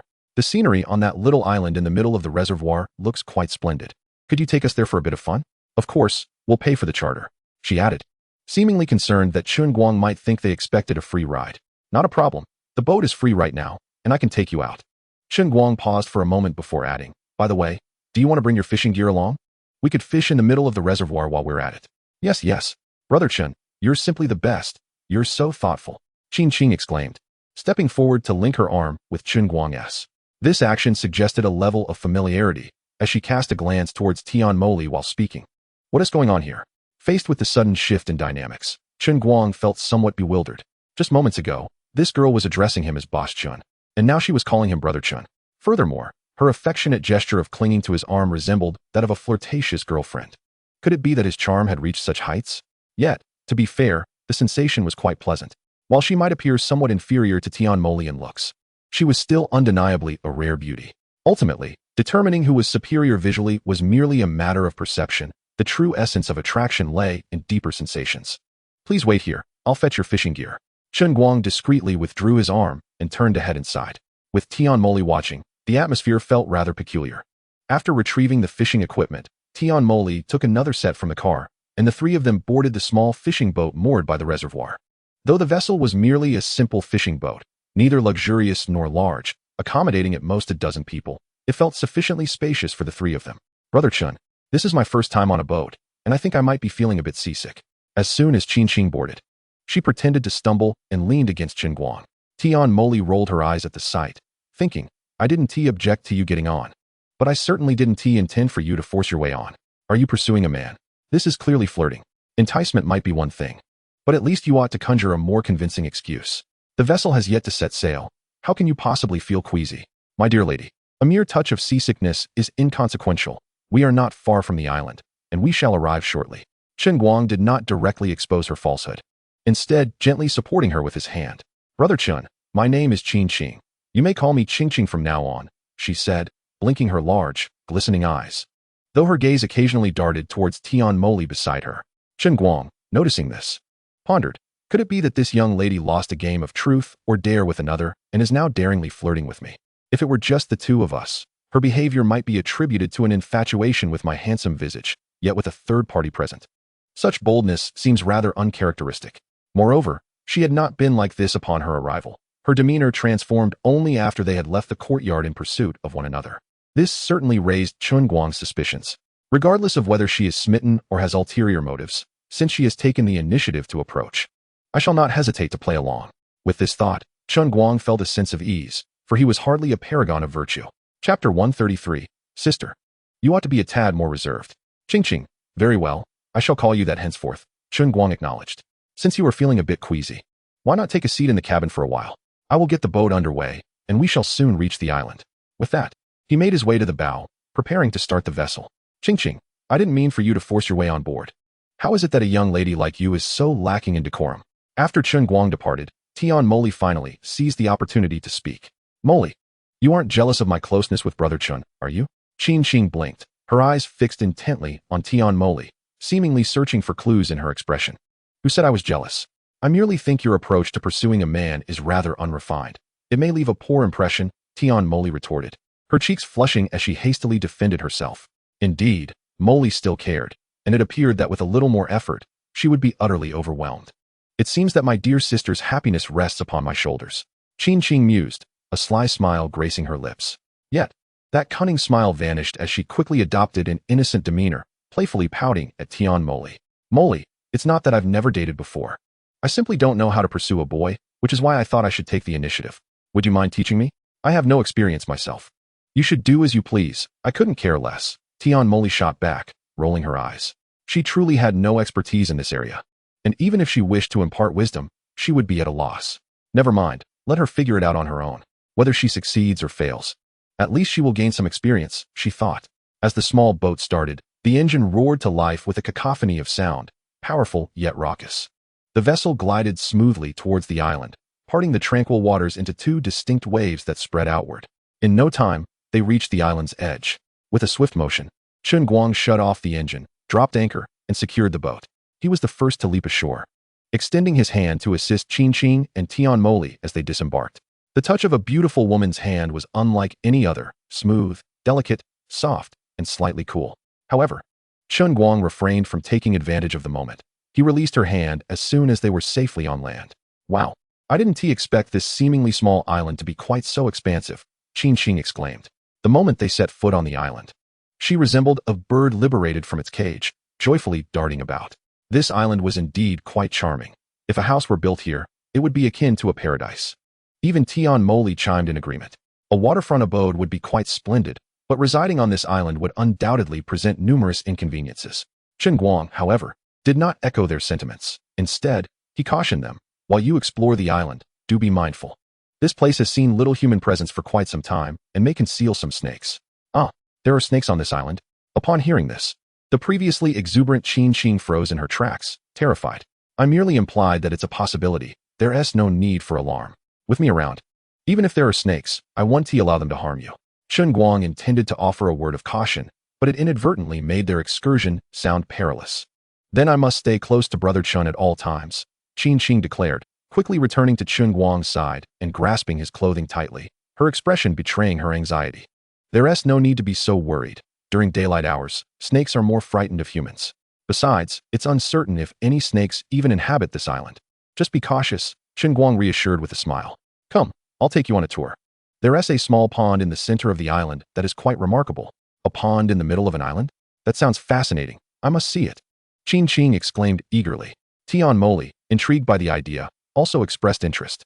Although a small island within a reservoir isn't entirely uncommon, a pond situated at its center was indeed a rarity they had yet to encounter. Upon arrival at the pond, they were captivated by its clarity, reminiscent of spring water. I can't believe there is such a large, deep pond on this island. It's simply astonishing. I wonder how it was formed. The pond was surrounded by stones. Its water exceptionally clean, and its depth suggested by the rich hue of the liquid, resembling a grand stone spring. Wow, there's a large, flat stone beside the water. Sitting there with my feet in the water would be incredibly delightful. With that, Qin Qing, like an exuberant child, leapt onto the stone she had pointed out earlier, removed her shoes, and dipped her long, slender legs into the water. Ah, it's so refreshingly cool. This feels absolutely delightful, Qin Qing exclaimed, her face radiating joy as she beckoned to Tian Moli. Moli, come quickly. You must try it. It's truly wonderful. I think I shall pass. If it weren't for Brother Chen's presence, I might have considered it. Moreover, her attire was not suited for such an activity. Wearing stockings made the idea of removing them in front of Chen Guang quite awkward. By the way, Brother Chen, are there any fish in this pond? I'd love to try fishing here for a while. Although Tian Moli had not intended to fish today, Qin Qing's insistence on visiting the island had led to this unexpected opportunity. There are fish. I released some when I stocked it, though not any large ones. In truth, Chen Guang had not placed any fish in the pond, but since Tian Moli wished to try her hand at fishing, he could easily introduce some now. Tian Moli chose the large stone slab as her fishing spot, not far from Qin Qing, who was seated by the water's edge, indulging in a foot soak. Chen Guang stood nearby, his gaze drifting between the two beautiful women, who certainly made the scene far more enjoyable than it would have been otherwise. Moli, why don't you give it a try? This foot soak is incredibly soothing. It would be even more delightful if we could have some little fish for a pedicure, Qin Qing said with a look of pure bliss, squinting slightly as she spoke to Tian Moli. Even if there were little fish, they would surely be scared away by your stinky feet. What makes you think you can rely on them for a foot massage? Tian Moli teased with a smile. Do you think this is a fish spa? If the fish in a pond could give foot massages, who would ever go to a spa? Everyone would just flock to the pond for their treatments, she continued, her playful banter flowing effortlessly. Stinky moly, your feet are the real stinky ones. Mine smell delightful. Chen Qing exclaimed, feigning anger as she splashed water with her feet, sending droplets flying. Yes, yes, your feet smell delightful, even more so than pigs' trotters. Anyone who sees them would want to take a bite. Tian Moly quickly chimed in. Stinky moly, I'm done playing with you. I'm going to find Brother Chen. Chen Qing declared, lifting her feet to put on her shoes before striding over to Chen Guang. She had only been soaking her feet for amusement. It was not as comfortable as she had claimed, merely an excuse to play in the water. As Chen Guang heard Chen Qing mention how much more enjoyable it would be with little fish for a foot massage, a thought suddenly struck him. Could he perhaps create a similar fish spa? Construct a pond akin to a swimming pool, filled with small fish that could offer not only foot massages but full body treatments as well. After all, it wouldn't cost too much. And even if no one else came, he could still enjoy it himself. He recalled his childhood visits to a reservoir where minnows would nibble at his body, a sensation that had indeed been quite pleasant. However, this particular location was certainly not suitable. Perhaps in the future, if he could relocate, he could explore this idea further. Brother Chen, what are you thinking so deeply about? Chen Qing approached him, casually linking her arm with his and giving it a playful shake. An action she was completely unaware of. I was pondering some fish-keeping matters, Chen Guang replied, finally breaking his train of thought. Brother Chen, you really are serious. Even while out having fun, you're thinking about how to keep fish. Chen Qing flashed a naive and cheerful smile. When we go out to play, we should really enjoy ourselves. Take me to explore the island. Sure. Should we call your friends? Chen Guang suggested, glancing over at Tian Moly. No need. Moly prefers peace and quiet, and doesn't like to move around. We can find her after we finish exploring, Chen Qing said, pulling him along before he could respond further. Could it be that this little girl is genuinely interested? Tian Moly mused to herself as she watched Chen Qing and Chen Guang disappear into the distance. Wow. I didn't expect there to be so many peach trees on this island. What a pity they are already bearing fruit now. Had we come earlier, we might have seen a blooming peach blossom island. That sight must have been breathtaking. The two reached the other side of the island, where a small peach orchard stood, and gazing at the unripe peaches, Chen Qing expressed her disappointment. Chen Guang remained silent, merely observing as Chen Qing flitted about like a joyful little bird. Is this a plum? It's so small, yet already a vibrant red. I wonder if it's tasty, she said, plucking a glossy red plum and popping it into her mouth. Yikes! This plum is really sour. The moment she bit down, an intense tartness flooded her mouth, and she quickly spat it out. Ching ching, it's not yet the season for plums to ripen, so the one you just picked was unripe. The reason it's red is simply because that's its natural color, Chen Guang explained, chuckling at her reaction. Brother Chen, you knew the plum wasn't ripe, and still let me pick and eat it without a word of warning. How could you be so mischievous? Qing Qing pouted, feigning indignation. I was going to warn you, but you were so eager and quick that you popped it in your mouth before I could say anything, Chen Guang replied, genuinely having intended to caution her. I see you're just a troublemaker. Qing Qing huffed, looking irritated, though her expression softened almost immediately as she resumed her playful antics. Wow, there's a bird's nest up there. I wonder if there are any eggs inside, Qing Qing exclaimed, seemingly determined to investigate her hypothesis. Without hesitation, she began to climb the tree. Wait, what are you doing? Chen Guang was taken aback by her sudden ascent and rushed forward to stop her. I want to see if there are any bird eggs in the nest, Qing Qing retorted, her tone suggesting it was the most natural thing in the world. It's fine. The tree isn't very tall, and I used to climb trees all the time as a child. It's not dangerous. But don't you remember you were wearing a skirt today? Chen Guang softly reminded her, though he was no longer inclined to stop her from climbing. You better close your eyes.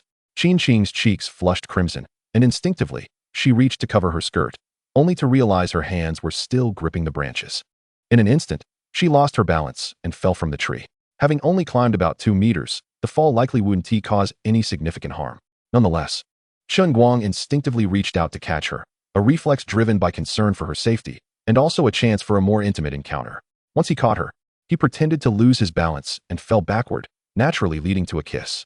Such scenes were common on television, where a mishap would result in the male and female leads locking lips with uncanny precision. The likelihood of such an occurrence was indeed quite low. Rather than relying on chance, it was far more prudent to orchestrate the unexpected, ensuring a 100 chance of a surprise.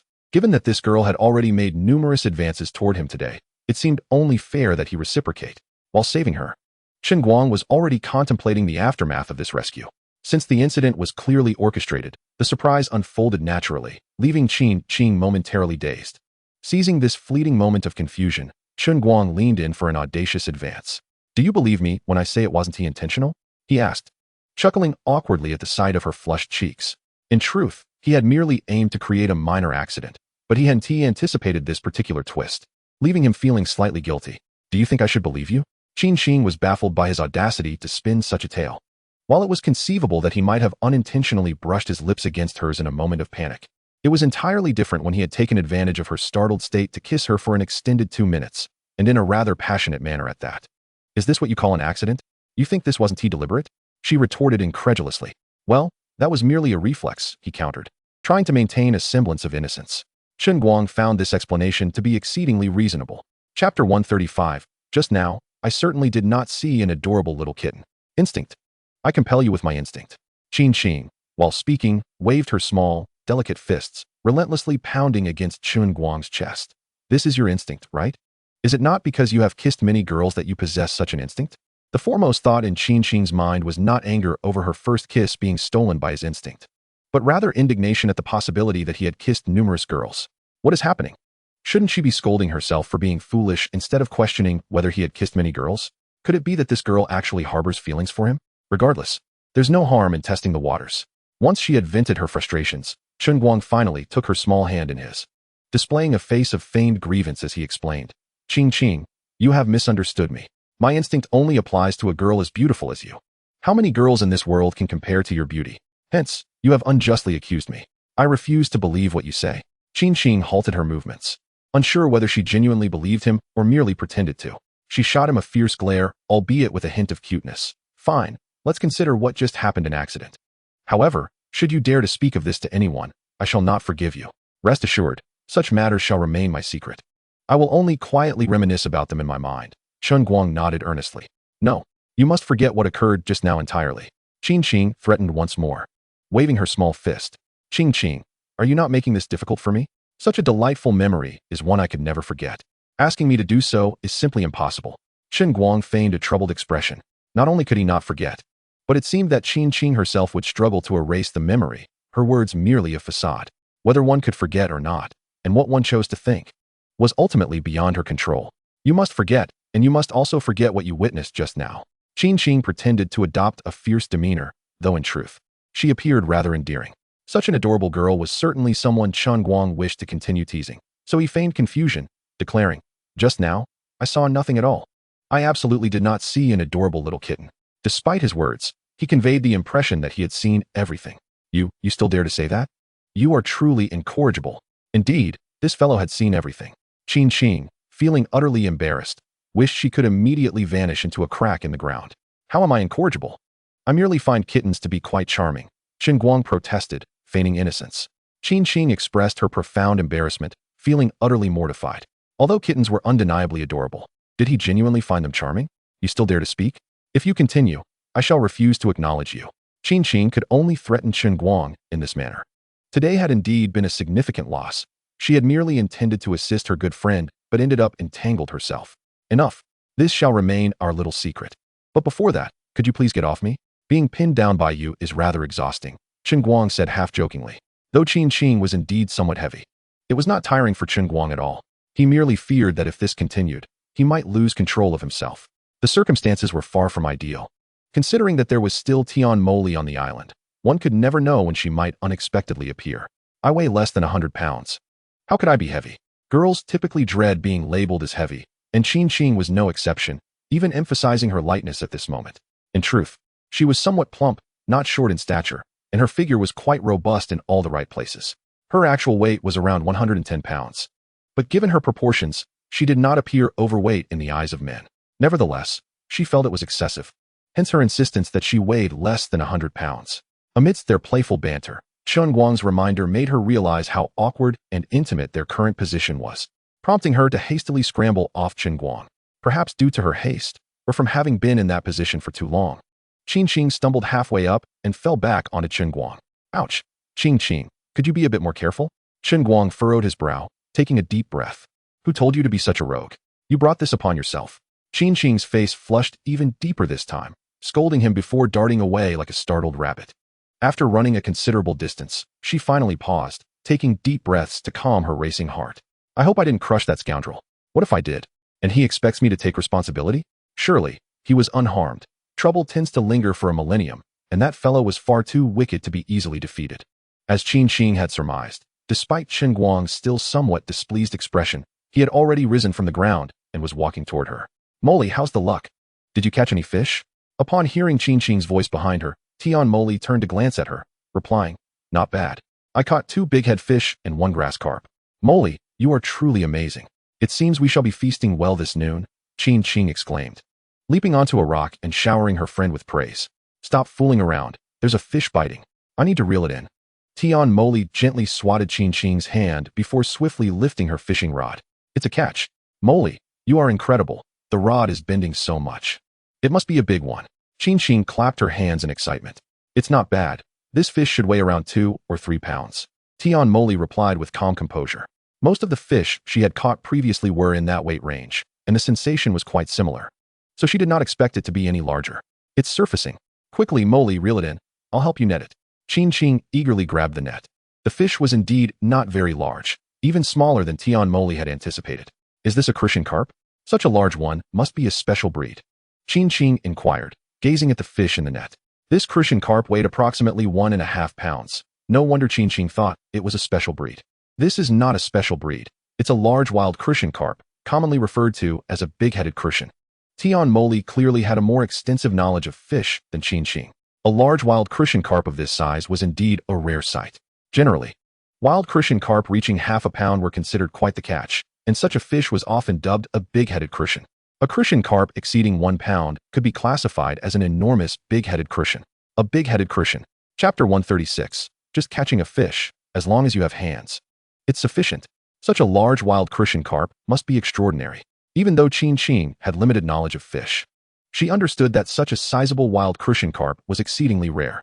Indeed, a wild crucian carp of this magnitude could be deemed a giant, and Chen Guang, the proprietor of a fish pond renowned for its giants, certainly had such remarkable specimens. Tian Molly's words were spoken from the heart. While they initially seemed trivial, Qin Qing, upon hearing them, suddenly found her face flushed crimson, as if some thought had struck her. Qin Qing, what is the matter with you? Why has your face turned so red all of a sudden?" Tian Molly inquired, her brow furrowing with confusion. "Oh, it's nothing. Perhaps it's just the heat of the weather," Qin Qing hurriedly replied. "Molly, considering how hot it is, you've nearly caught enough fish. Shall we head back?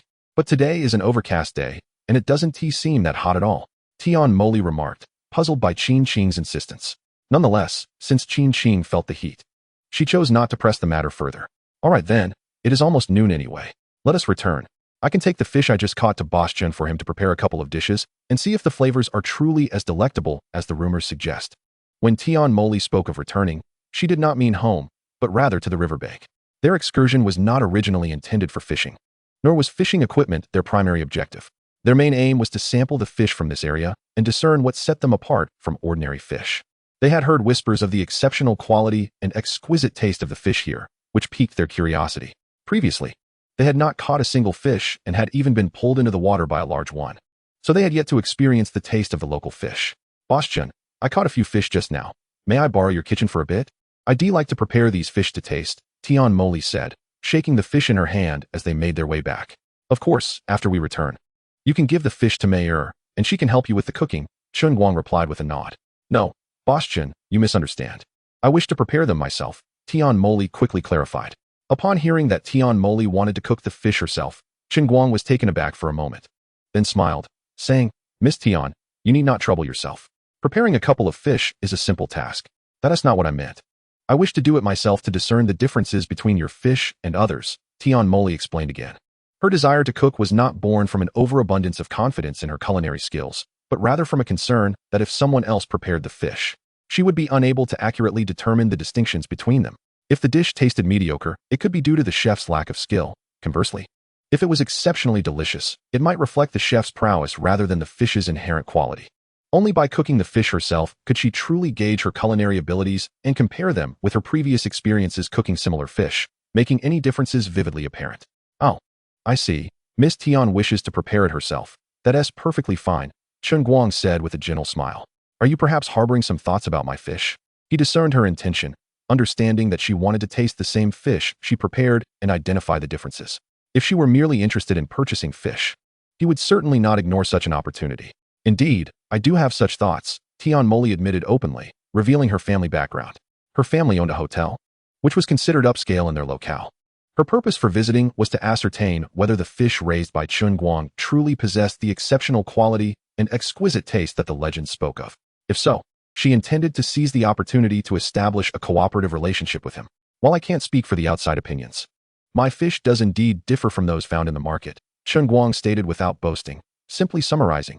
Of course, my words are not the final word. After you taste it yourself, you will understand. Upon returning home, Chen Guang guided Tian Moli to the kitchen. Despite her appearance as a delicate young lady, her adept movements revealed her to be someone accustomed to cooking.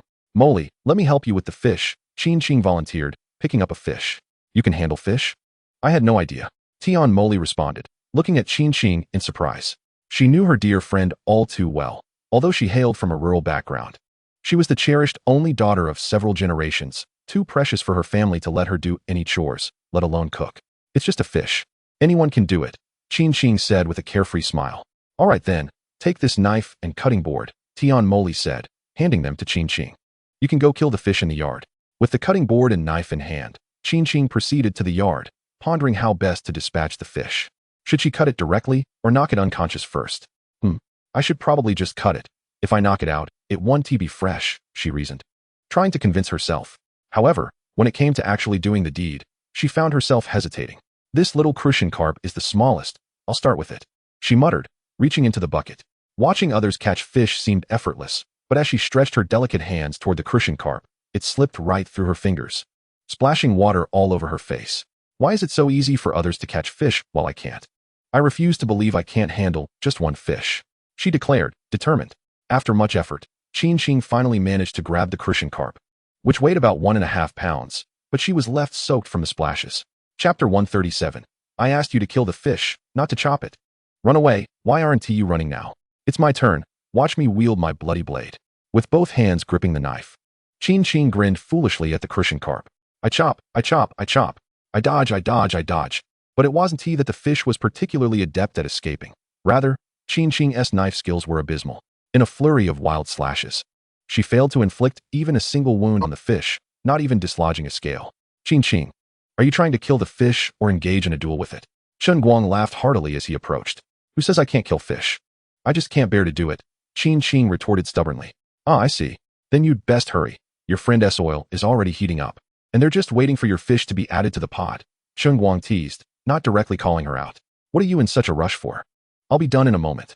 Having boasted so confidently, Qin Qing naturally would not admit her inability to kill a fish. I chop, I chop. I chop, chop, chop. I dodge, I dodge, I dodge, dodge, dodge. Oh no, I didn't dodge in time. Finally, Qin Qing struck the crucian carp with her knife. The blade sank 3 inches into the flesh, and the fish, pinned to the cutting board, began to thrash violently, its blood mingling with water and splattering Qin Qing's face.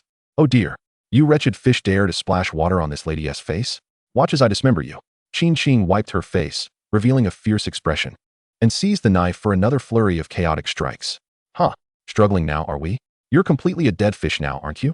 After her wild onslaught, the fish was indeed lifeless. Though the fish remained whole, it was riddled with wounds, as if multiple deep cuts had been made across its body. With its tail nearly severed, hanging by a mere strip of skin. Didn't you say that Jasmine was waiting for the fish to be cooked? It's ready for you to take to her now, Qin Qing said with an air of pride. Her demeanor suggested, isn't it just killing a fish? I wield the knife with finesse. For her, others' methods of killing fish hardly qualified. Her approach was the true art of fish slaughter, having accomplished nothing beyond simply killing it. Qing Qing, are you certain it's fine to take the fish like this? Are you sure you don't want to remove its scales, entrails, or gills? Chen Guang teased with a smile. Hee, it's your fault for urging me on. I got so flustered I forgot, Qin Qing replied with an awkward chuckle. I'll take care of it now. Where should I start? She wanted to begin, but was at a loss. Let me handle it. You should sit on the nearby stool and rest, Chen Guang said, taking the knife from her hands. At this moment, Qin Qing ceased her bravado and took the opportunity to sit down on the stool and rest. She had thought killing a fish would be a simple task, but upon attempting it, she discovered how challenging it truly was. Normally, removing the scales from a fish is quite straightforward. One merely needs to hold the head and push the knife from the tail upwards. Then flip it over and repeat the process, and most of the scales would be removed. However, the crucian carp had been so mangled by Qin Qing that she could only resort to using her hands to scrape off the scales. Nevertheless, Chen Guang quickly removed all the scales, then took out the gills, made an incision in the belly, and successfully extracted the entrails. Fortunately, the fish's gallbladder had not ruptured due to Qin Shing's reckless hacking. Despite its less than appealing appearance, it remained fit for consumption. Chen Guang did not hand the remaining fish back to Qin Shing to continue her chaotic work. Instead, he meticulously processed it himself, from scaling to gutting and slicing. His movements were fluid and aesthetically pleasing. Qin Shing was taken aback, realizing that fish could be prepared so elegantly, and she found herself mesmerized. Only when Chen Guang had finished processing all the fish and called her to take them to Jasmine in the kitchen did she snap back to reality. Except for the first crucian carp, which looked somewhat tragic, the fish Chen Guang had handled, whether in fillets or whole, appeared exceptionally well prepared. Jasmine, I've taken care of the fish you wanted, Qin Shing announced proudly as she entered the kitchen with the prepared fish. What do you think? Am I impressive? I told you killing a fish is a simple task as long as you have hands.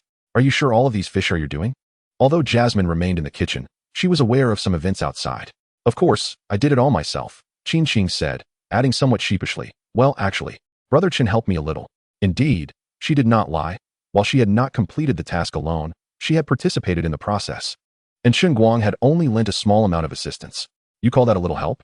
Jasmine chuckled, not exposing her little white lie, and said, not bad. Not bad. I didn't expect you to be so capable, Qing. However, you've made quite a mess while killing the fish. You should wash up and change your clothes before you sit down to enjoy the meal. Oh dear, we didn't bring any spare clothes. How can I change? Forget it, I'll just make do for now, Qin replied, feeling a bit uncomfortable from being splashed, but resigned to her situation. Isn't there a few female employees here? You could borrow something from them temporarily. Once your clothes are dry, you can change back, Jasmine suggested. Right. How did I not think of that? You're so clever, Jasmine. With that, Qin hopped out of the kitchen. Just in time. She found Lon Meyer in the courtyard and approached her to explain that she needed to borrow a piece of clothing temporarily. No problem. But I'm not sure if my clothes will fit you, Lon Meyer said, sizing up Qin. Their heights were similar, but Qin was slightly slimmer. It's fine. I just need something loose for a bit, Qin quickly replied. Currently, Lon Meyer was the only woman in the household, and even if there were others, their clothing would likely be too small. A larger size might not fit perfectly, but at least it would be wearable, whereas a smaller size could be uncomfortable. Chapter 138, almost costing herself.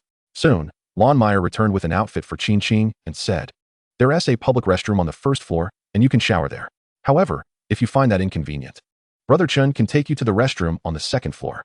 The restroom had a door and a lock, and since it was located within the courtyard, it wasn't actually inconvenient.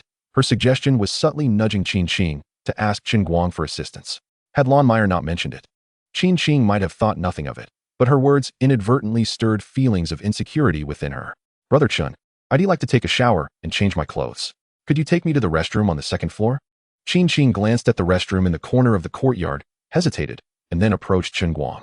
Of course, let us go, Chen Guang nodded, casting a look of appreciation at Lon Meyer as he spoke. This employee was indeed exceptional. Knowing how to create opportunities for the boss to interact with beautiful women, she certainly deserved a proper reward.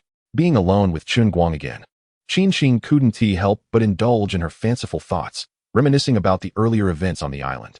As a result of her daydreaming, she didn't notice her footsteps maintaining the same rhythm until she collided with Chen Guang, jolting her back to reality. Qing, so soon again with your affectionate embrace towards your brother? Are you starting to yearn for his kiss again? Chen Guang teased, holding her petite waist tightly. Looking down at her with a playful smirk. A little beauty presenting herself so readily deserved some teasing. It would be a disservice to Lon Meyer's subtle guidance otherwise. Why are you re-talking nonsense? I'm not. Qin couldn't meet Chen Guang's gaze. Her heart racing as she lowered her head and spoke in a barely audible voice. I truly cannot believe it. Let me see if you are lying. Chen Guang slowly lowered his head and deliberately leaned toward her ear, whispering words of an even more shameless nature. At such a moment, Qin surprisingly did not push Chen Guang away. Instead, her face flushed deeper. The situation was undeniably dramatic, and it was imperative to seize the moment and take a further step.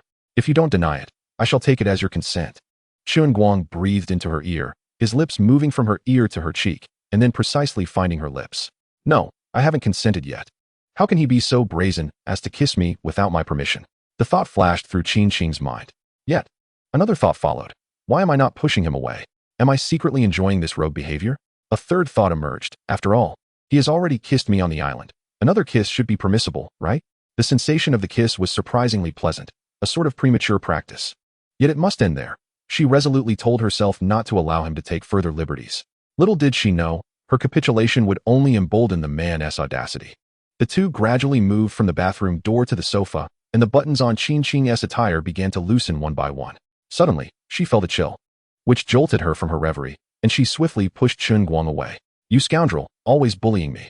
Qing hastily adjusted her clothing to cover herself, casting a resentful glance at Chen Guang. "Qing, how could you misunderstand me so? I merely thought the little kitten was adorable and wanted to take a closer look. I had no intention of bullying you." Chen Guang, showing no sign of embarrassment from being caught, wore an innocent expression as he continued. "I didn't get a good look at the little kitten earlier. I simply wished to observe more closely." In her heart, Qing thought, "Are you really interested in the kitten? You are clearly after what the kitten conceals. No, you rogue, get out. I need to take a shower." Qing seized a cushion and hurled it at Chen Guang, attempting to shoo him away. Initially, she had thought that kissing him briefly would not pose a problem, but as it progressed, she found herself nearly lost in the moment. If she allowed him to see the kitten again, she feared she might not return home today. Chen Guang gently caught the cushion she threw and smiled, saying, "All right, it's such a pity that I haven't had my fill of this delightful little kitten. I'll have to wait until next time." Indeed, it was a pity. He was so tantalizingly close to achieving his goal. However, Chen Guang recognized that he should not press his luck further. The gains he had already made were substantial, and to continue would be overly greedy. Perhaps lingering could yield success, but it also risked leaving undesirable consequences, which would mar the beauty of the encounter. "You scoundrel. If you think there will be a next time, you may as well forget it." Qing's ire was ignited further by his words, and she picked up another cushion to throw at him. This time, Chen Guang did not attempt to catch it. He feigned a hasty retreat instead. "Humph, what a shameless rogue. I've truly lost out this time." Despite her outward display of anger, Qing's true feelings were far more complex. The words she used, though seemingly harsh, bore a playful undertone. In truth, she felt more regretful toward Tian Moli. Her original intent had been to bring the two of them together, only to find herself inadvertently entangled. Had she not awakened so suddenly, by the time Tian Moli realized what was happening, they might have already had a child. "Boss, why are you back so soon? This isn't like your usual style. Should I bring you some good things next time I go shopping?" Just as Chen Guang descended the stairs, he was greeted by the beaming smile of Lon Meyer. "Sister Meyer, do you truly see me as that kind of person? I simply took Qing to the restroom. Do you think I would engage in any nefarious deeds?" Chen Guang proclaimed with feigned righteousness. I understand. Next time, I will surely remember to bring back something nice for you, boss." Lon Meyer continued to smile. "But boss, while you are still young, you must exercise some restraint and take care of your health." Her words clearly indicated her disbelief in Chen Guang's alibi. "Do you really expect me to believe you took 20 minutes just to go to the restroom? That is obviously a lie. You are just reluctant to admit your declining health. Next time, I must remember to buy something nutritious for the boss to help restore his vitality." Chen Guang recognized that no matter how he explained, Lon Meyer would remain skeptical. Chapter 139, Such a Delicious Fish. It would surely be a hit if sold at the hotel. Yet this time, he truly had not engaged in any wrongdoing. If he were to indulge further, he might end up with internal injuries. Since explanations were futile, he would have to find an appropriate opportunity to clarify through actions.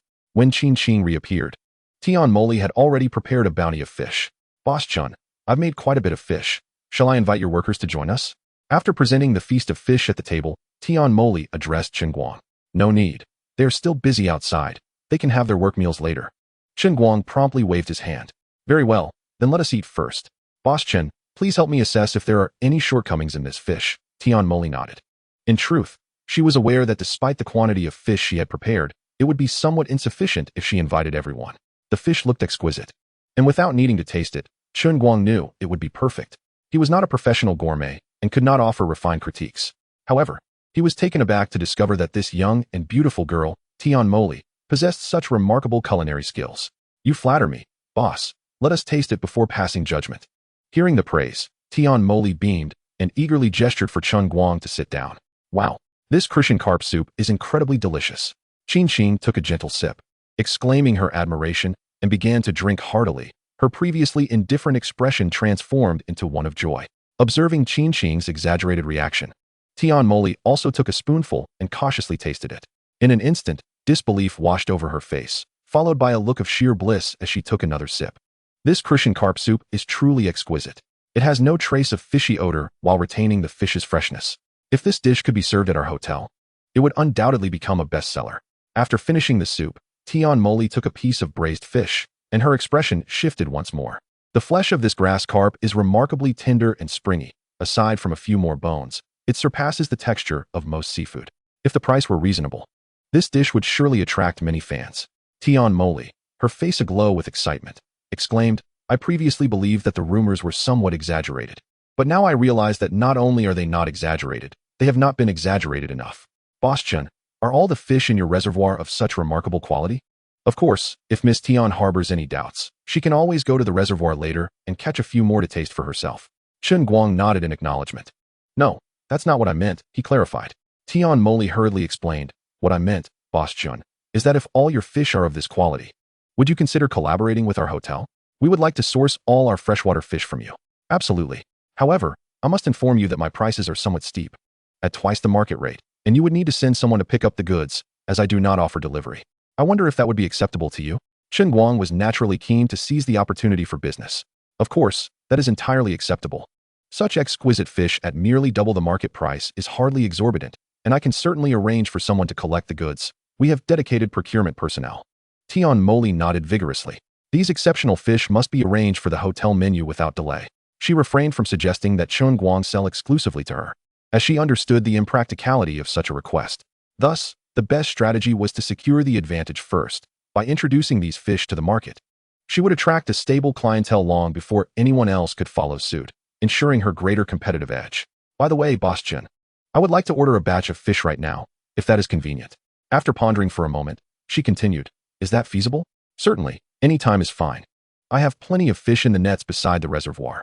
As soon as you express your desire, I can have them netted immediately, Chen Guang affirmed with a nod.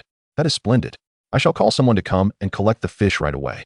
With that, Tian Moli eagerly took out her phone and began to make arrangements.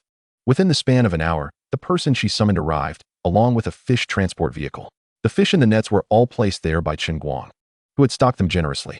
Miss Tian, the majority of the fish in my nets are grass carp and silver carp, along with some bass, perch, and red drum. Their weights predominantly range from 1 to 5 pounds. Which fish would you like, and what size are you looking for? I can have my workers sort them for you shortly, he said, guiding them to the side of the reservoir and pointing to the nets.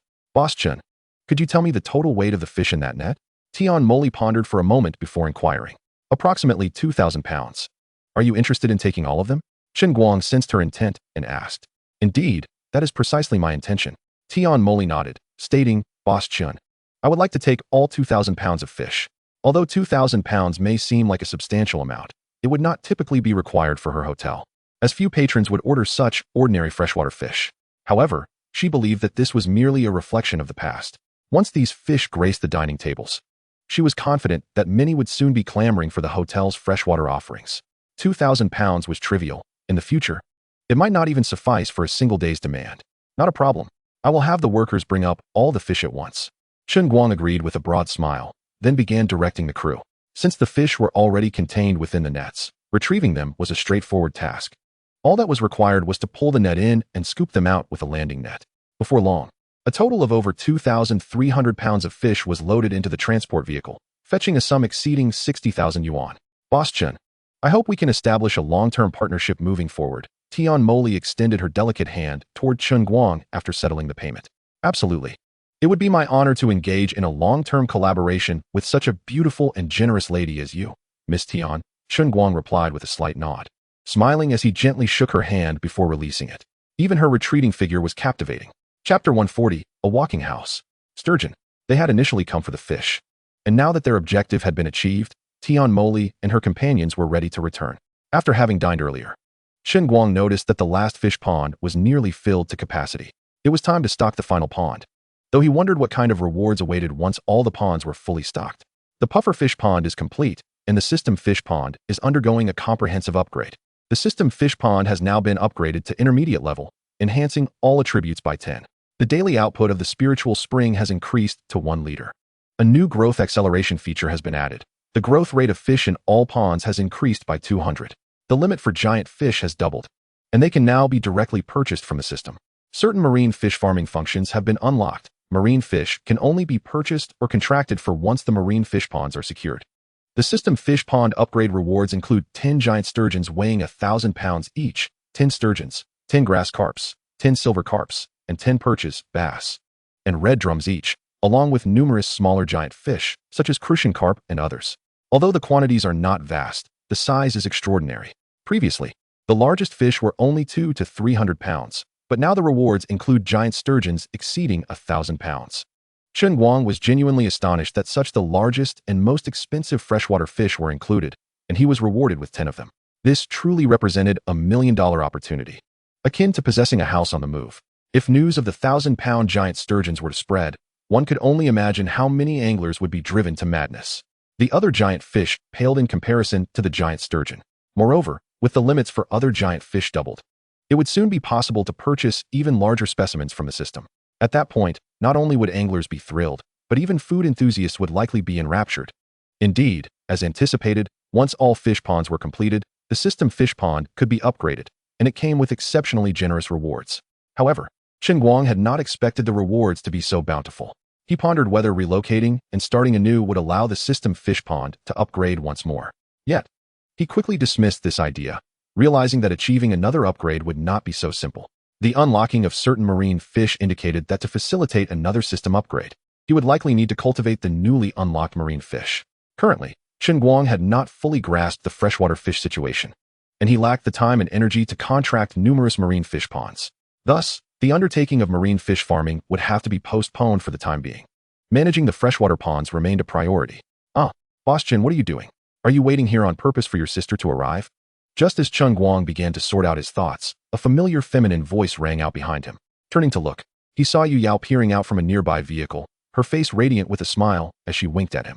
Sister Yao, have you brought another beautiful lady to charm me today?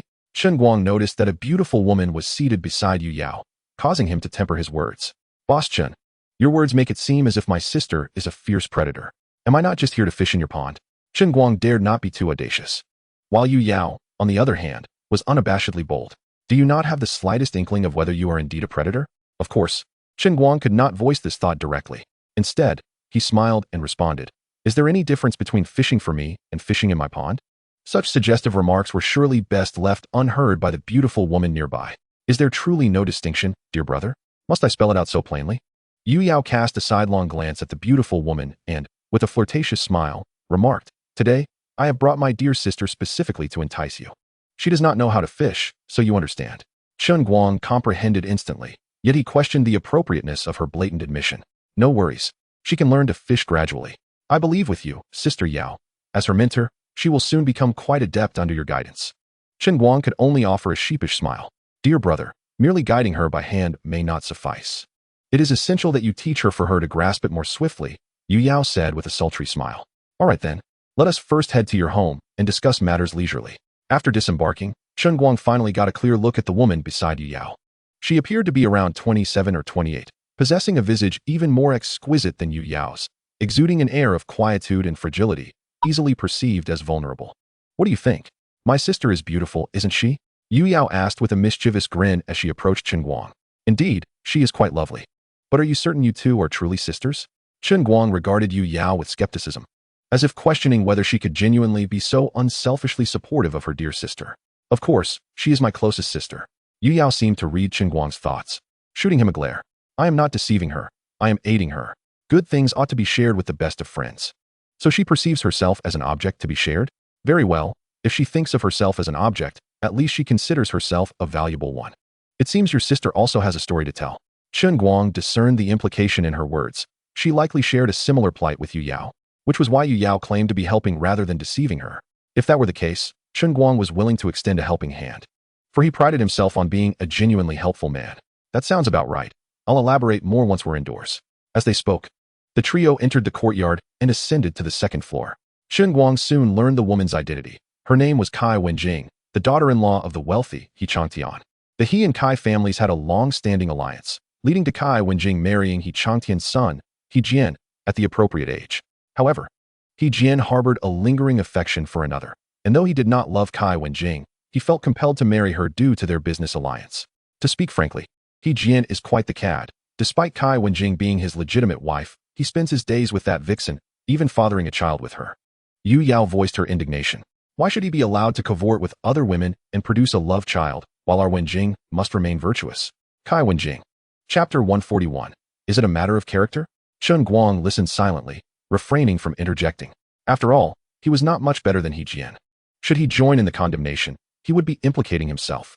The only difference was that He Jian was married, while Chen Guang was not, rendering his actions mere infidelity compared to He Jian's. There existed a significant distinction.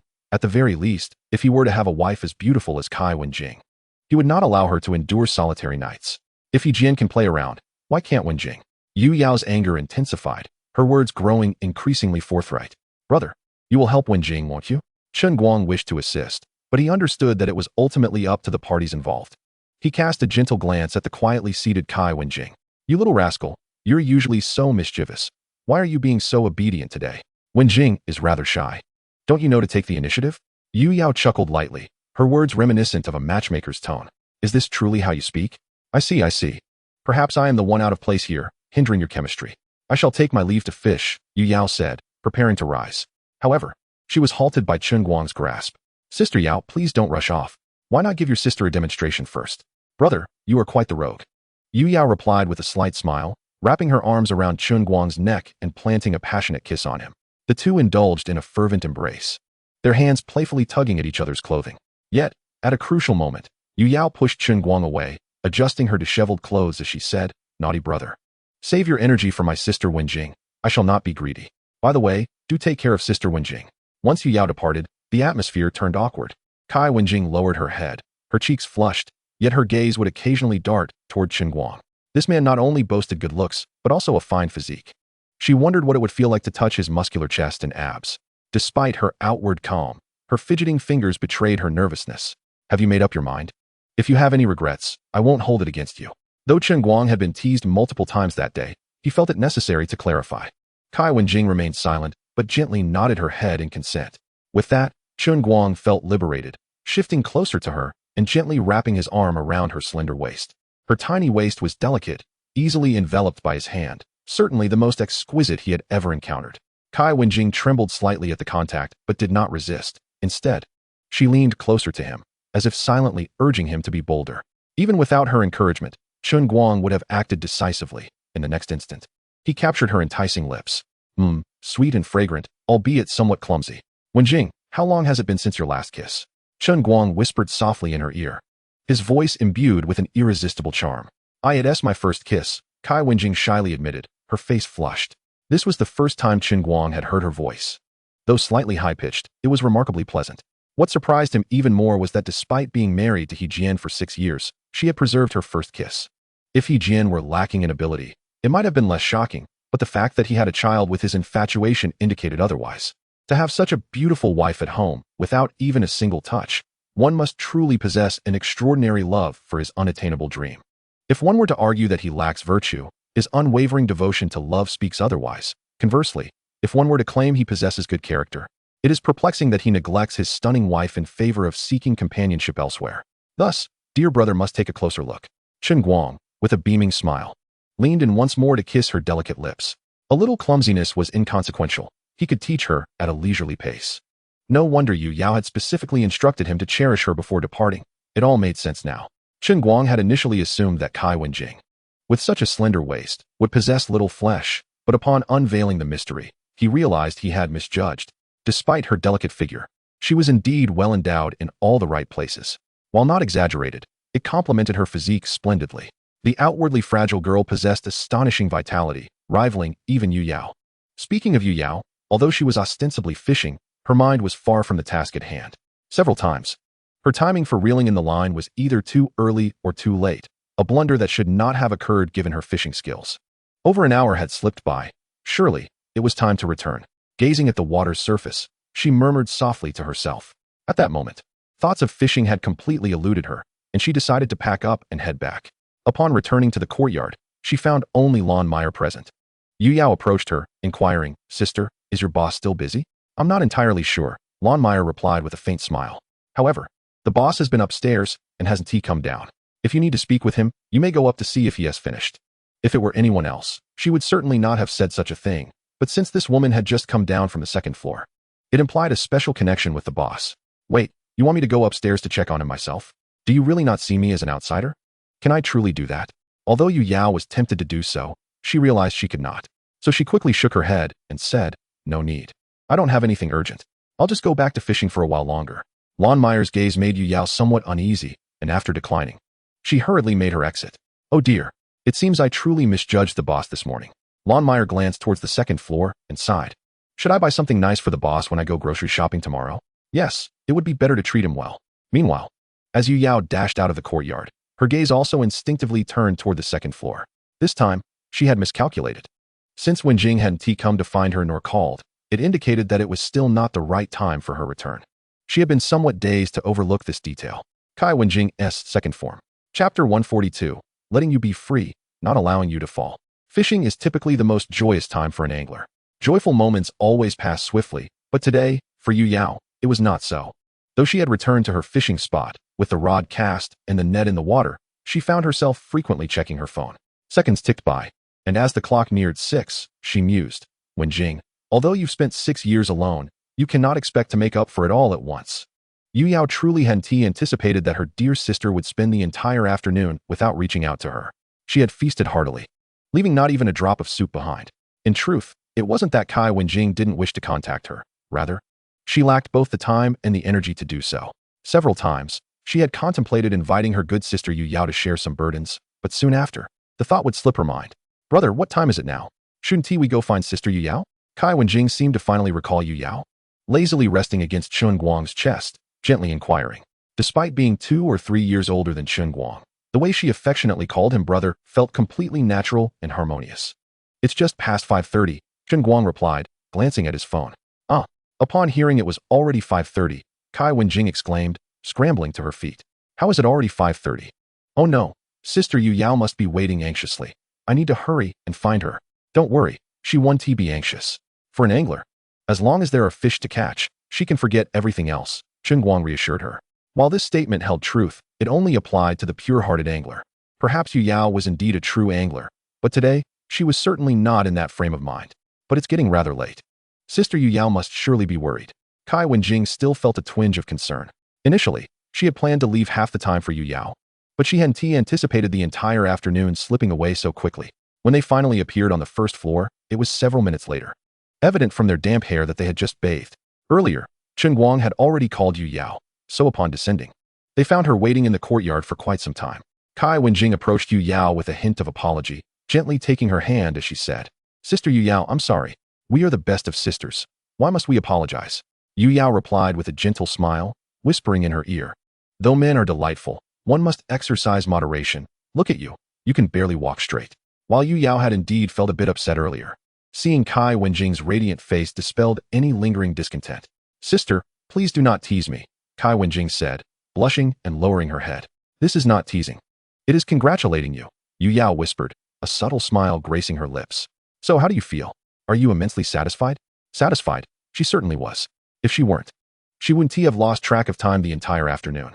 Though Kai Wenjing felt shy, she mustered the courage to softly say to Yu Yao, Sister Yu Yao? Thank you.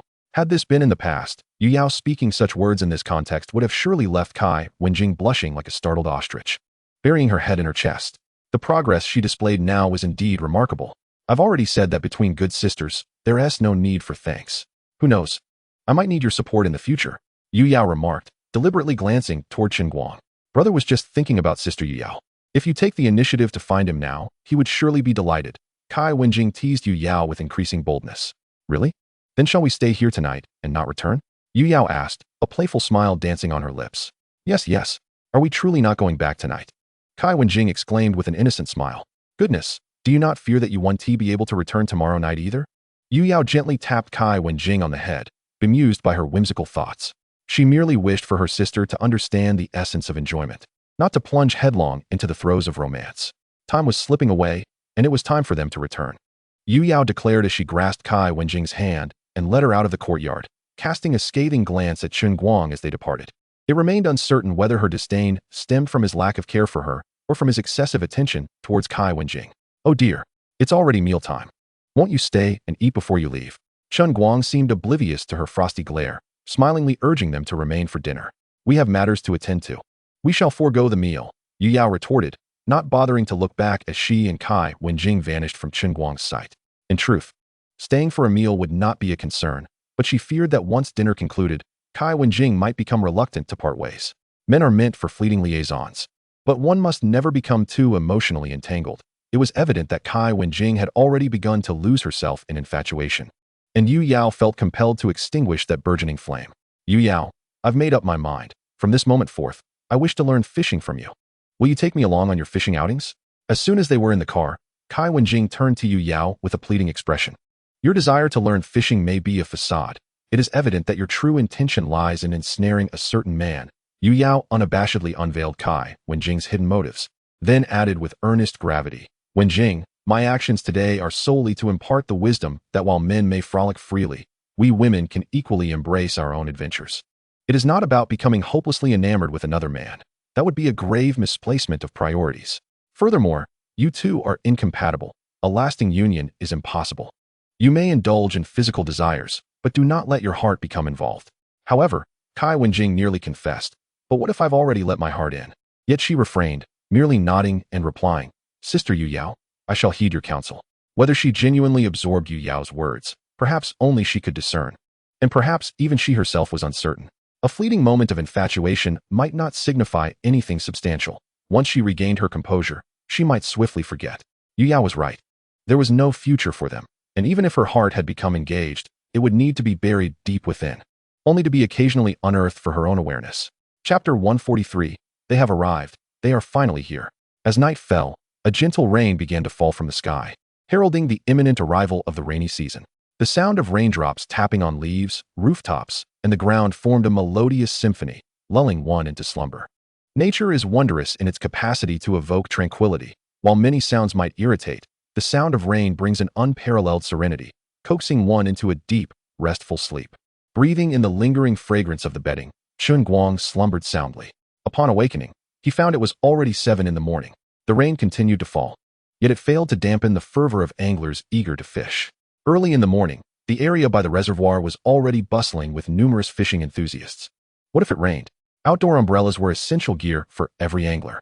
These umbrellas were large and indispensable for setting up a stall. While stall owners utilized them for sun protection, anglers often reserved them for rainy days. Typically, such colorful umbrellas could be seen only occasionally by the reservoir, but this morning, the number of large umbrellas surpassed even the busiest of times. It was unexpected that so many would choose to fish in the rain. It seemed that Grandpa was right. If the quality of fish was good, there would be no shortage of anglers willing to come. As Peng Yang drove to the reservoir, he observed an array of umbrellas in varying shapes and colors dotting the landscape. In that moment, he solidified his resolve. Over the past few days, he had closely observed the scene, noting that many came specifically for the high-quality fish. The number of anglers arriving each day was considerable. If he could acquire a few reservoirs, it seemed he could indeed turn a profit.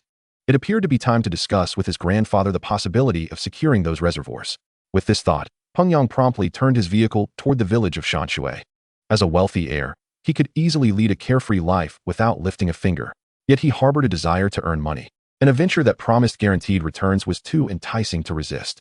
However, he seemed to overlook one fundamental truth. There is no such thing as a guaranteed profit in this world. If there were, it would undoubtedly be a scam. The saying goes, one does not fear a wealthy heir who does nothing, but fears the one who acts recklessly. The phrase wealth does not last beyond 3 generations does not imply that a family will inevitably become prosperous after 3 generations. Rather, it suggests that after 3 generations of poverty, one may find themselves unable to marry, thus ending the lineage. Conversely, wealth does not last beyond 3 generations does not mean that wealthy families will inevitably decline. It refers specifically to those nouveau riches who often lack heritage and indulge in extravagant lifestyles, leading to a gradual decline in each successive generation. Of course, there are exceptions where each generation surpasses the previous one, but those are rare. In such cases, they have transcended the status of nouveau riche and entered the realm of established families. Peng Yang's father belonged to the latter category of nouveau riche. Having finally attained wealth, he catered to his son's every whim, fearing he might face hardship.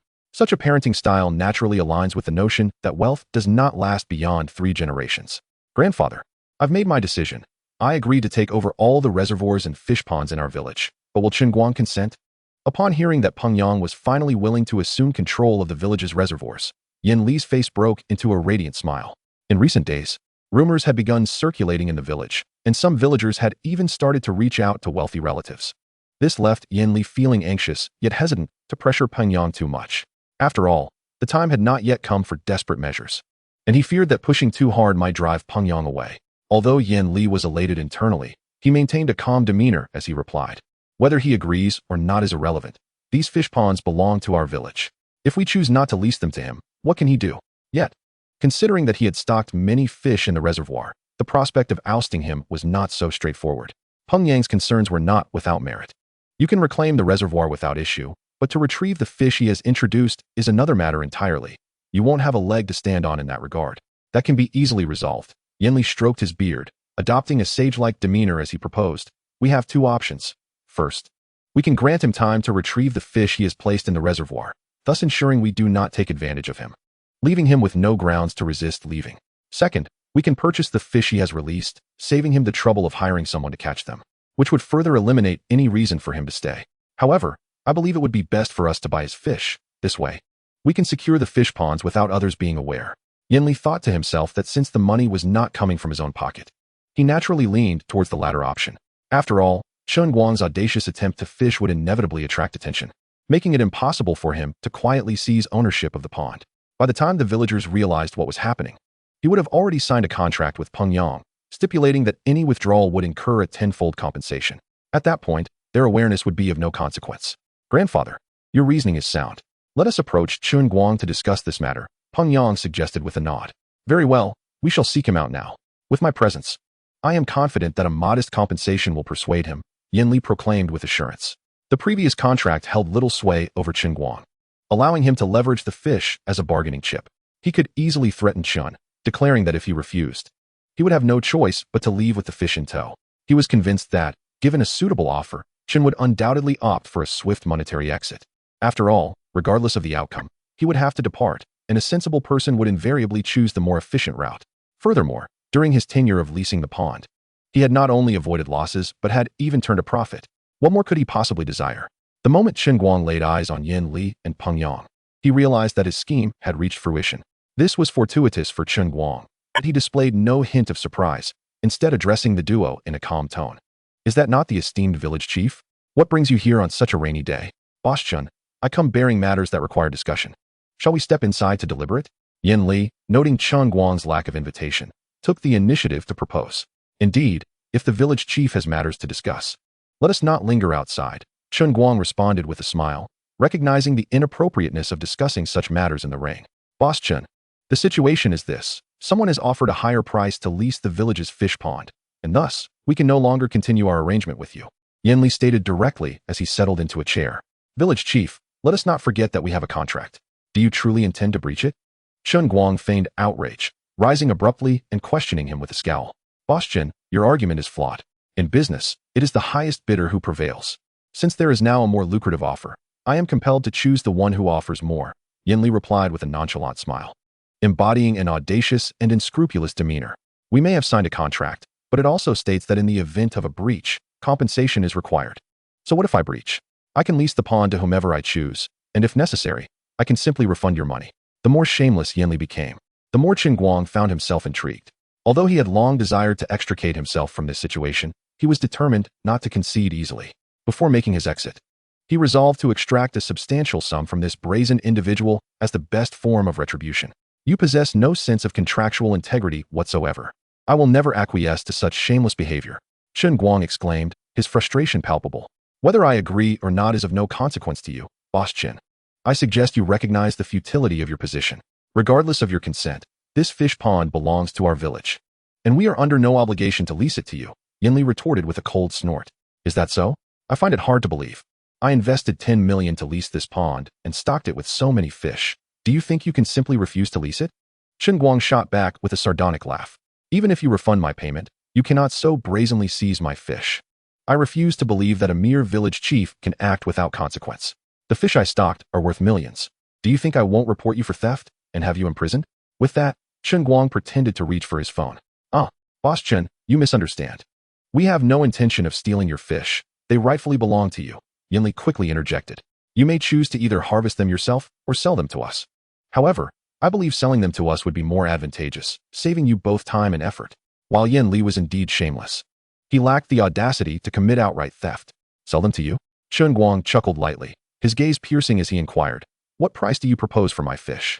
Boss Chen, I acknowledge that you have indeed introduced some fish. However, many have been caught in recent days. I fear there may not be much left in the pond. Yan Li said, a grin spreading across his weathered face. How about this? We will offer you 500,000. And all the fish in your pond will belong to us. It will certainly save you considerable time and effort. Village Chief Yan, are you attempting to mock me? Chen Guang shot to his feet, scoffing. You propose 500,000 for a catch worth millions? You must be dreaming. Given your lack of sincerity, there is no point in further discussion. I regret not specifying the compensation clause in the contract. I accept my oversight, but you must refund my full leasing fee. Once the funds are received, I will immediately arrange for all my fish to be harvested. You cannot expect to buy my fish worth millions for a mere 500,000. With the modest quantity of fish you stocked, how dare you demand millions? You are greatly overreaching, Yan Li replied dismissively. Do not assume we are unaware of the quantity you stocked. It amounts to merely several tens of thousands of pounds. Many have been caught recently, and 500,000 is already a generous offer. Since you, Village Chief Yan, have expressed such sentiments, we have nothing further to discuss. Chen Guang declared, beginning to usher them out. You may leave now. Upon receiving the refund for the leasing fee, I will ensure all fish are harvested within 3 days. Should the fish not be cleared within that time frame, I will vacate. Remember, I will not act until I have received the 1 million refund. Wait, Boss Chen. If you feel 500,000 is insufficient, we can certainly negotiate. Peng Yang finally interjected, eager to halt Chen Guang. You will need to spend money to harvest the fish, and rather than incurring such unnecessary expenses, why not sell them directly to us? It would be a win-win situation. I, too, seek efficiency. However, the fish in my pond are worth at least 1 million. You cannot expect to buy them for 500,000. I would prefer to hire someone to harvest them, Chen Guang replied, turning to Peng Yang. I recall you often fish at my pond. Surely you understand its value better than the village chief. Chen Guang had no intention of hiring anyone to harvest the fish. He was well aware that Yan Li and the others sought to discreetly acquire the pond and would not permit any significant disturbance. His strategy was merely to extract as much money from them as possible, ultimately leaving them with nothing. Indeed, Boss Chen, the value of the fish in your pond does exceed 500,000. However, your claim of over 1 million is only valid prior to any being caught. In recent days, at least 10,000 pounds have been removed, Peng Yang acknowledged, beginning to analyze the situation. Based on my calculations, including the larger specimens, the current value should not exceed 1 million. How does that sound? I shall offer you 1,500,000, in addition to the fish from this reservoir. I also demand all the fish from your other ponds, including every last crocodile from the crocodile pond. That is utterly preposterous. 1,500,000 is far too little. The sum must be at least 2 million, and the crocodiles must be taken with me, leaving none behind. Chen Guang asserted boldly. It was imperative that the crocodiles not remain in their possession. Their conspicuous nature made it evident that any attempt to reclaim them through the system would be instantly detected. Furthermore, Chen Guang had no intention of leaving behind an abundance of fish, crocodiles included. He reasoned that even if he raised the price slightly, as long as it was not excessively so, they would eventually acquiesce. Thus, there was no need to relinquish the crocodiles to them. Chapter 145, White Tea Approaches. Peng Yang attempted to interject, but Chen Guang swiftly interrupted him. I have articulated my position clearly. I can assure you that my fish are undoubtedly worth this price. Should you remain skeptical, feel free to engage professionals equipped with the necessary instruments for assessment. The price stands firm at 2 million, not a penny less. If you agree, we can immediately draft a contract. Once the payment is secured, I shall promptly vacate. Should you deem the price excessive, I shall simply retrieve my fish. There is no rush for your response. I can grant you a day to contemplate. If I do not receive a reply by this time tomorrow, I shall assume you no longer desire the deal. Since they favored intimidation, Chen Guang decided to apply pressure in return. 2 million was but a trivial amount. The total value of all the fish in their ponds exceeded 1 million. Given their fervent desire to acquire the ponds, the additional tens of thousands were inconsequential. Very well. We shall provide you with a response by tomorrow, Peng Yang conceded, though he was eager to agree immediately. However, he was subtly pulled back by Yan Li, prompting him to merely nod in agreement to consider the offer. Grandfather, why did you not allow me to accept his proposal? Peng Yang inquired impatiently. While 2 million is indeed on the higher side, it is not unreasonable, and accepting it outright would not lead to significant losses. As they exited, Yan Li responded, while 2 million is within our means, we cannot acquiesce too readily. If we agree too quickly, who knows if he will raise the price once more. Yang, heed his words. Since he suggested we engage professionals for evaluation, you should indeed summon a few individuals. After all, investing 2 million warrants ensuring we do not end up with a mere handful of fish, which would result in substantial losses. Is that truly necessary? The reservoir is vast. Even if he attempted to surreptitiously remove the fish, it would be an impossible endeavor. Peng Yang questioned, perplexed. Moreover, given the sheer size of the reservoir, no professional could accurately ascertain the precise number of fish within. It is indeed necessary. Even if an exact count cannot be established, we can at least form a rough estimate, Yinli asserted. Even if estimation proves impossible, merely going through the motions can serve to intimidate him, discouraging any further outrageous demands. In truth, their actions aligned with Chen Guang's intentions, which is precisely why he had deliberately suggested they seek outside verification. When the financial transaction was finalized, he would utilize the system to reclaim the fish directly from the water, regardless of how many fish were confirmed to be present. If the reservoir was ultimately devoid of fish, it would be of no concern to him. Should they attempt to confront him, he could easily counter that they had secretly sold the fish themselves. Previously, Chen Guang had contemplated returning the 10 million. Now, however, he felt no urgency, for the anxiety had shifted to Yan Li and his associates. Although the sky was only drizzling, Chen Guang was reluctant to venture outside, preferring instead to remain indoors, engrossed in his phone. Yet, after only a brief period, he received a call from Bai Cha, who mentioned that she had just begun her holiday and would be visiting soon with a few close friends. It was evident that her close friends were likely the same ones who had accompanied her on their previous fishing excursion. With several beautiful guests on the way, Chen Guang was determined to host them splendidly. As an aficionado of aquaculture, the finest offering to guests was, naturally, fish. Fortunately, he had recently stocked many new species, ideal for serving to them. Unique varieties such as crispy meat pangasius, yellow meat carp, and pufferfish would undoubtedly impress, especially the latter, which few dared to consume, even if they encountered it. These exquisite fish, nurtured in a touch of spring water, would surely surpass the flavor of their wild counterparts. Reluctantly, Chen Guang prepared to step outside. Although the system's fish ponds had been upgraded, fish purchased from the system could only be placed in the ponds. And if he desired to enjoy some fish, he needed to retrieve them from the ponds himself.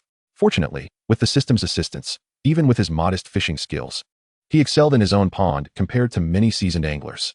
Donned in a raincoat, Chen Guang took his fishing gear and a crab trap and set off on his electric tricycle. The trap was intended for crayfish. Previously, he had consumed crayfish that had not been raised in spring water, and he was eager to discover the flavor of those nurtured in such conditions. For the other fish, catching them through angling would be more convenient. Although he sought only a modest catch this time, the variety was considerable, so even with the system's support, it took a fair amount of time. Upon returning home with his haul, he found Bai Cha and her friends already there. Darling, why are you back so late? Cha-Cha has missed you terribly, Bai Cha exclaimed, rushing into his embrace without allowing him to remove his raincoat. I heard my dear Cha-Cha was coming, so I made a special effort to prepare some unique fish for you to enjoy, Chen Guang replied, affectionately ruffling her hair. You could have let me know sooner, so I could have prepared more in advance. You are truly wonderful. Even on a rainy day, you ventured out to fetch us delicious food. Cha-Cha loves you to pieces, Bai Cha declared, standing on her tiptoes to plant a kiss on him. Perhaps overwhelmed by longing or eager to show off in front of her friends, Bai Cha exhibited a remarkable enthusiasm and boldness today. Hey, can you all keep it down? There are others present. Pei Ying teased, laughing. And what of it? Is it a problem if I kiss my husband? Bai Cha retorted playfully, flashing a triumphant smile at her friends and returning to her affectionate display with Chen Guang. You ladies have been bragging about your boyfriends in front of me. Today, I shall have my moment to boast about mine, she proclaimed. And while your boasts were mere tales, mine is a reality for you to witness. Let us see if you dare to brag in front of me again after this. In her quest to reclaim some pride in front of her friends, Bai Cha was undeniably bold. Typically, she only displayed such audacity in private. In the presence of others, she often appeared quite shy. Yet today, she seemed determined to break free from her usual restraint. This scene left her three friends utterly speechless, exchanging bewildered glances as if to say, what on earth is going on with Cha-Cha today? Did she take something strange? Chapter 146. The freshest fish is also the most venomous. Fortunately, their entanglement did not last long, as they were under the watchful eyes of many. Chen Guang removed his raincoat and unloaded the day's catch from the tricycle, proclaiming, Come, see what delightful treasures I have brought back for you. The others gathered around, intrigued, but upon inspecting the bucket, they found nothing particularly extraordinary. The crayfish appeared merely a touch cleaner than the usual, and nothing more. Pei Ying disdainfully remarked. And here we have grass carp, and tilapia, common fish, indeed. However, the snakehead is quite a rarity. I have never tasted it before. Snakehead? No, wait. Ing. Look at that fish. It seems to be a pufferfish. Suddenly, Luo Yujiao exclaimed. Oh, it truly does resemble a pufferfish. Pei Ying cast a puzzled glance at Chen Guang. Boss Chen, you raise pufferfish as well? Although the pufferfish is celebrated as one of the 3 delicacies, it is lethally toxic, if not prepared meticulously. Consuming it could be fatal. Dubbed the most exquisite fish, it is also the most feared. Even the most adventurous gourmet hesitates to sample its flavor. Indeed, that is a pufferfish, but it is a farmed one. You all are anglers. What is there to be so astonished about? Chen Guang remarked, casting a sidelong glance at them. Do you not know that farmed pufferfish are generally devoid of toxins? Is that so? Pei questioned, looking over at Luo Yujiao. After a moment of contemplation, Luo Yujiao nodded. I believe I have heard that farmed pufferfish are mostly safe, though I am uncertain of its veracity. Is there truly such a matter? Pei expressed her surprise. Yet, mostly safe does not equate to entirely safe. I remain somewhat apprehensive about eating it. Rest assured, while farmed pufferfish are generally non-toxic, we will prepare them following the same meticulous methods as with wild pufferfish, so you can indulge without worry. Chen Guang said with a slight smile. Do you not wish to experience the taste of one of the 3 delicacies? This way, you can boast about having eaten pufferfish in front of other anglers in the future.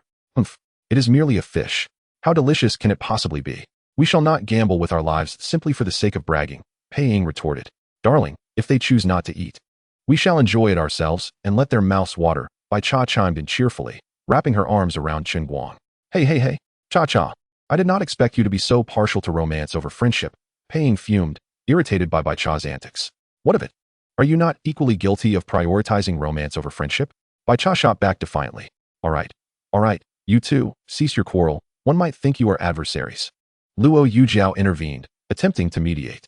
Despite their playful bickering, their bond was undeniably strong. As noon approached, it was nearly time to prepare lunch, presenting a splendid opportunity for Chen Guang to showcase his skills in handling pufferfish. The preparation process begins with bleeding the fish, followed by skinning it. The skin, however, is not discarded. The spines are removed and will be simmered along with the flesh for soup later. The liver of the pufferfish is also quite delectable. Most of the toxins reside within the fish's blood. Even though farmed varieties are typically safe, it is best to ensure the blood is thoroughly cleaned. The liver often retains a fair amount of blood, which must also be carefully addressed. The liver is cut into small pieces, and any residual blood is squeezed out until no traces remain, after which it is soaked in clean water to further eliminate any lingering blood. The same care is applied to the flesh. The abdomen must be scraped until no red is visible, followed by soaking in clean water to eliminate any unseen traces. The preparation of pufferfish is indeed intricate, yet not as daunting as I had imagined.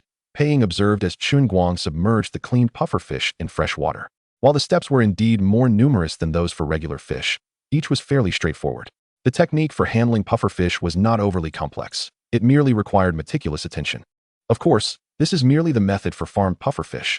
I have no idea if it would be effective for wild ones.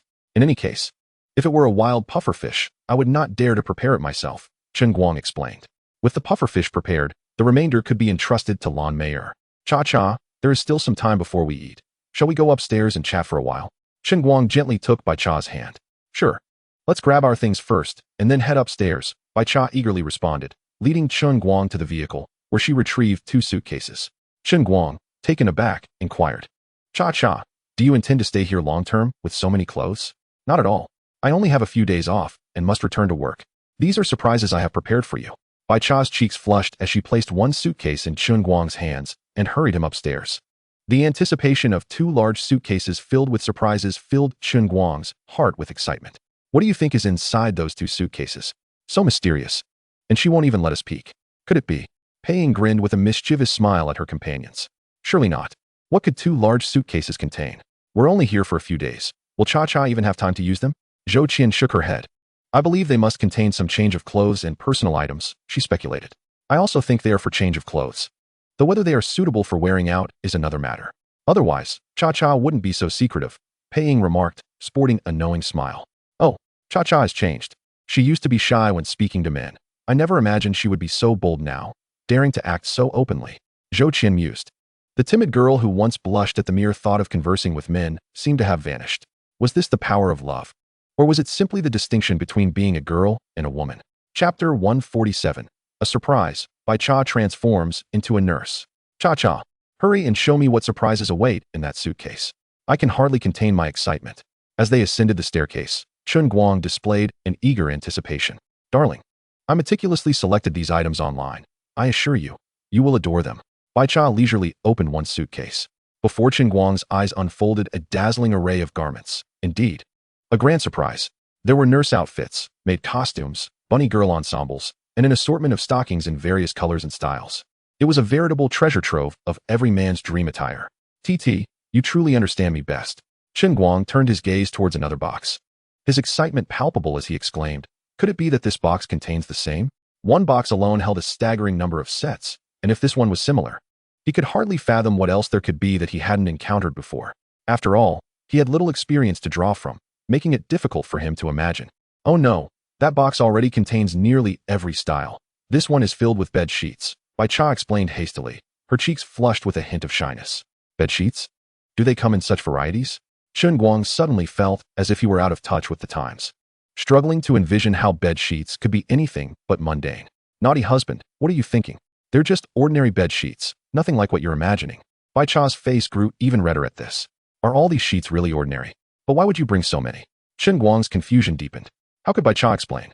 Should she confess that her reason for bringing so many sheets was the incessant rain of recent days, fearing she might not have enough? I thought these sheets were of good quality and reasonably priced, so I bought a few extra. Bai Cha settled on a clumsy excuse, quickly shifting the topic. Darling, which outfit would you like to see me wear first? I can try one on for you. Absolutely, but I want to see them all. How about you try each one on for me? Chen Guang eagerly responded, clearly looking forward to it, and he let the question of the sheets slip from his mind. That won't he do? If we see them all at once, the surprise will be lost. I want to give you a little surprise every day, so I can only choose one. Bai Cha blinked her large eyes innocently, fully aware of how to tantalize him. Now it was Chen Guang's turn to be troubled. The greedy man wanted an abundance of surprises at once, yet Bai Cha's reasoning was indeed sound. Daily surprises would create an endless cycle of delight. In pursuit of more surprises, Chen Guang casually picked a piece, saying, then let us start with this one. After all, it would eventually be his. And there was no need to rush. A slow and steady approach was the wisest choice. Ah, so my little brother enjoys his nurse sister's injections. You must behave. Okay, she'll be very gentle. Bai Cha quickly got into character, completing her role even before changing outfits. TT, you're quite the little enchantress. You're already full of surprises, and I think we can realize the other surprises later, Chen Guang thought as he embraced her, feeling that he had already reached a point of no longer being surprised. Such a naughty brother. I'm not prepared yet. Bai Cha playfully poked Chen Guang's chest with her delicate finger, pushing him away while flashing a flirtatious smile. Sister will go prepare, and you must wait patiently. Fine. Waiting isn't a problem. What is meant to come will come in time. Anticipation is but a fleeting moment. Amidst the mist, a figure draped in white emerged gracefully from the bathroom, resembling a pure angel. The garments purchased online indeed differed greatly from their real-life counterparts. They were not only shorter and thinner, but also far more alluring. Bai Cha's figure was already splendid, and the clothes, though small, fit her perfectly. Her long, slender legs paired with white stockings elongated her silhouette even further. The atmosphere became charged with intimacy, yet it was soon disrupted. Bai Cha stepped forward, parting her lips to say, Big brother, it's time for your medicine. Are you serious, young lady? Chen Guang exclaimed. I asked you to play the role of the nurse, not to impersonate All Yan. Nurse sister, is it too late for me to run? Chen Guang slumped onto the sofa. But we agreed that the nurse would give you your injection. Why do you want to flee now? Bai Cha approached him with a bright smile, leaning down. Come, brother, you must take your medicine before the injection. Oh my, this girl has truly grown up. Chen Guang mused, but before he could fully appreciate the moment, her beautiful face blocked his view, and her warm lips silenced him. The nurse sister's way of administering medicine was indeed unique. The remedy was sweet and delectable, with astonishing effects. Brother, do you think the nurse sister is beautiful? Bai Cha sat on Chen Guang's lap, a coy and bashful expression adorning her face. Absolutely, you're stunning. Chen Guang nodded blankly, taken aback. He never anticipated that this seemingly demure girl would possess such playful charm. Then prove it to me, Bai Cha teased further. Hee, I shall demonstrate right away. Chen Guang declared, understanding that the best proof lay in action, just as Bai Cha had completed her role as the nurse sister. Chen Guang could not fully shed her guise, yet he could certainly respond with actions that would affirm his commitment, and perhaps even more fervently. Oh, this dish smells delightful. I must see what is cooking in the kitchen. In the yard, beneath the eaves, Luo Yujiao chuckled awkwardly, rising to head towards the kitchen. This dish does indeed smell wonderful. Yujiao, wait for me. I'll accompany you to check it out. Pei Ying and Zhou Qian quickly chimed in. The faint sounds drifting down from upstairs made sitting beneath the eaves quite uncomfortable. The aroma wafting from the kitchen presented a perfect opportunity to mask their embarrassment. Sister, what are you cooking? It smells heavenly. What began as an excuse turned genuine when Luo Yujiao entered the kitchen, discovering that the dish was indeed quite fragrant. I'm making crayfish, Lon Meyer responded with a smile. Sister, your culinary skills are truly impressive. These crayfish must be delicious, just from the aroma alone. Luo Yujiao leaned closer to the pot, praising her. Chapter 148. Once you start eating, you can't stop. The comparison of loaches and crayfish. In truth, Sister S cooking was merely average. It paled in comparison to the chefs at those hotels. Lon Meyer smiled faintly, humbly stating, it's not that remarkable. Compared to those hotel chefs, I'm still quite lacking. That's too modest, sister. You can make even simple crayfish taste so exquisite. You're certainly no worse than the chefs at hotels. The reason this crayfish is so delicious is not purely due to my culinary skills, but rather because of the quality of the ingredients. If I were using ordinary crayfish, I couldn't achieve this flavor. I just saw. These crayfish seem quite ordinary. No different from others. How can they be so special? How should I explain? The crayfish will soon be ready. You can taste for yourself whether I'm deceiving you. Is that true? Could these crayfish really be different from the others? Pei Ying inquired. Her curiosity piqued as she leaned in closer. We must thoroughly taste the difference between these crayfish and the ordinary ones. Almost done. I'm about to serve it now, and I assure you that after tasting this exquisite crayfish, you will feel that all the crayfish you've had before were merely a prelude.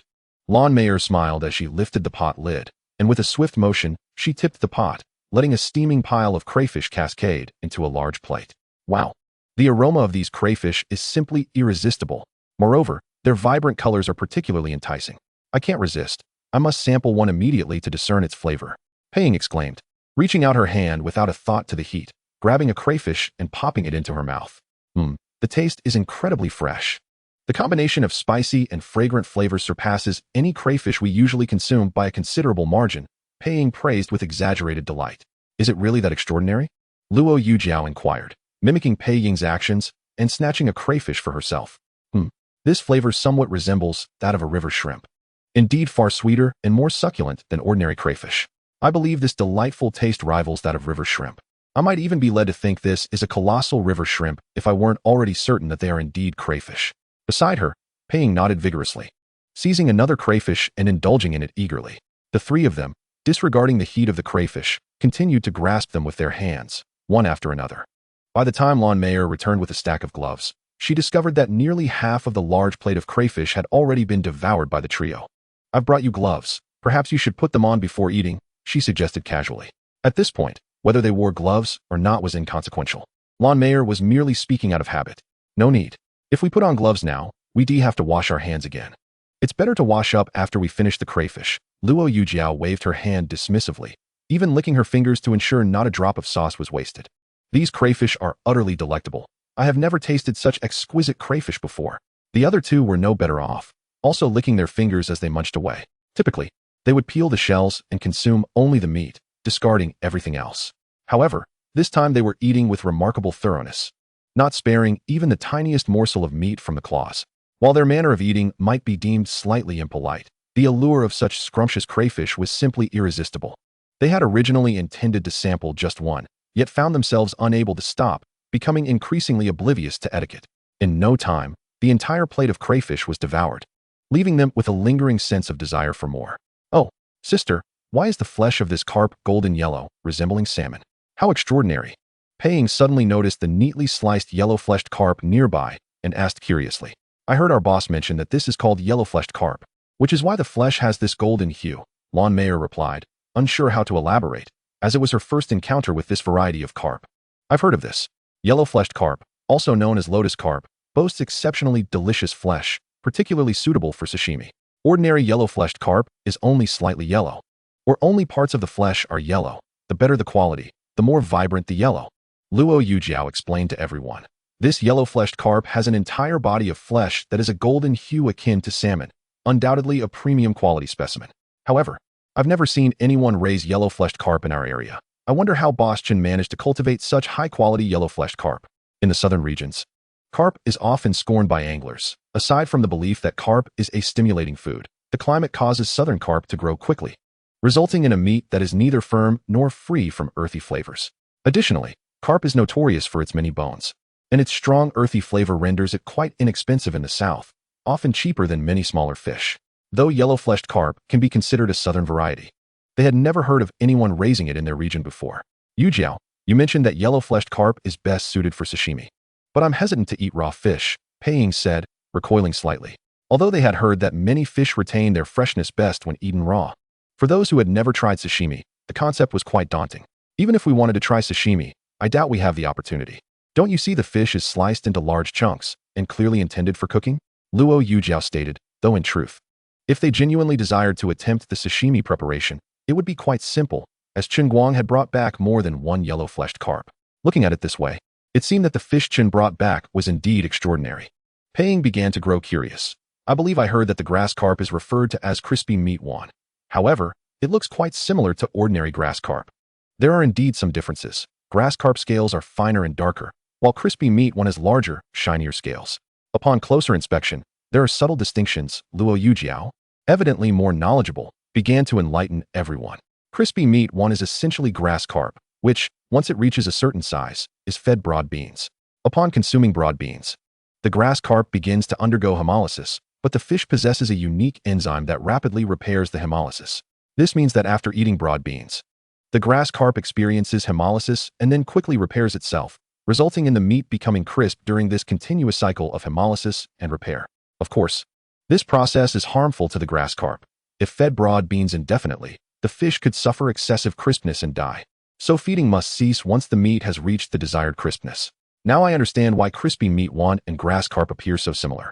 It turns out it is indeed grass carp, Pei exclaimed with newfound clarity. However, the texture of crispy meat yuan is undeniably superior to that of grass carp. It is firmer and springier, and merely blanching it in hot water renders it delicious. Unbeknownst to her, the grass carp here also possesses a remarkably firm and springy texture while retaining the original flavor of grass carp, its quality comparable to that of crispy meat yuan. This, of course, pertains to the crispy meat yuan found in the market, as the variety here is even better, boasting not only a firm and springy texture, but also a hint of sweetness. Why do I feel that many of the fish here, despite appearing ordinary, are anything but? The group realized that even though many fish seemed indistinguishable from the usual, significant differences existed. When they previously went fishing, they had caught a few fish, all of which were sold, leading them to mistakenly believe that Chen Guang's offerings were no different from those of other reservoirs, aside from the presence of larger specimens. After lunch, we must go catch a few more fish to take home. Indeed, it was such a pity to sell the fish we caught last time. This time, we not only need to catch more fish for ourselves, but also some to share with family and friends to let them taste. A group of individuals began to discuss their intention to catch more fish to bring home for a delightful meal. Soon, the dishes were prepared, and mealtime arrived. Chen Guang and Bai Cha finally descended the stairs. Ah, our dear Cha Cha has finally decided to join us for dinner. It seems that having a man around makes a difference. The busyness has made us sisters forget to eat, Pei remarked with a teasing tone. What nonsense are you spouting, Ying? We merely chatted for a while upstairs. It's not as if we were busy with anything, Bai Cha replied, feeling a bit shy. Upon arriving here, she had indeed left her sisters to indulge in playful banter with Chen Guang, which left her feeling somewhat guilty. Oh really? A little chat has turned your cheeks rosy, Pei said with a smile, stepping closer to Bai Cha and playfully tugging at her collar. You've changed, Cha Cha. You're no longer our innocent and kind-hearted Cha Cha. Zhou Qian chimed in, adding fuel to the fire. Whether or not she was still kind-hearted was uncertain, but it was evident that her innocence had faded. All right, let us eat first. Stop teasing Cha Cha. She is easily embarrassed, and as her best friends. You should know her well, Chen Guang interjected, understanding that the others were merely joking. Easily embarrassed, you say? The group exchanged glances. Perhaps the previous Bai Cha was indeed shy, but did today's Bai Cha appear to fit that description? She had done all the things they wouldn't dare to do. Yet now she looked so bashful that it seemed they were truly picking on a delicate flower. Yes, let us eat first, Luo Yujiao gently urged, pulling Pei and Zhou Qian along with her in agreement with Chen Guang. If it were just the four sisters, they could joke freely with Bai Cha and even delve into more intimate topics. However, with Chen Guang present, their words took on a tone reminiscent of rivalry. After all, they had only interacted with him once before, and today was merely their second meeting. They were not yet comfortable enough to speak freely. Come, Cha Cha. Try the puffer fish I raised. Its flavor is unparalleled, Chen Guang said, scooping a bowl of pufferfish soup and presenting it to Bai Cha. This action startled the other three, prompting them to rise quickly and exclaim, No, Cha Cha, let us eat something else first. Their reaction was instinctive. While they trusted Chen Guang's assertion that the farmed pufferfish was safe, a lingering fear remained. Chen Guang chuckled, serving himself a bowl as well. I understand you're still a bit apprehensive. Let me set an example for you. I trust you, dear, Bai Cha promptly replied, tugging at Chen Guang's sleeve. He nodded with a smile, saying, "All right, let us enjoy this together. We'll start with the fish skin. One bite will reveal its exquisite tenderness. Wow, it's truly delightful and incredibly springy," Bai Cha exclaimed, her face lighting up with happiness. In truth, the fish skin was merely a collagen-rich layer. And while it wasn't exceptionally flavorful, taste is subjective. The real delicacy lay in the pufferfish soup, the true essence of the dish. Then we'll sip the soup and savor a bite of the fish liver. That's where the real enjoyment lies. Chen Guang's instructions were not meant to imply a strict order for consumption. Rather, he aimed to enhance the experience, making it more enticing for others to join in. This technique is why many food influencers eat with such enthusiasm. Their enjoyment is infectious, stirring a desire in viewers to partake as well. It is a psychological suggestion that not only ignites appetites, but also enhances the perceived flavor of the food. This explains why dining in groups amplifies one's appetite. The same meal savored in company tastes infinitely better than when eaten alone. Happiness is contagious, and so too is the joy of good food. Wow, this soup is truly exquisite. It's the best I've ever had. No wonder pufferfish is hailed as one of the 3 delicacies. Bai Cha exclaimed, her expression one of exaggerated delight. Is it really that delicious? This question echoed in the minds of the others, who could not resist the urge to sample the soup themselves. Watching Chen Guang and Bai Cha, they quickly finished their own bowls of pufferfish soup and meat, unable to contain themselves any longer as they eagerly filled their own bowls. It's incredibly fresh, whether in the soup or the meat. It's simply bursting with flavor. Is this the taste of pufferfish? It's absolutely divine. No wonder those who have tried it are willing to risk poisoning just to indulge. The lush fields and short reeds signal the time for pufferfish. The ancients were not mistaken. Indeed, pufferfish was undeniably delectable. As they savored each bite, they couldn't help but reminisce, finishing one bowl only to refill another. With the pufferfish as a benchmark, other fish paled in comparison. Yet they recognized that these fish were still far superior to those found elsewhere. "Boss Chun, I never imagined your fish would be so much tastier than others. It's no wonder so many come here to fish," Luo Yujiao remarked. Initially, she thought the rainy weather attracted anglers seeking larger catches. But now she realized it was the superior quality of the fish that drew them in. I'm so full. Let us go fishing together," Paying exclaimed, dramatically patting her slightly rounded belly, a look of satisfaction on her face. "Absolutely. We must catch more fish. I just heard Boss Chen mention there are many small ponds here, each stocked with different fish. Why don't we try our luck there?" Zhou Qian suggested eagerly. While the large reservoir contained sizable fish, the variety was uncertain. In contrast, each small pond held specific types of fish, making it easy to target what they desired. "So, what shall we fish for? How about pufferfish?" Paying asked, somewhat unsure. "I think anything will do. We plan to stay here for a few days, so we can catch a bit of everything and take some home when we leave," Luo Yujiao said, and the others agreed, realizing their plan was to catch a variety of fish, making the specific type less significant. "Boss Chen, we'd like to fish in your small ponds. What are the fees for that?" Once they had settled their plan, Luo Yujiao approached Chen Guang to inquire. "Considering the bond between you and Cha Cha, I'm simply pleased to have you here. There is no charge for you." Chen Guang waved his hand and said, "You may proceed with your fishing as you please. Catch as many as you desire. These fish hold little monetary value." "That simply won't do," Luo Yujiao interjected. "We are not fishing for mere amusement. The fish we catch will be taken home. Business is business, and friendship is friendship. Boss Chen, you are in this trade. And if you do not charge us a fishing fee, we would feel quite awkward taking the fish with us." Yujiao's words rang true. Their intentions were evidently to procure stock. If Chen Guang refrained from charging them, it would be improper for them to leave with such a bounty without compensation. Bai Cha tugged at Chen Guang's sleeve and urged, "Moreover, Yujiao and the others are not lacking in funds, so you need not hesitate to charge them generously." "Cha Cha, that is rather excessive. You are indeed a friend who forgets loyalty for the sake of gain. How could you incite others to take advantage of your good sisters?" Luo Yujiao chided playfully, aware that Bai Cha was jesting. "To be honest, my husband is my kin, while you are but acquaintances. What issue is there in assisting him in profiting from you?" Bai Cha giggled, wrapping her arms around Chen Guang's. "None at all. You are doing splendidly," he replied. Feigning a grimace, Luo Yujiao declared, "Cha Cha, just wait. Once we return, without a man to shield you, we shall see how you fare." "Yujiao, I concede. I was wrong," Bai Cha retorted, though her expression revealed no trace of fear. "The bond among you sisters is truly remarkable," Chen Guang remarked with a smile. "In that case, I cannot prevent you from taking fish home. We shall charge you according to the reservoir's fishing fee. You may fish wherever you like." It was evident that Luo Yujiao possessed a commendable sense of fairness. If they were merely to take a few fish home, it would be reasonable not to charge. However, their intent was to catch a substantial amount, To do so without paying would reflect poorly on their integrity. Agreed. We shall proceed as you suggest, Boss Chen. Luo Yujiao nodded, clearly aware that calculating the fee based on the reservoir's rates favored them. The group soon gathered their fishing gear and set off. The weather improved slightly in the afternoon. The sky remained overcast, yet the rain had ceased, though the threat of another downpour lingered. Bai Cha chose to stay home, resting, while Chen Guang swiftly returned after escorting them to their destination. Isn't it rather peculiar? She was the one who suggested we embark on this outing, yet upon arrival, she remains cooped up indoors. One of them remarked as they prepared bait. Have you not discerned the truth? She cannot fish. Yet she insisted on coming to our previous fishing spot. Clearly, her motives lie elsewhere. Her invitation was merely a pretext. Her true aim is to accompany a man. Indeed, it seemed that love-struck girls often lacked reason. Chen Guang, while not unattractive, was merely a fish farmer, and although he possessed numerous ponds, there were suitors among their acquaintance with superior qualities. What had drawn Bai Cha to him so suddenly? Is it possible that Chen Guang's prowess is irresistible?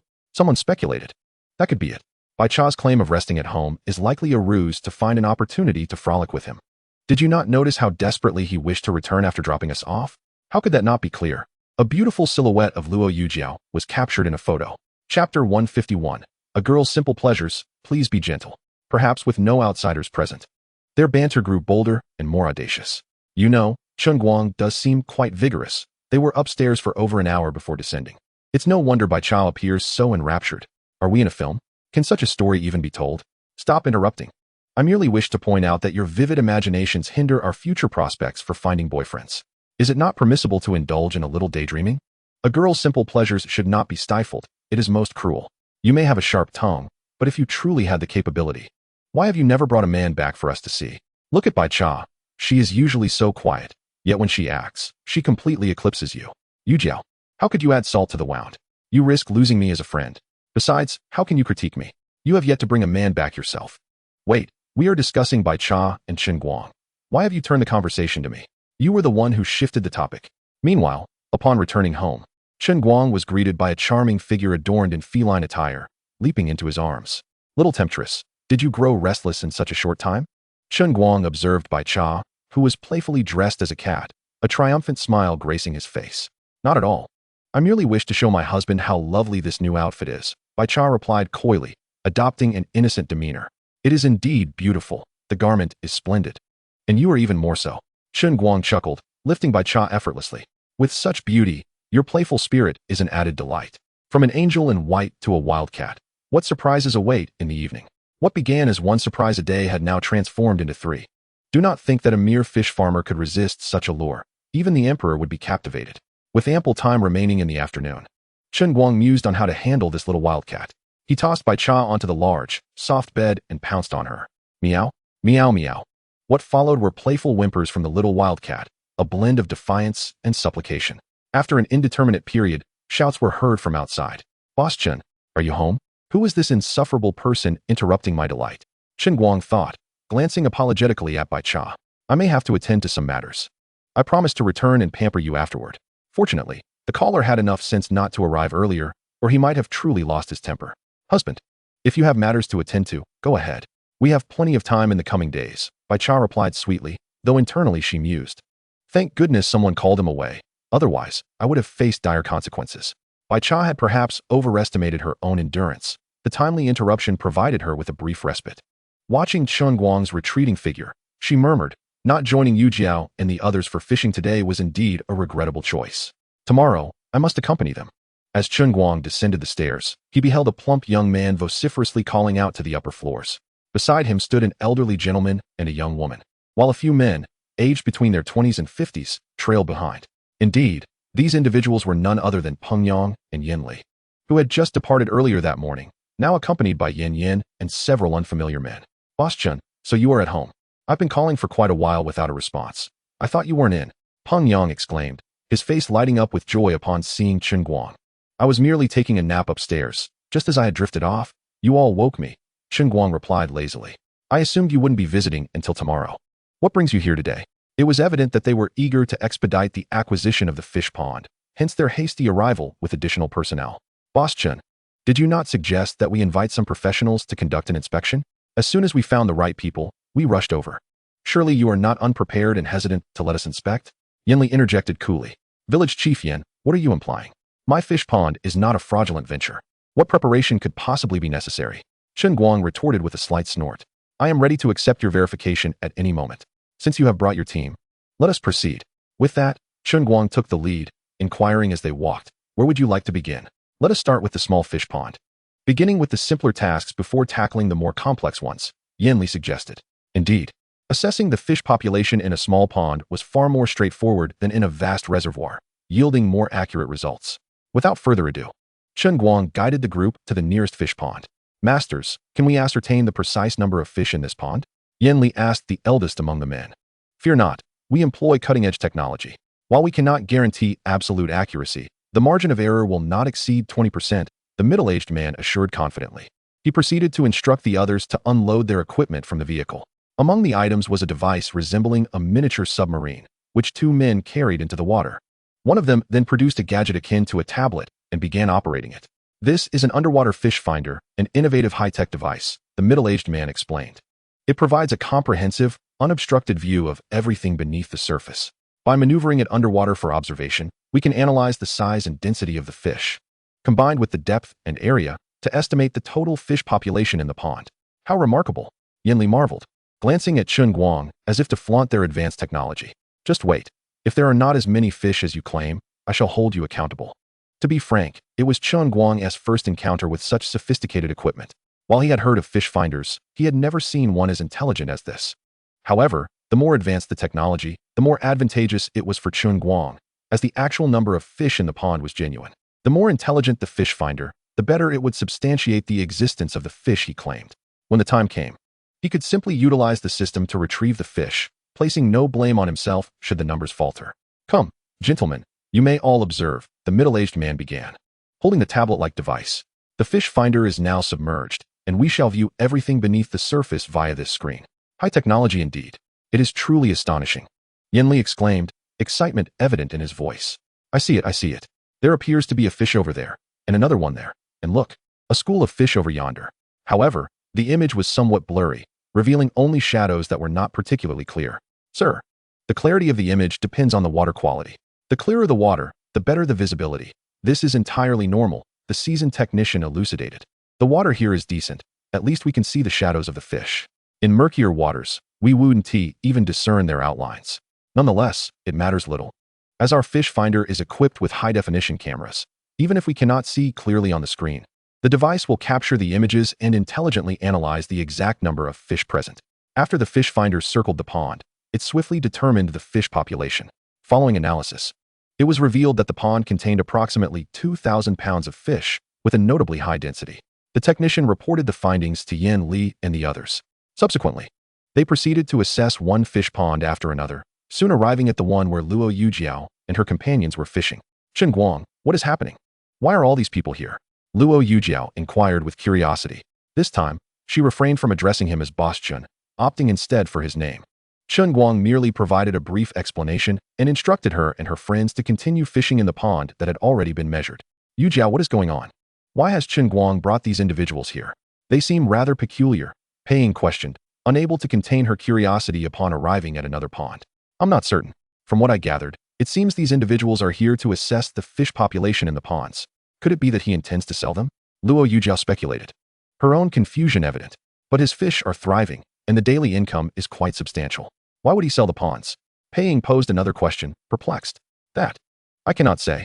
We shall find out when we return home this evening, and ask Chen Guang, Luo Yujiao replied, resigned to the fact that her curiosity would have to wait until later. Pei nodded and resumed preparing bait for fishing. The fish density in the small ponds was remarkably high, much to the satisfaction of both Yin Li and Peng Yang, indicating that Chen Guang was indeed not inflating the figures. The assessment of the small pond was straightforward, yet the evaluation of the larger reservoir posed more challenges. Now that we have completed the small pond, before you begin assessing the big reservoir, there is something I must clarify, Chen Guang stated as they arrived at the larger water body. He did not allow them to start immediately, but instead outlined his requirements. Currently, there are many individuals fishing in the reservoir, so I hope you can avoid their positions while conducting your assessment. I will not ask all the anglers to leave for this reason. If you believe this will compromise the accuracy of the measurements, we can return later when fewer people are fishing. I trust you understand this, he added. Not to worry, in such a vast reservoir, We cannot possibly check every single spot. Even if we attempted to, the fish would inevitably scatter, making it impossible to achieve absolute precision, the technician replied. We intend to sample a few areas for analysis. While the results may not be as accurate as those from a small pond, they will not deviate significantly. He does speak the truth. The reservoir is so vast that even if the fish finder were to traverse the entire expanse, it could not guarantee absolute accuracy. Moreover, the time required to conduct a complete survey would likely extend into the early hours of the following morning. This is precisely where the superiority of intelligent fish finders lies. For they can probe multiple locations and, through comprehensive analysis, yield an approximate estimation of the fish population. Upon hearing this, Yin Li expressed his concerns, saying, Master, is that truly feasible? Perhaps we should wait until evening to return. That would be considerably safer. Rest assured, my dear elder, our technology is state-of-the-art and fully automated. There is no need to conduct a complete scan to arrive at a general conclusion, the master promptly assured him. Come back in the evening? Do you think I have nothing better to do? Even if this intelligent fish finder could indeed accomplish such a feat, they would still prefer not to return at night. Very well, then let us commence, Yin Li replied, relieved by the assurance. To put it plainly, he was still harboring thoughts of minimizing Chen Guang's expenses. However, the results they had just obtained left him with no excuse, and now he could only place his hopes on this expansive reservoir. The water in this reservoir was remarkably clear, allowing for a vivid view of the fish. Is that a fish? It's enormous. I never anticipated such a large specimen could inhabit this reservoir, exclaimed the young man, startled by the sudden appearance of a colossal figure on the screen. That is quite normal. Our reservoir is home to many such creatures. Do exercise caution while operating the fish finder, should you accidentally collide with one of these giants. I shall not be held responsible, Chen Guang remarked leisurely. Master, I neglected to ask earlier, can this advanced technology ascertain the precise number of large creatures within the reservoir? Upon hearing the mention of giants, Yin Li recalled that these creatures were indeed far more valuable than ordinary fish. Certainly, our technology is cutting edge. It can also analyze environmental factors and depths to predict where larger fish might dwell, ultimately providing a final result. While we cannot guarantee 100% accuracy, the reliability rate is at least 80%, the master stated confidently.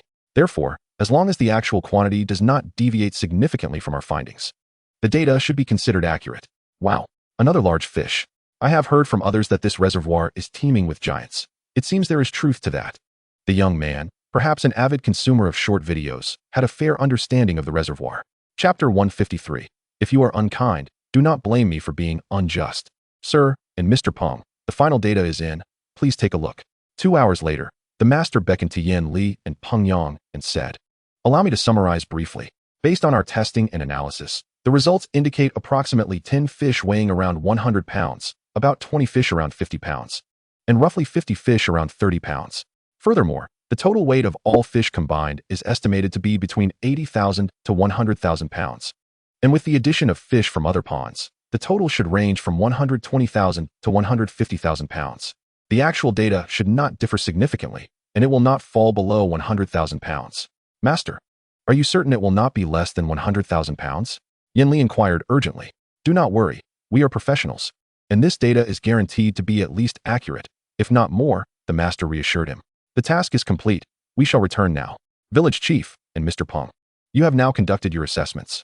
Do you still find my asking price of merely 2 million for all the fish to be excessive? Chen Guang ambled forward and stated. To be candid, the cost of the fish I placed in the pond exceeds 2 million. Were it not for my desire to avoid complications, I would never offer you such a deal. I pride myself on my integrity in business, unlike you who seem devoid of any sense of contractual obligation. Indeed, we may have misjudged you, Mr. Chen, Yin Li replied, his face breaking into a smile, though inwardly he pondered what contractual obligation truly meant. Could it be consumed as sustenance? Certainly, contractual integrity cannot be eaten. However, if you are unkind, do not hold me accountable for being unjust. Mr. Chen, we can now agree to refund you the 10 million, in addition to compensating you with 2 million for the return of the reservoir we contracted to you. Shortly, we will draft a new contract, thus formalizing our termination, Yin Li stated with a faint smile. What do you mean by compensating me 2 million? Isn't that merely the cost of purchasing the fish in my pond? Spare me the embellishments, Chen Guang retorted bluntly. Moreover, while drafting a new termination contract is acceptable, it must be predicated on my receiving the funds first.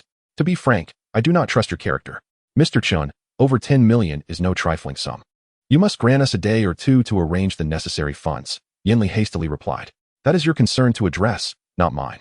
In short, unless I receive the money, you will not deceive me into signing any contract, Chen Guang asserted firmly. Very well, we understand Mr. Chen's concerns. How about this? I will expedite the procurement of the 2 million, but prior to that, I hope Mr. Chen can agree to one condition. Peng Yang, aware that such an unreasonable demand would be rejected by Chen Guang, quickly gestured for Yan Li to remain silent, yet he added another condition. Chen Guang remained silent, merely gesturing for him to proceed. Mr. Chen, since we have now established our intent to purchase all the fish in the pond, does it not imply that the fish in the pond now belong to me? Peng Yang cleared his throat and continued, therefore, I hope Mr. Chen can agree to close the fishing ground starting tomorrow, preventing others from fishing or catching fish. This request should not be excessive, would it? Excessive. Of course it is excessive. Mr. Peng, do you truly believe this is a reasonable request? You have yet to pay me. So how can the fish in the pond belong to you? Until you settle the payment, the fish in this pond remain my property. Thus, your concern should not be about closing the fishing grounds, but rather about expediting the process of making these ponds yours, Chen Guang scoffed. To speak candidly, I do not trust you at all. Were I dealing with someone of integrity, perhaps I could entertain such a condition. However, I cannot in good conscience agree to it. You claim you will return the 10 million in contractual fees and additionally offer 2 million to buy all the fish from my pond. Who can assure me that you will not backtrack later? If I were to close the fishing grounds, not only would I forfeit daily earnings, but it would also lead many to believe that my fishing ground is no longer viable, dissuading them from returning. This would not merely result in a loss of a few days' revenue. It could significantly impact my business for the next decade. Do you truly think I could acquiesce to such an unreasonable demand? Chen Guang's words were not only unyielding, but also laced with disdainful humiliation. Mr. Chen, do you not think your claims are a tad exaggerated? Although Peng Yang was aware that Chen Guang was merely fabricating excuses, he found himself unable to refute him. He could only say, Boss Chen, if over the next few days you instruct everyone to either fish or net the fish, wouldn't my 2 million be wasted? Surely, you must provide me with some assurance. After all, what could a few fishermen possibly catch in a day? Chen Guang replied with a calm smile, rest assured. For the next 2 days, I will permit only fishing. There will be no netting of fish. However, once those days have passed, the situation may change. Furthermore, given the substantial quantity of fish I possess, the price of 200 is already exceedingly low. What harm is there in allowing a few more days of fishing? Are you, Mr. Peng, expecting me to wait for you for 10 days, half a month, or even longer, rather than fixating on this matter? It would be prudent for you to transfer the funds to my account as swiftly as possible. Once the money is secured, I assure you that all the fish ponds will be handed over to you that very day. Of course, if anyone has already paid their fishing fee, I shall not issue a refund. They may either continue fishing or you may reimburse them. If you are concerned that I might take advantage of this opportunity to secretly net the fish, you may conduct another survey before transferring the funds or hire someone to guard the ponds starting now, thus alleviating your worries about my clandestine activities. Chen Guang's lengthy discourse, while intentionally belittling them, served as a reminder that they would be left speechless should they suffer a loss. Very well, I shall hasten to gather the 1,200,000 to transfer to you, and I hope you will honor your promise. Peng Yang gritted his teeth, knowing he had no other choice. Chen Guang's reasoning was sound. Without the funds, any discussion was futile. Chapter 154. You think you have won, yet unbeknownst to you, I am the true victor. I have always emphasized the utmost integrity in my business dealings. Unlike certain individuals who retract their words at will, I find such behavior beneath me. Chen Guang smiled faintly, clearly mocking Yan Li and the others. Even Yan Li, with his thick skin, felt a tinge of embarrassment and coldly huffed as he left. Fortunately, Peng Yang hailed from a wealthy family. Although he personally lacked the funds, his newly affluent father doted on him excessively. Securing over 10 million from his father would be a straightforward task, perhaps achievable by tomorrow. Grandfather, the professional fish surveying team we hired today is rather expensive. Perhaps you could arrange for a few people to guard the pond while I return home to fetch the money. If all goes well, I should be able to bring the funds tomorrow. After some contemplation, Peng Yang concluded that hiring another professional surveying team was unnecessary. It wasn't that he couldn't afford it, but rather that hiring guards to oversee the pond was evidently more cost-effective. Very well, I shall make arrangements shortly. After you secure the fish pond, you will indeed need personnel to oversee it, and we can directly employ these individuals, alleviating any concerns about their potential gossip. At this moment, Yan Li began strategizing for his future gains. With his people positioned at the fish pond, he would dictate the daily earnings from it. He was already daydreaming about the substantial cash flow entering his pockets. Unbeknownst to Peng Yang, who expressed gratitude, he replied, Grandfather, your foresight is commendable. Indeed, once the fish pond is contracted, managing it will require a considerable number of staff. I appreciate your assistance in this matter. Of course, it is only natural. We are about to become a family, and as an elder, it is my duty to look after my junior. Yinli chuckled. As long as this old body of mine can still assist you, I am truly delighted. How could I consider it a burden? He was indeed elated. After so long of scheming, he would finally see significant profits. How could he not be pleased? Chen Guang, the unsuspecting fool, would merely be overpaying for the fish pond, reaping little benefit for Yin Li beyond a mere division of profits. In contrast, Peng Yang, the true dupe, would only need to invest money as a nominal owner, while all others would be his subordinates. Once the fish pond came into his possession, he would become the daily beneficiary, ensuring a steady stream of income. This was precisely why he was so eager to get Peng Yang involved in ousting Chen Guang. Chen Guang, I noticed you brought a sizable group with fish finders to the pond this afternoon. Were you planning to package all the fish for sale? Luo Yujiao and the others, upon returning, were eager to understand Chen Guang's afternoon activities. You guessed correctly to some extent. I do intend to sell all the fish in the pond. Chen Guang nodded. But why? Your fish are thriving. Why would you suddenly decide to sell? You haven't raised them for long. Selling now would hardly be profitable. Luo Yujiao questioned, puzzled. They were well aware that Chen Guang had not raised the fish for a significant duration. In such a short time, breaking even would be considered fortunate, let alone making a profit. Moreover, given the current trajectory, it seemed unnecessary to sell, as even collecting fishing fees daily would yield profits. Oh, this is simply unavoidable. The village chief has breached our agreement and wishes to reclaim the pond. Chen Guang had nothing to hide and succinctly recounted the events. After hearing Chen Guang's account, Pei Ying was immediately incensed, exclaiming, "Isn't the village chief being utterly shameless? Seeing you profit from the fish, he wants to take back the pond? How outrageous." Indeed. Chen Guang, how could you acquiesce to such an unreasonable demand? What can they do to you if you refuse? Luo Yujiao added, equally furious. Why would I refuse? Of course, I will acquiesce, Chen Guang replied with a beaming smile. The rental fee for this pond is exorbitant. I could secure a similar pond in another village for half the price. Although he wishes to breach the contract and reclaim the pond, does that not present a favorable opportunity for me? That does seem reasonable, Luo Yujiao mused. But if they charged you such a high rental fee, why would they suddenly change their minds? Could there be another reason? Pei Ying nodded, pondering the implications. Could it be due to water quality? The reason your fish are of such high quality is entirely due to the superior water here. If that is the case, your higher price compared to other locations is indeed justified. Luo Yujiao considered for a moment and replied, if this is true, then you must not agree to their demands. While a cheaper location may be appealing, it pales in comparison to the quality of the fish here, making the higher price insignificant. Do you really think that is plausible? I have only been here for a few days with the fish. Even with the best water quality, it's improbable to achieve such remarkable results so quickly. Do you think it's some magical water? Chen Guang chuckled softly. The quality of my fish is entirely due to their unique origins, procured through specialized channels, and is unrelated to the water quality here. The very fish we consume today were transported from elsewhere just these past 2 days. Do you truly believe that good water could transform fish within 2 to 3 days? In such a brief span of time, even if there were slight alterations, the changes would be negligible. Indeed, such a possibility is quite unlikely. Luo Yujiao began to ponder once more and asked, since it is not due to the water quality, and you have invested a substantial sum to lease their fish pond, why would they regret it? It is, of course, because of their greed. They believe that if I can profit from fish farming, they too can achieve similar success. And thus they have entertained such thoughts. Chen Guang responded in a calm tone. Regardless, the money refunded to me does not come from their own pockets. There is a gullible fool to cover it for them, so whether they can earn more or not, they stand to lose nothing. Why should they not find joy in this? Is it not so? How can there be such a gullible fool who thinks that by investing alongside others, he too can reap profits? Luo Yujiao sighed, turning to Chen Guang. Even so, are you truly not the least bit angry?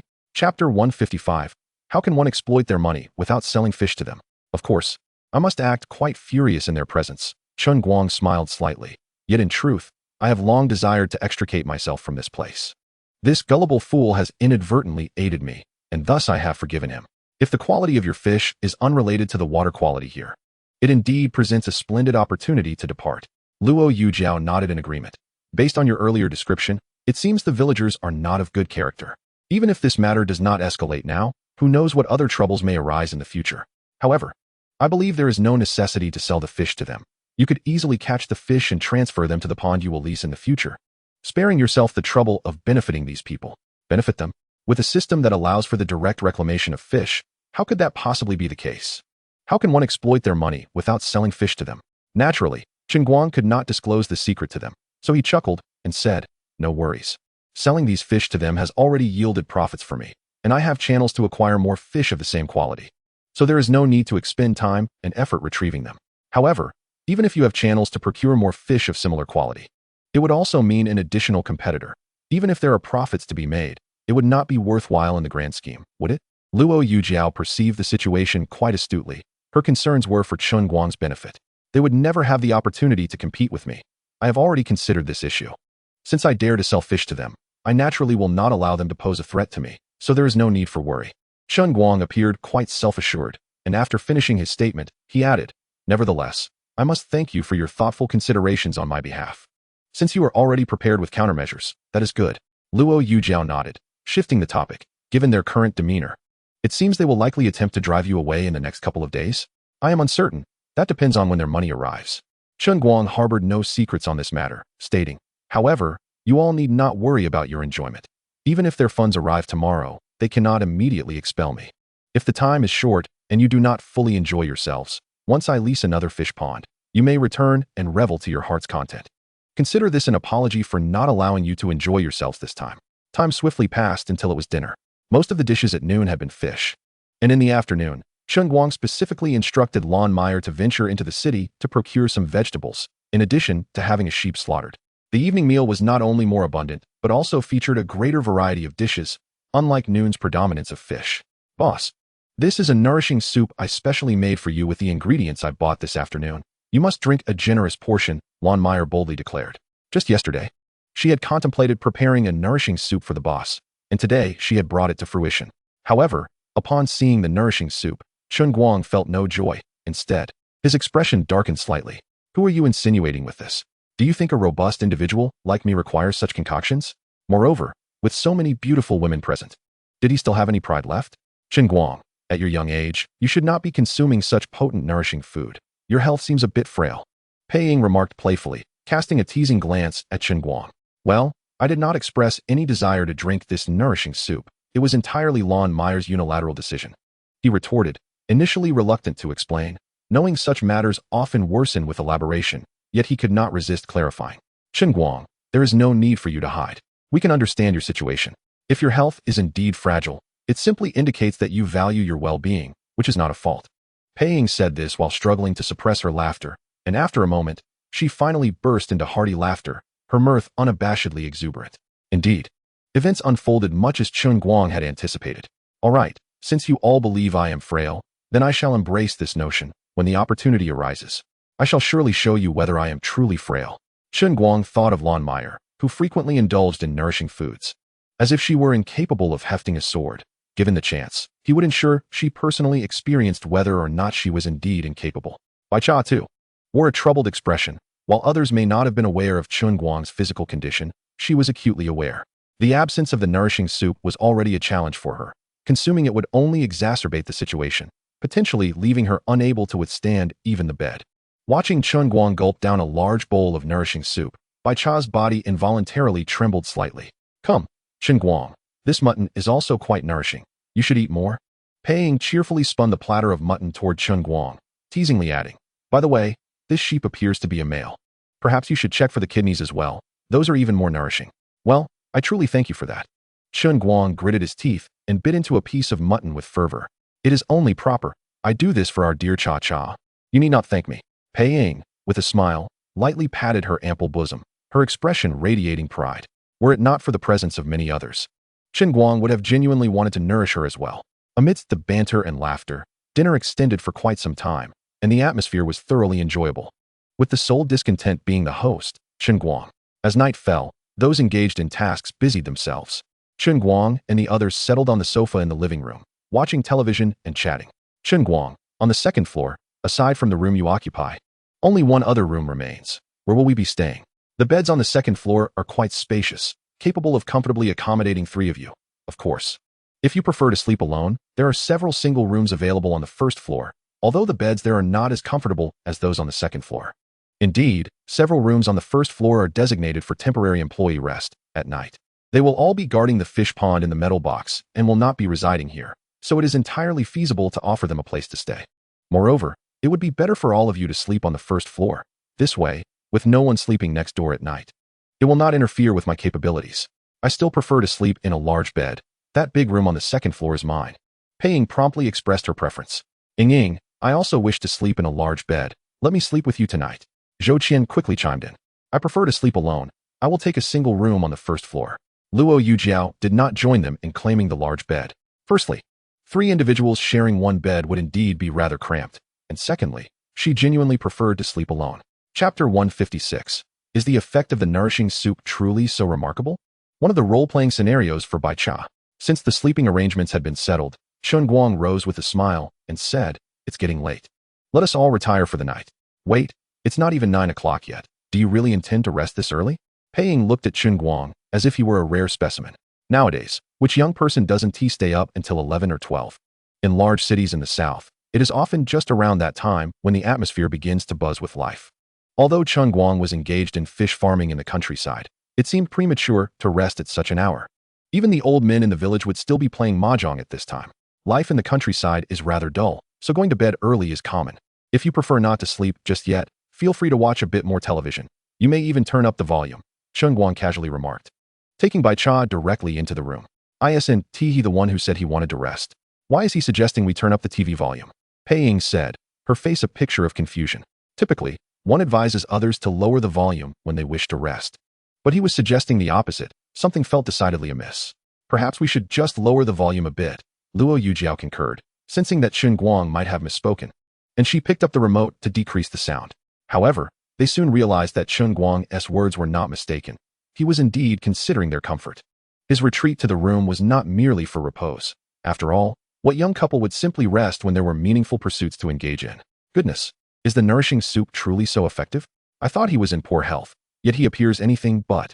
Pei Ying, far from blushing, began to excitedly speculate, proving herself to be a woman whose interests were limited to this one topic. Why don't you prepare a bowl of nourishing soup for your man next time? You can ask Sister Lonmeyer for the recipe tomorrow, and then you'll understand everything, Luo Yujiao said, her cheeks slightly flushed, hastily raising the volume on the television. I believe that even if the nourishing soup is effective, it cannot work that quickly. After all, it is merely a medicinal dish, not a drug, Zhou Qian timidly interjected. So, does that mean Chen Guang's health isn't poor at all, and he drinks the nourishing soup merely for wellness? Pei Ying exclaimed, as if she had stumbled upon a grand revelation. Does this mean that we, Cha-Cha, have truly struck gold? Do you think Cha-Cha is merely putting on an act for us with Chen Guang? Zhou Qian said innocently, her expression reflecting naivete. I've seen similar plots in many spy dramas, where a pair of undercover couples feign a performance to mislead their watchers. So you're suggesting we are spies? Luo Yujiao gently tapped Zhou Qian's little head with her delicate hand. You should watch more romantic dramas instead of spy thrillers. Your mind is becoming muddled. All right, let us hurry and wash up for bed. Eavesdropping is not good for your health. Yujiao, that's not quite accurate.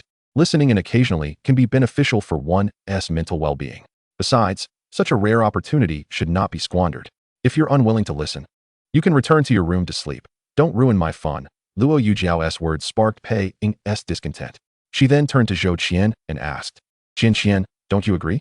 Zhou Qian, with her adorably bewildered expression, nodded, though it was unclear whether she truly concurred or was simply slow to process. Do as you wish. After all, you two can sleep on the second floor while I take the first. I can't be bothered with your antics, Luo Yujiao said as she strode out of the living room, feeling a bit shy about eavesdropping. The countryside night was tranquil, with a gentle drizzle outside, making it conducive for a restful slumber. That night, Luo Yujiao slept soundly and sweetly, while Pei Ying and Zhou Qian experienced quite the opposite. Early the next morning, the two appeared before the others, sporting dark circles under their eyes. Ying, Qian, did you not sleep well last night? Was it because of the unfamiliar surroundings? Bai Cha inquired, observing their haggard appearance with curiosity. But I recall you two usually don't have such issues. Indeed, they had no trouble adjusting to new environments. Yet it was the bed that had disrupted their slumber. They shot Bai Cha an exasperated glare. Do you not have any inkling as to why we didn't sleep well? You look radiant, but you've utterly ruined our night. Upon witnessing Chen Guang consume the nourishing soup, they had assumed he was frail and incapable of much mischief, only to discover the contrary. He was remarkably robust. They had planned to rest at 9 o'clock, yet they had not seen him retire even at midnight. Initially, they had considered following Luo Yujiao to a private room on the first floor, but their curiosity and desire not to miss such an opportunity kept them awake. The first half of the night was impossible to sleep through, and in the latter half, they simply could not find rest. Just as dawn broke and they finally felt a hint of drowsiness, they were abruptly awakened once more. Cha-cha, don't mind them. They're probably just adjusting to a new environment. A few more experiences, and they'll be fine, Luo Yujiao quickly interjected. Eager to avoid any further probing from Bai Cha, lest Pei Ying and Zhou Qian inadvertently exposed last night's eavesdropping. As the instigator, she might not grasp the full extent of the situation, but as an observer, Luo Yujiao had a fair understanding of why they had not rested well. You brought this upon yourselves. I advised you to retire early, yet you insisted on eavesdropping. Now you're suffering the consequences, Luo Yujiao remarked, casting a mild glance at the two. It's as if you think we could have slept if we had gone to bed earlier. Pei Ying huffed, rolling her eyes. With only a wall separating the two bedrooms, even if they had wished to avoid eavesdropping, circumstances would have forced their hands, unless they, like Luo Yujiao, opted for the first-floor room. Having learned from last night's ordeal, they resolved to follow Luo Yujiao's example and take the private room on the first floor that night. Who would want to sleep in the large bedroom on the second floor? Curiosity might have killed the cat, but they were determined never to endure such discomfort again. Unless they could swap places with Bai Cha. Bai Cha, one of the role-playing scenarios. Chapter 157. One would think the girl possessed courage, but it was merely a dream that emboldened her.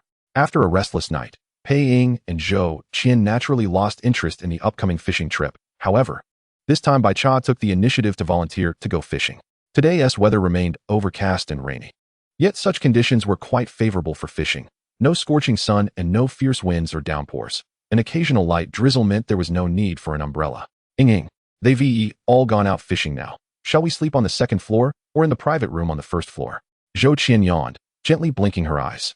Of course, we should sleep in the large bedroom on the second floor. After all, the house is empty right now. We can each take a room and indulge in a delightful nap. Pei Ying stifled a yawn and declared, I can't take it anymore. I'm utterly exhausted. I'm off to bed. No sooner had she spoken than she dashed up to the second floor. Zhou Qian could do nothing but follow, only to witness Pei Ying stride directly into the room they had rested in the previous night, casually shutting the door behind her. Must we truly each sleep in separate rooms? This seems rather inappropriate, doesn't it? Zhou Qian glanced at the room where Pei Ying was, then at Chen Guang's bedroom, feeling a twinge of embarrassment. There was nothing amiss about sleeping in the adjacent guest room. However, occupying Chen Guang's bed was an entirely different matter, especially considering last night. Despite her reservations, Zhou Qian found herself inexplicably drawn into Chen Guang's room. Was this tea party truly so extravagant? The sight that greeted her was a chaotic scattering of several outfits worn by Bai Cha the night before, carelessly strewn about the room. The texture and style of the garments, even without being worn, made Zhou Qian's heart race and her cheeks flush. Clearly, in such a state, it would be impossible for her to sleep here, so she fled the room and sank onto the sofa in the living room, acutely aware of her heart still thudding wildly in her chest. At that moment, she dared not enter Pei Ying's room, fearing her unusual behavior might be discovered. Zhou Qian had initially intended to rest on the sofa for a while before seeking a room downstairs, but as she sat, her eyelids began to droop. Eventually, they closed, and she unknowingly drifted into slumber on the sofa. In her dreams, she envisioned a handsome man approaching her slowly. Naturally, Chen Guang would not accompany them to fish at the pond. After a while, he wandered to the reservoir to chat with a few familiar anglers before meandering back home. Upon ascending to the second floor, he noticed a petite and adorable girl sprawled on the sofa, though her sleeping posture was rather ungraceful. What an indecent sight! Chen Guang muttered to himself, hastily averting his gaze. He was not one to indulge in voyeurism, preferring to observe openly. Furthermore, Zhou Qian was a dear friend of Bai Cha's, making it all the more inappropriate to sneak a glance. Quickly, he entered his room and soon emerged with a blanket, approaching Zhou Qian to drape it over her. Just as he prepared to depart, he was unexpectedly seized by a small hand. Brother, don't go, murmured Zhou Qian in her sleep, perhaps sensing someone covering her with a blanket or caught in some dream. Her grip, though not strong, was quite tenacious. What was happening? Surely this girl wouldn't cling to him simply for covering her with a blanket? Chen Guang found himself in a predicament, unable to leave or stay. He attempted to gently pry her fingers away, but fearing she might awaken, he hesitated. Yet, her grip was firm, and he had no idea when she might release him. If anyone were to witness their current situation, he would find it impossible to explain himself, especially since he had done nothing wrong. Brother, don't. Zhou Qian murmured once more. No, I truly haven't done anything. This girl was even uttering words that could easily be misconstrued in her sleep. Surely she wasn't dreaming of something untoward? Chen Guang felt an overwhelming urge to act in a manner befitting her words.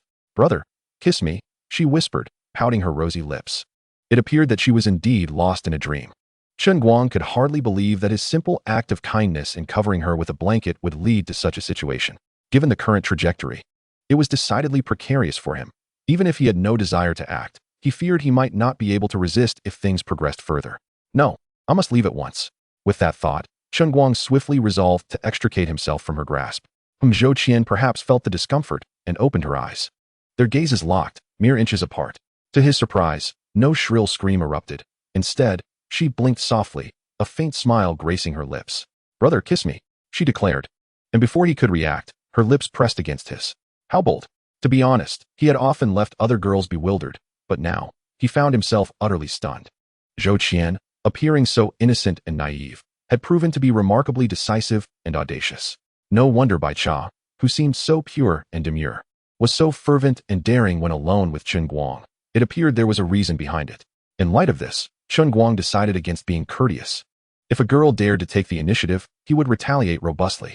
The blanket he had just placed over her now felt superfluous, and while returning her kiss, his hands were not idle. This dream feels so real. It's as if it were truly happening.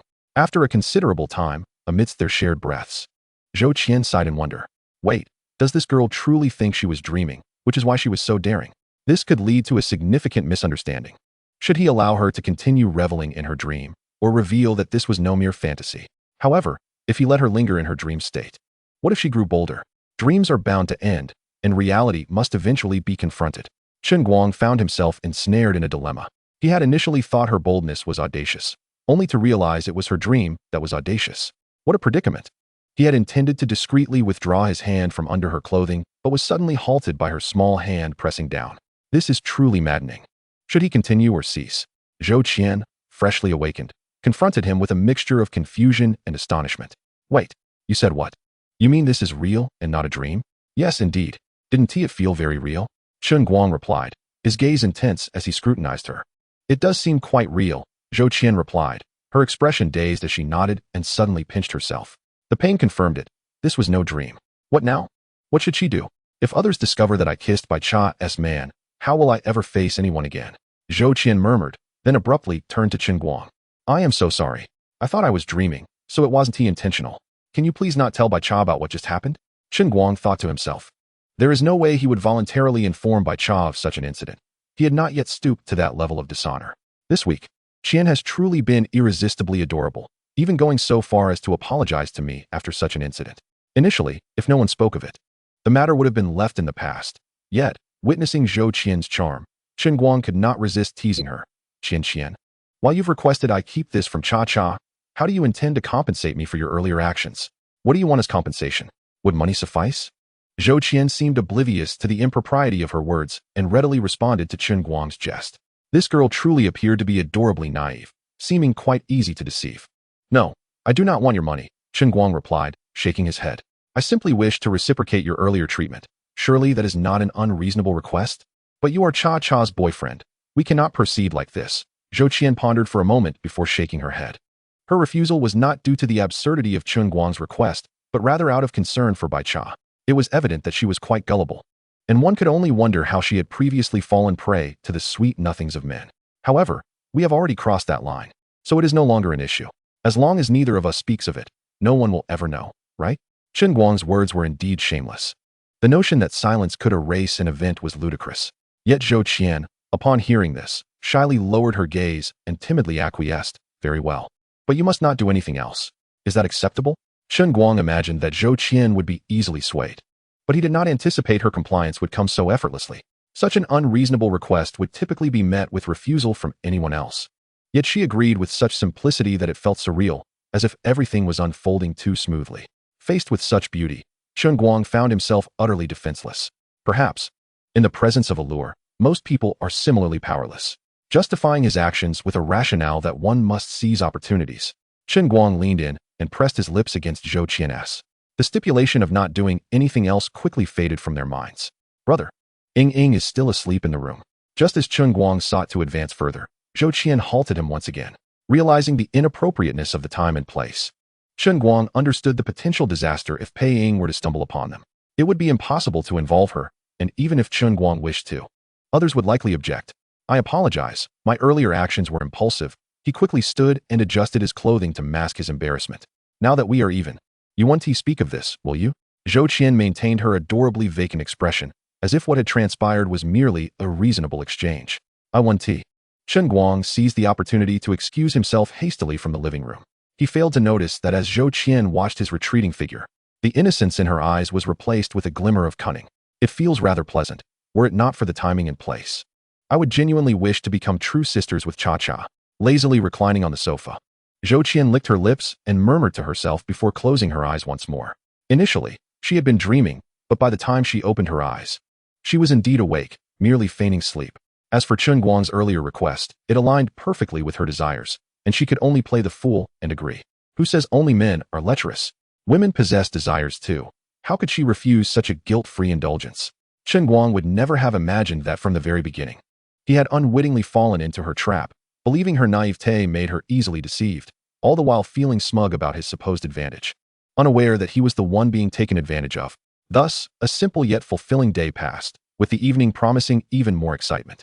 Aware that the fish pond might soon be reclaimed, Bai Cha hastened her preparations, changing outfits multiple times throughout the night. Learning from the previous night's lessons, the three girls dared not stay on the second floor again, which allowed them to let loose even more. Unlike the previous night, when they had to maintain decorum due to neighboring occupants, the entire second floor was now vacant, freeing them from restraint. A day later, Yin Li, Peng Yang, and Yin Yin reappeared at the reservoir, this time fully prepared with funds in hand. Shortly after Chen Guang accompanied them to fish, he received a call that prompted him to hurry back. Boss Chen, here is our previous contract. Please bring yours as well. After we destroy these, we will sign a new one. Yin Li placed a copy of the contract on the table before Chen Guang. No problem, I will retrieve my contract. Chen Guang nodded and went upstairs. However, instead of presenting it directly, he cut to the chase. The contract is here, but you must transfer the funds to me first before I hand it over. Yin Li glanced at Peng Yang, who promptly pulled out his phone and transferred 12 million to Chen Guang's account. Boss Chen, the money has been sent. Please check. Peng Yang was quite straightforward, transferring not only the 10 million for the contract, but also the 2 million for purchasing the fish. Mermaid Appreciation. Chapter 159. Finally, we can leave. Excellent. I have received the money. Chen Guang nodded slightly, handing over the contract as he continued. Now, please present the remaining contracts. After briefly reviewing the contract they provided, Chen Guang noted its simplicity, 2 million for all the fish in the pond, which would thereafter belong to them. This contract won't do. We need to draft a new one, as I must add an additional condition. Chen Guang shook his head, setting the contract down. Boss Chen, what issue do you have with this contract? Are you reconsidering? Yin Li's expression hardened, casting an irritated glance at Chen Guang.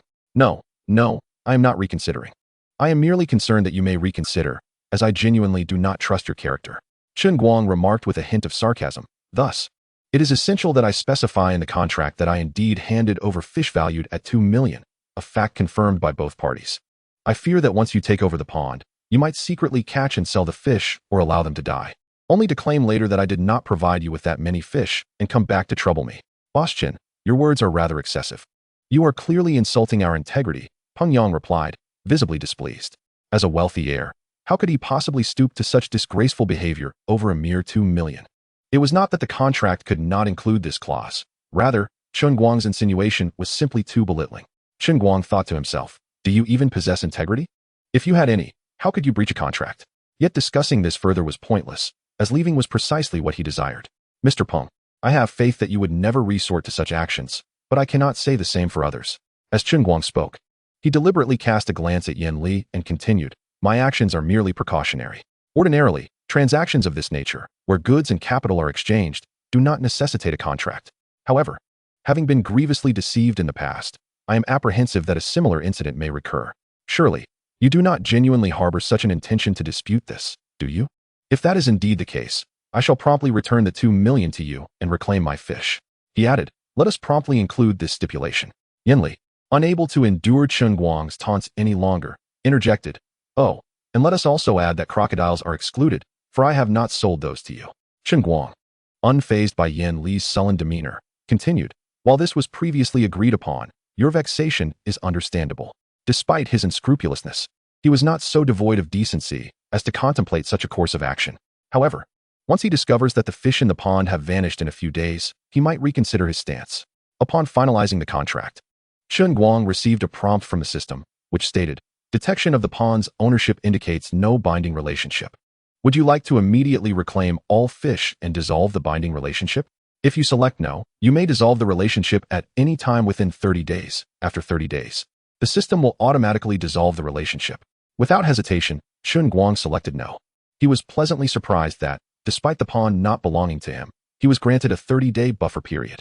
This arrangement was indeed advantageous. If he were to reclaim the fish now, he would only be able to fabricate an excuse about selling the pawn to the fishermen and refunding their fees, lest the truth of the empty pawn be revealed swiftly. With this 30-day buffer, even that concern became superfluous, instead enabling the fishermen to fish and substantiate that the pond was indeed teeming with fish. Within this time frame, he could choose to reclaim the fish at his leisure, even opting not to retrieve them all at once, allowing for a prolonged engagement with the fishermen. I previously mentioned that you may transfer the funds to me, and the pond could immediately belong to you. However, the fishermen who have already paid their fees are not my concern. Either you permit them to continue fishing, or you reimburse their fees. Chen Guang once more pierced their discussions with his sharp words. Very well, let them continue fishing today, but we hope that you, Mr. Chen, will expedite your relocation. Yin Li, of course, had no intention of refunding the fishing fees. Thus he had to acquiesce to their continued fishing. In essence, the fish they continued to catch were still Chen Guang's. They were not at a loss, as, ultimately, aside from the original fish in the reservoir, none of the others belonged to them. Not a problem. I will make arrangements to relocate all my belongings within the next couple of days, ensuring not a single item remains with you. Chen Guang had long wished to depart from this place, so he readily agreed. I grant you 3 days. By then, I do not wish to see you again. Yin Li was once again incensed by Chen Guang's words. However, considering the pond was now in his possession, he chose to disregard any further meaningless dialogue and, with a hasty remark, stormed out. No need for 3 days. After today, I shall be gone by tomorrow. Chen Guang called after his retreating figure. The better. I hope you keep your word, Yin Li replied, his heart buoyed, casting a softer gaze back at Chen Guang.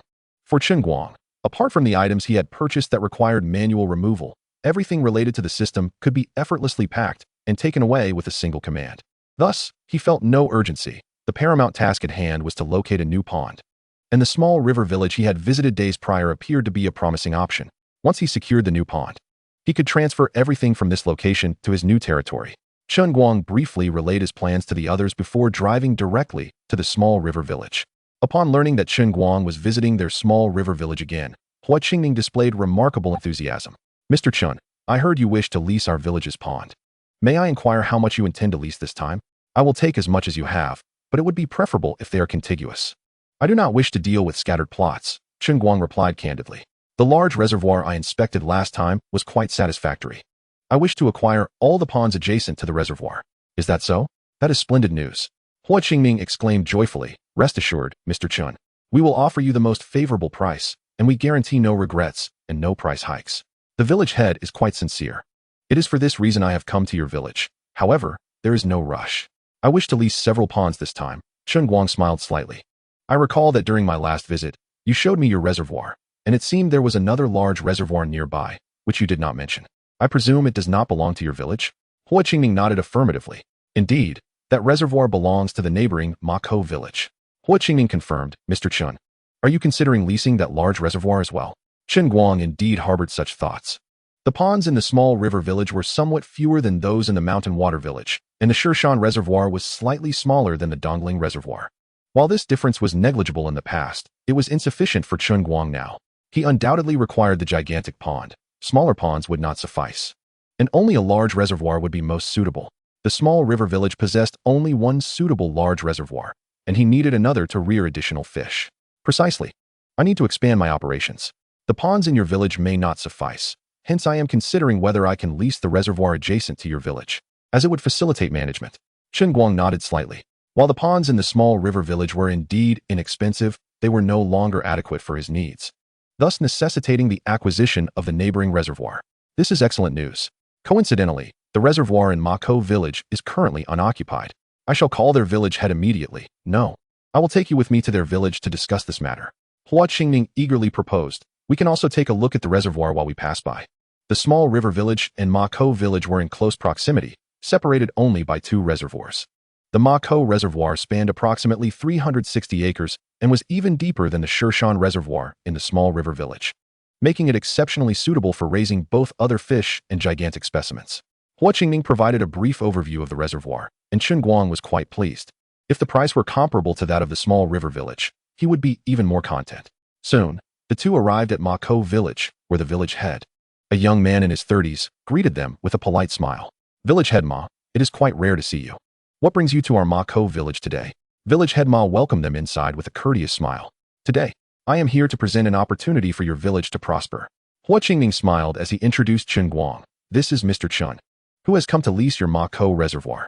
Surely, this is a chance for your village to thrive? Village head Ma, are you truly so benevolent? Village head Ma inquired quizzically, glancing at Hua Qingming. Why would you direct such a splendid opportunity to our Mako village instead of your small river village? I find it hard to believe. Village Chief Ma, Mr. Chen is a prominent businessman who seeks to lease at least 1,000 acres of fish ponds. Were it not for the insufficient availability of ponds in our small river village, do you think I would willingly bring Mr. Chen to your village? Hua Qingming scoffed lightly. Since you have no desire for a lucrative opportunity that I present, I shall take Mr. Chen to another village where I am certain they will warmly welcome him. Do not be hasty. Chief Hua, I misspoke earlier, and I offer my sincerest apologies, Village Chief Ma said with a forced smile, immediately donning a warm expression as he extended his hand towards Chen Guang. Greetings, Mr. Chen. Please, have a seat and enjoy a cup of tea while we discuss the matter of leasing the reservoir. Let us get straight to the point. Chief Hua has already shown me the reservoir, so we can negotiate the price directly.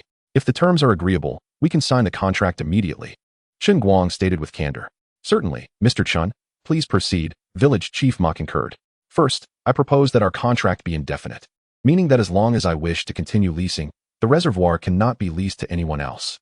Should you breach this contract, you will not only be required to refund my leasing fee, but also compensate me with tenfold damages.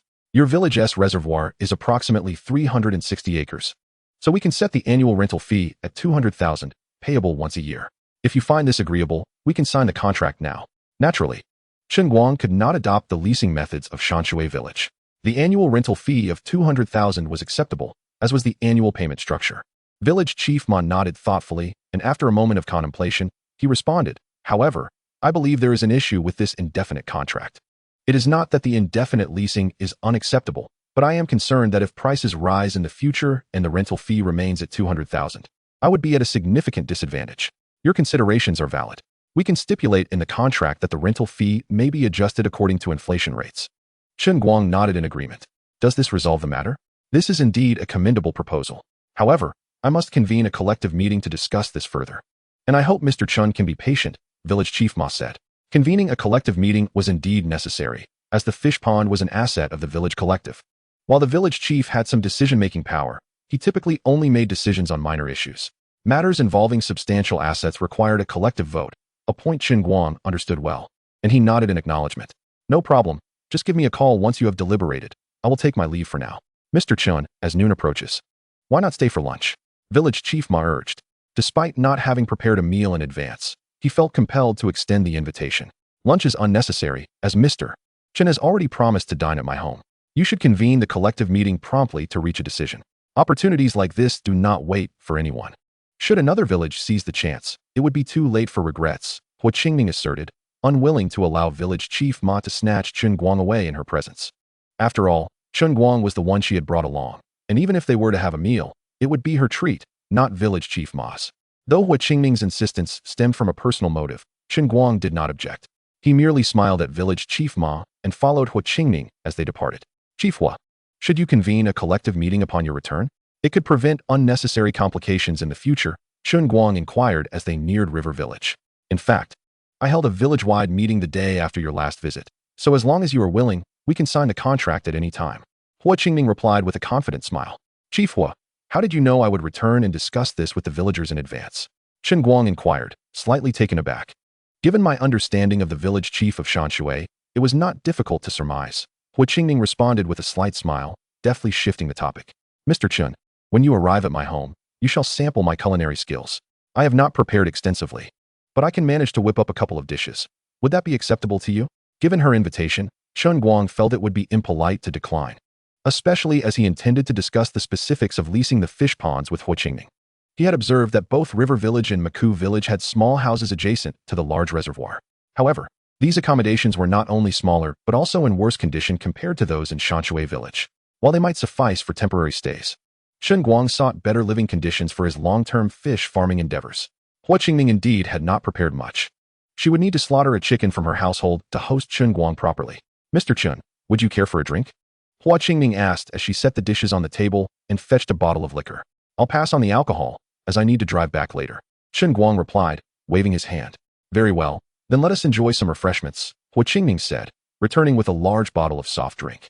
Mr. Chen, we can also adopt the same rental structure as Maku Village, with annual payments and a 10-year penalty for breach of contract. Before Hua Qingming could finish, Chen Guang interjected.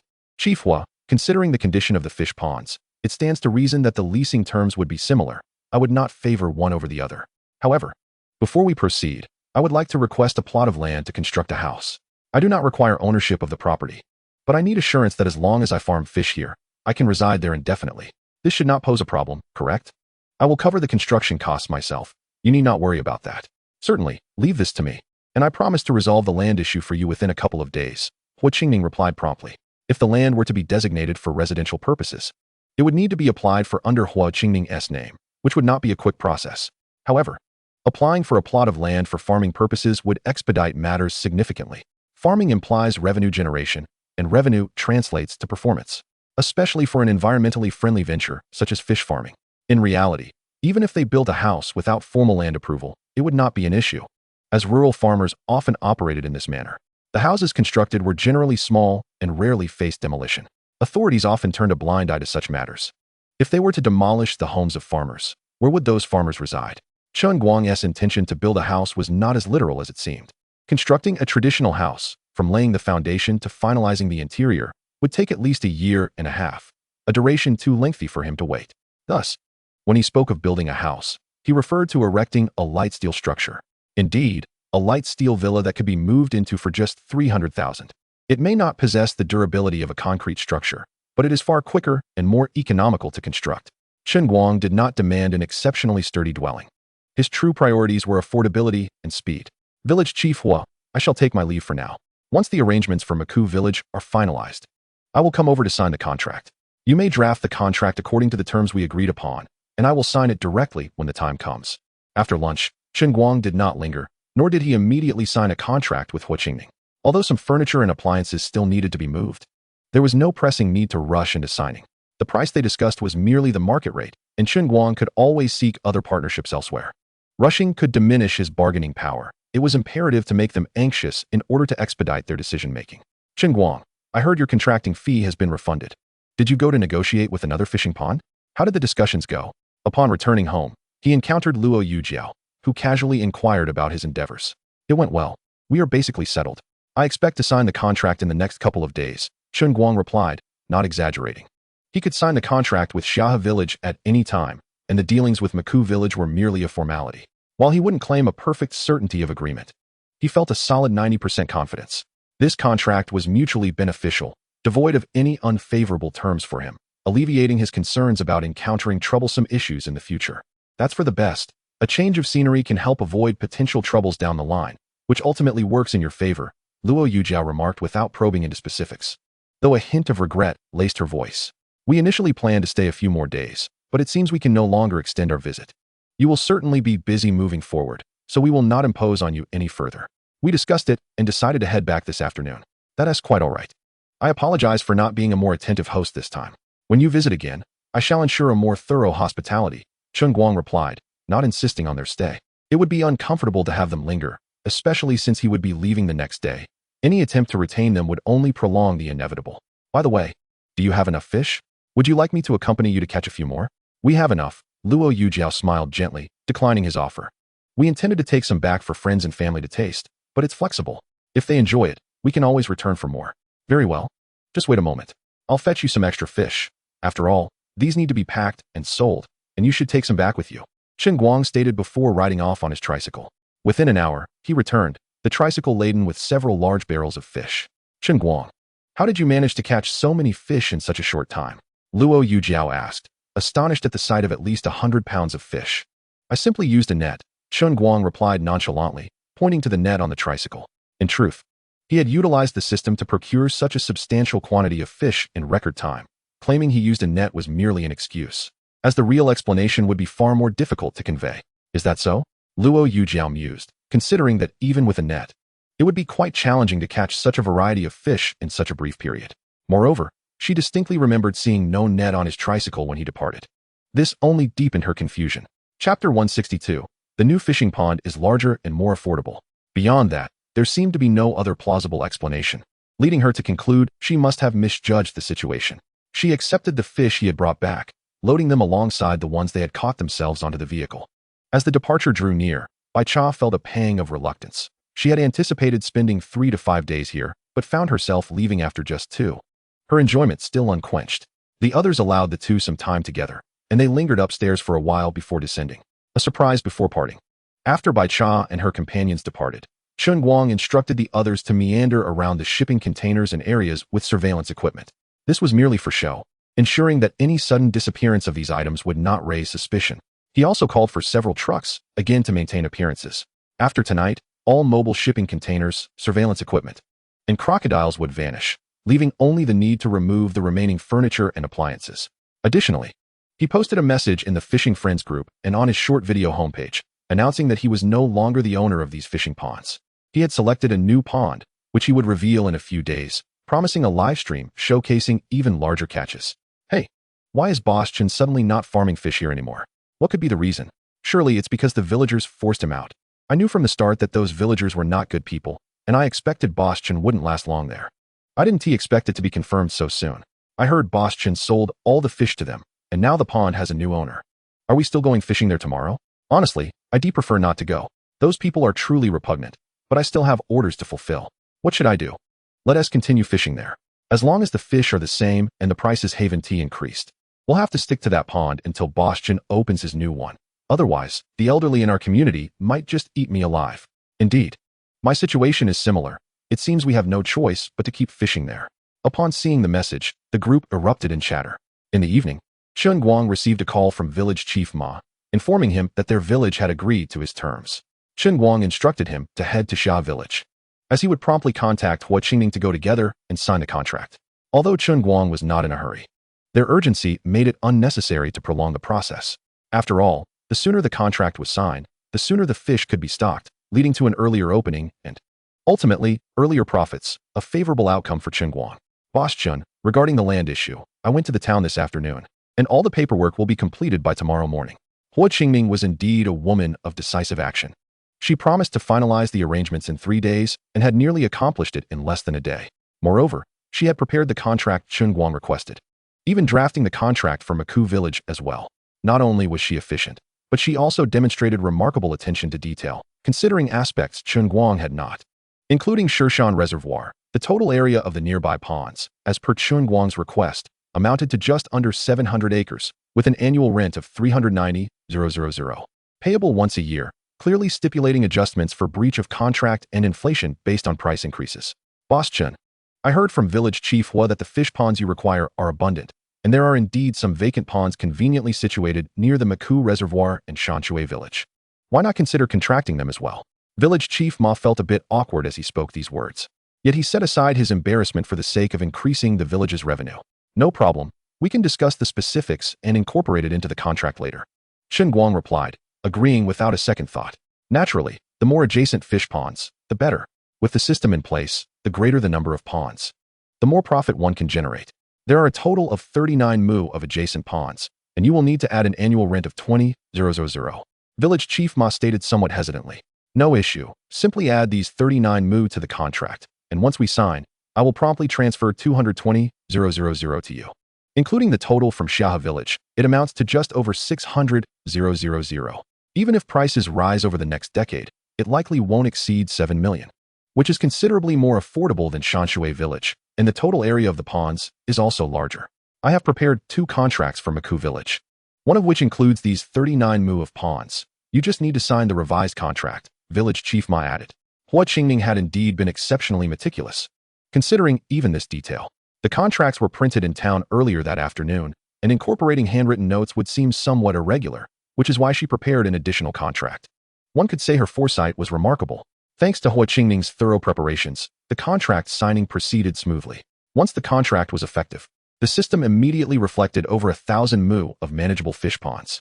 However, Chen Guang had no immediate plans to stock them with fish. He preferred to wait until the grand opening to host a spectacular fish release livestream, especially since the monumental fish he possessed this time promised to be even more astonishing than the last. The visual of a colossal fish being released into the reservoir would have a far greater impact if witnessed by a larger audience. Now that new ponds were secured, it was time to relocate the items from the reservoir to this new site. The crocodiles could be temporarily stored within the system and released later, while the monitoring equipment, mobile housing, and the boat could be transported quietly in the dead of night. As for the fish already in the ponds, they could remain in the reservoir for a few more days, allowing the anglers to witness that there were still plenty of fish when he departed. Though this may seem a bit excessive, it would provide him with a slight advantage should any complications arise. By the way, Village Chief Hua, tomorrow I might need to transport some furniture and appliances I've disassembled over there to the small house beside the reservoir. Could you please provide me with the key? Chen Guang suddenly paused, contemplating the efficiency of transporting the items directly to Saga village, thus saving time and effort. Such a simple request was naturally not something Hua Qingming would refuse, and she quickly retrieved the key. On the way back, Chen Guang contacted the shop from which he purchased the furniture and appliances, requesting that they send a few craftsmen to help dismantle the items and arrange for a truck to transport them elsewhere. After settling on a price, he hung up the phone, only for his screen to light up with a call from Tian Moli. Boss Chen, I just saw online that you not only withdrew from the reservoir project, but also sold all the fish in the ponds. Is that true? As soon as the call connected, Tian Moli's anxious voice reached him. Indeed, that is the case, but please don't panic, Chen Guang replied. However, before he could finish, Tian Moli's voice grew even more frantic. How can I not be anxious? The fish I bought from you last time are nearly sold out, and the feedback has been exceptional. I was planning to purchase another batch from your ponds, and now you're telling me the ponds are gone and the fish have been sold. What am I supposed to do? Miss Tian, I can rent other ponds anew, and I can procure another batch of fish, so you need not worry about a lack of fish to sell, Chen Guang reassured her. Really? So you have other ponds and fish available? Yes, just let me know when you need them, and I will send you a new address. You can have someone come by to collect the fish. Great. Please send me the new address now. I'll come by tomorrow. However, it would be best if you arrive after noon, as I will be occupied with moving in the morning and might not have time. After hanging up, Chen Guang promptly accessed the system to retrieve some fish from the Dongling Reservoir and place them in the stone pond he had contracted in Xia Village. Currently, sourcing fish from that pond would not raise any suspicions, as the contracts for the other ponds were only signed tonight. Unless arrangements were made for fish to be released by tomorrow morning, explaining the source of the fish would be problematic. Even if he arranged for fish to be released immediately, there wouldn't be enough time. Only the previously contracted pond would allow for a seamless fish transfer without drawing attention. After resolving these matters, he received a call from Brother Jia. Their collaboration made it normal for him to inquire about the situation, and he expressed his understanding and support for Chen Guang's approach. The next morning, Yin Li, along with Peng Yang and Yin Yin, arrived at the reservoir, cheerfully sitting at the entrance with QR codes to collect fishing fees. Upon seeing Chen Guang emerge from the building, Yin Li deliberately wore a smug smile, boasting, "Today seems promising. We've already collected several thousand in fishing fees this early. You all better make the most of it. Once the fish I left for you are gone, who knows how many more anglers will come to fish." Chen Guang retorted sarcastically, "Laugh now, but when the fish are gone, your expressions will be quite different." Chen Guang, once the fish are gone, can we not just buy more? To be honest, we've already placed an order for a large batch of fish, and they should arrive soon, Yin Li replied, huffing slightly. He had anticipated this, knowing the remaining fish in the pond would not sustain the anglers for long, necessitating a fish replenishment. Otherwise, as the fish dwindled, it would be illogical to continue charging high fishing fees, as the anglers were not foolish. Is that so? But my fish are unlike others. The fish you buy casually won't suffice. Eventually, the anglers will realize that your fish cannot compare to mine, Chen Guang asserted, shaking his head. Deceit is unacceptable. What you are doing is misleading. Chen Guang, do you think I would believe your nonsense? Yin Li scoffed. You should worry about yourself. Your time is running out. If you don't move your things soon, I won't give you any more time. Such words are indeed quite shameless, implying that if you do not vacate by the appointed time, the remaining possessions shall no longer belong to you. Rest assured, I have already moved most of the other items. Only a few pieces of furniture and appliances remain. Soon, a professional will arrive to dismantle them, and I guarantee that by the end of today, all my belongings will be completely removed, leaving not a single item behind for you. Chen Guang's statement served two purposes, to provoke him and to suggest that the removal of the other items lends a semblance of reason to the situation. Regardless of whether he was overthinking it, a little caution is never misplaced. What? You claim you've already removed the other items? Upon hearing this, Yen Li quickly glanced into the distance and indeed noticed that the mobile container house that had previously been there had vanished. Chen Guang, I never imagined your speed to be so remarkable, but do you think I would covet your worthless junk? Yen Li had not previously considered those items. But Chen Guang's assertion that he would clear everything today sparked such thoughts. Even if they are mere refuse, they are mine. I shall leave not even a solitary nail for you. After saying this, Chen Guang ignored Yen Li and returned inside. Grandfather, could it be that what Boss Chen said is true? If the fish we purchased truly differ from his? Peng Yang began, but was interrupted by Yen Li. Chen Guang is clearly trying to intimidate us. He merely wishes for us to feel regret. You must not fall for his tricks. These fish, at first glance, bear no difference from ordinary ones. His claim that they are sourced from a special place at a high price. Does that sound credible to you? The superior quality of the fish in this pond is evidently due to the excellent water quality of our Shanshui village. Do you really think he is foolish enough to spend so much on a common fish pond? Look, he acknowledges that the previous prices were inflated. Ultimately, if he does not believe that his fish come from some special source, it merely indicates that our village's water quality is exceptional, even if it is not. This line of reasoning does hold some merit. As an avid angler, Peng Yang found the assertion a bit far-fetched, but given the quality of the fish, he had only harbored some doubts. After hearing Yen Li's words, Peng Yang's earlier concerns were swiftly alleviated. Breathe in the sea breeze, a refreshing summer. Chapter 164. Before you indulge in merriment, perhaps you should first ponder where you will stay tonight. After a while, the craftsmen dispatched to remove the furniture and appliances finally arrived. Chen Guang promptly instructed them to dismantle and reload the furniture and appliances he had purchased last time. Other items that needed to be removed had already been packed, and before noon, everything was loaded onto the large truck. As for the remaining poultry and livestock, due to the system's rewards, they could be temporarily stored within the system, a task Chen Guang had completed the previous night. The only remaining items were 2 sheep that Jin Ling had previously brought to exchange for fishing fees, which had to be tied up and transported by truck. The rest comprised 3 small electric scooters, a tricycle, and Chen Guang's own car, allowing everyone to ride one while he drove, facilitating a smooth operation. Chen Guang, since everything is packed, let us depart at once. Once we leave, do not return, Yen Li said, looking at Chen Guang with a smug expression. As if anyone would desire to return to this forsaken place. Even if you invite me, I would not come back. Naturally, Chen Guang would not be inclined to offer him a pleasant demeanor, retorting with sarcasm, you should first worry about where you will sleep tonight. Do you intend to spend the night in this bare house? With that, Chen Guang laughed heartily and departed without a backward glance. Driving ahead in his small car, Chen Guang led the way, followed closely by 2 cargo trucks, with the small electric scooters bringing up the rear, all making their way towards Shaha village with a sense of vigor and pride. Grandfather, while Chen Guang's words may be harsh, I find some merit in them. Yan Yan suddenly spoke up at this moment. With such a vast reservoir containing fish valued at 2 million, we will undoubtedly need to assign someone to guard it tonight to prevent theft. Previously, Chen Guang had not only placed several mobile containers at key locations around the pond, ensuring they were manned day and night, but he had also installed surveillance cameras in many areas. Even if we temporarily forego installing cameras, we must assign personnel to guard each pond, an important location to deter potential thieves. Indeed, grandfather, I believe Yen Yen's considerations are sound. Given the exceptional quality of the fish, it is only natural that they would attract unwanted attention. Vigilance is necessary, Peng Yang concurred. Hearing this, Yen Li stroked his chin thoughtfully and remarked, it seems acquiring similar mobile containers will take several days. I should have purchased all of his items back then. Why don't we head to town this afternoon to buy some simple furniture to temporarily furnish the house, and then send a few people to patrol the ponds tonight? I am confident that our precautions will deter any would-be thieves. Whether it be surveillance or accommodation, these issues cannot be resolved in the short term. For now, all we can do is allow the pond guards to stay in this house temporarily and then have them patrol the ponds in shifts. Which is the best plan Yen Li could conceive. It appears we must proceed in this manner for the time being. Peng Yang pondered this and realized that, indeed, this was the only course of action, especially since they had arranged for people to patrol the ponds at night. He did not believe any thief would dare to be so brazen. Meanwhile, the villagers of Shanshui village were also discussing this matter, initially in small groups, but soon more and more gathered. Have you heard? It seems that Boss Chen has ceased his contract for our village's pond. That cannot be true. He spent a fortune of 10 million. How could he simply walk away? Moreover, I noticed that his business has been thriving these past few days. Just the other day, he was contemplating establishing a farm stay beside the reservoir. Do not dismiss my words. I just saw him dismantling and moving all his furniture and appliances, loading 2 entire large trucks.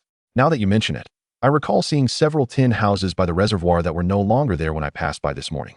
I hadn't paid much attention at the time, But now it seems Chen Guang might truly be leaving. What do you mean might be leaving? He has already left. For goodness sake. I saw him depart just now. This doesn't add up. He just walked away like that? Does he not want the 10 million anymore? Whatever. If he chooses to leave, that is his affair. The money is already in our hands and will not be returned. What are you all thinking? That is 10 million. Would any of you abandon it so easily? I heard that the village chief had his future son-in-law spend 200 million. Not only refunding boss Chen's 10 million contract, but also buying all the fish from his pond. Is the village chief mad? Is he really going to deceive his own future son-in-law like this? You women really are short-sighted. The village chief knows that contracting the pond is profitable, which is why he had his son-in-law pay to drive boss Chen away. Do you truly think the village chief is as foolish as you? What profit could there possibly be? 10 million for a few shabby ponds. How long would it take to recoup that investment? It would be a miracle to break even. You naive woman, you truly lack perspective. Do you have any idea how much money has been made during the time we contracted the ponds in our village? Setting aside the costs for the moment, he has already recorded an income of several million, even after deducting expenses. I estimate that he has earned no less than 1 million. The village chief, envious of this fortune, incited his prospective grandson-in-law to expend money to drive boss Chen away. Is fish farming truly that lucrative? What do you think? Do you genuinely believe the village chief would be foolish enough to undermine his wealthy prospective grandson-in-law? Thus, it becomes apparent, the village chief is indeed a scoundrel. With such a golden opportunity to amass wealth, instead of leading the entire village towards prosperity, he selfishly seeks to indulge in the spoils alone. This cannot stand. We must not let such a fortuitous opportunity slip through our fingers. We need to confront him and clarify the situation. Yes, let us seek him out for an explanation. We shall go to him now. He must provide us with answers. Upon hearing how profitable fish farming is, the crowd was instantly agitated, rallying together to confront Yan Li and demand clarity. Fortunately, Chen Guang managed to extricate himself from the scene just in time. Now let Yan Li deal with the ensuing turmoil. As news spread rapidly, the villagers of Shanshui village soon organized a formidable procession towards the reservoir. Grandfather, trouble is brewing. Yan Yin was the first to notice the throng of villagers marching towards them. Sensing the gravity of the situation, she hurriedly rushed to inform Yan Li. What trouble? This is splendid news. Yan Li, reclining leisurely on the dam of the reservoir, looked upon the multitude fishing with great satisfaction, feeling quite pleased with his astute decision.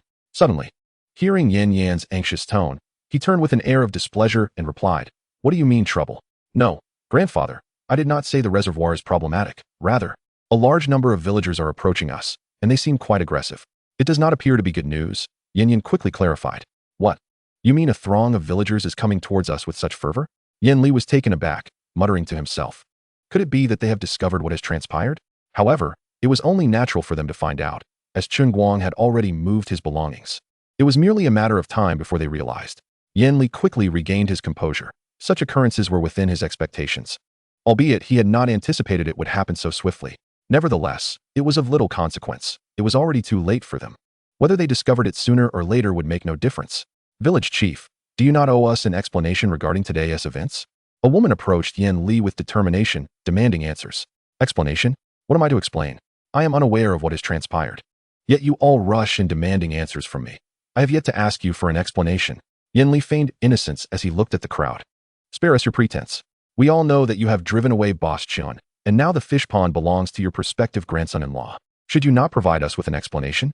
An elderly man stepped forward, motivated not by a desire to defend Chen Guang, but rather by the prospect of profit. Do not speak nonsense. What do you mean I drove Chen Guang away? He clearly wished to leave on his own accord. He demonstrated this previously, and you are all well aware of it. Do not unjustly accuse me. Yan Li asserted with a righteous demeanor. Very well.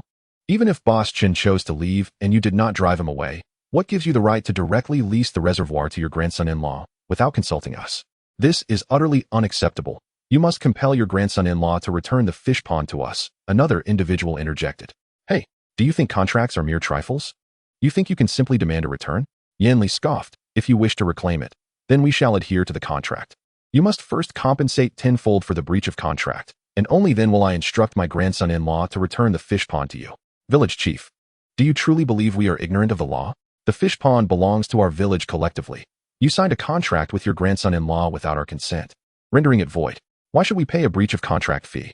Many villagers, already intimidated by the notion of a tenfold penalty, were emboldened by a young man who spoke up. Upon hearing this, the crowd immediately rallied in agreement. Indeed, the contract you signed with your grandson-in-law is void. Especially given your familial ties, it is even more invalidated. Village chief, you must provide us with an account today. Faced with the relentless demands of the crowd, Yan Li remained unperturbed, a cold smile gracing his lips as he replied, "Who claims the contract was signed between my grandson-in-law and me? Have you not forgotten that the fish pond was previously leased to Chen Guang? You did not return the lease payment to him, nor did you terminate the contract. Therefore, the fish pond remains under Chen Guang's ownership. My grandson-in-law merely took over the lease from him. What concern is that of mine? I merely facilitated the connection. How can the contract be deemed invalid? Indeed, they did not terminate the contract with Chen Guang, which means he is free to transfer the lease to whomever he wishes. Thus, it seems the contract is indeed valid." The crowd fell silent, realizing that the prospect of profit had clouded their judgment. Even if they were offered a return at the original price, they would not accept it, let alone pay tenfold in penalties. However, at that moment, another individual stepped forward, angrily denouncing Yan Li. "Yan Li, you are lying. The previous contract with Boss Chen did not stipulate a tenfold penalty. You clearly exploited this to drive Boss Chen away and then signed a new contract with your grandson-in-law. Do you think I am unaware of this? Jianhua, you must provide evidence for such claims. Did you see the contract's contents, or does anyone else have knowledge of it? Or perhaps you possess a copy or photograph of the contract?" Yan Li's retort left the accuser momentarily speechless. Previously, when Chen Guang invested 10 million to lease the fish pond, they merely held a simple meeting, and after unanimous approval, all subsequent matters were entrusted to Yan Li. From negotiations to payment, it was entirely Yan Li who dealt with Chen Guang, and they only remembered the profit sharing, never requesting Yan Li to present the contract for review. Thus, they were entirely ignorant of its contents. Now, the contract's terms were at Yan Li's discretion. Even if he had mentioned something that someone might have overheard, he could easily deny it all. This was precisely why Yan Li had discreetly terminated the contract with Chen Guang. He knew that as long as no other villagers were present, he could dictate the contract's terms without consequence. "Yan Li, you are utterly reckless as village chief." The man could only weakly curse Yan Li, utterly powerless against him. The others, witnessing this, felt equally helpless. The prospect of a tenfold penalty was beyond their means to pay, and even if they could, they would never agree to it. Ultimately retreating in disappointment. "Yan Li has gone too far. We must teach him a lesson. Indeed, I cannot let this indignity pass. We must ensure he learns a lesson." As the group made their way back, they grumbled, unsure whether they were merely indulging in idle chatter or if they harbored genuine thoughts. The houses adjacent to the Shirshan Reservoir, though modest and somewhat antiquated, could comfortably accommodate a few individuals, especially with the addition of several mobile container homes, which would more than suffice for Chen Guang and his companions. "Hey, boss, when did you bring in those iron houses and boats? We had no idea." Huang Yiting inquired curiously, having spotted the vessels in the reservoir upon her arrival. "Of course, they were brought in last night. Do you think they could have flown here on their own? You were sleeping like a log, so naturally, you wouldn't know," Chen Guang thought to himself, realizing that the explanation was hardly different from the idea of them flying in.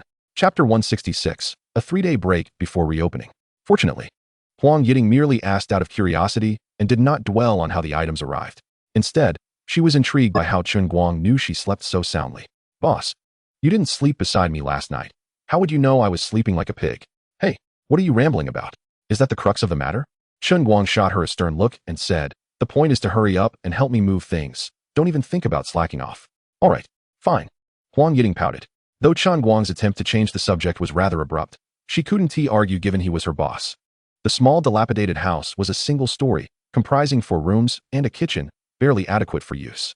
The interior was old and uninhabited, necessitating a thorough cleaning first. 3 rooms would be furnished with furniture and appliances, while the remaining room would serve as a storage area for items yet to be installed. Once everything was arranged, it was already noon. Fortunately, despite the house's shabby condition, the kitchen was functional, ensuring they would not go hungry for lunch. "Currently, we have only 3 rooms. But with the 5 iron houses, it should suffice for you all," Chen Guang announced during lunch.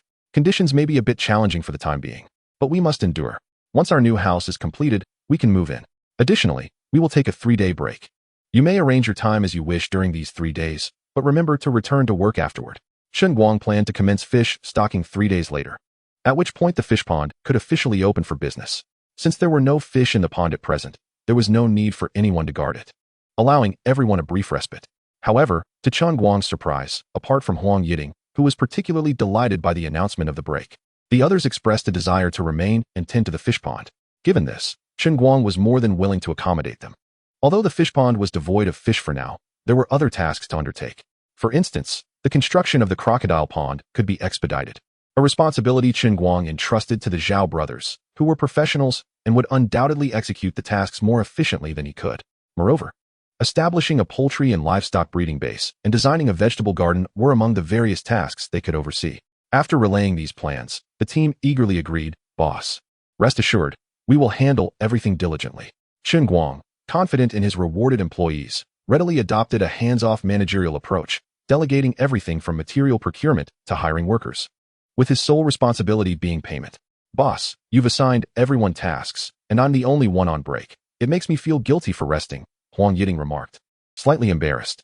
"There's no need for embarrassment. They are essentially working overtime, and I will compensate them accordingly. You want to receive overtime pay for your break." "Which seems quite fair," Chen Guang replied with a gentle smile. "Of course, if you wish to stay and work overtime, I can arrange additional compensation for you." With the assurance of overtime pay for those who chose to stay, Huang Yiting decided to relish her break.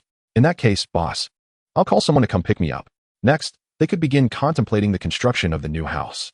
Chen Guang had learned that a lightweight steel villa could be completed in as little as a month. He had already identified a suitable site at the junction of Zaiqi Village and Maku Village, ideally positioned to service both large reservoirs.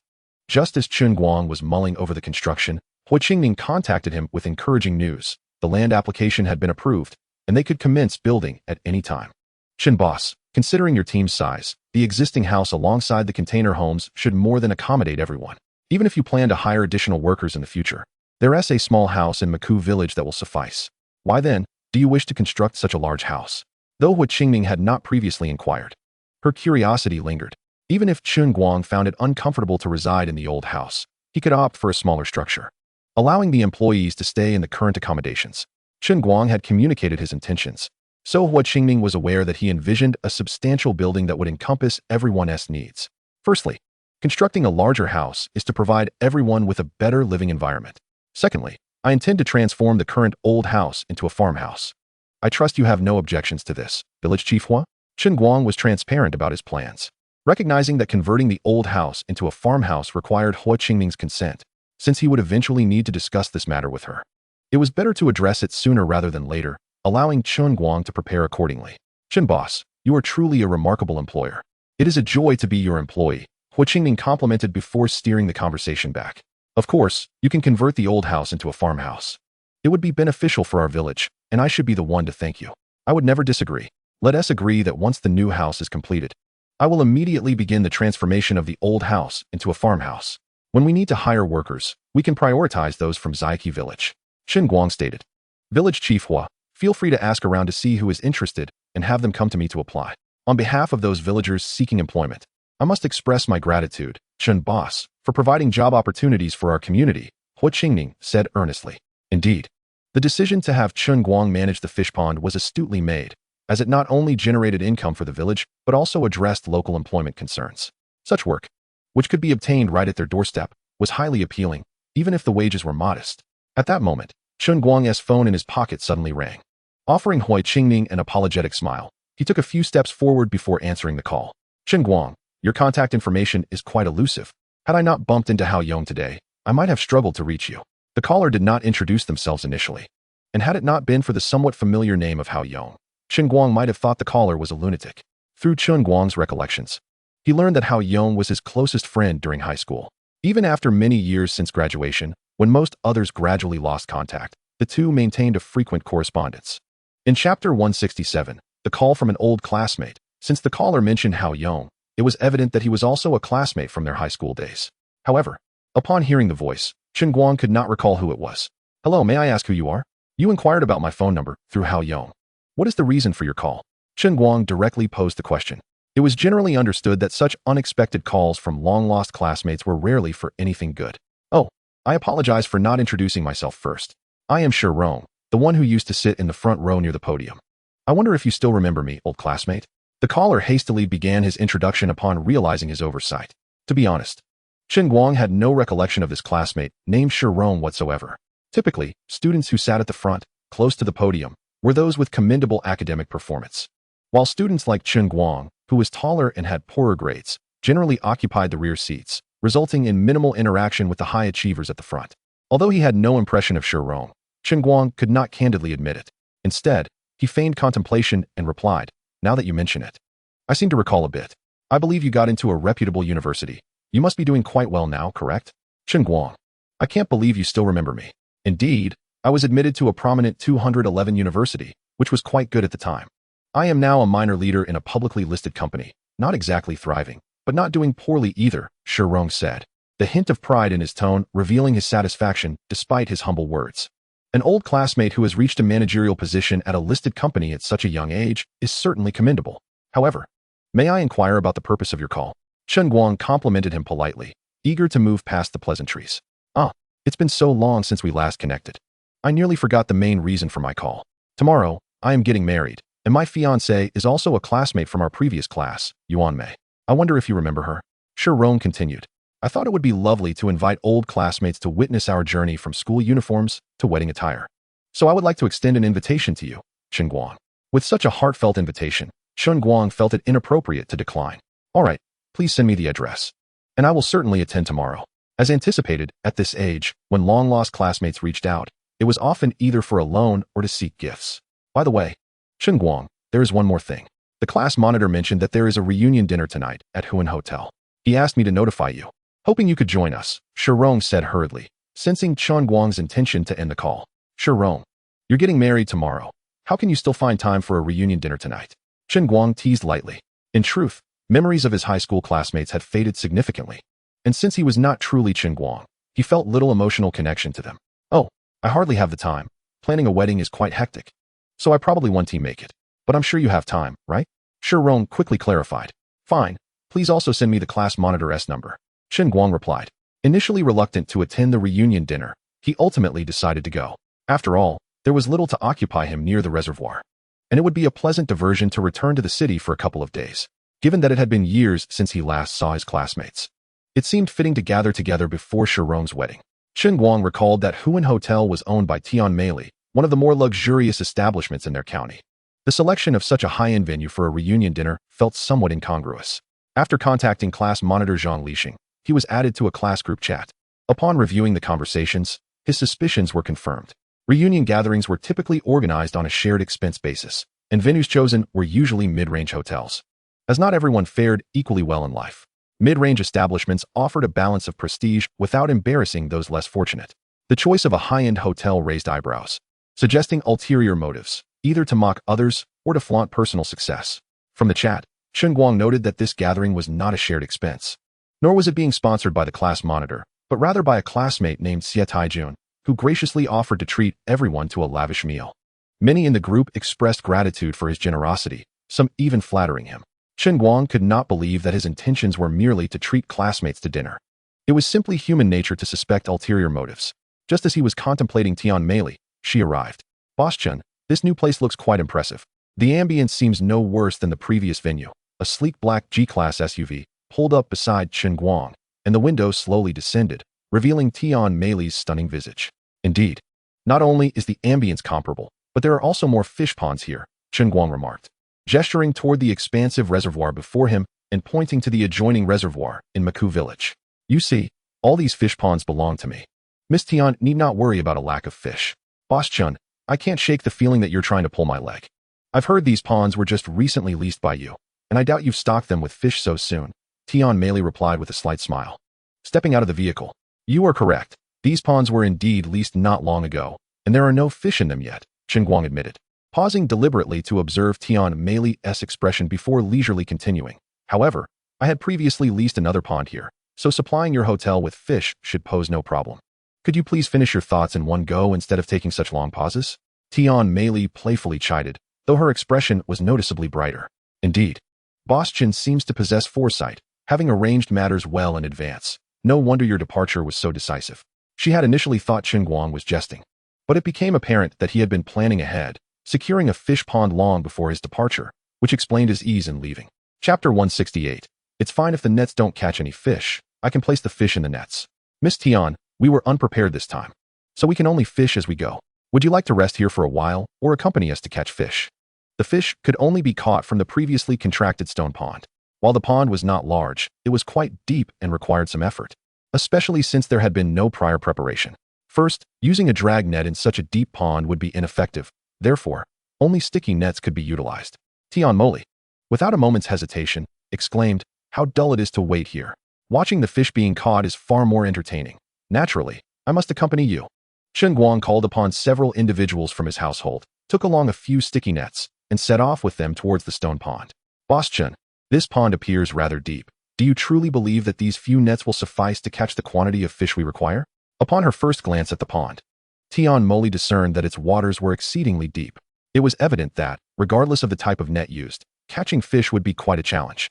In such a pond, the most effective method would be fishing with a rod. However, the speed of catching fish in that manner would not meet the demands of her hotel.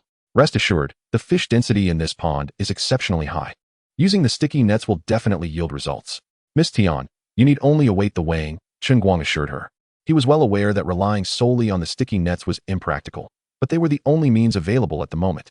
After deploying the nets, he intended to discreetly retrieve some fish from the pond in Shanshui village and release them into this pond, ensuring that they would collide with the nets. He was not concerned about the quantity of fish he could catch. The sticky nets were merely a tool and a diversion, thus he felt no anxiety about their efficacy. Observing Chen Guang's unwavering confidence, she chose to trust him, though she still harbored doubts that a mere few sticky nets could yield the number of fish she needed. "Come, everyone, follow my lead. Let us place the nets here and drag them over to that side." Chen Guang directed the others as they meticulously spread the sticky nets throughout the pond, finally nodding in satisfaction. "We need only wait half an hour before we can retrieve the nets. I assure you, the results will astonish you." Maintaining an air of authenticity was essential. Pulling the nets up immediately would seem too contrived, so he decided to wait a half hour before doing so. Just moments before retrieving the nets, he would discreetly add a portion of fish from the pond in Shanshui village to the sticky nets in this pond, ensuring a successful catch. "Boss Chen, are you certain this will work? It seems utterly still to me," Tian Moli remarked, gazing skeptically at the placid water's surface. As an avid angler, though she had never employed sticky nets, she could sense something amiss. "Of course, just a little more patience, and there will be activity. If the sticky nets falter, I shall dive in and catch enough fish by hand."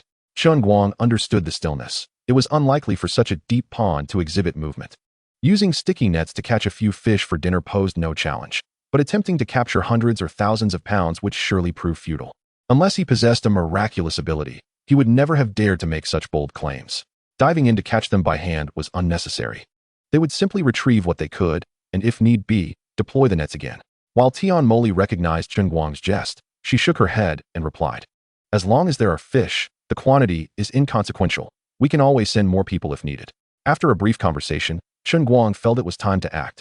He utilized the system to secretly replenish the pond with 3,000 pounds of fish. Instantly, the water's surface erupted with ripples. "Look, there is already movement. The nets must have caught a considerable number of fish." Chen Guang pointed excitedly at the water. "How can this be? It appears that indeed many fish have been caught." Tian Moli marveled at the sudden commotion on what had been a tranquil surface. Had the fish truly come in droves to collide with the nets? "It is time to retrieve the nets. Now we shall witness a miracle," Chen Guang shouted, leading the charge to collect the nets. The process of net retrieval was straightforward. Some were tasked with gathering the nets, while others focused on sorting and collecting the fish. As the sticky nets were drawn up, the fish ensnared within surfaced, appearing in clusters like grapes. There are so many fish. Apart from Chen Guang, everyone else was utterly astonished. To amass such a bounty in just half an hour was truly beyond belief. Even in a densely populated shallow pond, achieving such a result would be difficult, let alone in a pond of such depth. Regardless of disbelief, the reality was that there were indeed that many fish. The retrieval proceeded swiftly, though some fish sustained minor injuries from being caught. Fortunately, the short duration of being ensnared ensured that only a small portion appeared somewhat damaged. Chen Guang had indeed released 3,000 pounds of fish, but not all had collided with the nets. Ultimately, they managed to haul in just over 1,000 pounds. "Miss Tian, is this quantity sufficient? If not, we can set the nets again," Chen Guang inquired. "That should suffice," Tian Moli nodded in agreement. "Boss Chen, I noticed your pond hasn't been stocked yet. You must have some free time. If you are available, I would like to invite you to dine at my hotel, so you can experience the authenticity of our fish dishes." Tian Moli genuinely wished to seize the opportunity to treat Chen Guang to a meal, recognizing the importance of fostering a good relationship with him. If the rapport was strong, she would naturally receive priority when it came to fish supplies. "I do have some time, and coincidentally, we have a class reunion this evening at your hotel," Chen Guang replied with a smile. "However, if Miss Tian wishes to treat me to dinner, it must wait until next time." Though he had not initially intended to share this information, He felt it prudent to mention it, since Tian Moli had brought it up. It would be rather awkward if they were to encounter each other at her hotel later that evening, so it was better to speak frankly. No worries. Since it is a class reunion, do let me know the private room you will be in, and I shall have some specialty dishes and fine wine sent over this evening, Tian Moli insisted, feeling it was only proper to reciprocate. No, please don't. Tonight. Someone else is treating, and they are certainly not short on funds, Chen Guang quickly interjected. Accepting her generosity would be a personal favor he could not allow himself to exploit for the sake of appearances. Understood. Then I shall have to invite Boss Chen next time. You must promise not to refuse. Tian Moli nodded lightly, immediately grasping Chen Guang's intent. With an invitation from a stunning beauty, how could he possibly decline? Chen Guang smiled subtly. With the fish issue settled, there was little left to attend to at the pond. He had delegated all necessary tasks, and he also contacted the builders of the light steel villa to expedite the construction process. With some time before evening, Chen Guang decided to return to his home in the city for a quick shower and a change of clothes before heading directly to Huan Hotel. Having been away for just a few days, a fine layer of dust had settled in his home. After a brief tidying up, he proceeded to take a shower. Initially intending to rest for a moment, he found that by the time he finished bathing, it was nearly time to head out. So he made his way to the hotel. Upon arriving at the entrance of Huan Hotel, he spotted his best friend from school, Hao Yong, from a distance. Guangzi. Long time no see. Upon seeing each other, Hao Yong embraced Chen Guang warmly. Daon, it's been ages. It seems you've put on a bit of weight. You must be nearing 200 pounds now. Chen Guang teased with a grin. Hao Yong possesses a robust and imposing physique, characterized by a skeletal structure significantly larger than that of most individuals. Even during his school days, when he appeared rather slender, he weighed over 160 pounds. As he grew to 200 pounds, he still did not seem excessively overweight. You still criticize me, yet you appear considerably more muscular than last year, he remarked. Hao Yong, with a hearty smile, replied, Indeed, to attain a sturdy physique, one must engage in physical labor in the countryside. I just overheard the flamboyant rooster. No, I should now refer to him as the septic tank, saying that you are currently raising fish in the countryside. Is that true? Absolutely. I am indeed raising fish in the countryside, Chen Guang nodded, revealing nothing to conceal. Raising fish is quite commendable, if done well. It surpasses the benefits of laboring for someone else. Guangzi, strive diligently, and aim to earn money soon so you may marry. Hao Yong patted Chen Guang's shoulder, adopting a serious demeanor. With your striking looks, are you truly concerned about finding a spouse? It is you who must exert yourself. When will you bring a sister-in-law back for me? Chen Guang teased with a smile. He was not in the least bit anxious about finding a wife, as he already had quite a few romantic entanglements. How could he revel in life with a spouse? Ah, is that not Hao Yong? At that moment, a bespectacled, elegantly attired man approached. Hao Yong was easily recognizable, and he quickly turned to Chen Guang, gazing intently until he confirmed. You are Chen Guang, correct? It has been years, and you have become even more handsome. They instantly recognized the newcomer as Zhang Lixing, their high school class monitor, who had not changed much since then, except for appearing more mature and composed. Ah, the esteemed class monitor. You seem to have remained quite unchanged, Hao Yong responded with a broad grin. By the way, monitor, has Xie Taijun truly made it big? He has even booked such a fine hotel. I am not entirely sure, but since he has chosen to treat everyone at such an upscale venue, it seems he must have earned quite a bit over the years. By the way, why are you both standing here? Why not go inside? I hear most of the classmates have already arrived. Ah, I simply haven't seen Guangzi in a long while. So we were catching up, Hao Yong chuckled. There will be plenty of time to chat. Let us head inside. They intended to enter, and Zhang Lixing suggested they do so together. After graduating high school, some pursued university, while others ventured out to work in distant lands, making it increasingly rare for them to reunite. Today was a special occasion, as they had gathered for a classmate's wedding. Although it was termed a class reunion, many classmates were absent. The private dining room contained only 21 attendees, slightly more than half of the entire class. Most of these individuals clustered around Xie Taijun, each eager to curry favor. Brother Jun, you have truly succeeded. At such a young age, you have managed to drive a luxury car worth millions. What business are you in? Could you perhaps guide us, your old classmates? Indeed, Brother Jun, if possible, please include us in your ventures, so we might share in your success. Xie Taijun, radiating confidence, replied, It is true. I have made some profitable investments over the years. Now that I am capable, I naturally wish to help my old classmates prosper. Brother Jun, do share your current investment endeavors with us. If the entry cost is manageable, I would love to join, one classmate implored. Certainly. I happen to have an excellent project, but it requires a minimum investment of 1 million. If anyone is interested, I can include you. 1 million as a minimum investment? How could we possibly afford that? Upon hearing the hefty sum, Several attendees instantly deflated like punctured balloons.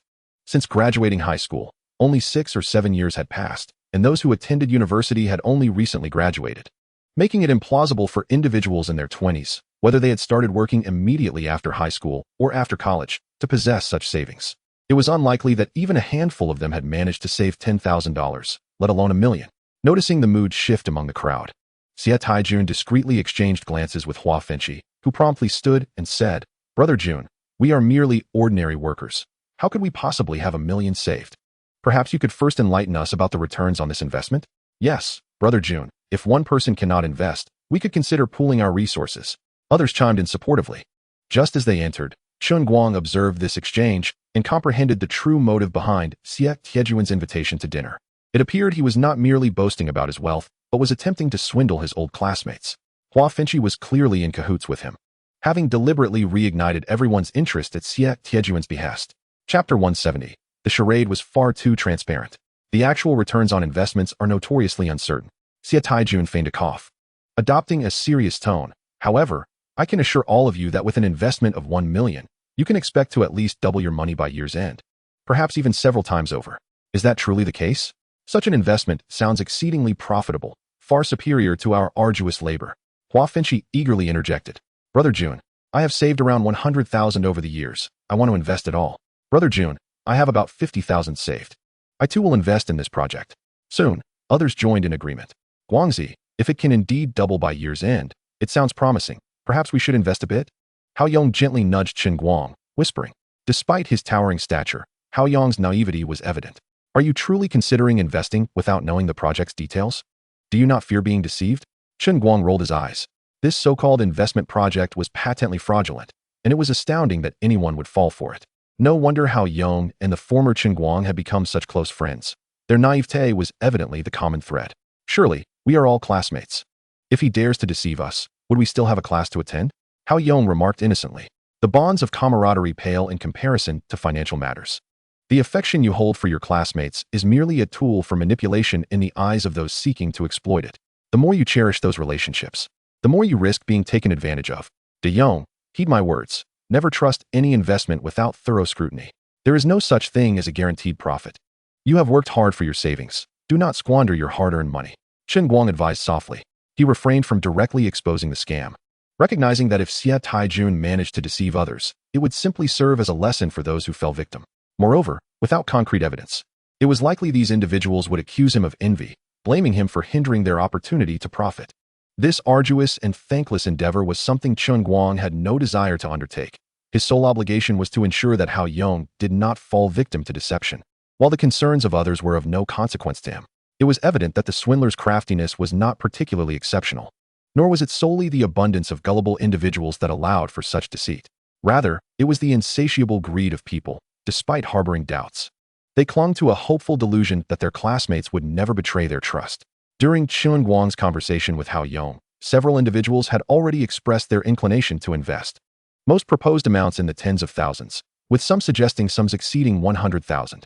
Before long, a substantial number had become involved, and the total investment rapidly surpassed $1 million. Indeed, it appeared that acquaintances were the easiest to deceive. "Chen Guang, you are a millionaire.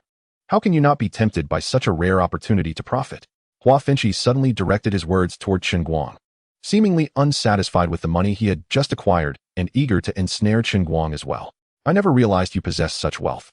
If you were to invest that 10 million, by year's end it could easily double to 2 million, or perhaps even more. Within 2 years, you could become a billionaire." "It's truly enviable," another chimed in, clearly part of the same scheming group, and others quickly joined in their chorus of flattery. Feigning a sigh, Chen Guang replied, "To be honest, I am somewhat tempted. Alas, all my funds have been committed to investing in a fish pond, and I currently have no surplus capital. Even if I wished to invest, it would be a case of wanting but being unable. Surely you have known this about me for some time, fellow classmate. Are you trying to make me uncomfortable with such remarks?" "Oh dear, how could I have forgotten?" Hua Fenqi feigned realization, slapping his forehead. "Chen Guang, I truly meant no offense. I simply believe this investment was quite promising and thought of you, given your affluence. I forgot that you had devoted 10 million to the fish pond. By the way, didn't your fish pond seem to yield some profit recently? Even if you don't have much, you could still consider a smaller investment." Hua Fenqi appeared unwilling to relent, bringing up Chen Guang's recent earnings. suggesting he had perhaps conducted some covert inquiry into Chen Guang's affairs or stumbled upon information online. You may not be aware, but while there was indeed a substantial income recently, it merely covered my initial investment, leaving no profit. Besides, this money must be reinvested to generate further returns. How could I possibly hold on to it? Naturally, I must continue purchasing fish fry and releasing them into the pond to earn more. At present, I truly have no spare funds remaining. I had hoped to seek a loan at this gathering to acquire more fish fry, but that now seems impossible. What a farce.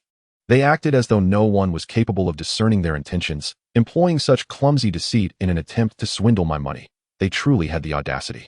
Chen Guang, do you realize how many years it would take for you to recoup your investment in fish farming?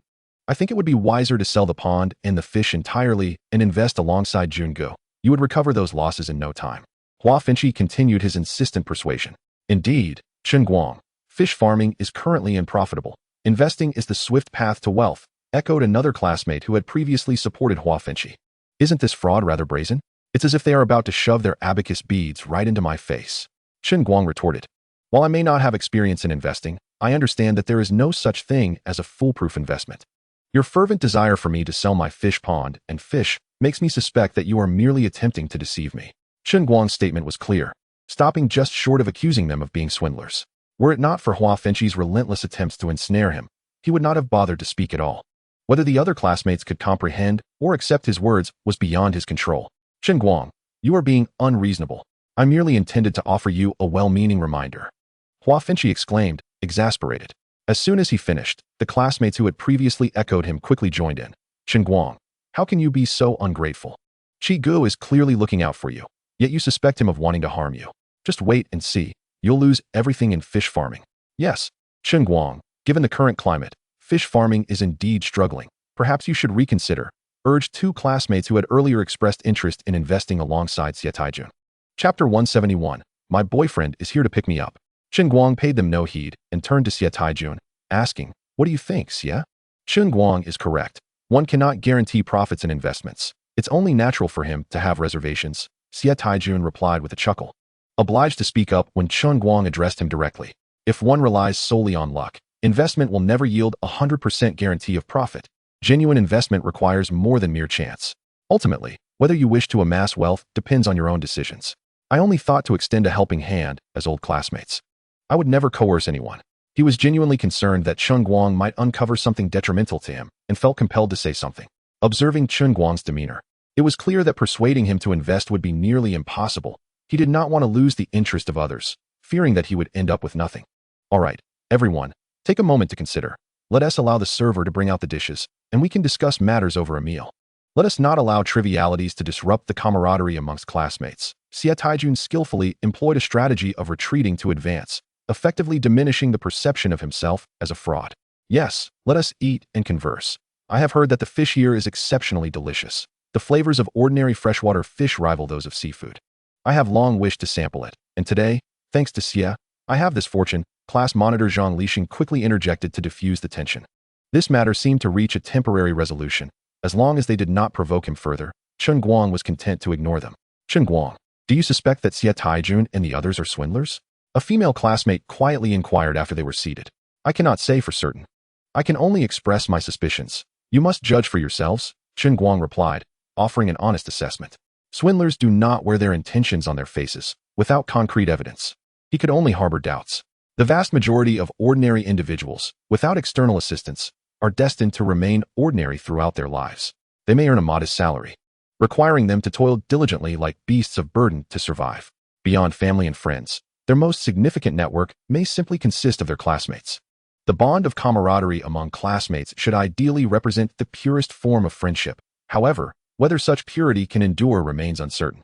They are aware of this, yet see no better alternatives, prompting them to gamble. Should they lose, it would merely mean a few more years of struggle.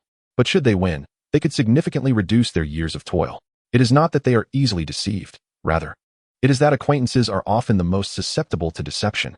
Ultimately, there remains a considerable number of individuals eager to invest in Xie Taijun. After dinner, these same individuals expressed their desire to visit a KTV, ostensibly orchestrating a gathering specifically for Xie Taijun. You all may enjoy yourselves. I shall refrain from joining, as I need to return to the countryside shortly to oversee some matters. Chen Guang, naturally, would not seek to impose upon himself. Thus he fabricated an excuse to take his leave. Matters of importance take precedence, so we shall not detain you any longer, Chen Guang. Do remember to attend Shirong's wedding tomorrow. In truth, Xie Taijun was quite relieved at Chen Guang's decision not to attend, although these individuals professed their intent to invest. Such declarations remain mere words until the funds were securely in hand. Should Chen Guang attend and utter something inappropriate, the opportunity that was nearly within reach could easily slip away, which would be a lamentable loss. Once the crowd dispersed, Chen Guang contemplated it was about time to retrieve a portion of the fish from the ponds over at Shanshui village. He accessed the system and proceeded to recover half of the fish from each pond, intending for these fish to gradually vanish while allowing the anglers to perceive the dwindling supply. Just as he concluded these tasks and was preparing to depart, he suddenly noticed Tian Moli seemingly entangled with someone just beyond the hotel entrance. Given his acquaintance with Tian Moli and their current collaborative relationship, Chen Guang made his way over to ascertain the situation, hoping to offer her assistance. Qian Bin, how many times must I reiterate that I already have a boyfriend? Please refrain from pestering me any further, Tian Moli exclaimed, her expression one of evident anger directed at a young man. Moli, do not attempt to deceive me. I have never witnessed that man being close to you.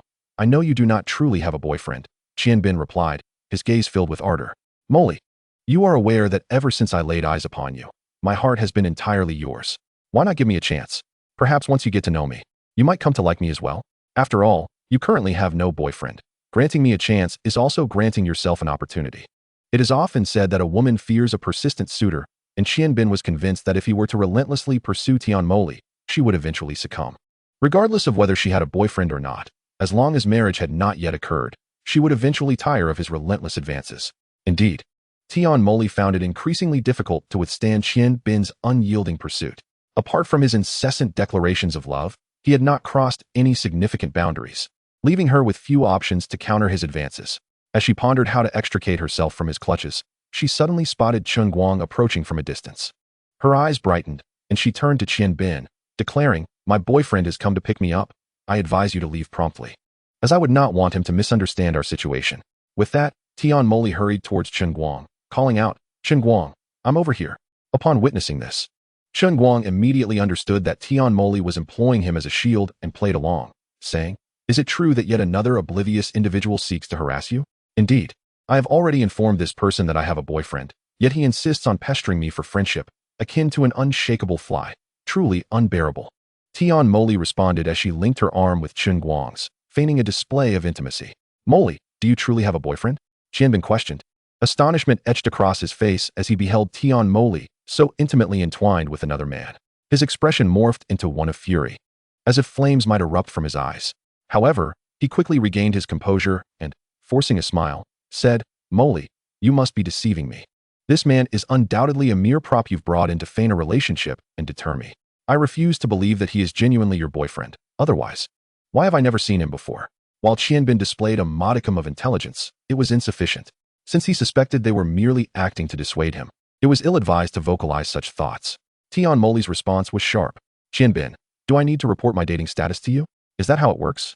With a huff, she turned to Chen Guang and said softly, "Chen Guang, let us go on a date," ignoring this fellow. "Certainly. So shall our rendezvous take place at the hotel or your home?" Chen Guang responded seamlessly, even improvising a bit for the scene. "Ugh, there are others present. Can't you speak quietly? Must you declare such things in front of everyone?" Tian Moli chided playfully, her demeanor a blend of embarrassment and amusement. While part of their exchange was indeed performative, her bashfulness was genuine. "I refuse to believe this. Moli, this man is clearly a country bumpkin. I cannot fathom why you would be attracted to him," Qian Bin exclaimed, genuinely perturbed by the situation. His words inadvertently prompted Tian Moli to validate her relationship. "Do you doubt my claims? Allow me to prove it," she declared, rising to the occasion. With that, she rose on her toes and planted a gentle kiss on Chen Guang's lips. Chen Guang was taken aback by Tian Moli's willingness to make such a sacrifice to rid herself of Qian Bin. Perhaps her gratitude for his previous assistance during her CPR had led her to feel that one kiss was inconsequential. Little did Qian Bin realize that he was unwittingly aiding their performance, leading onlookers to believe he and Chen Guang were allies. "Now are you convinced?" Tian Moli asserted, grasping Chen Guang's arm. "Let us depart for our date." Yet Qian Bin, momentarily stunned, remained undeterred, calling out, "No, you cannot go on a date." At this point, Chen Guang found himself at a loss for words. Was this man truly delusional? What concern was it of his whether they chose to go on a date? Come along. Do not pay him any mind. Chen Guang took Tian Moli by the hand and led her to his vehicle, fearing that engaging further with Qian Bin might turn him into a fool himself. Thank heavens for the rule of law. Otherwise, Chen Guang would have relished the opportunity to physically confront him. Clearly a country bumpkin, driving a modest car worth merely a few tens of thousands. How could Moli possibly find someone like him appealing? He must be a pawn in her act to deceive me. Qian Bin thought as he observed Chen Guang driving an ordinary vehicle, further solidifying his belief that this man was not Tian Moli's boyfriend. Without hesitation, he climbed into his own car and followed them. Through the rearview mirror, Chen Guang noticed Qian Bin in pursuit and turned to Tian Moli, saying, "Moli, how did you attract such an insistent pest? We had agreed to go on a date, yet he still follows us. Is he hoping to witness us kiss?" In response to Chen Guang's affectionate reference to her as Moli and his mention of kissing, Tian Moli refrained from correcting him. Instead, she began to explain, "I did not pursue him. He has been relentlessly pursuing me. That can only mean you possess an irresistible charm, for even after he learned of your boyfriend, he remains unwilling to relent." Chen Guang teased lightly, a smirk gracing his lips. "This Qian Bin is truly a persistent nuisance, despite my efforts to dismiss him. He continues to cling to me," Tian Moli lamented. "Chen Guang, can you devise a plan to shake this fellow off?" To temporarily shake him off is quite simple. We can wait for the right moment to gradually start moving, and just as the green light is about to change, we can accelerate and dash through. This way, by the time we navigate a few more turns ahead, he surely won't be able to keep up with us. After pondering for a moment, Chen Guang slowly spoke. "However, this merely addresses a temporary issue. After today, he will return to entangle you once more, and it does not resolve the fundamental problem. What should we do then? Must we resort to physically incapacitating him to entirely resolve this predicament?" Tian Mei contemplated, recalling how many times she had evaded Qian Bin's relentless pursuit. He always returned at the slightest opportunity. Evading him in the short term indeed did not solve the underlying issue. Or else, she wouldn't have considered the extreme measure of incapacitating him. "Mei, I never imagined you possessed such a violent side. It's truly unexpected." Chen Guang recognized that Tian Mei was merely venting her frustrations. Even if she genuinely wished to have someone harm Qian Bin, she would not voice it in his presence. "Oh dear, I was simply speaking out of anger," she sighed. "Chen Guang, do you have any method to help me completely rid myself of Qian Bin, of course, without resorting to illegal means?" "I do have a solution, but first, allow me to ask you a question. Do you live alone or with your family?" Chen Guang inquired after a brief silence. "Most of the time, I live alone. I have a villa in the Riverside Garden community, where I primarily reside." "What does this have to do with your solution?" Tian Mei replied truthfully, although uncertain of Chen Guang's intentions. "It is indeed relevant.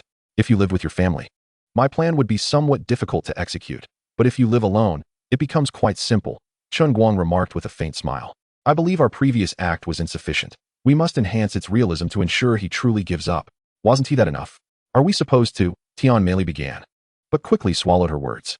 "Precisely, just as you imagined," Chen Guang stated with utmost seriousness. "Of course, this is merely a performance, not reality. We intend solely to dissuade that fellow." "Very well, let us return home now." Tian Mei thought that as it was merely an act, it mattered little. After all, her home had more than one room. Even if Chen Guang were to stay overnight, it wouldn't be a significant issue since they were not truly cohabitating. As for whether the act might lead to genuine feelings, that would depend on Qian Bin's cooperation. Should he comply, there might indeed be a chance. Conversely, if he did not cooperate, it mattered little. At least their relationship would advance a step further, and Chen Guang could create some opportunities. Chapter 173. He wants to see a grand performance, and we shall provide it. "Brother, would you prefer tea or a beverage?" Riverside Garden is elegantly situated by the river, boasting splendid scenery and excellent amenities, making it one of the more upscale communities in their county. Half of it consists of villas, while the other half comprises commercial housing, effectively rendering it two distinct neighborhoods. Where are they headed? Are they going directly to Mei's home? As the car drove along the riverside road, Qian Bin recalled that Tian Mei's residence was nearby, and his eyes began to blaze with envy. Why should a country bumpkin like him be allowed to return home with Mei? Is he merely taller and more handsome than I? What other merit does he possess that surpasses mine? I refuse to believe it. She must be aware of my pursuit and is deliberately bringing this country boy home to crush my spirits. Before long, the vehicle entered the villa area of Riverside Garden, and the relentless Qian Bin hastily followed suit. At this moment, the advantages of luxury vehicles became apparent. Chen Guang's car was allowed to pause at the entrance after a series of inquiries from the security personnel, while Qian Bin's vehicle was permitted entry without delay. "Chen Guang, that fellow Qian Bin has indeed followed us," Tian Mei noted, having been vigilant about the situation behind them, quickly realizing Qian Bin had entered the community along with them. Since he wishes to witness a grand performance, we shall gladly provide him with one. I refuse to believe he will remain outside once we enter the house, Chen Guang declared, though inwardly he hoped Qian Bin would persist in his vigil, as this would afford him the opportunity to orchestrate the so-called performance with Tian Meili. Qian Bin was lustful of Tian Meili, and Chen Guang was not devoid of desire either, as long as Qian Bin was willing to assist him. Chen Guang would certainly express gratitude for his diligent efforts. Indeed, Tian Meili's villa was quite charming. Although not overly large, the balcony offered a breathtaking view of the riverside, providing an expansive vista. The interior was not excessively luxurious, but exuded a comforting ambience. Upon entering, Tian Meili changed out of her high heels into a pair of comfortable slippers and handed Chen Guang a brand new pair of slippers, saying, "Chen Guang, would you like something to drink? Tea or a beverage? Keep it simple. Brewing tea is too troublesome. Just bring me a bottle of cold drink," Chen Guang replied casually, not feeling the need to be overly polite. "What are you thinking? I don't have any tea leaves for brewing. When I say tea, I mean bottled tea." Tian Meili chuckled, walking toward the refrigerator to retrieve several bottles of drinks. "Here, black tea, green tea, oolong tea, which one would you like?" "Oh, so when you said tea, you meant this? Aren't these all beverages?" Chen Guang couldn't help but chuckle, recalling a humorous anecdote. Once, a man, visiting his girlfriend's home for the first time, learned that her father enjoyed drinking tea, so he brought a few large bottles of various flavored teas to her father's house. "When I say beverage, I mean soda, the fizzy kind," Tian Meili replied matter-of-factly. Chen Guang was genuinely surprised to discover this amusing side to the otherwise composed Tian Meili. "Fair enough, I shall have the black tea," he nodded, casually grabbing a bottle of iced black tea. "Too bad there's no Meili tea. It would undoubtedly taste sweeter." She was correct. It was indeed tea, though most people simply referred to it as a beverage. Regardless of whether it was tea or a drink, it was not Chen Guang's primary concern, and thus, he found no need to dwell on it. "Let us sit and watch some television. I suspect it won't be long before that fellow grows impatient and leaves," Chen Guang suggested, as he took the remote control and turned on the television as if he were at home. With an additional voice, their seating arrangement became less awkward. Watching television, much like watching a movie, serves as an excellent means of fostering intimacy. Once romantic scenes appeared on the screen, the image of the two of them watching together would undoubtedly grow more ambiguous. Regrettably, it was not until quite some time had passed that a romantic scene finally unfolded on screen, abruptly silencing their conversation, and the living room fell into an unusual quiet, with the gentle music failing to mask the palpable tension in the air. "I'll check to see if that guy has left," Tian Meili murmured softly. Her cheeks flushed as she kicked off her slippers and made her way toward the balcony. In the luxurious car below, Qian Bin was in a state of turmoil. Reclining in his seat while chain-smoking, his gaze fixated on the villa's balcony and windows not far away. What are they doing right now? Surely, they aren't doing anything inappropriate? Indeed, nothing seemed amiss. The lights in the room remained dim, save for the illumination of the living room, where they must have been engaged in idle chatter and watching television. I knew Jasmine was merely putting on a facade to deceive me. Qian Bin relentlessly concocted various excuses in his mind. Perhaps it was the only way to alleviate his discomfort. Suddenly, he caught sight of a striking figure on the villa's balcony, and his heart leapt with renewed hope. Jasmine, it was Jasmine. I knew she still cared for me. She must be worried about my well-being. Tian Meili had ventured to the balcony, partly due to the previous atmosphere's suggestiveness, and partly to ascertain whether Qian Bin, her tenacious admirer, still lingered. Should he have departed, she might have contemplated altering her strategy. However, her hopes were swiftly dashed as she spotted Qian Bin's car directly facing her home, a silhouette discernible within, accompanied by the flickering of a lighter. Why was he still here? Surely he did not intend to wait the night through? Tian Meili murmured, if that is the case. Even if Chen Guang were to spend the night at home, he would remain undeterred. Fear not. If he remains obstinate, we shall devise a way to dissuade him. Unbeknownst to her, Chen Guang had stealthily approached, wrapping his arm around her slender waist from behind. Despite Tian Meili's fierce demeanor, her waist was remarkably delicate and supple, the scent of her hair intoxicating to the senses. "You." Just as Tian Meili began to voice her thoughts, Chen Guang silenced her with a commanding whisper. "Stay still. He is still watching. We must ensure he is thoroughly disheartened." At his words, Tian Meili halted, her cheeks flushing a deeper crimson. What must we do to ensure he loses all hope? In truth, she had already surmised Chen Guang's intentions. Her inquiry was tantamount to tacit agreement. Of course, we must let him witness our shared intimacy. A subtle smile graced Chen Guang's face as he leaned closer, his handsome visage drawing nearer. "Meili, let us kiss." Chapter 174. The play becomes reality. Tian Meili found herself momentarily at a loss for words, taken aback by Chen Guang's directness, as if they were truly a couple. Yet, she sensed an inability to retreat now. If she were vehemently opposed, that would not be an issue, but the truth was, she felt no resistance. Before she could respond affirmatively, Chen Guang seemed to intuit her sentiments, silencing her with a kiss, executed with an unrefined fervor. Was this what a kiss truly entailed? It felt so dissimilar from previous encounters. For Tian Meili, this was her first genuine kiss. Previous attempts had been mere performances, fleeting and devoid of sensation. Only through the collision of their tongues could she truly grasp the experience. No wonder everyone yearned for love. The sweetness of romance was indeed enchanting. And she found herself unexpectedly enamored with this newfound feeling. Damn it, how dare that country bumpkin? This scene was unmistakably clear to Qian Bin, who watched from his car. His expression darkening, veins throbbing, hands clenching so tightly they threatened to crack. That was his goddess. The woman he had pursued relentlessly for months without so much as a kind glance, while this rustic interloper had effortlessly captivated her attention. His anger only fueled the joy of others.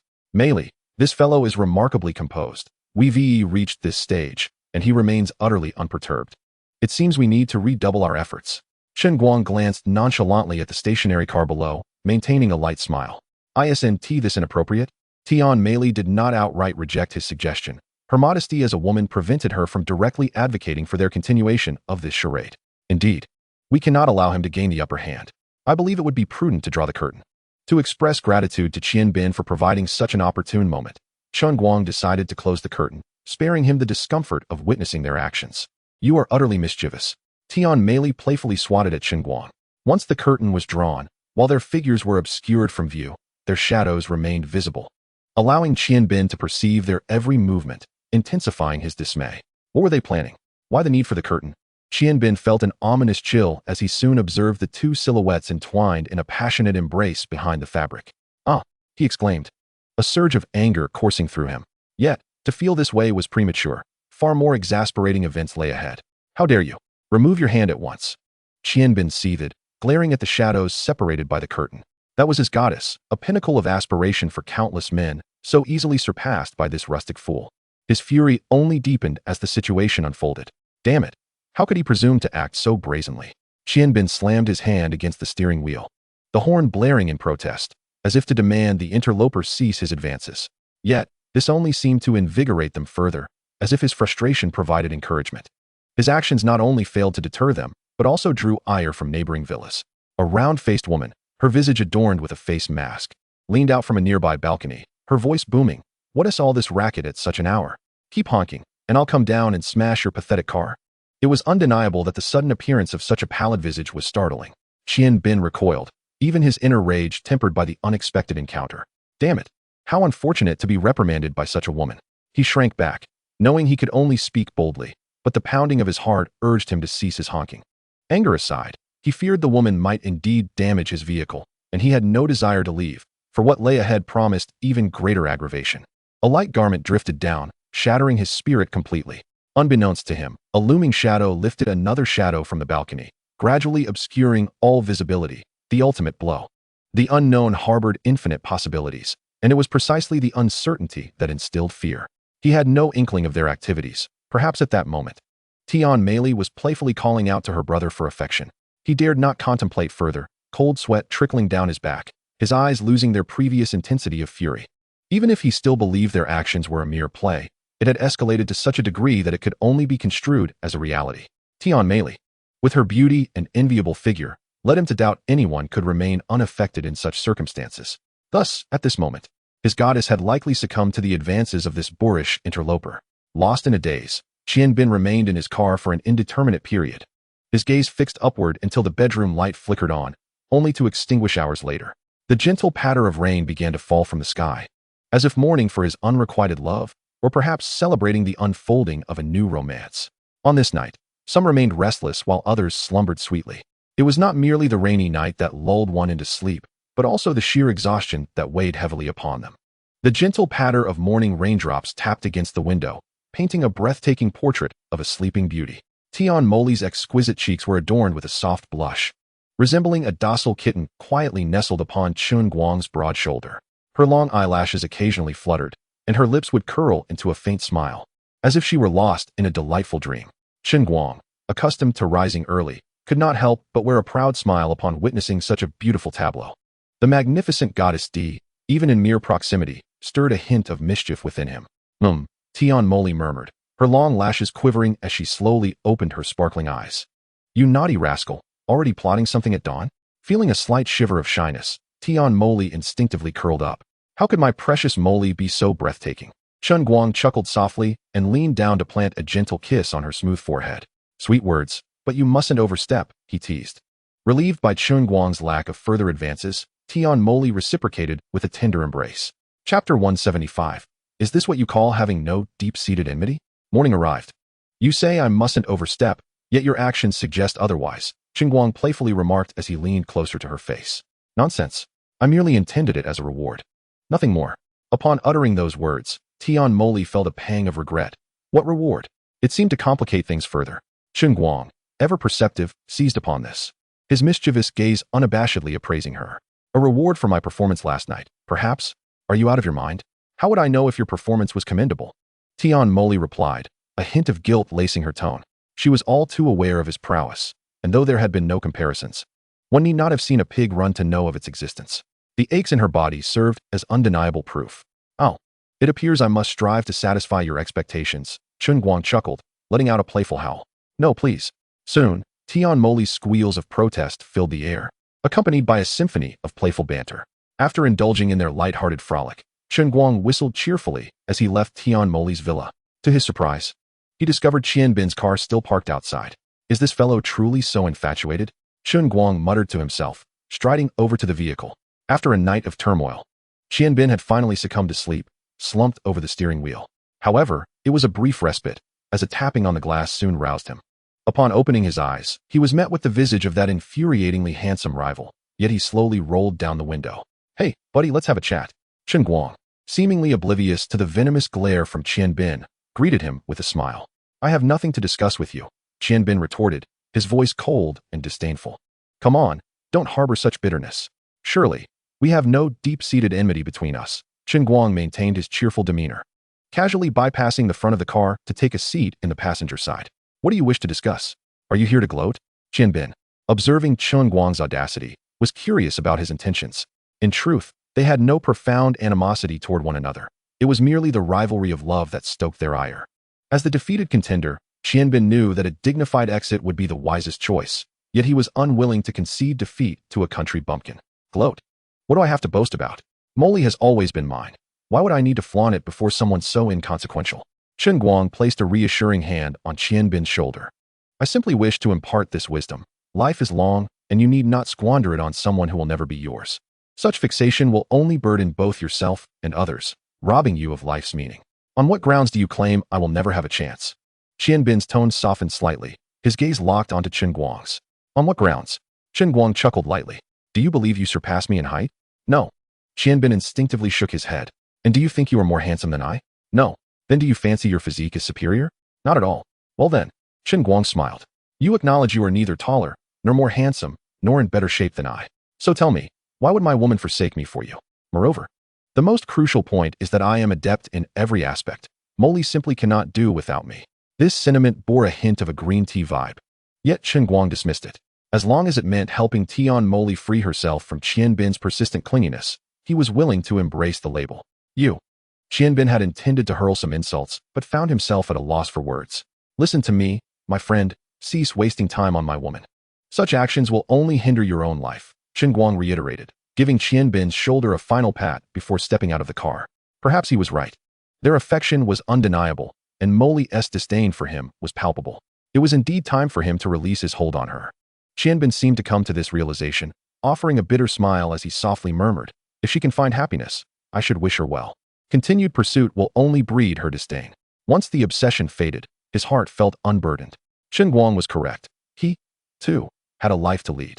As Qian Bin started the vehicle and drove toward the exit, he intentionally honked the horn, as if to signal that he would no longer intrude upon Chen Guang and Tian Moli's relationship. Today, he was to attend a wedding of an old classmate.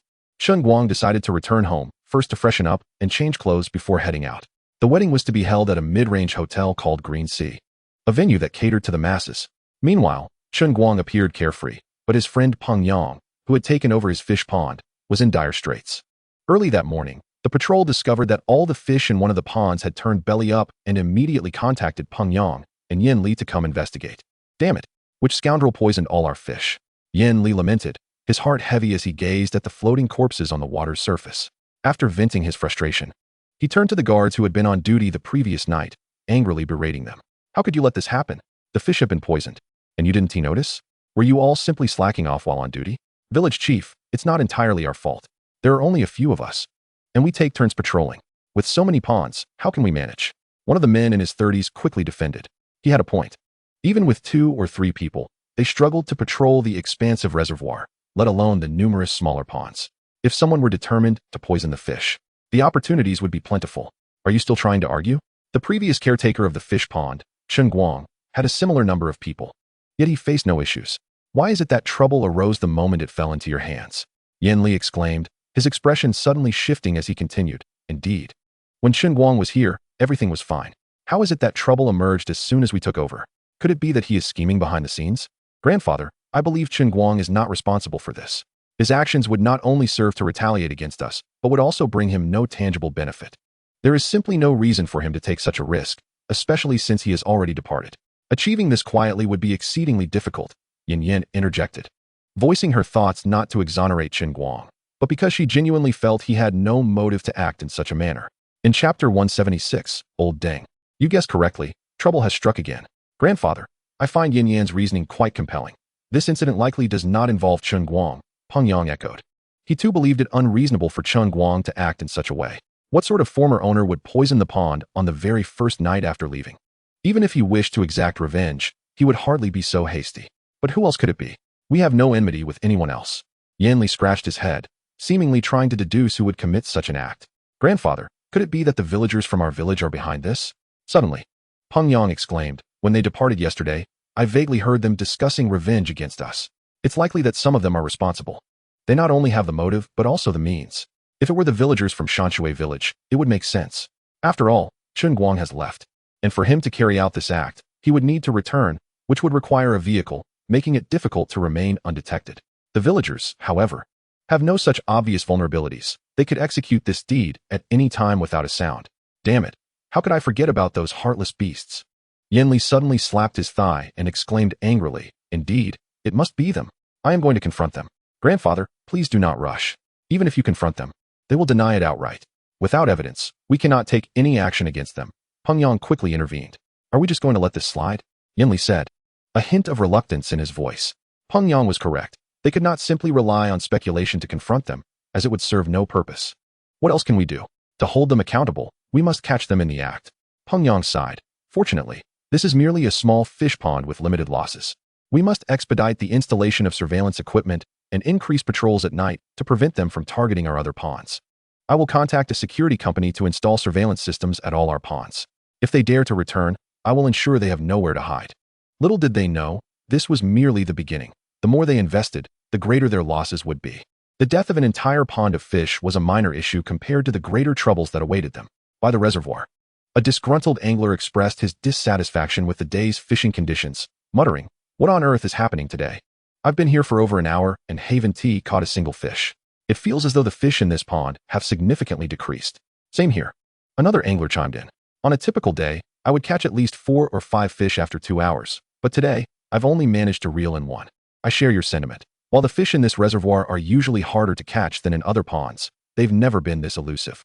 It feels as if the number of fish has dwindled drastically. Indeed, the scarcity of fish must be the reason for such difficulty. We need to confront the owner for an explanation. Charging us such high fishing fees while the fish are so few is unacceptable. Absolutely, we must demand an explanation. At least when Chen Guang was in charge, skilled anglers could still make a profit. This new owner treats us like fools.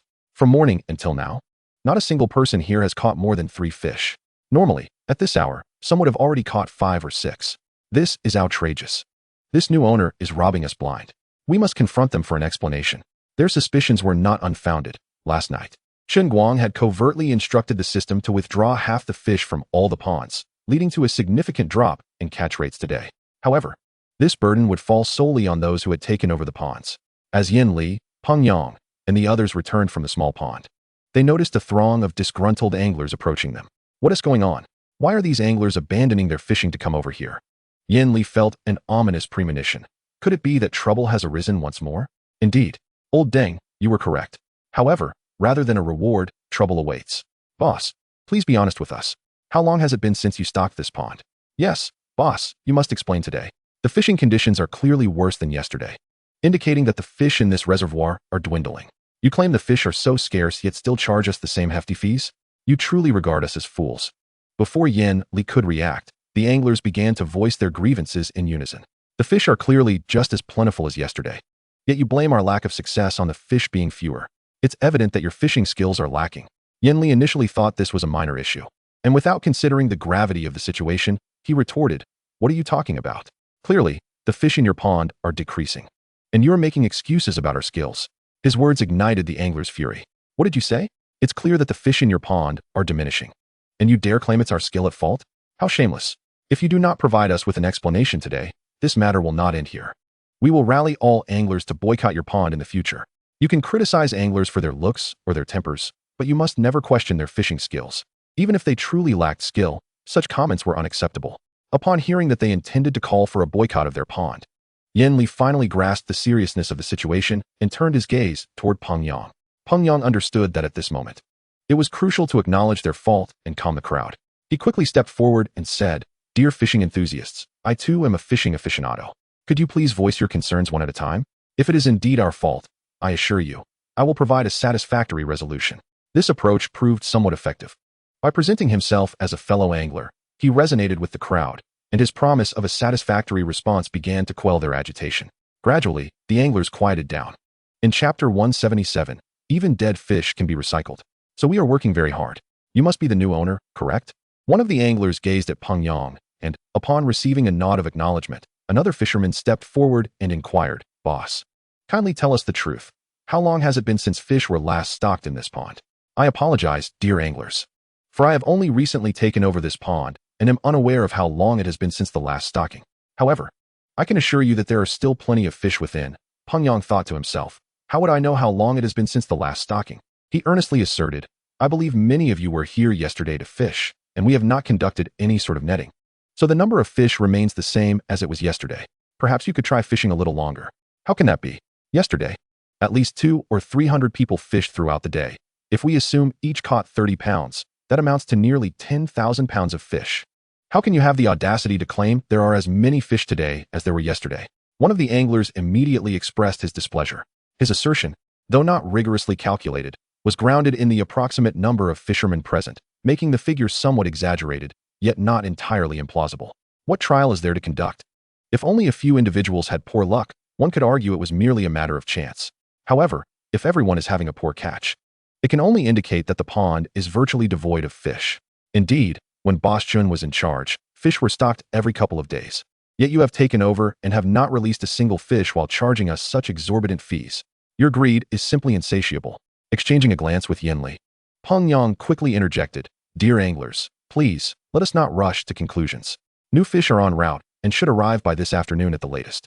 We have only just taken over, and there are some issues we did not foresee. I kindly ask for your understanding.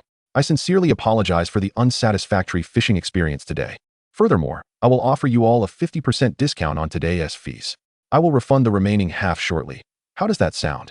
Peng Yang was aware that mere words would not suffice. He was reluctant to issue a full refund, thus the idea of a 50% discount emerged. Initially, he had hoped that the fish left by Chen Guang would sustain him for at least 5 to 7 days. Yet to his dismay, it was only the second day, or rather the third, since it had only just come under his management. Fortunately, he had indeed ordered a new batch of fish that would soon arrive. Once they did, all problems would be resolved. Yet, he was unaware that the arrival of new fish would mark the true beginning of all complications. By offering a 50% discount, the anglers found it somewhat tolerable, and thus did not continue to protest, although some were already contemplating not returning. Meanwhile, Chen Guang had just entered the system to check in when he encountered a red notification. "All fish in the pond have been poisoned. Would you like to recover them?" "What is happening? My pond has been poisoned? Could it be that the newly selected location is not as benign as it appears?" Chen Guang promptly accessed the interface and discovered that the poisoned pond was one of the previous ponds in Shanshui village. "Fortunately, I had already recovered half of the fish last night. It seems I must quickly recover the remaining fish as well," he reflected. Although the pond and its fish were no longer his, in his heart, they still belonged to him, and thus the loss was still his financial burden. He had seen someone in the group mention that the fish had diminished today, and after confronting the new owner, they were refunded half of their fishing fees while being promised that new fish would be stocked by afternoon. This meant he could quietly recover all the fish from the reservoir tonight. As for the dead fish in the pond, Chen Guang initially had no intention of recovering them. However, upon further contemplation, he wondered if these dead fish could be recovered and subsequently restocked in the pond. To test this hypothesis, he first collected all the dead fish and then restocked them in the pond, discovering that this method indeed proved effective. Chen Guang had a purpose behind this. Recovering the fish from the pond quietly was far less impactful than allowing them to witness the restocking firsthand, which would be far more distressing. Previously, he had intended to surreptitiously recover the majority of fish from the smaller pond to create the illusion that fish had been stolen, if they were not observant. It might take them a long time to realize. However, if he restocked the pond right before their eyes, they would quickly discover the truth and endure the agony of the situation daily. During the second recovery of dead fish, Chen Guang only retrieved half, then collected all the live fish from another pond and restocked the recently recovered dead fish into it. Just as he completed his actions, someone soon discovered the situation. "Boss, it's bad. Another pond has been flipped, and all the fish are dead." A tall, slender young man rushed over, breathless, to inform Peng Yang and Yin Li. "Xiaohei, what nonsense are you spouting? How could someone poison a pond in broad daylight?" Yin Li exclaimed incredulously. "Village chief, I am not lying. Come with me, and you shall see," the young man insisted, his expression filled with distress. "This is impossible. It's broad daylight, with people everywhere. How could they have poisoned it?" Yin Li remained skeptical. "Grandpa, let us go take a look. Xiaohei wouldn't he deceive us about something like this?" Peng Yang urged. The group made their way to another pond. "Damn it, which scoundrel is responsible for this?" Even Yin Li, who had previously doubted, was left in a state of furious disbelief upon seeing the floating, belly-up fish. Just a moment ago, everything was fine. How could all the fish suddenly be dead? He lamented. "This is utterly unscientific." "Actually, it is somewhat scientific," Peng Yang explained. "Perhaps the poisoner used a lesser amount in this pond, which is why the fish only died after a while. Fish typically sink to the bottom first and only float after their internal organs begin to decompose. When we arrived earlier, the fish may have already been dead, merely yet to surface." Indeed, a dutiful grandson, Yin Li thought. Were it not for Peng Yang's wealth, he would have been tempted to give him a couple of hard knocks. Is it really a matter of scientific validity? What I am concerned about is how all these fish ended up dead. This is all money. Chapter 178. Being cowardly does not equate to being weak in heart. Meanwhile, the instigator Chen Guang was observing the messages from the anglers in the group, secretly reveling in amusement. In just one day, he had flipped 2 ponds, and Yin Li was on the verge of hysteria. Nevertheless, he was unconcerned. Tonight, he would press on to target 2 more ponds, ensuring that tomorrow would be even more infuriating for him. For now, he decided to take a break and attend a celebratory banquet. In their locale, the customary gift for such a banquet typically ranged from 3 to 500 yuan. In the countryside, banquets generally included both lunch and dinner, while in the city, hotel banquets usually encompassed only lunch. Upon arriving at the Leviathan Hotel, Chen Guang spotted a group of old acquaintances gathered beneath a large tree beside the hotel, smoking and casting shifty glances at the passers-by, including Hao Yong. "Hello, my old classmates. Why are you all standing out here instead of going inside?" Chen Guang approached to greet them. What else could it be for, if not to admire beautiful women? The cacophony here is unbearable. The scenery outside is far more delightful. With summer upon us, the attire of young ladies has become more revealing, and the streets are adorned with long, slender legs clad in black stockings, a splendid season to indulge one's visual appetite. "Chen Guang, would you care to join me in this delightful pursuit? After all, it's still early for dinner, and it would be rather tedious to remain indoors. Why not relish the sight of beautiful women and uplift our spirits?" Men's pastimes include boasting, drinking, and gazing at beautiful women, especially those of others. Although true beauties are a rarity on the streets, as someone pointed out earlier, venturing inside would likely prove even more monotonous. Chen Guang soon found himself complicit in their mischief. "Here she comes. The stunning beauty is approaching us. Everyone, please sharpen your gaze and prepare some tissues." "Oh, never mind the tissues. Pai, it appears you are quite the connoisseur in this domain. I presume your household consumes the most tissues?" "Slander. That is an unfounded accusation. My supply of tissues lasts several days at the very least." "Oh, weren't you all here to admire beautiful women? How did the conversation veer towards tissues? If we don't look now, we'll miss out." Chen Guang's reminder snapped everyone back to the captivating woman they had been discussing. Indeed, it's all Pai's fault for bringing up tissues at such a critical moment. I nearly missed out on this exquisite sight. Just look at her figure. She is undoubtedly the highlight of today. What an eye for detail. Especially her headlights. They are dazzling to the point of discomfort. The only lament is that her legs and waist are slightly on the thicker side. What do you know? If her legs and waist weren't a bit sturdier, how could she endure it? I find it quite fitting, actually. If you fancy her, go for it. Who knows? She might just take a liking to one of you. And you could find yourselves at the pinnacle of life. Chen Guang nudged one of his companions, encouraging him. Right, the river flows eastward. One must seize the moment. If you hesitate, the opportunity may slip away. Immediately, someone chimed in, humming a tune that felt oddly familiar yet strange. I would also like to take action, but I am unsure how to proceed. How about you demonstrate, Chen Guang? One of them chuckled as he looked at Chen Guang. Get lost. If you fancy someone, take the initiative. If I were interested, I would gladly show you how, but alas, she is not to my taste. Chen Guang shot a glare at the person. No way, Chen Guang. You don't like her? What is your type then? Everyone has their own tastes. Perhaps Chen Guang prefers someone petite, like Xiao. Speaking of which, I did spot a charming little girl earlier. Her delicate face was so enchanting. She may very well align with Chen Guang's preferences. As he spoke, he gestured towards his own chest. Hey, come on. You guys don't need to awkwardly change the subject just because you lack the courage to approach her. Chen Guang regarded them coolly.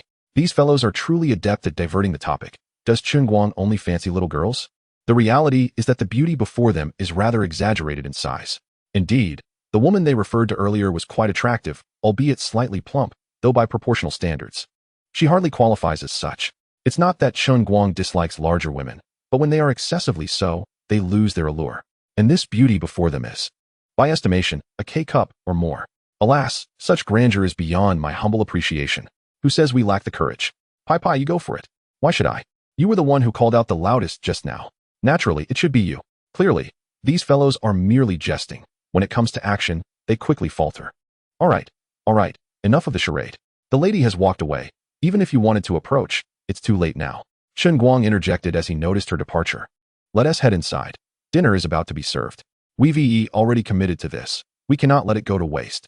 A group of them hurried towards the hotel entrance, their excuse of not wanting to miss dinner merely a cover for their true intent of following the beauty. What of being timid? Timidity does not equate to a timid heart. The Green Sea Hotel primarily hosts wedding banquets, graduation celebrations, and various other gatherings, accommodating from dozens to hundreds, even thousands of guests. Consequently, the banquet halls are divided into various sizes, and the hotel arranges the most suitable hall based on the number of tables booked. The banquet hosted by old classmate Sharon takes place in the Fortune Hall, which can seat approximately 30 tables. At this moment, a significant portion of the guests has already arrived, aside from a few classmates. Chen Guang was astonished to encounter other familiar faces. Black-hearted boss, what brings you here? Are you also attending my cousin's wedding? As Chen Guang stepped into the banquet hall, a ponytailed girl recognized him and questioned him with a teasing expression. Oh, is that not Miss Yang? What a coincidence to see you here. Chen Guang immediately recognized her as the young girl who had traded sheep with him for fishing expenses. You're the one calling me Miss Yang. My entire family is Miss Yang. My name is Jean Ling, Jean for gold and Ling for spirit. If you keep calling me Miss Yang, I swear I'll fish out all the fish from your pond. Upon hearing sheep, Jean Ling became irate, her cheeks puffed up in indignation. After all, several sheep had been exchanged for a few fishing trips, resulting in only one fish, which was not even the prized catch she had hoped for. The mention of sheep had now become her sore spot. Miss Yang. Chapter 179. How about I introduce both beauties to you? So your name is Jean Ling. My apologies. I have an indelible impression of the sheep, which led to this misunderstanding. Chen Guang replied with a smile. By the way, do you still have any sheep left? Please send me a few more in a couple of days. I've nearly consumed the last batch. This remark appeared to be an apology, but was, in truth, a stab at her heart. Sheep, sheep, sheep. Does this black-hearted boss think only of sheep? Jean Ling was nearly at her breaking point. Indeed, the fishy boss was quite ruthless, fixating only on her sheep despite her being such a charming girl. It doesn't necessarily have to be sheep. Pigs, cows, and chickens are also acceptable. I'm not picky at all. Chen Guang stated earnestly. I call you pig, I call you cow, I call you chicken and duck. My family has them all, but I refuse to give you any. Jean Ling thought angrily. You wish to deceive me again, you black-hearted boss? Chen Guang, don't tease Jean Ling. She is quite sensitive. If you keep it up, she might just burst into tears. At that moment, Song Niping, seeing Jean Ling's distressed expression, stepped in to mediate. Jean Ling usually isn't this feisty. Why has she turned into such a witty sparring partner upon seeing Chen Guang? Miss Song, long time no see. Chen Guang smiled and nodded at her. Long time no see, Chen Guang, I heard you've moved to a new location for fish farming, and this time on a larger scale. Song Niping replied with a smile. Miss Song, you're quite well informed. I've only just made the move, and you already know. The fishing community has been abuzz with rumors, claiming that Boss Chen plans to release even larger specimens this time, including fish weighing over 1,000 pounds. Is this true? Indeed, there is such a plan. The 1,000-pound sturgeon will be released the day after tomorrow morning. Miss Song, should you have the time, you are welcome to come and witness the event. Such a rare spectacle is worth making time for, and even if I have prior commitments, I shall certainly carve out a moment to attend. Song Niping nodded, her intentions clear, although she had not previously committed. The confirmation from Chen Guang about the 1,000-pound giant piqued her interest. She yearned to observe, even if merely to watch rather than fish. Are you really going to release a 1,000-pound sturgeon the day after tomorrow, you unscrupulous owner? That fish is worth over $1 million. If I could catch one, wouldn't that be a fortune? Jin Ling's eyes sparkled with greed. With your petite frame, do you truly believe you could reel in a 1,000-pound sturgeon? I fear it might not even fit between your teeth, so perhaps you should simply observe or try your luck with smaller fish, Chen Guang replied. Not dismissing her, but acknowledging the challenge of such a feat. Who do you look down upon? It's merely a 1,000-pound sturgeon. Its mouth likely isn't larger than mine. Who do you think you're scaring? Jin Ling retorted proudly, initially intending to convey her confidence in handling such a minor obstacle. Yet her words took an unexpected turn as she hinted at her desire to test whether she could indeed fit a 1,000-pound sturgeon in her mouth. Indeed, the sturgeon's mouth is not particularly large, just right for a little lowly, Chen Guang teased, exaggerating for effect. You're lying, Jin Ling exclaimed, though she instinctively moved behind Song Niping. Calm down, Jin Ling. Boss Chun is merely trying to frighten you. While sturgeons are carnivorous, they do not typically pose a threat to humans, Song Niping reassured her, gently patting Jin Ling's head. With Song Niping's comforting words, Jin Ling peered out from behind her, casting a fierce glare at Chen Guang. As Song Niping had rightly stated, sturgeons, despite their carnivorous nature, primarily consume smaller fish, shrimp, or mollusks, and do not actively attack humans. This behavior is largely due to their lack of teeth. They feed by swallowing their prey whole. Consequently, even if a human were to end up in their mouths, the sturgeon would likely refrain from swallowing, fearing asphyxiation. Having exhausted their discussion on fish, Chen Guang and the others returned to their respective positions. Hey Guangzi, how did you meet these two beauties? Pick one for yourself and introduce me to the other. As soon as he sat down, Hao Yong approached with a mischievous grin. Why not introduce both to you? You can choose whichever you like. Chen Guang replied with an eye roll at his friend's antics. Really? You're willing to introduce both beautiful ladies to me? Aren't you keeping one for yourself? Hao Yong pressed. What do I have to hold on to? I'm hardly familiar with them, Chen Guang countered. What are you saying? You claim not to know them. Yet I distinctly saw you two engaged in lively conversation. Hao Yong challenged. Which I saw that. They merely fished in my pond once before. We were merely discussing fishing matters, Chen Guang clarified.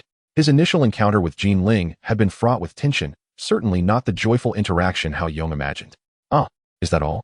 Then can you introduce us? Hao Yong asked, somewhat disappointed. Of course, I can introduce you to both. That is no problem. However, whether you can win their hearts is another question entirely, Chen Guang teased. Introducing Hao Yong to them after lunch would be straightforward. Yet persuading them to reciprocate his affections seemed unlikely. Not that Chen Guang looked down upon Hao Yong. The reality was evident. While Hao Yong was not unattractive, he was hardly striking, and his family background was average at best. Besides his height, he lacked notable advantages. Conversely, Song Niping and Jin Ling clearly hailed from affluent families and were quite lovely, making the disparity in their matches glaringly apparent.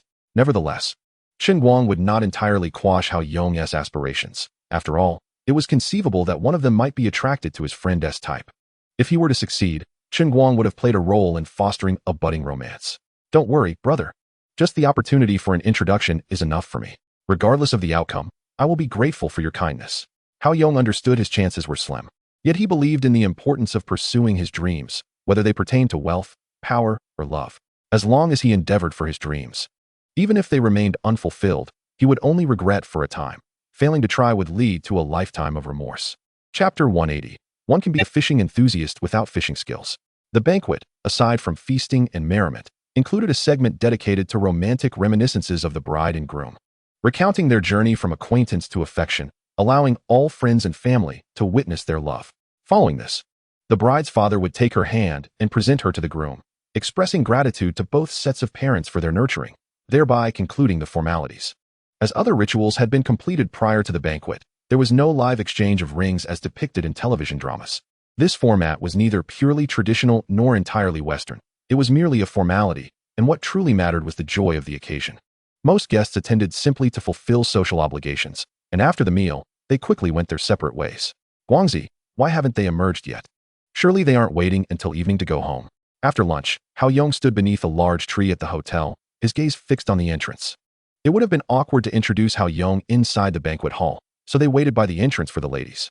However, there was a custom they observed. The banquet's food and drink could not be short, and with guests unable to attend, there would typically be several extra tables of food. What would happen to the surplus? It would be left for closer relatives to help consume in the evening, as many might have traveled from the countryside, making return trips inconvenient, leading them to stay at the hotel to play cards until nightfall. This was why Hao Yong suspected the ladies might not return home until later. Shall we go inside to find them? Chen Guang teased, glancing at Hao Yong. That might not be appropriate. Let us wait a bit longer. If they haven't come out by then, so be it, Hao Yong replied, shaking his head. After a short while, just as Hao Yong decided to give up waiting, the ladies finally emerged, accompanied by another girl alongside Song Niping and Jean Ling. Ah, Boss Chen, you're still here. Upon exiting, Song Niping spotted Chen Guang and greeted him. Chen Guang and the others had intentionally positioned themselves beneath the tree at the hotel entrance, allowing for a casual encounter without appearing overly deliberate. Indeed, it's been too long since I've seen my old classmates and good friends. So we exchanged a few words. Chen Guang nodded and introduced, "This is my good brother, Hao Yong, who is also an aficionado of fishing. I believe you two will have plenty to discuss. Perhaps you could exchange contact information to facilitate further communication." Upon hearing this, Hao Yong shot a furtive glance at Chen Guang, seemingly conveying the message, "Brother, I know nothing about fishing. How am I deemed an enthusiast?" Chen Guang responded with a knowing look. "What does it matter if you are inexperienced? It simply indicates that you have mastered the fundamentals, and the remaining nuances are for you to explore. If I don't say this, what good is it for you to know each other without any means to continue the conversation?" He was straightforward, bypassing any pretense. Besides, not being adept at fishing does not preclude one from being a fishing enthusiast. One may simply lack the skill, yet still harbor a passion for it. Song Niping felt a twinge of awkwardness, yet she hesitated to decline outright, especially with the upcoming visit to Chen Guang's impressive aquatic venture in mind. She wished to extend him a modicum of courtesy. Thus, she nodded and retrieved her phone, observing that she had not outright rejected the suggestion. Hao Yong hastily took out his phone to scan and add her as a friend. "All right, you two take your time to chat. I shall take my leave now." With that, Chen Guang, having delivered his message, departed without allowing them a moment to respond. Since he had promised to assist his good brother, he felt compelled to do so with unwavering dedication. The suddenness of the situation left them momentarily stunned, and by the time they gathered their wits, Chen Guang had already moved far away. Song Niping, with a resigned smile, displayed a hint of exasperation, while Hao Yong silently gave a thumbs up to his brother. "Sister Song, you two enjoy your conversation. I have no interest in fishing, so I'll take my leave as well." Another girl waved cheerfully before pursuing Chen Guang. Jean Ling had initially intended to use this opportunity to slip away, but before she could voice her intention, Song Niping caught her arm. "I'll give you a ride home later." Clearly, she was merely being polite and had no intention of directly rebuffing Hao Yong. She wanted to keep Jean Ling close for an excuse later. "Beautiful lady, I heard from Chen Guang that you are quite skilled at fishing. I too have a fondness for it, but my attempts often fall short. Could you possibly share some techniques with me?" Hao Yong, being no expert himself, found it awkward to discuss fishing and felt it was better to seek tips from the lady instead. Fortunately, Chen Guang had positioned him as a fishing enthusiast rather than a master. Otherwise, he would have struggled to find common ground for conversation. "Handsome, wait for me." As Chen Guang prepared to enter his vehicle, he suddenly heard a feminine voice calling from behind. Turning around, he recognized the girl who had been with Song Niping and Jean Ling earlier. Upon closer inspection, he found her to possess a distinctly charming visage, one that was not striking at first glance, but grew more appealing with each look. "Were you calling me?" Chen Guang inquired, uncertain if she was indeed addressing him. "Handsome, you had your brother discuss fishing with my sister, and now I have no one to take me home. Shouldn't you be responsible for escorting me back?" The girl smiled at Chen Guang. "My apologies. I was so focused on providing them a chance to converse that I neglected my manners," Chen Guang replied, realizing she simply sought a ride home. He gestured courteously, "Please, get in the car." As for the chivalrous gestures of opening doors or shielding her from the elements, he felt those were not his style. The way she entered the vehicle was also different. While most would step in with one foot followed by the other, she gracefully slid in with her backside first, then simultaneously brought both legs inside. Whether or not it was elegant, Chen Guang found it strikingly attractive, though he couldn't discern if it was intentional or simply her habitual manner. At that moment, he realized he had underestimated this woman. Her seemingly delicate features concealed a surprisingly alluring figure. "Hello, I'm Lu Xiaoyun, the best friend of Song Niping and Jin Ling. May I know how to address you? Handsome? Once inside the car, Lu Xiaoyun extended her dainty hand for an introduction. Hello, I'm Chen Guang. He shook her hand, noting its beauty, slender and soft. What a hidden gem you are, he mused to himself. According to the address provided by Lu Xiaoyun, Chen Guang swiftly drove her home. However, a minor mishap occurred when she struggled to unbuckle her seatbelt. After a brief effort, Chen Guang leaned over and helped her, which, while innocent in nature, appeared somewhat intimate to an outside observer, resembling a farewell kiss. This moment was fortuitously witnessed by Lu Xiaoyun's boyfriend, Kong Lin. Mr. Chen, I heard from Sister Song that you spent $1 million just to lease a fish pond. With such wealth, why haven't you upgraded to a better car? Lu Xiaoyun inquired with curiosity. All my funds are tied up in the fish pond. For now, I must make do with this car. Once the pond begins to yield profits, I will consider upgrading, Chen Guang replied with a slight smile. Her comment sparked a realization in him. With the $1 million now returned and the new lease costing under $100,000, combined with previous earnings, he had over $10 million at his disposal. Certainly enough to contemplate acquiring a better vehicle. He decided that his current car could be reserved for Lon Meyer's grocery shopping. While he entertained this thought, he didn't see the need to share it with Lu Xiaoyun. Indeed, a car is merely a means of transportation. Its primary function is to facilitate one's endeavors. Mr. Chen, I shall take my leave now. Until we meet again, Lu Xiaoyun said, nodding slightly. As they chatted amiably, they were unaware that outside, a furious man was approaching them with clenched fists. Lu Xiaoyun, I never imagined you to be such a shameless woman. Kong Lin, having just arrived, hurled an insult at Lu Xiaoyun before storming toward Chen Guang. You scoundrel, get out of that car. How dare you put a green hat on me, Kong Lin? If I don't deal with you today, I won't bear my name. Though Lu Xiaoyun was perplexed by Kong Lin's accusation, she didn't directly question his outburst as he charged toward Chen Guang. Instead, she quickly intervened. Kong Lin, what are you doing? Stop right there. You shameless harlot. Even now you defend this scoundrel. Are you not even going to pretend? Kong Lin's eyes burned with rage as he declared, the more you try to protect him, the more I will ensure he suffers. Kong Lin, please don't act impulsively. Surely you must have misunderstood something, Lu Xiaoyun pleaded, but before she could finish, he cut her off with a harsh rebuke. Misunderstood? Are you blind or simply foolish? You two shamelessly engage in such behavior in broad daylight. And you dare to claim it's a misunderstanding? What have I done? Lu Xiaoyun was bewildered by the accusation. She had done nothing wrong. Yet somehow it was twisted into something so disgraceful. Although she couldn't profess to love Kong Lin deeply, she had never engaged in any inappropriate conduct with other men. Enough. Kong Lin, what madness are you displaying here? I never realized before that you were such a person who relishes in creating unnecessary trouble. Lu Xiaoyun was genuinely furious. She was not the type to endure injustices without resistance, especially when faced with such baseless slander. Caught red-handed, yet you still refuse to admit it, Lu Xiaoyun. How could I have overlooked your true nature until now? Kong Lin let out a bitter laugh, wearing an expression of torment. Yet he did not forget his intention to confront that man, continuing to walk towards Chen Guang. What is going on? I merely returned someone. Yet it seems as though I am embroiled in some clandestine affair with Lu Xiaoyun. Chen Guang was equally perplexed, for he truly had done nothing wrong and could not allow others to misconstrue his actions. Observing Kong Lin storming towards him with fury, Chen Guang felt it necessary to clarify the situation. Thus, he stepped out of the car, attempting to engage in a reasonable discussion. Brother, is there a misunderstanding between us? Have you been misled by some unfounded gossip? Let us sit down and resolve this misunderstanding. Chen Guang believed that such words would at least prompt his counterpart to listen to his explanation. Who are you calling brother? You filthy man, just die. However, to his utter shock, Kong Lin disregarded his words entirely and swung a fist directly at Chen Guang's face. Chen Guang had not anticipated such an abrupt escalation. Caught off guard, he was struck solidly. Had it not been for his exceptional physical condition, he might have been knocked down by that full-force blow. Damn it. You refuse to communicate and resort to violence instead? Let us see whose punch is stronger.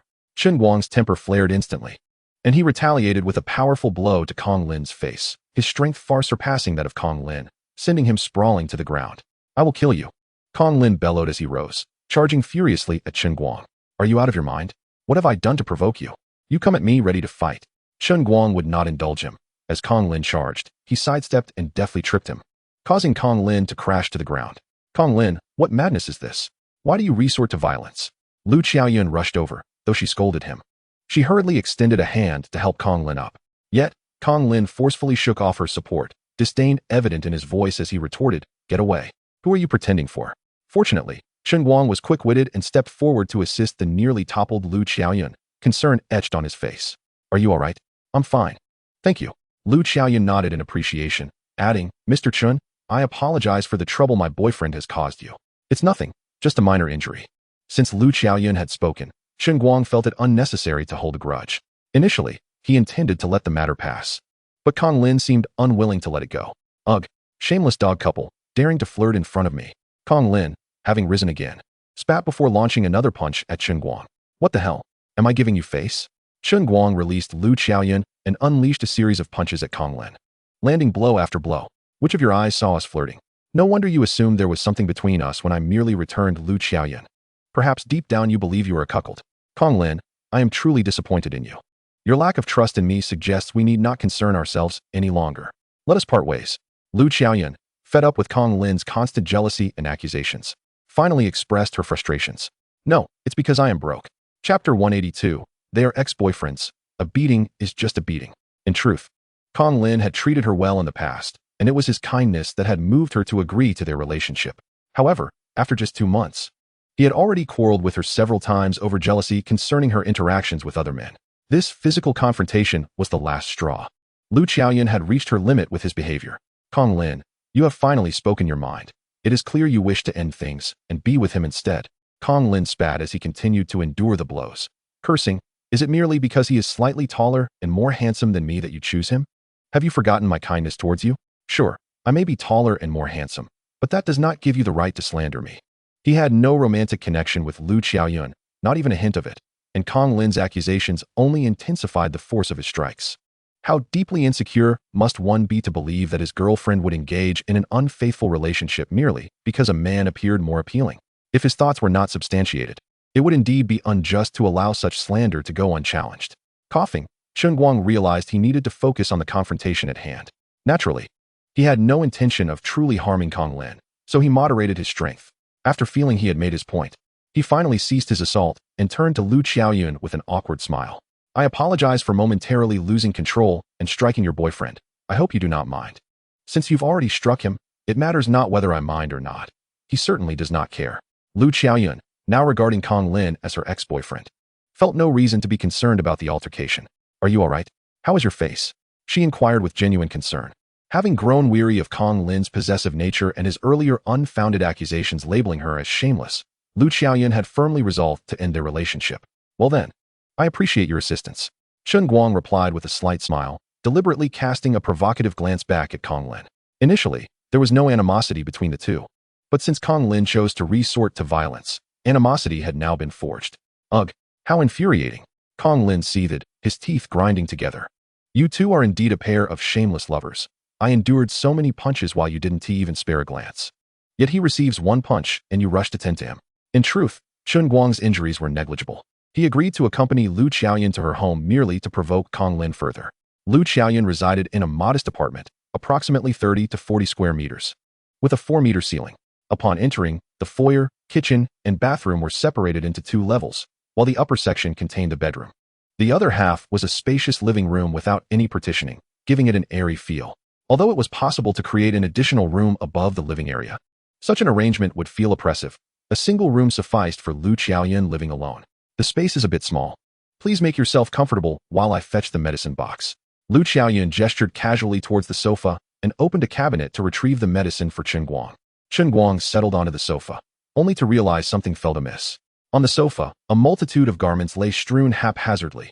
Pants, short skirts, long skirts, stockings, in hues of red and white, lace and sheer. This young lady possesses quite the flair for fashion, demonstrating a keen understanding of sensuality, Chen Guang mused. Just then, Lu Xiaoyan swiftly blocked his line of sight, hurriedly gathering the clothes into her arms, her face betraying a blend of embarrassment and shyness as she exclaimed, I apologize. My home is a bit disorganized. I will tidy up immediately. Perhaps due to her accustomed solitude, her clothing had developed a habit of being carelessly discarded, and the sudden appearance of an outsider had momentarily slipped her mind. By the time she remembered, it was too late, and she could only hope that Chen Guang had not noticed too much. Don't worry, take your time to clean up, Chen Guang said with a smile, gesturing towards the sofa. By the way, there's still one more piece over there. Ah, Lu Xiaoyan turned her head at the sound, realizing there indeed was another garment. In her haste to retrieve it, she forgot she was already clutching a large pile, and as she released one hand, the clothes in her embrace tumbled to the floor in a cascade. The smaller items, in particular, fell in abundance. Flustered, Lu Xiaoyun scrambled to collect the clothes from both the sofa and the floor, her demeanor appearing both chaotic and charming. However, this was not a moment for Chen Guang to exhibit gentlemanly behavior, as such an act would not only lack decorum but could also be misconstrued as lewd, though it might also carry an air of ambiguity. After a considerable time, Lu Xiaoyun finally managed to stow all the clothes into the wardrobe. The first aid kit had been retrieved, but which ointment should be applied? Chen Guang bore no visible wounds, only slight swelling, so a bit of liniment would suffice. With a cotton swab in hand, Lu Xiaoyun delicately began to apply the ointment to Chen Guang's swollen area, blowing softly on it as she worked. What began as an innocuous task had taken on a subtly intimate tone. That Kong Lin was rather ruthless. It must hurt quite a bit, right? Lu Xiaoyun murmured softly, eliciting both amusement and a touch of gratitude from Chen Guang. If such a punch could be deemed severe, then the numerous blows he had dealt Kong Lin must surely be classified as excessively brutal. Having struck her boyfriend, no, her ex-boyfriend, as he ought to be termed now, yet receiving tender care in return, Chen Guang found the situation rather unique. It doesn't hurt at all. With a gentle and caring beauty like you tending to me, it feels rather delightful, Chen Guang replied, his eyes half closed in enjoyment. No wonder your ex-boyfriend feels jealous seeing you with other men, especially with someone as handsome as myself. I would feel the same. You really are full of yourself. I think he went easy on you.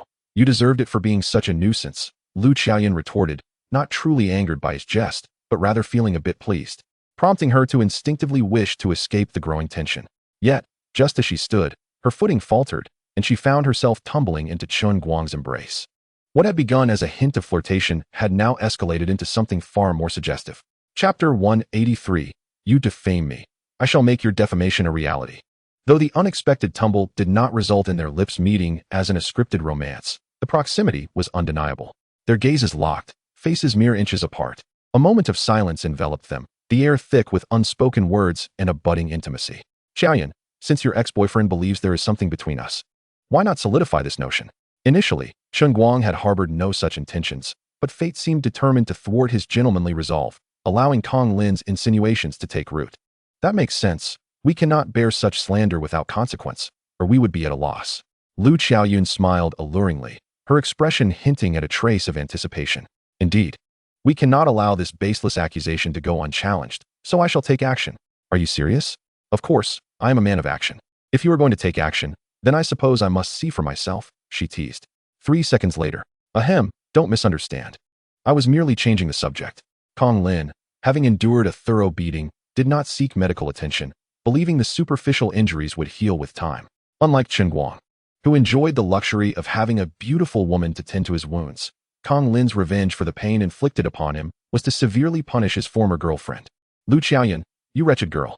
After all that time we spent together, you never brought me home, yet now you flaunt another man before me. Kong Lin, wincing in pain, cast a glare towards the upper floors, spitting in frustration before storming off. He believed he was in the right, convinced that the fault lay with that couple. Yet they were not to blame, at least, not until this incident. His error lay in taking action without understanding the situation, denying them both a chance to explain, which only deepened the misunderstanding and led to uncontrollable consequences.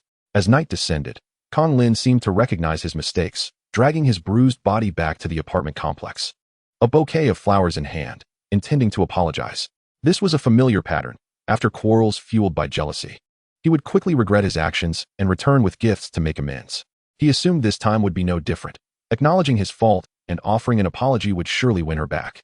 He had contemplated for a long time how best to express his remorse, unaware that no gesture could reclaim what had been irrevocably lost. Meanwhile, inside the apartment, Lu Xiaoyun was nestled close to Chen Guang, playfully pouting. Brother, I'm so hungry. Can we take a break for a bit? Indeed, hunger had begun to creep in. Let us go to that hotel next to your place for a hearty meal before returning. But I really don't feel like moving at all. Shouldn't we just order takeout instead? Really not in the mood to move? You certainly weren't like this earlier. You bad brother, saying that makes me feel shy? Shy. Perhaps you should glance at the ceiling before uttering such words. Please, don't say that. It's truly mortifying.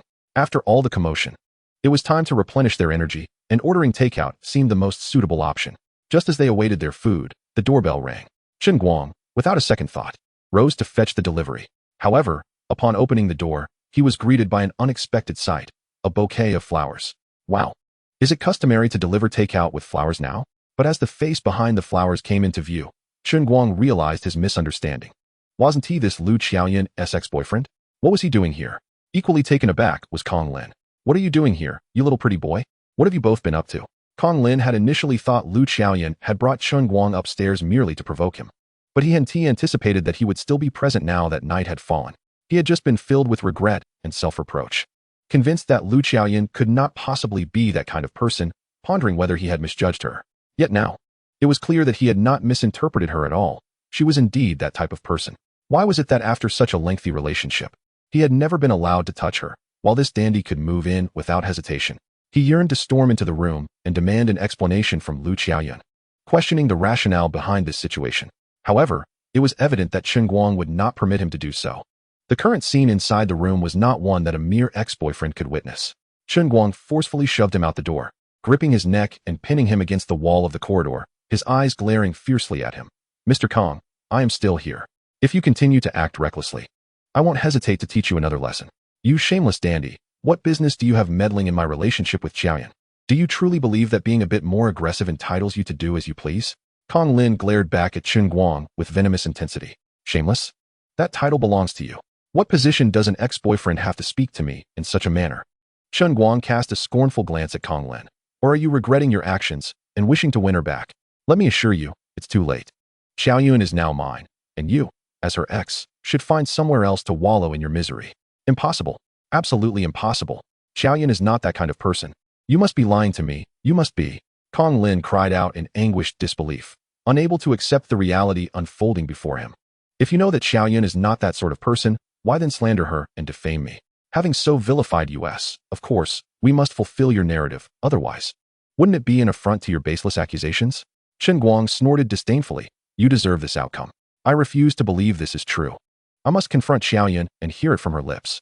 Kong Lin struggled furiously, attempting to charge back into the room, but Chen Guang's strength was overwhelming, rendering him utterly immobile, resembling nothing more than a flailing monkey. Stop your futile struggles. It only serves to make you appear more pathetic. Chen Guang raised his knee, pressing it into Kong Lin's abdomen, the sudden pain silencing him instantly. Then, leaning closer, Chen Guang whispered in his ear, You were truly mistaken about us. Prior to this, we had no relationship whatsoever. Chapter 184. It's just a breakup, a good cry will suffice. However, I must express my gratitude for your misunderstanding. If it weren't for your misinterpretation, we would have had no connection at all. But to prevent any future misunderstandings, we must solidify this misconception, lest you feel your assumptions were unfounded.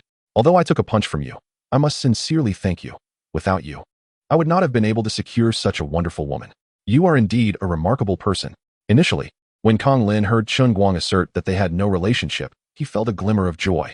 But the subsequent words plunged his emotions from heavenly heights to the depths of despair. Such words were truly a dagger to the heart. He loathed himself for his impulsiveness. He loved her deeply and trusted her wholeheartedly. Yet why did he find himself unable to control his actions, causing her pain and leaving him with regret whenever he saw her laughing and chatting with a man more handsome than himself? Kong Lin felt as if all his strength had drained away, and he slowly sank to the ground, murmuring, Why? Why has it come to this? I never wanted it to turn out this way. How could things have deteriorated to this point? At that moment, a delivery person happened upon the scene. Witnessing a grown man weeping inconsolably in the corridor and curiously inquired, What has happened? Why is he crying so heartbreakingly? Oh, it's just a breakup. He'll be fine in a couple of days, Chen Guang replied nonchalantly. While he spoke the truth, it felt profoundly ironic coming from the very person who had instigated the heartbreak. Kong Lin's cries grew louder and more sorrowful. Am I not allowed to ask? The delivery person, bewildered by Kong Lin's escalating despair, glanced nervously at Chen Guang. It's all right. The more he cries, the quicker he'll heal, Chen Guang said with a faint smile. Your delivery is for room 705, right? Just hand it over. Oh, of course. The delivery person hastily handed over the package, eager to leave, fearing that if he lingered any longer, the man on the floor would cry even harder, and he would be caught in the ensuing turmoil. Well then, you may wallow in your regret. I shan't disturb you. In gratitude for your generosity, I shall strive even harder after I have my meal, Chen Guang stated before retreating into the apartment, closing the door behind him to sever the sounds from outside. Yet, the word strive lingered in Kong Lin's mind, refusing to dissipate. What kind of effort was he referring to? Was it the kind of endeavor he envisioned? As for Lu Xiaoyan, she truly was a treasure of a girl. Though she appeared delicate, her physical stamina was exceptional.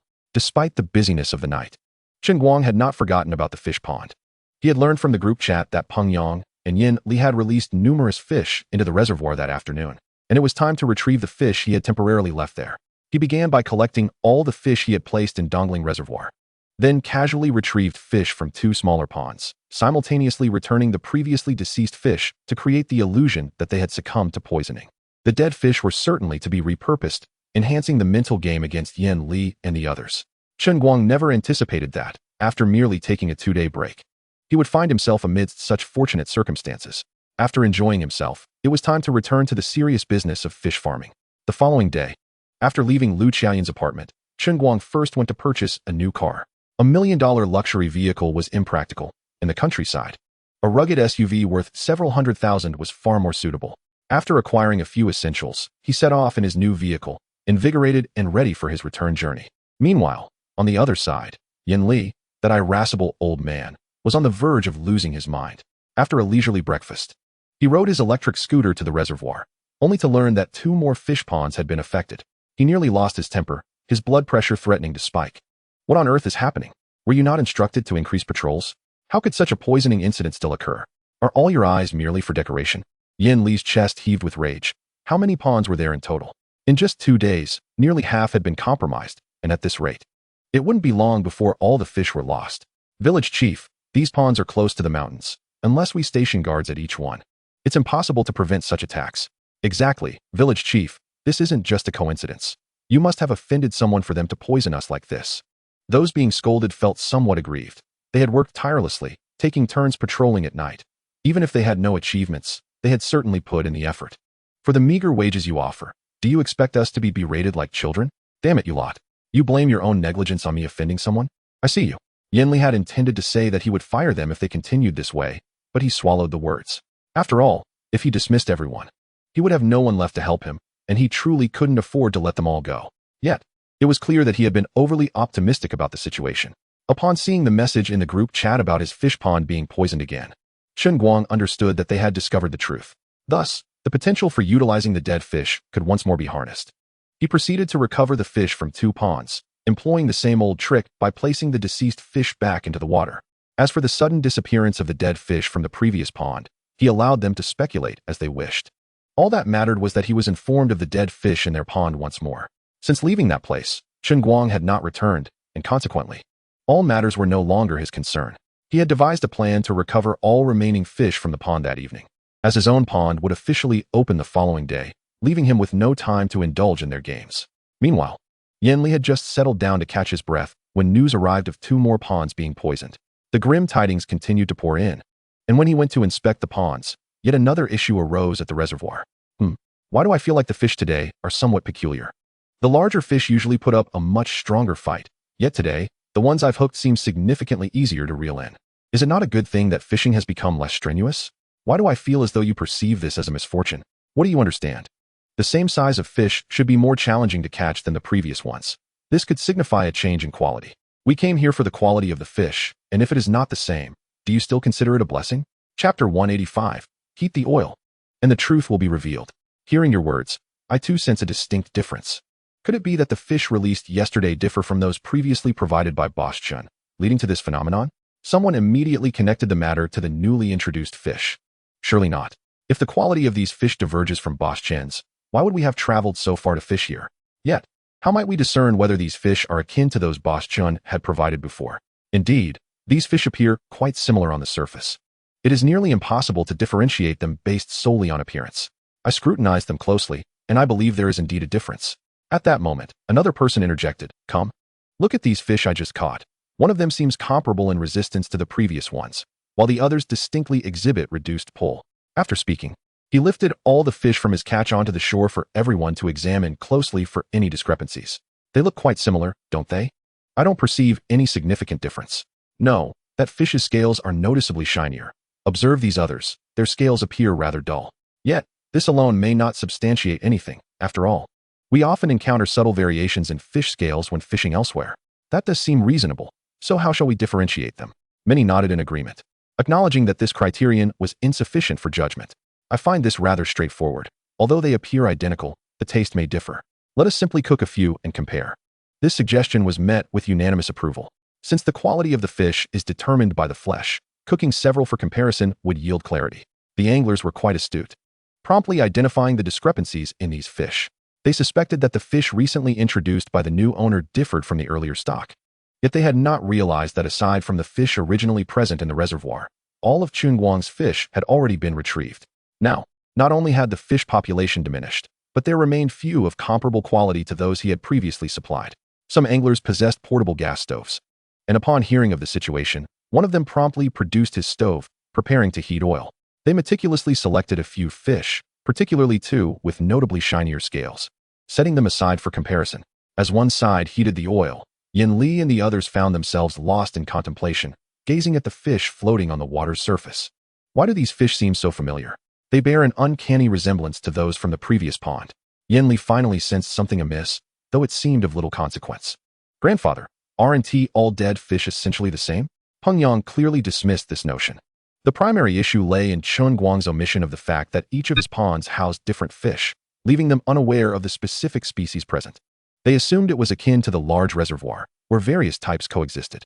Otherwise, they would have likely noticed the discrepancies long ago. After all, these dead fish had been repurposed across multiple ponds, making them seasoned actors that looked quite alike.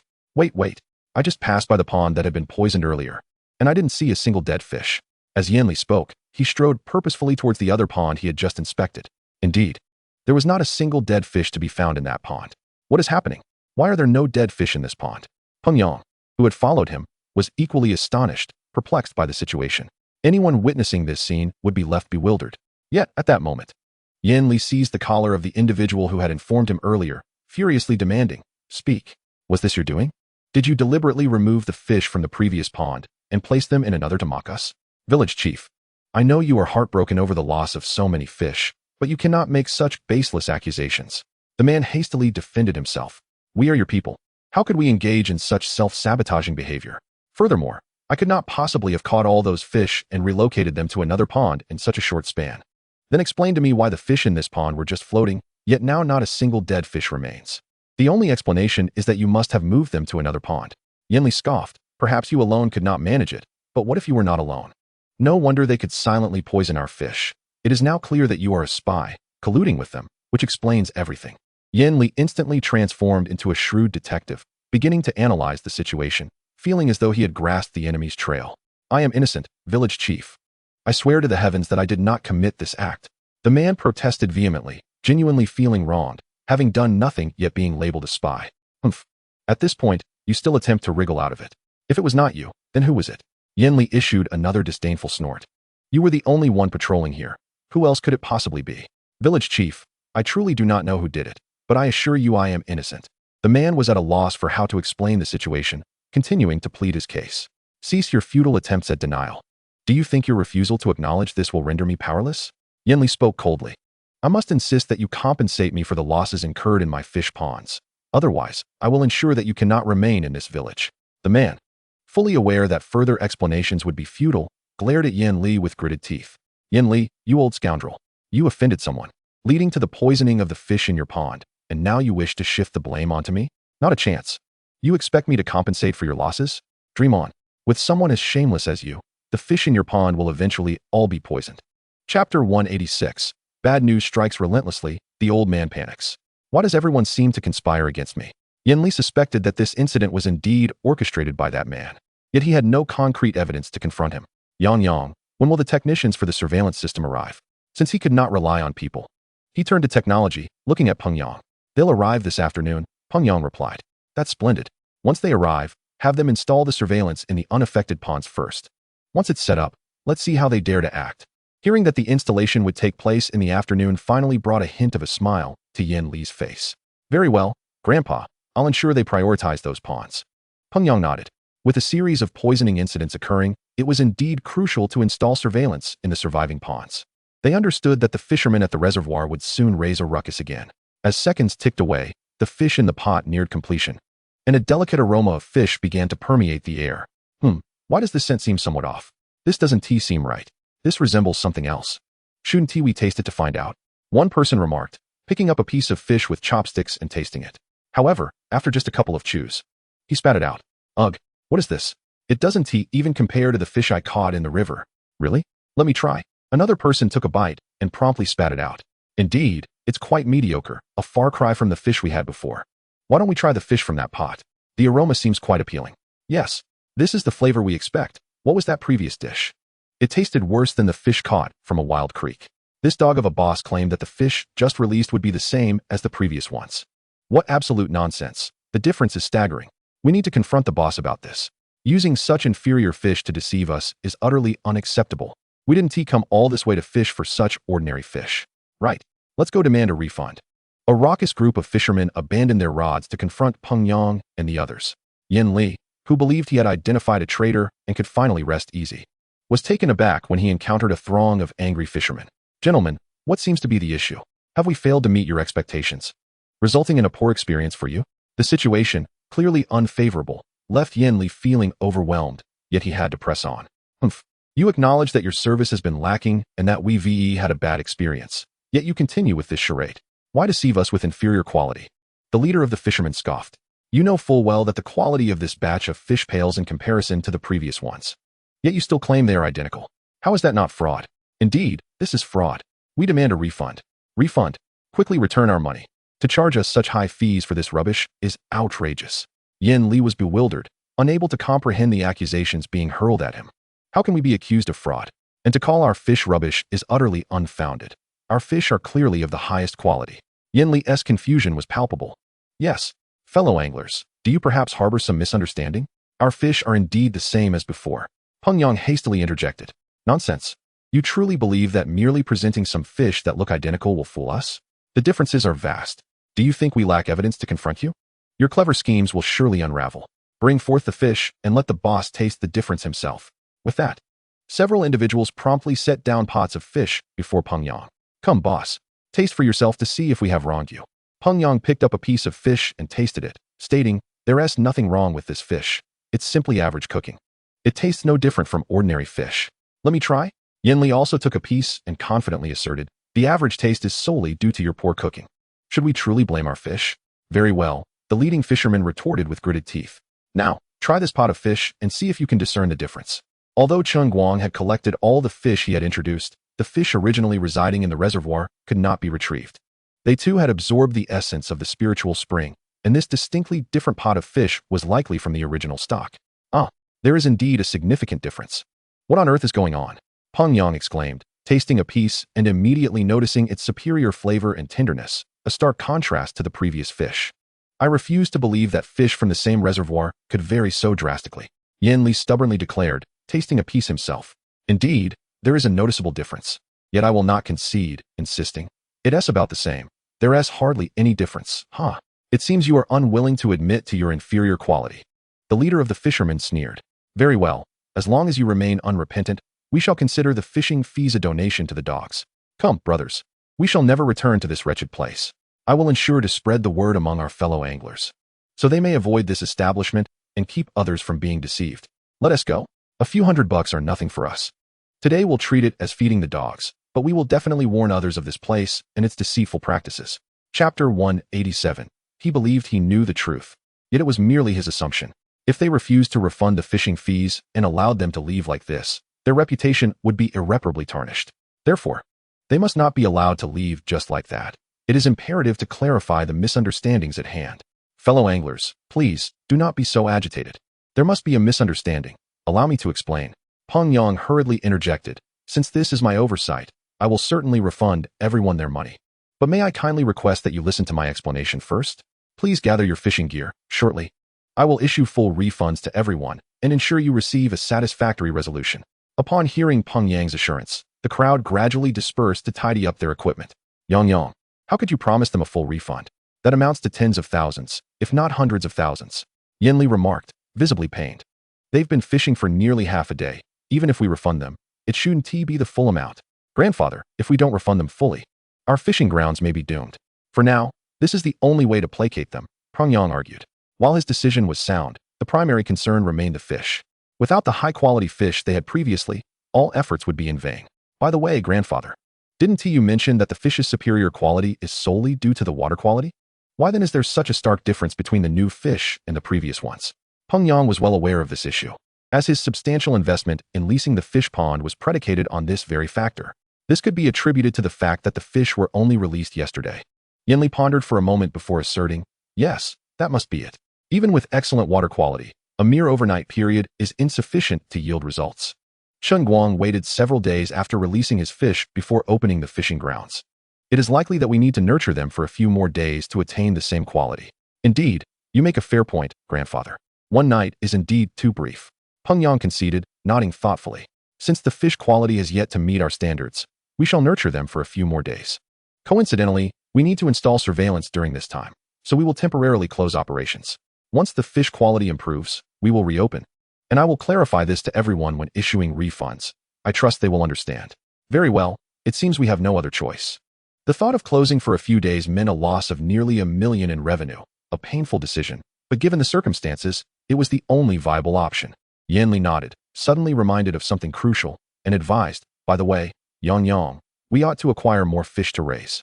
This will help prevent such issues in the future. Grandfather is right. We must indeed procure additional fish to raise, or else with so many anglers fishing, we will deplete our stock and face prolonged closure again. Peng Yang nodded thoughtfully, but soon realized another problem. While increasing the fish population in the reservoir, the anglers would also catch them more quickly, which would not resolve the fundamental issue. But how did Chen Guang manage to address this problem before? Yanli mused for a moment before suddenly coming to a realization. I understand now. He must have raised the fish in other ponds and, after some were caught from the reservoir, transferred fish from the other ponds into the large reservoir. That explains why he never opened his other ponds for fishing. It was for this reason. Remarkably, Yanli's deduction was astute, seemingly well-founded. Yet it was based on the premise that the fish's quality was solely due to the superior water quality. Grandfather is indeed wise. He swiftly identified a solution and analyzed Chen Guang's methods. Peng Yang quickly praised him. Of course, he underestimated our intelligence by not sharing his secrets. Thinking we wouldn't figure it out, Yanli boasted. Chen Guang is indeed a cunning individual, likely waiting to see our downfall, but I shall not grant him that satisfaction. He believes he has grasped the secret, unaware that his so-called secret will only lead to greater losses. As the anglers reeled in poor-quality fish, many opted to request refunds. And Peng Yang honored his promise to refund their full fees. I apologize for the unsatisfactory fishing experience today, Peng Yang said sincerely. I assure you, we had no intention of deceiving any of our fellow anglers. The reason the newly released fish do not match the quality of those before is that they were just introduced to the pond and have not yet acclimated.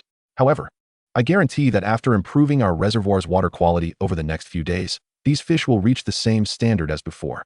I have decided to temporarily close for 5 days starting today. After this period, we will reopen, and I warmly invite all anglers to return. I assure you the fish will not disappoint.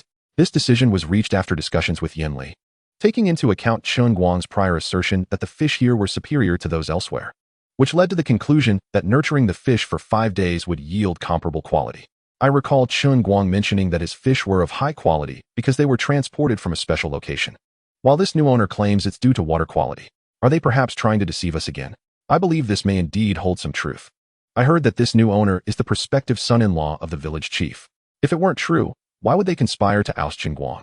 That must be the reason. Isn't that rather shameless? I lean towards believing Chen Guang's words. If that were the case, he wouldn't have left so easily. Moreover, even with excellent water quality, it's implausible that such significant changes could occur in just a few days. It seems rather far-fetched. As these words were spoken, many nodded in agreement. Although they had no experience in fish farming, their years of fishing had never revealed such miraculous claims. Only Chen Guang's assertions appeared more plausible. Visual appreciation. Chapter 188. The colossal creature, the dominant freshwater fish, the sturgeon. Indeed, such claims seemed utterly absurd. Previously, there had been no one raising fish here, and no one had ever mentioned any unique qualities of the fish until Chen Guang arrived, which seemed too coincidental. Thus, the quality of the fish was likely unrelated to the water quality, but rather a testament to Chen Guang's efforts. Will we still come here to fish in the future? Let us cross that bridge when we come to it. I heard that tomorrow is the day Chen Guang's new fish pond will reopen. We can go there to catch a few fish and see for ourselves. Yes, we can discern who speaks the truth and who is deceiving us by fishing at Chen Guang's new pond tomorrow. If the quality of the fish remains consistent, it will confirm that the fish's quality is unrelated to the water quality and solely dependent on the fish themselves. After completing the refunds, the anglers began to quietly discuss among themselves as they made their way back. Yanli and Peng Yang were naturally oblivious to these remarks. And even if they had overheard, disbelief would have been their immediate reaction. As night fell, Chen Guang collected all the remaining fish from the nearby pond, and with a deft motion, He severed the system's connection to that pond, thereby completely dissociating himself from it. The dawn of the next day arrived swiftly, and Chen Guang, having risen early, discovered that a considerable number of people had gathered near the reservoir, many of whom were familiar faces.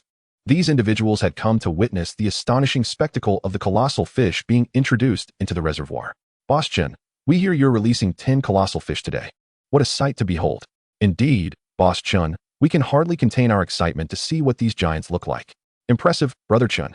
To procure such massive fish must require considerable effort, and 10 at once is no small feat. Among the crowd were numerous fishing enthusiasts, alongside many local villagers. Chen Guang, though recognizing many familiar faces, had little time for extended greetings, so he simply smiled and addressed the crowd. Please, everyone, remain patient. The time will arrive shortly. We will begin the release of fish at 8 o'clock. It was already 7:30, and he had arranged for the fish to arrive punctually before 8. As with the previous fish release, Chen Guang opted not to directly deposit the fish from the system into the pond. Instead, he chose a method akin to the traditional approach, believing it would create a more profound impact and draw greater attention. Beep, beep. Amidst the anticipation of the crowd, a procession of fish transport trucks emerged in the distance, a magnificent sight with dozens of vehicles in tow. They're here. The fish trucks have arrived. We shall soon behold the long-awaited colossal specimens. Look, there's even a large truck towing a crane. These giants are indeed extraordinary, requiring such equipment for their handling. Chen Guang relished this reaction and promptly urged the crowd to step aside to allow the convoy to pass. Boss, the fish you requested have arrived. Please proceed with the inspection. The delivery was once again managed by the bespectacled gentleman from before. No need for inspection. I trust you. Just begin the release. All the large fish into this reservoir, and the others into that one. Chen Guang gestured towards the 2 reservoirs, instructing the man accordingly. What was there to inspect about fish delivered through the system? Even if there were fewer fish, it wouldn't affect his finances. It would merely be a waste of time. Understood, boss. The gentleman nodded and promptly directed his team, prepare the crane, and commence the release. 10 massive sturgeon were contained within 10 separate trucks, each holding a single fish. The interior of each truck was lined with an enormous fishing net, and the crane merely needed to grasp the specially designed ropes at the 4 corners of the net to hoist the sturgeon directly from the truck. They're coming out. They're coming out. Indeed, these are colossal creatures. Is this truly a sturgeon weighing 1,000 pounds? They appear so majestic and formidable. Just one of these fish could be worth millions. It's like a walking house. No, in our county, one could even purchase a small villa with such money. Boss Chen has truly made a significant investment. I've heard that 10 of these enormous sturgeons are worth tens of millions. Look, the fish are about to enter the water. Is this the power of the largest freshwater fish? It resembles a small boat. Before the release commenced, Chen Guang had activated the live streaming equipment. With a modest following and prior promotions, the live stream quickly attracted a throng of onlookers. Wow, I never imagined freshwater fish could grow to such sizes. I thought fish weighing 200 to 300 pounds were impressive, but I stand corrected. Is that the crux of the matter? The key point is that these sturgeons only inhabit the northern regions, and Boss Chen has brought them down south for cultivation. Can they survive? I just heard that one of these fish could be worth several million. If even one dies, that is a significant loss. Boss Chen is indeed daring. Don't listen to the naysayers. While it is true that sturgeons are native to the north, there have been precedents of their successful cultivation in the Jiangnan region. Therefore, it should pose no issue for Boss Chen here. Given the exorbitant value of these fish, Boss Chen must have conducted thorough research and be confident in his decision to undertake such a venture. Chen Guang longed to retort that his research was non-existent and that his actions were driven solely by the system's rewards. He had faith in the system, and the fish had cost him nothing. Had he been required to spend millions on a single sturgeon exceeding 1,000 pounds, even knowing it could be sustained, he would have hesitated. Sturgeons not only commanded a high price, but also consumed an enormous amount of food, primarily consisting of smaller fish. The daily sustenance required for 10 sturgeon weighing 1,000 pounds each was staggering. Fortunately, these creatures were not only expensive but also prolific in growth. Unlike other fish, sturgeons can grow indefinitely, their size entirely dependent on their lifespan, which can reach up to 50 or 60 years. One of the reasons they are the largest freshwater fish. The largest sturgeons have been known to exceed 2,000 pounds. Should Chen Guang continue their care, it is conceivable that they could surpass 3,000 pounds. After all, the mystical springs may enhance their health and longevity, and with the sturgeon's unique growth characteristic, an extended lifespan would naturally lead to increased weight. Chapter 189. The fish are too large to catch, but there are aids available. Wow, this fish is truly enormous. Especially the splashes it creates upon entering the water. Had I not known beforehand that it was a freshwater fish, I might have mistaken it for a whale. Seeing such a colossal fish, one can only imagine the frenzy it would incite among avid anglers. Not just the enthusiasts, even I, who seldom fish, am almost driven to madness at the thought of such a catch. The mere idea of reeling in such a massive fish is exhilarating. Indeed, while the thought is thrilling, it's merely a fantasy. Such a large fish is utterly beyond the means of traditional fishing methods. The scale of the endeavor has shifted. Since Boss Chen dares to release such giants, he must have considered the implications for everyone. There are always solutions to challenges. For instance, one could adapt techniques used for ocean fishing, employing specialized rods for giant catches, or combine round steel with nylon ropes or chains, leveraging the principles of leverage, or even utilizing pulleys to conserve energy. One might even resort to mechanization, employing excavators, cranes, drones, or helicopters.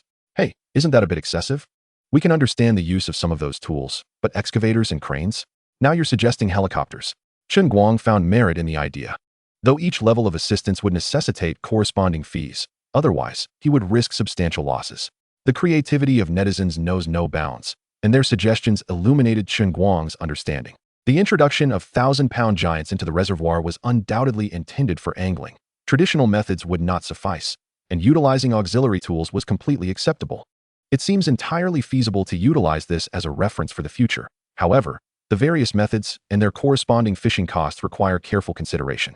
The 10 colossal sturgeons have indeed left everyone astounded, and now the release of other magnificent creatures shall commence. Is this a sturgeon? It appears quite similar to the sturgeon. Does it not? Given that both sturgeons and belugas belong to the same family, it is only natural for them to bear a resemblance.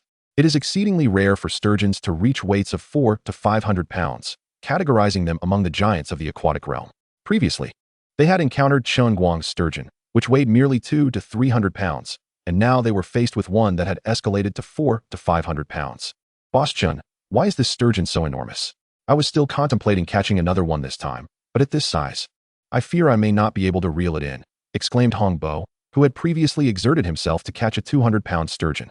Upon witnessing the sturgeon now weighing 400 to 500 pounds, he could not help but express his astonishment. Fear not, should you truly wish to fish. You may employ auxiliary tools, Chen Guang reassured with a smile. In addition to the giant sturgeons weighing 400 to 500 pounds, I have also released sturgeons weighing over 100 and those in the 200 to 300 pound range, so you need not worry about this issue. Boss Chen, what do you mean by auxiliary tools? Could you elaborate? Hong Bo inquired, suddenly intrigued, as others began to lean in, eager to hear more about the tools Chen Guang mentioned. That is something you must figure out on your own, as long as you can conceive of it. I will permit it. It all depends on the richness of your imagination, Chen Guang replied, having received a hint during the live broadcast but opting not to reveal it, preferring instead to encourage their boundless creativity. Is what you just said true or false?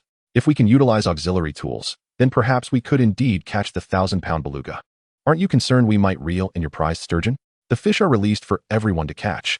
If they cannot be caught, what significance does my release hold? Chen Guang smiled lightly. Of course, the use of auxiliary tools is not without conditions. The manner in which you employ these tools is entirely up to your imagination. But the fishing fees cannot be calculated at the ordinary rates. That is understandable, especially since a fish valued at several million should not be subject to the same fees if any auxiliary tools can be employed. One individual chuckled in agreement. While Chen Guang spoke, he was also live streaming, and the audience naturally heard his previous words. I told you, Boss Chen must have already considered everything for everyone. I was right, wasn't I? It appears I understand Boss Chen the best. Haha, so it seems I might have a chance to negotiate with Boss Chen. I'm an excavator operator. Fishing is not my forte, but when it comes to excavation, I am exceedingly skilled. With an excavator in hand, even a 1,000-pound giant is easily manageable. I operate a crane. Tomorrow, I will move our construction site's fishing activities to Boss Chen's pond. From now on, I shall work there. Lifting materials can't compare to the thrill of fishing. I am a production line worker. And I too shall relocate our factory's assembly line to Boss Chen's pond. The conveyor belt will serve as my best fishing line. Listening to all of you, I feel I might also succeed. I specialize in hoisting sand and cement, and our sand lifting tools are not only easily disassembled, but also powerful. I too wish to catch a 1,000-pound giant for fun. Why do I feel like I'm the only one who cannot succeed here? Do you think it's too late for me to switch careers? Delivery guy, do not underestimate yourself. Have you forgotten the online legend that delivery personnel are capable of anything? Whether or not delivery personnel are truly omnipotent remains uncertain, yet it is undeniable that internet users possess boundless capabilities. Once the sturgeons were released, It was time for the large catfish, with Chen Guang initially releasing those weighing over 200 pounds, invigorating the enthusiasts of large catfish, particularly the old crow, who was most exhilarated. Wow, such a massive catfish. It must weigh around 200 pounds. The old crow exclaimed. Brother Chen, you are not being fair. With such splendid specimens, why didn't you present them sooner? Are you trying to tantalize me in front of all these people? You must save one for me. I must be the first to possess such a grand catfish. While catfish weighing tens of pounds are common, those exceeding 100 pounds are rare, and those above 200 pounds are exceedingly uncommon. The old crow had collected giants for many years and had neither seen nor heard of catfish of such size. Chapter 190. The grand creatures leap with exuberance, clearly challenging us anglers. This time, the giant fish pond is vastly larger than the one in Shanshui village, encompassing over 500 acres, 10 times the size of the previous Nanling reservoir. The giants released into the reservoir are not only larger in size, but also more numerous. In addition to the system's rewards, Chen Guang purchased many additional giants. As each magnificent creature was introduced into the water, the surface erupted in colossal splashes, as if the fish were celebrating their newfound freedom. Boss Chen has truly invested heavily this time.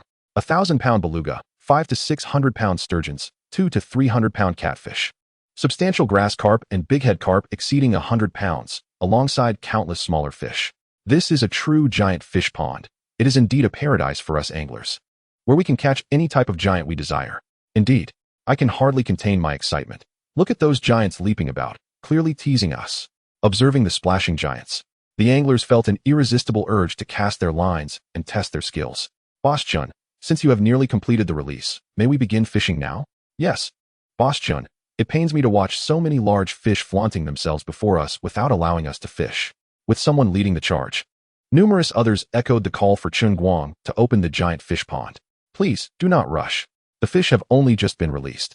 You must allow them to acclimate to their environment. Even if I let you fish now, it would be difficult for the fish to bite. Chen Guang replied with a calm smile.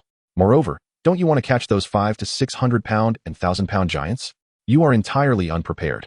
Even if a 1,000-pound giant were to bite, you would not be able to reel it in. Do you not wish to devise a method to catch the largest of them? Of course we do. But as you said, Boss Chun, we are currently unprepared, and such enormous creatures would be impossible to reel in. Indeed, devising a plan to catch such giants cannot be accomplished in a short time. It requires careful consideration. Right now, we only wish to catch ordinary giants. As for the hundreds and thousands of pounds giants, we will return to tackle them once we devise a strategy.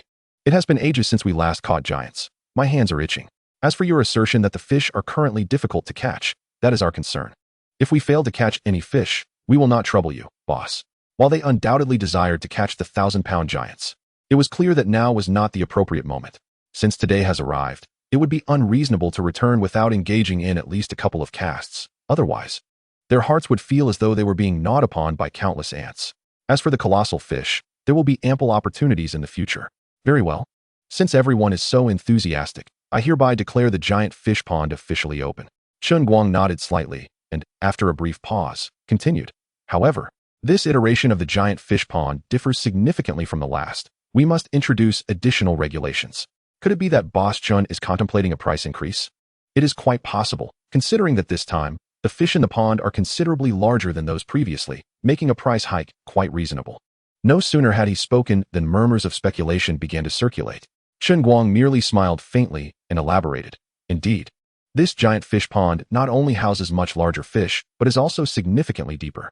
For the sake of everyone's safety, I strongly advise that you carry life rings or don life jackets while fishing. Furthermore, it is strictly prohibited to wear waterproof pants while fishing.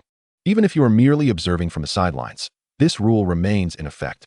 In the past, several incidents occurred in the smaller reservoir where anglers were pulled into the water by large fish. Having learned from these experiences, Chen Guang was determined to implement safety measures in advance. Additionally, it is necessary to engage 2 professional safety personnel, as he was well aware of the tenacity of anglers who would stubbornly cling to their catch, even at great peril. Boss Chen, while I can understand your request for us to wear life jackets or carry life rings, what is the rationale behind the prohibition on waterproof pants while fishing? Someone inquired. Puzzled. On a sunny day, no one would dare to fish while clad in waterproof pants. However, on rainy days, donning both waterproof pants and a raincoat could be quite advantageous. Yet waterproof pants present a significant hazard, one that could even be fatal. Chen Guang had only recently become aware of this peril while watching videos. Although waterproof pants can keep external water at bay, They also function as enormous containers for water. Should one fall into the water while wearing them, water would rush in, rendering the lower half of the body exceedingly heavy. Even the most proficient swimmers would find it nearly impossible to save themselves in deep water while encumbered by waterproof pants. Falling into deep water while wearing them is akin to being tethered to a massive stone, which not only increases weight significantly, but also hampers mobility of the limbs. It can be said that while fishing in waterproof pants may not pose an immediate threat, encountering water unexpectedly transforms the situation into a grave one. I believe some of you seasoned anglers understand the dangers of fishing in waterproof pants. Perhaps you could enlighten this fellow angler. Chen Guang refrained from explaining directly, believing that others could provide a more persuasive argument. Indeed, upon his suggestion, someone began to clarify the matter. So fishing in waterproof pants is fraught with such danger. I was fortunate not to have been dragged into the water by a large fish during my previous outing in them. The thought is quite terrifying. A sense of apprehension washed over him as he realized the hidden dangers of waterproof pants. He vowed never to wear them again while fishing, even in heavy rain. I initially thought Boss Chen was going to discuss a price increase. I did not anticipate he was focused on safety. Boss Chen, with the fish now larger and more plentiful, will the fishing fees rise? Indeed, if the fees do increase, we may find ourselves unable to afford to fish at all. Of course, Chen Guang smiled gently, pausing momentarily before stating, there will be no increase. While the fish have grown larger and more abundant, the pond itself has also expanded. However, the condition for maintaining the current price is that one must use a hand rod. Should you wish to employ any other methods to aid in catching my 1,000-pound fish, the price will rise, with the increase contingent upon the method you choose. As for the leggy beauties, Chapter 191. No, you have all been completely vanquished. Is this what anglers deem a beauty? Let us set this matter aside for now. Those wishing to fish may proceed to pay their fees and collect life jackets before embarking on their fishing endeavors. Chen Guang waved his hand and added, I still have many fish to transfer to another reservoir, and I hope everyone can understand. We understand, Boss Chen. Please attend to your work. We are here to fish for giants, not to see you. Your presence does not impact our fishing. Indeed, in the eyes of us anglers, there are only fish, not handsome men or beautiful women. Boss Chen, you may leave this young lady behind. Laughter erupted among the others at this remark. While it held a grain of truth, one must ponder whether it was appropriate to say so. Furthermore, although they claimed to see no handsome men or beautiful women, it was evident that their gaze was fixed solely on beauty. Very well, you may approach her shortly to pay the fishing fee and collect your life jackets. Chen Guang gestured towards Huang Yiting, the young lady mentioned earlier. The release of giant fish would be streamed live, and he intended to do the same for the smaller fish. The demographics of the two reservoirs varied. Some favored catching giants, while the majority preferred smaller fish or were limited to smaller catches. Thus, Chen Guang felt compelled to showcase the number of fish released in his reservoirs. As sincerity is the ultimate weapon. The breeding methods here are quite similar to those previously employed, but this time, the giant fish pond has been significantly expanded. The remaining Mako reservoir spans over 300 acres, sufficiently stocked with various fish to satisfy everyone's fishing desires. The upcoming release will feature an array of species, showcasing a wide range of sizes. Among them are some hefty catfish weighing over 100 pounds and grass carp in the 50 to 60-pound range, classifying them as the giants of this reservoir. Additionally, a variety of fish, ranging from 1 to over 20 pounds, will also be present. Consequently, those aiming for smaller fish may still have the chance to reel in something a bit larger. Today is an auspicious day for fish release, as well as for fishing. The weather is neither too cold nor too warm, and the clouds obscure the sun. Once Chen Guang completes the transfer of fish, he observes another group of anglers arriving, outnumbering those seeking giants significantly. This is indeed the norm, as not everyone possesses the skill or means to pursue giants, and the cost of such endeavors can be prohibitive. Many in this group are professional anglers, having taken on assignments from friends or neighbors specifically to catch high-quality fish, thus classifying them as temporary professionals. This dual pursuit of passion and profit is indeed a delightful endeavor. Boss Chen, are the fish in your pond of the same quality as those in your previous reservoir? The previous owner of that pond attempted to deceive us with ordinary fish yesterday. Initially, they denied it vehemently, only to later claim that the fish were newly released and not yet acclimated. Indeed, Boss Chen, they even suggested that the quality of the fish was solely due to the superior water quality of their reservoir, insisting that after a few days of acclimation, the fish would meet our expectations. How utterly ludicrous. They suggested we return in a few days for a catch that would surely satisfy us. Many among this group are here to fish solely for the sake of fulfilling orders. Thus they exhibit an even greater concern for the quality of the fish. It is indeed rather amusing. The superior quality of my fish has no correlation with the quality of their water. With a faint smile, Chen Guang remarked. Setting aside the actual quality of their reservoir's water, let us assume it is exceptionally good. However, improving the flesh quality of the fish through water quality cannot be achieved in a matter of days. I can assure everyone with utmost confidence that the reason my fish are of such high quality and their flesh so delectable is entirely due to the fish themselves. I shall refrain from delving into the specifics, as we shall let the facts speak for themselves. Boss Chen, we trust you. We have never encountered fish of such remarkable quality before, and it is only since you began raising fish that we have experienced such excellence. Indeed, Boss Chen, we all believe in you and will always support you. In truth, upon careful reflection, it is glaringly obvious that Yin Li and his associates' arguments lack any persuasive power. Good water quality can indeed enhance the flesh of the fish, but it is not something that can be accomplished in just a few days. There are instances where individuals have purchased ordinary fish to raise in pristine mountain streams to improve their flesh quality. Yet this typically requires a period of 2 to 3 months before any noticeable effects manifest. Moreover, the disparity between Chen Guang's fish and ordinary fish is vast. If water quality were the determining factor, it would only be because these fish have thrived in an environment of excellent water quality since birth.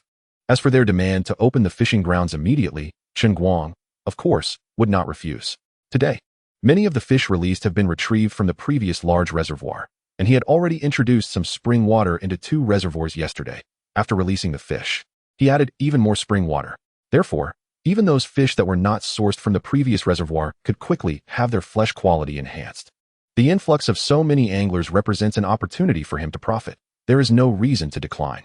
Mentioning Yin Li and his crew, they discovered early this morning that 2 of their fish ponds had been emptied.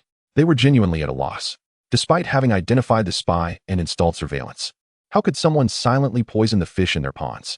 After reviewing the footage repeatedly, they found nothing suspicious, no signs of foul play whatsoever. Why is this happening? Yin Li was perplexed, and even Peng Yang shared his confusion. Could it be that the fish were not poisoned?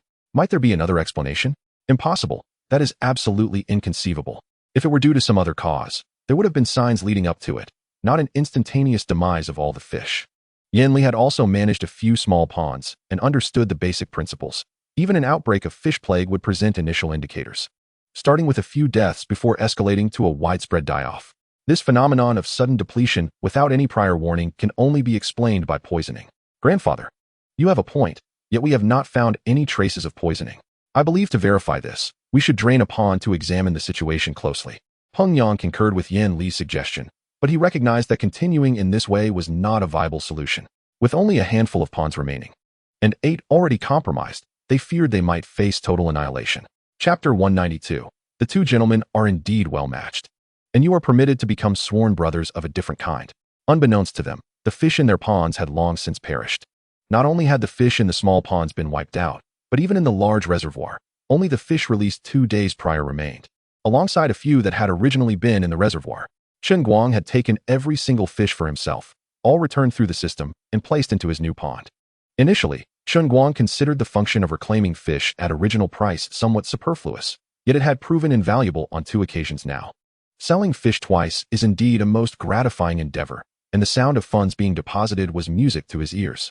The sight of dozens of fish trucks departing was truly spectacular. While there had been no time for a live broadcast upon arrival, the live footage of their departure left viewers in utter astonishment. Wow, there must be hundreds of fish trucks. How many fish has Boss Chen released this time? I think it's quite reasonable, considering the vast expanse of the reservoir. If we don't release a few more fish, it won't be enough for us to catch. Boss Chen, you are too generous to us anglers. With such large specimens and a variety of fish, there is nothing we can imagine that you cannot provide. Boss Chen, we want to witness those anglers catching enormous fish. Quickly, lead us to see how the experts handle explosive bites and line breaks. I want to see the thrilling scene of anglers being pulled into the water by large fish. That would be exhilarating.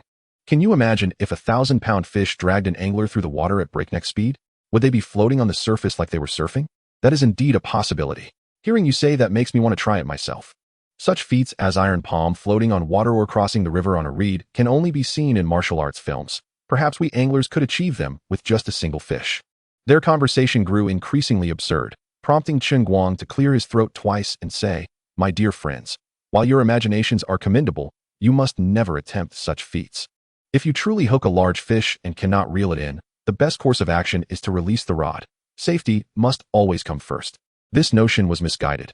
In the eyes of anglers, the fish hold paramount importance. as long as the fish remains hooked and the rod is in hand. Relinquishing the catch is out of the question. Only the resolute angler will persist, while those who fear for their lives will falter. As long as the person is present, the fish is present. If the person is absent, the fish remains. They may have been jesting, but such phenomena do indeed exist. Stop, stop, stop. If you continue down this path, I may have to permanently prohibit you from fishing for large specimens. If you are not afraid of danger, I am. Despite knowing they were likely joking, it was essential to express a firm stance. After making his position clear, Chen Guang feigned a serious demeanor and said, "Those who spoke earlier, please send me your information for registration. Next time you come, I will pay special attention to you." The information provided was fictitious. They could not possibly submit their real details. Wait, Boss Chen, I believe the one you should really focus on is that Miss Yang. I think I saw her in your live stream earlier. She seems to be the one you should be paying attention to now. What Miss Yang? Is there a story behind this? To elaborate would take time. She's petite and adorable, truly a beautiful young lady. Get to the point, in the eyes of an angler. There are no beauties, only fish. All right, I shall get to the point. This Miss Yang is actually the very first angler from Boss Chen's pond to be pulled into the water by a large fish. I never imagined such bravery from a young girl. She is indeed a paragon among us anglers. Boss Chen, could you possibly share her contact information with me? I would like to get to know her better. Bro, didn't you say that in the eyes of a fisherman, there are no beauties, only fish? Why is it that as soon as you hear someone is a beauty, you want her contact information? I disdain you. I'm quite direct. In my heart, there are both fish and beauties, so Boss Chen should be handing me his business card. Nonsense. Who said I want her business card out of desire for her beauty? I merely wish to form a bond, not as a couple, but as brothers. Look at you, revealing your true intentions. If you're craving her body, just admit it instead of making excuses about wanting to be brothers. Are you hoping she'll bear you a child to solidify your brotherly bond? That's a valid point. Having a child would indeed strengthen our relationship. Brother, you truly understand me. Get lost. Who among us is your brother? You can't trick me into bearing a child for you. You've utterly flustered me. How could a grown man like me have a child? I genuinely think you two are a match made in heaven. Enduring hardships together might not be a bad idea. I also find these two gentlemen quite compatible. With so many netizens as witnesses, I permit you to become spouses. Oh, wait, I meant brothers. Haha, you've cracked me up. So, brothers and spouses are one and the same? I admit, I might be a bit outdated. All right, I concede that I too have fallen behind the times. Chapter 193. You probably don't know that your best friend has already been given to me. Kai Wenjing. Don't, Boss Chun. We still want to see the fisherman being pulled into the water. We want to witness the legendary iron palm skimming the surface of the water and the famed one reed crossing the river. Boss Chun, behaving this way might cause you to lose us. What does it matter if I lose you? Losing you is far preferable to gaining you. In truth, seeing the fisherman being pulled in by a big fish doesn't necessarily require Boss Chun to personally livestream it. He is exceedingly busy. I believe the beauty from the last livestream was quite impressive. I agree. The beauty from the previous livestream was indeed remarkable. Boss Chun, you need not handle everything yourself. Sometimes you must let go and allow the beauty to take charge. I can't shake the feeling that this is your true intention. You needn't feel that way. It is indeed their true intention, and they have certainly put in a lot of effort. All right. In response to the overwhelming requests of netizens, Chen Guang swiftly delegated the live streaming task to Huang Yiting. Relishing his newfound leisure, he could finally take a well-deserved rest. Upon arriving home, Chen Guang noticed a graceful figure standing before his door. Wenjing, why didn't you go fishing? Why are you waiting here for me without giving me a call? He immediately recognized the figure as Kai Wenjing and strode toward her. I'm not particularly interested in fishing. I thought I'd come by to see if you were home and chat for a bit. Kai Wenjing replied softly, her head slightly bowed.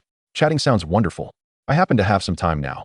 Let us go inside and talk, Chen Guang said with a mischievous smile, taking her hand and leading her into a nearby room. This shy demeanor made it clear that chatting was merely an excuse. There was no need to expose that outside. It could wait until they were inside. Once inside, he closed the door and, with a swift motion, pressed her against it. Leaning down, he teased, Wenjing, dear sister, do you wish to share a few words with your brother? I. Kai Wenjing stammered, glancing at Chen Guang, struggling to find the right words. Fortunately, Chen Guang interrupted, placing a finger against her rosy lips. Shoo, no need for words. Everything is understood without saying. The best communication is through the meeting of lips. Just as they were passionately kissing inside, voices suddenly echoed from outside. Hey, I clearly saw brother Chen Guang come back. Why isn't he here? Xiaoyan, since when have you become so familiar with this heartless boss? I've never heard of you two knowing each other before. We didn't know each other before. It was just that day when you were too busy talking to other men to take me home, so I asked brother Chen Guang to take me home. And that is how we got acquainted. Wait, you just met, and you're already calling him brother so affectionately? You two wouldn't happen to. Lingling. Don't say such things. I merely think he is a nice person, which is why I call him brother. There is no other meaning. Lu Xiaoyun's words held a hint of guilt. Not only had she called him brother, but she had also used even more intimate terms before. Chen Guang overheard the voices of Lu Xiaoyun and Jin Ling outside. He wondered what brought these two young ladies here at this moment. Were they here to ruin his good fortune? Yet, at this point, he could only pause his current endeavors, for if they stumbled upon the room, it would be more than just a matter of spoiling his plans. Wenjing, I'll handle them.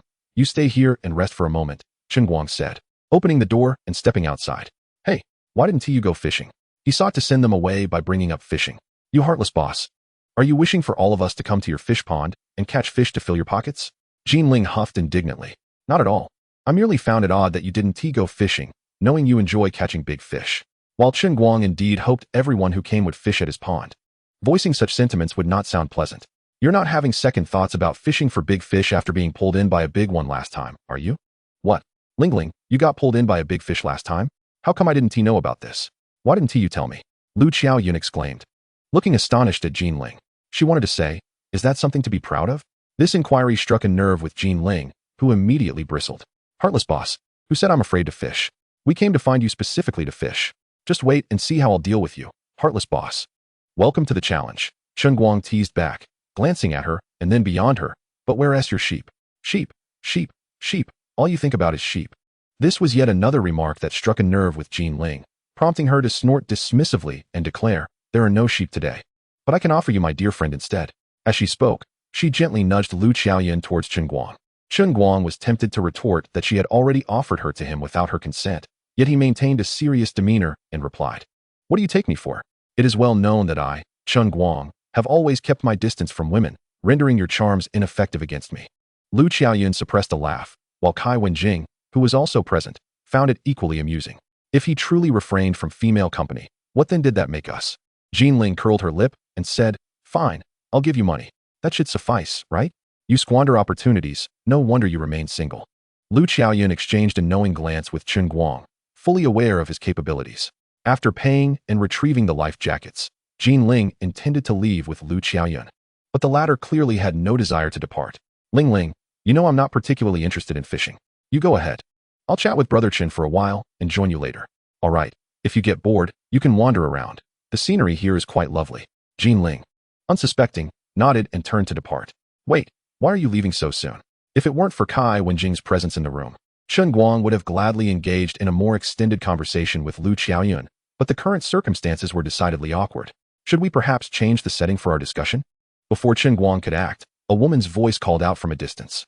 Chen Guang, are you home? The voice was familiar, unmistakably that of Qin Qing.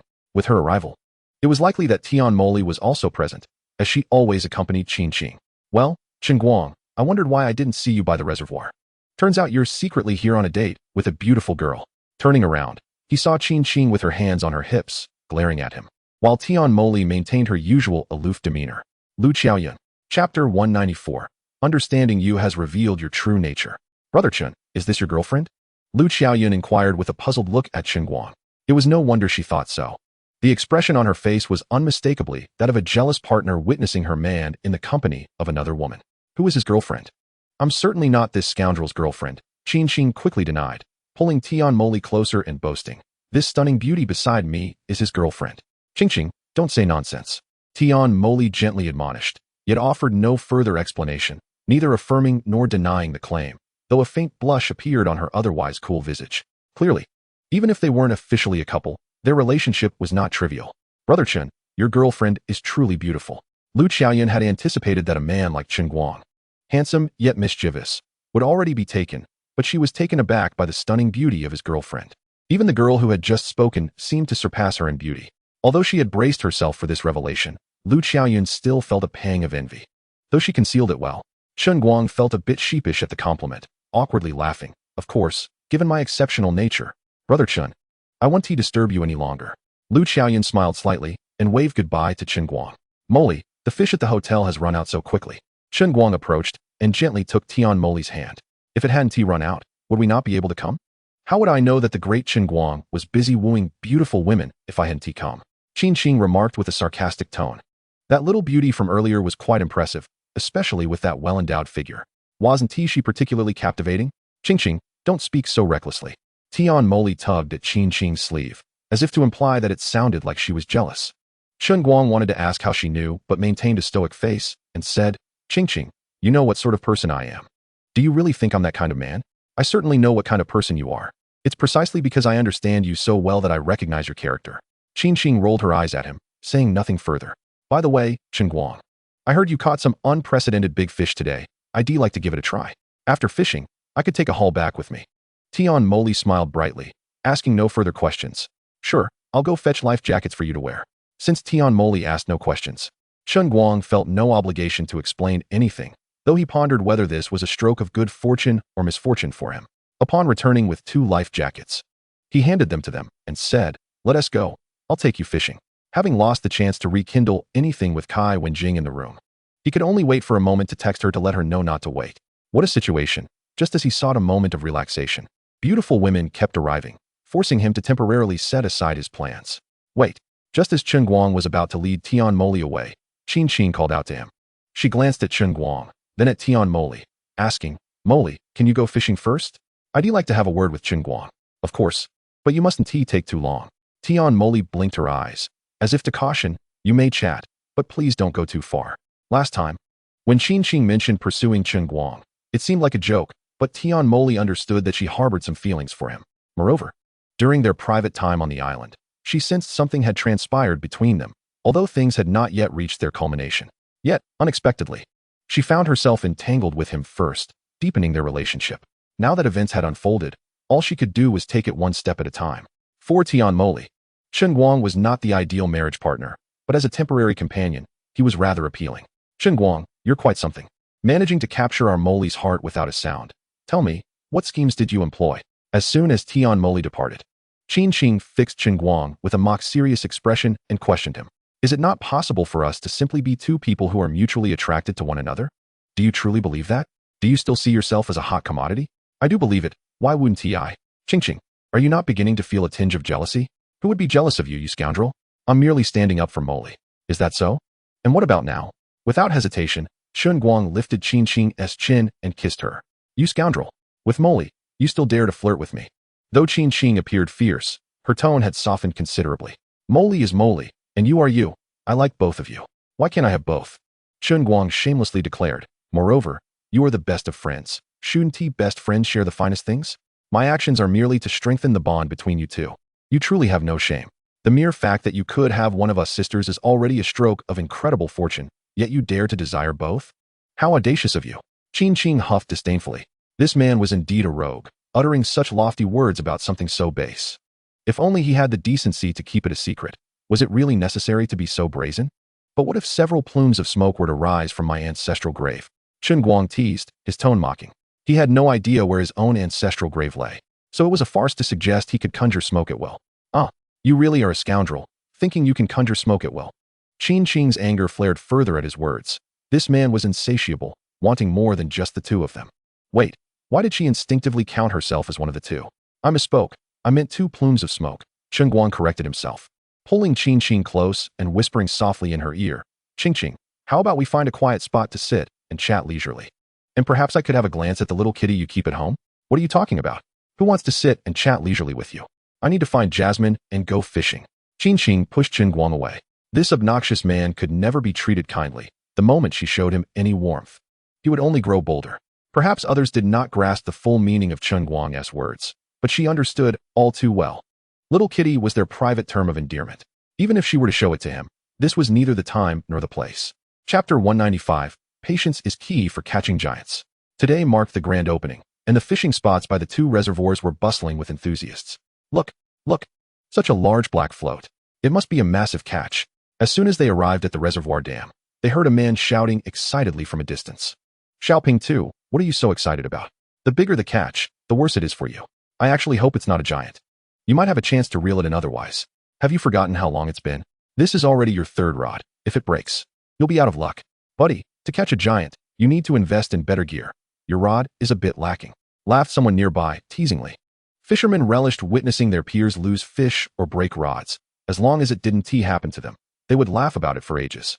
Your advice is quite sensible. I'll head back later and buy a few better rods, the man replied without anger, lifting his rod with a grin. Let me see if this fish can break my rod. Come on, giant. Show me what you're made of. The fishing rod bent like a crescent moon, whistling with the wind, but soon fell silent. Bang!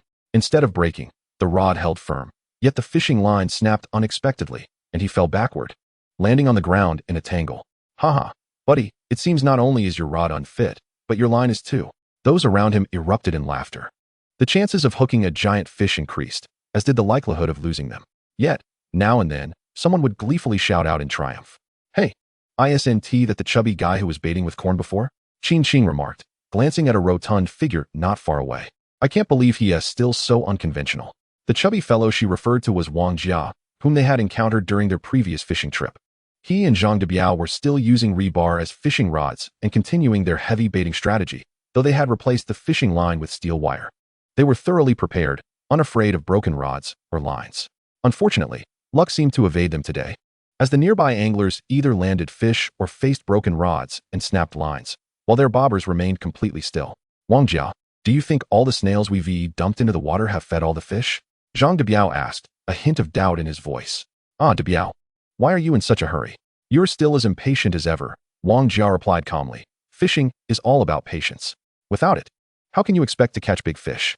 If we hold on long enough, we'll surely land a big one eventually. But look at others. They've already caught fish, and some have even landed several. Our bobber hasn't moved an inch. Why concern ourselves with others? So what if they've caught fish? Most are still empty-handed. Even among those who have caught fish, how many have landed particularly large ones? Our target isn't those mere fish weighing a few dozen pounds. So it's not that easy to catch.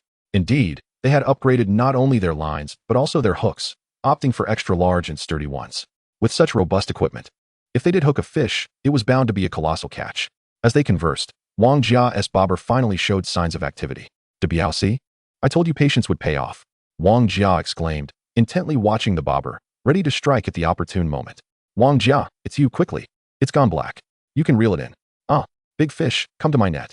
Wang Jia shouted, bracing himself, his legs firm in a stance, leaning back, gritting his teeth as he pulled up the rebar with all his might.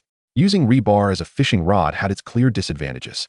It was cumbersome and required considerable strength to lift. Oh, ugh. Wang Jia's face turned crimson as he strained, gripping the rebar tightly, the rod pressing against his round belly. He had taken precautions by wrapping a cloth around the top of the rebar, otherwise, it might have left a mark on his stomach. Ah, this fish is so powerful. Wang Jia's plump hands were veined with strain, sweat beading on his forehead in mere moments, and the sturdy rebar bent into a crescent shape, indicating a truly massive fish. I can't hold on any longer. This fish is too big. Wang Jia, I'll help you. Zhang Debiao immediately dropped his own rod, wrapping one arm around Wang Jia while grabbing the rebar with the other, shouting, lift it up. Wow, that chubby guy has hooked a big fish. Look how that rebar is bending. It must be enormous. It's definitely not small. I bet it's at least a 200-pound catfish. I think it's even more than that. Did you see how quickly he couldn't handle it? The fish hadn't even started to fight yet. That fish must be more than 200 pounds. We'll find out how big it is once they reel it in. I do want to see it. But at this rate, it might be a bit of a stretch. Indeed, this is merely the beginning. Both individuals are on the verge of losing their grip. Once the fish begins to exert its strength, it is likely that their endurance will not last long. I too find this situation quite precarious. Yet I still harbor hopes that they will succeed in reeling in this fish. Let us rally our support for them, shall we? Their preparations today are not as thorough as those of the heavier participant, hence their primary target has been set at around 100 pounds, with any aspirations for 200 pounds or more deferred to a later date. As it stands, the two heavier participants appear to be the most likely candidates to catch a fish exceeding 200 pounds today. Thus, achieving such a feat would serve as both motivation and a benchmark for others to emulate. Chapter 196. You are the best, my friend.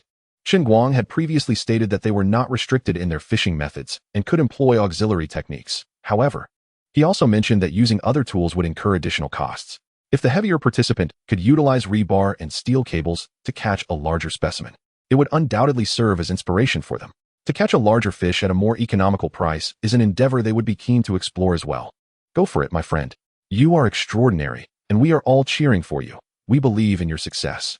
With someone leading the charge, those nearby quickly joined in the encouragement. A Biao exclaimed, so many eyes are upon us. We must bring this great fish to shore. Wang Jia held his breath, mustering strength to bolster their spirits. Fear not, With me, Zhang de Biao, this fish cannot escape. Zhang de Biao, not in a much better state, exerted all his might and shouted, "Rise for me." With the support and encouragement of others, the two men suddenly surged with tremendous energy. This sheer forceful pulling caused them to stagger back 2 steps. Incredible. If this continues, there may indeed be hope. You're amazing, my friend. Quickly, pull harder, just a bit longer, and the fish will break the surface. Do you see that? A massive wave has formed beneath the water. This is undoubtedly a fish exceeding 200 pounds. Biao, let us push harder.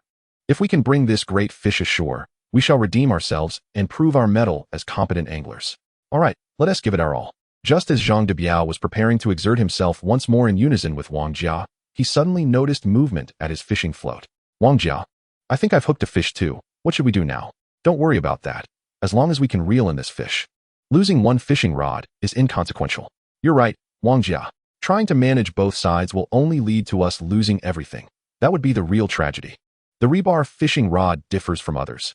Even if a fish drags it underwater, it would eventually be returned to shore once the fish releases the hook. However, if the rebar rod is pulled underwater, its fate is sealed at the bottom. Suddenly, the fishing float plunged beneath the surface, and the rebar clattered on the ground, resembling a dark serpent slipping into the water. A nearby angler, unable to bear the sight, rushed over to attempt to stomp on the rebar.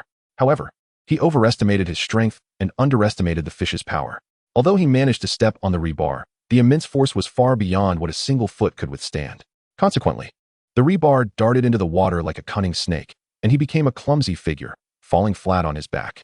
Ouch! My backside, my tailbone. The man cried out in pain, his expression twisted in agony. The commotion drew laughter from those around. At the same time, Zhang de Biao and Wang Jia were bracing themselves for a final push.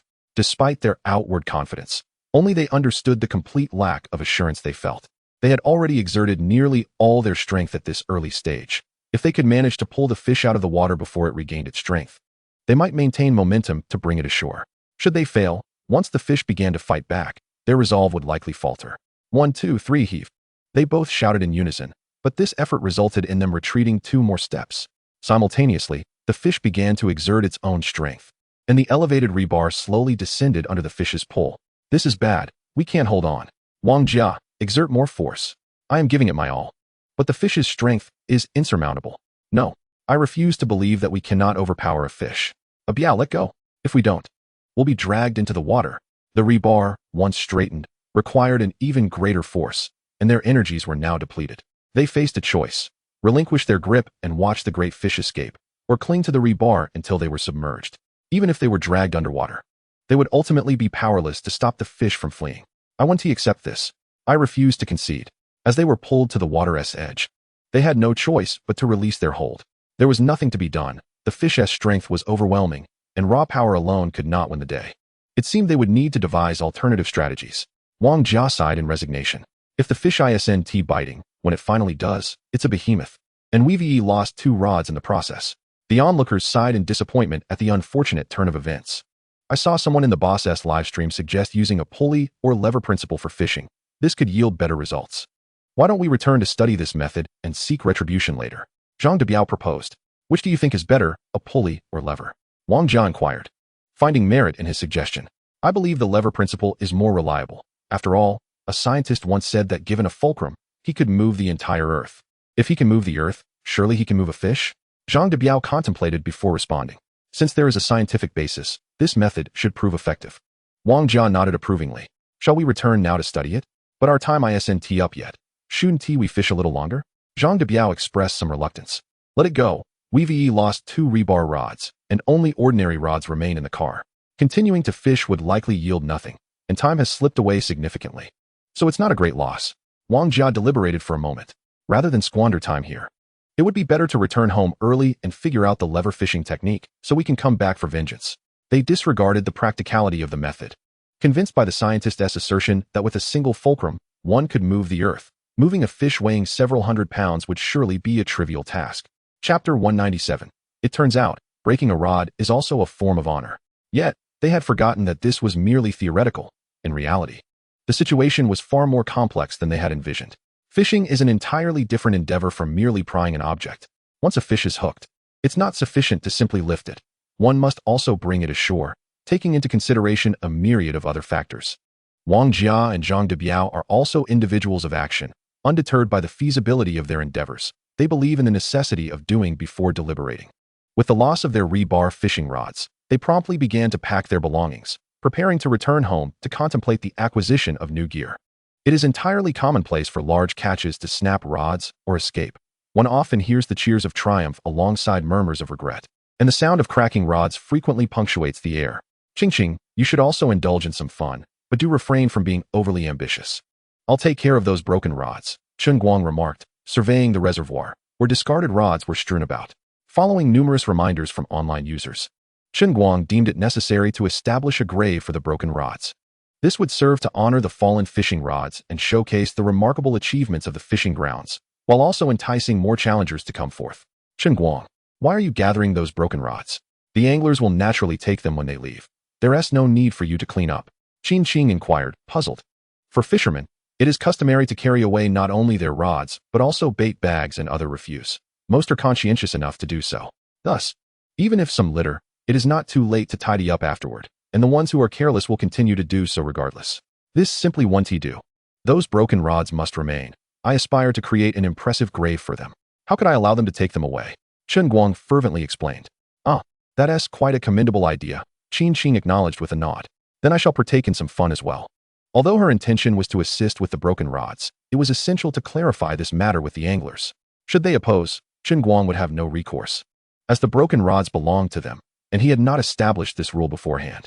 However, he could certainly implement it moving forward. Upon returning home, Kai Wenjing had already departed, and Chen Guang found himself beside Yu Yao, observing her fishing. Seizing a loudspeaker, he mounted his beloved three-wheeled electric vehicle and commenced his announcement. Gather around, collecting broken fishing rods. In gratitude for the support of both new and old friends, I intend to construct a grand grave for these broken rods. I kindly ask all fellow anglers to contribute your sacrificed rods, and I will provide them with a dedicated resting place to honor their memory. Let them know they perished for the noble pursuits of their fellow anglers, and let all anglers forever remember their sacrifice. Come, dear anglers, please hand over your fallen rods. I shall provide them with a splendid sanctuary for all to admire. It is their honor, and yours as well. Chen Guang shouted as he rode along the reservoir. Boss Chen truly possesses a sense of humor. For us anglers, breaking a rod is undeniably a source of shame. Yet he has transformed it into a matter of honor through his words. Should we really hand our broken rods to him? This feels rather embarrassing. Indeed. Every time I see my broken rod displayed in that so-called grave, I'll be reminded of how I was humiliated by a large fish. I actually find Boss Chun's perspective quite reasonable. These rods sacrificed themselves for our noble cause and deserve recognition rather than disdain. Failure is not to be feared. Forgetting failure is the true terror. Only those who know shame and rise again can be deemed true heroes. Thus, even broken rods remain heroes in our hearts. Exactly. Heroes should be honored. They should never be forgotten. Yes, failure itself is not frightening. What is truly frightening is the lack of courage to face it. This discourse led those who felt shame to lower their heads in contemplation. Indeed, if one cannot accept the loss of a mere rod, how will they navigate greater adversities? Chen, come here. I have a broken rod for you, Deng Chong called out, turning with a smile. By the way, Black King Kong has 2 rods as well. You might as well take those too. Deng Chong and Wu Gang were among the first to fish for large catches at Chen Guang's pond, and they had grown familiar over time. Given their fishing prowess and past experiences, it was unlikely they would snap rods while targeting fish around 100 pounds. However, this time they aimed for even larger catches, resulting in one breaking a rod and the other 2. These 2 were also renowned fishing masters online. Yet they did not consider the breaking of rods a matter of disgrace. Instead, they willingly offered their broken rods to Chen Guang for his grave, thereby indirectly supporting his initiative. With these 2 influential figures leading the way, the less experienced would find it easier to accept the notion. Brother Chong, Brother Gang, I will inscribe your names on the rods and place them in the most prominent position for all to admire your prowess. Chen Guang teased as he approached to collect the rods. Brother Chun, is it really necessary to engrave our names? How will we maintain our dignity afterward? Deng Chong responded with an embarrassed smile. Chen Guang clearly regarded them as close friends, seizing the opportunity to maximize their contributions. What is wrong with that? The glorious deeds of my esteemed brothers deserve to be remembered and revered. It is but a small favor from your younger brother, no need for thanks. Is that what you call glorious deeds?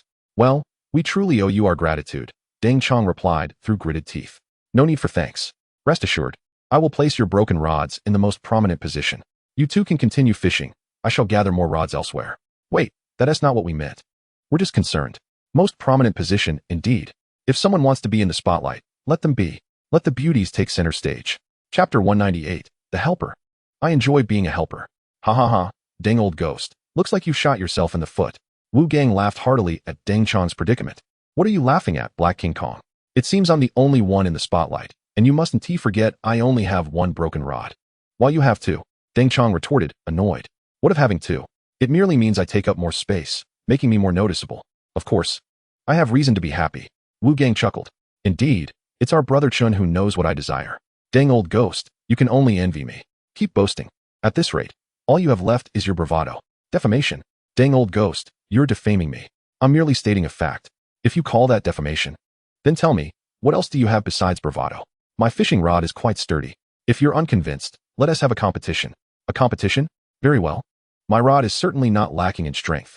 Come on, let's see who will give in first this time. Let's cast our lines together. As the two engaged in their playful banter, each refusing to back down, they simultaneously prepared a generous mound of bait and cast their fishing rods into the water. The onlookers, with sunflower seeds at the ready, found themselves pausing, hastily returning the snacks to their pockets before they could even begin. Masters, is this fishing rod truly what you speak of? One of them longed to express his dissatisfaction, but what else could it be? If it's not a hand rod, could it possibly be a lure rod? Deng Chang and Wu Gang replied in unison. It is indeed a hand rod. A nearby individual cleared his throat to mask his own embarrassment. After all, they were pure-hearted anglers. How could they allow their thoughts to stray? With such implications, he felt as though he was no longer a worthy fisherman. In truth, Chen Guang's jest about inscribing names was just that, a jest. Deng Chang and Wu Gang were fully aware of this. Their camaraderie was strong, yet they relished in exchanging playful jabs. Fortunately, their quarrels were merely superficial, and they harbored no grudges afterward. Chen Guang, brandishing a loudspeaker while riding his three-wheeled electric vehicle, called out. The sound so loud one might mistake him for a vendor selling refreshing cold snacks. Despite the multitude of anglers present, the vast reservoir felt particularly sparse, with those in prime positions sitting closer together. However, some preferred solitude and deliberately chose quieter spots to fish. Thus, in many areas devoid of people, Chen Guang continued his circuit around the reservoir. Upon reaching the rear of the reservoir, he spotted Lu Qiaoyun wandering alone among the trees. No wonder he hadn't seen her when he encountered Song Niping and Jin Ling earlier. She had ventured into this small grove alone. But what was she doing here all by herself? Chen Guang halted his vehicle and approached the grove. Qiaoyun, what are you doing here alone? Brother, what brings you here? Did you come specifically to find me? Upon seeing Chen Guang, Lu Qiaoyun's face lit up with a smile as she hurried toward him. Indeed, I just saw your two sisters and, noticing your absence, decided to seek you out. Regardless of whether Chen Guang had truly come to find her, her question implied that he must have. Brother, you really didn't need to come looking for me. I was just a bit bored and decided to take a stroll in the woods. Don't let your girlfriend misunderstand. Lu Qiaoyun assumed Chen Guang had come out of concern for her feelings, her expression turning bashful. Misunderstand what? Is it our relationship you're implying? Chen Guang pulled her into an embrace, leaning close to her ear and whispering, or perhaps our bond is entirely innocent. Are you out of your mind? Aren't you afraid someone might see us? Lu Qiaoyun feigned a struggle, yet the effort was clearly just for show. What is there to fear? Besides, there's no one around. Whatever we do here remains our secret. Chen Guang chuckled, a teasing grin on his face. However, Lu Qiaoyun misinterpreted his intentions, lowering her head shyly. Brother, do we really have to stay here? Can we go a bit further in? Chen Guang was merely joking. But he didn't expect Lu Qiaoyun to take it seriously. Did she truly not mind his having a girlfriend? Although he hadn't directly acknowledged it when Tian Moli appeared earlier, his silence was tantamount to confirmation. The fact that Lu Qiaoyun didn't berate him was already beyond his expectations. Perhaps she regarded him merely as a means to an end, indifferent to his relationship status. Chen Guang had no intention of probing deeper into this matter. Whether she saw him as a tool or for other reasons, it was a fortunate situation for him. He even hoped she viewed him as just a tool, an ideal fantasy for any man. Indeed, the term dream lover here bore a literal meaning, distinct from its conventional interpretation. Although Chen Guang had not intended anything of the sort, Lu Qiaoyun's teasing had stirred something within him. Going further in sounds wonderful. I do enjoy venturing deeper. Brother, that is not what I meant. I was referring to walking further into the woods. That is precisely what I meant, walking deeper into the woods. Have you misunderstood my intent? You naughty brother, your grin is so mischievous.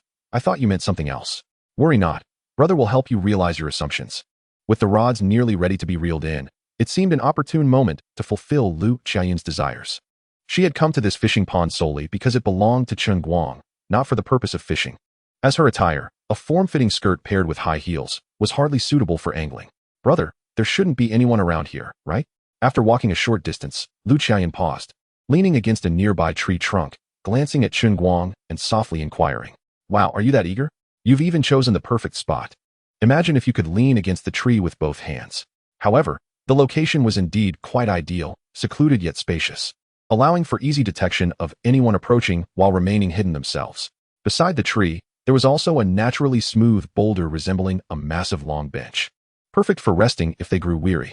Truly a splendid location. It was evident that Lu Qiaoyan had an eye for such prime spots. Chapter 199. Explanation is merely a disguise. Disguise is the essence of truth. Chen Guang slowly approached, taking Lu Qiaoyan's other hand and placing it on the tree. Whispering softly in her ear, Qiaoyan, I too believe that no one will come here. Lu Qiaoyan responded with a gentle acknowledgement, silently granting him permission to proceed as he pleased. No wonder young lovers were drawn to secluded groves. There was indeed a unique thrill in such a setting. Before long, midday arrived unnoticed. Chen Guang guided Lu Qiaoyan out of the grove, seating her in the back of the three-wheeler and transporting her to where Song Niping and the others were fishing before finally letting her down. Qiaoyan, where have you been all this time? Why were you with Chen Boss? Song Niping regarded them with a hint of suspicion. I thought you all looked rather bored fishing. So I decided to take a stroll nearby and happened to see Brother Chen, who kindly offered me a ride. As Lu Qiaoyan explained, she approached Song Niping and the others. Song Niping cast a skeptical glance at Lu Qiaoyan but chose not to press further. However, when her gaze fell upon Lu Qiaoyan's knees, now flushed red, her concern was piqued. Qiaoyan, what happened to your legs? Why do they look like that? I just tripped and fell, and my stockings got torn, but thankfully my knees are fine. It's nothing serious. Lu Qiaoyan's demeanor was noticeably uneasy, her tone wavering, as if attempting to conceal something. Had she simply stated she had tripped, Song Niping might not have suspected anything. However, her added explanation about her torn stockings only served to raise Song Niping's suspicions. The tone of this statement is strikingly reminiscent of the old adage about not revealing one's secrets. It is understandable if you fall and do not scrape your skin. It is also plausible if you happen to land on both knees. However, the fact that you have injured both knees so evenly raises suspicions. Moreover, I distinctly did not inquire about your stockings. Had you not mentioned them, I might have even forgotten that you wore them today.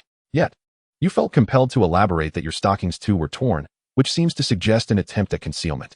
Of course, while doubts linger, if Lu Qiaoyan wishes to deliberately obscure the truth, she would refrain from probing further, merely casting a glance at Chen Guang. Goodness, could it be that this young lady has discovered something? With this thought in mind, Chen Guang swiftly redirected the conversation. Miss Song, how did your chat with my good friend Hao Yong go the other day? He also has a penchant for fishing. I wonder why you didn't arrange to fish together today. Of course, I harbor no ulterior motives. I simply believe that your shared interests could foster a friendship. Initially, Chen Guang had no desire to involve himself in such matters, but to divert Song Niping's attention, he resorted to mentioning his friend. In truth, there was no need to inquire further, as the outcome was already evident. Had there been any romantic potential between them, Hao Yong would undoubtedly have been present today. His absence signifies that she had not informed him about fishing at Chen Guang's today, suggesting it was merely a polite exchange. Quite well. I find Hao Yong to be a rather commendable friend. Upon hearing this, Song Niping's expression indeed shifted, though her tone remained composed, as if recounting an entirely mundane occurrence. This conveyed a message to Chen Guang. Your friend Hao Yong is a good person, but merely a good person. Good is good. Chen Guang nodded gently, without lingering, and rode his tricycle back. Before dinner, he sought a prime location to display the broken rods. Other employees were tasked with patrolling the fishing pond as temporary lifeguards, a responsibility that Chen Guang felt compelled to undertake himself. At the intersection leading from the reservoir to the road lay a prominent piece of land, visible to all who came to the giant fish pond, making it an excellent spot for his purpose. Furthermore, the ground was spacious and soft, accommodating any number of rods without unnecessary effort. During a moment of respite, Chen Guang reflected on the grand scale of the newly established giant fish pond. Wondering if the system would reward him, since he had yet to check in today, he decided to log into the system. The giant fish pond had been upgraded, granting him 2 professional lifeguards to report within 3 days. It is remarkable how thoughts manifest into reality. Just days ago, Chen Guang pondered whether to hire 2 professional lifeguards, and now the system had provided him with them. While the number was modest, it was more than sufficient for a fishing venue. Who has ever seen a fishing spot equipped with professional lifeguards? After all, incidents of anglers being pulled into the water by large fish are quite rare. This hesitation in hiring stemmed not from a reluctance to spend money, but from a belief in the lack of necessity, as several employees were capable of fulfilling the lifeguard role. However, with the system's generous provision, Chen Guang found no reason to dwell on it any longer. Successful check-in yielded a reward of 10,000 pounds of small fish. Though these small fish are indeed fish, they essentially serve as sustenance for larger fish. Akin to fish feed, daily check-ins typically yield rewards of fish feed or small fish, ensuring that Chen Guang need not purchase fish feed to maintain the daily meals for the fish. Since these were live small fish, he promptly released them into the giant fish pond to serve as a feast for the larger fish, while also potentially disrupting the angler's fishing endeavors. During lunch, Chen Guang did not invite anyone to join him, not even the few women with whom he shared a closer rapport. After all, with so many acquaintances, it would be impractical to gather them all. Even if he did, the convergence of all those women might lead to unforeseen complications. So he opted not to invite any of them. As for their speculations, he believed it far better to explain things gradually later than to bring them together now. Today, many individuals came to fish for large catches, so they took turns eating lunch. Chen Guang finished his meal and rotated with others, continuing until all had dined. After an hour, everyone finally completed their lunch. The anglers seeking large catches today had not made any extraordinary preparations, aside from an increase in the frequency of broken rods. No one had managed to land a significantly larger fish, with the highest record being just over 100 pounds of a big catfish. Even when larger fish were hooked, the outcome was either a snapped line or a broken rod. Thus, by the afternoon, the number of anglers had noticeably dwindled. Chapter 200. In pursuit of the giant fish. The anglers' imaginations ran wild. After reeling in their lines, many anglers did not leave immediately, but gathered to engage in idle chatter. Although they felt some regret at not catching a large fish, they were also brainstorming ways to increase their chances of landing bigger ones. Fishing for giants is indeed exhilarating, yet the sheer size presents significant challenges when using hand rods. Today, it seems only a few would manage to reel one in. Most would likely fall prey to the owner. It's as if you're suggesting that many people used to succeed, one commented. After all, fishing for giants either yields great profits or leads to being outsmarted by the owner. Only a select few manage to land a catch. We need to devise a proper plan before returning to tackle the owner. Didn't he say we could use tools to assist? If we could somehow hoist that 1,000-pound giant, it would be enough to keep us fishing for a year. Did the owner not say any tool would suffice? How about we rent a crane? We could use the crane's long arm as a fishing rod, attaching steel cables, nylon ropes, or chains. I refuse to believe that wouldn't work. Do you think the owner is foolish? He would never allow such a method. It's clearly a losing proposition. The 1,000-pound giant is not captured because of its intelligence, but because of its size and strength. The anglers simply lack the power to reel it in. Using a crane would render the giant's advantage moot. It would become a certain catch. Is that even fishing? It's merely picking up money. As long as the owner possesses a modicum of sense, he will categorically reject your proposal to use a crane. Let us not be so absolute. The owner did mention that the fishing fee would increase based on the tools used, right? So what if we use a crane? I believe that as long as the price is right, everything else is manageable. That may be so, but can we afford such a price? After all, this is a fish worth over $1 million. Using a crane would likely mean the fishing fee skyrockets to 6 figures for a single day. But we cannot guarantee that we would catch a 1,000-pound giant in just one day. That price is beyond our means. We should opt for a more conservative approach. Perhaps using simpler tools that are less ostentatious, yet still provide a chance to catch larger fish. I believe this way, the owner wouldn't raise the price too much. I recently observed a lively discussion in the group, where many were deliberating on the simplest and most primal yet effective approach, namely, the principles of leverage and pulleys. This method undoubtedly promises to conserve a significant amount of effort. Indeed, it is a commendable strategy. Yet, one must recognize the absurdity of it all. Let's first address the principle of leverage. Do you think it suffices to merely pry a stone loose? We are attempting to haul a fish ashore. Setting aside the feasibility of creating such a fulcrum, are you planning to establish it in the water or on land? Naturally, it must be on the shore. For constructing a fulcrum underwater entails an insurmountable amount of labor. One might as well hire a crane. However, this raises another dilemma. If the fulcrum is on the bank, where precisely is your fishing point? To catch such a colossal creature, one would likely need to be at least several meters from the shore, if not further. Indeed, the optimal location for such a leviathan would be the deepest part of the reservoir. Given your concurrence on this matter, let us delve into the mechanics of leverage. The resistance arm in the water extends at least 10 meters, thus the power arm on the shore must necessarily be of equal or greater length. If not, we would not be leveraging the fish. Rather, it would be employing leverage against us. This is an undeniable truth. In theory, with a single fulcrum, one could lever the earth itself. However, beyond requiring a fulcrum. One must also have a sufficiently long distance and a lever that is both adequately lengthy and robust enough to withstand gravitational forces without bending. The principle remains the same when attempting to leverage a fish weighing over 1,000 pounds. With the fulcrum on the shore, the opposing side represents the resistance arm, while the side on land constitutes the power arm. To exert less force to lift a greater weight, the power arm must exceed the resistance arm in length. The disparity in gravitational forces between the two sides dictates how much longer it must be. A creature weighing over 1,000 pounds submerged in water exerts a force of at least several thousand pounds, potentially reaching over 10,000 pounds, relying solely on human strength. The power arm would need to exceed the resistance arm by at least tenfold. Consider this. If the resistance arm measures over 10 meters, how long must the power arm be? It would likely need to extend several hundred meters. Several hundred meters? Surely, that's an exaggeration, interjected someone nearby. While many may recall the formula for leverage from their school days, most struggled to grasp it back then, and countless years have since elapsed. Even those who once understood it have likely forgotten. Let us not quibble over whether it is several hundred meters, 100 meters, or merely dozens. Even 30 meters is unrealistic. A 30-meter-long pole capable of withstanding several thousand pounds is prohibitively expensive and undeniably heavy, rendering this method utterly impractical. Indeed, this brother makes a valid point. We are acutely aware of the theoretical feasibility, but have entirely overlooked the specific environmental considerations. And what of the pulley? It too could conserve effort, yet it seemingly necessitates a fulcrum.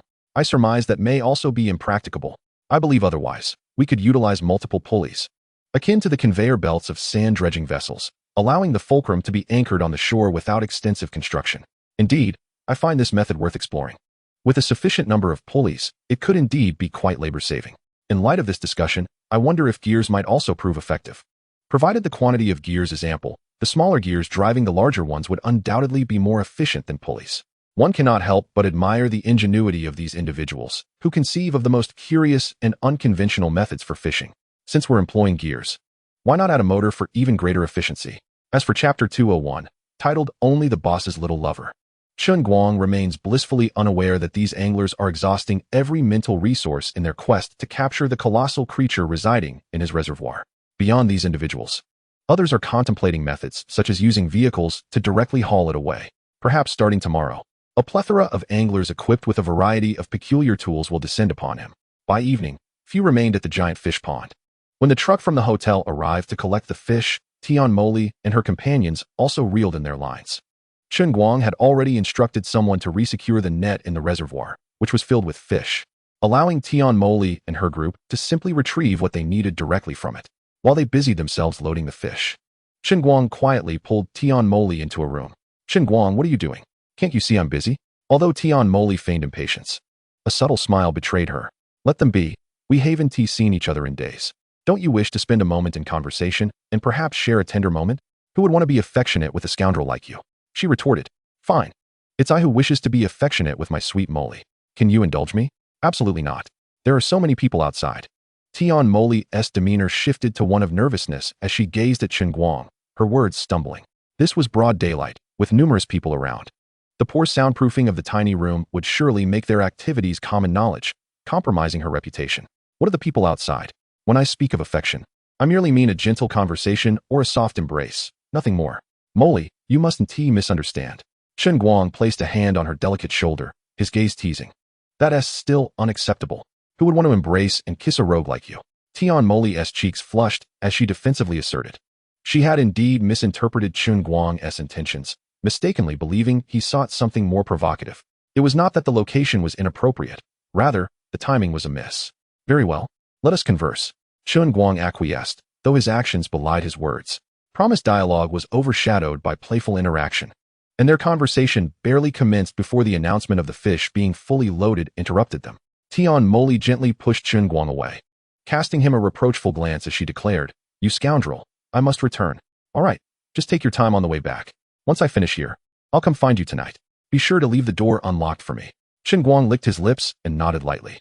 I certainly won't leave a door unlocked for a rogue like you. Tian Moli huffed, turning away. Yet as she opened the door, a faint smile graced her features, quickly masked. The notion of leaving the door unlocked was amusing. She remembered when doors required a latch on the inside. If he truly wished to visit, a message or call would suffice for her to let him in. Boss, was that stunning lady earlier our boss's wife? As soon as Tian Moli departed, Huang Yiting rushed to Chen Guang's side, her face alight with excitement. Boss, you're truly remarkable. How many wives do you plan to acquire for us? Are you implying that if the boss were to find a few more mistresses, I could be included among them? Chen Guang teased, casting a playful glance at Huang Yiting. I absolutely do not wish to be a mistress. Huang Yiting quickly shook her head, her movements resembling that of a bobblehead. Being a mistress is far less appealing than being the boss's little lover. This young lady certainly possessed an acute sense of propriety and discretion. It seemed imperative to find an opportunity to reward her appropriately, lest such a delightful mistress be claimed by another. You little rascal. Just wait until the boss comes back in a couple of days to punish you for being such a flirt. Chen Guang playfully slapped Huang Yiting's rear, saying, It's broad daylight. Don't let your imagination run wild. Hurry along with your tasks. I must admit, the sensation was quite delightful, though not particularly ample. It brimmed with youthful exuberance. Reflecting on his encounter with Song Niping earlier, it appeared she held little interest in his good friend, Hao Yong. Chen Guang took out his phone, preparing to call him to inquire about the details. Guangzi, is there something you need when you called? The phone rang only twice before Hao Yong's voice came through clearly. Can't I call you just for the sake of it? Chen Guang replied, cutting straight to the chase. By the way, how did your conversations with those two young ladies go the other day? Did you find either of them suitable? Did one show any interest in you? I actually think both are quite suitable, but they seem to have no interest in me at all. I suspect that as long as she's a woman, you'll deem her suitable. Hee, you understand me, Guangzi. As long as she's not unattractive, I consider her a good match for me. Come on, brother. Can't you aim a bit higher in your pursuits? With standards that low, it's no wonder others overlook you. Isn't it better to have lower expectations? Lower expectations? Nonsense. If they're not interested in you, perhaps I can introduce you to someone a bit less attractive next time. It's akin to job hunting. If you demand a salary of 3,000 and no company wants to hire you, how can you expect to be sought after for a position offering 10,000? Don't say that, brother. I still prefer the beautiful ones. Yet the beautiful ones don't fancy you. Thus, we must lower our standards. But didn't you just say one shouldn't lower their expectations too much? Get lost. If you want a beautiful girl, go find one yourself. The less attractive ones might not even fancy you. And here you are, being picky. Now, tell me the specifics. Don't even mention it. After you left that day, we exchanged a few words before they made an excuse to leave. It was clear they weren't interested in me, so I didn't contact them again. In truth, the most significant reason for Hao Yong's reluctance to pursue them was that he saw them leaving in a luxury car worth hundreds of thousands. Such young and beautiful girls driving expensive vehicles implied either an affluent background or that they had leveraged their beauty for such luxuries. Regardless of the reason, he felt mismatched with them. Hao Yong hailed from an ordinary rural family with modest means, earning a meager salary of 5,000 to 6,000. Chapter 202, pretending to be pulled under by a big fish as a solution to financial woes. Initially, he was unaware of their circumstances, merely thinking that if they were attractive, he might have a chance. However, upon realizing their status, he immediately lost the courage to pursue them. This phenomenon is often referred to as matching social standings. While some average men do manage to marry women of exceptional status, it is typically because the man possesses some unique qualities. For instance, he could be exceptionally talented, representing a promising investment, or perhaps he is extraordinarily handsome, garnering attention solely for his looks. Alternatively, he might be skilled in charming words, winning a woman's heart through flattery. However, it was clear that Hao Yong lacked all these attributes. He was unremarkable in appearance, possessed no extraordinary talents, and was unfamiliar with the art of sweet talk. He was simply an ordinary man. Chen Guang refrained from further commentary, even omitting the mention of his encounter with Song Niping today. After a brief chat, he hung up. Although the house by the reservoir was temporarily sufficient for his needs, Chen Guang had no intention of spending the night there. After all, he had made arrangements with Tian Mei to leave the door open for him, and it would be remiss to break that promise. Leaving late and returning early was indeed taxing. After having dinner, Chen Guang drove away, only to return to the reservoir early the next morning. He had to return promptly. The craftsmen responsible for constructing the light steel villas were scheduled to arrive that morning to begin erecting the structures. Chen Guang needed to clarify where and how they would build, as it was ultimately his decision. If he were merely collecting fishing fees, there would be no need for him to rise so early from the comforts of home. However, before the villa construction commenced, Chen Guang required them to build several restrooms around the reservoir to facilitate the fishermen's needs. Ideally, restrooms should be constructed at intervals, as this arrangement, though slightly more cumbersome than concentrating them in one location, would prove more convenient for the anglers. Chen Guang had previously discussed this with the construction manager. The steel materials were already ordered from the factory, ensuring a quicker and more efficient building process. Now, he merely needed to confirm the locations. As the trucks laden with steel arrived on site, curious fishermen gathered around. Boss Chen, what are you up to? Are you planning to construct a specialized tool for catching giant fish? Will this specialized tool for catching giants even work? If not, we certainly want to be footing the bill. Boss Chen, are you really going to build a gantry above the reservoir? That would be fantastic. We could devise many better strategies for catching large fish. You've thought ahead, boss. I was just considering how splendid it would be to have a gantry above the reservoir. But I didn't realize you were already prepared. You truly understand our desires. Chen Guang found himself bemused by their self-assured conjectures. Which of you misinterpreted my intentions? Constructing a gantry above such a vast reservoir is no trivial endeavor. It would be more cost-effective to rent a crane directly over the water. Moreover, for the sake of catching a single fish, it hardly seems worth undertaking such a colossal project. If the price is too low, one risks losing their investment. And if it's too high, they fear no one will buy in. It's quite clear that such a venture is not feasible for me. My dear fishing friends, you're mistaken. This steel is intended for constructing light steel villas, with no relation to fishing at all. Chen Guang could only smile as he explained, well, it's not entirely unrelated. Before we build the villas, I will have the craftsmen construct a few restrooms around the reservoir, so there is still a connection to fishing. Oh, so this steel is solely for the construction of light steel villas and not for a gantry. I was left elated for no reason. Indeed, I was just thinking that once the gantry is completed, I would be the first to test its capabilities. Now it seems we'll have to devise our own strategies. Boss Chen, how can you be so inconsiderate? You can't just focus on your own enjoyment without considering the feelings of us anglers. As we gaze upon the vast reservoir teeming with magnificent fish, yet remain unable to catch a single one, can you truly fathom the depth of our despair? We are consumed by thoughts both day and night, even dreaming of the grand scenes of reeling in colossal catches. Each day that passes without landing our coveted prize leaves us restless, unable to savor our meals or find solace in sleep. Boss Chen, how can you bear to let us endure the torment of merely watching those great fish swim by? How can you stand to witness our gradual decline in hopes and spirits for the sake of a single elusive giant? Hold on. Your words paint me as a heartless capitalist, yet I find myself powerless in this endeavor. Catching those great fish rests upon your shoulders. My role is merely to ensure your logistical support. Chen Guang interjected, thus, I have prepared a grain storage device for you, so that you may no longer suffer in silence, free from the burdens of the past. Someone elongated their tone. The restroom is of little consequence. If I can catch a great fish, I would gladly endure any discomfort. Ahem. As soon as these words escaped his lips, the surrounding crowd dispersed rapidly. That opinion represents only you. I have never harbored such thoughts. I swear, I have never thought so. In fact, I believe constructing a restroom is quite beneficial. I once lost a sizable fish because I hesitated to exert myself too forcefully. Brother, your fishing spirit is lacking. You could learn a thing or two from that fellow. If the situation arises where you find yourself in a tight spot, simply feign being pulled into the water by the fish. That way, no one would be the wiser. And you could conveniently resolve your personal matters. Truly a win-win. Ugh, how repugnant. Are you not afraid of accidentally swallowing some water? The man distanced himself further in disgust.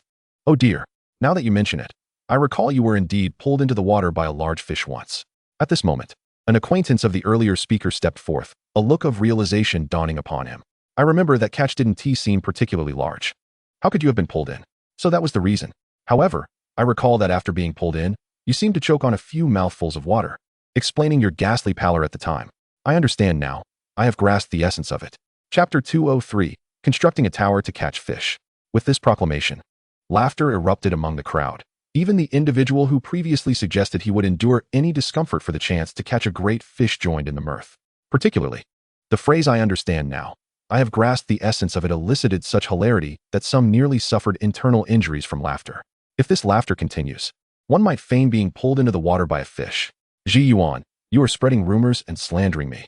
The man, who had merely intended to poke fun at another, suddenly found himself the butt of the joke, his face reddening as he stammered. The fish I caught was indeed quite substantial. It was merely the fish's strength that pulled me in, not as you imagine. I never claimed you weren't pulled into the water. I merely expressed my doubts. How others perceive it is beyond my control, Yuan replied innocently, shrugging his shoulders. If it weren't for your misleading words, how could they have misconstrued the situation? You've truly caused me great distress. Come now, I was merely jesting to lighten the mood. I know you were genuinely pulled into the water by a large fish. I trust the other anglers are aware of it too. Right, fellow anglers? Indeed. We all know you were certainly pulled in by a great fish, who would willingly allow themselves to be dragged in. For us anglers, landing the great fish is paramount. Everything else is trivial. While others echoed their agreement, The discomfort of holding back laughter was palpable on their faces. Fishing is merely a form of entertainment. As long as everyone enjoys themselves, no one should strain themselves for a single great fish. At times, one must learn to let go, after all. In the grand scheme of things, human life is far more precious than any fish. Chen Guang, seizing the moment, spoke up to alleviate the man's embarrassment while simultaneously promoting safety measures. Boss, your words suggest you would prefer we release every fish we catch. A playful tease arose from the crowd. I thought I was being rather discreet, but it seems you've seen right through me. Chen Guang replied with an equally playful demeanor. Just then, a truck approached, its cargo area seemingly bearing a colossal iron structure, albeit with a rather peculiar design, leaving all curious about its true purpose. As the truck drew near, two portly figures came into view through the window. Boss, we're back to enlist your assistance, exclaimed Wang Jia, a familiar face from previous visits. Isn't that the chubby fellow who previously drove a pickup truck loaded with bait? Indeed. It appeared to be them once more. Today they arrived in a larger truck, leaving everyone wondering what scheme they had in store. What could this tower-like structure be intended for? Wang Jia and Zhang Debiao were quite renowned in the angling community, as few dared to bring an entire pickup truck filled with bait for fishing. Their distinctive appearances made it nearly impossible to forget them. As onlookers beheld the bizarre, tower-like item, speculation abounded, with many believing it to be a tool designed to assist in catching great fish. However, its efficacy remained to be proven, as these two had previously engaged in various ventures they believed to be sound. Boss, I recall you mentioned that other tools could be utilized to aid in catching great fish. Do you think this device might serve as such an aid? Wang Jia boldly inquired, pointing at the towering structure as the truck came to a halt. Certainly, but as I previously stated, the use of equipment incurs an additional fee. You are amenable to this, are you not? Chen Guang was unconcerned about their choice of fishing methods, as long as the price was right. They could utilize whatever they wished, even a crane or tank if they so desired. All right, boss. How much would it cost us to use this for fishing on an hourly basis? Wang Jia inquired confidently, seemingly unperturbed by the potential cost. First, assemble the device and let me see how it functions. Then we can negotiate the price. Chen Guang decided to hold off on his response, opting to assess the utility of their contraption before making a decision. Very well, allow me to demonstrate the prowess of our new equipment, Wang Jia declared, prompting many fellow anglers to gather around, eager to witness the merits of this so-called innovative gear. The tower-like structure appeared to be relatively inexpensive to construct. Should it prove useful, perhaps they could glean insights to enhance their own fishing endeavors. The iron tower is not particularly large. Its base measures approximately 2 meters by 2 meters at its widest point. It tapers from a broader bottom to a narrower top, composed of 3 segments. This design likely accommodates the practical concern of weight, as the segments are interconnected with bolts, allowing for easy disassembly akin to children's building blocks. Wang Jia and Zhang Dabiao transported the iron frame to the reservoir's vicinity and commenced assembly in a flat area. Although the segments are bolted together, once the screws are tightened, the structure proves to be exceptionally sturdy. The apex of the tower is neither flat nor pointed. Instead, it features an iron spherical cap welded atop, which corresponds with a specialized component that fits over the sphere. This component is also fashioned from steel and is connected by a hollow cylindrical tube of considerable thickness. Initially, the onlookers were uncertain of its purpose until Wang Jia and his companions inserted long, thick steel pipes into the hollow tube. It then became apparent that this apparatus was designed for encasing the steel pipes. Once the sphere and the specialized component are joined, they create a pivot point, with the encased steel pipes functioning as a lever. Due to the spherical structure of the pivot, the lever can rotate a full 360 degrees, effectively addressing the challenge of reeling in large fish once they are hooked. When a fish is caught, the operator of the power arm can effortlessly bring the fish to shore by rotating either clockwise or counterclockwise around the spherical pivot. However, this is contingent upon the operator possessing sufficient strength to leverage the fish effectively. The sole drawback lies in the weight. The lever's length is limited to a mere 10 meters or so, which is the maximum they can lift. Chapter 204. This lever is indeed well crafted, albeit somewhat short. Is this the expression you wear? Remarkably, the lever's design is quite impressive. Particularly, the spherical design is a stroke of genius, allowing for effortless manipulation in all directions while seemingly requiring less effort. This method may indeed prove effective. Theoretically, it is feasible, yet the lever's length is critically short.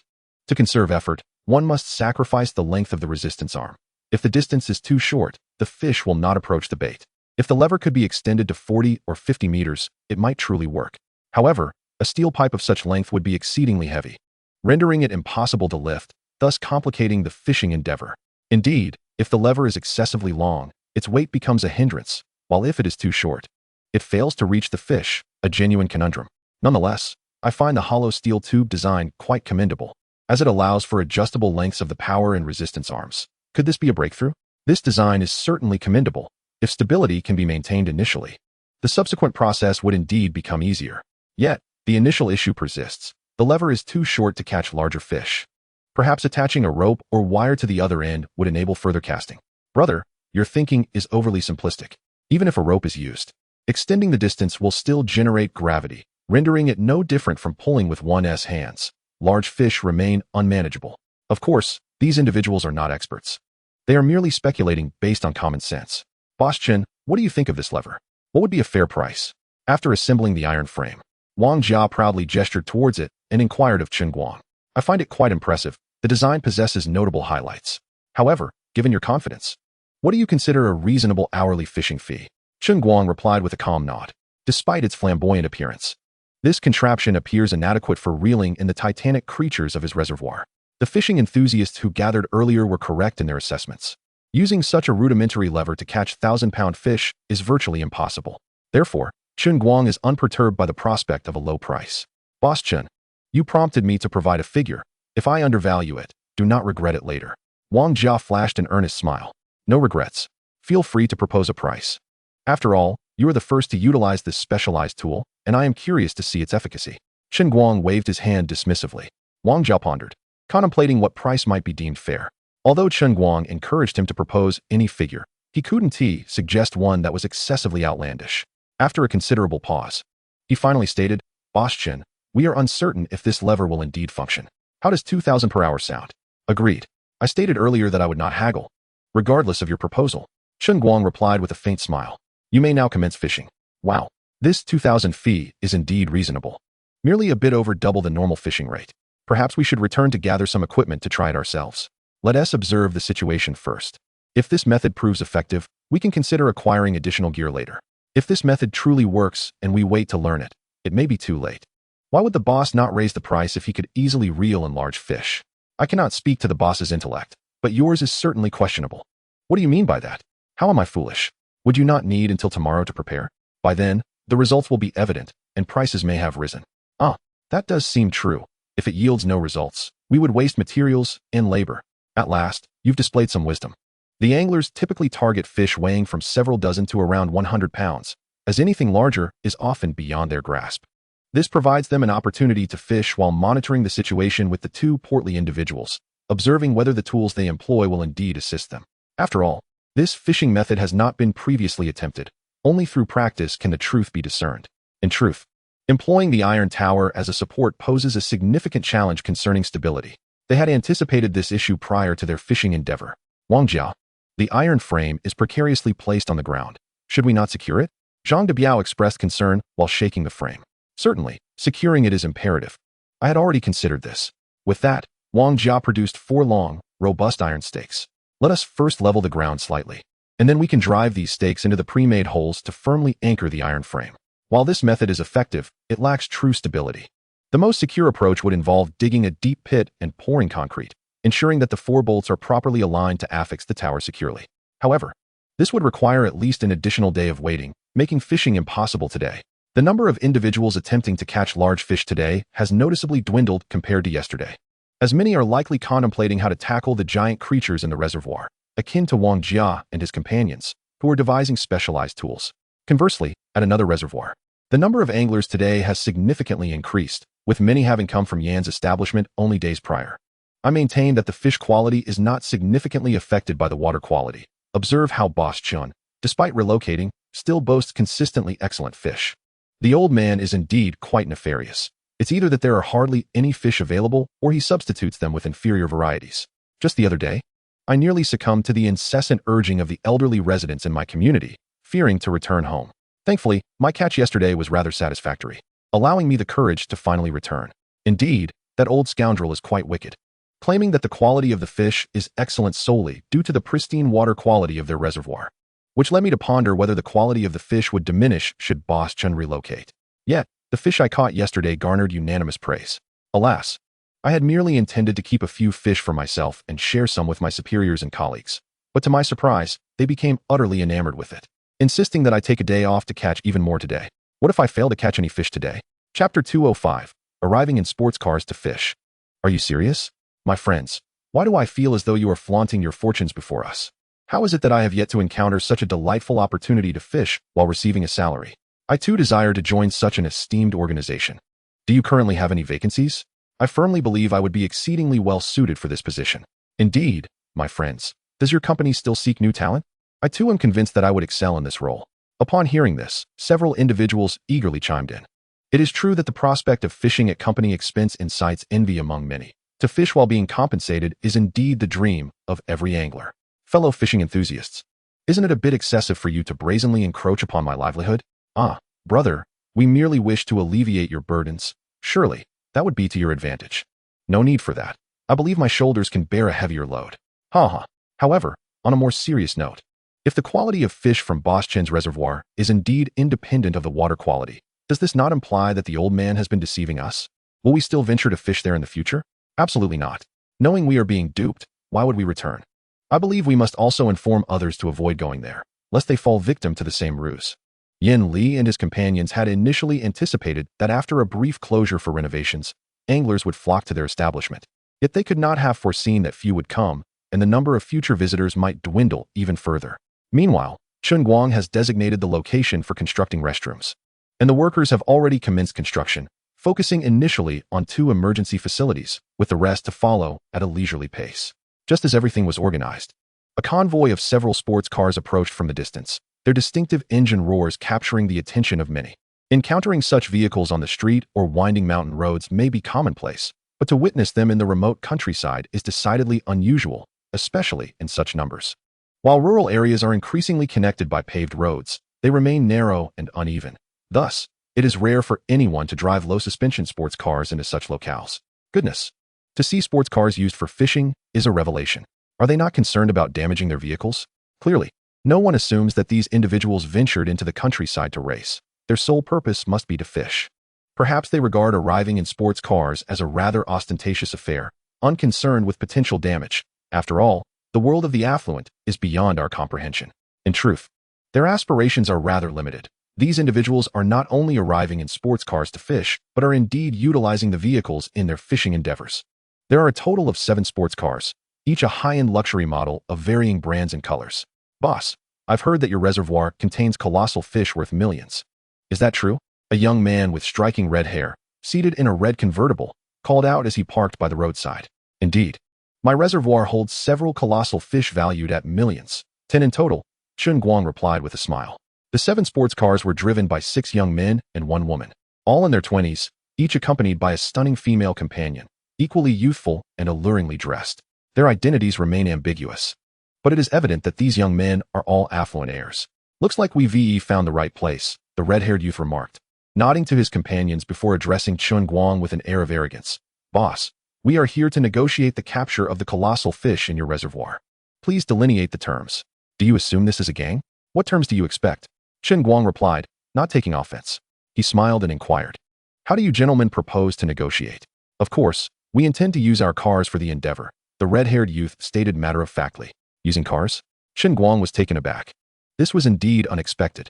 While he had considered that someone might wish to utilize a vehicle for hauling fish, he thought it reasonable if they were driving an SUV or even a sedan, but sports cars? Is there a problem with using cars for fishing? The red-haired youth's eyes darkened as he fixed his gaze on Chen Guang. Didn't you say any method was acceptable? Why should my use of a car be an issue? Cough, cough. Chen Guang chuckled awkwardly. It's not that it's impossible. I merely worry that your expensive sports cars might incur damage, leading to unforeseen losses.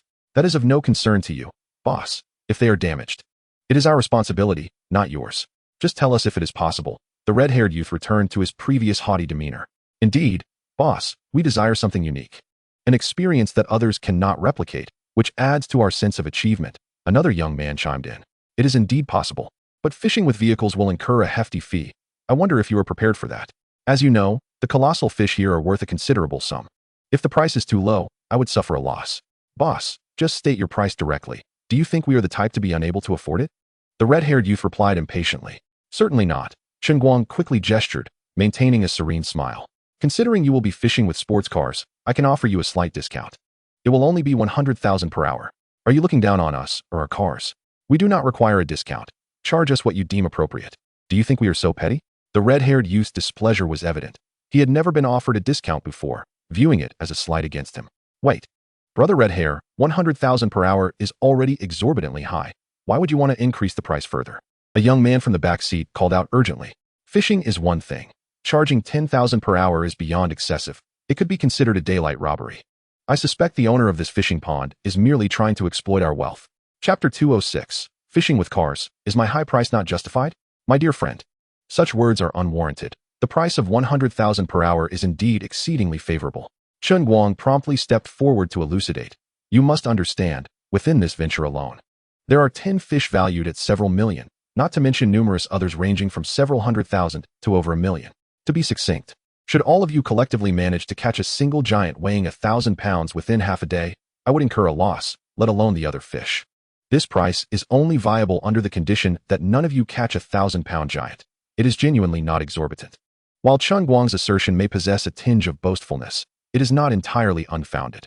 After all, the pricing of such colossal specimens is inherently negotiable, lacking any absolute market value. For instance, a 100-pound catfish might command a market price of 10 to 20,000, yet for those exceeding 200 pounds, one can claim a value of 40 to 50,000 or even 100,000, thus rendering Chen Guang's statement not entirely a boast.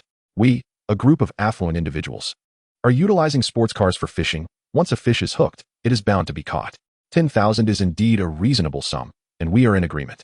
Just as Hong Mao finished speaking, the previous interlocutor interjected, Brother Hong Mao, I believe we should remain composed. After all, we are not expert anglers. However, before he could finish, Hong Mao interrupted. Are you implying that only experts are worthy of participating in such high-end pursuits, while we are not? If you are fearful, you may leave now and refrain from seeking our company in the future. We cannot afford to lose face. With Hong Mao's declaration, the individual had no choice but to fall silent. Although the price of 100,000 per hour is steep, a half-day's enjoyment amounts to merely several 100,000, which for these second-generation wealthy individuals is akin to a lavish soiree, purchasing a handbag for a date, or engaging in a few casual bets at the gaming table. 7 cars for 7 people, each taking an hour amounts to 700,000. 5 hours totals 3,500,000. This is not merely affluent. This is akin to a veritable windfall. The spectacle of 7 rich heirs replacing fishing rods with sports cars immediately drew the attention of many onlookers, particularly those already present or those arriving to fish, all eager to witness how they would manage to catch fish using sports cars. Chen Guang was among them, curious to see how much these individuals could haul in with their expenditure of over 3 million. Brothers, let us unveil our equipment for all to behold, allowing these spectators to witness the slight shock that comes from reeling in giants with sports cars. With a grand gesture, Hong Mao encouraged the young men to produce their carefully prepared tools, ropes of various kinds, including cable ropes, climbing ropes, and steel wires. They began securing these diverse ropes to the towing hooks of their vehicles, most of which were custom-modified as they typically lack towing hooks. Xiaobai, you sly one. While we are using cable and climbing ropes, you have opted for steel wire. One of them noted with a chuckle upon seeing a young man with white hair pull out a bundle of steel wire. I heard those giant fish are over 1,000 pounds. I thought steel wire would be sturdier. The youth, dubbed Xiaobai, smiled awkwardly and quickly clarified. However, I truly believe that cable and climbing ropes would suffice and are indeed more flexible and convenient. I somewhat regret bringing the steel wire. Is that so? Then how about we swap? I'll give you my climbing rope in exchange for your steel wire. Why should we trade? My brother Bai's choice of steel wire proves his cleverness. Why would we swap our robust ropes for your inferior climbing rope? No deal. Before Xiaobai could respond, a pink-haired girl beside him stepped forward to decline the offer. Sorry, Lungu, but Lulu won't let me trade. I must adhere to her wishes. Xiaobai quickly sought an excuse. Very well, I believe my climbing rope will suffice. The individual known as Lungu shrugged, beginning to attach the climbing rope to his sports car. After completing this, the next step was to prepare the bait and set the hooks. They were, after all, intent on catching giants, so their hooks were custom-made for such colossal catches. Once the bait was affixed, a new challenge arose: how to cast their lines. Those using ropes for hooks and bait had it easier. Without rods, they could still cast with considerable force, and if their aim faltered, they could simply recast or adjust their baiting spot. For Xiaobai, however, using steel wire posed a significant challenge. Not only was it heavy, but it was also relatively pliable. The weight of the steel wire necessitated the use of a significantly large float, making it all the more difficult for him to cast over a considerable distance. His earlier regret about bringing the steel wire was now genuine. Xiaobai, this won't do.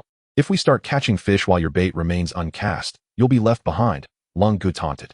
Earlier, when I suggested we swap, you refused. And now you are facing the consequences, aren't you? While your steel wire is undoubtedly robust, it is excessively thick and cumbersome. It may well be capable of reeling in not just a 1,000-pound giant, but perhaps even a ton. You have indeed overestimated its utility. Luckily, I have an extra set of ropes. Take one set and use it. Seeing Xiaobai struggle, one individual offered a set of his ropes. Knowing that seasoned anglers always prepare multiple sets for such endeavors. Just moments ago, Xiaobai had boasted about the strength and perfection of his steel wire, showcasing it before Lulu. Now he found himself needing to switch to the same ropes as the others, borrowing from them, which left him feeling somewhat embarrassed. Gazing at the azure surface of the water, Xiaobai pondered for a while before resolutely declaring, "Thank you for your kind offer, Wengu. But I believe I am more suited for the steel wire. I am convinced that it is the only option for catching a 1,000-pound giant, and I have devised a method to cast the steel wire to the baited area." With that, Xiaobai strode toward the water, dragging the baited giant hook along with the steel wire. Chapter 207, Racing Cars. What on earth is racing fish? Ladies, let us go fishing. Casting a line is merely a matter of technique. There are no stipulations that one must cast from the shore. Hence, I shall swim to the middle of the reservoir and drop my baited hook there, which should yield the same results. Observing Xiaobai's unwavering determination, Lung Gu exclaimed, "Xiaobai, I was merely joking. Why on earth would you leap into the water? Come back. I promise I won't laugh at you again." "Yes, Xiaobai. It's not worth jumping into the water over such a trivial matter. Please come back to us." Others, puzzled by the situation, assumed he genuinely intended to jump and began urging him to return. Several nearer individuals even chased after him, attempting to pull him back. "What on earth are you all doing? When did I ever say I wanted to dive? You've all misunderstood. I had no intention of jumping into the water." Xiaobai, bewildered, explained to those who had come to stop him. "If you claim you have no desire to dive, then what are you doing now?" Lung Gu chuckled. "I was merely teasing you. Why let such a trivial matter get you down? If you're truly feeling disheartened, we can certainly teach Lung Gu a lesson and help you vent your frustrations." Clearly, they did not believe Xiaobai's words, as they insisted on helping him reprimand Lung Gu. "Oh, I assure you, I am not angry. I understand that Lung Gu was just joking with me. The reason I approached the water was solely to place the fishing hook and bait in the designated spot. This way, I can use the steel wire to fish." Xiaobai hurriedly clarified. "What? You mean you walked toward the water just to position the hook and bait, and not because you were feeling despondent? Naturally. Do you really think I am so easily disheartened? Wow, I must say, Xiaobai, you certainly know how to play the game. Such a method is truly ingenious. With that steel wire fishing technique, you are indeed our best hope of reeling in a colossal catch today. One can fish this way with a steel wire? Today has truly been an eye-opener for me. It must be said, the wealthy truly know how to enjoy themselves. Mere sports cars no longer suffice. Diving into the water to catch fish is far more exhilarating. Do you think that dirt road can handle a sports car? What if the wheels get stuck in the mud and they need help lifting the car out? You wouldn't understand the world of the affluent. Perhaps that is precisely the thrill they seek. Fishing with a sports car is both ostentatious and stylish. Even if the wheels sink into a muddy pit, it is still worth it. Just imagine having to carry the sports car out together. It would be even more exciting. The onlookers began to whisper amongst themselves. The rich second-generation kids wanted to have fun, so they simply enjoyed the spectacle, as it was of no concern to them. However, the idea of using a car to catch fish was indeed intriguing and worth considering, albeit perhaps not with a sports car. Xiaobai plunged into the water, securing the hook and bait in the spot he had previously prepared, and then swam back to shore. "Xiaobai, you're really going all out to catch big fish. I'm rooting for you." Hong Mao approached and patted Xiaobai on the shoulder. "Do you want to change into some dry clothes first?" "No need. On such a hot day, my clothes will dry quickly. Besides, I will surely be going back into the water soon. Changing would be pointless." Xiaobai shook his head. He hadn't brought any spare clothes, and he was right. His fishing method necessitated frequent immersion. Fortunately, the weather was warm enough that he didn't need to worry about getting cold. "All right then, let us see who can reel in the giant catch first. Tremble, mighty creature, and witness the power of our sports cars." The 6 men and 1 woman who had been driving earlier returned to their vehicles, gripping the steering wheels with anticipation, as if a massive fish would take the bait at any moment. "Ladies, keep an eye on those fishing floats. If you see any movement, shout immediately. Understood?" The women in the passenger seats exited the cars, taking their positions along the shore to watch the floats tethered to their respective vehicles. Rich second-generation kids, sports cars, and beautiful women. What a delightful sight. Each woman resembled a car model, captivating the onlookers, who found it hard to keep up. Merely fishing not only allowed them to admire stunning supercars, but also to feast their eyes on a plethora of beautiful models, making this experience far more exhilarating than attending a car show. Soon, the crowd grew larger. Some who had initially come to fish abandoned their plans upon witnessing the spectacle and joined the throng of spectators. See, I told you using sports cars to fish would be a showstopper. Look at all these people we've drawn in, Hong Mao boasted, flicking his bangs with pride as he flaunted to his companions. Indeed, Hong Mao, you truly understand what it means to be impressive. I told you listening to Hong Mao is always the right choice. Just look at all the people capturing us on camera. I dare say there is no one else in the world fishing with sports cars like us. By the end of today, we will be famous nationwide. No. This scene is not yet astonishing enough. The truly breathtaking moment will be when we fish with the sports cars. That will be our shining hour.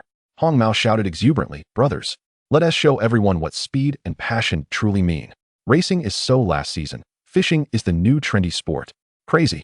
These people have truly lost their minds. What on earth is fishing at high speeds? What sort of new fashionable sport is this? Indeed, the wealthy truly know how to amuse themselves. Who would have imagined that they could come up with such a whimsical twist on fishing? With their antics, fishing at high speeds might very well become a brand new fashionable activity. However, it was still early. The big fish were unlikely to bite so quickly. Nevertheless, it didn't matter. For the portly fellow using a lever to fish had already caught something. While the allure of beautiful women was significant in the eyes of seasoned anglers, the prospect of reeling in a colossal catch was far more enticing. Moreover, the women would remain there, and constant gaze would lead to visual fatigue. To avoid such fatigue from the delightful sights, the onlookers were soon drawn to the portly fellow's methods. What on earth is that? You can fish like that? Hong Mao seemed to just notice the two hefty fellows nearby, who were struggling to operate a lever that was over 10 meters long, and he was taken aback. Chapter 208. You promised to stand up, so why have you fallen again? Hong Mao, I've heard this is what they call the lever principle. The one proposed by that guy, what was his name again? Who said if you give him a fulcrum, he could lift the entire earth. That would be Archimedes. I told you to study hard, yet you spend all your time chasing girls.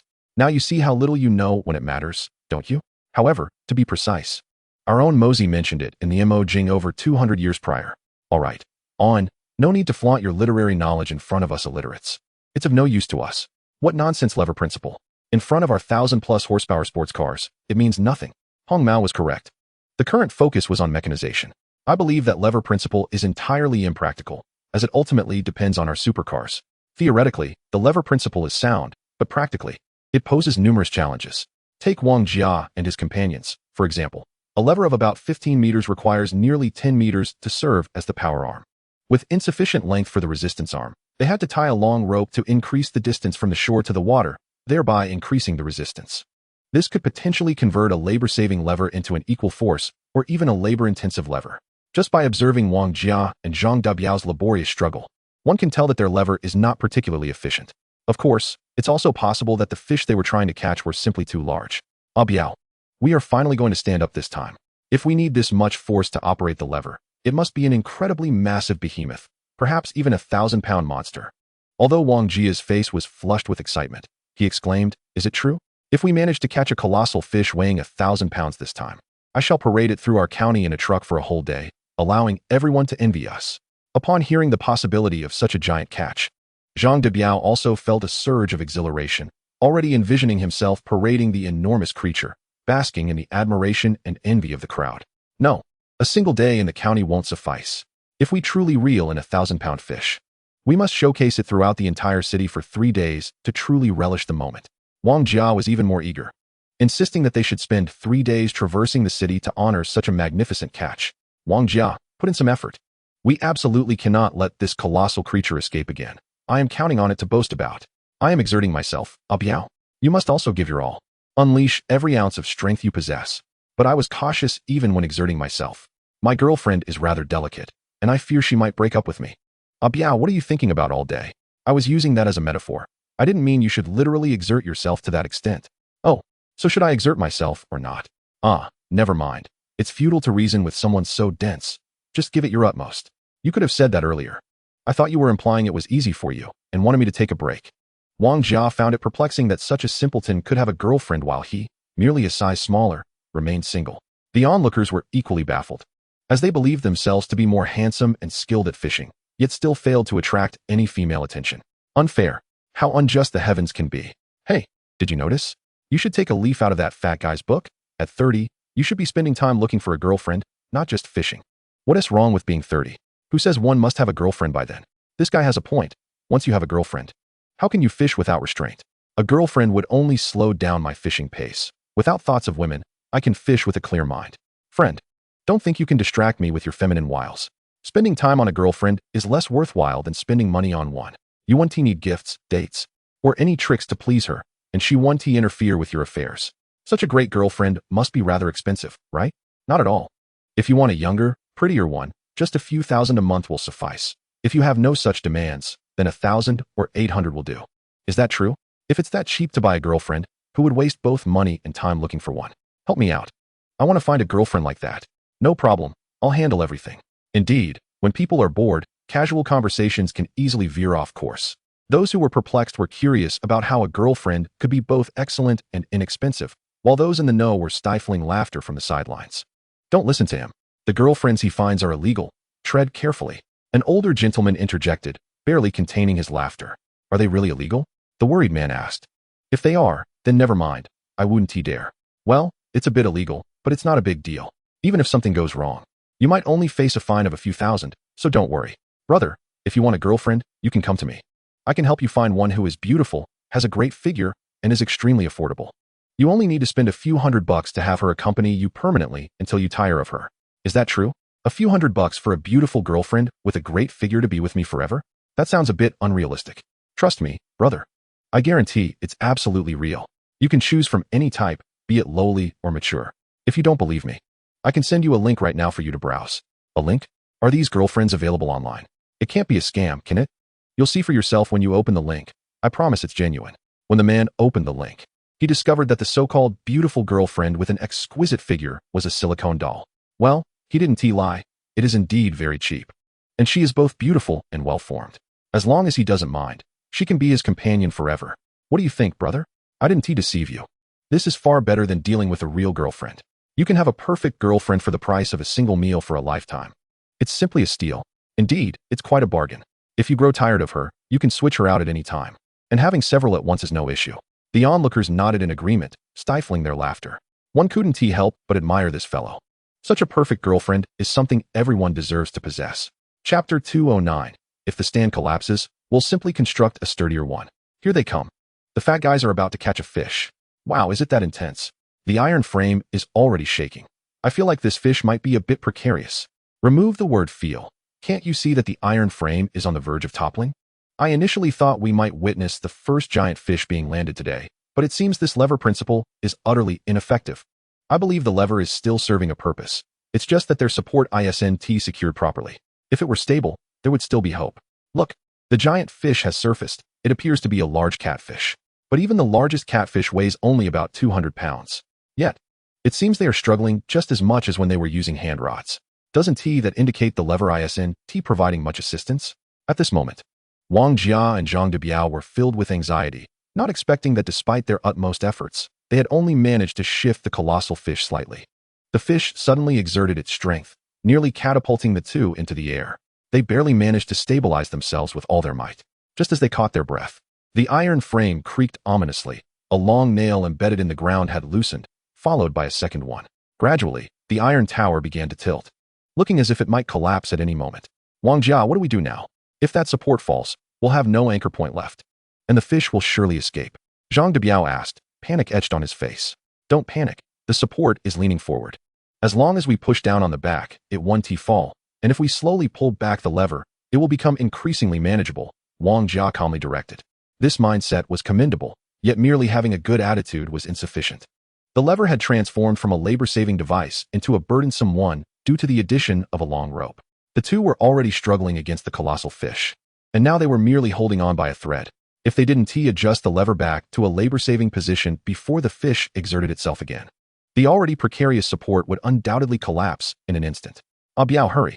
Now's the time to retract the lever while the colossal creature is fatigued. All right, let us unite our strength and retreat together. I will count to 3, and then we begin. 1, 2, 3, commence.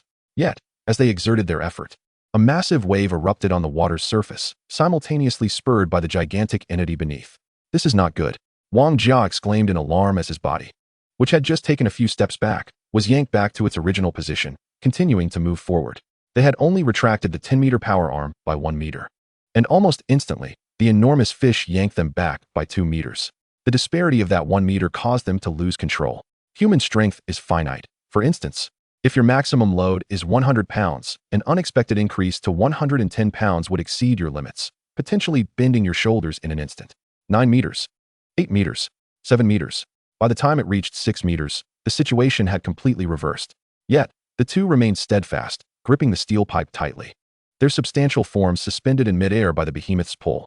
"Hurry, chubby, let go! The iron tower is about to topple," shouted an onlooker urgently. Indeed, the iron structure had tilted drastically, and it was evident that Ma Shan was on the verge of collapsing into the water. Should they release their grip now, they would at least avoid plummeting into the water alongside the structure and lever. However, Wang Jia and Zhang Debiao seemed oblivious to the warnings, clinging tightly to the steel pipe. Perhaps this was the final stubbornness of the fishermen, knowingly embarking on an impossible endeavor. "It's over." With a chorus of sighs and exclamations, the iron framework collapsed entirely, smashing into the tranquil water and sending a massive splash skyward, followed by the two portly figures crashing into the surface, creating even greater splashes. Haha, did you see that? I told you the so-called lever principle is utter nonsense. These two little chubsters actually believe they could catch a colossal creature with such trivial tricks. It's pure fantasy. They've become two drenched dogs. Not far off, Hong Mao, seated in a sports car, erupted in gleeful laughter at the sight. Thus, catching the giant must rely on us. Soon, everyone shall witness how we shall hurl the giant away, rather than being flung aside like them. Brother Hong is formidable. Brother Hong is a master strategist. The others echoed enthusiastically. We shall fling the giant and let it experience the power of our 1,000+ horsepower sports car. Meanwhile, Wang Jia and Zhang Debiao, after plunging into the water, began thrashing about like two massive dolphins, their round heads bobbing above the surface, occasionally spitting water from their mouths. Their appearance was somewhat disheveled yet endearing. Although both were wearing life jackets, Chen Guang called upon Fu Dongsheng, who was nearby, to grab a life ring and plunge into the water to swim towards Wang Jia and Zhang Debiao. Even though both could swim and were equipped with life jackets, caution prevailed. Since someone had fallen into the water, Chen Guang felt compelled to take action. The two were indeed unharmed, and upon reaching the shore, their first instinct was to assist with the toppled iron frame. However, the structure was too heavy for them to lift, and their efforts to budge it yielded no results. "You must wait a moment. I will return with 2 ropes to bind it, and then we can summon others to assist in raising it," Chen Guang promptly advised them. The iron frame was largely submerged, making it challenging for the onlookers to help. The best solution was to find a few sturdy ropes to secure it and enlist more people to pull it up. Soon, Chen Guang returned with several thick ropes and rallied a few eager bystanders to assist. Wang Jia submerged to tie the ropes to the iron frame, and with the crowd's help, they swiftly managed to raise it upright again. "Thank you, boss, and all of you for your assistance," Wang Jia expressed his gratitude, turning to Chen Guang and asking, "Boss, could I trouble you for one more favor?" Chen Guang gestured for him to continue. "I noticed you have cement and rebar at your construction site. Might you be able to sell me some?" Wang Jia realized that only with cement and rebar could the iron frame be securely anchored to the ground, indicating he had no intention of abandoning the lever. "Of course, it's merely a matter of cement and rebar. There's no need to discuss payment. Just take what you need. It's not worth much," Chen Guang replied. Even though the materials weren't his to sell, he would readily agree to lend a bit. Chapter 210, Boss, do you need a bath scrub? On his way back, Wang Jia grabbed a few packs of cigarettes and brought along 4 bolts, accompanying Chen Guang towards the construction site. While some cement and rebar might not hold significant value, it was inappropriate to take without giving something in return, since Chen Guang insisted on no payment. Wang Jia resolved to distribute a pack of cigarettes to each of the on-site workers. Additionally, he would ask them to assist in welding the bolts he carried. Since these bolts were of the same model used to assemble the iron frame, he had prepared longer ones. However, since the bolts needed to be embedded in the cement to secure the iron frame, it was essential they be buried as deeply as possible. In the absence of longer bolts, the best course of action would be to weld a rebar or similar material onto the bolts to extend them for greater stability. It would be quite unreasonable to take without giving anything in return, especially when requiring others' assistance. "Here is a pack of cigarettes for you, boss," Wang Jia said, offering a pack to Chen Guang. Chen Guang promptly pushed the cigarettes back, saying, "You've supported me so many times. There's no need for such formality. Besides, I don't smoke, so wouldn't that be a waste?" While Chen Guang typically refrained from smoking, he occasionally indulged when familiar faces came to fish, offering them cigarettes in the process. However, he he would not accept them for himself. Seeing Chen Guang's firm refusal, Wang Jia did not press the issue further. The two soon arrived at the construction site, where the workers eagerly received a pack of cigarettes from Wang Jia, who was met with warm hospitality. The bolts he wished to have welded were quickly attended to, and the workers even volunteered to help transport the cement, rebar, and sand to his designated location. With that matter temporarily settled, it was time for Chen Guang to return home for a bath and change into clean clothes. Just as he lathered himself with foam and closed his eyes, a graceful figure stealthily slipped into the bathroom. "Boss, do you need help scrubbing your back?" A sudden female voice startled Chen Guang, causing him to open his eyes wide. "Yiting, what are you doing here during the day? Shouldn't you be patrolling the pond for me? Can't you see your boss is taking a bath?" As the foam slipped from his eyes, Chen Guang hastily wiped his face to avoid the suds obscuring his vision. "I came to check on you because I saw you bathing and wanted to know if you needed help. This is merely out of concern for you, boss." Huang Yiting blinked her beautiful eyes, slowly undoing her clothing as she approached Chen Guang. "What do you think you're doing, girl? Do you not realize the nature of this situation? Could you please wait for the boss until I finish my shower?" Chen Guang was taken aback, not expecting Huang Yiting to be so audacious. This was not like the previous house, which had 2 levels. The second floor boasted an independent bathroom with no one likely to venture upstairs. Here, however, there was only a single floor, and the absence of a private courtyard meant that passers-by were frequent, making it easy for sounds to be overheard. "I wonder about that. I just don't know if the boss is interested," Huang Yiting said, sensually licking her lips. "And besides, there's nothing inappropriate about this situation, is there? Child, are you aware that you're playing with fire?" Chen Guang gently lifted Huang Yiting's chin, teasingly gazing at her. "You can't possibly think I wouldn't dare to act on my desires, can you? I know that, which is precisely why I need to pour a little water to extinguish this fire," Huang Yiting replied, turning on the shower. The water quickly washing away the foam from Chen Guang's body, revealing his robust and perfect physique. "Boss, your figure is truly remarkable, even surpassing those so-called male models," she remarked, her delicate hand gliding over Chen Guang's chest. "Is that so? By that measure, you've seen quite a few male models, haven't you?" Chen Guang teased, holding her chin with one hand. "Boss, you're insufferable. You know full well that I belong solely to you, and even if those male models stood before me, I wouldn't look their way. I merely used that as a description," Huang Yiting replied with a playful smile, her fingertips gently trailing down. "Little girl, you brought this upon yourself. Don't blame me for being ruthless later," Chen Guang warned as he captured her wrist and pressed her against the wall, leaning in to whisper in her ear. "Boss, please don't hold back," Huang Yiting responded, showing no fear, even arching her body provocatively. The fire had been kindled, and mere water from the shower was futile in quenching the fervent flames within their hearts.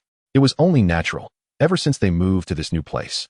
They had not shared any intimate moments, so it was no wonder Huang Yiting was desperately seeking opportunities to stoke the fire. She had been craving it for far too long. The water continued to flow, yet the flames of desire between them only intensified. It was evident that friction could not only generate electricity, but also ignite passion. Thankfully, it was already 10 in the morning, and the crowd of fishermen had settled down, with the next wave of visitors not expected until noon, allowing for a brief respite from the outside world. Otherwise, with the commotion they were making, one might think the bathroom was about to explode. Meanwhile, the group of young car enthusiasts had been waiting for far too long, and the fishing floats remained eerily still, as if the bait they had cast was utterly ineffective. "Damn it, it's almost noon, and there is still no sign of life from the floats. What is going on?" Red Hair finally couldn't contain his frustration and exclaimed, "Bring up the line. The bait might have been consumed, and we've been foolishly waiting here. Surely that can't be the case. If the bait were gone, the floats would have reacted in some way," another chimed in, listening to Red Hair. "We should pull the line up and check. If the bait is indeed gone, we can rebait. Even if it's not, we can still investigate what is happening." "That makes sense. We can't just sit here without knowing the cause," someone else agreed. This suggestion garnered consensus, and the wealthy youngsters promptly began to haul in the rope tied to their sports cars. Even the one with the delicate hands joined in without hesitation. Chapter 211. When there is no hope, one can create hope. "Whoa, my bait has indeed been consumed. But how did I not see any movement from the float?" One exclaimed. "My bait is gone too. How can this be? I didn't see the float move at all. How did the bait disappear without a trace?" "Me too. My bait is missing as well." As the line was pulled ashore, the wealthy youths erupted with confusion, questioning how their bait could vanish without any sign of a fish. "I told you all to keep your eyes on the floats, but instead, you were busy flirting with the women beside you. With attitudes like yours, you think you can catch anything? You're the real catch," Red Hair scoffed. "Red Hair, aren't you insulting yourself with that remark?" One of them muttered quietly. "How am I insulting myself? I'm not comparable to you guys. I just momentarily lost focus," Red Hair retorted, his temper flaring. Look at you all, with your minds only on women. I'm clearly on a different level. Enough. Let us just get the bait back on. But from now on, you all need to pay attention. We can't have this happen again. They had envisioned a grand spectacle of catching a giant fish with their sports cars, but instead, they found themselves in a rather embarrassing situation. With so many eyes on them, it was shocking that none had noticed their bait had been devoured, especially considering the high cost of fishing. 10,000 an hour was no small sum. When Chen Guang reappeared, the floats remained frustratingly still. It was uncertain whether the fish in the water were simply too clever to make a fuss while feeding, or if the bait they used lacked any allure for the fish. Even Chen Guang, the seemingly heartless boss, felt compelled to intervene. These individuals had been without a bite for too long and would surely lose interest in fishing. He needed to give them a glimmer of hope. Thoughtfully stroking his chin, Chen Guang contemplated how he might assist them. I could deploy the smart mechanical fish to mimic a large catch biting their hooks and instill some hope. He suddenly recalled the intelligent mechanical fish that had been awarded to him by the system for destructive purposes. Now, however, it could prove to be a miraculous tool to encourage others to keep fishing. Of course, he couldn't allow them to actually catch the fish, or their ruse would be exposed. Fortunately, he needn't worry. The smart mechanical fish could alter its size at will, exert forces needed, and had sharp teeth capable of severing fishing lines. Following Chen Guang's command, the mechanical fish transformed into a massive creature that latched onto Red Hair's bait. Red Hair, do you think there might be something wrong with our bait? Otherwise, how could it be this long without a single fish biting? One mused. I think the issue lies with the hook itself. Perhaps mine is too large for the fish to swallow, which is why the bait is being nibbled away. If the bait were faulty, it should still be hanging on the hook, another speculated. What size is our hook? There's no way a large fish couldn't gulp it down. You know the largest fish in this reservoir weighs over 1,000 pounds. A hook of this size could easily be consumed whole, even by a human. Indeed, the largest fish can weigh over 1,000 pounds, yet within such an expansive reservoir, there may only be a handful of them. How can you ensure that the fish that take our bait are among this select few? Yes, even if they aren't colossal creatures, those weighing several hundred pounds could easily swallow our hook. You are correct, but have you considered a crucial point?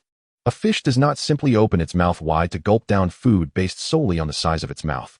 For instance, while we could theoretically consume an egg in one bite, how many of us actually do so? We typically only swallow items that are significantly smaller than our mouths in one go. This perspective does have merit. Could it truly be that our hooks are too large, thereby deterring the giants from biting? In fact, the hooks they are using are indeed rather oversized. Let us not even discuss their thickness. But have you ever seen a hook that measures 200 millimeters wide? It's certainly not something that an ordinary giant can simply gulp down. As several individuals debated whether the hook size was the culprit, the one known as Red Hair suddenly exclaimed, "Quick, stop talking. I've got a fish on the line." What of it if the hook is large?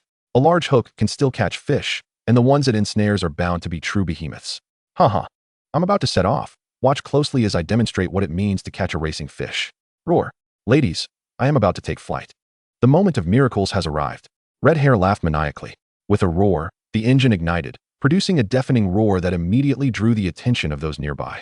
Onlookers who weren't fishing rushed over to witness the spectacle. Look, those wealthy heirs have finally hooked a fish. It seems like a substantial one. Let us go see. I've never seen anyone fish with a sports car before. If the fish isn't large, it might be a tad overkill. I think it would be fine if the fish isn't too big. If it is, the car might not withstand it. We wouldn't want to see the driver and vehicle dragged into the water. I doubt that. The horsepower of a sports car is no small matter. Even a 1,000-pound fish should be manageable. Ignorance. You underestimate the power of a 1,000-pound fish. Its force in the water multiplies several times, certainly rivaling that of a sports car. I too find it hard to believe. Not only a 1,000-pound fish, but even a creature weighing 500 or 600 pounds may prove too much for the car to handle. If a 1,000-pound fish is indeed on the line, then we are in for a show. Let us hurry to witness this spectacle. If it were merely a typical giant fish, perhaps the crowd wouldn't be so stirred. But fishing with a sports car is an unprecedented sight. Whether the car brings the giant ashore or the giant drags the car into the water, it promises to be a rare and thrilling performance. Chapter 212. Trouble. The giant fish is about to drag Red Hair and his car into the water. Quick, start the live stream. We must capture this first-hand material for the internet. Chen Guang quickly instructed Huang Yiting beside him. If we're going to stir up excitement, we must make it thrilling. We need the intelligent mechanical fish to engage in several tugs with Red Hair. Understood, boss. I will ensure a thrilling live stream. Huang Yiting replied with a bright smile, activating the live stream and following Chen Guang. Hey, Boss Chen has started a live stream. I wonder which unfortunate fisherman is about to be featured. Let us jump in and see. A young man, engrossed in short videos. Noticed the live stream notification and quickly clicked to enter. What is happening? So many luxurious sports cars. Has boss Chen changed careers to sell cars? However, these sports cars are indeed stunning, and the models are quite impressive, though it's peculiar to see them by a reservoir. Could it be? The leap from fish farming to selling sports cars seems rather vast. I don't think so. Didn't you notice the ropes extending from each sports car into the reservoir? It appears someone intends to use these cars to catch boss Chen's giants. Wow. Is that even allowed? Isn't that cheating? Cheating? I was thinking of renting a crane to catch boss Chen's giants that day. What is a sports car in comparison? Dude, it seems you're not out to catch a giant, but to commit robbery instead, if you dare to do that. Someone might as well build a crane directly by the reservoir. Quick look. Someone has hooked a fish. That red sports car has already started moving. You can't deny it. Fishing with a sports car is nothing short of exhilarating. These wealthy heirs certainly know how to have fun. I genuinely want to see whether the sports car or the giants in the reservoir will prove superior. Go, giant fish. Please don't disappoint us. We are eager to witness how the car gets dragged into the water. It will surely be thrilling. Though the live stream had just begun, the atmosphere was already buzzing with excitement. Red hair, give it your all. Whether we catch a giant today depends on you. Hurry up, red hair. The bobber has fully submerged. If you don't act now, the fish will escape. The wealthy heirs accompanying him were growing anxious, urging red hair while cheering him on. Fear not. The giant fish cannot escape. Watch as I summon it to the surface. Red hair confidently flashed a victory sign at everyone, gently tapping the accelerator. In an instant, a streak of red shot forward with the roar of the engine, the rope tethered behind instantly tautening into a straight line. Truly, this is the prowess of a supercar. Its acceleration is far superior to that of a standard vehicle. Haha, a mere giant fish is easily manageable. Red hair laughed triumphantly, his foot relentlessly pressing the accelerator, the thunderous roar blending with his boisterous laughter carried by the wind, rendering his words inaudible.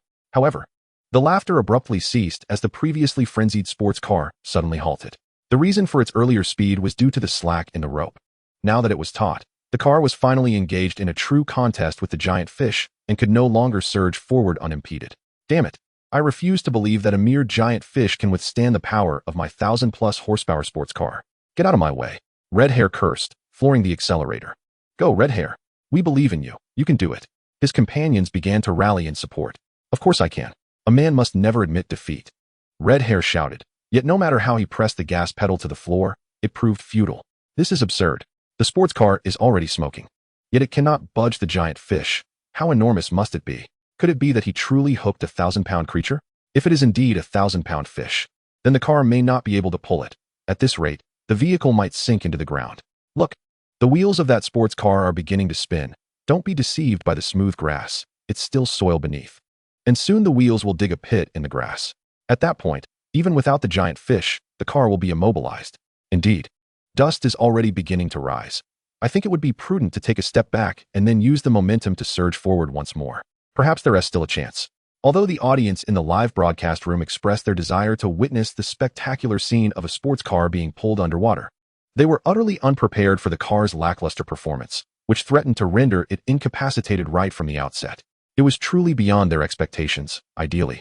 There should have been at least 300 rounds of struggle before the exhilarating plunge. Goodness, does this colossal creature possess such immense strength? I can't shake the feeling that red-haired brother is on the verge of defeat.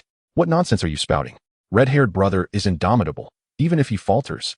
It is solely the car that falters, not him. That seems valid enough. If he were without the car, red-haired brother would indeed be at a disadvantage. Thus it has little to do with him. While this sentiment contains a kernel of truth, it oddly resonates with an undercurrent of implication. Roaring defiantly, the red sports car persisted, as did red-haired brother. The enormous creature, tethered to the car, remained immovable, evoking a profound sense of helplessness. Red-haired brother furiously pressed the accelerator to its limit, sending a whirlwind of grass and dirt soaring into the air. Spitting out a clump of grass that had flown into his mouth, he remained blissfully unaware that his sports car had excavated a pit in the ground and continued to surge forward with relentless power. The more he pressed the accelerator, the more clouds of dust and grass particles filled the air, and the tires began to emit wisps of smoke from the friction. The vibrant red of his hair became tinged with pink due to the swirling debris. Red-haired brother, stop. The tires are starting to slip. If you keep this up, they'll be ruined. A companion shouted urgently, rushing forward to warn him. What the hell? Why is this fish so strong? My supercar can't even budge it. Red-haired brother cursed, helplessly ceasing his relentless acceleration. Upon stopping, he lost all momentum, and under the creature's pull, the car began to slide backward, emerging from the pit. Oh no, the fish is about to drag the car underwater. Red-haired brother, step on the brakes. His companion exclaimed in alarm. Chapter 213. Only the wealthy know how to play. Wow, what kind of monstrous fish is this? Its strength is utterly terrifying. Red-haired brother, flustered and forgetful of his surroundings, hurriedly slammed on the brakes. Though he managed to engage the brakes, the weight of the car was trivial compared to the might of the fish. While the tires remained stationary, the sports car continued to slide backward slowly. This is bad. If this continues, the car will be submerged. Another companion shouted, urging, red-haired brother, quickly, accelerate in the opposite direction. Heeding the advice, red-haired brother pressed the accelerator once more. With a whoosh, the car surged forward but found itself in the same predicament as before. Unable to move, the car began to dig into the ground, sending dust and grass flying. He was forced to cease acceleration again, reversing out of the pit and attempting to charge forward in a new direction, only to halt once more. The cycle continued, surging a distance only to be dragged back again. Soon, the grass was pockmarked with numerous craters, and the once bright red car was now coated in a layer of dirt and debris. Red-haired brother was no better off. His fiery locks had transformed into a messy yellow, adorned with bits of grass, resembling a bird's nest. The thrill was palpable. This was the true essence of speed and passion. The tug-of-war between the sports car and the colossal creature was evenly matched, with the outcome hinging on who could endure longer. Would the car succumb first? Or would the creature tire? Red-haired brother was indeed unfortunate. Such a luxurious sports car was being ravaged, and his once glamorous hair had become a disheveled mess. If the creature managed to escape after all this, it would render his efforts utterly futile. Fortunately, I had the foresight to record this captivating spectacle in advance. Posting it online is sure to garner tremendous attention. But what sort of title would capture the audience's intrigue? Shocking. Rich heir's supercar fails against colossal creature. Which prevails? Car or fish? No, perhaps a more fitting title would be million-dollar luxury car battles, a 1,000-pound beast, both equally matched. Who will emerge victorious? I believe it's best to finalize the title after the event. Your suggestions are quite vague. For instance, million-dollar luxury car versus 1,000-pound beast, 4 tires blown, yet victory secured. Or perhaps, luxury car attempts to catch giant, ultimately pulled underwater. Both car and fish suffer heavy losses. The spectators, munching on snacks, engaged in animated discussions, even crafting potential titles for them. Using a million-dollar sports car for fishing was already eye-catching. If the luxury vehicle were to be pulled underwater, the spectacle would be even more enthralling. What impoverished imagination limits my expectations? A wealthy heir using a million-dollar sports car for fishing, only to end in disaster. Such titles will surely abound. Haha, this is absolutely hilarious. Chen, our benefactor, truly understands us, providing such an entertaining spectacle, one commented. Look at red-haired brother, covered in dirt and utterly exasperated. He hardly resembles a wealthy heir now. That million-dollar luxury car is nearly on par with my 8-handed Alto. I fail to comprehend. If this continues, that million-dollar luxury car may well be rendered inoperable. Even if he were to catch a 1,000-pound creature in the end, it would be a significant loss, not to mention that this giant may not even weigh 1,000 pounds. What do you know? The rich are beyond your comprehension. They merely seek thrills, indifferent to the monetary implications. Chen Guang observed the situation closely. If this persisted, red-haired brother might truly find himself in dire straits. As red-haired brother pressed the accelerator once more, Chen Guang began issuing commands to the smart mechanical fish, instructing it to sever the line. With a crisp and resounding snap, the sports car, unburdened, shot forward, while a white rope sprang from the water, trailing a splash of clear water, resembling a slender snake dancing through the air. Haha, I told you this little creature was no match for me. I've finally worn you out. Red-haired brother laughed triumphantly, flooring the accelerator as he continued forward. Wait until I drag you ashore. Then we shall see if you can maintain your bravado. I won't let you off easily without parading you around thrice. Haha. Red-haired brother's bravado is utterly delightful. Does he not realize that the rope has snapped, and he has not actually captured the giant? He believes he has succeeded. Yet the arduous effort has nearly led to the demise of his million-dollar luxury car, with only a rope to show for it. His own rope, at that. I genuinely wish to see when red-haired brother will finally realize he has merely pulled up a piece of rope. I can only imagine the expression of despair that will wash over him when he does. It wasn't he until red-haired brother had driven a considerable distance, convinced it was sufficient, that he finally halted. In truth, given the length of the rope, he had traveled far from the water's edge. Had he truly captured a giant, it would likely be battered and bruised by now. Not much longer, giant. Let us see where you've gone. Red-haired brother pressed the brakes and glanced back. Upon seeing the emptiness behind him, he was left utterly dumbfounded, mouth agape, uncertain whether to curse or simply remain silent. Where's my fish? Where's my colossal catch? Why is there nothing at all? Red-haired brother, are you dumbfounded? The expression on red-haired brother's face is utterly comical. No, I should refer to him as yellow-haired brother now, especially with that dusty visage that suddenly reminds me of a meme. The once arrogant red-haired brother now finds himself in such a humorous predicament. However, he did make one mistake. There is nothing behind his vehicle. At least he is still tethered to a rope. Haha, the absurdity of being tethered to a rope. If red-haired brother were to hear that, he might very well contemplate murder. I came here to fish for giants, not to reel in a mere rope. Red-haired brother indeed harbors thoughts of murder, but rather directed at himself. Oh dear. Yet, all he can do is let out a powerless roar. He cannot fathom how such a thick rope could snap. Even if his vehicle were dragged into the water by a colossal catch, he might find that outcome somewhat bearable. However, the fact that such a long and thick rope was severed by a giant seems utterly impossible to him.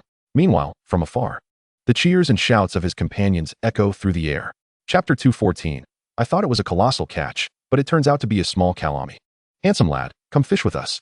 Red-haired brother, hurry over, I've hooked a fish too.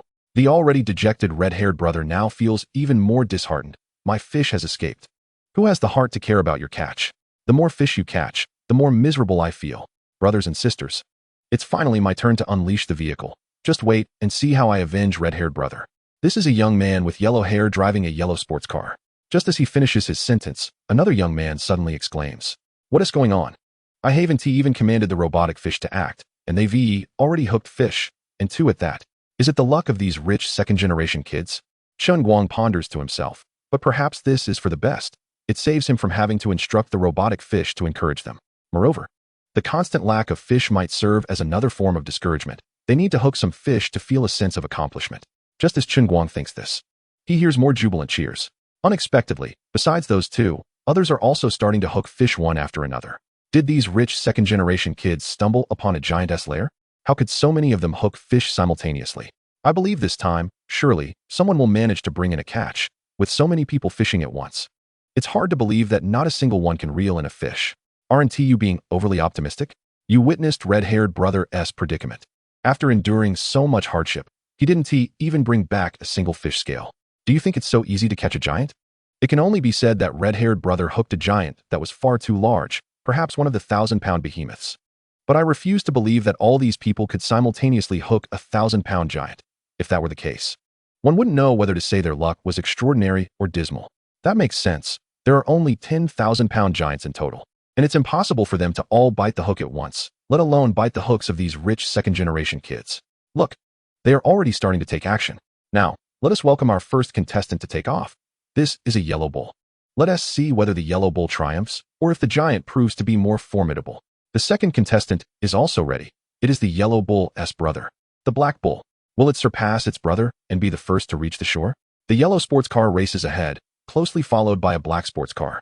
The viewers in the live stream begin to commentate, but the commentary seems to straddle the line between racing and fishing, as if neither truly fits. Oh no!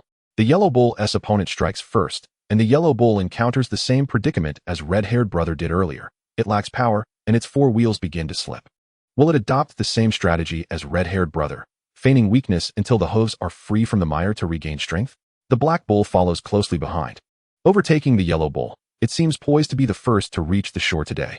Although the mermaid had a slower start, she appears remarkably steady and is about to surpass the yellow bull. If the yellow bull doesn't accelerate, it will soon find itself in last place. The mermaid he refers to is actually the pink sports car, and she is the only female driver among them. Soon, the female driver begins to overtake yellow-haired brother. Unlike him, they seem to face little resistance, as if they are not pulling a giant at all. Among the remaining six, four have now almost simultaneously hooked fish. All four cars roar to life, filling the air with the deafening sound of revving engines by the reservoir.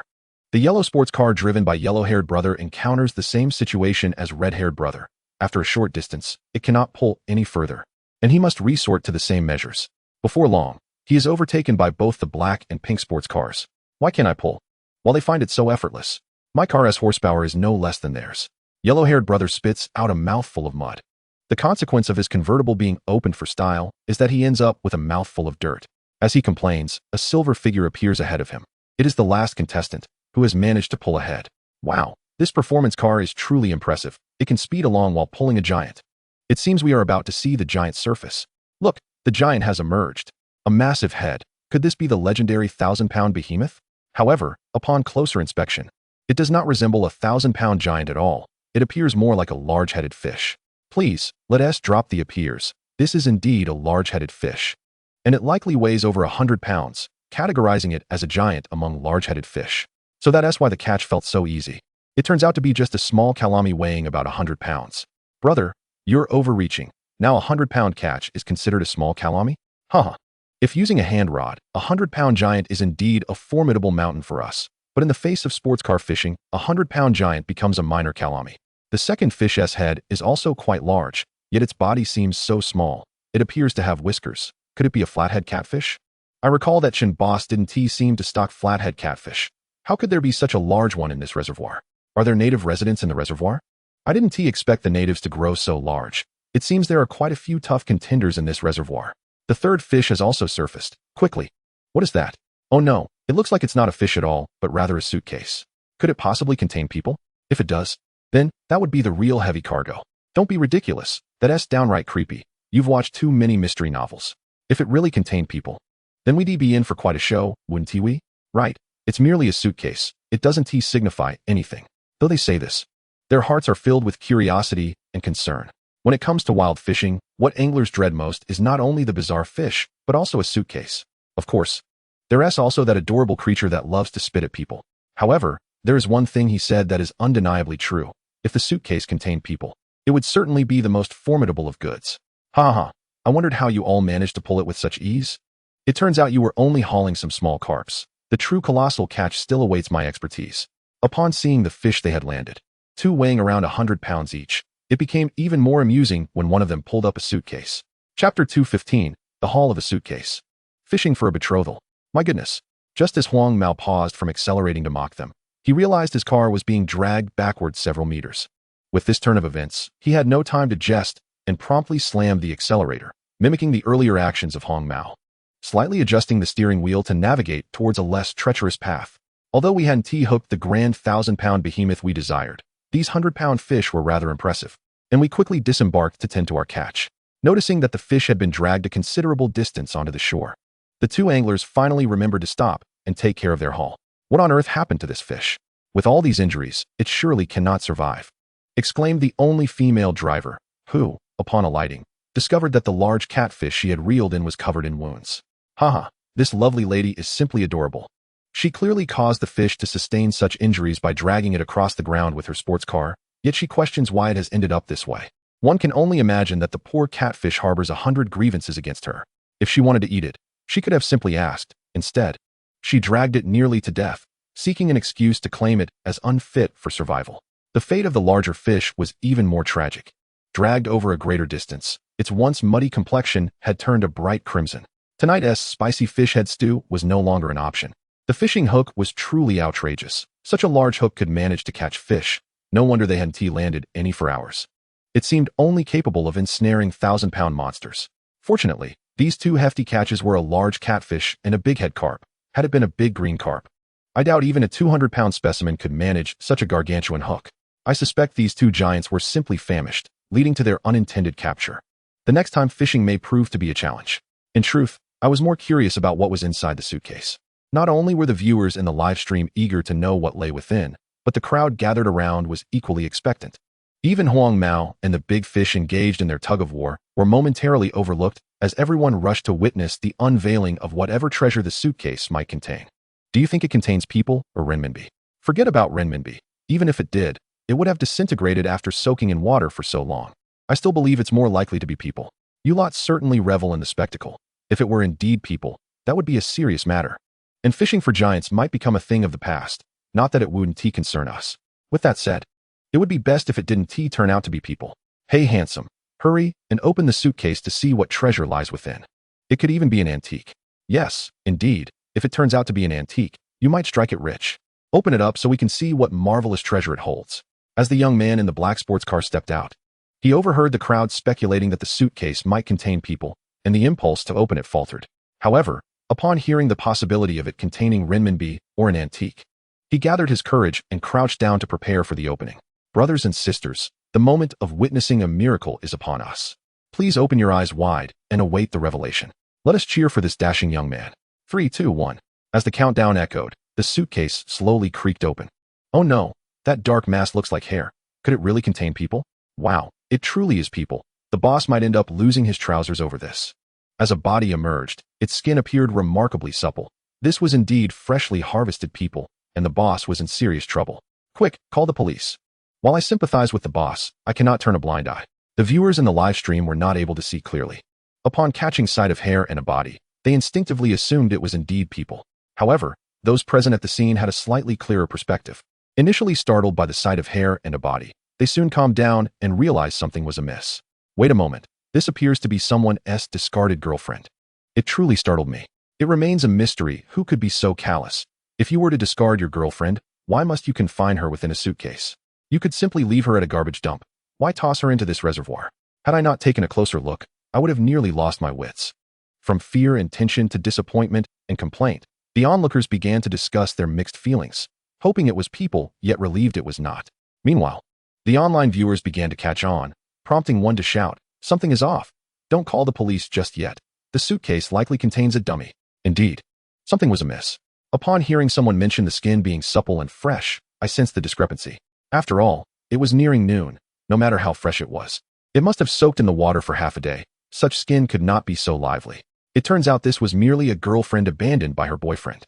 However, that person must have been quite the prankster to make me believe it was people. Excuse me, but is a girlfriend abandoned by her boyfriend not still people? This young child, clearly inexperienced in romance, was unaware that this particular girlfriend was devoid of life, thus not qualifying as people. Her abandonment was not a crime. If this child still does not comprehend, they could search online for mannequins, and they would soon understand. Is it truly that amazing? You can buy a girlfriend online? I'll search for one right now. Perhaps I could buy a girlfriend to take home, and when the time comes to discard her, I could place her in a suitcase. Who knows who the unfortunate fisherman would be then? That is excessive. Scaring someone can be fatal. We strongly advise against such antics. Since it was merely a false alarm, the individual who had suggested calling the police should refrain from causing unnecessary trouble. Could it be that this brother has gone offline? From people to a discarded girlfriend, the transition from shock to astonishment yielded a conclusion far more unexpected than anticipated. They had speculated numerous possibilities, yet none foresaw this outcome. It seemed difficult to accept, yet it felt like the inevitable conclusion of an uneventful occurrence. Chapter 216. Bro, your girlfriend is deflating. Wow, who on earth orchestrated this prank? It nearly gave me a heart attack. The affluent second generation, who had hooked the suitcase, felt utterly frustrated and kicked it hard. Damn it, that hurt like hell. This prankster even stuffed rocks into the suitcase. Of course, the pain from kicking the rock was intense, but his foot also sent the mannequin tumbling out of the suitcase, revealing her true form. Oh my, it is indeed my beloved Meng Meng. While the scoundrel who abandoned his girlfriend is rather detestable, his taste is undeniably commendable. One of the onlookers exclaimed, "How do you know that the scoundrel who forsook his girlfriend named her Meng Meng? Could it be that you are the very heartless wretch who abandoned her?" Nonsense. My girlfriend is perfectly well at home, and we have only been dating for 3 months. How could I bear to cast her aside so soon? You, my friend, are quite miserly. If it were me, I would have already replaced her by now. You not only lack shame, but seem to revel in it. I am embarrassed to associate with you. Old Ma, spare us the charade. Do you think I am unaware of your true nature? If you have the audacity, show us your online shopping records. Those records are private. Why should I reveal them to you? Old Ma shrank back slightly, his confidence faltering. The abandoned girlfriend, after being tossed aside by the wealthy heir, tumbled several times, emitting a hissing sound. At that moment, Hong Mao happened to stroll by. Although he felt embarrassed for having lost the fish, his spirits lifted upon witnessing his companion catch such a curious prize. As soon as he saw the deflated object, he began to mock his friend. "Ah Cohen, your girlfriend is deflating. Hurry and save her. There may still be hope. Handsome, I too believe she can be salvaged. Such a lovely girlfriend should not go to waste."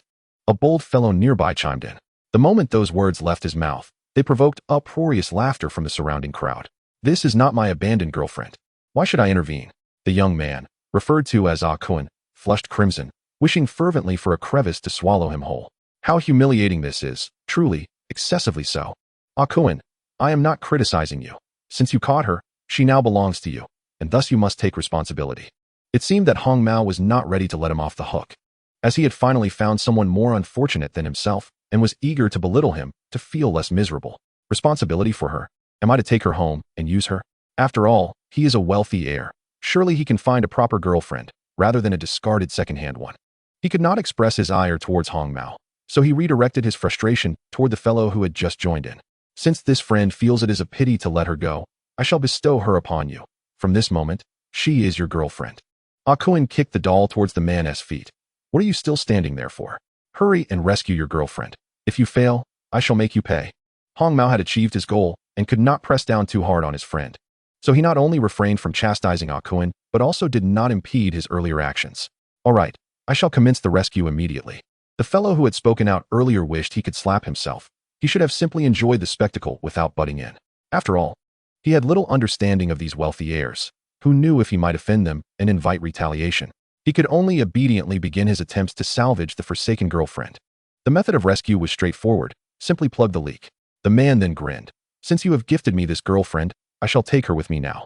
Unfortunately, pinching her would only temporarily halt the heir escape. The best course of action was to remove her from the gaze of these onlookers. Very well.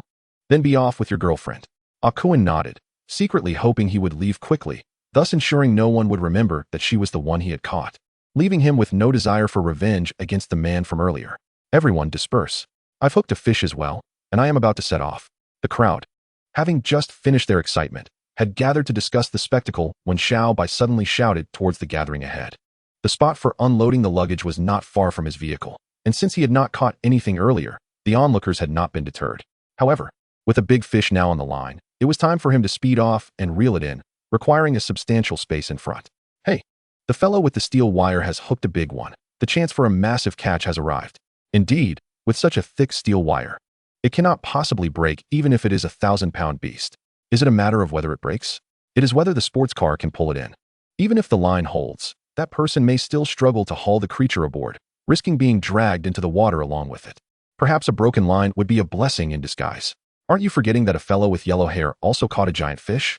I wonder how he is faring now. They had been so focused on the luggage unloading that they had neglected to check on the situation with the yellow-haired fellow and whether he had managed to bring in his large catch. Yellow Hair thought, at last, they have remembered me.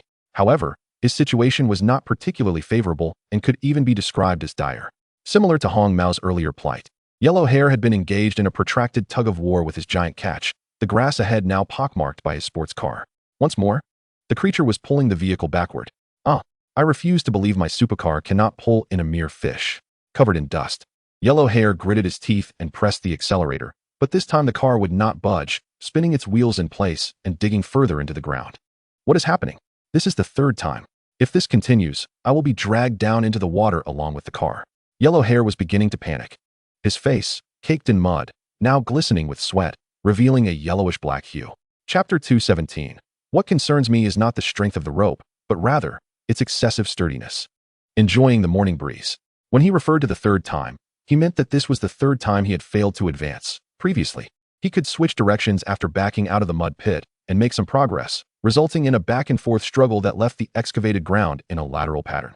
However, it seemed that the sports car was now completely overmatched by the giant creature. Each time he was pulled from the pit, pressing the accelerator yielded no forward movement, and the pits formed a front and back pattern, resembling stair steps. What is happening? Why does it seem that Yellow Hair's situation is becoming increasingly precarious? His sports car appeared to be utterly crushed by the giant creature, retreating slightly with each encounter. If this continued, it would not be long before he was dragged into the water along with his vehicle. It stands to reason. Yellow Hair is clearly in a retreat. With no hope left, just as they spoke, Yellow Hair was pulled back once more, sliding back, and before long, he was perilously close to the water's edge. Not only was Yellow Hair in trouble, but Xiao Bai was not faring much better. Although he was not retreating like Yellow Hair, he faced a similar predicament. Unable to move forward without being pulled back by the giant creature. It felt as though these colossal creatures were deliberately toying with them. Faced with such a predicament, the other wealthy heirs found themselves utterly powerless, left to watch helplessly. Red-haired brother, it's bad. Hong Mao is about to be dragged into the water by the giant. We must devise a plan to save him. As they witnessed Hong Mao on the brink of being pulled into the depths along with his vehicle, one companion urgently cried out, "What can I do?" Red-haired brother pondered for a moment and suggested, "Why not have Hong Mao leap from the car?" He felt a strange sense of relief that the giant had severed his rope earlier. Otherwise, he too might have found himself in Hong Mao's dire situation. Jumping from the car is perilous. The moment he releases the accelerator, the car will swiftly retreat, which is tantamount to jumping while reversing. One companion remarked. Moreover, if the sports car is dragged underwater, it will be rendered inoperable. It would be better to wait until the car is submerged and then swim out. After all, they were driving a convertible. Exiting the vehicle after it's submerged would be quite feasible, posing no significant safety risk. What shall we do then? Unless Huang Mao can experience a sudden severing of the rope as I did, although the fish may escape, the car would remain safe. In the current scenario, with the vehicle on the verge of being pulled underwater, the fish would undoubtedly flee. Preserving the car would be the best possible outcome. Wait. Since the rope was severed by the fish, we can also use a knife to cut it. That way, the car can be saved. Exactly. Why didn't I think of using a knife to sever the rope? Quickly, fetch a knife to cut Huang Mao's rope. Huang Mao, hold on for a bit longer, press the accelerator with all your might, and make sure to endure until the rope is cut before being dragged under. Initially, Huang Mao was on the verge of surrender, believing that no matter how long he held on, being pulled underwater was inevitable. However, the sudden suggestion to use a knife to sever the rope rekindled his hope to persevere. He was indeed a wealthy heir, but he could not bear to see his luxury car destroyed. Previously, they had thought that using a car to fish was akin to using a cannon to shoot mosquitoes. Regardless of the size of the fish, it could easily be subdued by a car boasting over 1,000 horsepower. After witnessing the true power of the giant, they realized just how terrifying a 1,000-pound creature could be. Their prideful sports car not only failed to dominate, but was also at a disadvantage. At this moment, he had long abandoned the notion of hauling the giant onto land. Preserving his beloved car had become an unexpected stroke of fortune. Here comes the knife. Huang Mao, just a little longer, and I'll swiftly cut the rope at the back. One companion rushed forward, brandishing a multifunctional folding knife designed for outdoor use, and began to hack at the rope binding the car. Despite its small size, the knife was remarkably sharp, and after a few vigorous strikes, a dull yet crisp snapping sound echoed. The rope splashed into the water, quickly sinking and disappearing from sight. Although the sports car was no longer subject to the giantess pull, the tires had become lodged in a pit, preventing it from gaining momentum and instead causing it to tremble slightly while continuing to skid. Fortunately, they no longer had to worry about being dragged underwater.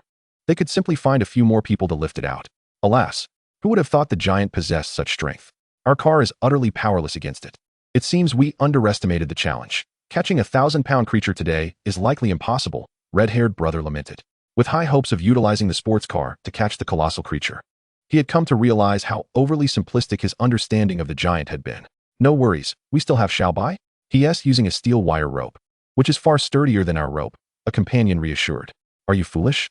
If my rope broke and you claim our failure to catch the giant is due to its weakness, I can understand that. But was Huang Mao's predicament truly because of a weak rope? If we hadn't taken the initiative to cut the rope, he would have been pulled underwater along with the car. Red-haired brother, slightly annoyed, tapped the other person's head and retorted, am I discussing the strength of the rope? A weak rope would be manageable. At worst, we would only lose a fish. My fear is that if the rope is too strong, we could lose not just a fish, but a sports car as well. Their only hope now rested on Xiaobai's catch being of a manageable size. Otherwise, if his steel wire rope met a giant, how could they assist him? Even if they wished to help, they would be rendered powerless. Currently, it seems Xiaobai is likely battling a fish of a similar size to yours and Huang Mao's, as his situation is quite similar to yours, one companion noted. Damn. If that's the case, we can only hope Xiaobai can fend for himself, red-haired brother cursed under his breath. The advantage of the steel wire rope is its strength. Conversely, its disadvantage is that it is too robust. If Xiaobai found himself in a predicament akin to Huang Mao's, on the verge of being dragged underwater, they could only watch helplessly as he was pulled beneath the surface. Chapter 218. Just fishing, yet the police were called. Lulu, I feel I can't hold on much longer. While I can still control the car from sliding backward, you should get out quickly. Xiaobai, having witnessed Huang Mao's fate, began to realize that his own outcome could be even graver. He urgently urged his female companion beside him. Xiaobai, I believe in you. You're the best. I'm sure you can do it. Lulu replied, ever supportive. All right, I'll listen to you, Xiaobai. You must do your best. Whether it was Lulu's encouragement or sheer determination, Xiaobai managed to maintain control, not being immediately dragged backward. After she exited the vehicle, he repositioned and surged forward once more. Of course, he did not advance far before halting again. The giant seemed to be deliberately teasing him, alternating between exerting and releasing force, instilling a flicker of hope only to plunge him back into despair. Whether it was due to the giant's amusement or something else, it exerted force again, causing Xiaobai and his car to gradually retreat, perilously close to being pulled into the depths. What now? What can we do? If Xiaobai were using a rope, we could proactively cut it, but this thick steel wire rope is beyond my ability to sever. What else can we do? We'll just have to wait until Xiao Bai is dragged underwater before attempting a rescue. The companions lamented, their anxiety palpable and options exhausted. The onlookers echoed their concern, expressing their dismay and regret. It's over. It seems the method of using cars to fish is unviable. Perhaps a few £100 could work. But once faced with a 1,000-pound creature, the endeavor fails, potentially leading to the loss of a vehicle. Is this luck or misfortune for these wealthy heirs? They've encountered 3,000-pound creatures in succession. Whether they are truly 1,000-pound creatures remains uncertain. Perhaps they are only 500 or 600 pounds. After all, these giants have yet to break the surface, and they may not be as massive as presumed. Surely not. Even a car cannot be moved.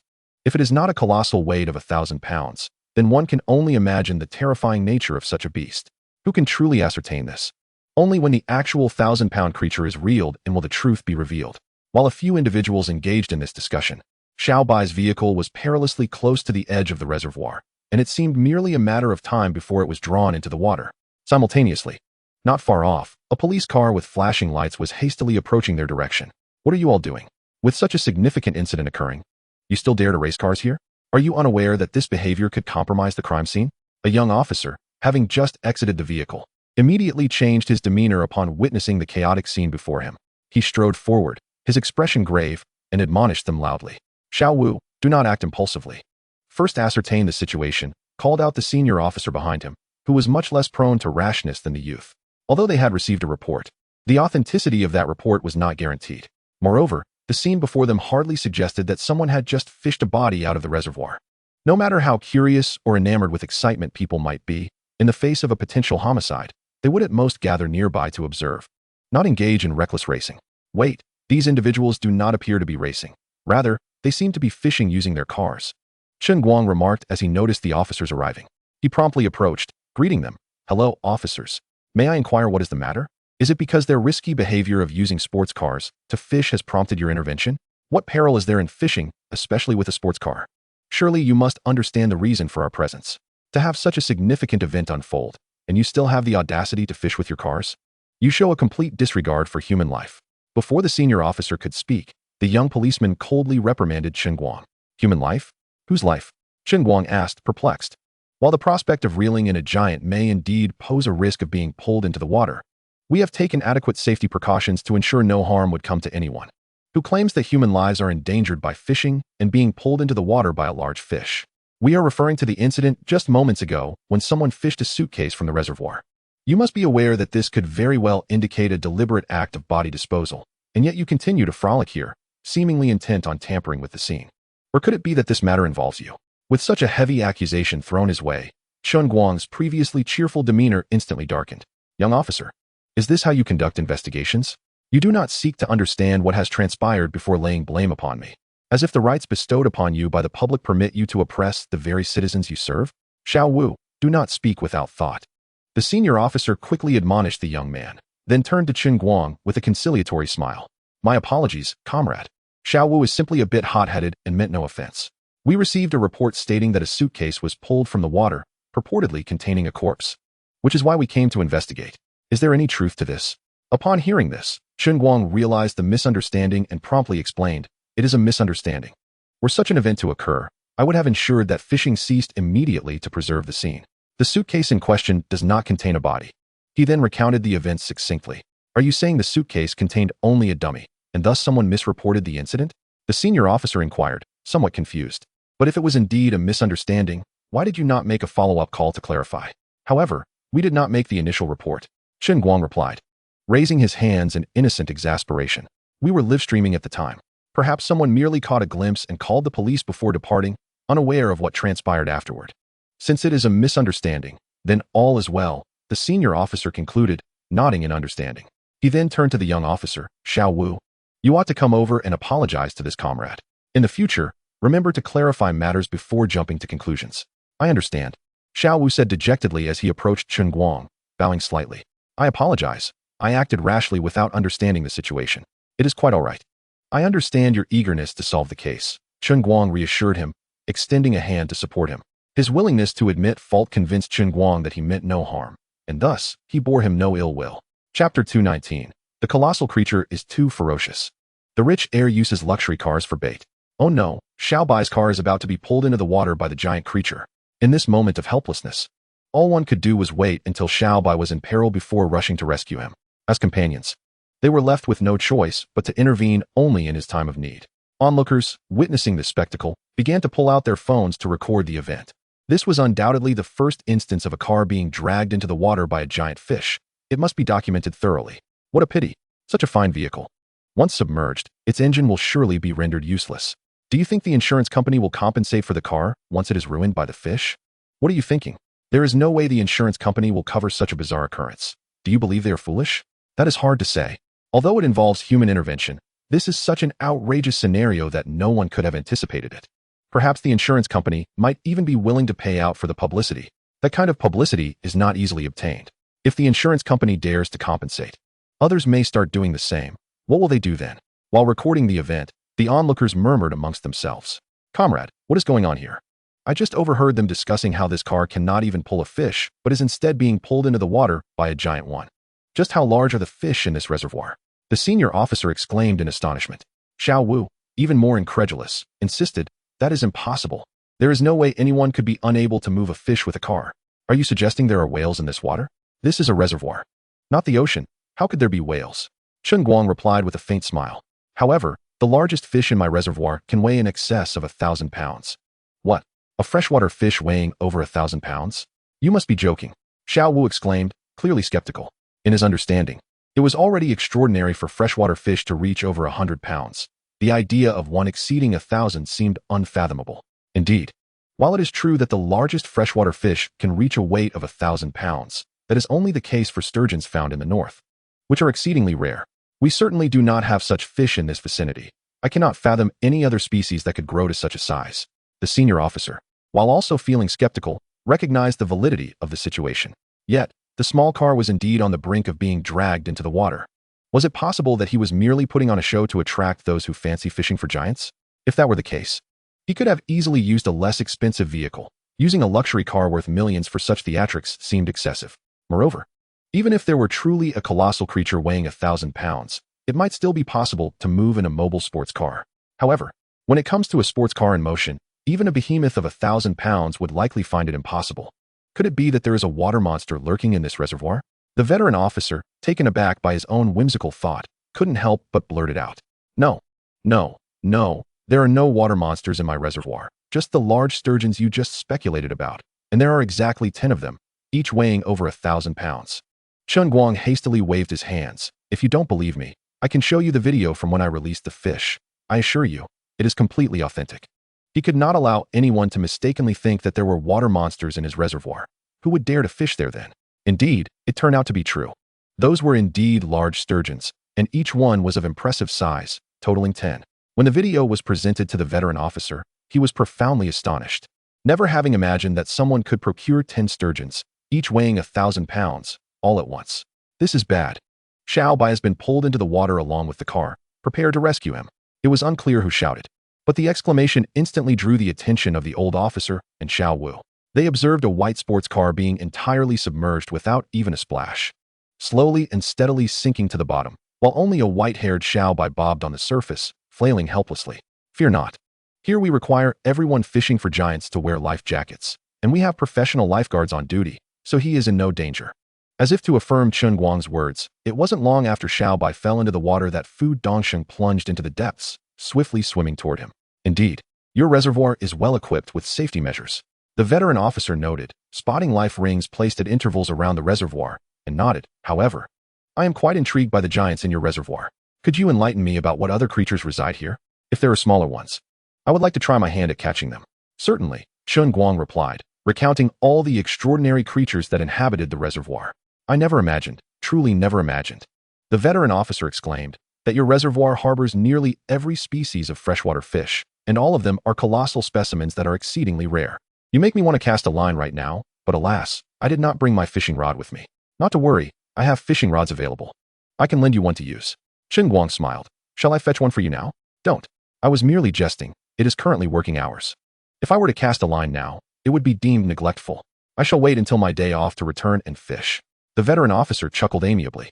Very well, then I shall eagerly anticipate your esteemed presence, Chen Guang responded politely.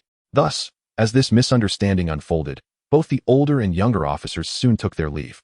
At this time, Xiaobai was being pulled back to the shore by the collective effort of the others. Gazing at the now-vanished sports car, Xiaobai stared blankly at the water's surface, lost in thought. The morning slipped away, with the 7 of them managing to catch merely 2 fish weighing 100 pounds. A clear loss overall. The fishing fees alone had cost them over 3 million, and with just 2 fish of 100 pounds each, they barely covered the expenses, let alone factoring in the loss of $1 million luxury car. Although the car could still be salvaged, it would still incur a loss of several $100,000. All right, let us call it a day. If today didn't work out, there will always be another time. When we come back prepared next time, we shall seek our revenge. Hong Mao cleared his throat. I will go inform the boss and call for a crane to see if it can help retrieve Xiaobai's car. Chapter 220. The young lady selling lunch boxes. Whom are you trying to entice with those black stockings? Retrieving the car was one matter. Hong Mao also wished to speak with the boss about possibly refunding some of the unused fishing time to mitigate their losses. After all, they still had over an hour left, and it would be reasonable to expect a refund for 1 hour of fishing fees. Without a moment's hesitation, Chen Guang returned the remaining fishing fees to them, knowing well that they had endured significant losses and lost a luxury car. It was his usual practice to refund any remaining fees if someone had a valid reason or simply chose not to fish. However, Hong Mao and the others did not leave immediately. The sports car could only accommodate 2 passengers, and with 1 car less, they could not all return together. The others stayed with Xiaobai, waiting for help, intending to leave once the crane arrived to lift the submerged car. At noon, Yanyu appeared at the reservoir riding a tricycle, the back compartment overflowing with lunchboxes.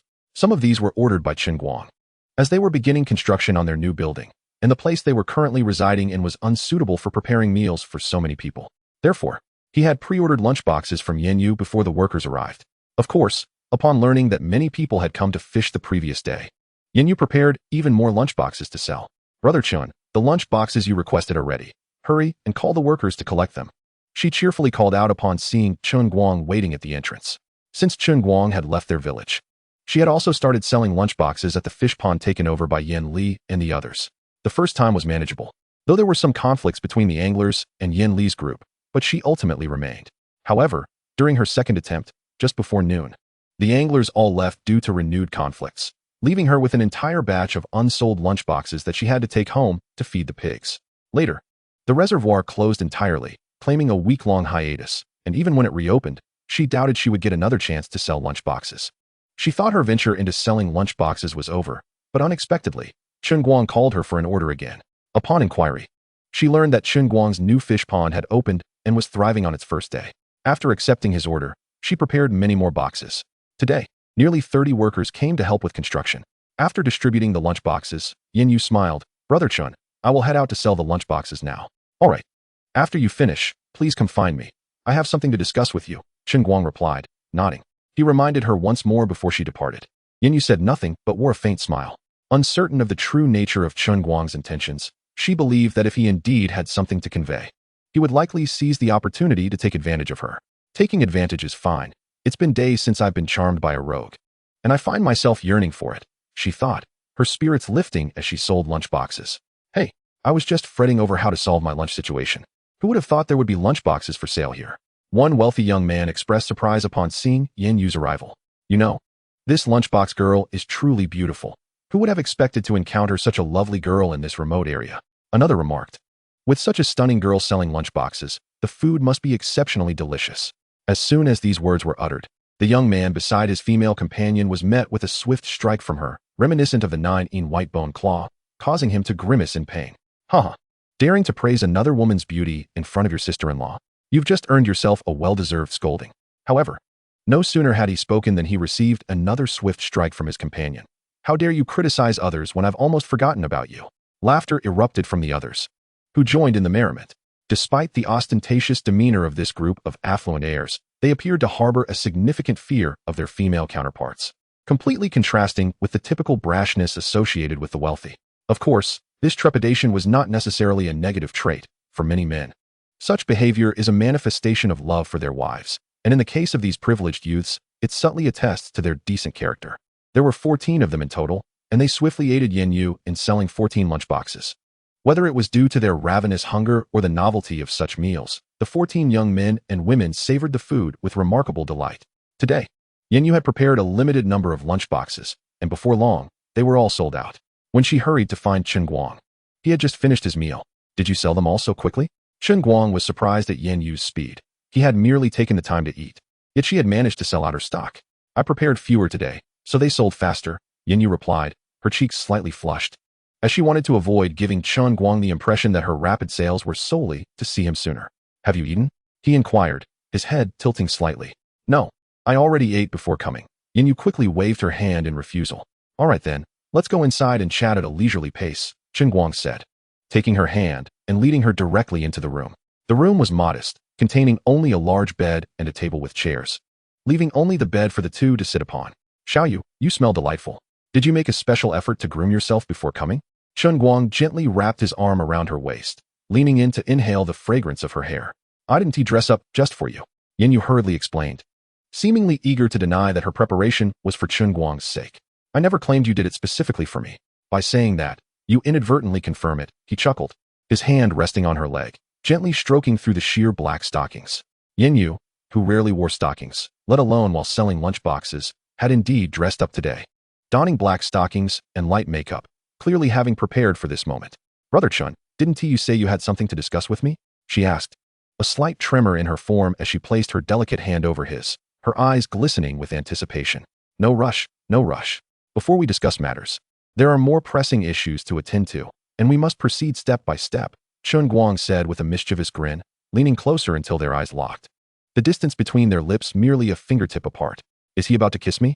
Yin Yu thought, closing her eyes, seemingly awaiting the passionate yet tender kiss she desired. However, after an eternity of anticipation, she felt nothing. Reopening her eyes, she found him gazing at her with a playful smile, as if mocking her. Yin Yu's cheeks flushed crimson, internally berating herself for her lack of composure. Just then, his kiss fell upon her unexpectedly, confirming that this teasing man was indeed toying with her. Her eyes widened in surprise, and a soft whimper escaped her lips as she attempted to push him away. You wouldn't kiss me when I wanted, but now you choose to ambush me? I won't let you have your way easily. Yet, Chen Guang's strength was such that her half-hearted resistance was futile. Fine, she hadn't genuinely wanted to push him away anyway, since she couldn't. She decided to take the initiative instead. Yin Yu began to fervently reciprocate, the sound of their lips meeting resonating sweetly in the small, quiet room. Xiaoyu, since you're being so proactive, how about I relinquish all control to you today? Time passed, and eventually, Chen Guang reclined lazily on the bed, a wicked smile gracing his face as he observed Yin Yu. I wouldn't do that. I'm not a shameless woman, Yin Yu protested, her cheeks deepening in hue as she looked down, her voice barely above a whisper. Don't worry, I won't tell anyone. So no one will know you're a shameless woman, he chuckled, taking her small hand and placing it on his chest. Come now, shameless lady. Please feel free to indulge in this handsome gentleman before you. You truly have no shame, boasting about your own good looks. Yin Yu laughed, perhaps forgetting her initial nervousness and shyness, and after a charming smile, she playfully positioned herself atop Chen Guang. However, given that you're not too bad looking yourself, I'll indulge you today. With that, Yin Yu leaned down, mimicking the way Chen Guang had once teased her, planting kisses on his forehead, then his nose, followed by his lips, and finally his chin. Indeed, taking the initiative felt entirely different, and she became bolder and bolder, determined to return the teasing he had previously inflicted upon her. As the saying goes, a moment of torment brings instant gratification, and prolonged torment brings endless delight. At 2 in the afternoon, the salvage team arrived, several members accompanied by a crane that slowly approached the reservoir. Wow, are they really using a crane to fish? The sight of the luxury car fishing team from the morning was still fresh, and now there was a crane, leaving those of us who fish with rods feeling somewhat envious. Wait, the crane doesn't seem to be for fishing. It's here to recover that luxury car that was pulled into the water by a big fish this morning. Understanding dawned that this was not a mere fishing endeavor, but rather a recovery operation. As a fisherman, one would never resort to such shameless tactics. Yet one feared some unscrupulous individuals might do so. Do you think they can still recover that car? It's likely been dragged to who knows where by that giant creature. They can recover it, but it's uncertain how much it will be worth once it's out. Look, the crew has already brought out the underwater detector. Once they locate the vehicle, they can begin the salvage. The spectacle of recovering a luxury car drew a crowd, with even nearby villagers coming to witness the event after hearing about the earlier incident. Among the onlookers were Peng Yang and Yin Yan. Upon arriving at the reservoir, they were taken aback by the number of people fishing, a pang of jealousy striking them. How did Chen Guang manage this? How come there are still so many people fishing after he changed locations? Our spot fell into chaos the moment he left. Could it truly be his influence? Peng Yang sighed, pondering the source of the giant creatures that seemed to outsize the ones from before. I believe the influx of fishing enthusiasts in our area is primarily due to the temporary closure of our facilities, along with some who may be drawn here by the allure of larger catches. Yin interjected, stating that once our reservoir reopens, the majority of anglers will undoubtedly return to our shores. Furthermore, I propose that we reassess our fishing fees, as long as our rates are lower than Chen Guang's. Even if he offers larger catches, I am confident that the vast majority of anglers will choose us. After all, the costs associated with fishing for larger specimens are exorbitant, and not all anglers can afford them. Indeed, Pengyang nodded in agreement. However, I believe we should also consider establishing a trophy pond. Even if we cannot compete with the size of his catches, I think it could still attract some patrons. It seems that Yin is inclined to engage in a price war with Chen Guang, but if it comes to that, Chen Guang is certainly not one to be intimidated. Nevertheless, there is no need for him to engage in such a conflict, as his success is rooted in quality rather than price. Those ordinary fish they offer do not qualify them to compete on that front. It appears that Pengyang and Yin remain oblivious to this fundamental disparity. They are simply not in the same league. Chen Guang adopts a high-end strategy. While they mistakenly believe they are on a similar path, but in truth, their attempts to juxtapose low-end offerings with high-end products are destined to fail. Thus, their positioning has been erroneous from the outset. Targeting Chen Guang was a misstep. Perhaps if they aimed for the ordinary market, they might find some glimmer of hope. If executed well, they could at least avoid significant losses. It is perplexing that they still believe that the superior quality of the fish Chen Guang raised was solely due to the excellent water quality of their village. However, now that he has relocated and continues to attract a throng of admirers, this clearly debunks their assumption. Perhaps they have already come to this realization internally, but are reluctant to acknowledge it, clinging to their last futile struggle. Oh, that seems to be Xiaoyu. What is she doing here? Yin suddenly noticed Yu emerging from the house. Her curiosity piqued. Observing her board a tricycle heading in their direction, it seemed she was preparing to return home. Yin remained seated, patiently awaiting Yu's approach. Xiaoyu, what brings you here? She called out as Yu passed by. Chapter 222. This woman is odd. Cousin, what a surprise to see you here. Yu exclaimed, glancing at Yin and Pengyang with a hint of confusion. Logically, they should be rivals, and yet here they were, seemingly in collusion. Perhaps they had come to secretly gather intelligence? Yet this was not the moment for Yu to dwell on such thoughts, so she quickly explained. I heard there were many anglers here, so I prepared some lunchboxes to sell. Yin, aware of this, knew that during the time Chen Guang was managing the fish pond in their village, Yu had seized the opportunity to sell lunchboxes, finding a measure of success. So, you're here to sell lunchboxes. You seem quite cheerful. I take it you've made a decent profit today? Yin said, feeling relieved upon learning Yu's purpose.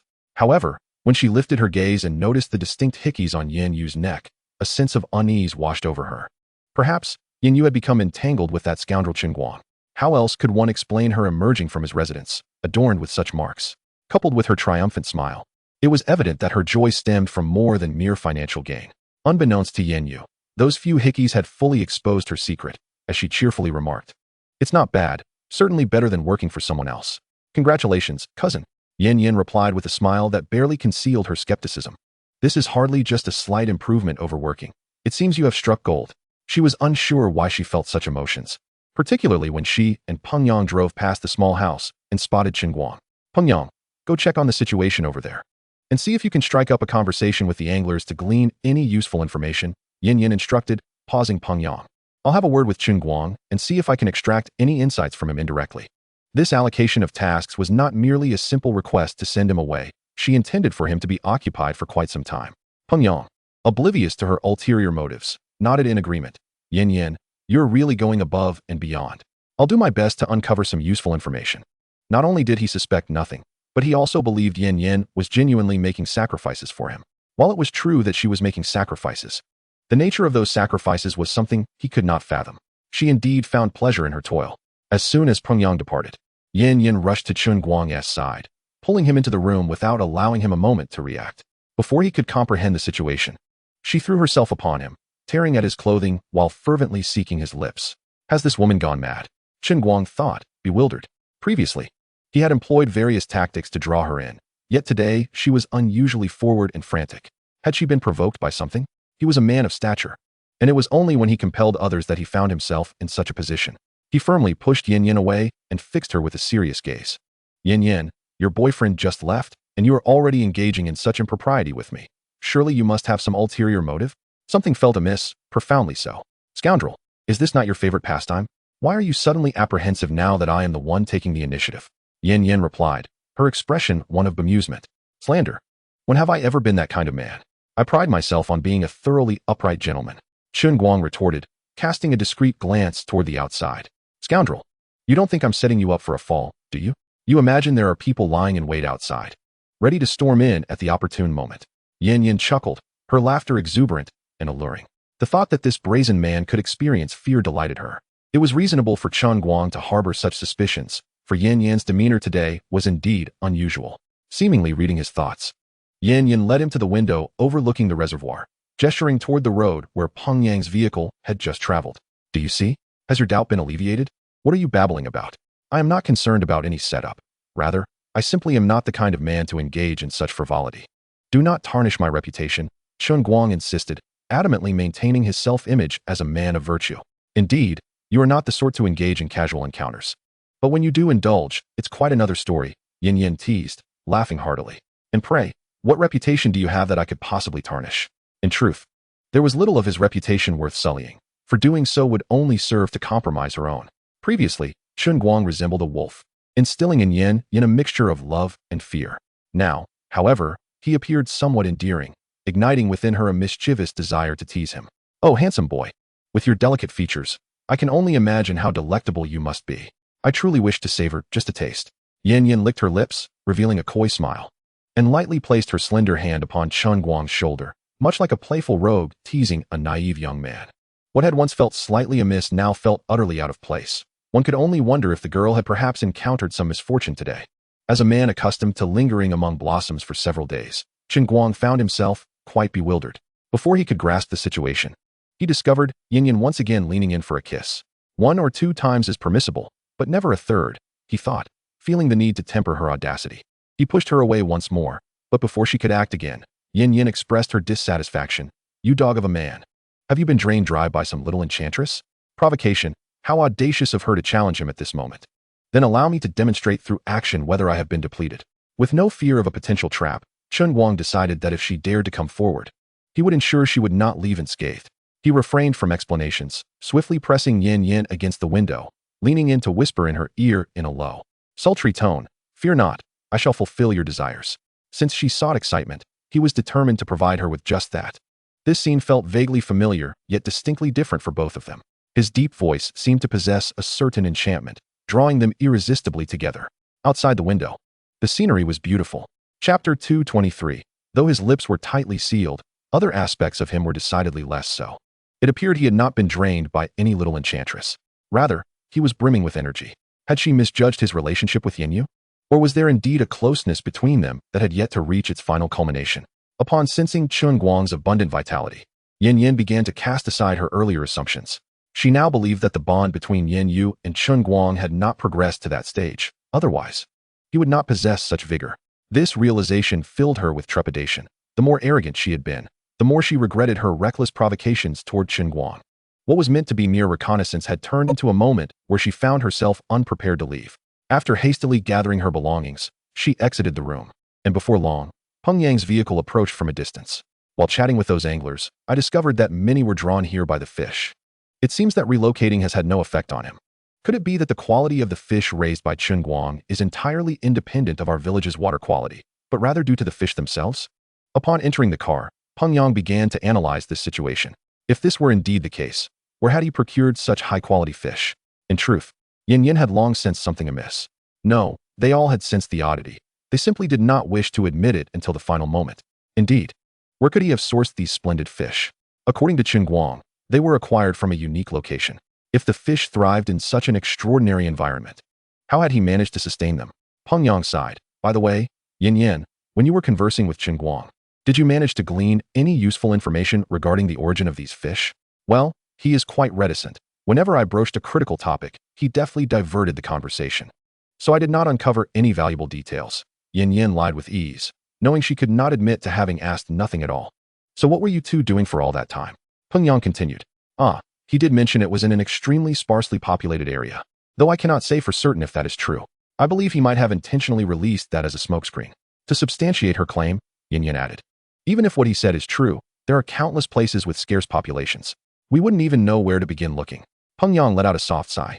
If the quality of the fish truly was exceptional, such a lucrative secret would not be shared freely. Thus, extracting useful information from Chen Guang was likely impossible. Rather than fret over uncertainties, it would be wiser to focus on managing their own fish pond. Perhaps their concerns were entirely unfounded. Even if his suspicions proved accurate, they would only incur minor losses, as the pond itself was legitimate, and any financial setback would be minimal. Of course, this perspective differed greatly for Yin Yan. Should such a scenario unfold, it would mean they had conspired against him, and at that point, their relationship could very well be doomed. Such an outcome was not one she wished to witness, so she needed to devise a strategy to ensure he would not abandon her. Upon returning home, Yin Yin immediately enlisted her grandfather, Yin Li, to discuss how to secure this golden son-in-law. The simplest solution would be to marry Peng Yang. Yet a concern lingered. What if issues arose before they could wed? While Peng Yang loved her deeply and might not abandon her even if problems with the fish pond emerged, they decided to add an additional layer of assurance. After all, Peng Yang was currently residing with them, so during dinner, Yin Li would get him intoxicated, and they could arrange for the two of them to share a room, creating the pretense of a consummated union.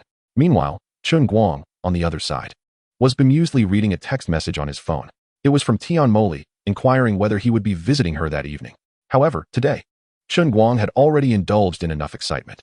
Even he felt somewhat overwhelmed. It seemed that whenever he received one invitation, several more followed suit. Regardless, he knew he had to go. Disregarding a woman's wishes was not in Chen Guang's character, especially when it concerned a captivating beauty who had just transitioned from girlhood to womanhood. He had to ensure she felt cherished. Pressure stemmed from motivation. As long as he had sufficient drive, any pressure would be surmountable. Thankfully, the daily yield from the spiritual spring had doubled compared to before, and he had refrained from consuming it like water recently. The reserves in the system were once again overflowing.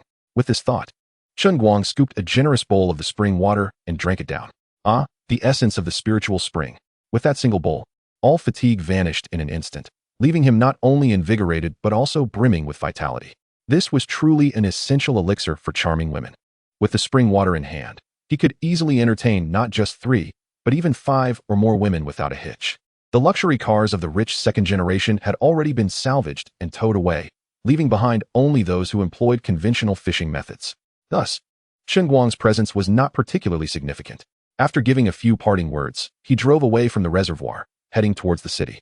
However, as he passed by Zayaki village, he spotted a beautiful young woman waving at him from a distance.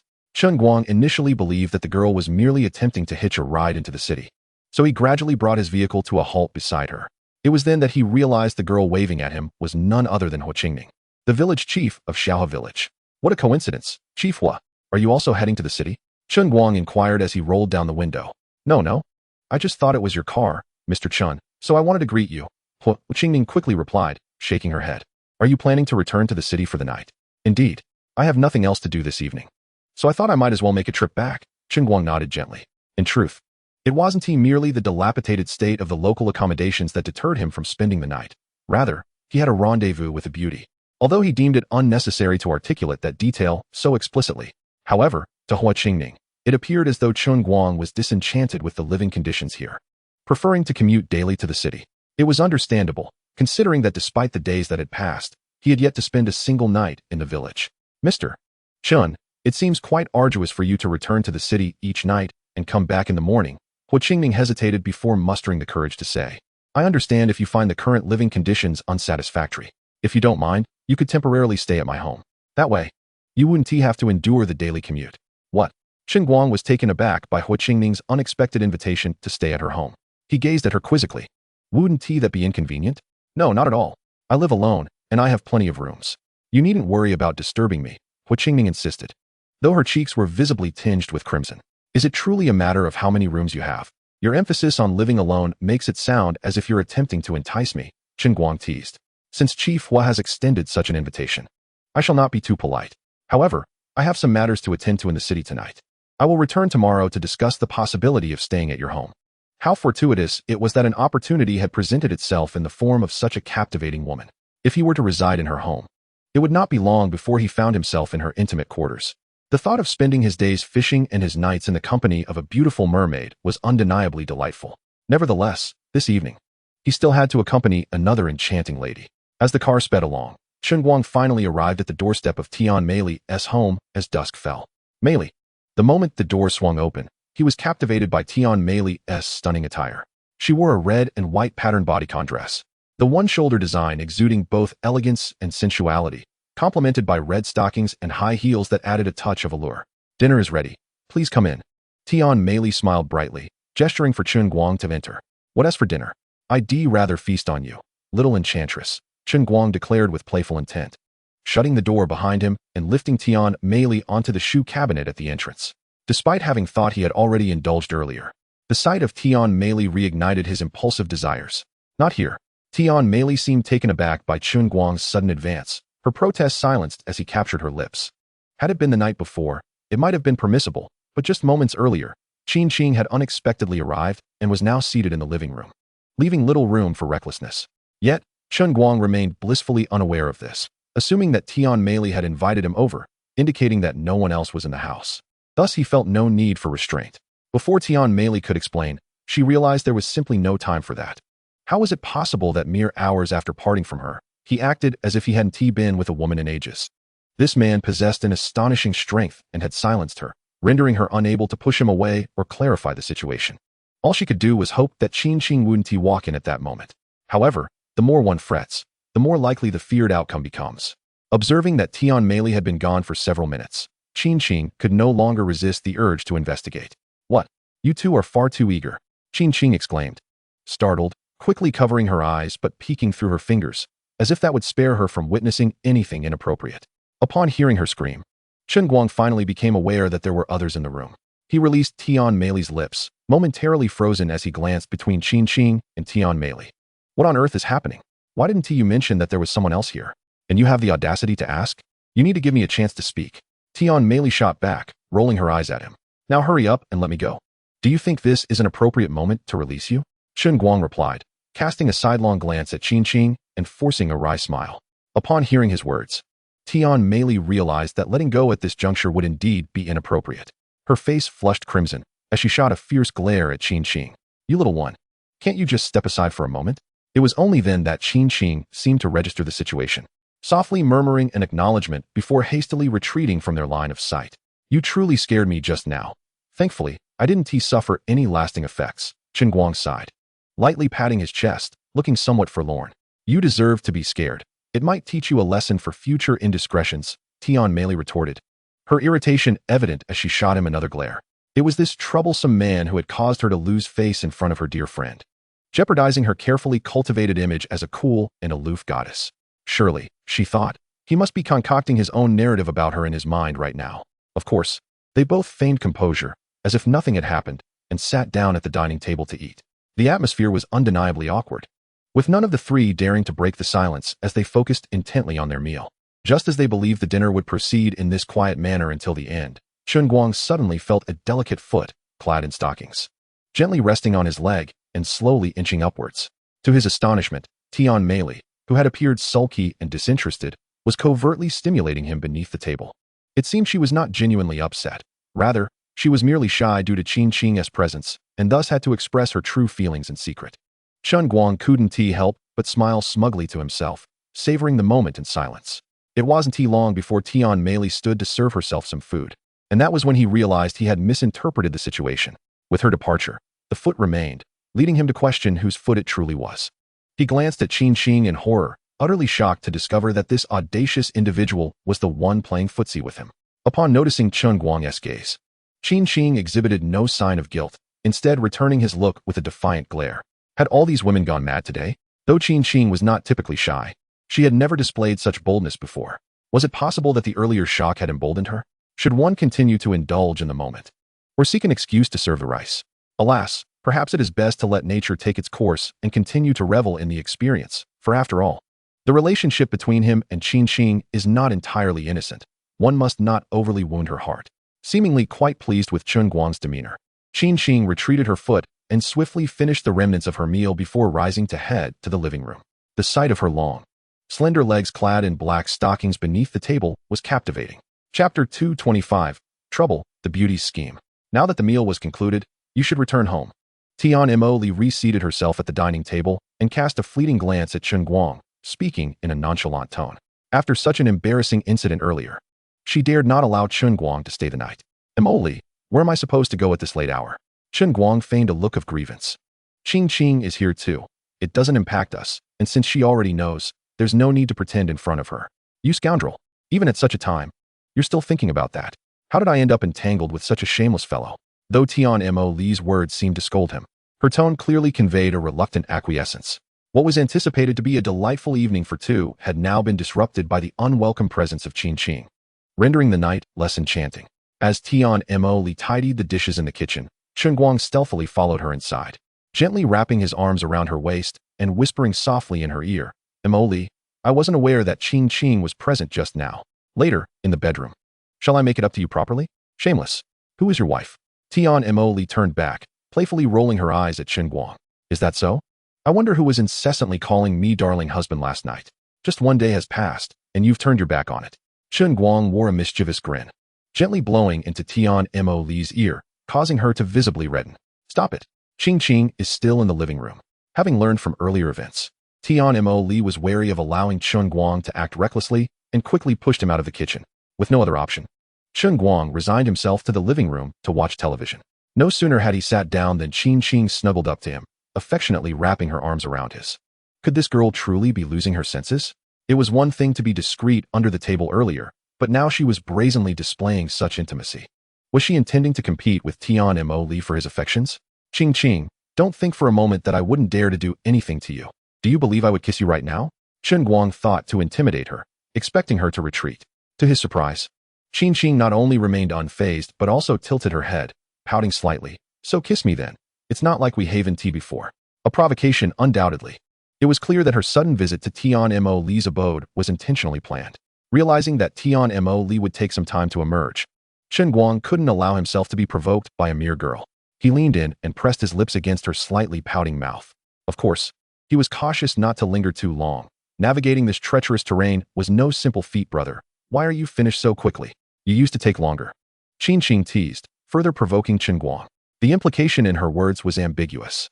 Fine, I suppose quickness is necessary, lest we find ourselves in a troublesome situation.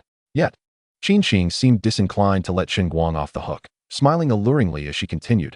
Brother, haven't you always wanted to see my little kitty? Would you like to see it now? Sure. Chen Guang instinctively nodded but quickly shook his head. No. Since it's your kitty, it should be viewed at your home. Oh no, he almost fell for her beauty's scheme. Brother, if you miss this opportunity, it may never come again. Qing feigned a coy demeanor, as if she were certain that Chen Guang couldn't take any action against her at this moment. In truth, Chen Guang was indeed at her mercy. Even if he wished to act, as long as she did not consent, he was powerless. Moreover, even if she desired something, he still couldn't pursue it. She was acutely aware of this fact, which emboldened her to provoke Chen Guang with impunity. Being able to gaze but not touch was already a trial. Yet knowing full well that she could only tease him further made it all the more agonizing. Fortunately, it wasn't long before Mo Li emerged from the kitchen, and Qing immediately reverted to her previous demeanor, as if nothing had transpired. Mo Li, it's been ages since we watched a movie together. Shall we go see one? Qing suggested upon Mo Li's arrival. Sure. Mo Li nodded. Chen Guang presumed that her suggestion implied a trip to the cinema, only to discover that Mo Li's home boasted a private home theater, located on the basement level of the villa. It was akin to a vast room once the door was closed. Qing adeptly switched on the projector and began selecting a film, while Mo Li arranged snacks and beverages on the coffee table in preparation for their movie night. As the screen illuminated, Qing promptly extinguished the lights, creating an ambience reminiscent of a cinema. Qing, what movie are you playing? Have we seen it before? Mo Li casually inquired. Certainly not. Though I can't say whether it's good or not, Qing replied, her face lit with anticipation as she gazed at the screen. The film commenced with an intense kiss between the male and female leads, devoid of any preamble, merely the sound of lips meeting. Are you sure you're playing a legitimate film? Of course, it's a legitimate film. Anything inappropriate wouldn't be allowed. In the darkness, the expressions on the two women's faces were obscured, yet it was palpable that their hearts were racing. Fortunately, during the pivotal scenes, the camera only flashed briefly, allowing viewers to indulge in their imaginations without explicit visuals. Upon reflection, it did seem like a legitimate film. Qing began munching on the potato chips from the coffee table, savoring the cinematic experience. The plot was rather mundane. Were it not for the frequent display of passionate scenes, Chen Guang feared he might doze off. If one were to classify it as a serious film, the leads kissed every few minutes. Conversely, if it were deemed frivolous, the crucial moments were glossed over, with nothing inappropriate shown. In the dim atmosphere, with two stunning beauties flanking him and the fragrant air surrounding them, it felt as if the movie's narrative had seeped into their reality. The lackluster plot, while unengaging for Chen Guang, was equally uninspiring for both Qin Qing and Tian Mo Li, yet none dared to suggest changing the film. It felt as though both women were subtly implying that he ought to take action. Chen Guang first draped an arm around Tian Mo Li's waist, and seeing her unresponsive, he then placed a hand on her thigh, gently caressing it. Gradually, he leaned in closer, clearly sensing Tian Mo Li's body tremble slightly. Stop it. Qing Qing is still here. Tian Mo Li's voice was hushed, yet Qing Qing seemed to possess acute hearing, promptly responding, "It's fine. You can pretend I'm not here. In any case, it's so dark in here, I can't see anything." Chapter 226, just watching a movie. Yet you're embracing on both sides. What is up with Tian Mo Li? Did you hear that? She said she can't see us. Chen Guang shamelessly leaned in closer, and without hesitation, he pressed his lips against hers. Tian Mo Li was on the verge of tears, exasperated by that wretched man. Was he truly blind? Although the room was dimly lit and it was evening, a movie was playing, rendering it impossible for him to genuinely see nothing. Even if we were to entertain the notion that he could not see, surely he could hear. Could he not exercise a modicum of restraint? He certainly could, but who could blame him when they were showing such a film? Thus, his ability to endure was waning. In fact, one could argue that he was being intentionally provocative. What man wouldn't he wish to embrace two women and revel in such bliss? Perhaps this was a splendid opportunity. Chen Guang held Tian Mo Li close, kissing her while his other hand wandered to Qin Qing's thigh. This woman had just provoked him, and it was high time to repay her in kind. He could distinctly feel Qin Qing's body shudder slightly, yet she showed no intention of moving away or removing his wandering hand. On the contrary, she even shifted closer to Chen Guang, seemingly facilitating his advances. Chen Guang felt elated, and his boldness grew bolder still. Though audacious, he dared not engage in any overtly inappropriate actions. At most, he could indulge in verbal bravado. "Mo Li, it's getting late. Shall we retire for the evening?" After an indeterminate amount of time, though it hadn't been long, Chen Guang suddenly ceased all movements and lifted Tian Mo Li in his arms. The notion of it being late was rather exaggerated, as it was merely a little past 8. Nevertheless, Tian Mo Li did not object, for she too yearned for rest. If she delayed any longer, it would soon be the early hours of the morning before she could sleep, and she needed to prepare herself accordingly. Watching Chen Guang hastily carry Tian Mo Li out of the home theater, Qin Qing felt a pang of wistfulness as she gazed at their receding figures. Wait, I haven't boarded the vehicle yet. After all, she had purchased her ticket. It seemed rather excessive to simply throw her off the ride. She wondered if she could still procure another ticket to continue her journey. Meanwhile, at the Yin family home in Shanshui village, a drunken Peng Yang was being supported into a room by Yin Li and Yin Yan. To be precise, Peng Yang was not merely intoxicated. Yin Yan, fearing he was not sufficiently inebriated, had slipped sleeping pills into his drink, rendering him blissfully unaware. Having failed to ensnare Chen Guang during the day, she now aimed to entrap Peng Yang that night. Even if she could not marry him immediately, she need not worry about being discarded due to the reservoir affair. After undressing Peng Yang and placing him on the bed, Yin Yin pricked her finger with a needle, allowing her blood to drip onto the sheets. With all necessary preparations complete, she spent some time on her phone before finally lying down beside him, poised to enact her ruse. Returning to the villa, in the spacious room adorned with high-end wooden flooring, scattered garments lay in disarray. Tian Mo Li languidly leaned against Chen Guang's broad arm, her voice slightly hoarse as she remarked, "Darling, why do I feel you are even more vigorous than yesterday? Is it because you were thinking of Qin Qing earlier? My wife is so stunning. How could I possibly think of another woman at that moment?" Chen Guang replied, speaking the truth, for at that time, he had indeed been preoccupied with her. "Is that so? Then why was your hand wandering on Qin Qing's thigh while we were kissing during the movie?" Tian Mo Li squinted at Chen Guang, her expression betraying no anger. If she was not upset, why then had she brought it up? This left Chen Guang perplexed. Could it be that she was already aware of their relationship and even hoped to become true sisters with Qin Qing? Upon this realization, Chen Guang's heart swelled with joy, though he maintained a facade of nonchalance, feigning embarrassment as he retorted, "Perhaps it was too dark, and I mistook the target." Such an excuse was transparent at best, and he was keen to see how Tian Mo Li would respond. "Darling, I am not blaming you," she replied softly, seemingly sincere.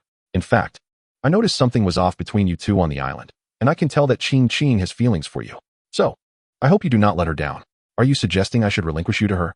Chen Guang teased, as her earlier demeanor did not suggest she intended to give herself up to Qin Qing.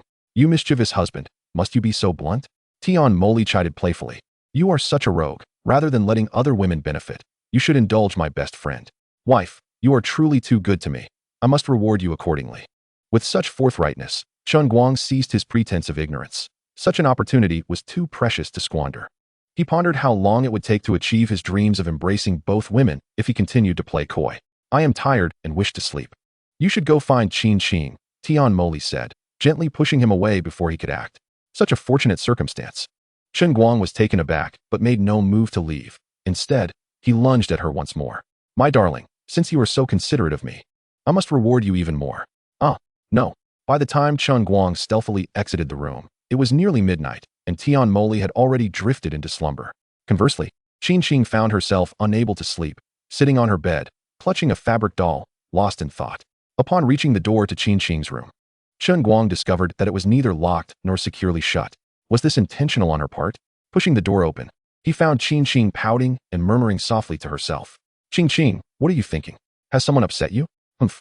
It's you, you scoundrel, Qin Qing instinctively retorted. Only to realize her mistake, she turned in astonishment, exclaiming, You, how did you get here?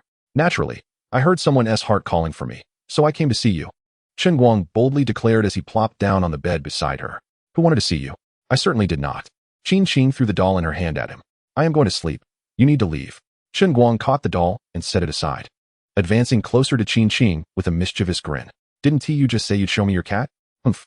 You didn't want to see it earlier? So now, Qin Qing intended to say it was too late to want to see it now, but before she could finish, Chen Guang captured her lips in a kiss. Is this you now? Chapter 227. The little kitten weeps, achieving true embrace. Little kitten, it seems you are crying. After the kiss, Chen Guang wrapped an arm around Qin Qing while his other hand wandered up her thigh, exploring further. You naughty one, it was you who made her cry. Qin Qing's cheeks flushed, her bashful demeanor becoming all the more alluring. Well, since I caused her tears, I must take full responsibility and comfort her, he chuckled, the sound echoing throughout the room, creating a melodious symphony. The warm spring breeze swept in, and peach blossoms bloomed. Oh dear, oh dear, oh dear. When will the flowers bloom and fall? Last night, the spring wind visited the little building. The spring wind did not pass by a single person that night.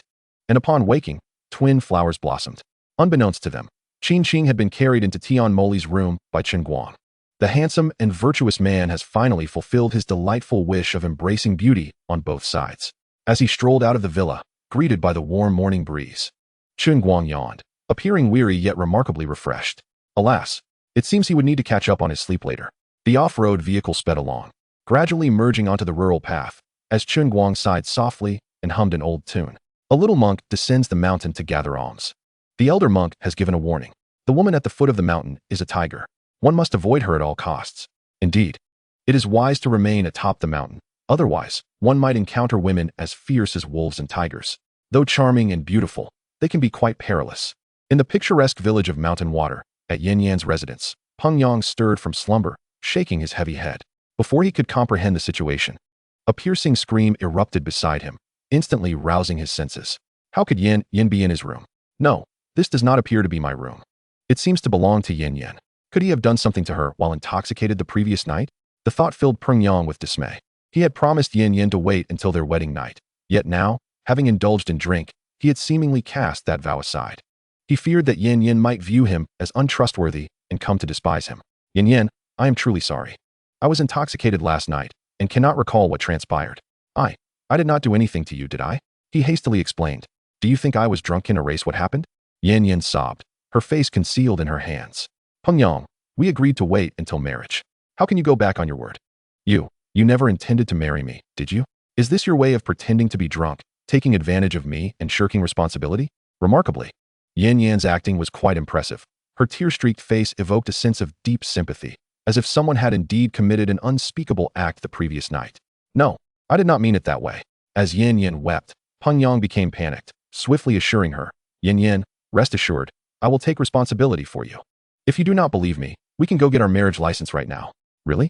Yin Yan's tears ceased as she looked at him with glimmering eyes, only to lower her gaze again. But you have not come to propose, nor have you prepared for a wedding. If we simply get the license now, I would be ridiculed by others.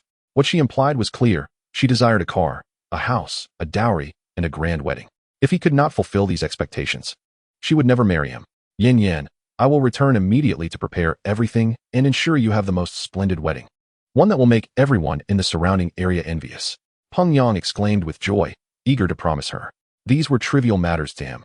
He would pay any price to marry the woman of his dreams, especially if it was merely a matter of money. Then I will trust you once more. But you must not deceive me again. Yan Yan, still sniffling, got up and began to gather the bed linens. Intentionally taking the scissors she had prepared earlier to cut away the stained portions. To Peng Yang's surprise, Yan Yan's actions filled him with pride. In that moment, he resolved to make amends to her in the future. Little did he know, it was all a ruse. He had not even touched her the previous night, merely drank too much and slept. He believed he had struck an incredible deal. Yet he was merely a fool in this scenario. At that moment, Chen Guang had just returned to the reservoir and noticed a crowd of people and vehicles gathered near the entrance. What could be happening? Surely, no one had concocted any peculiar ideas again. Chen Guang murmured in confusion. If they were fishing normally, they would only need to pay for a fishing license. Only those with strange notions would require negotiation over pricing. Here he comes. Boss Chen is back. Upon spotting Chen Guang's vehicle, Hua Qingning quickly addressed the crowd, everyone. Please wait a moment. I will speak with Boss Chen to save us all some time. Village Chief Hua, what is going on? Chen Guang inquired, rolling down his window as Hua Qingning approached. These individuals are hotel owners or procurement personnel who have come to inquire about purchasing fish. I brought them to you. Hua Qingning explained succinctly, before adding with concern, Boss Chen, do you have enough fish to sell at the reservoir? Will it affect fishing? Apologies for the trouble. Village Chief Hua, Chen Guang nodded. He certainly had plenty of fish, more than enough to satisfy any demand, but he did not intend to sell too many at once. Some matters require a gradual process. Flooding the market with an abundance of fish would not be advantageous for him. If too many were released simultaneously, it might devalue them. Hence he preferred to proceed with caution. He intended to establish a local reputation for the fish he raised before gradually expanding nationwide. Next, he would continue to lease more fish ponds and potentially transform into a large-scale fish farming operation, perhaps even selling to various regions across the globe. Of course, achieving such ambitious goals was still far off. Beyond the management and funding issues, the system's spiritual spring did not suffice to support the raising of so many fish. For now, the focus remained on generating profit. Having buyers express interest in purchasing fish was merely a way to bring in revenue. Boss Chen, we heard that your fish is exceptionally fresh, and we came here specifically to purchase some. You must sell us some fish. Yes, Boss Chen. We drove hundreds of miles to request your fish. You cannot let us leave empty-handed. After one person boldly voiced their intent, others quickly chimed in. They noticed the throng of anglers at Chen Guang's location and worried he might not have enough fish to sell them, as the profit from selling fish surely could not compete with that of fishing. Village Chief Hua, would you help me manage this? The village chief's smile was charming. Rest assured, gentlemen, I will ensure you leave with something. Chen Guang chuckled heartily, gesturing for everyone to quiet down. After a brief pause, he continued. I imagine since you all found your way here, you are aware that my fish is priced significantly higher than what you would find in the market. You are all aware of this, correct? Of course. Although Boss Chen's fish may seem no different from ordinary fish, we understand that the flavor is vastly superior. So a higher price is reasonable. Indeed, I first discovered this at the Huan Hotel. I tried a fish that appeared no different from an ordinary grass carp. Yet it tasted infinitely better than what we usually eat. Initially, I thought it was due to their cooking methods, but later, after tasting it at a friend's house, I learned the deliciousness stemmed from Boss Chen's fish. Absolutely. Had I not tasted it myself, I would never have believed that a seemingly ordinary fish could be so delectable. Listening to their incessant boasting, one might mistakenly believe they were hired by Chen Guang. But who could have anticipated that these individuals were actually seeking to sell fish to him? Well, since everyone is aware of this, let us now address another point. Chen Guang nodded and remarked, I trust you all have noticed that my fishery has only recently commenced operations, so the quantity of fish available for sale is rather limited. Before Chen Guang could finish his statement, someone interjected, Oh, come on, Boss Chen, we specifically came early for your fish. You must sell us a bit more. Yes, Boss Chen, do ensure you sell us a little extra. Please, everyone, be patient and allow me to finish my thoughts. Chen Guang waved his hand to signal for silence. Then continued, I understand that your journey here was not effortless, but I hope you can also understand my position. I can guarantee that each of you will take home at least 200 to 300 pounds of fish today, and in a couple of days. I will have even more available. If any of you find yourselves short, you are welcome to return in a few days. Although I have quite a few fish in my 2 large reservoirs, many people are also fishing, and the harvesting process is not particularly convenient. I believe 200 to 300 pounds of fish should suffice for each of you for several days. Once you have used them up, you can return, and by then, should you desire 2,000 to 3,000 pounds, it will not be an issue. Upon hearing this, the crowd nodded in tacit agreement. Indeed, this arrangement was quite favorable for them. 200 to 300 pounds of fish was indeed just right. After all, they had never sold this type of fish before, and initial sales would undoubtedly be modest. Once they experienced the demand, they could better gauge the quantity needed for future purchases. Boss Chen, we have a deal. If I need 2,000 to 3,000 pounds, you must ensure to sell them to me. Rest assured, I have brought in hundreds of thousands of pounds of fish. 2,000 to 3,000 pounds is certainly manageable. Chen Guang replied with a smile. Just make sure to have your money ready when the time comes. My fish cannot be purchased on credit. This seemingly jesting remark also served to convey that he had no trouble selling his fish. Transactions must be settled in cash. Of course. Even if I have to take out a loan, I will have enough money. Someone promptly assured him. It is quite common to negotiate prices. But typically, this occurs when suppliers seek them out. In the case of Chen Guang, who stood alone in this market, it was they who were eager to purchase fish from him. Thus, they dared not request a price reduction. When Chen Guang called for fish to be harvested, he recognized a pressing concern. The number of individuals coming to buy fish would only increase, and presently, their manpower was somewhat insufficient. He quickly pulled Hua Qingming aside and said, Village Chief Hua, I would like to ask for your assistance in managing the fish pond. Would that be possible? Hua Qingming was clearly taken aback by Chen Guang's unexpected request for her help in managing the fish pond, and she quickly shook her head. I cannot. I have no experience in fish farming and fear I would not manage well. Lack of experience in managing a fish pond is of no consequence. You possess experience in managing a village. Moreover, I am not asking you to farm the fish. I merely need your help in addressing issues like those we face today. Chen Guang replied with a gentle smile. As you have seen, there will surely be many more people coming here to buy fish in the future. I not only require personnel for management, but also many skilled hands for net fishing. Please inquire if anyone is interested. I can offer payment for each net haul. That sounds fantastic. Our village has many skilled net fishers. I will inquire when I return, and I am certain there will be plenty willing to take on the task. Hua Qingming said joyfully, I will have them come to you. There is no need for me to manage. It is necessary. It is absolutely essential. Chen Guang insisted. You know well that managing such a large fish pond alone is quite challenging, and I cannot guarantee I will be available every day. I believe you have considerable experience in this regard, so I wish to entrust this management task to you. But Hua Qingming wanted to refuse. However, Chen Guang interrupted her. Village Chief Hua, please do not hesitate. I understand you are concerned about your responsibilities in the village and may not always be able to be present. No worries, you can appoint an assistant. Or if you have not found a suitable one yet, you may delegate tasks to me when you are busy. Rest assured, I will provide you with a salary. Not only will you receive monthly wages, but if you diligently help me manage, I will also share profits with you at the end of the year. Well, I suppose I can give it a try. Hua Qingming relented. In the rural setting, a village chief's salary is not particularly high, but the job is quite relaxed. Helping Chen Guang manage the fish pond would add to her income, which is quite appealing. As for the profit sharing, to be honest, Hua Qingming did not place much significance on it. Even if Chen Guang truly offered her a share, she believed it would not amount to much, perhaps akin to a company bonus. A couple of months' salary would already be quite generous. Yet she could not have anticipated that her agreement to assist Chen Guang with the fish pond, motivated by that modest profit sharing, would ultimately lead her to become a high-ranking executive in Chen Guang's burgeoning fishery empire, eventually earning her a reputation as a well-known affluent individual. Chapter 229, Heavy-Duty Boat Fishing Rod. After harvesting the fish, Hua Qingming returned to assist Chen Guang in finding workers. Once the buyers had departed, several vehicles pulled up in front of the house, including a fish transport truck. Do not be mistaken, these individuals were not there to purchase fish from Chen Guang, but rather to fish themselves. It was quite unusual for anglers to arrive with their own fish transport trucks. Evidently, they had great confidence in their fishing skills. Old Lu, have you heard?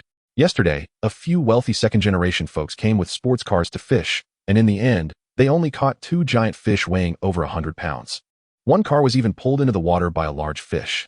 A middle-aged man, dressed in sports attire, stepped out of the car and smugly remarked to another man who had just exited, and 2 other guys created a massive lever, only to be overturned by a large fish. It was absolutely hilarious. Attempting to gain an unfair advantage and failing is quite typical. Serious anglers disdain such unsophisticated tactics. The man referred to as Old Lu snorted. I only trust in my fishing skills. I only believe in this heavy-duty boat fishing rod in my hand. With that, he raised the 2-meter-long fishing rod aloft. The heavy-duty boat fishing rod is a type of sea rod crafted from special materials, renowned for its durability and strength, making it the preferred choice for deep-sea giants. Although boat rods are sturdier and have a greater weight capacity, they do have a drawback. They are significantly shorter than hand rods. Typically, Boat rods range from 15 to 22 meters in length, making them suitable only for fishing from a boat. From a boat, one can fish at greater depths and exert more power. Old Lu, I heard you have caught many giants, the largest weighing several hundred pounds. Do you think you can handle a 1,000-pound beast? Someone inquired. To be honest, I cannot guarantee I can reel in a 1,000-pound giant, but I do feel confident about landing a 400 or 500-pound fish if hooked. Old Lu stated without a hint of modesty. Fishing for colossal creatures not only demands skill, but also requires considerable physical strength and endurance, particularly when it comes to angling for fish weighing several hundred pounds. Unlike those who utilize vehicles to haul their catch, the process of reeling in such beasts may take hours. Although he had yet to catch freshwater fish of this magnitude, he harbored the belief that freshwater specimens would prove somewhat less arduous to land than their saltwater counterparts, instilling him with a strong sense of confidence. It was also the first time Chen Guang encountered anglers equipped with their own fishing carts, yet the professionalism reflected in their gear and attire was unmistakable. Boss, I hear you possess a fishing vessel. Might we hire it for our expedition? Upon seeing Chen Guang emerge from the building, Lao Lu promptly approached him with this inquiry. Certainly, the boat is idle today, Chen Guang replied with a nod. Just to confirm, we can use boat rods for fishing, right? Lao Lu inquired, raising the rod he held. Recently, Chen Guang had acquired some basic knowledge and understood that heavy-duty boat rods are specifically designed for targeting large specimens, typically those found in the ocean, such as the valuable bluefin tuna. Historical accounts recount instances where anglers have used heavy-duty boat rods to reel in massive catches, including a giant sailfish weighing over 700 kilograms. Moreover, the capabilities of heavy-duty boat rods extend to withstanding the pull of a ton. However, this does not imply brute force. Finesse and exceptional stamina are essential, as merely enduring a ton of pressure is insufficient. One must also possess the strength to draw it in.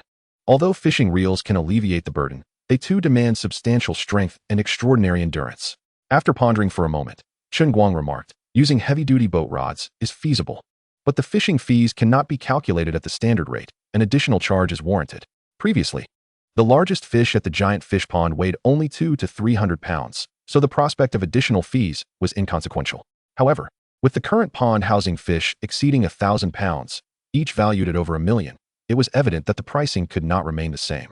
For hand rods, lure rods, or standard ocean rods, he could still adhere to the price of $888 per hour, as these would hardly yield a 1,000-pound catch. Yet, heavy-duty boat rods indeed offered the possibility of landing such titanic fish, making a price increase necessary. Not a problem. You may quote any price, and if it is reasonable, we shall commence fishing. Lao Lu nodded, recognizing that charging $888 per hour for heavy-duty rods was somewhat unreasonable, and he had no objections to Chen Guang's proposal for a price hike. Very well, I shall charge you $888 per hour. Does this seem exorbitant? Chen Guang contemplated before speaking. Are you robbing us? $888, and you dare say it's not expensive? When we typically charter a boat for $2,000 to $3,000 a day, your hourly rate could cover several days of fishing. One individual's expression shifted dramatically, clearly taken aback by the steep price. Indeed, this rate is rather excessive. A day's fishing would nearly tally up to 100,000. Who could possibly bear such a cost? Another echoed in agreement. Gentlemen, the calculations are not as simplistic as you presume. Chartering a boat at sea is akin to searching for a needle in a haystack. It is entirely possible to spend days without encountering a single giant. In contrast, my reservoir is a contained environment where these colossal creatures reside, making the prospect of catching them considerably easier, Chen Guang asserted. Within my reservoir, there are 10 giant sturgeons exceeding 1,000 pounds. If all of you manage to land just one in a day, that would be a significant profit. Even if it takes 2 or 3 days to catch one, you would still come out ahead. Moreover, even if you don't manage to catch a 1,000-pounder, reeling in several other large specimens would still yield substantial rewards. With heavy-duty boat rods at your disposal, do you truly fear not catching multiple sizable fish in a day? The individual who had initially objected felt his face flush with embarrassment. While they had successfully caught fish weighing around 100 pounds during their sea excursions, they had never managed to reel in larger specimens. Besides Lao Lu, who had experience with fish weighing 400 to 500 pounds, the rest were uncertain of their ability to catch even larger creatures. This uncertainty was precisely why they had traveled several hundred miles upon hearing that Chen Guang's giant fish pond housed fish exceeding 1,000 pounds, with many weighing several hundred. Boss, we accept your price, but we insist that all fish caught, regardless of size or quantity, must be ours to keep. We cannot abide by any forced buyback policies. Lao Lu, evidently confident in his angling skills, did not flinch at Chen Guang's quoted price and readily agreed. Rest assured, fishing in my pond does not involve buybacks. Whatever you catch is yours to take home.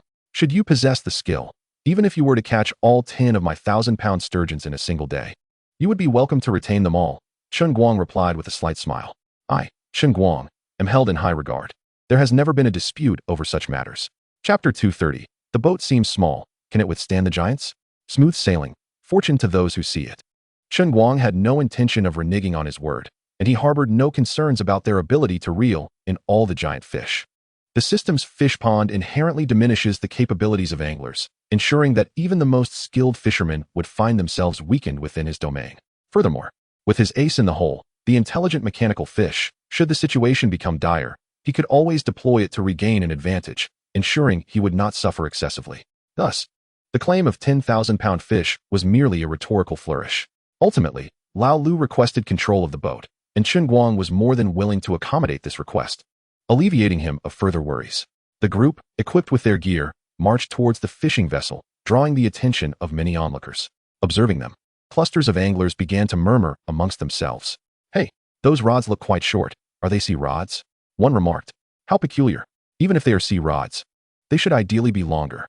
Given their appearance, it seemed they intended to charter a boat to fish in the middle of the reservoir, making shorter rods somewhat advantageous. And they were not wielding ordinary sea rods. Not ordinary sea rods. They resemble lure rods. Is there a specific reason for this choice? Indeed, there is a reason. These rods should be heavy-duty boat rods, specifically designed for targeting giant fish and ideal for use on a boat. However, they don't seem particularly suited for catching giants. Do they? Are they truly as formidable as you claim? Do not underestimate them, as they are tailored for pursuing giants. They are incredibly robust and durable. It is said that with enough endurance and skill, one can even catch 1,000-pound fish with heavy-duty boat rods. Really? This small boat rod is so impressive? So, are these individuals aiming to catch the 1,000-pound fish in the reservoir? Absolutely. They might indeed have a chance to reel in a 1,000-pounder. Should we consider purchasing a heavy-duty boat rod as well? I just saw some online for only a few hundred. What are you thinking? You expect to catch 1,000-pound fish with a rod that costs only a few hundred? True heavy-duty boat rods capable of landing giants are exceedingly expensive. Otherwise, what makes you think such a small rod could manage to catch a 1,000-pound fish? As long as one can catch a colossal fish, a somewhat higher price is, in truth, quite acceptable. After all, what could possibly be more expensive than a 1,000-pound behemoth? If one manages to reel in even a single specimen of such magnitude, one could afford an abundance of heavy-duty fishing rods. Indeed, let alone a 1,000-pound giant. Even a 200- or 300-pound fish would suffice to justify the purchase of superb heavy-duty rods. However, the crux of the matter lies in the ability to actually catch such a creature. Some anglers possess a level of rationality. They are acutely aware of their own limitations and do not harbor extravagant hopes of landing a 1,000-pound leviathan. Yet they feel that attempting to catch something weighing 100 or 200 pounds is within the realm of possibility. Nowadays, inspired by this notion, numerous individuals are contemplating the acquisition of heavy-duty fishing rods to test their luck. In comparison to the wealthy second-generation heir who used luxury cars to bait fish yesterday, the heavy-duty fishing rod is far more economical. Regardless of the principles of leverage or the efficiency of pulleys, the realization of such techniques can be exceedingly arduous. The issues that a heavy-duty fishing rod can resolve are far simpler, rendering such complexities unnecessary. Moreover, the principle of a spinning reel is quite similar to that of a pulley, serving a comparable purpose in conserving effort. Among the group of over a dozen individuals, not all are anglers. Half have come merely to observe and assist. Once aboard the vessel, one person remarked, "Old Lou, this boat seems rather small. If we truly hook a giant, I fear it may not withstand the strain." "Not to worry," Old Lou retorted with a dismissive glance at the speaker. "Though this boat isn't as large as the one I use for deep-sea fishing, it is highly improbable that a mere 1,000-pound creature could capsize it." "Old Lou, that's not what I meant," the individual clarified. "I was referring to the difficulty of bringing a 1,000-pound fish aboard. Even if we managed to get it on deck, it would be challenging to control it, and one slip could send it leaping back into the water." His point had merit. While the boat was not excessively small, accommodating over a dozen people left little space. It might be feasible to fit a 1,000-pound fish, but the onboard fish tank was utterly inadequate for such a massive creature, significantly increasing the likelihood of it escaping back into the depths. "Are you foolish?" Old Lou chided. "If we truly hook a 1,000-pound fish, we cannot simply haul it aboard. We must pull it towards the shore instead." He then added, "Such fish are most valuable when alive. We cannot risk hooking them in a manner that could kill them." In the past, when they caught giants at sea, they typically used hooks to secure the fish's body and drag it onto the boat. When dealing with particularly massive specimens, several individuals might need to simultaneously hook the fish to bring it aboard. Transporting live fish from the ocean to shore is notoriously challenging, and using a net is less reliable than employing hooks, as fish that cannot fly out of the water are generally hooked directly, alleviating concerns about them dying in the process. However, circumstances have changed. Ensuring the fish remains alive is paramount, as live freshwater giants are worth considerably more than their deceased counterparts. This is precisely why they opted to captain their own vessel. Only in this manner could they maximize the chances of preventing any escapes. If they entrusted the task to Chen Guang's crew, he could potentially sabotage their efforts, leaving them with no grounds to blame the boat operators should the fish escape. Although heavy-duty fishing rods and lure rods share similarities, once the boat reached the deepest part of the reservoir, they adhered to the rules of freshwater fishing and began to bait the area, using real bait rather than artificial lures. They had previously employed this fishing method in the open sea, albeit without the baiting step. Nevertheless, baiting proved advantageous when fishing in a reservoir, as it greatly increases the chances of a successful catch. Anchored in the center of the reservoir, the anglers busied themselves with their tasks, rendering the entire boat remarkably quiet. Time passed slowly. The primary distinction between fishing for giants and smaller fish lies in the prolonged waiting times and extended struggle once a fish is hooked. Moments of inactivity can feel particularly tedious, yet when a fish finally bites, the experience transforms into an exhilarating thrill, akin to traversing the extremes of ice and fire. Chapter 231. Let the fish swim for a while. Suddenly, the once tranquil surface of the water stirred gently, creating ripples. Observing the motion, old Lu did not hastily reel in his line, but instead fixed his gaze intently on the water, awaiting the opportune moment to begin reeling. Whoosh! At last, the moment arrived. Old Lu gently lifted the fishing rod with both hands, freeing one to deftly turn the spinning reel and commence reeling in line. After a few turns, he again elevated the rod with both hands and resumed reeling. This repetitive motion allowed him to conserve energy while preventing the hook from being pulled too forcefully, which could risk snapping the line. Naturally, there were times when the fish was unyielding, necessitating the release of a bit of line. Even the sturdiest rod and line cannot withstand excessive force without the angler succumbing to fatigue. Old Lu, you're incredible. You hooked a fish so quickly, a companion exclaimed. How does it feel? Is it large? It feels substantial, but I cannot yet determine its exact size, Old Lu replied, gently lifting the rod. This time, instead of rising, the rod bent downward under the strain. Seeing this, Old Lu promptly clicked the spinning reel to release some line, allowing him to return the rod to its previous angle. While it is said that a heavy-duty fishing rod can handle a ton, attempting to drag such weight directly could easily exceed the capacity of any rod or line. The pull of a 1,000-pound creature in water is several times more significant than its actual weight, making it nearly impossible to haul such a giant straight up. This is where the skill of angling truly comes into play, commonly referred to as the art of playing the fish. Giants must be coaxed. Only when they are exhausted is there a chance to reel them in. Old Lu, it seems this fish is indeed quite large. I fear you may be nearing your limit, another joked nearby. What do you know? If I exhaust my strength too soon, it would be nearly impossible to land a true behemoth, Old Lu replied calmly. When targeting giants, one must conserve energy until the fish truly exerts itself. If you start exerting your strength before the fish does, you'll simply watch it escape. Clearly, joining you for this fishing expedition is a wise choice. When we hook a fish, we can learn from your technique, another remarked.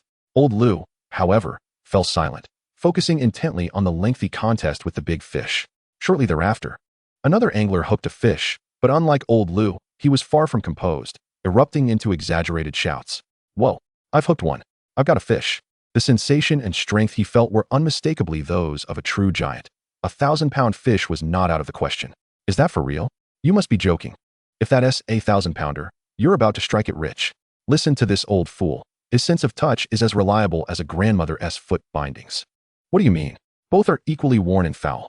Laughter erupted among the group, with one individual chiming in. Indeed, Old Lin.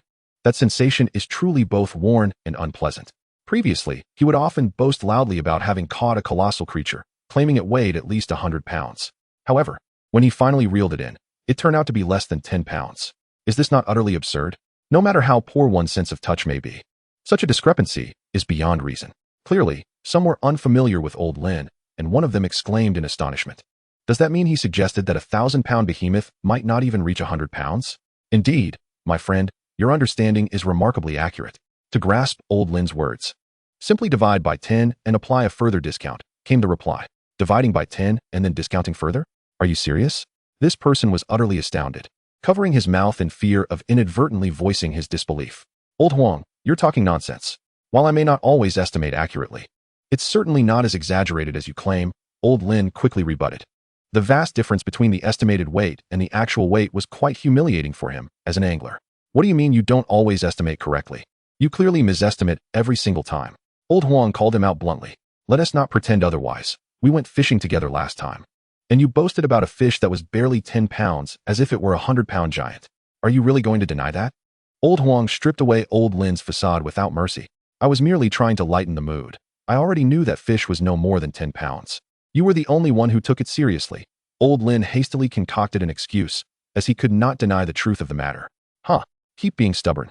Once the fish are brought in, let us see how you justify yourself. Old Huang chuckled, refraining from further argument.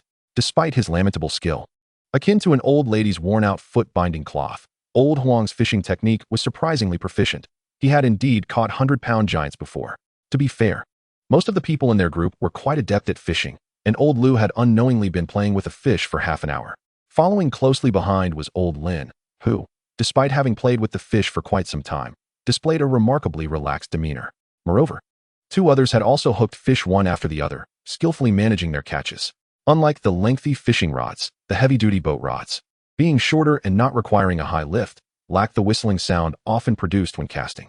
The long and slender rods, however, produced delightful sounds when a large fish was hooked, thanks to the wind's influence on the tension.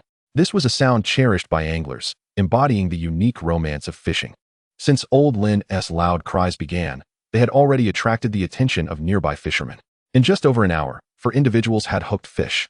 And although none had successfully landed one yet, such an achievement was impressive. The fishing skills of these individuals were indeed commendable. The first to hook a fish had done so within only half an hour, and now, an hour later, 4 had already made catches. Someone on the shore remarked. Those of us seeking giants typically wait for 1 or 2 hours, if not longer.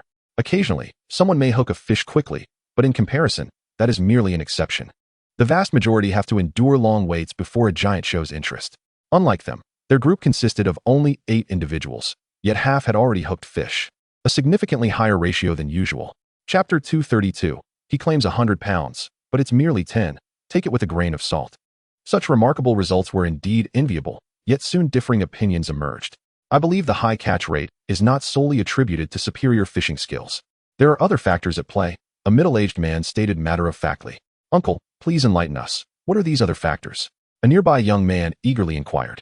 It's quite simple. Really, large fish tend to dwell in deeper waters. Naturally, the deeper areas of the reservoir harbor more giants than those near the shore. Thus, fishing from the shore cannot compete with those fishing in the reservoir's depths, the middle-aged man articulated with clarity. The young man nodded in agreement. That makes sense. Deeper waters indeed harbor more giants, increasing the likelihood of them biting. In that case, wouldn't it be advantageous for us to charter a boat to fish in the reservoir's center? Your words are more enlightening than 1,000 lectures. I feel enlightened. Starting tomorrow, I too shall charter a boat. Count me in. Upon hearing that the chances of catching giants increased with a boat in the reservoir's center, others in the vicinity began to stir with excitement. While chartering a boat for just 2 may not be cost-effective, persuading a few more people was certainly feasible. Returning to the boat, Old Lu, who had been fishing for over half an hour, was now quite fatigued. Although he had not been in direct confrontation with the giant fish for most of the time, he still had to exert considerable effort when the fish surged, as merely letting out the line would not only lengthen it, but also make it easier for the fish to escape. One must know when to loosen and when to tighten. Roar, roar, roar. The large fish surged again, prompting Old Lu to stabilize himself, his body slightly bent backward. The rod's handle pressed against his abdomen as he gripped the fishing rod tightly. At that moment, his veins bulged, his face flushed crimson, and beads of sweat trickled down his forehead. He was fully engaged in a struggle with the giant fish, leaving him no energy to reel in the line. Even if he had the energy, this was not the right moment to do so. Attempting to reel in might even snap the line. Meanwhile, the others appeared quite relaxed. Especially Old Lin, who occasionally lifted his rod and casually reeled in line, seemingly on the verge of landing a fish soon. Old Lin, your fishing seems far too effortless. And you suspect it might be a 1,000-pound giant? I wager it's hardly 100 pounds. Old Huang teased with a grin. While the notion of a 1,000-pound giant may be somewhat exaggerated, I would confidently assert that 100 pounds is certainly not an overestimate. Dividing by 10 is simply absurd. Old Lin replied with unwavering confidence. Upon hearing this, Old Huang burst into laughter. It appears my guess was correct. 100 pounds divided by 10 is essentially a certainty. I suspect this fish will barely weigh 20 or 30 pounds at most. Old Lin, once you land that fish, show Old Huang what's what. And give him a taste of his own medicine. A young man chimed in with a smile.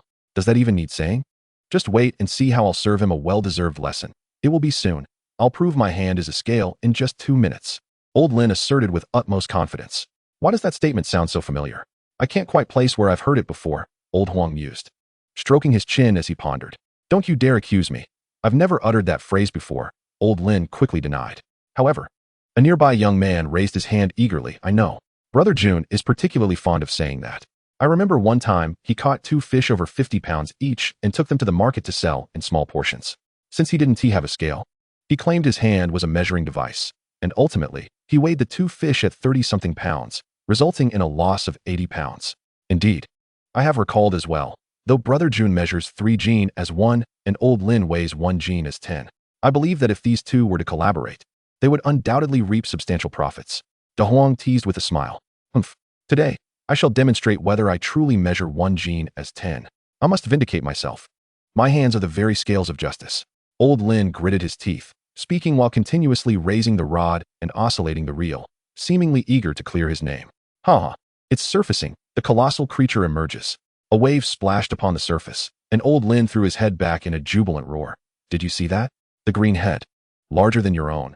This is undoubtedly an unprecedented giant catfish.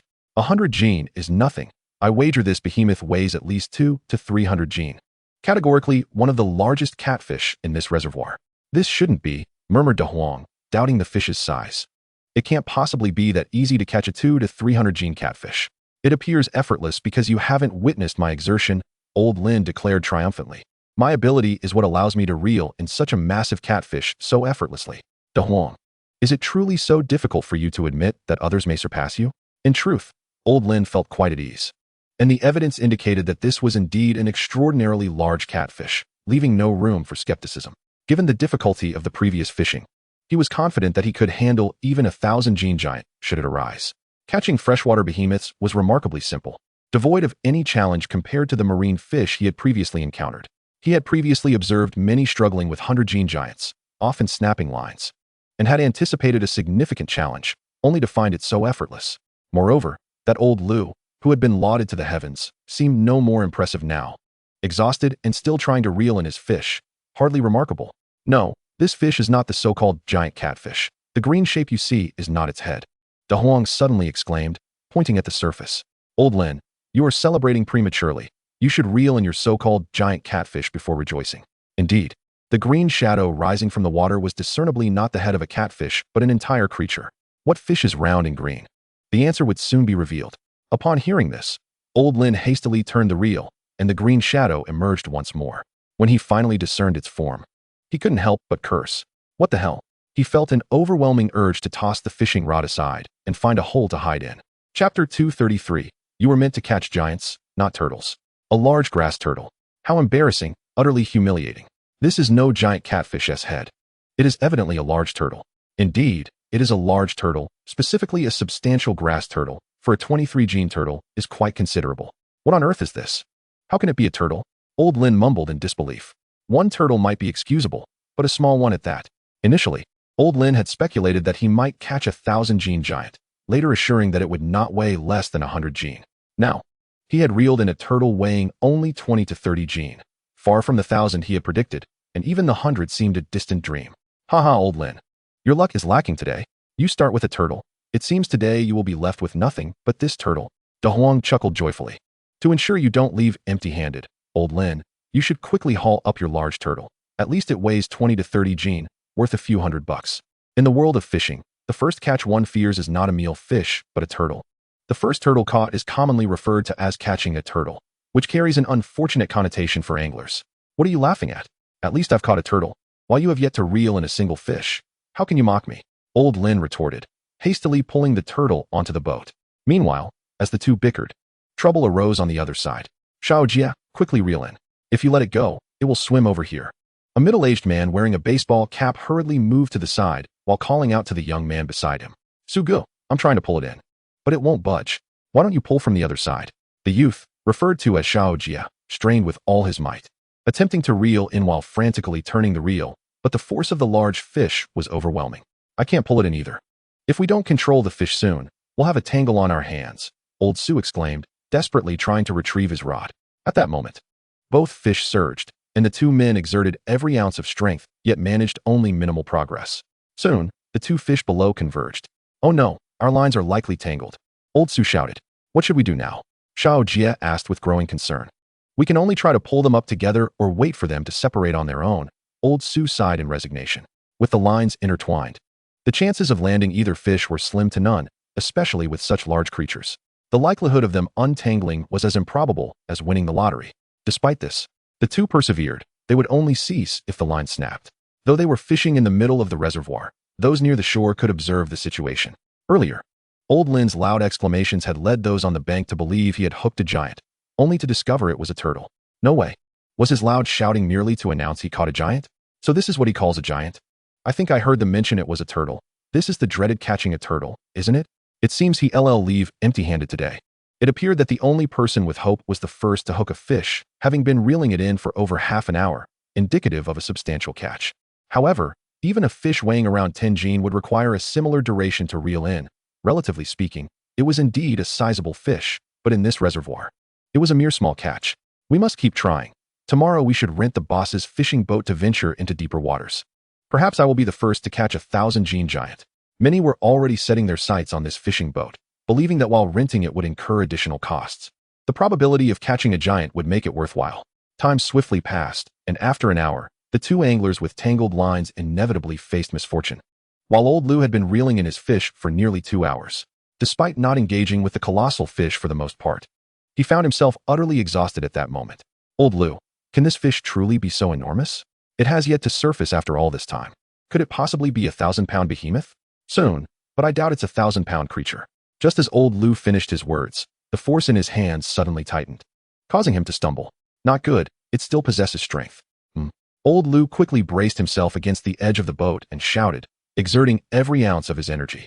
His posture leaned backward, yet his expression resembled that of a person afflicted by chronic constipation. His face flushed crimson, emitting muffled groans. A sudden wave erupted on the water's surface, revealing a dark dorsal fin that briefly broke the surface before swiftly vanishing beneath the depths. The outcome hinged on this moment. If he could stabilize his grip now, there was a significant chance he could land this gigantic creature. Indeed, after 2 hours of wrestling, it was high time to conclude this battle. However, judging by the waves, it seemed far from the weight of 1,000 pounds.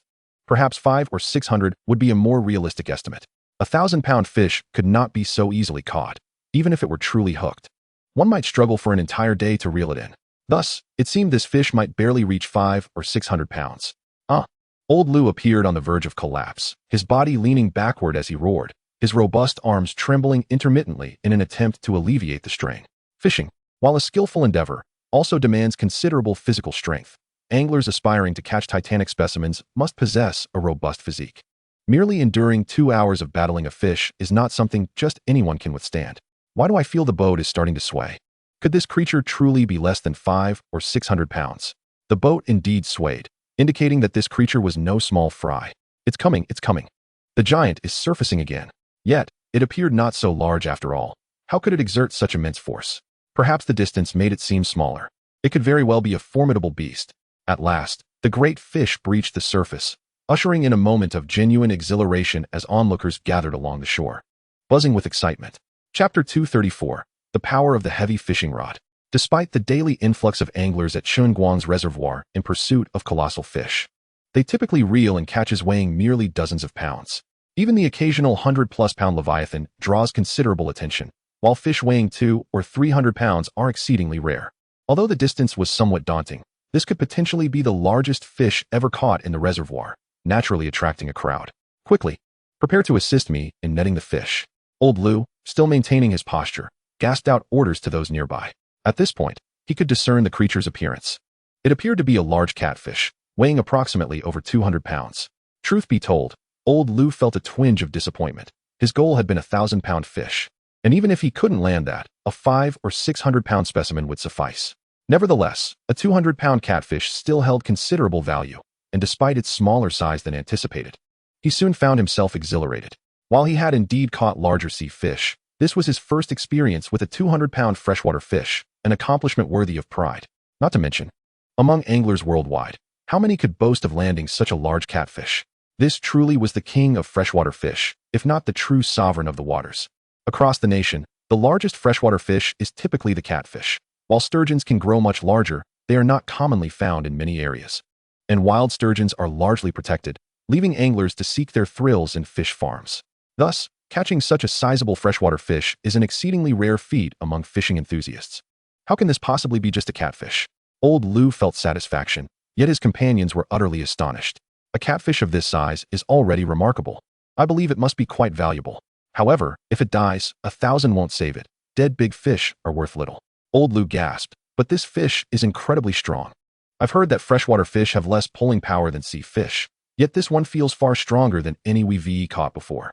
Could it be that since we rarely fish for freshwater species, we're simply unaccustomed to their strength? I doubt it. I've seen discussions online where fellow anglers claim that the fish in owner-managed ponds indeed possess greater pulling power and are much harder to catch. One person chimed in. But I've also heard that while the fish in owner-managed ponds are tougher to reel in, it's because they are significantly tastier than their market counterparts. Can you imagine the flavor of such a large catfish? Why not take it home to taste? I advise against harboring any thoughts of taking this catfish. Do you have any idea how much it's worth? To suggest bringing it home for dinner is utterly ridiculous. If he weren't currently struggling to reel in the fish, Old Lou would have relished the idea of kicking this fellow back into the water. In terms of value, this great catfish might command several hundred per pound. They could hardly afford to eat it. It's just a catfish. The market price for smaller catfish is merely a few dozen yuan per pound. If you truly wish to eat, you could buy some smaller fish from the market instead of drooling over this one worth hundreds per pound. Old Lou was correct. This hefty catfish likely weighed over 200 pounds and could fetch several thousand yuan. It would be a shame to eat it if one wanted a meal. They could visit the owner's other pond to catch some smaller fish, rumored to taste similar to larger fish. Someone nearby quickly chimed in, "You've never tasted it. So how would you know?" And I believe no one has claimed to have eaten the giant fish from the owner's pond. What basis do you have for saying their flavors are alike? Eat, eat, eat. Do you think you can afford a fish worth thousands? If he weren't still holding on, Old Lou would genuinely have wanted to kick this person into the water to wake them up. It wasn't that they couldn't afford a fish worth several thousand. It was simply unnecessary to eat such an expensive catfish.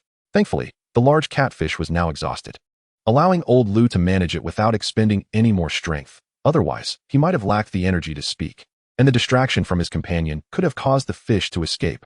The moment of truth arrived. Together, they lifted the specially designed large net to haul the hefty fish aboard the boat.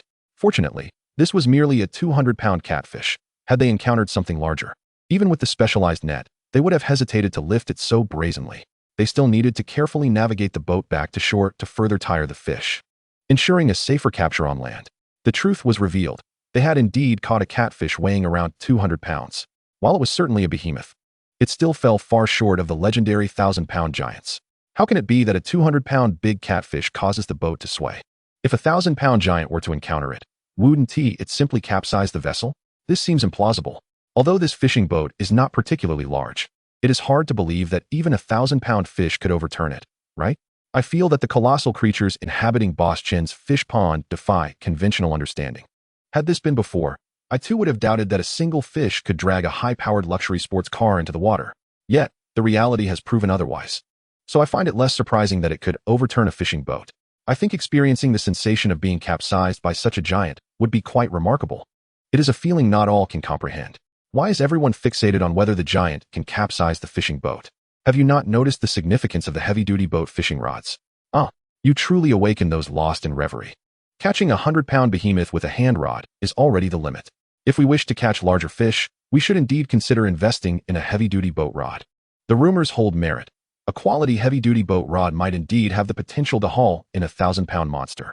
Moreover, just look at how effortlessly they reeled in that 200-pound catfish compared to us struggling with hand rods, avoiding the confusion of ineffective fishing methods others resort to. As the conversation by the shore drifted towards heavy-duty boat rods, it became clear that this is the true weapon for catching giants. The only downside is that it requires fishing from a boat, yet that same aspect serves as an advantage. After all, fishing from a boat allows one to venture into deeper waters, thus increasing the chances of catching large fish, making it both a disadvantage and an advantage. However, we have never used a heavy-duty boat rod, so it may be challenging to master. One person suddenly interjected, I hardly believe that using a heavy-duty boat rod is as simple as it seems. It undoubtedly requires a certain level of skill. Come on. I think you're overthinking it. The principles of a heavy-duty boat rod are quite similar to that of a lure rod, and I believe it won't take long to get the hang of it. One scoffed. If you haven't even dabbled in lure fishing, perhaps you should start with a lure rod to practice. That makes sense. I'll go buy one shortly to hone my skills. Yet, others disagreed. Since we're practicing for heavy-duty boat rods, why not directly acquire a boat rod for practice? Wouldn't that be more beneficial? Cheap boat rods can easily be purchased online for a few hundred. As for their quality and capability of catching giants, that is entirely outside the realm of concern. It's merely practice. Mastering the techniques is all that matters, and even if it gets damaged, there's no heartache involved. However, they kept their thoughts to themselves. What others discuss is merely for listening. Whoever takes it seriously is the one who loses. After reeling in a 200-pound catfish, the people on the boat remained silent for quite some time. While there were anglers at the giant fish pond, the nearby reservoir had even more fishermen, with workers constructing houses and restrooms adjacent to it. In recent days, this tranquil mountain village has burst into unprecedented liveliness. After finishing his morning tasks, Chen Guang spent the entire morning napping at home. Regardless of one's strength, sleep is essential. After nearly a sleepless night, he certainly needed to recuperate. By noon, a light rain began to fall from the sky, seemingly out of nowhere. The sparse raindrops, though small, caused the previously calm water's surface to ripple with countless undulations. Such light rain is inconsequential. The workers remained fervently engaged in building, and the fishermen were unlikely to be deterred by such trivial precipitation. Yinyu, as she had the previous day, arrived at the reservoir on a tricycle, fashionably attired in a JK uniform with white stockings and a bow in her hair, exuding a playful and cute charm unlike her usual style. While the fishermen may have overlooked beauty, the construction workers were captivated by her presence. As Yinyu appeared, the eyes of several workers lit up, leading to hushed whispers amongst them. Oh, the girl delivering lunch has changed. She seems even more beautiful today. Who would have thought there were so many lovely girls in this remote mountain area? Are you blind? This is clearly the same girl from yesterday, just in a different outfit. Alas, I'm quite face-blind. I truly struggle to distinguish between people when they change clothes. Hey, I advise you to refrain from such jokes. It's evident that this girl has a special relationship with Boss Chen, so tread carefully. Uff, she can't hear you, so what are you worried about? Are you afraid you'll say something that gets you into trouble? I'm not the gossipy type. I'm just warning you that you shouldn't get your hopes up about women like her. I'm not foolish. I can appreciate beauty. JK white stockings are my favorite. Even if a woman is 100 times less attractive than her, I still find it visually pleasing. Seriously, at your age? Why do you still favor such juvenile attire? I prefer black stockings and bodycon skirts. That's what a mature man should admire. How is JK white stockings childish? They embody purity and cuteness. What is wrong with liking innocent and adorable girls? Besides, I'm not that old. I'm just in my early 30s and still a bachelor. You think I don't know you? How can you say such things with a straight face? What is wrong with being honest? There's nothing shameful about that. It merely reflects my straightforward nature. You dare call yourself honest? One bystander rolled his eyes. It's true that you're over 30 and unmarried, but how can you shamelessly call yourself a bachelor? You don't gamble or drink, but you seem to frequent that place regularly. I bet most of what you've earned over the years has gone there. I'm just saying. You should start saving for a wife, so you don't end up wasting all your money there and regretting it later. Easier said than done. Do you think I don't want to? But nowadays, marrying requires a house and a car, and I have neither. Where am I supposed to find a wife? Though our work is tiring, the pay is decent. As long as you avoid those places, saving for a down payment over the years shouldn't be too difficult. Even if you start saving now, it's not too late. If I had a girlfriend or a wife, I wouldn't go to those places. But the problem is, I don't. All right, the issue has spiraled into a vicious cycle. Because he lacks a girlfriend, he spends money to solve the problem. Because he seeks to resolve it, he spends all his money, and without funds, he cannot find a girlfriend. Hence he resorts to spending again. A seemingly simple problem has become exceedingly complex. Sigh. The reason I've ended up like this is entirely due to a lack of money. One man sighed. If only I were as wealthy as that boss. I'm certain I could find such a beautiful girlfriend. I truly envy the rich. Stop dreaming. Even if you were a genuine wealthy man, a beautiful woman wouldn't give you a second glance. He chose not to elaborate further. Had it not been for the many years they had worked together, he would have refrained from uttering such words. As a mere acquaintance, he had already said more than enough. Continuing further might jeopardize their friendship, potentially transforming it into enmity. Moreover, Yinyu was already approaching on her tricycle, and the other vendors were beginning to gather, preparing to collect their meals. Regardless of age, everyone was captivated by Yinyu's attire today. Her JK uniform, while selling lunchboxes, was strikingly eye-catching. especially on such a beautiful young lady.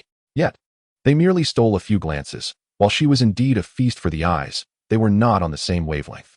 Not even a single word was exchanged. They silently picked up their meals and departed. At most, a few would glance her way from a distance while they consumed their food. Chapter 236. The greater the storm, the bigger the fish. Rain cannot deter the fisherman. The light rain persisted as Yen Yu, after distributing the lunch boxes to the vendors, began to peddle the remaining boxes around the reservoir. She had arrived on a sunny day and had not anticipated the sudden downpour. Thus, she was without any rain gear. However, having prepared so many lunch boxes, it was imperative to sell them all. Otherwise, they would have to be returned to feed the pigs. Fortunately, luck was on her side, as the rain intensified only after she had sold the last box. Although she had gotten somewhat wet, her hair and clothes dampened. She pressed on until she reached Chen Guang's small cabin. It was then that the skies erupted in thunder and lightning, the previously gentle rain now pouring down in torrents. "Xiaoyu, why are you drenched? Quick, come inside and change into some dry clothes," Chen Guang exclaimed, hastily pulling her into the room. The white shirt, initially innocuous, became nearly translucent when soaked. Such a tantalizing sight would certainly draw unwelcome attention. While Chen Guang claimed to be helping her change, he did not fetch any clothes nor step away. Instead, he gently tucked a few stray strands of hair behind her ear. His gaze, filled with an aggressive intensity, was fixed on Yen Yu.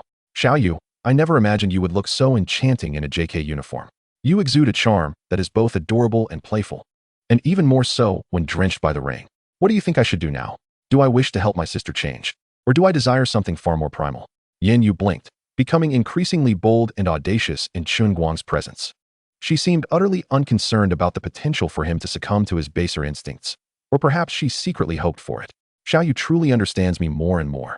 Naturally, I wish to satisfy both desires," Chen Guang replied, lifting her onto the nearby desk and gently unfastening the second button of her collar. Boom! A long, jagged bolt of lightning sliced through the sky, a terrifying sight, followed by a resounding roll of thunder echoing through the air. The rain continued to pour heavily, blurring the distant scenery, yet the fishermen remained undeterred. They donned raincoats and opened umbrellas with calm resolve. Soon, the reservoir area was adorned with an array of colorful umbrellas, serving as makeshift shelters against the rain. Originally intended for sun protection, in the minds of the fishermen, these umbrellas were merely tools to shield them from the elements. The sun was an irrelevant concern. In fact, they gauged one's proficiency as a fisherman by their skin tone. A wheatish complexion indicated a novice, while a soy sauce hue signified a true master. "Old Lu, the rain is getting heavier. Let us retreat to the cabin and wait for it to lighten up before we continue fishing," suggested one of the fishermen, caught off guard by the sudden downpour. However, Old Lu merely cast a dismissive glance. "Do you not realize that the greater the storm, the bigger the fish? This is precisely the ideal moment to catch something substantial. I cannot afford to miss such an opportunity. But there's hardly any wind or waves now," the other protested, glancing at the sky. He acknowledged the rain's intensity, but noted the absence of wind, thus no significant waves either. "Get lost, you fool. I'm speaking metaphorically, do you understand?" Old Lu was nearly exasperated, taking a few steps away to avoid further conversation. While he could not guarantee that larger fish would be caught in a storm, he was acutely aware of the high cost of fishing. They could not squander time simply because of rain. Who knew how long this downpour would last? Would they remain cooped up in the cabin indefinitely? It was merely rain, not knives falling from the sky. Even if it were, as long as one did not perish, enduring a few cuts was worth continuing the pursuit of fish. Though early summer brought some warmth, it was only in the absence of rain. Once the rain began, a chill enveloped the air, especially when clothes were soaked, amplifying the cold sensation. After a while, many fishermen could no longer endure the downpour and retreated into the cabin for respite. Despite the exorbitant fishing fees, their bodies could not withstand the relentless rain. At this point, only Old Lu remained steadfast in his resolve. It is often said that life is about seizing opportunities, but if one is unprepared, even the most fortuitous chances may slip away unnoticed. Thus, opportunities are truly reserved for those who are ready, particularly those who persist in their efforts. Old Lu's determination exemplified this principle. While everyone else sought shelter from the rain, he continued to hold his ground. Effort does not guarantee results, yet without effort, one is assured of failure. At long last, Old Lu's perseverance bore fruit, as he sensed a stir on the water's surface. Wiping the rain from his face, he focused intently, waiting until the bobber dipped beneath the water before he sharply lifted the rod. "Huh, I told you, the greater the storm, the bigger the fish." The ancients did not deceive me. As the fish was hooked, Old Lu did not rush to reel it in. Instead, he repeatedly raised the rod in a rhythmic manner, feeling certain that this fish was far larger than the previous catch. Reeling it in would be a lengthy and arduous process. The struggle with the fish offered some relief from the cold, and as he engaged in the battle, he no longer felt the chill as acutely. Previously, while waiting for a bite, old Lu had nearly frozen, his lips turning pale and his body trembling. Now, he felt considerably better. Wow, old Lu actually caught a fish. We should learn from him. We must not waste these expensive fishing fees, someone suggested from within the cabin. Indeed, it seems the rain will not cease anytime soon. If we remain idle, today's thousands in fishing fees will go to waste, another concurred. Immediately, someone echoed, look at old Lu. He has already caught his second fish. If he brings it ashore, it will be pure profit. How will others perceive us? We are all human, yet while others are reaping rewards from fishing, we remain empty-handed. Do you not feel ashamed? Chapter 237. The move to cohabit with the female village chief. These words struck a chord with the others. Indeed, we cannot remain idle while others profit from fishing. It is not due to a lack of skill on our part, but rather our laziness and inability to endure hardship. However, others do not understand this. They only see us as unsuccessful fishermen. In an instant, the occupants of the cabin seemed to be invigorated, filled with renewed determination, rushing to retrieve their fishing rods and reappearing at the edge of the boat. I was taken aback. Were these people insane? To venture out and fish in such heavy rain, utterly unprepared. Truly, they are paragons of our generation. At least they had sought refuge in the cabin for a while. One individual, however, had been steadfastly standing outside in the rain for nearly an hour. Who is it? Who has come out to fish without proper attire? Is it a man or a woman? Let me see. I must sternly chastise these individuals. Ah, it is those on the boat. As for whether they are male or female, you can discern that yourself. Someone gestured towards the boat. Come on, what do you mean by not wearing anything? They are all clad in long pants and long sleeves. At the very least, they are wearing short sleeves. The person lifted their gaze, feeling utterly deceived. If this was considered not wearing anything, what did that make them? Were they the emperor's new clothes? Hey, what are you thinking? When we say not wearing anything, we refer to raincoats or similar protective gear, not the absurd notions running through your mind. Upon hearing this, the individual felt a bit embarrassed. Realizing that they were fishermen, not paparazzi, they had no interest in the sensationalism of gossip. Their true concern lay solely with fishing. I noticed that the person who had remained outside during the rain suddenly hooked a fish, prompting everyone to swarm out of the cabin again. Did he catch another one? Wasn't he the one who pulled in a massive catfish weighing over 200 pounds earlier? Just imagine how large this one must be. I suspect it is another large catfish, perhaps comparable to the last. I believe it must be even bigger, considering that the greater the storm, the larger the fish. In such weather, it is unlikely to be anything small. Moreover, I noticed his evident excitement. This must be an unprecedented giant. Not so. From such a distance, you can still see his excitement. Your eyesight is remarkably keen. Ah, but that is not the crux of the matter. The essential truth is that this is undoubtedly a colossal catch. In truth, fish are more reluctant to bite in the rain, which leads them to believe that once a fish does bite, it must be a substantial one. Yet, this pond is known for its giants, aside from the bait fish. It is teeming with large specimens. Thus, the belief that any bite signifies a big fish holds water. The harder one works, the luckier one becomes. For those who give up halfway, it seems the heavens are unwilling to assist them. Before long, half an hour had elapsed. And aside from old Lu still engaged in the battle with his fish, the others remained stagnant, their fishing rods cast into the water, yielding no movement. The rain continued to fall steadily, unchanging in intensity, gentle and stable, as if an immense rain machine were at work above them. Another half hour passed, and the rain began to show signs of abating. By now, old Lu had been playing his fish for an hour, yet the prospect of landing it still seemed distant. Not only had he failed to reel it in, but he had also let out more line. When the rain finally ceased, half an hour later, Yinyu hastily hopped onto her tricycle and sped home. Thankfully, the rain had finally stopped. Had it continued, she feared she might not see the sun again the following day. After the rain, the sky remained overcast, suggesting that another downpour might be imminent. Due to the heavy rain, the construction workers had returned home, leaving the area around the reservoir notably tranquil, with even the distant shouts of fishermen ringing out clearly. Since it was not yet time to stroll around the reservoir, Chen Guang took the opportunity, with the rain paused, to ride his electric bike around the vicinity. That individual had been battling a fish for nearly 2 hours, with no sign of yielding, and I had a premonition that this must be a supergiant. Perhaps even a 1,000-pound marvel. Such a possibility indeed existed. At this rate, I sensed that even another 2 hours might not suffice to bring the fish ashore. Surely not. That would total 4 hours. After such a lengthy struggle, the fish should be exhausted. The person must be completely worn out by now.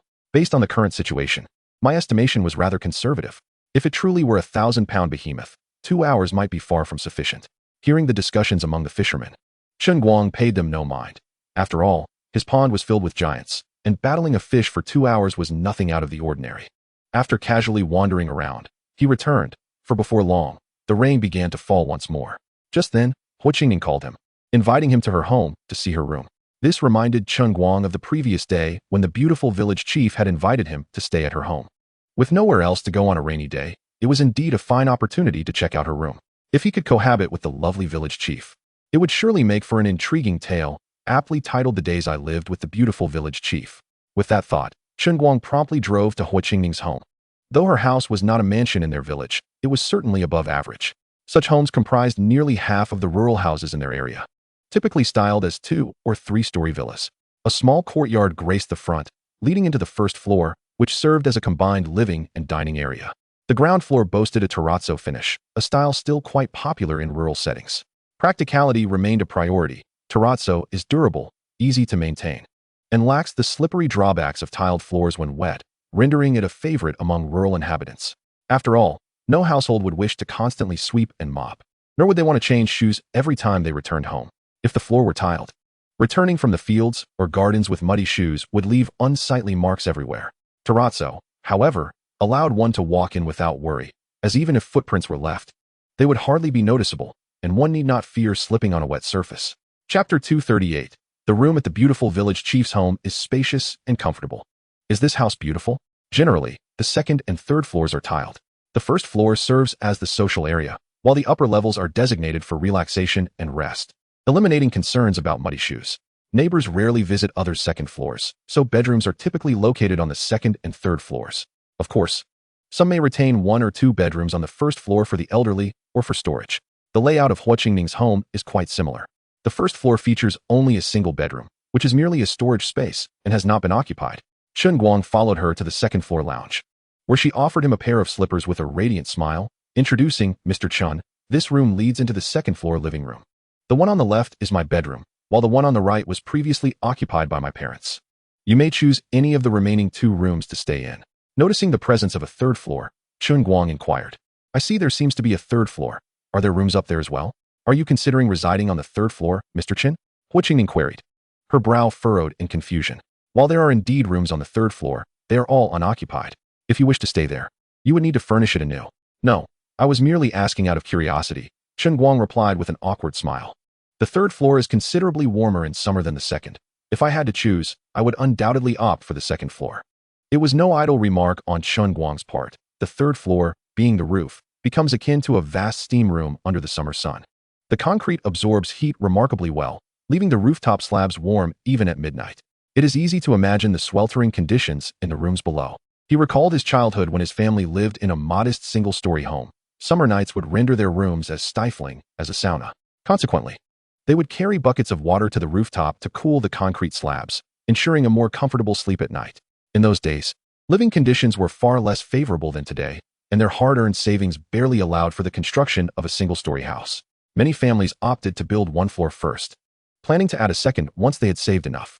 The idea of air conditioning was a distant dream. A simple pedestal fan was considered a luxury, and at times of unbearable heat, they would even sleep on the roof, gazing at the stars and listening to the distant croaking of frogs from the fields, finding a sweet slumber despite the occasional chill of the morning dew.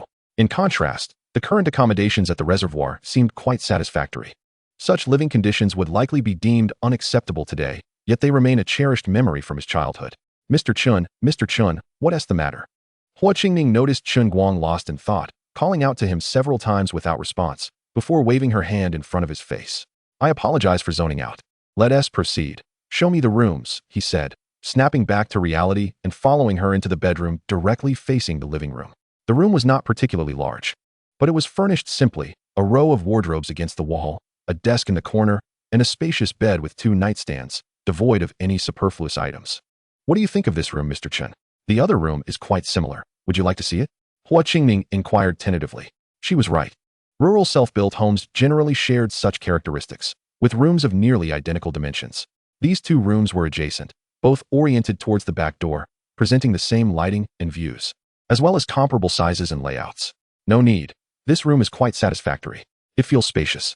And having a desk and such a large wardrobe is far more comfortable than the rooms in the city, and certainly superior to my accommodations at the reservoir. Chen Guang responded promptly. Given that the rooms were essentially identical, there seemed little point in deliberation. This was indeed true. Urban properties are highly coveted, while land in their village is abundant, allowing for more spacious homes. Hua Qingming was not being modest. Her statement reflected reality. In the countryside, land is inexpensive, and constructing a slightly larger house does not incur significant costs, making rural homes generally more spacious than their urban counterparts. By the way, Mr. Chen, when do you plan to move in? If you intend to do so tonight, I can prepare the bed for you right away, Hua Qingming suggested, her gaze slightly shy as she glanced at him. After all, the room had been unoccupied for quite some time, and the bedding would definitely need to be freshened up. However, the room appeared quite clean, likely due to Hua Qingming's prior tidying, or perhaps she often maintained such uninhabited spaces. Sure, I appreciate your help, Village Chief Hua. Chen Guang replied with a smile. However, since we'll be living together, you needn't call me Mr. Chen, just use my name. Upon hearing the term living together, Hua Qingming's face flushed a deep crimson, yet she refrained from correcting his phrasing, instead smiling and saying, all right, then you needn't call me Village Chief Hua either. Just refer to me as Qingming. Very well, Qingming. I will rely on you to take care of me during this period, Chen Guang said, feeling quite at ease. As though moving into the home of an old friend, even omitting any mention of money, fearing that doing so might disrupt the amicable atmosphere. Hua Qingming, far from being offended by his casual demeanor, appeared rather pleased. She quickly fetched a mattress and sheets, diligently beginning to make the bed. It is often said that men are most attractive when they are focused on their work, and the same can certainly be said of women. Today, Hua Qingming wore a pair of silky long pants paired with a low-waisted short-sleeve top. The snug fit of the pants accentuated her long, slender legs and rounded form, rendering her figure exquisitely appealing. In the eyes of men, a woman's beauty is not solely defined by her face, regardless of how stunning she may be. If her figure is mediocre, she is merely an average beauty. Conversely, a woman with long, shapely legs and a well-proportioned silhouette will often outshine even those with more conventionally attractive faces. After all, a face is merely for gazing upon, while other attributes are far more practical. As the saying goes, all women, regardless of beauty, are fundamentally the same once the lights are off. However, a woman's figure remains distinct, even in the dark, which perhaps explains why men often prioritize physique. Chapter 239. Qingming, how can you carelessly discard such a lovely outfit? What about the village chief's figure? Ironically, it is not skirts that best showcase a woman's shape, but rather trousers. A woman who looks good in pants undoubtedly possesses an admirable figure, while one who looks good in a skirt may not necessarily have the same advantage. Hua Qingming, indeed, is one of those women who looks particularly stunning in trousers. Her long, straight legs, encased in silky fabric, appear even more elongated. And while her rounded hips may not be overly large, they complement her figure perfectly, slender without being too thin, and ample without being excessive. What truly catches the eye is the lightweight material of the silky pants, which not only subtly reveals her shape, but also hints at the color beneath.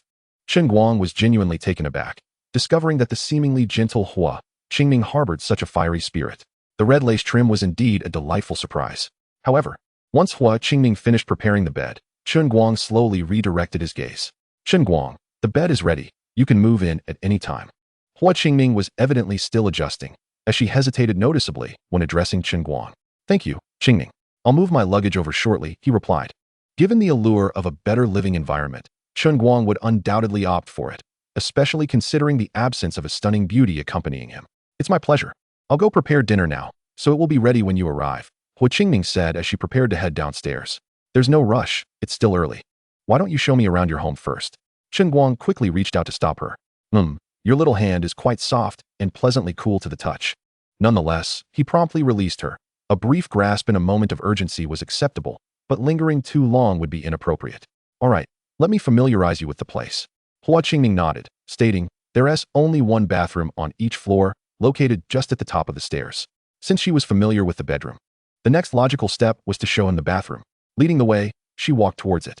Indeed, rural bathrooms are often significantly more spacious than those in urban apartments. However, she had forgotten one crucial detail. Upon returning from the rain, she had showered and changed into fresh clothes, leaving her damp attire haphazardly draped over the storage rack. Notably, a red undergarment was half on the rack and half suspended in the air, making it particularly conspicuous. By the time she realized this, it was too late.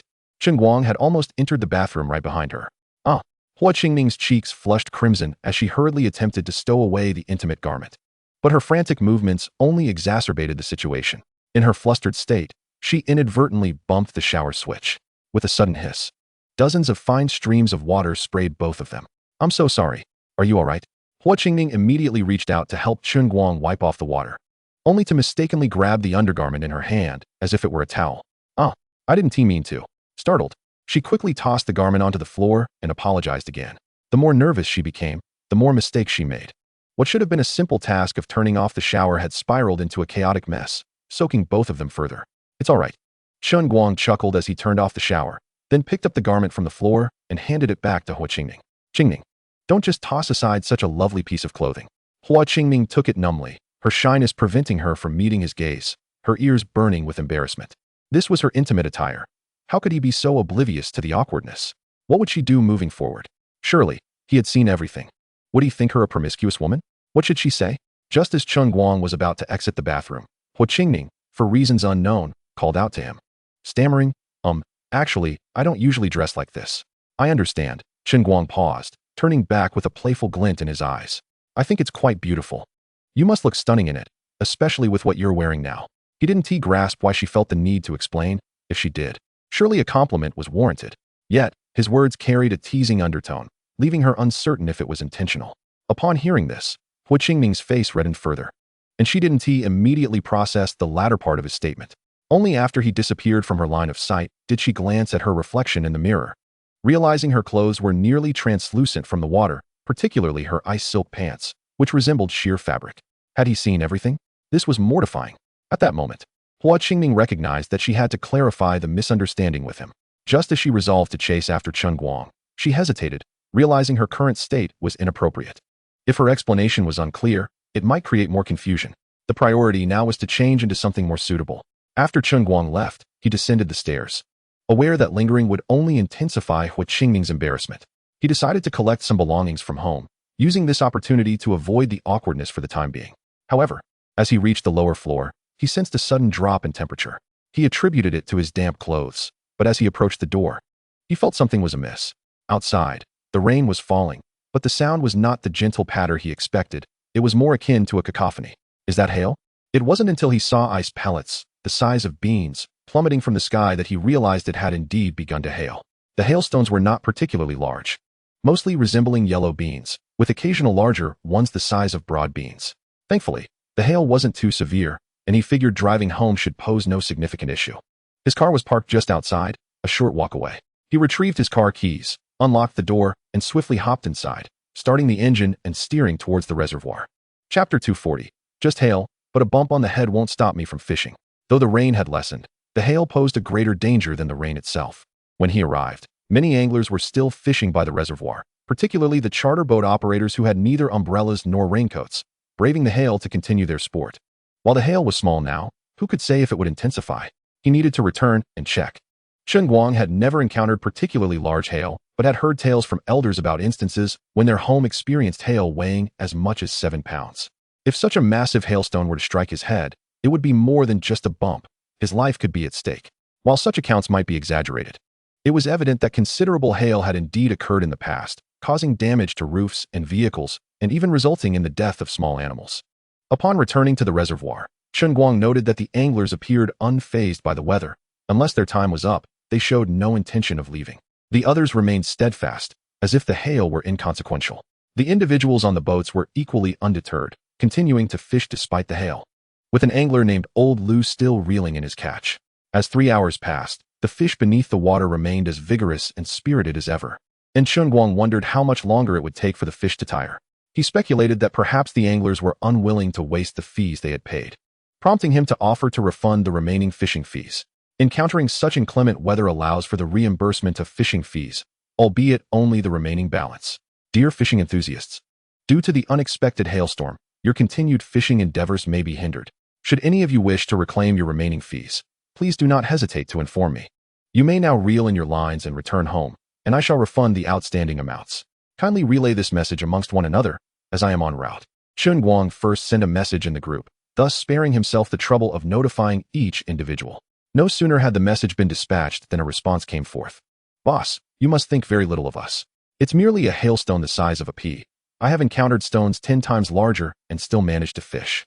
What does this little hail matter? Indeed, if one were to flee at the sight of such trifling hail, could they still call themselves anglers? In the eyes of seasoned fishermen, the notion of refunding fishing fees is absurd, save for a cataclysmic event. Rest assured, boss, this minor hail poses no concern for us. Have you not seen those aboard the boat, unprotected and yet undeterred, even risking their heads to continue fishing? Despite the resolute intent of those responding to persist in their fishing, Chen Guang drove slowly around the reservoir. As they remarked, the hail was not particularly formidable. Sheltered beneath umbrellas, it hardly struck their heads. Yet, they could not represent everyone. Perhaps some were less tolerant of the discomfort. Ouch! This hail seems to be growing larger. It is beginning to ache my head. You are truly being dramatic. This hail is still smaller than a fingernail. Even if it were to strike your head, it would be inconsequential. You speak so cavalierly. You are wearing a hat. Naturally, you aren't scathed. If you truly believe being struck by hail is painless, then lend me your hat. Originally, sharing a hat would not have been an issue, but this particular hat was a gift from my girlfriend, and thus I cannot part with it lightly. Come on, if you are seeking excuses, at least choose a credible one. Where would a single man like you find a girlfriend? Those aboard the vessel were without umbrellas or raincoats, and while some donned hats to mitigate the impact, those without were left to endure the relentless barrage of hail. Though the hailstones were small, the continuous pelting was enough to cause some discomfort. Had they worn raincoats or hats, the experience would have been markedly different. A hat could have provided a buffer, rendering the hail's impact negligible, perhaps even akin to a gentle massage. As soon as this thought crossed his mind, a larger hailstone struck him squarely on the head. Ouch! How is it that this hail seems to be increasing in size? That truly hurt. A hailstone the size of a quail egg fell upon his head and subsequently landed on the deck, appearing all the more glaring and ironic. Huh, you are truly unfortunate. Of all the hailstones, the largest has chosen to land upon your head. Perhaps you neglected to wash your hands before leaving home today? Damn it, this wretched weather seems intent on tormenting me. It is as if it delights in bullying the innocent. No sooner had he spoken than another cry of pain escaped his lips. I cannot breathe from laughter. I am utterly amused. Since the onset of the hail, only 2 stones of such size have fallen, and both have struck you.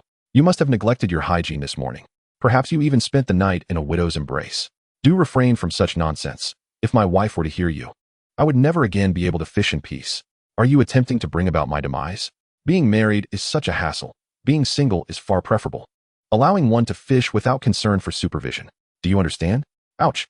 Though the hail had not increased in size, it certainly appeared that way, and occasionally a slightly larger stone descended, seemingly guided by fate to strike the unfortunate soul without a hat. At this moment, not only did the earlier individual find humor in the situation, but the rest aboard the vessel could not suppress their laughter either.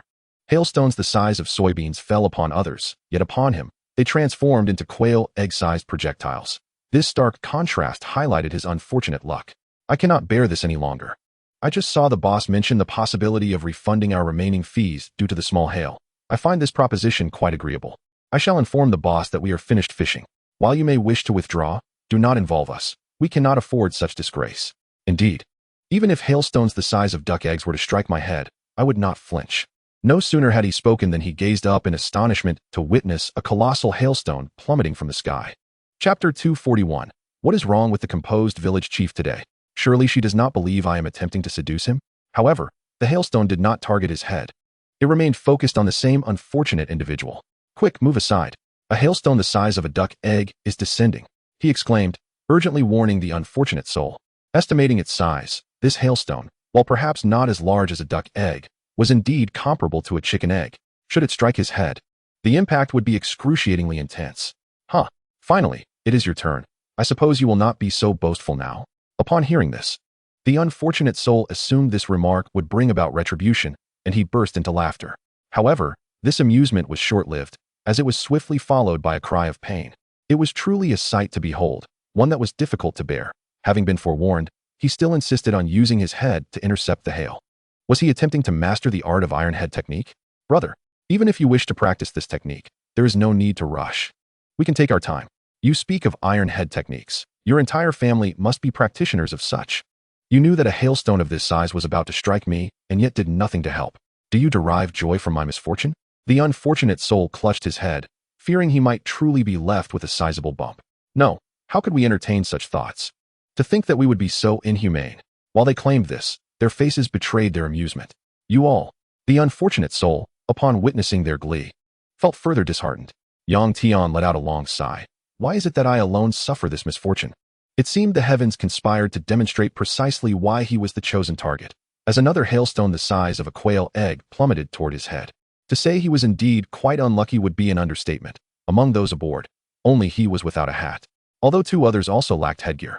The larger hailstones consistently targeted him, while the rest faced only the minor discomfort of smaller stones. Given such misfortune, he found it impossible to concentrate on fishing. Yet, departing was not an option. The old route was still occupied by fish, and thus the boat could not leave. The others showed no intent to depart either. Should he wish to leave, his only option would be to leap into the water and swim back to shore. To leap from the boat and swim home in full view of everyone would be utterly humiliating.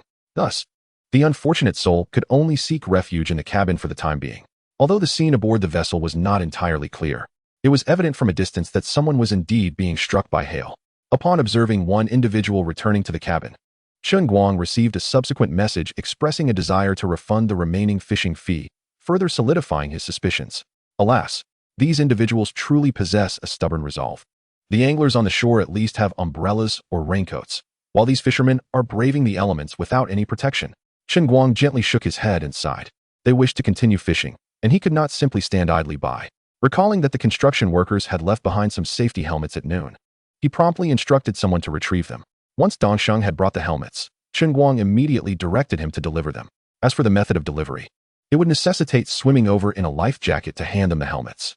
While they may disregard their own safety, Chen Guang felt compelled to contribute to their well-being. As for anything beyond that, he could only lament his inability to assist further. Although dusk was approaching, and many had already departed from the vast fishing grounds, there remained over 100 individuals still casting their lines. However, only a mere 3 sought Chen Guang to refund their fishing fees, while the others continued to fervently fish, as if to validate the adage that greater storms yield larger catches. In truth, most had little time left, merely wishing to maximize their final moments on the water. Upon returning home and waiting a while, although the hail had not ceased, it seemed to be diminishing. Chen Guang felt reassured, sending someone to catch a few fish, and then simply packed some toiletries and a couple of changes of clothing before getting back into the car, heading directly towards Hua Qingming's residence.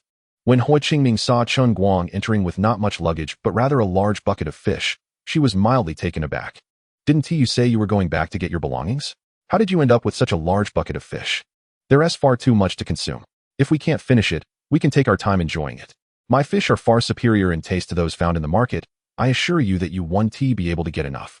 Chen Guang replied with a playful smile. Qingming, you're not turning your nose up at this fish, are you? No. Hua Qingming quickly waved her hands, approaching Chen Guang. Let me help you carry it. However, whether due to nerves or the slippery hail, as she took a few steps, her foot slipped, and she stumbled towards Chen Guang. Ah! Hua Qingming exclaimed in fright, intending to assist but inadvertently making a fool of herself in front of Chen Guang once more. She was perplexed. She considered herself a composed woman, yet today, she found herself repeatedly embarrassed in Chen Guang's presence. Fortunately, Chen Guang reacted swiftly, and given the short distance between them, he quickly set the bucket down and stepped forward, catching her just before she fell. Qingming, are you all right? He asked softly. Did you hurt your foot? It was only then that Hua Qingming regained her composure, hastily stepping back and standing upright. I'm fine, thank you so much, she replied. Her head lowered, her cheeks slightly flushed. For reasons unbeknownst to her, she felt a twinge of guilt, as if her earlier stumble had been a deliberate attempt to fall into Chen Guang's embrace, perhaps influenced by the earlier incident. She couldn't shake the feeling that everything seemed far too coincidental. The memory of Chen Guang supporting her, his hand inadvertently resting near her chest, made her face burn even hotter. Since you're all right, let us hurry inside.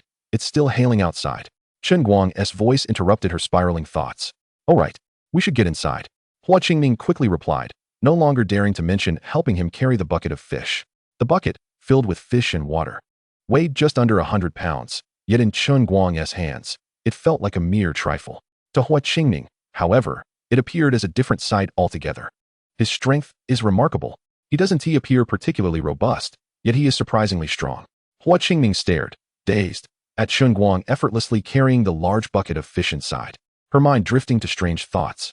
Yet, she soon realized that such musings were inappropriate. Ugh, what are you thinking, Hua Qingming? She was aware that these thoughts were misguided.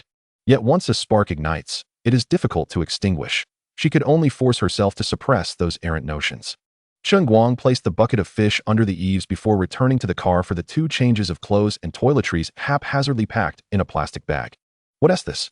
Hua Qingning inquired curiously about the black plastic bag. These are my change of clothes, Chen Guang stated, treating her as family, handing her the bag. Qingning, could you please take these to the room? I'll handle the fish. Tonight, you shall indulge in the exquisite flavors of the finest river delicacies. Let me handle the fish. You're a guest. How can I let you do the work? Hua Qingning quickly returned the plastic bag to Chen Guang. Preparing to fetch kitchen tools. Qingning, I insist on handling the fish. After all, these are not ordinary fish, Chen Guang urged her, stopping her. Moreover, I promised to stay at your home, treating you as family. There is no distinction between host and guest among family. Do you mean to say that you don't consider me family? And no, that is not what I meant. Hua Qingning stammered, her mind momentarily clouded by the implications of his words. How did we become family? Was he confessing his feelings for her? The usually composed and decisive woman felt transformed into a bashful girl experiencing her first fluttering emotions, both shy and anxious, with a hint of trepidation. Unaware of her internal turmoil, Chen Guang continued, moving confidently into the kitchen to fetch a cutting board and knife. The exquisite river delicacy he referred to was indeed the fugu, and the pufferfish he raised using spring water was notably more delectable than others. Hua Qingning merely paused for a moment before promptly taking the black plastic bag to the room on the 2nd floor. When she returned downstairs, she found Chen Guang preparing to process a pufferfish. Is that a pufferfish? Hua Qingning exclaimed in astonishment, rushing to Chen Guang's side. You can prepare pufferfish? I've heard they are incredibly delicious, yet few dare to eat them due to the potent toxins. Aren't you afraid of poisoning yourself if you don't prepare it correctly? Indeed, many were unaware that farmed pufferfish were devoid of toxins, so to Hua Qingning. Pufferfish remained synonymous with danger, a delicacy only the most skilled chefs dared to prepare. In truth, even those aware of the safety of farmed pufferfish might still hesitate to try them, as distinguishing between farmed and wild specimens was often beyond their knowledge. Who could tell whether the fish they were eating was wild or farmed? Strangely enough, while people generally express concern about purchasing farmed products when it comes to wild delicacies, the situation with pufferfish seems to have reversed, as they now worry about whether they might be getting a wild catch. Indeed, improper handling of pufferfish can easily lead to poisoning. However, I assure you, Qingning, the pufferfish I have prepared will not pose any such risk. Chen Guang did not explicitly state that his pufferfish was farmed and, consequently, devoid of toxins, thus alleviating any fears of poisoning. I can't dare to eat it, Qingning exclaimed, her voice laced with trepidation. It would be far too reckless to gamble with my life for a taste. Perhaps we should opt for another type of fish instead. Oh, I was merely jesting. Chen Guang chuckled, his eyes twinkling as he explained, this pufferfish is indeed farmed, and it is inherently non-toxic. So you needn't worry about any danger in indulging. Moreover, this particular pufferfish is one that I have raised myself, renowned for its superior freshness compared to those cultivated elsewhere.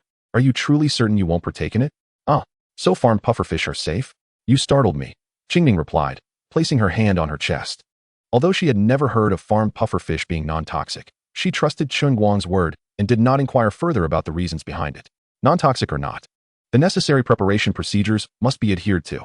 Chen Guang meticulously removed all the red-tinted areas from the pufferfish before soaking the clean flesh in fresh water to expel any residual blood.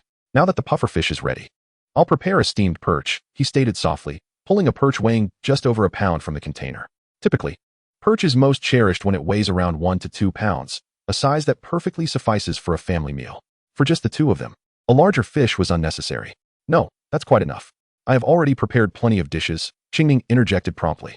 She had already cut several ingredients and was merely waiting to commence cooking. Not to worry. A couple of additional dishes can easily be balanced out with a bit less rice, Chen Guang replied with a gentle smile. Besides, steamed perch pairs beautifully with rice.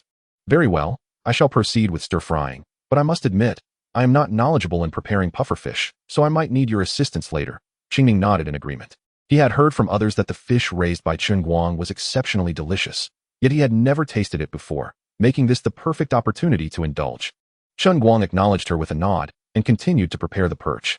In their region, perch is generally prepared by braising or steaming, but Chen Guang preferred steaming as it accentuated the fish's tender and delicate flavor.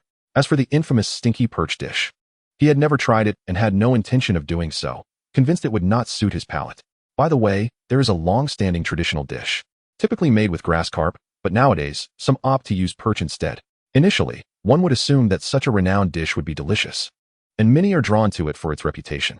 However, after tasting, they often fall silent, with numerous complaints regarding its unpalatable nature. Of course, this may be attributed to differing culinary preferences. While some find it exceedingly unappetizing, others delight in its flavors. For instance, the herb folded ear root is considered a delicacy by some, while others find it nearly inedible. Thus, Chen Guang resolved never to challenge that particular dish. Chapter 243. Gastronomy is an irresistible temptation for all. Qingning quickly sautéed a few homestyle dishes, leaving the puffer fish to Chen Guang, who was quite familiar with its preparation by now. In truth, the method was simple and resembled that of making crucian carp soup. However, for crucian carp, one must fry the whole fish until golden on both sides, whereas for puffer fish, only the liver requires frying until golden and the flesh is lightly seared, with the skin requiring no cooking at all. Once finished, one simply pours in boiling water until the soup turns a milky white. It is essential to use boiling water, as this ensures the broth appears thicker and tastes more exquisite. Wow, it smells divine. I never anticipated you were such a skilled cook. This looks absolutely delightful, Qingning exclaimed, her eyes sparkling with anticipation as the pufferfish dish was presented at the table. Indeed, to win a woman's heart, one must first capture her stomach. Chen Guang remarked with a subtle smile, serving her a bowl of soup. Here, do taste and see how it fares. Thank you, Qingning replied gratefully, accepting the bowl and sipping the soup. Her face lit up with astonishment as she exclaimed, "Wow, how incredibly fresh. It's practically bursting with flavor. No wonder some would risk poisoning just for a taste.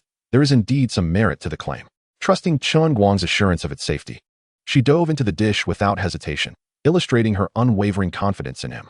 "Enjoy it, and feel free to indulge," Chen Guang encouraged, adding a piece of perch to her bowl. "You must try the perch from my fishery. It surpasses any you've had before.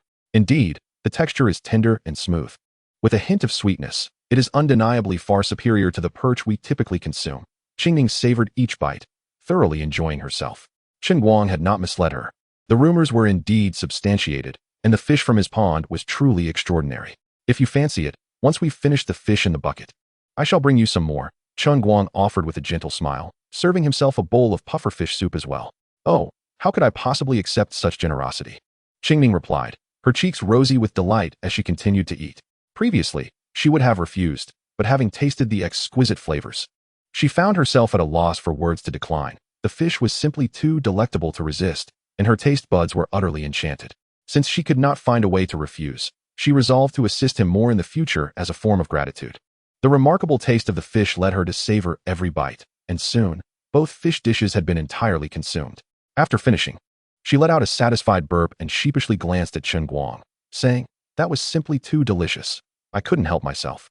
Feeling a twinge of regret for her lack of decorum, she worried about having appeared uncouth in front of him, wondering if he thought her behavior was unrefined. Not at all. Fine cuisine deserves to be enjoyed heartily.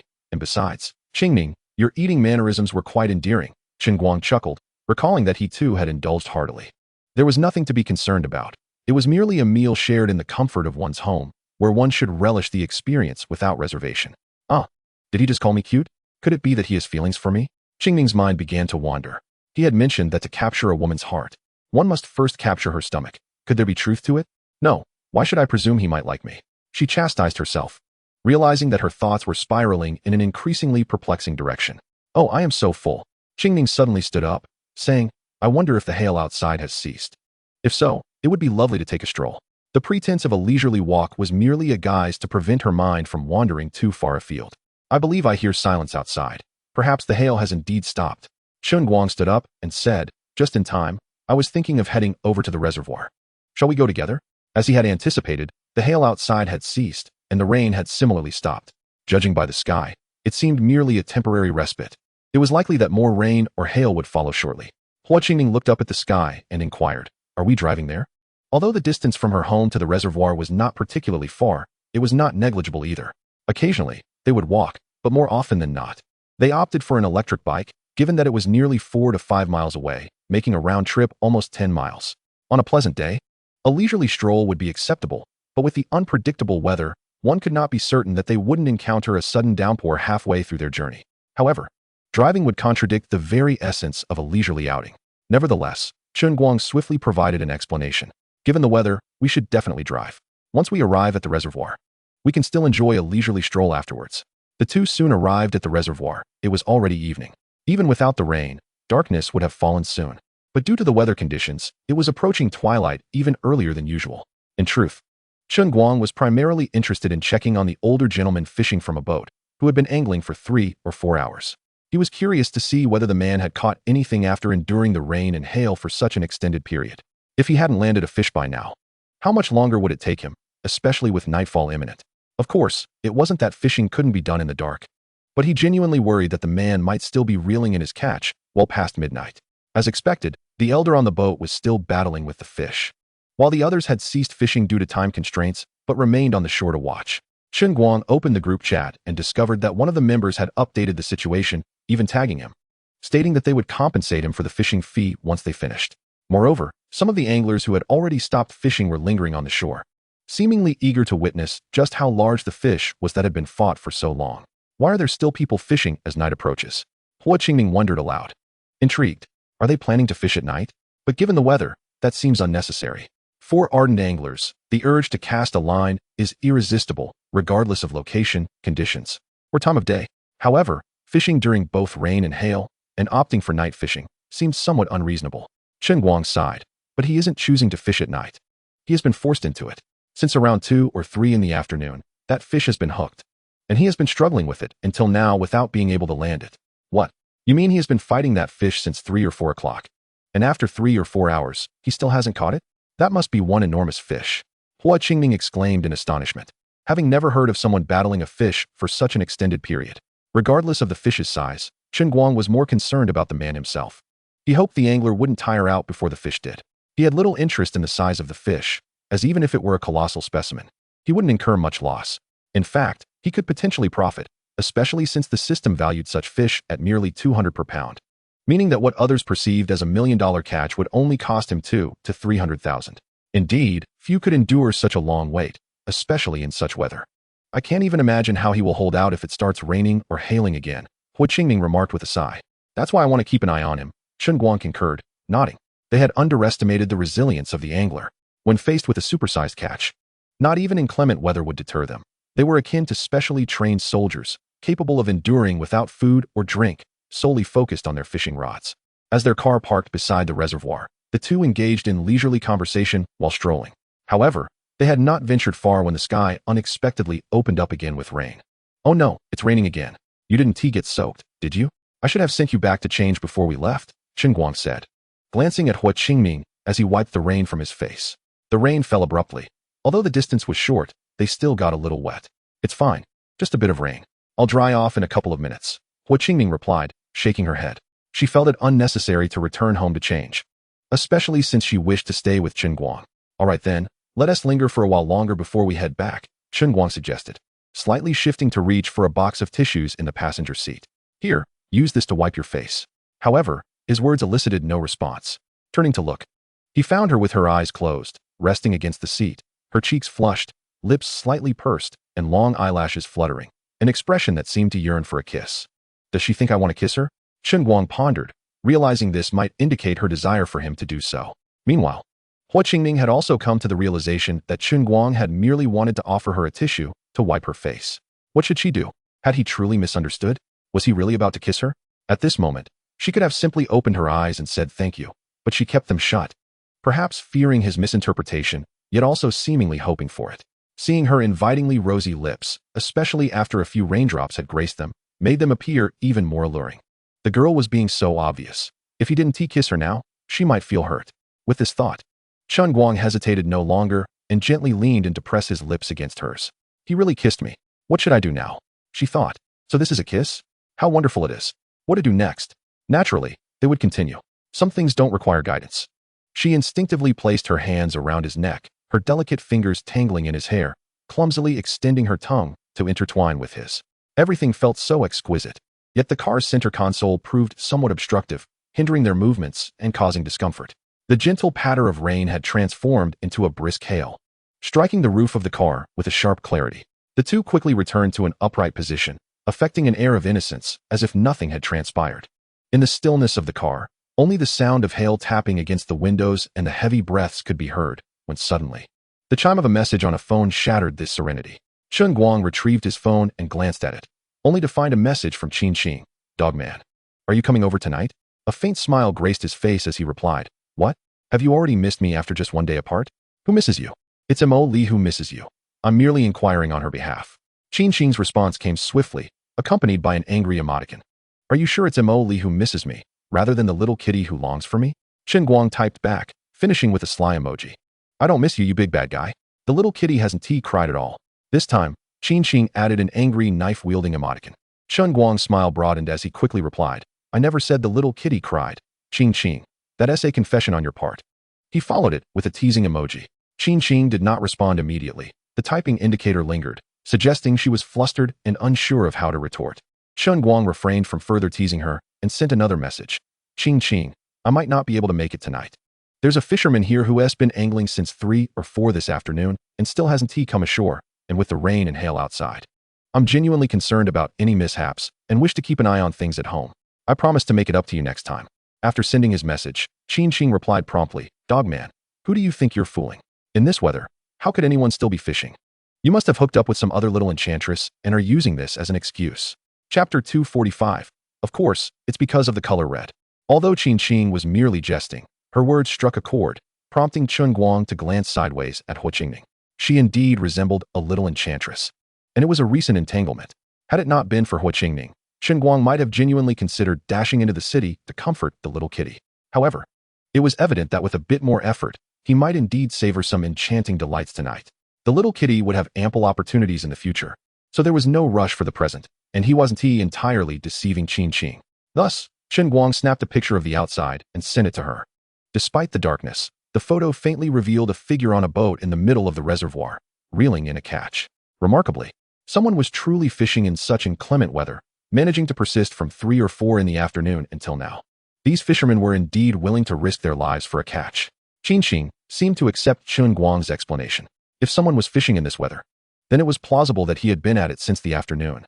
And the only viable explanation for the prolonged struggle without a catch was that the fisherman was determined to land a big one. You wouldn't understand if you're not a true fisherman. When faced with a formidable catch, as long as it hasn't escaped, one will persevere. Even if the heavens unleash their fury, Chen Guang mused. In truth, he was not a genuine fisherman himself. Had it been him, he certainly wouldn't have endured for so long. As for whether the fisherman could continue, that remained uncertain. At the very least, the length of his perseverance left Chen Guang feeling somewhat inferior. Hee, just make sure you stay safe while watching. Don't let the hail bash your head in. I'm in the car. I won't be hit, so you needn't worry about my handsome face turning into a pig's head. I think it should be you who turns into a pig's head." Watching Chen Guang chat with a mischievous grin, Hua Qingning couldn't help but inquire, "Are you chatting with your girlfriend?" The moment she uttered it, she regretted her words. If Chen Guang were indeed conversing with his girlfriend, what would that make their earlier interactions? "No, it's just a casual chat with a friend," he promptly denied, though his words weren't entirely false. Their connection was real, albeit undefined. If one were to label her as a girlfriend, he had many such relationships. Having nearly concluded his conversation with Qin Qing, he placed his phone back in his pocket. "By the way, Qingning, the front seat isn't very comfortable. How about we move to the back?" Chen Guang proposed, both to shift the topic and to subtly gauge Hua Qingning's reaction. The claim of discomfort was merely a ruse.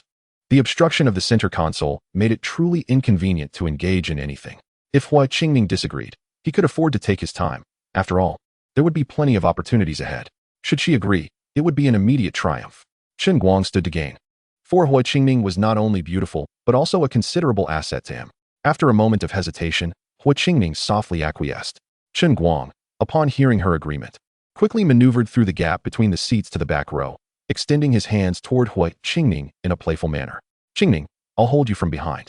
Though Hua Qingning felt a mix of shyness and indignation, she mirrored Chen Guang's earlier movement, crawling towards the back seat.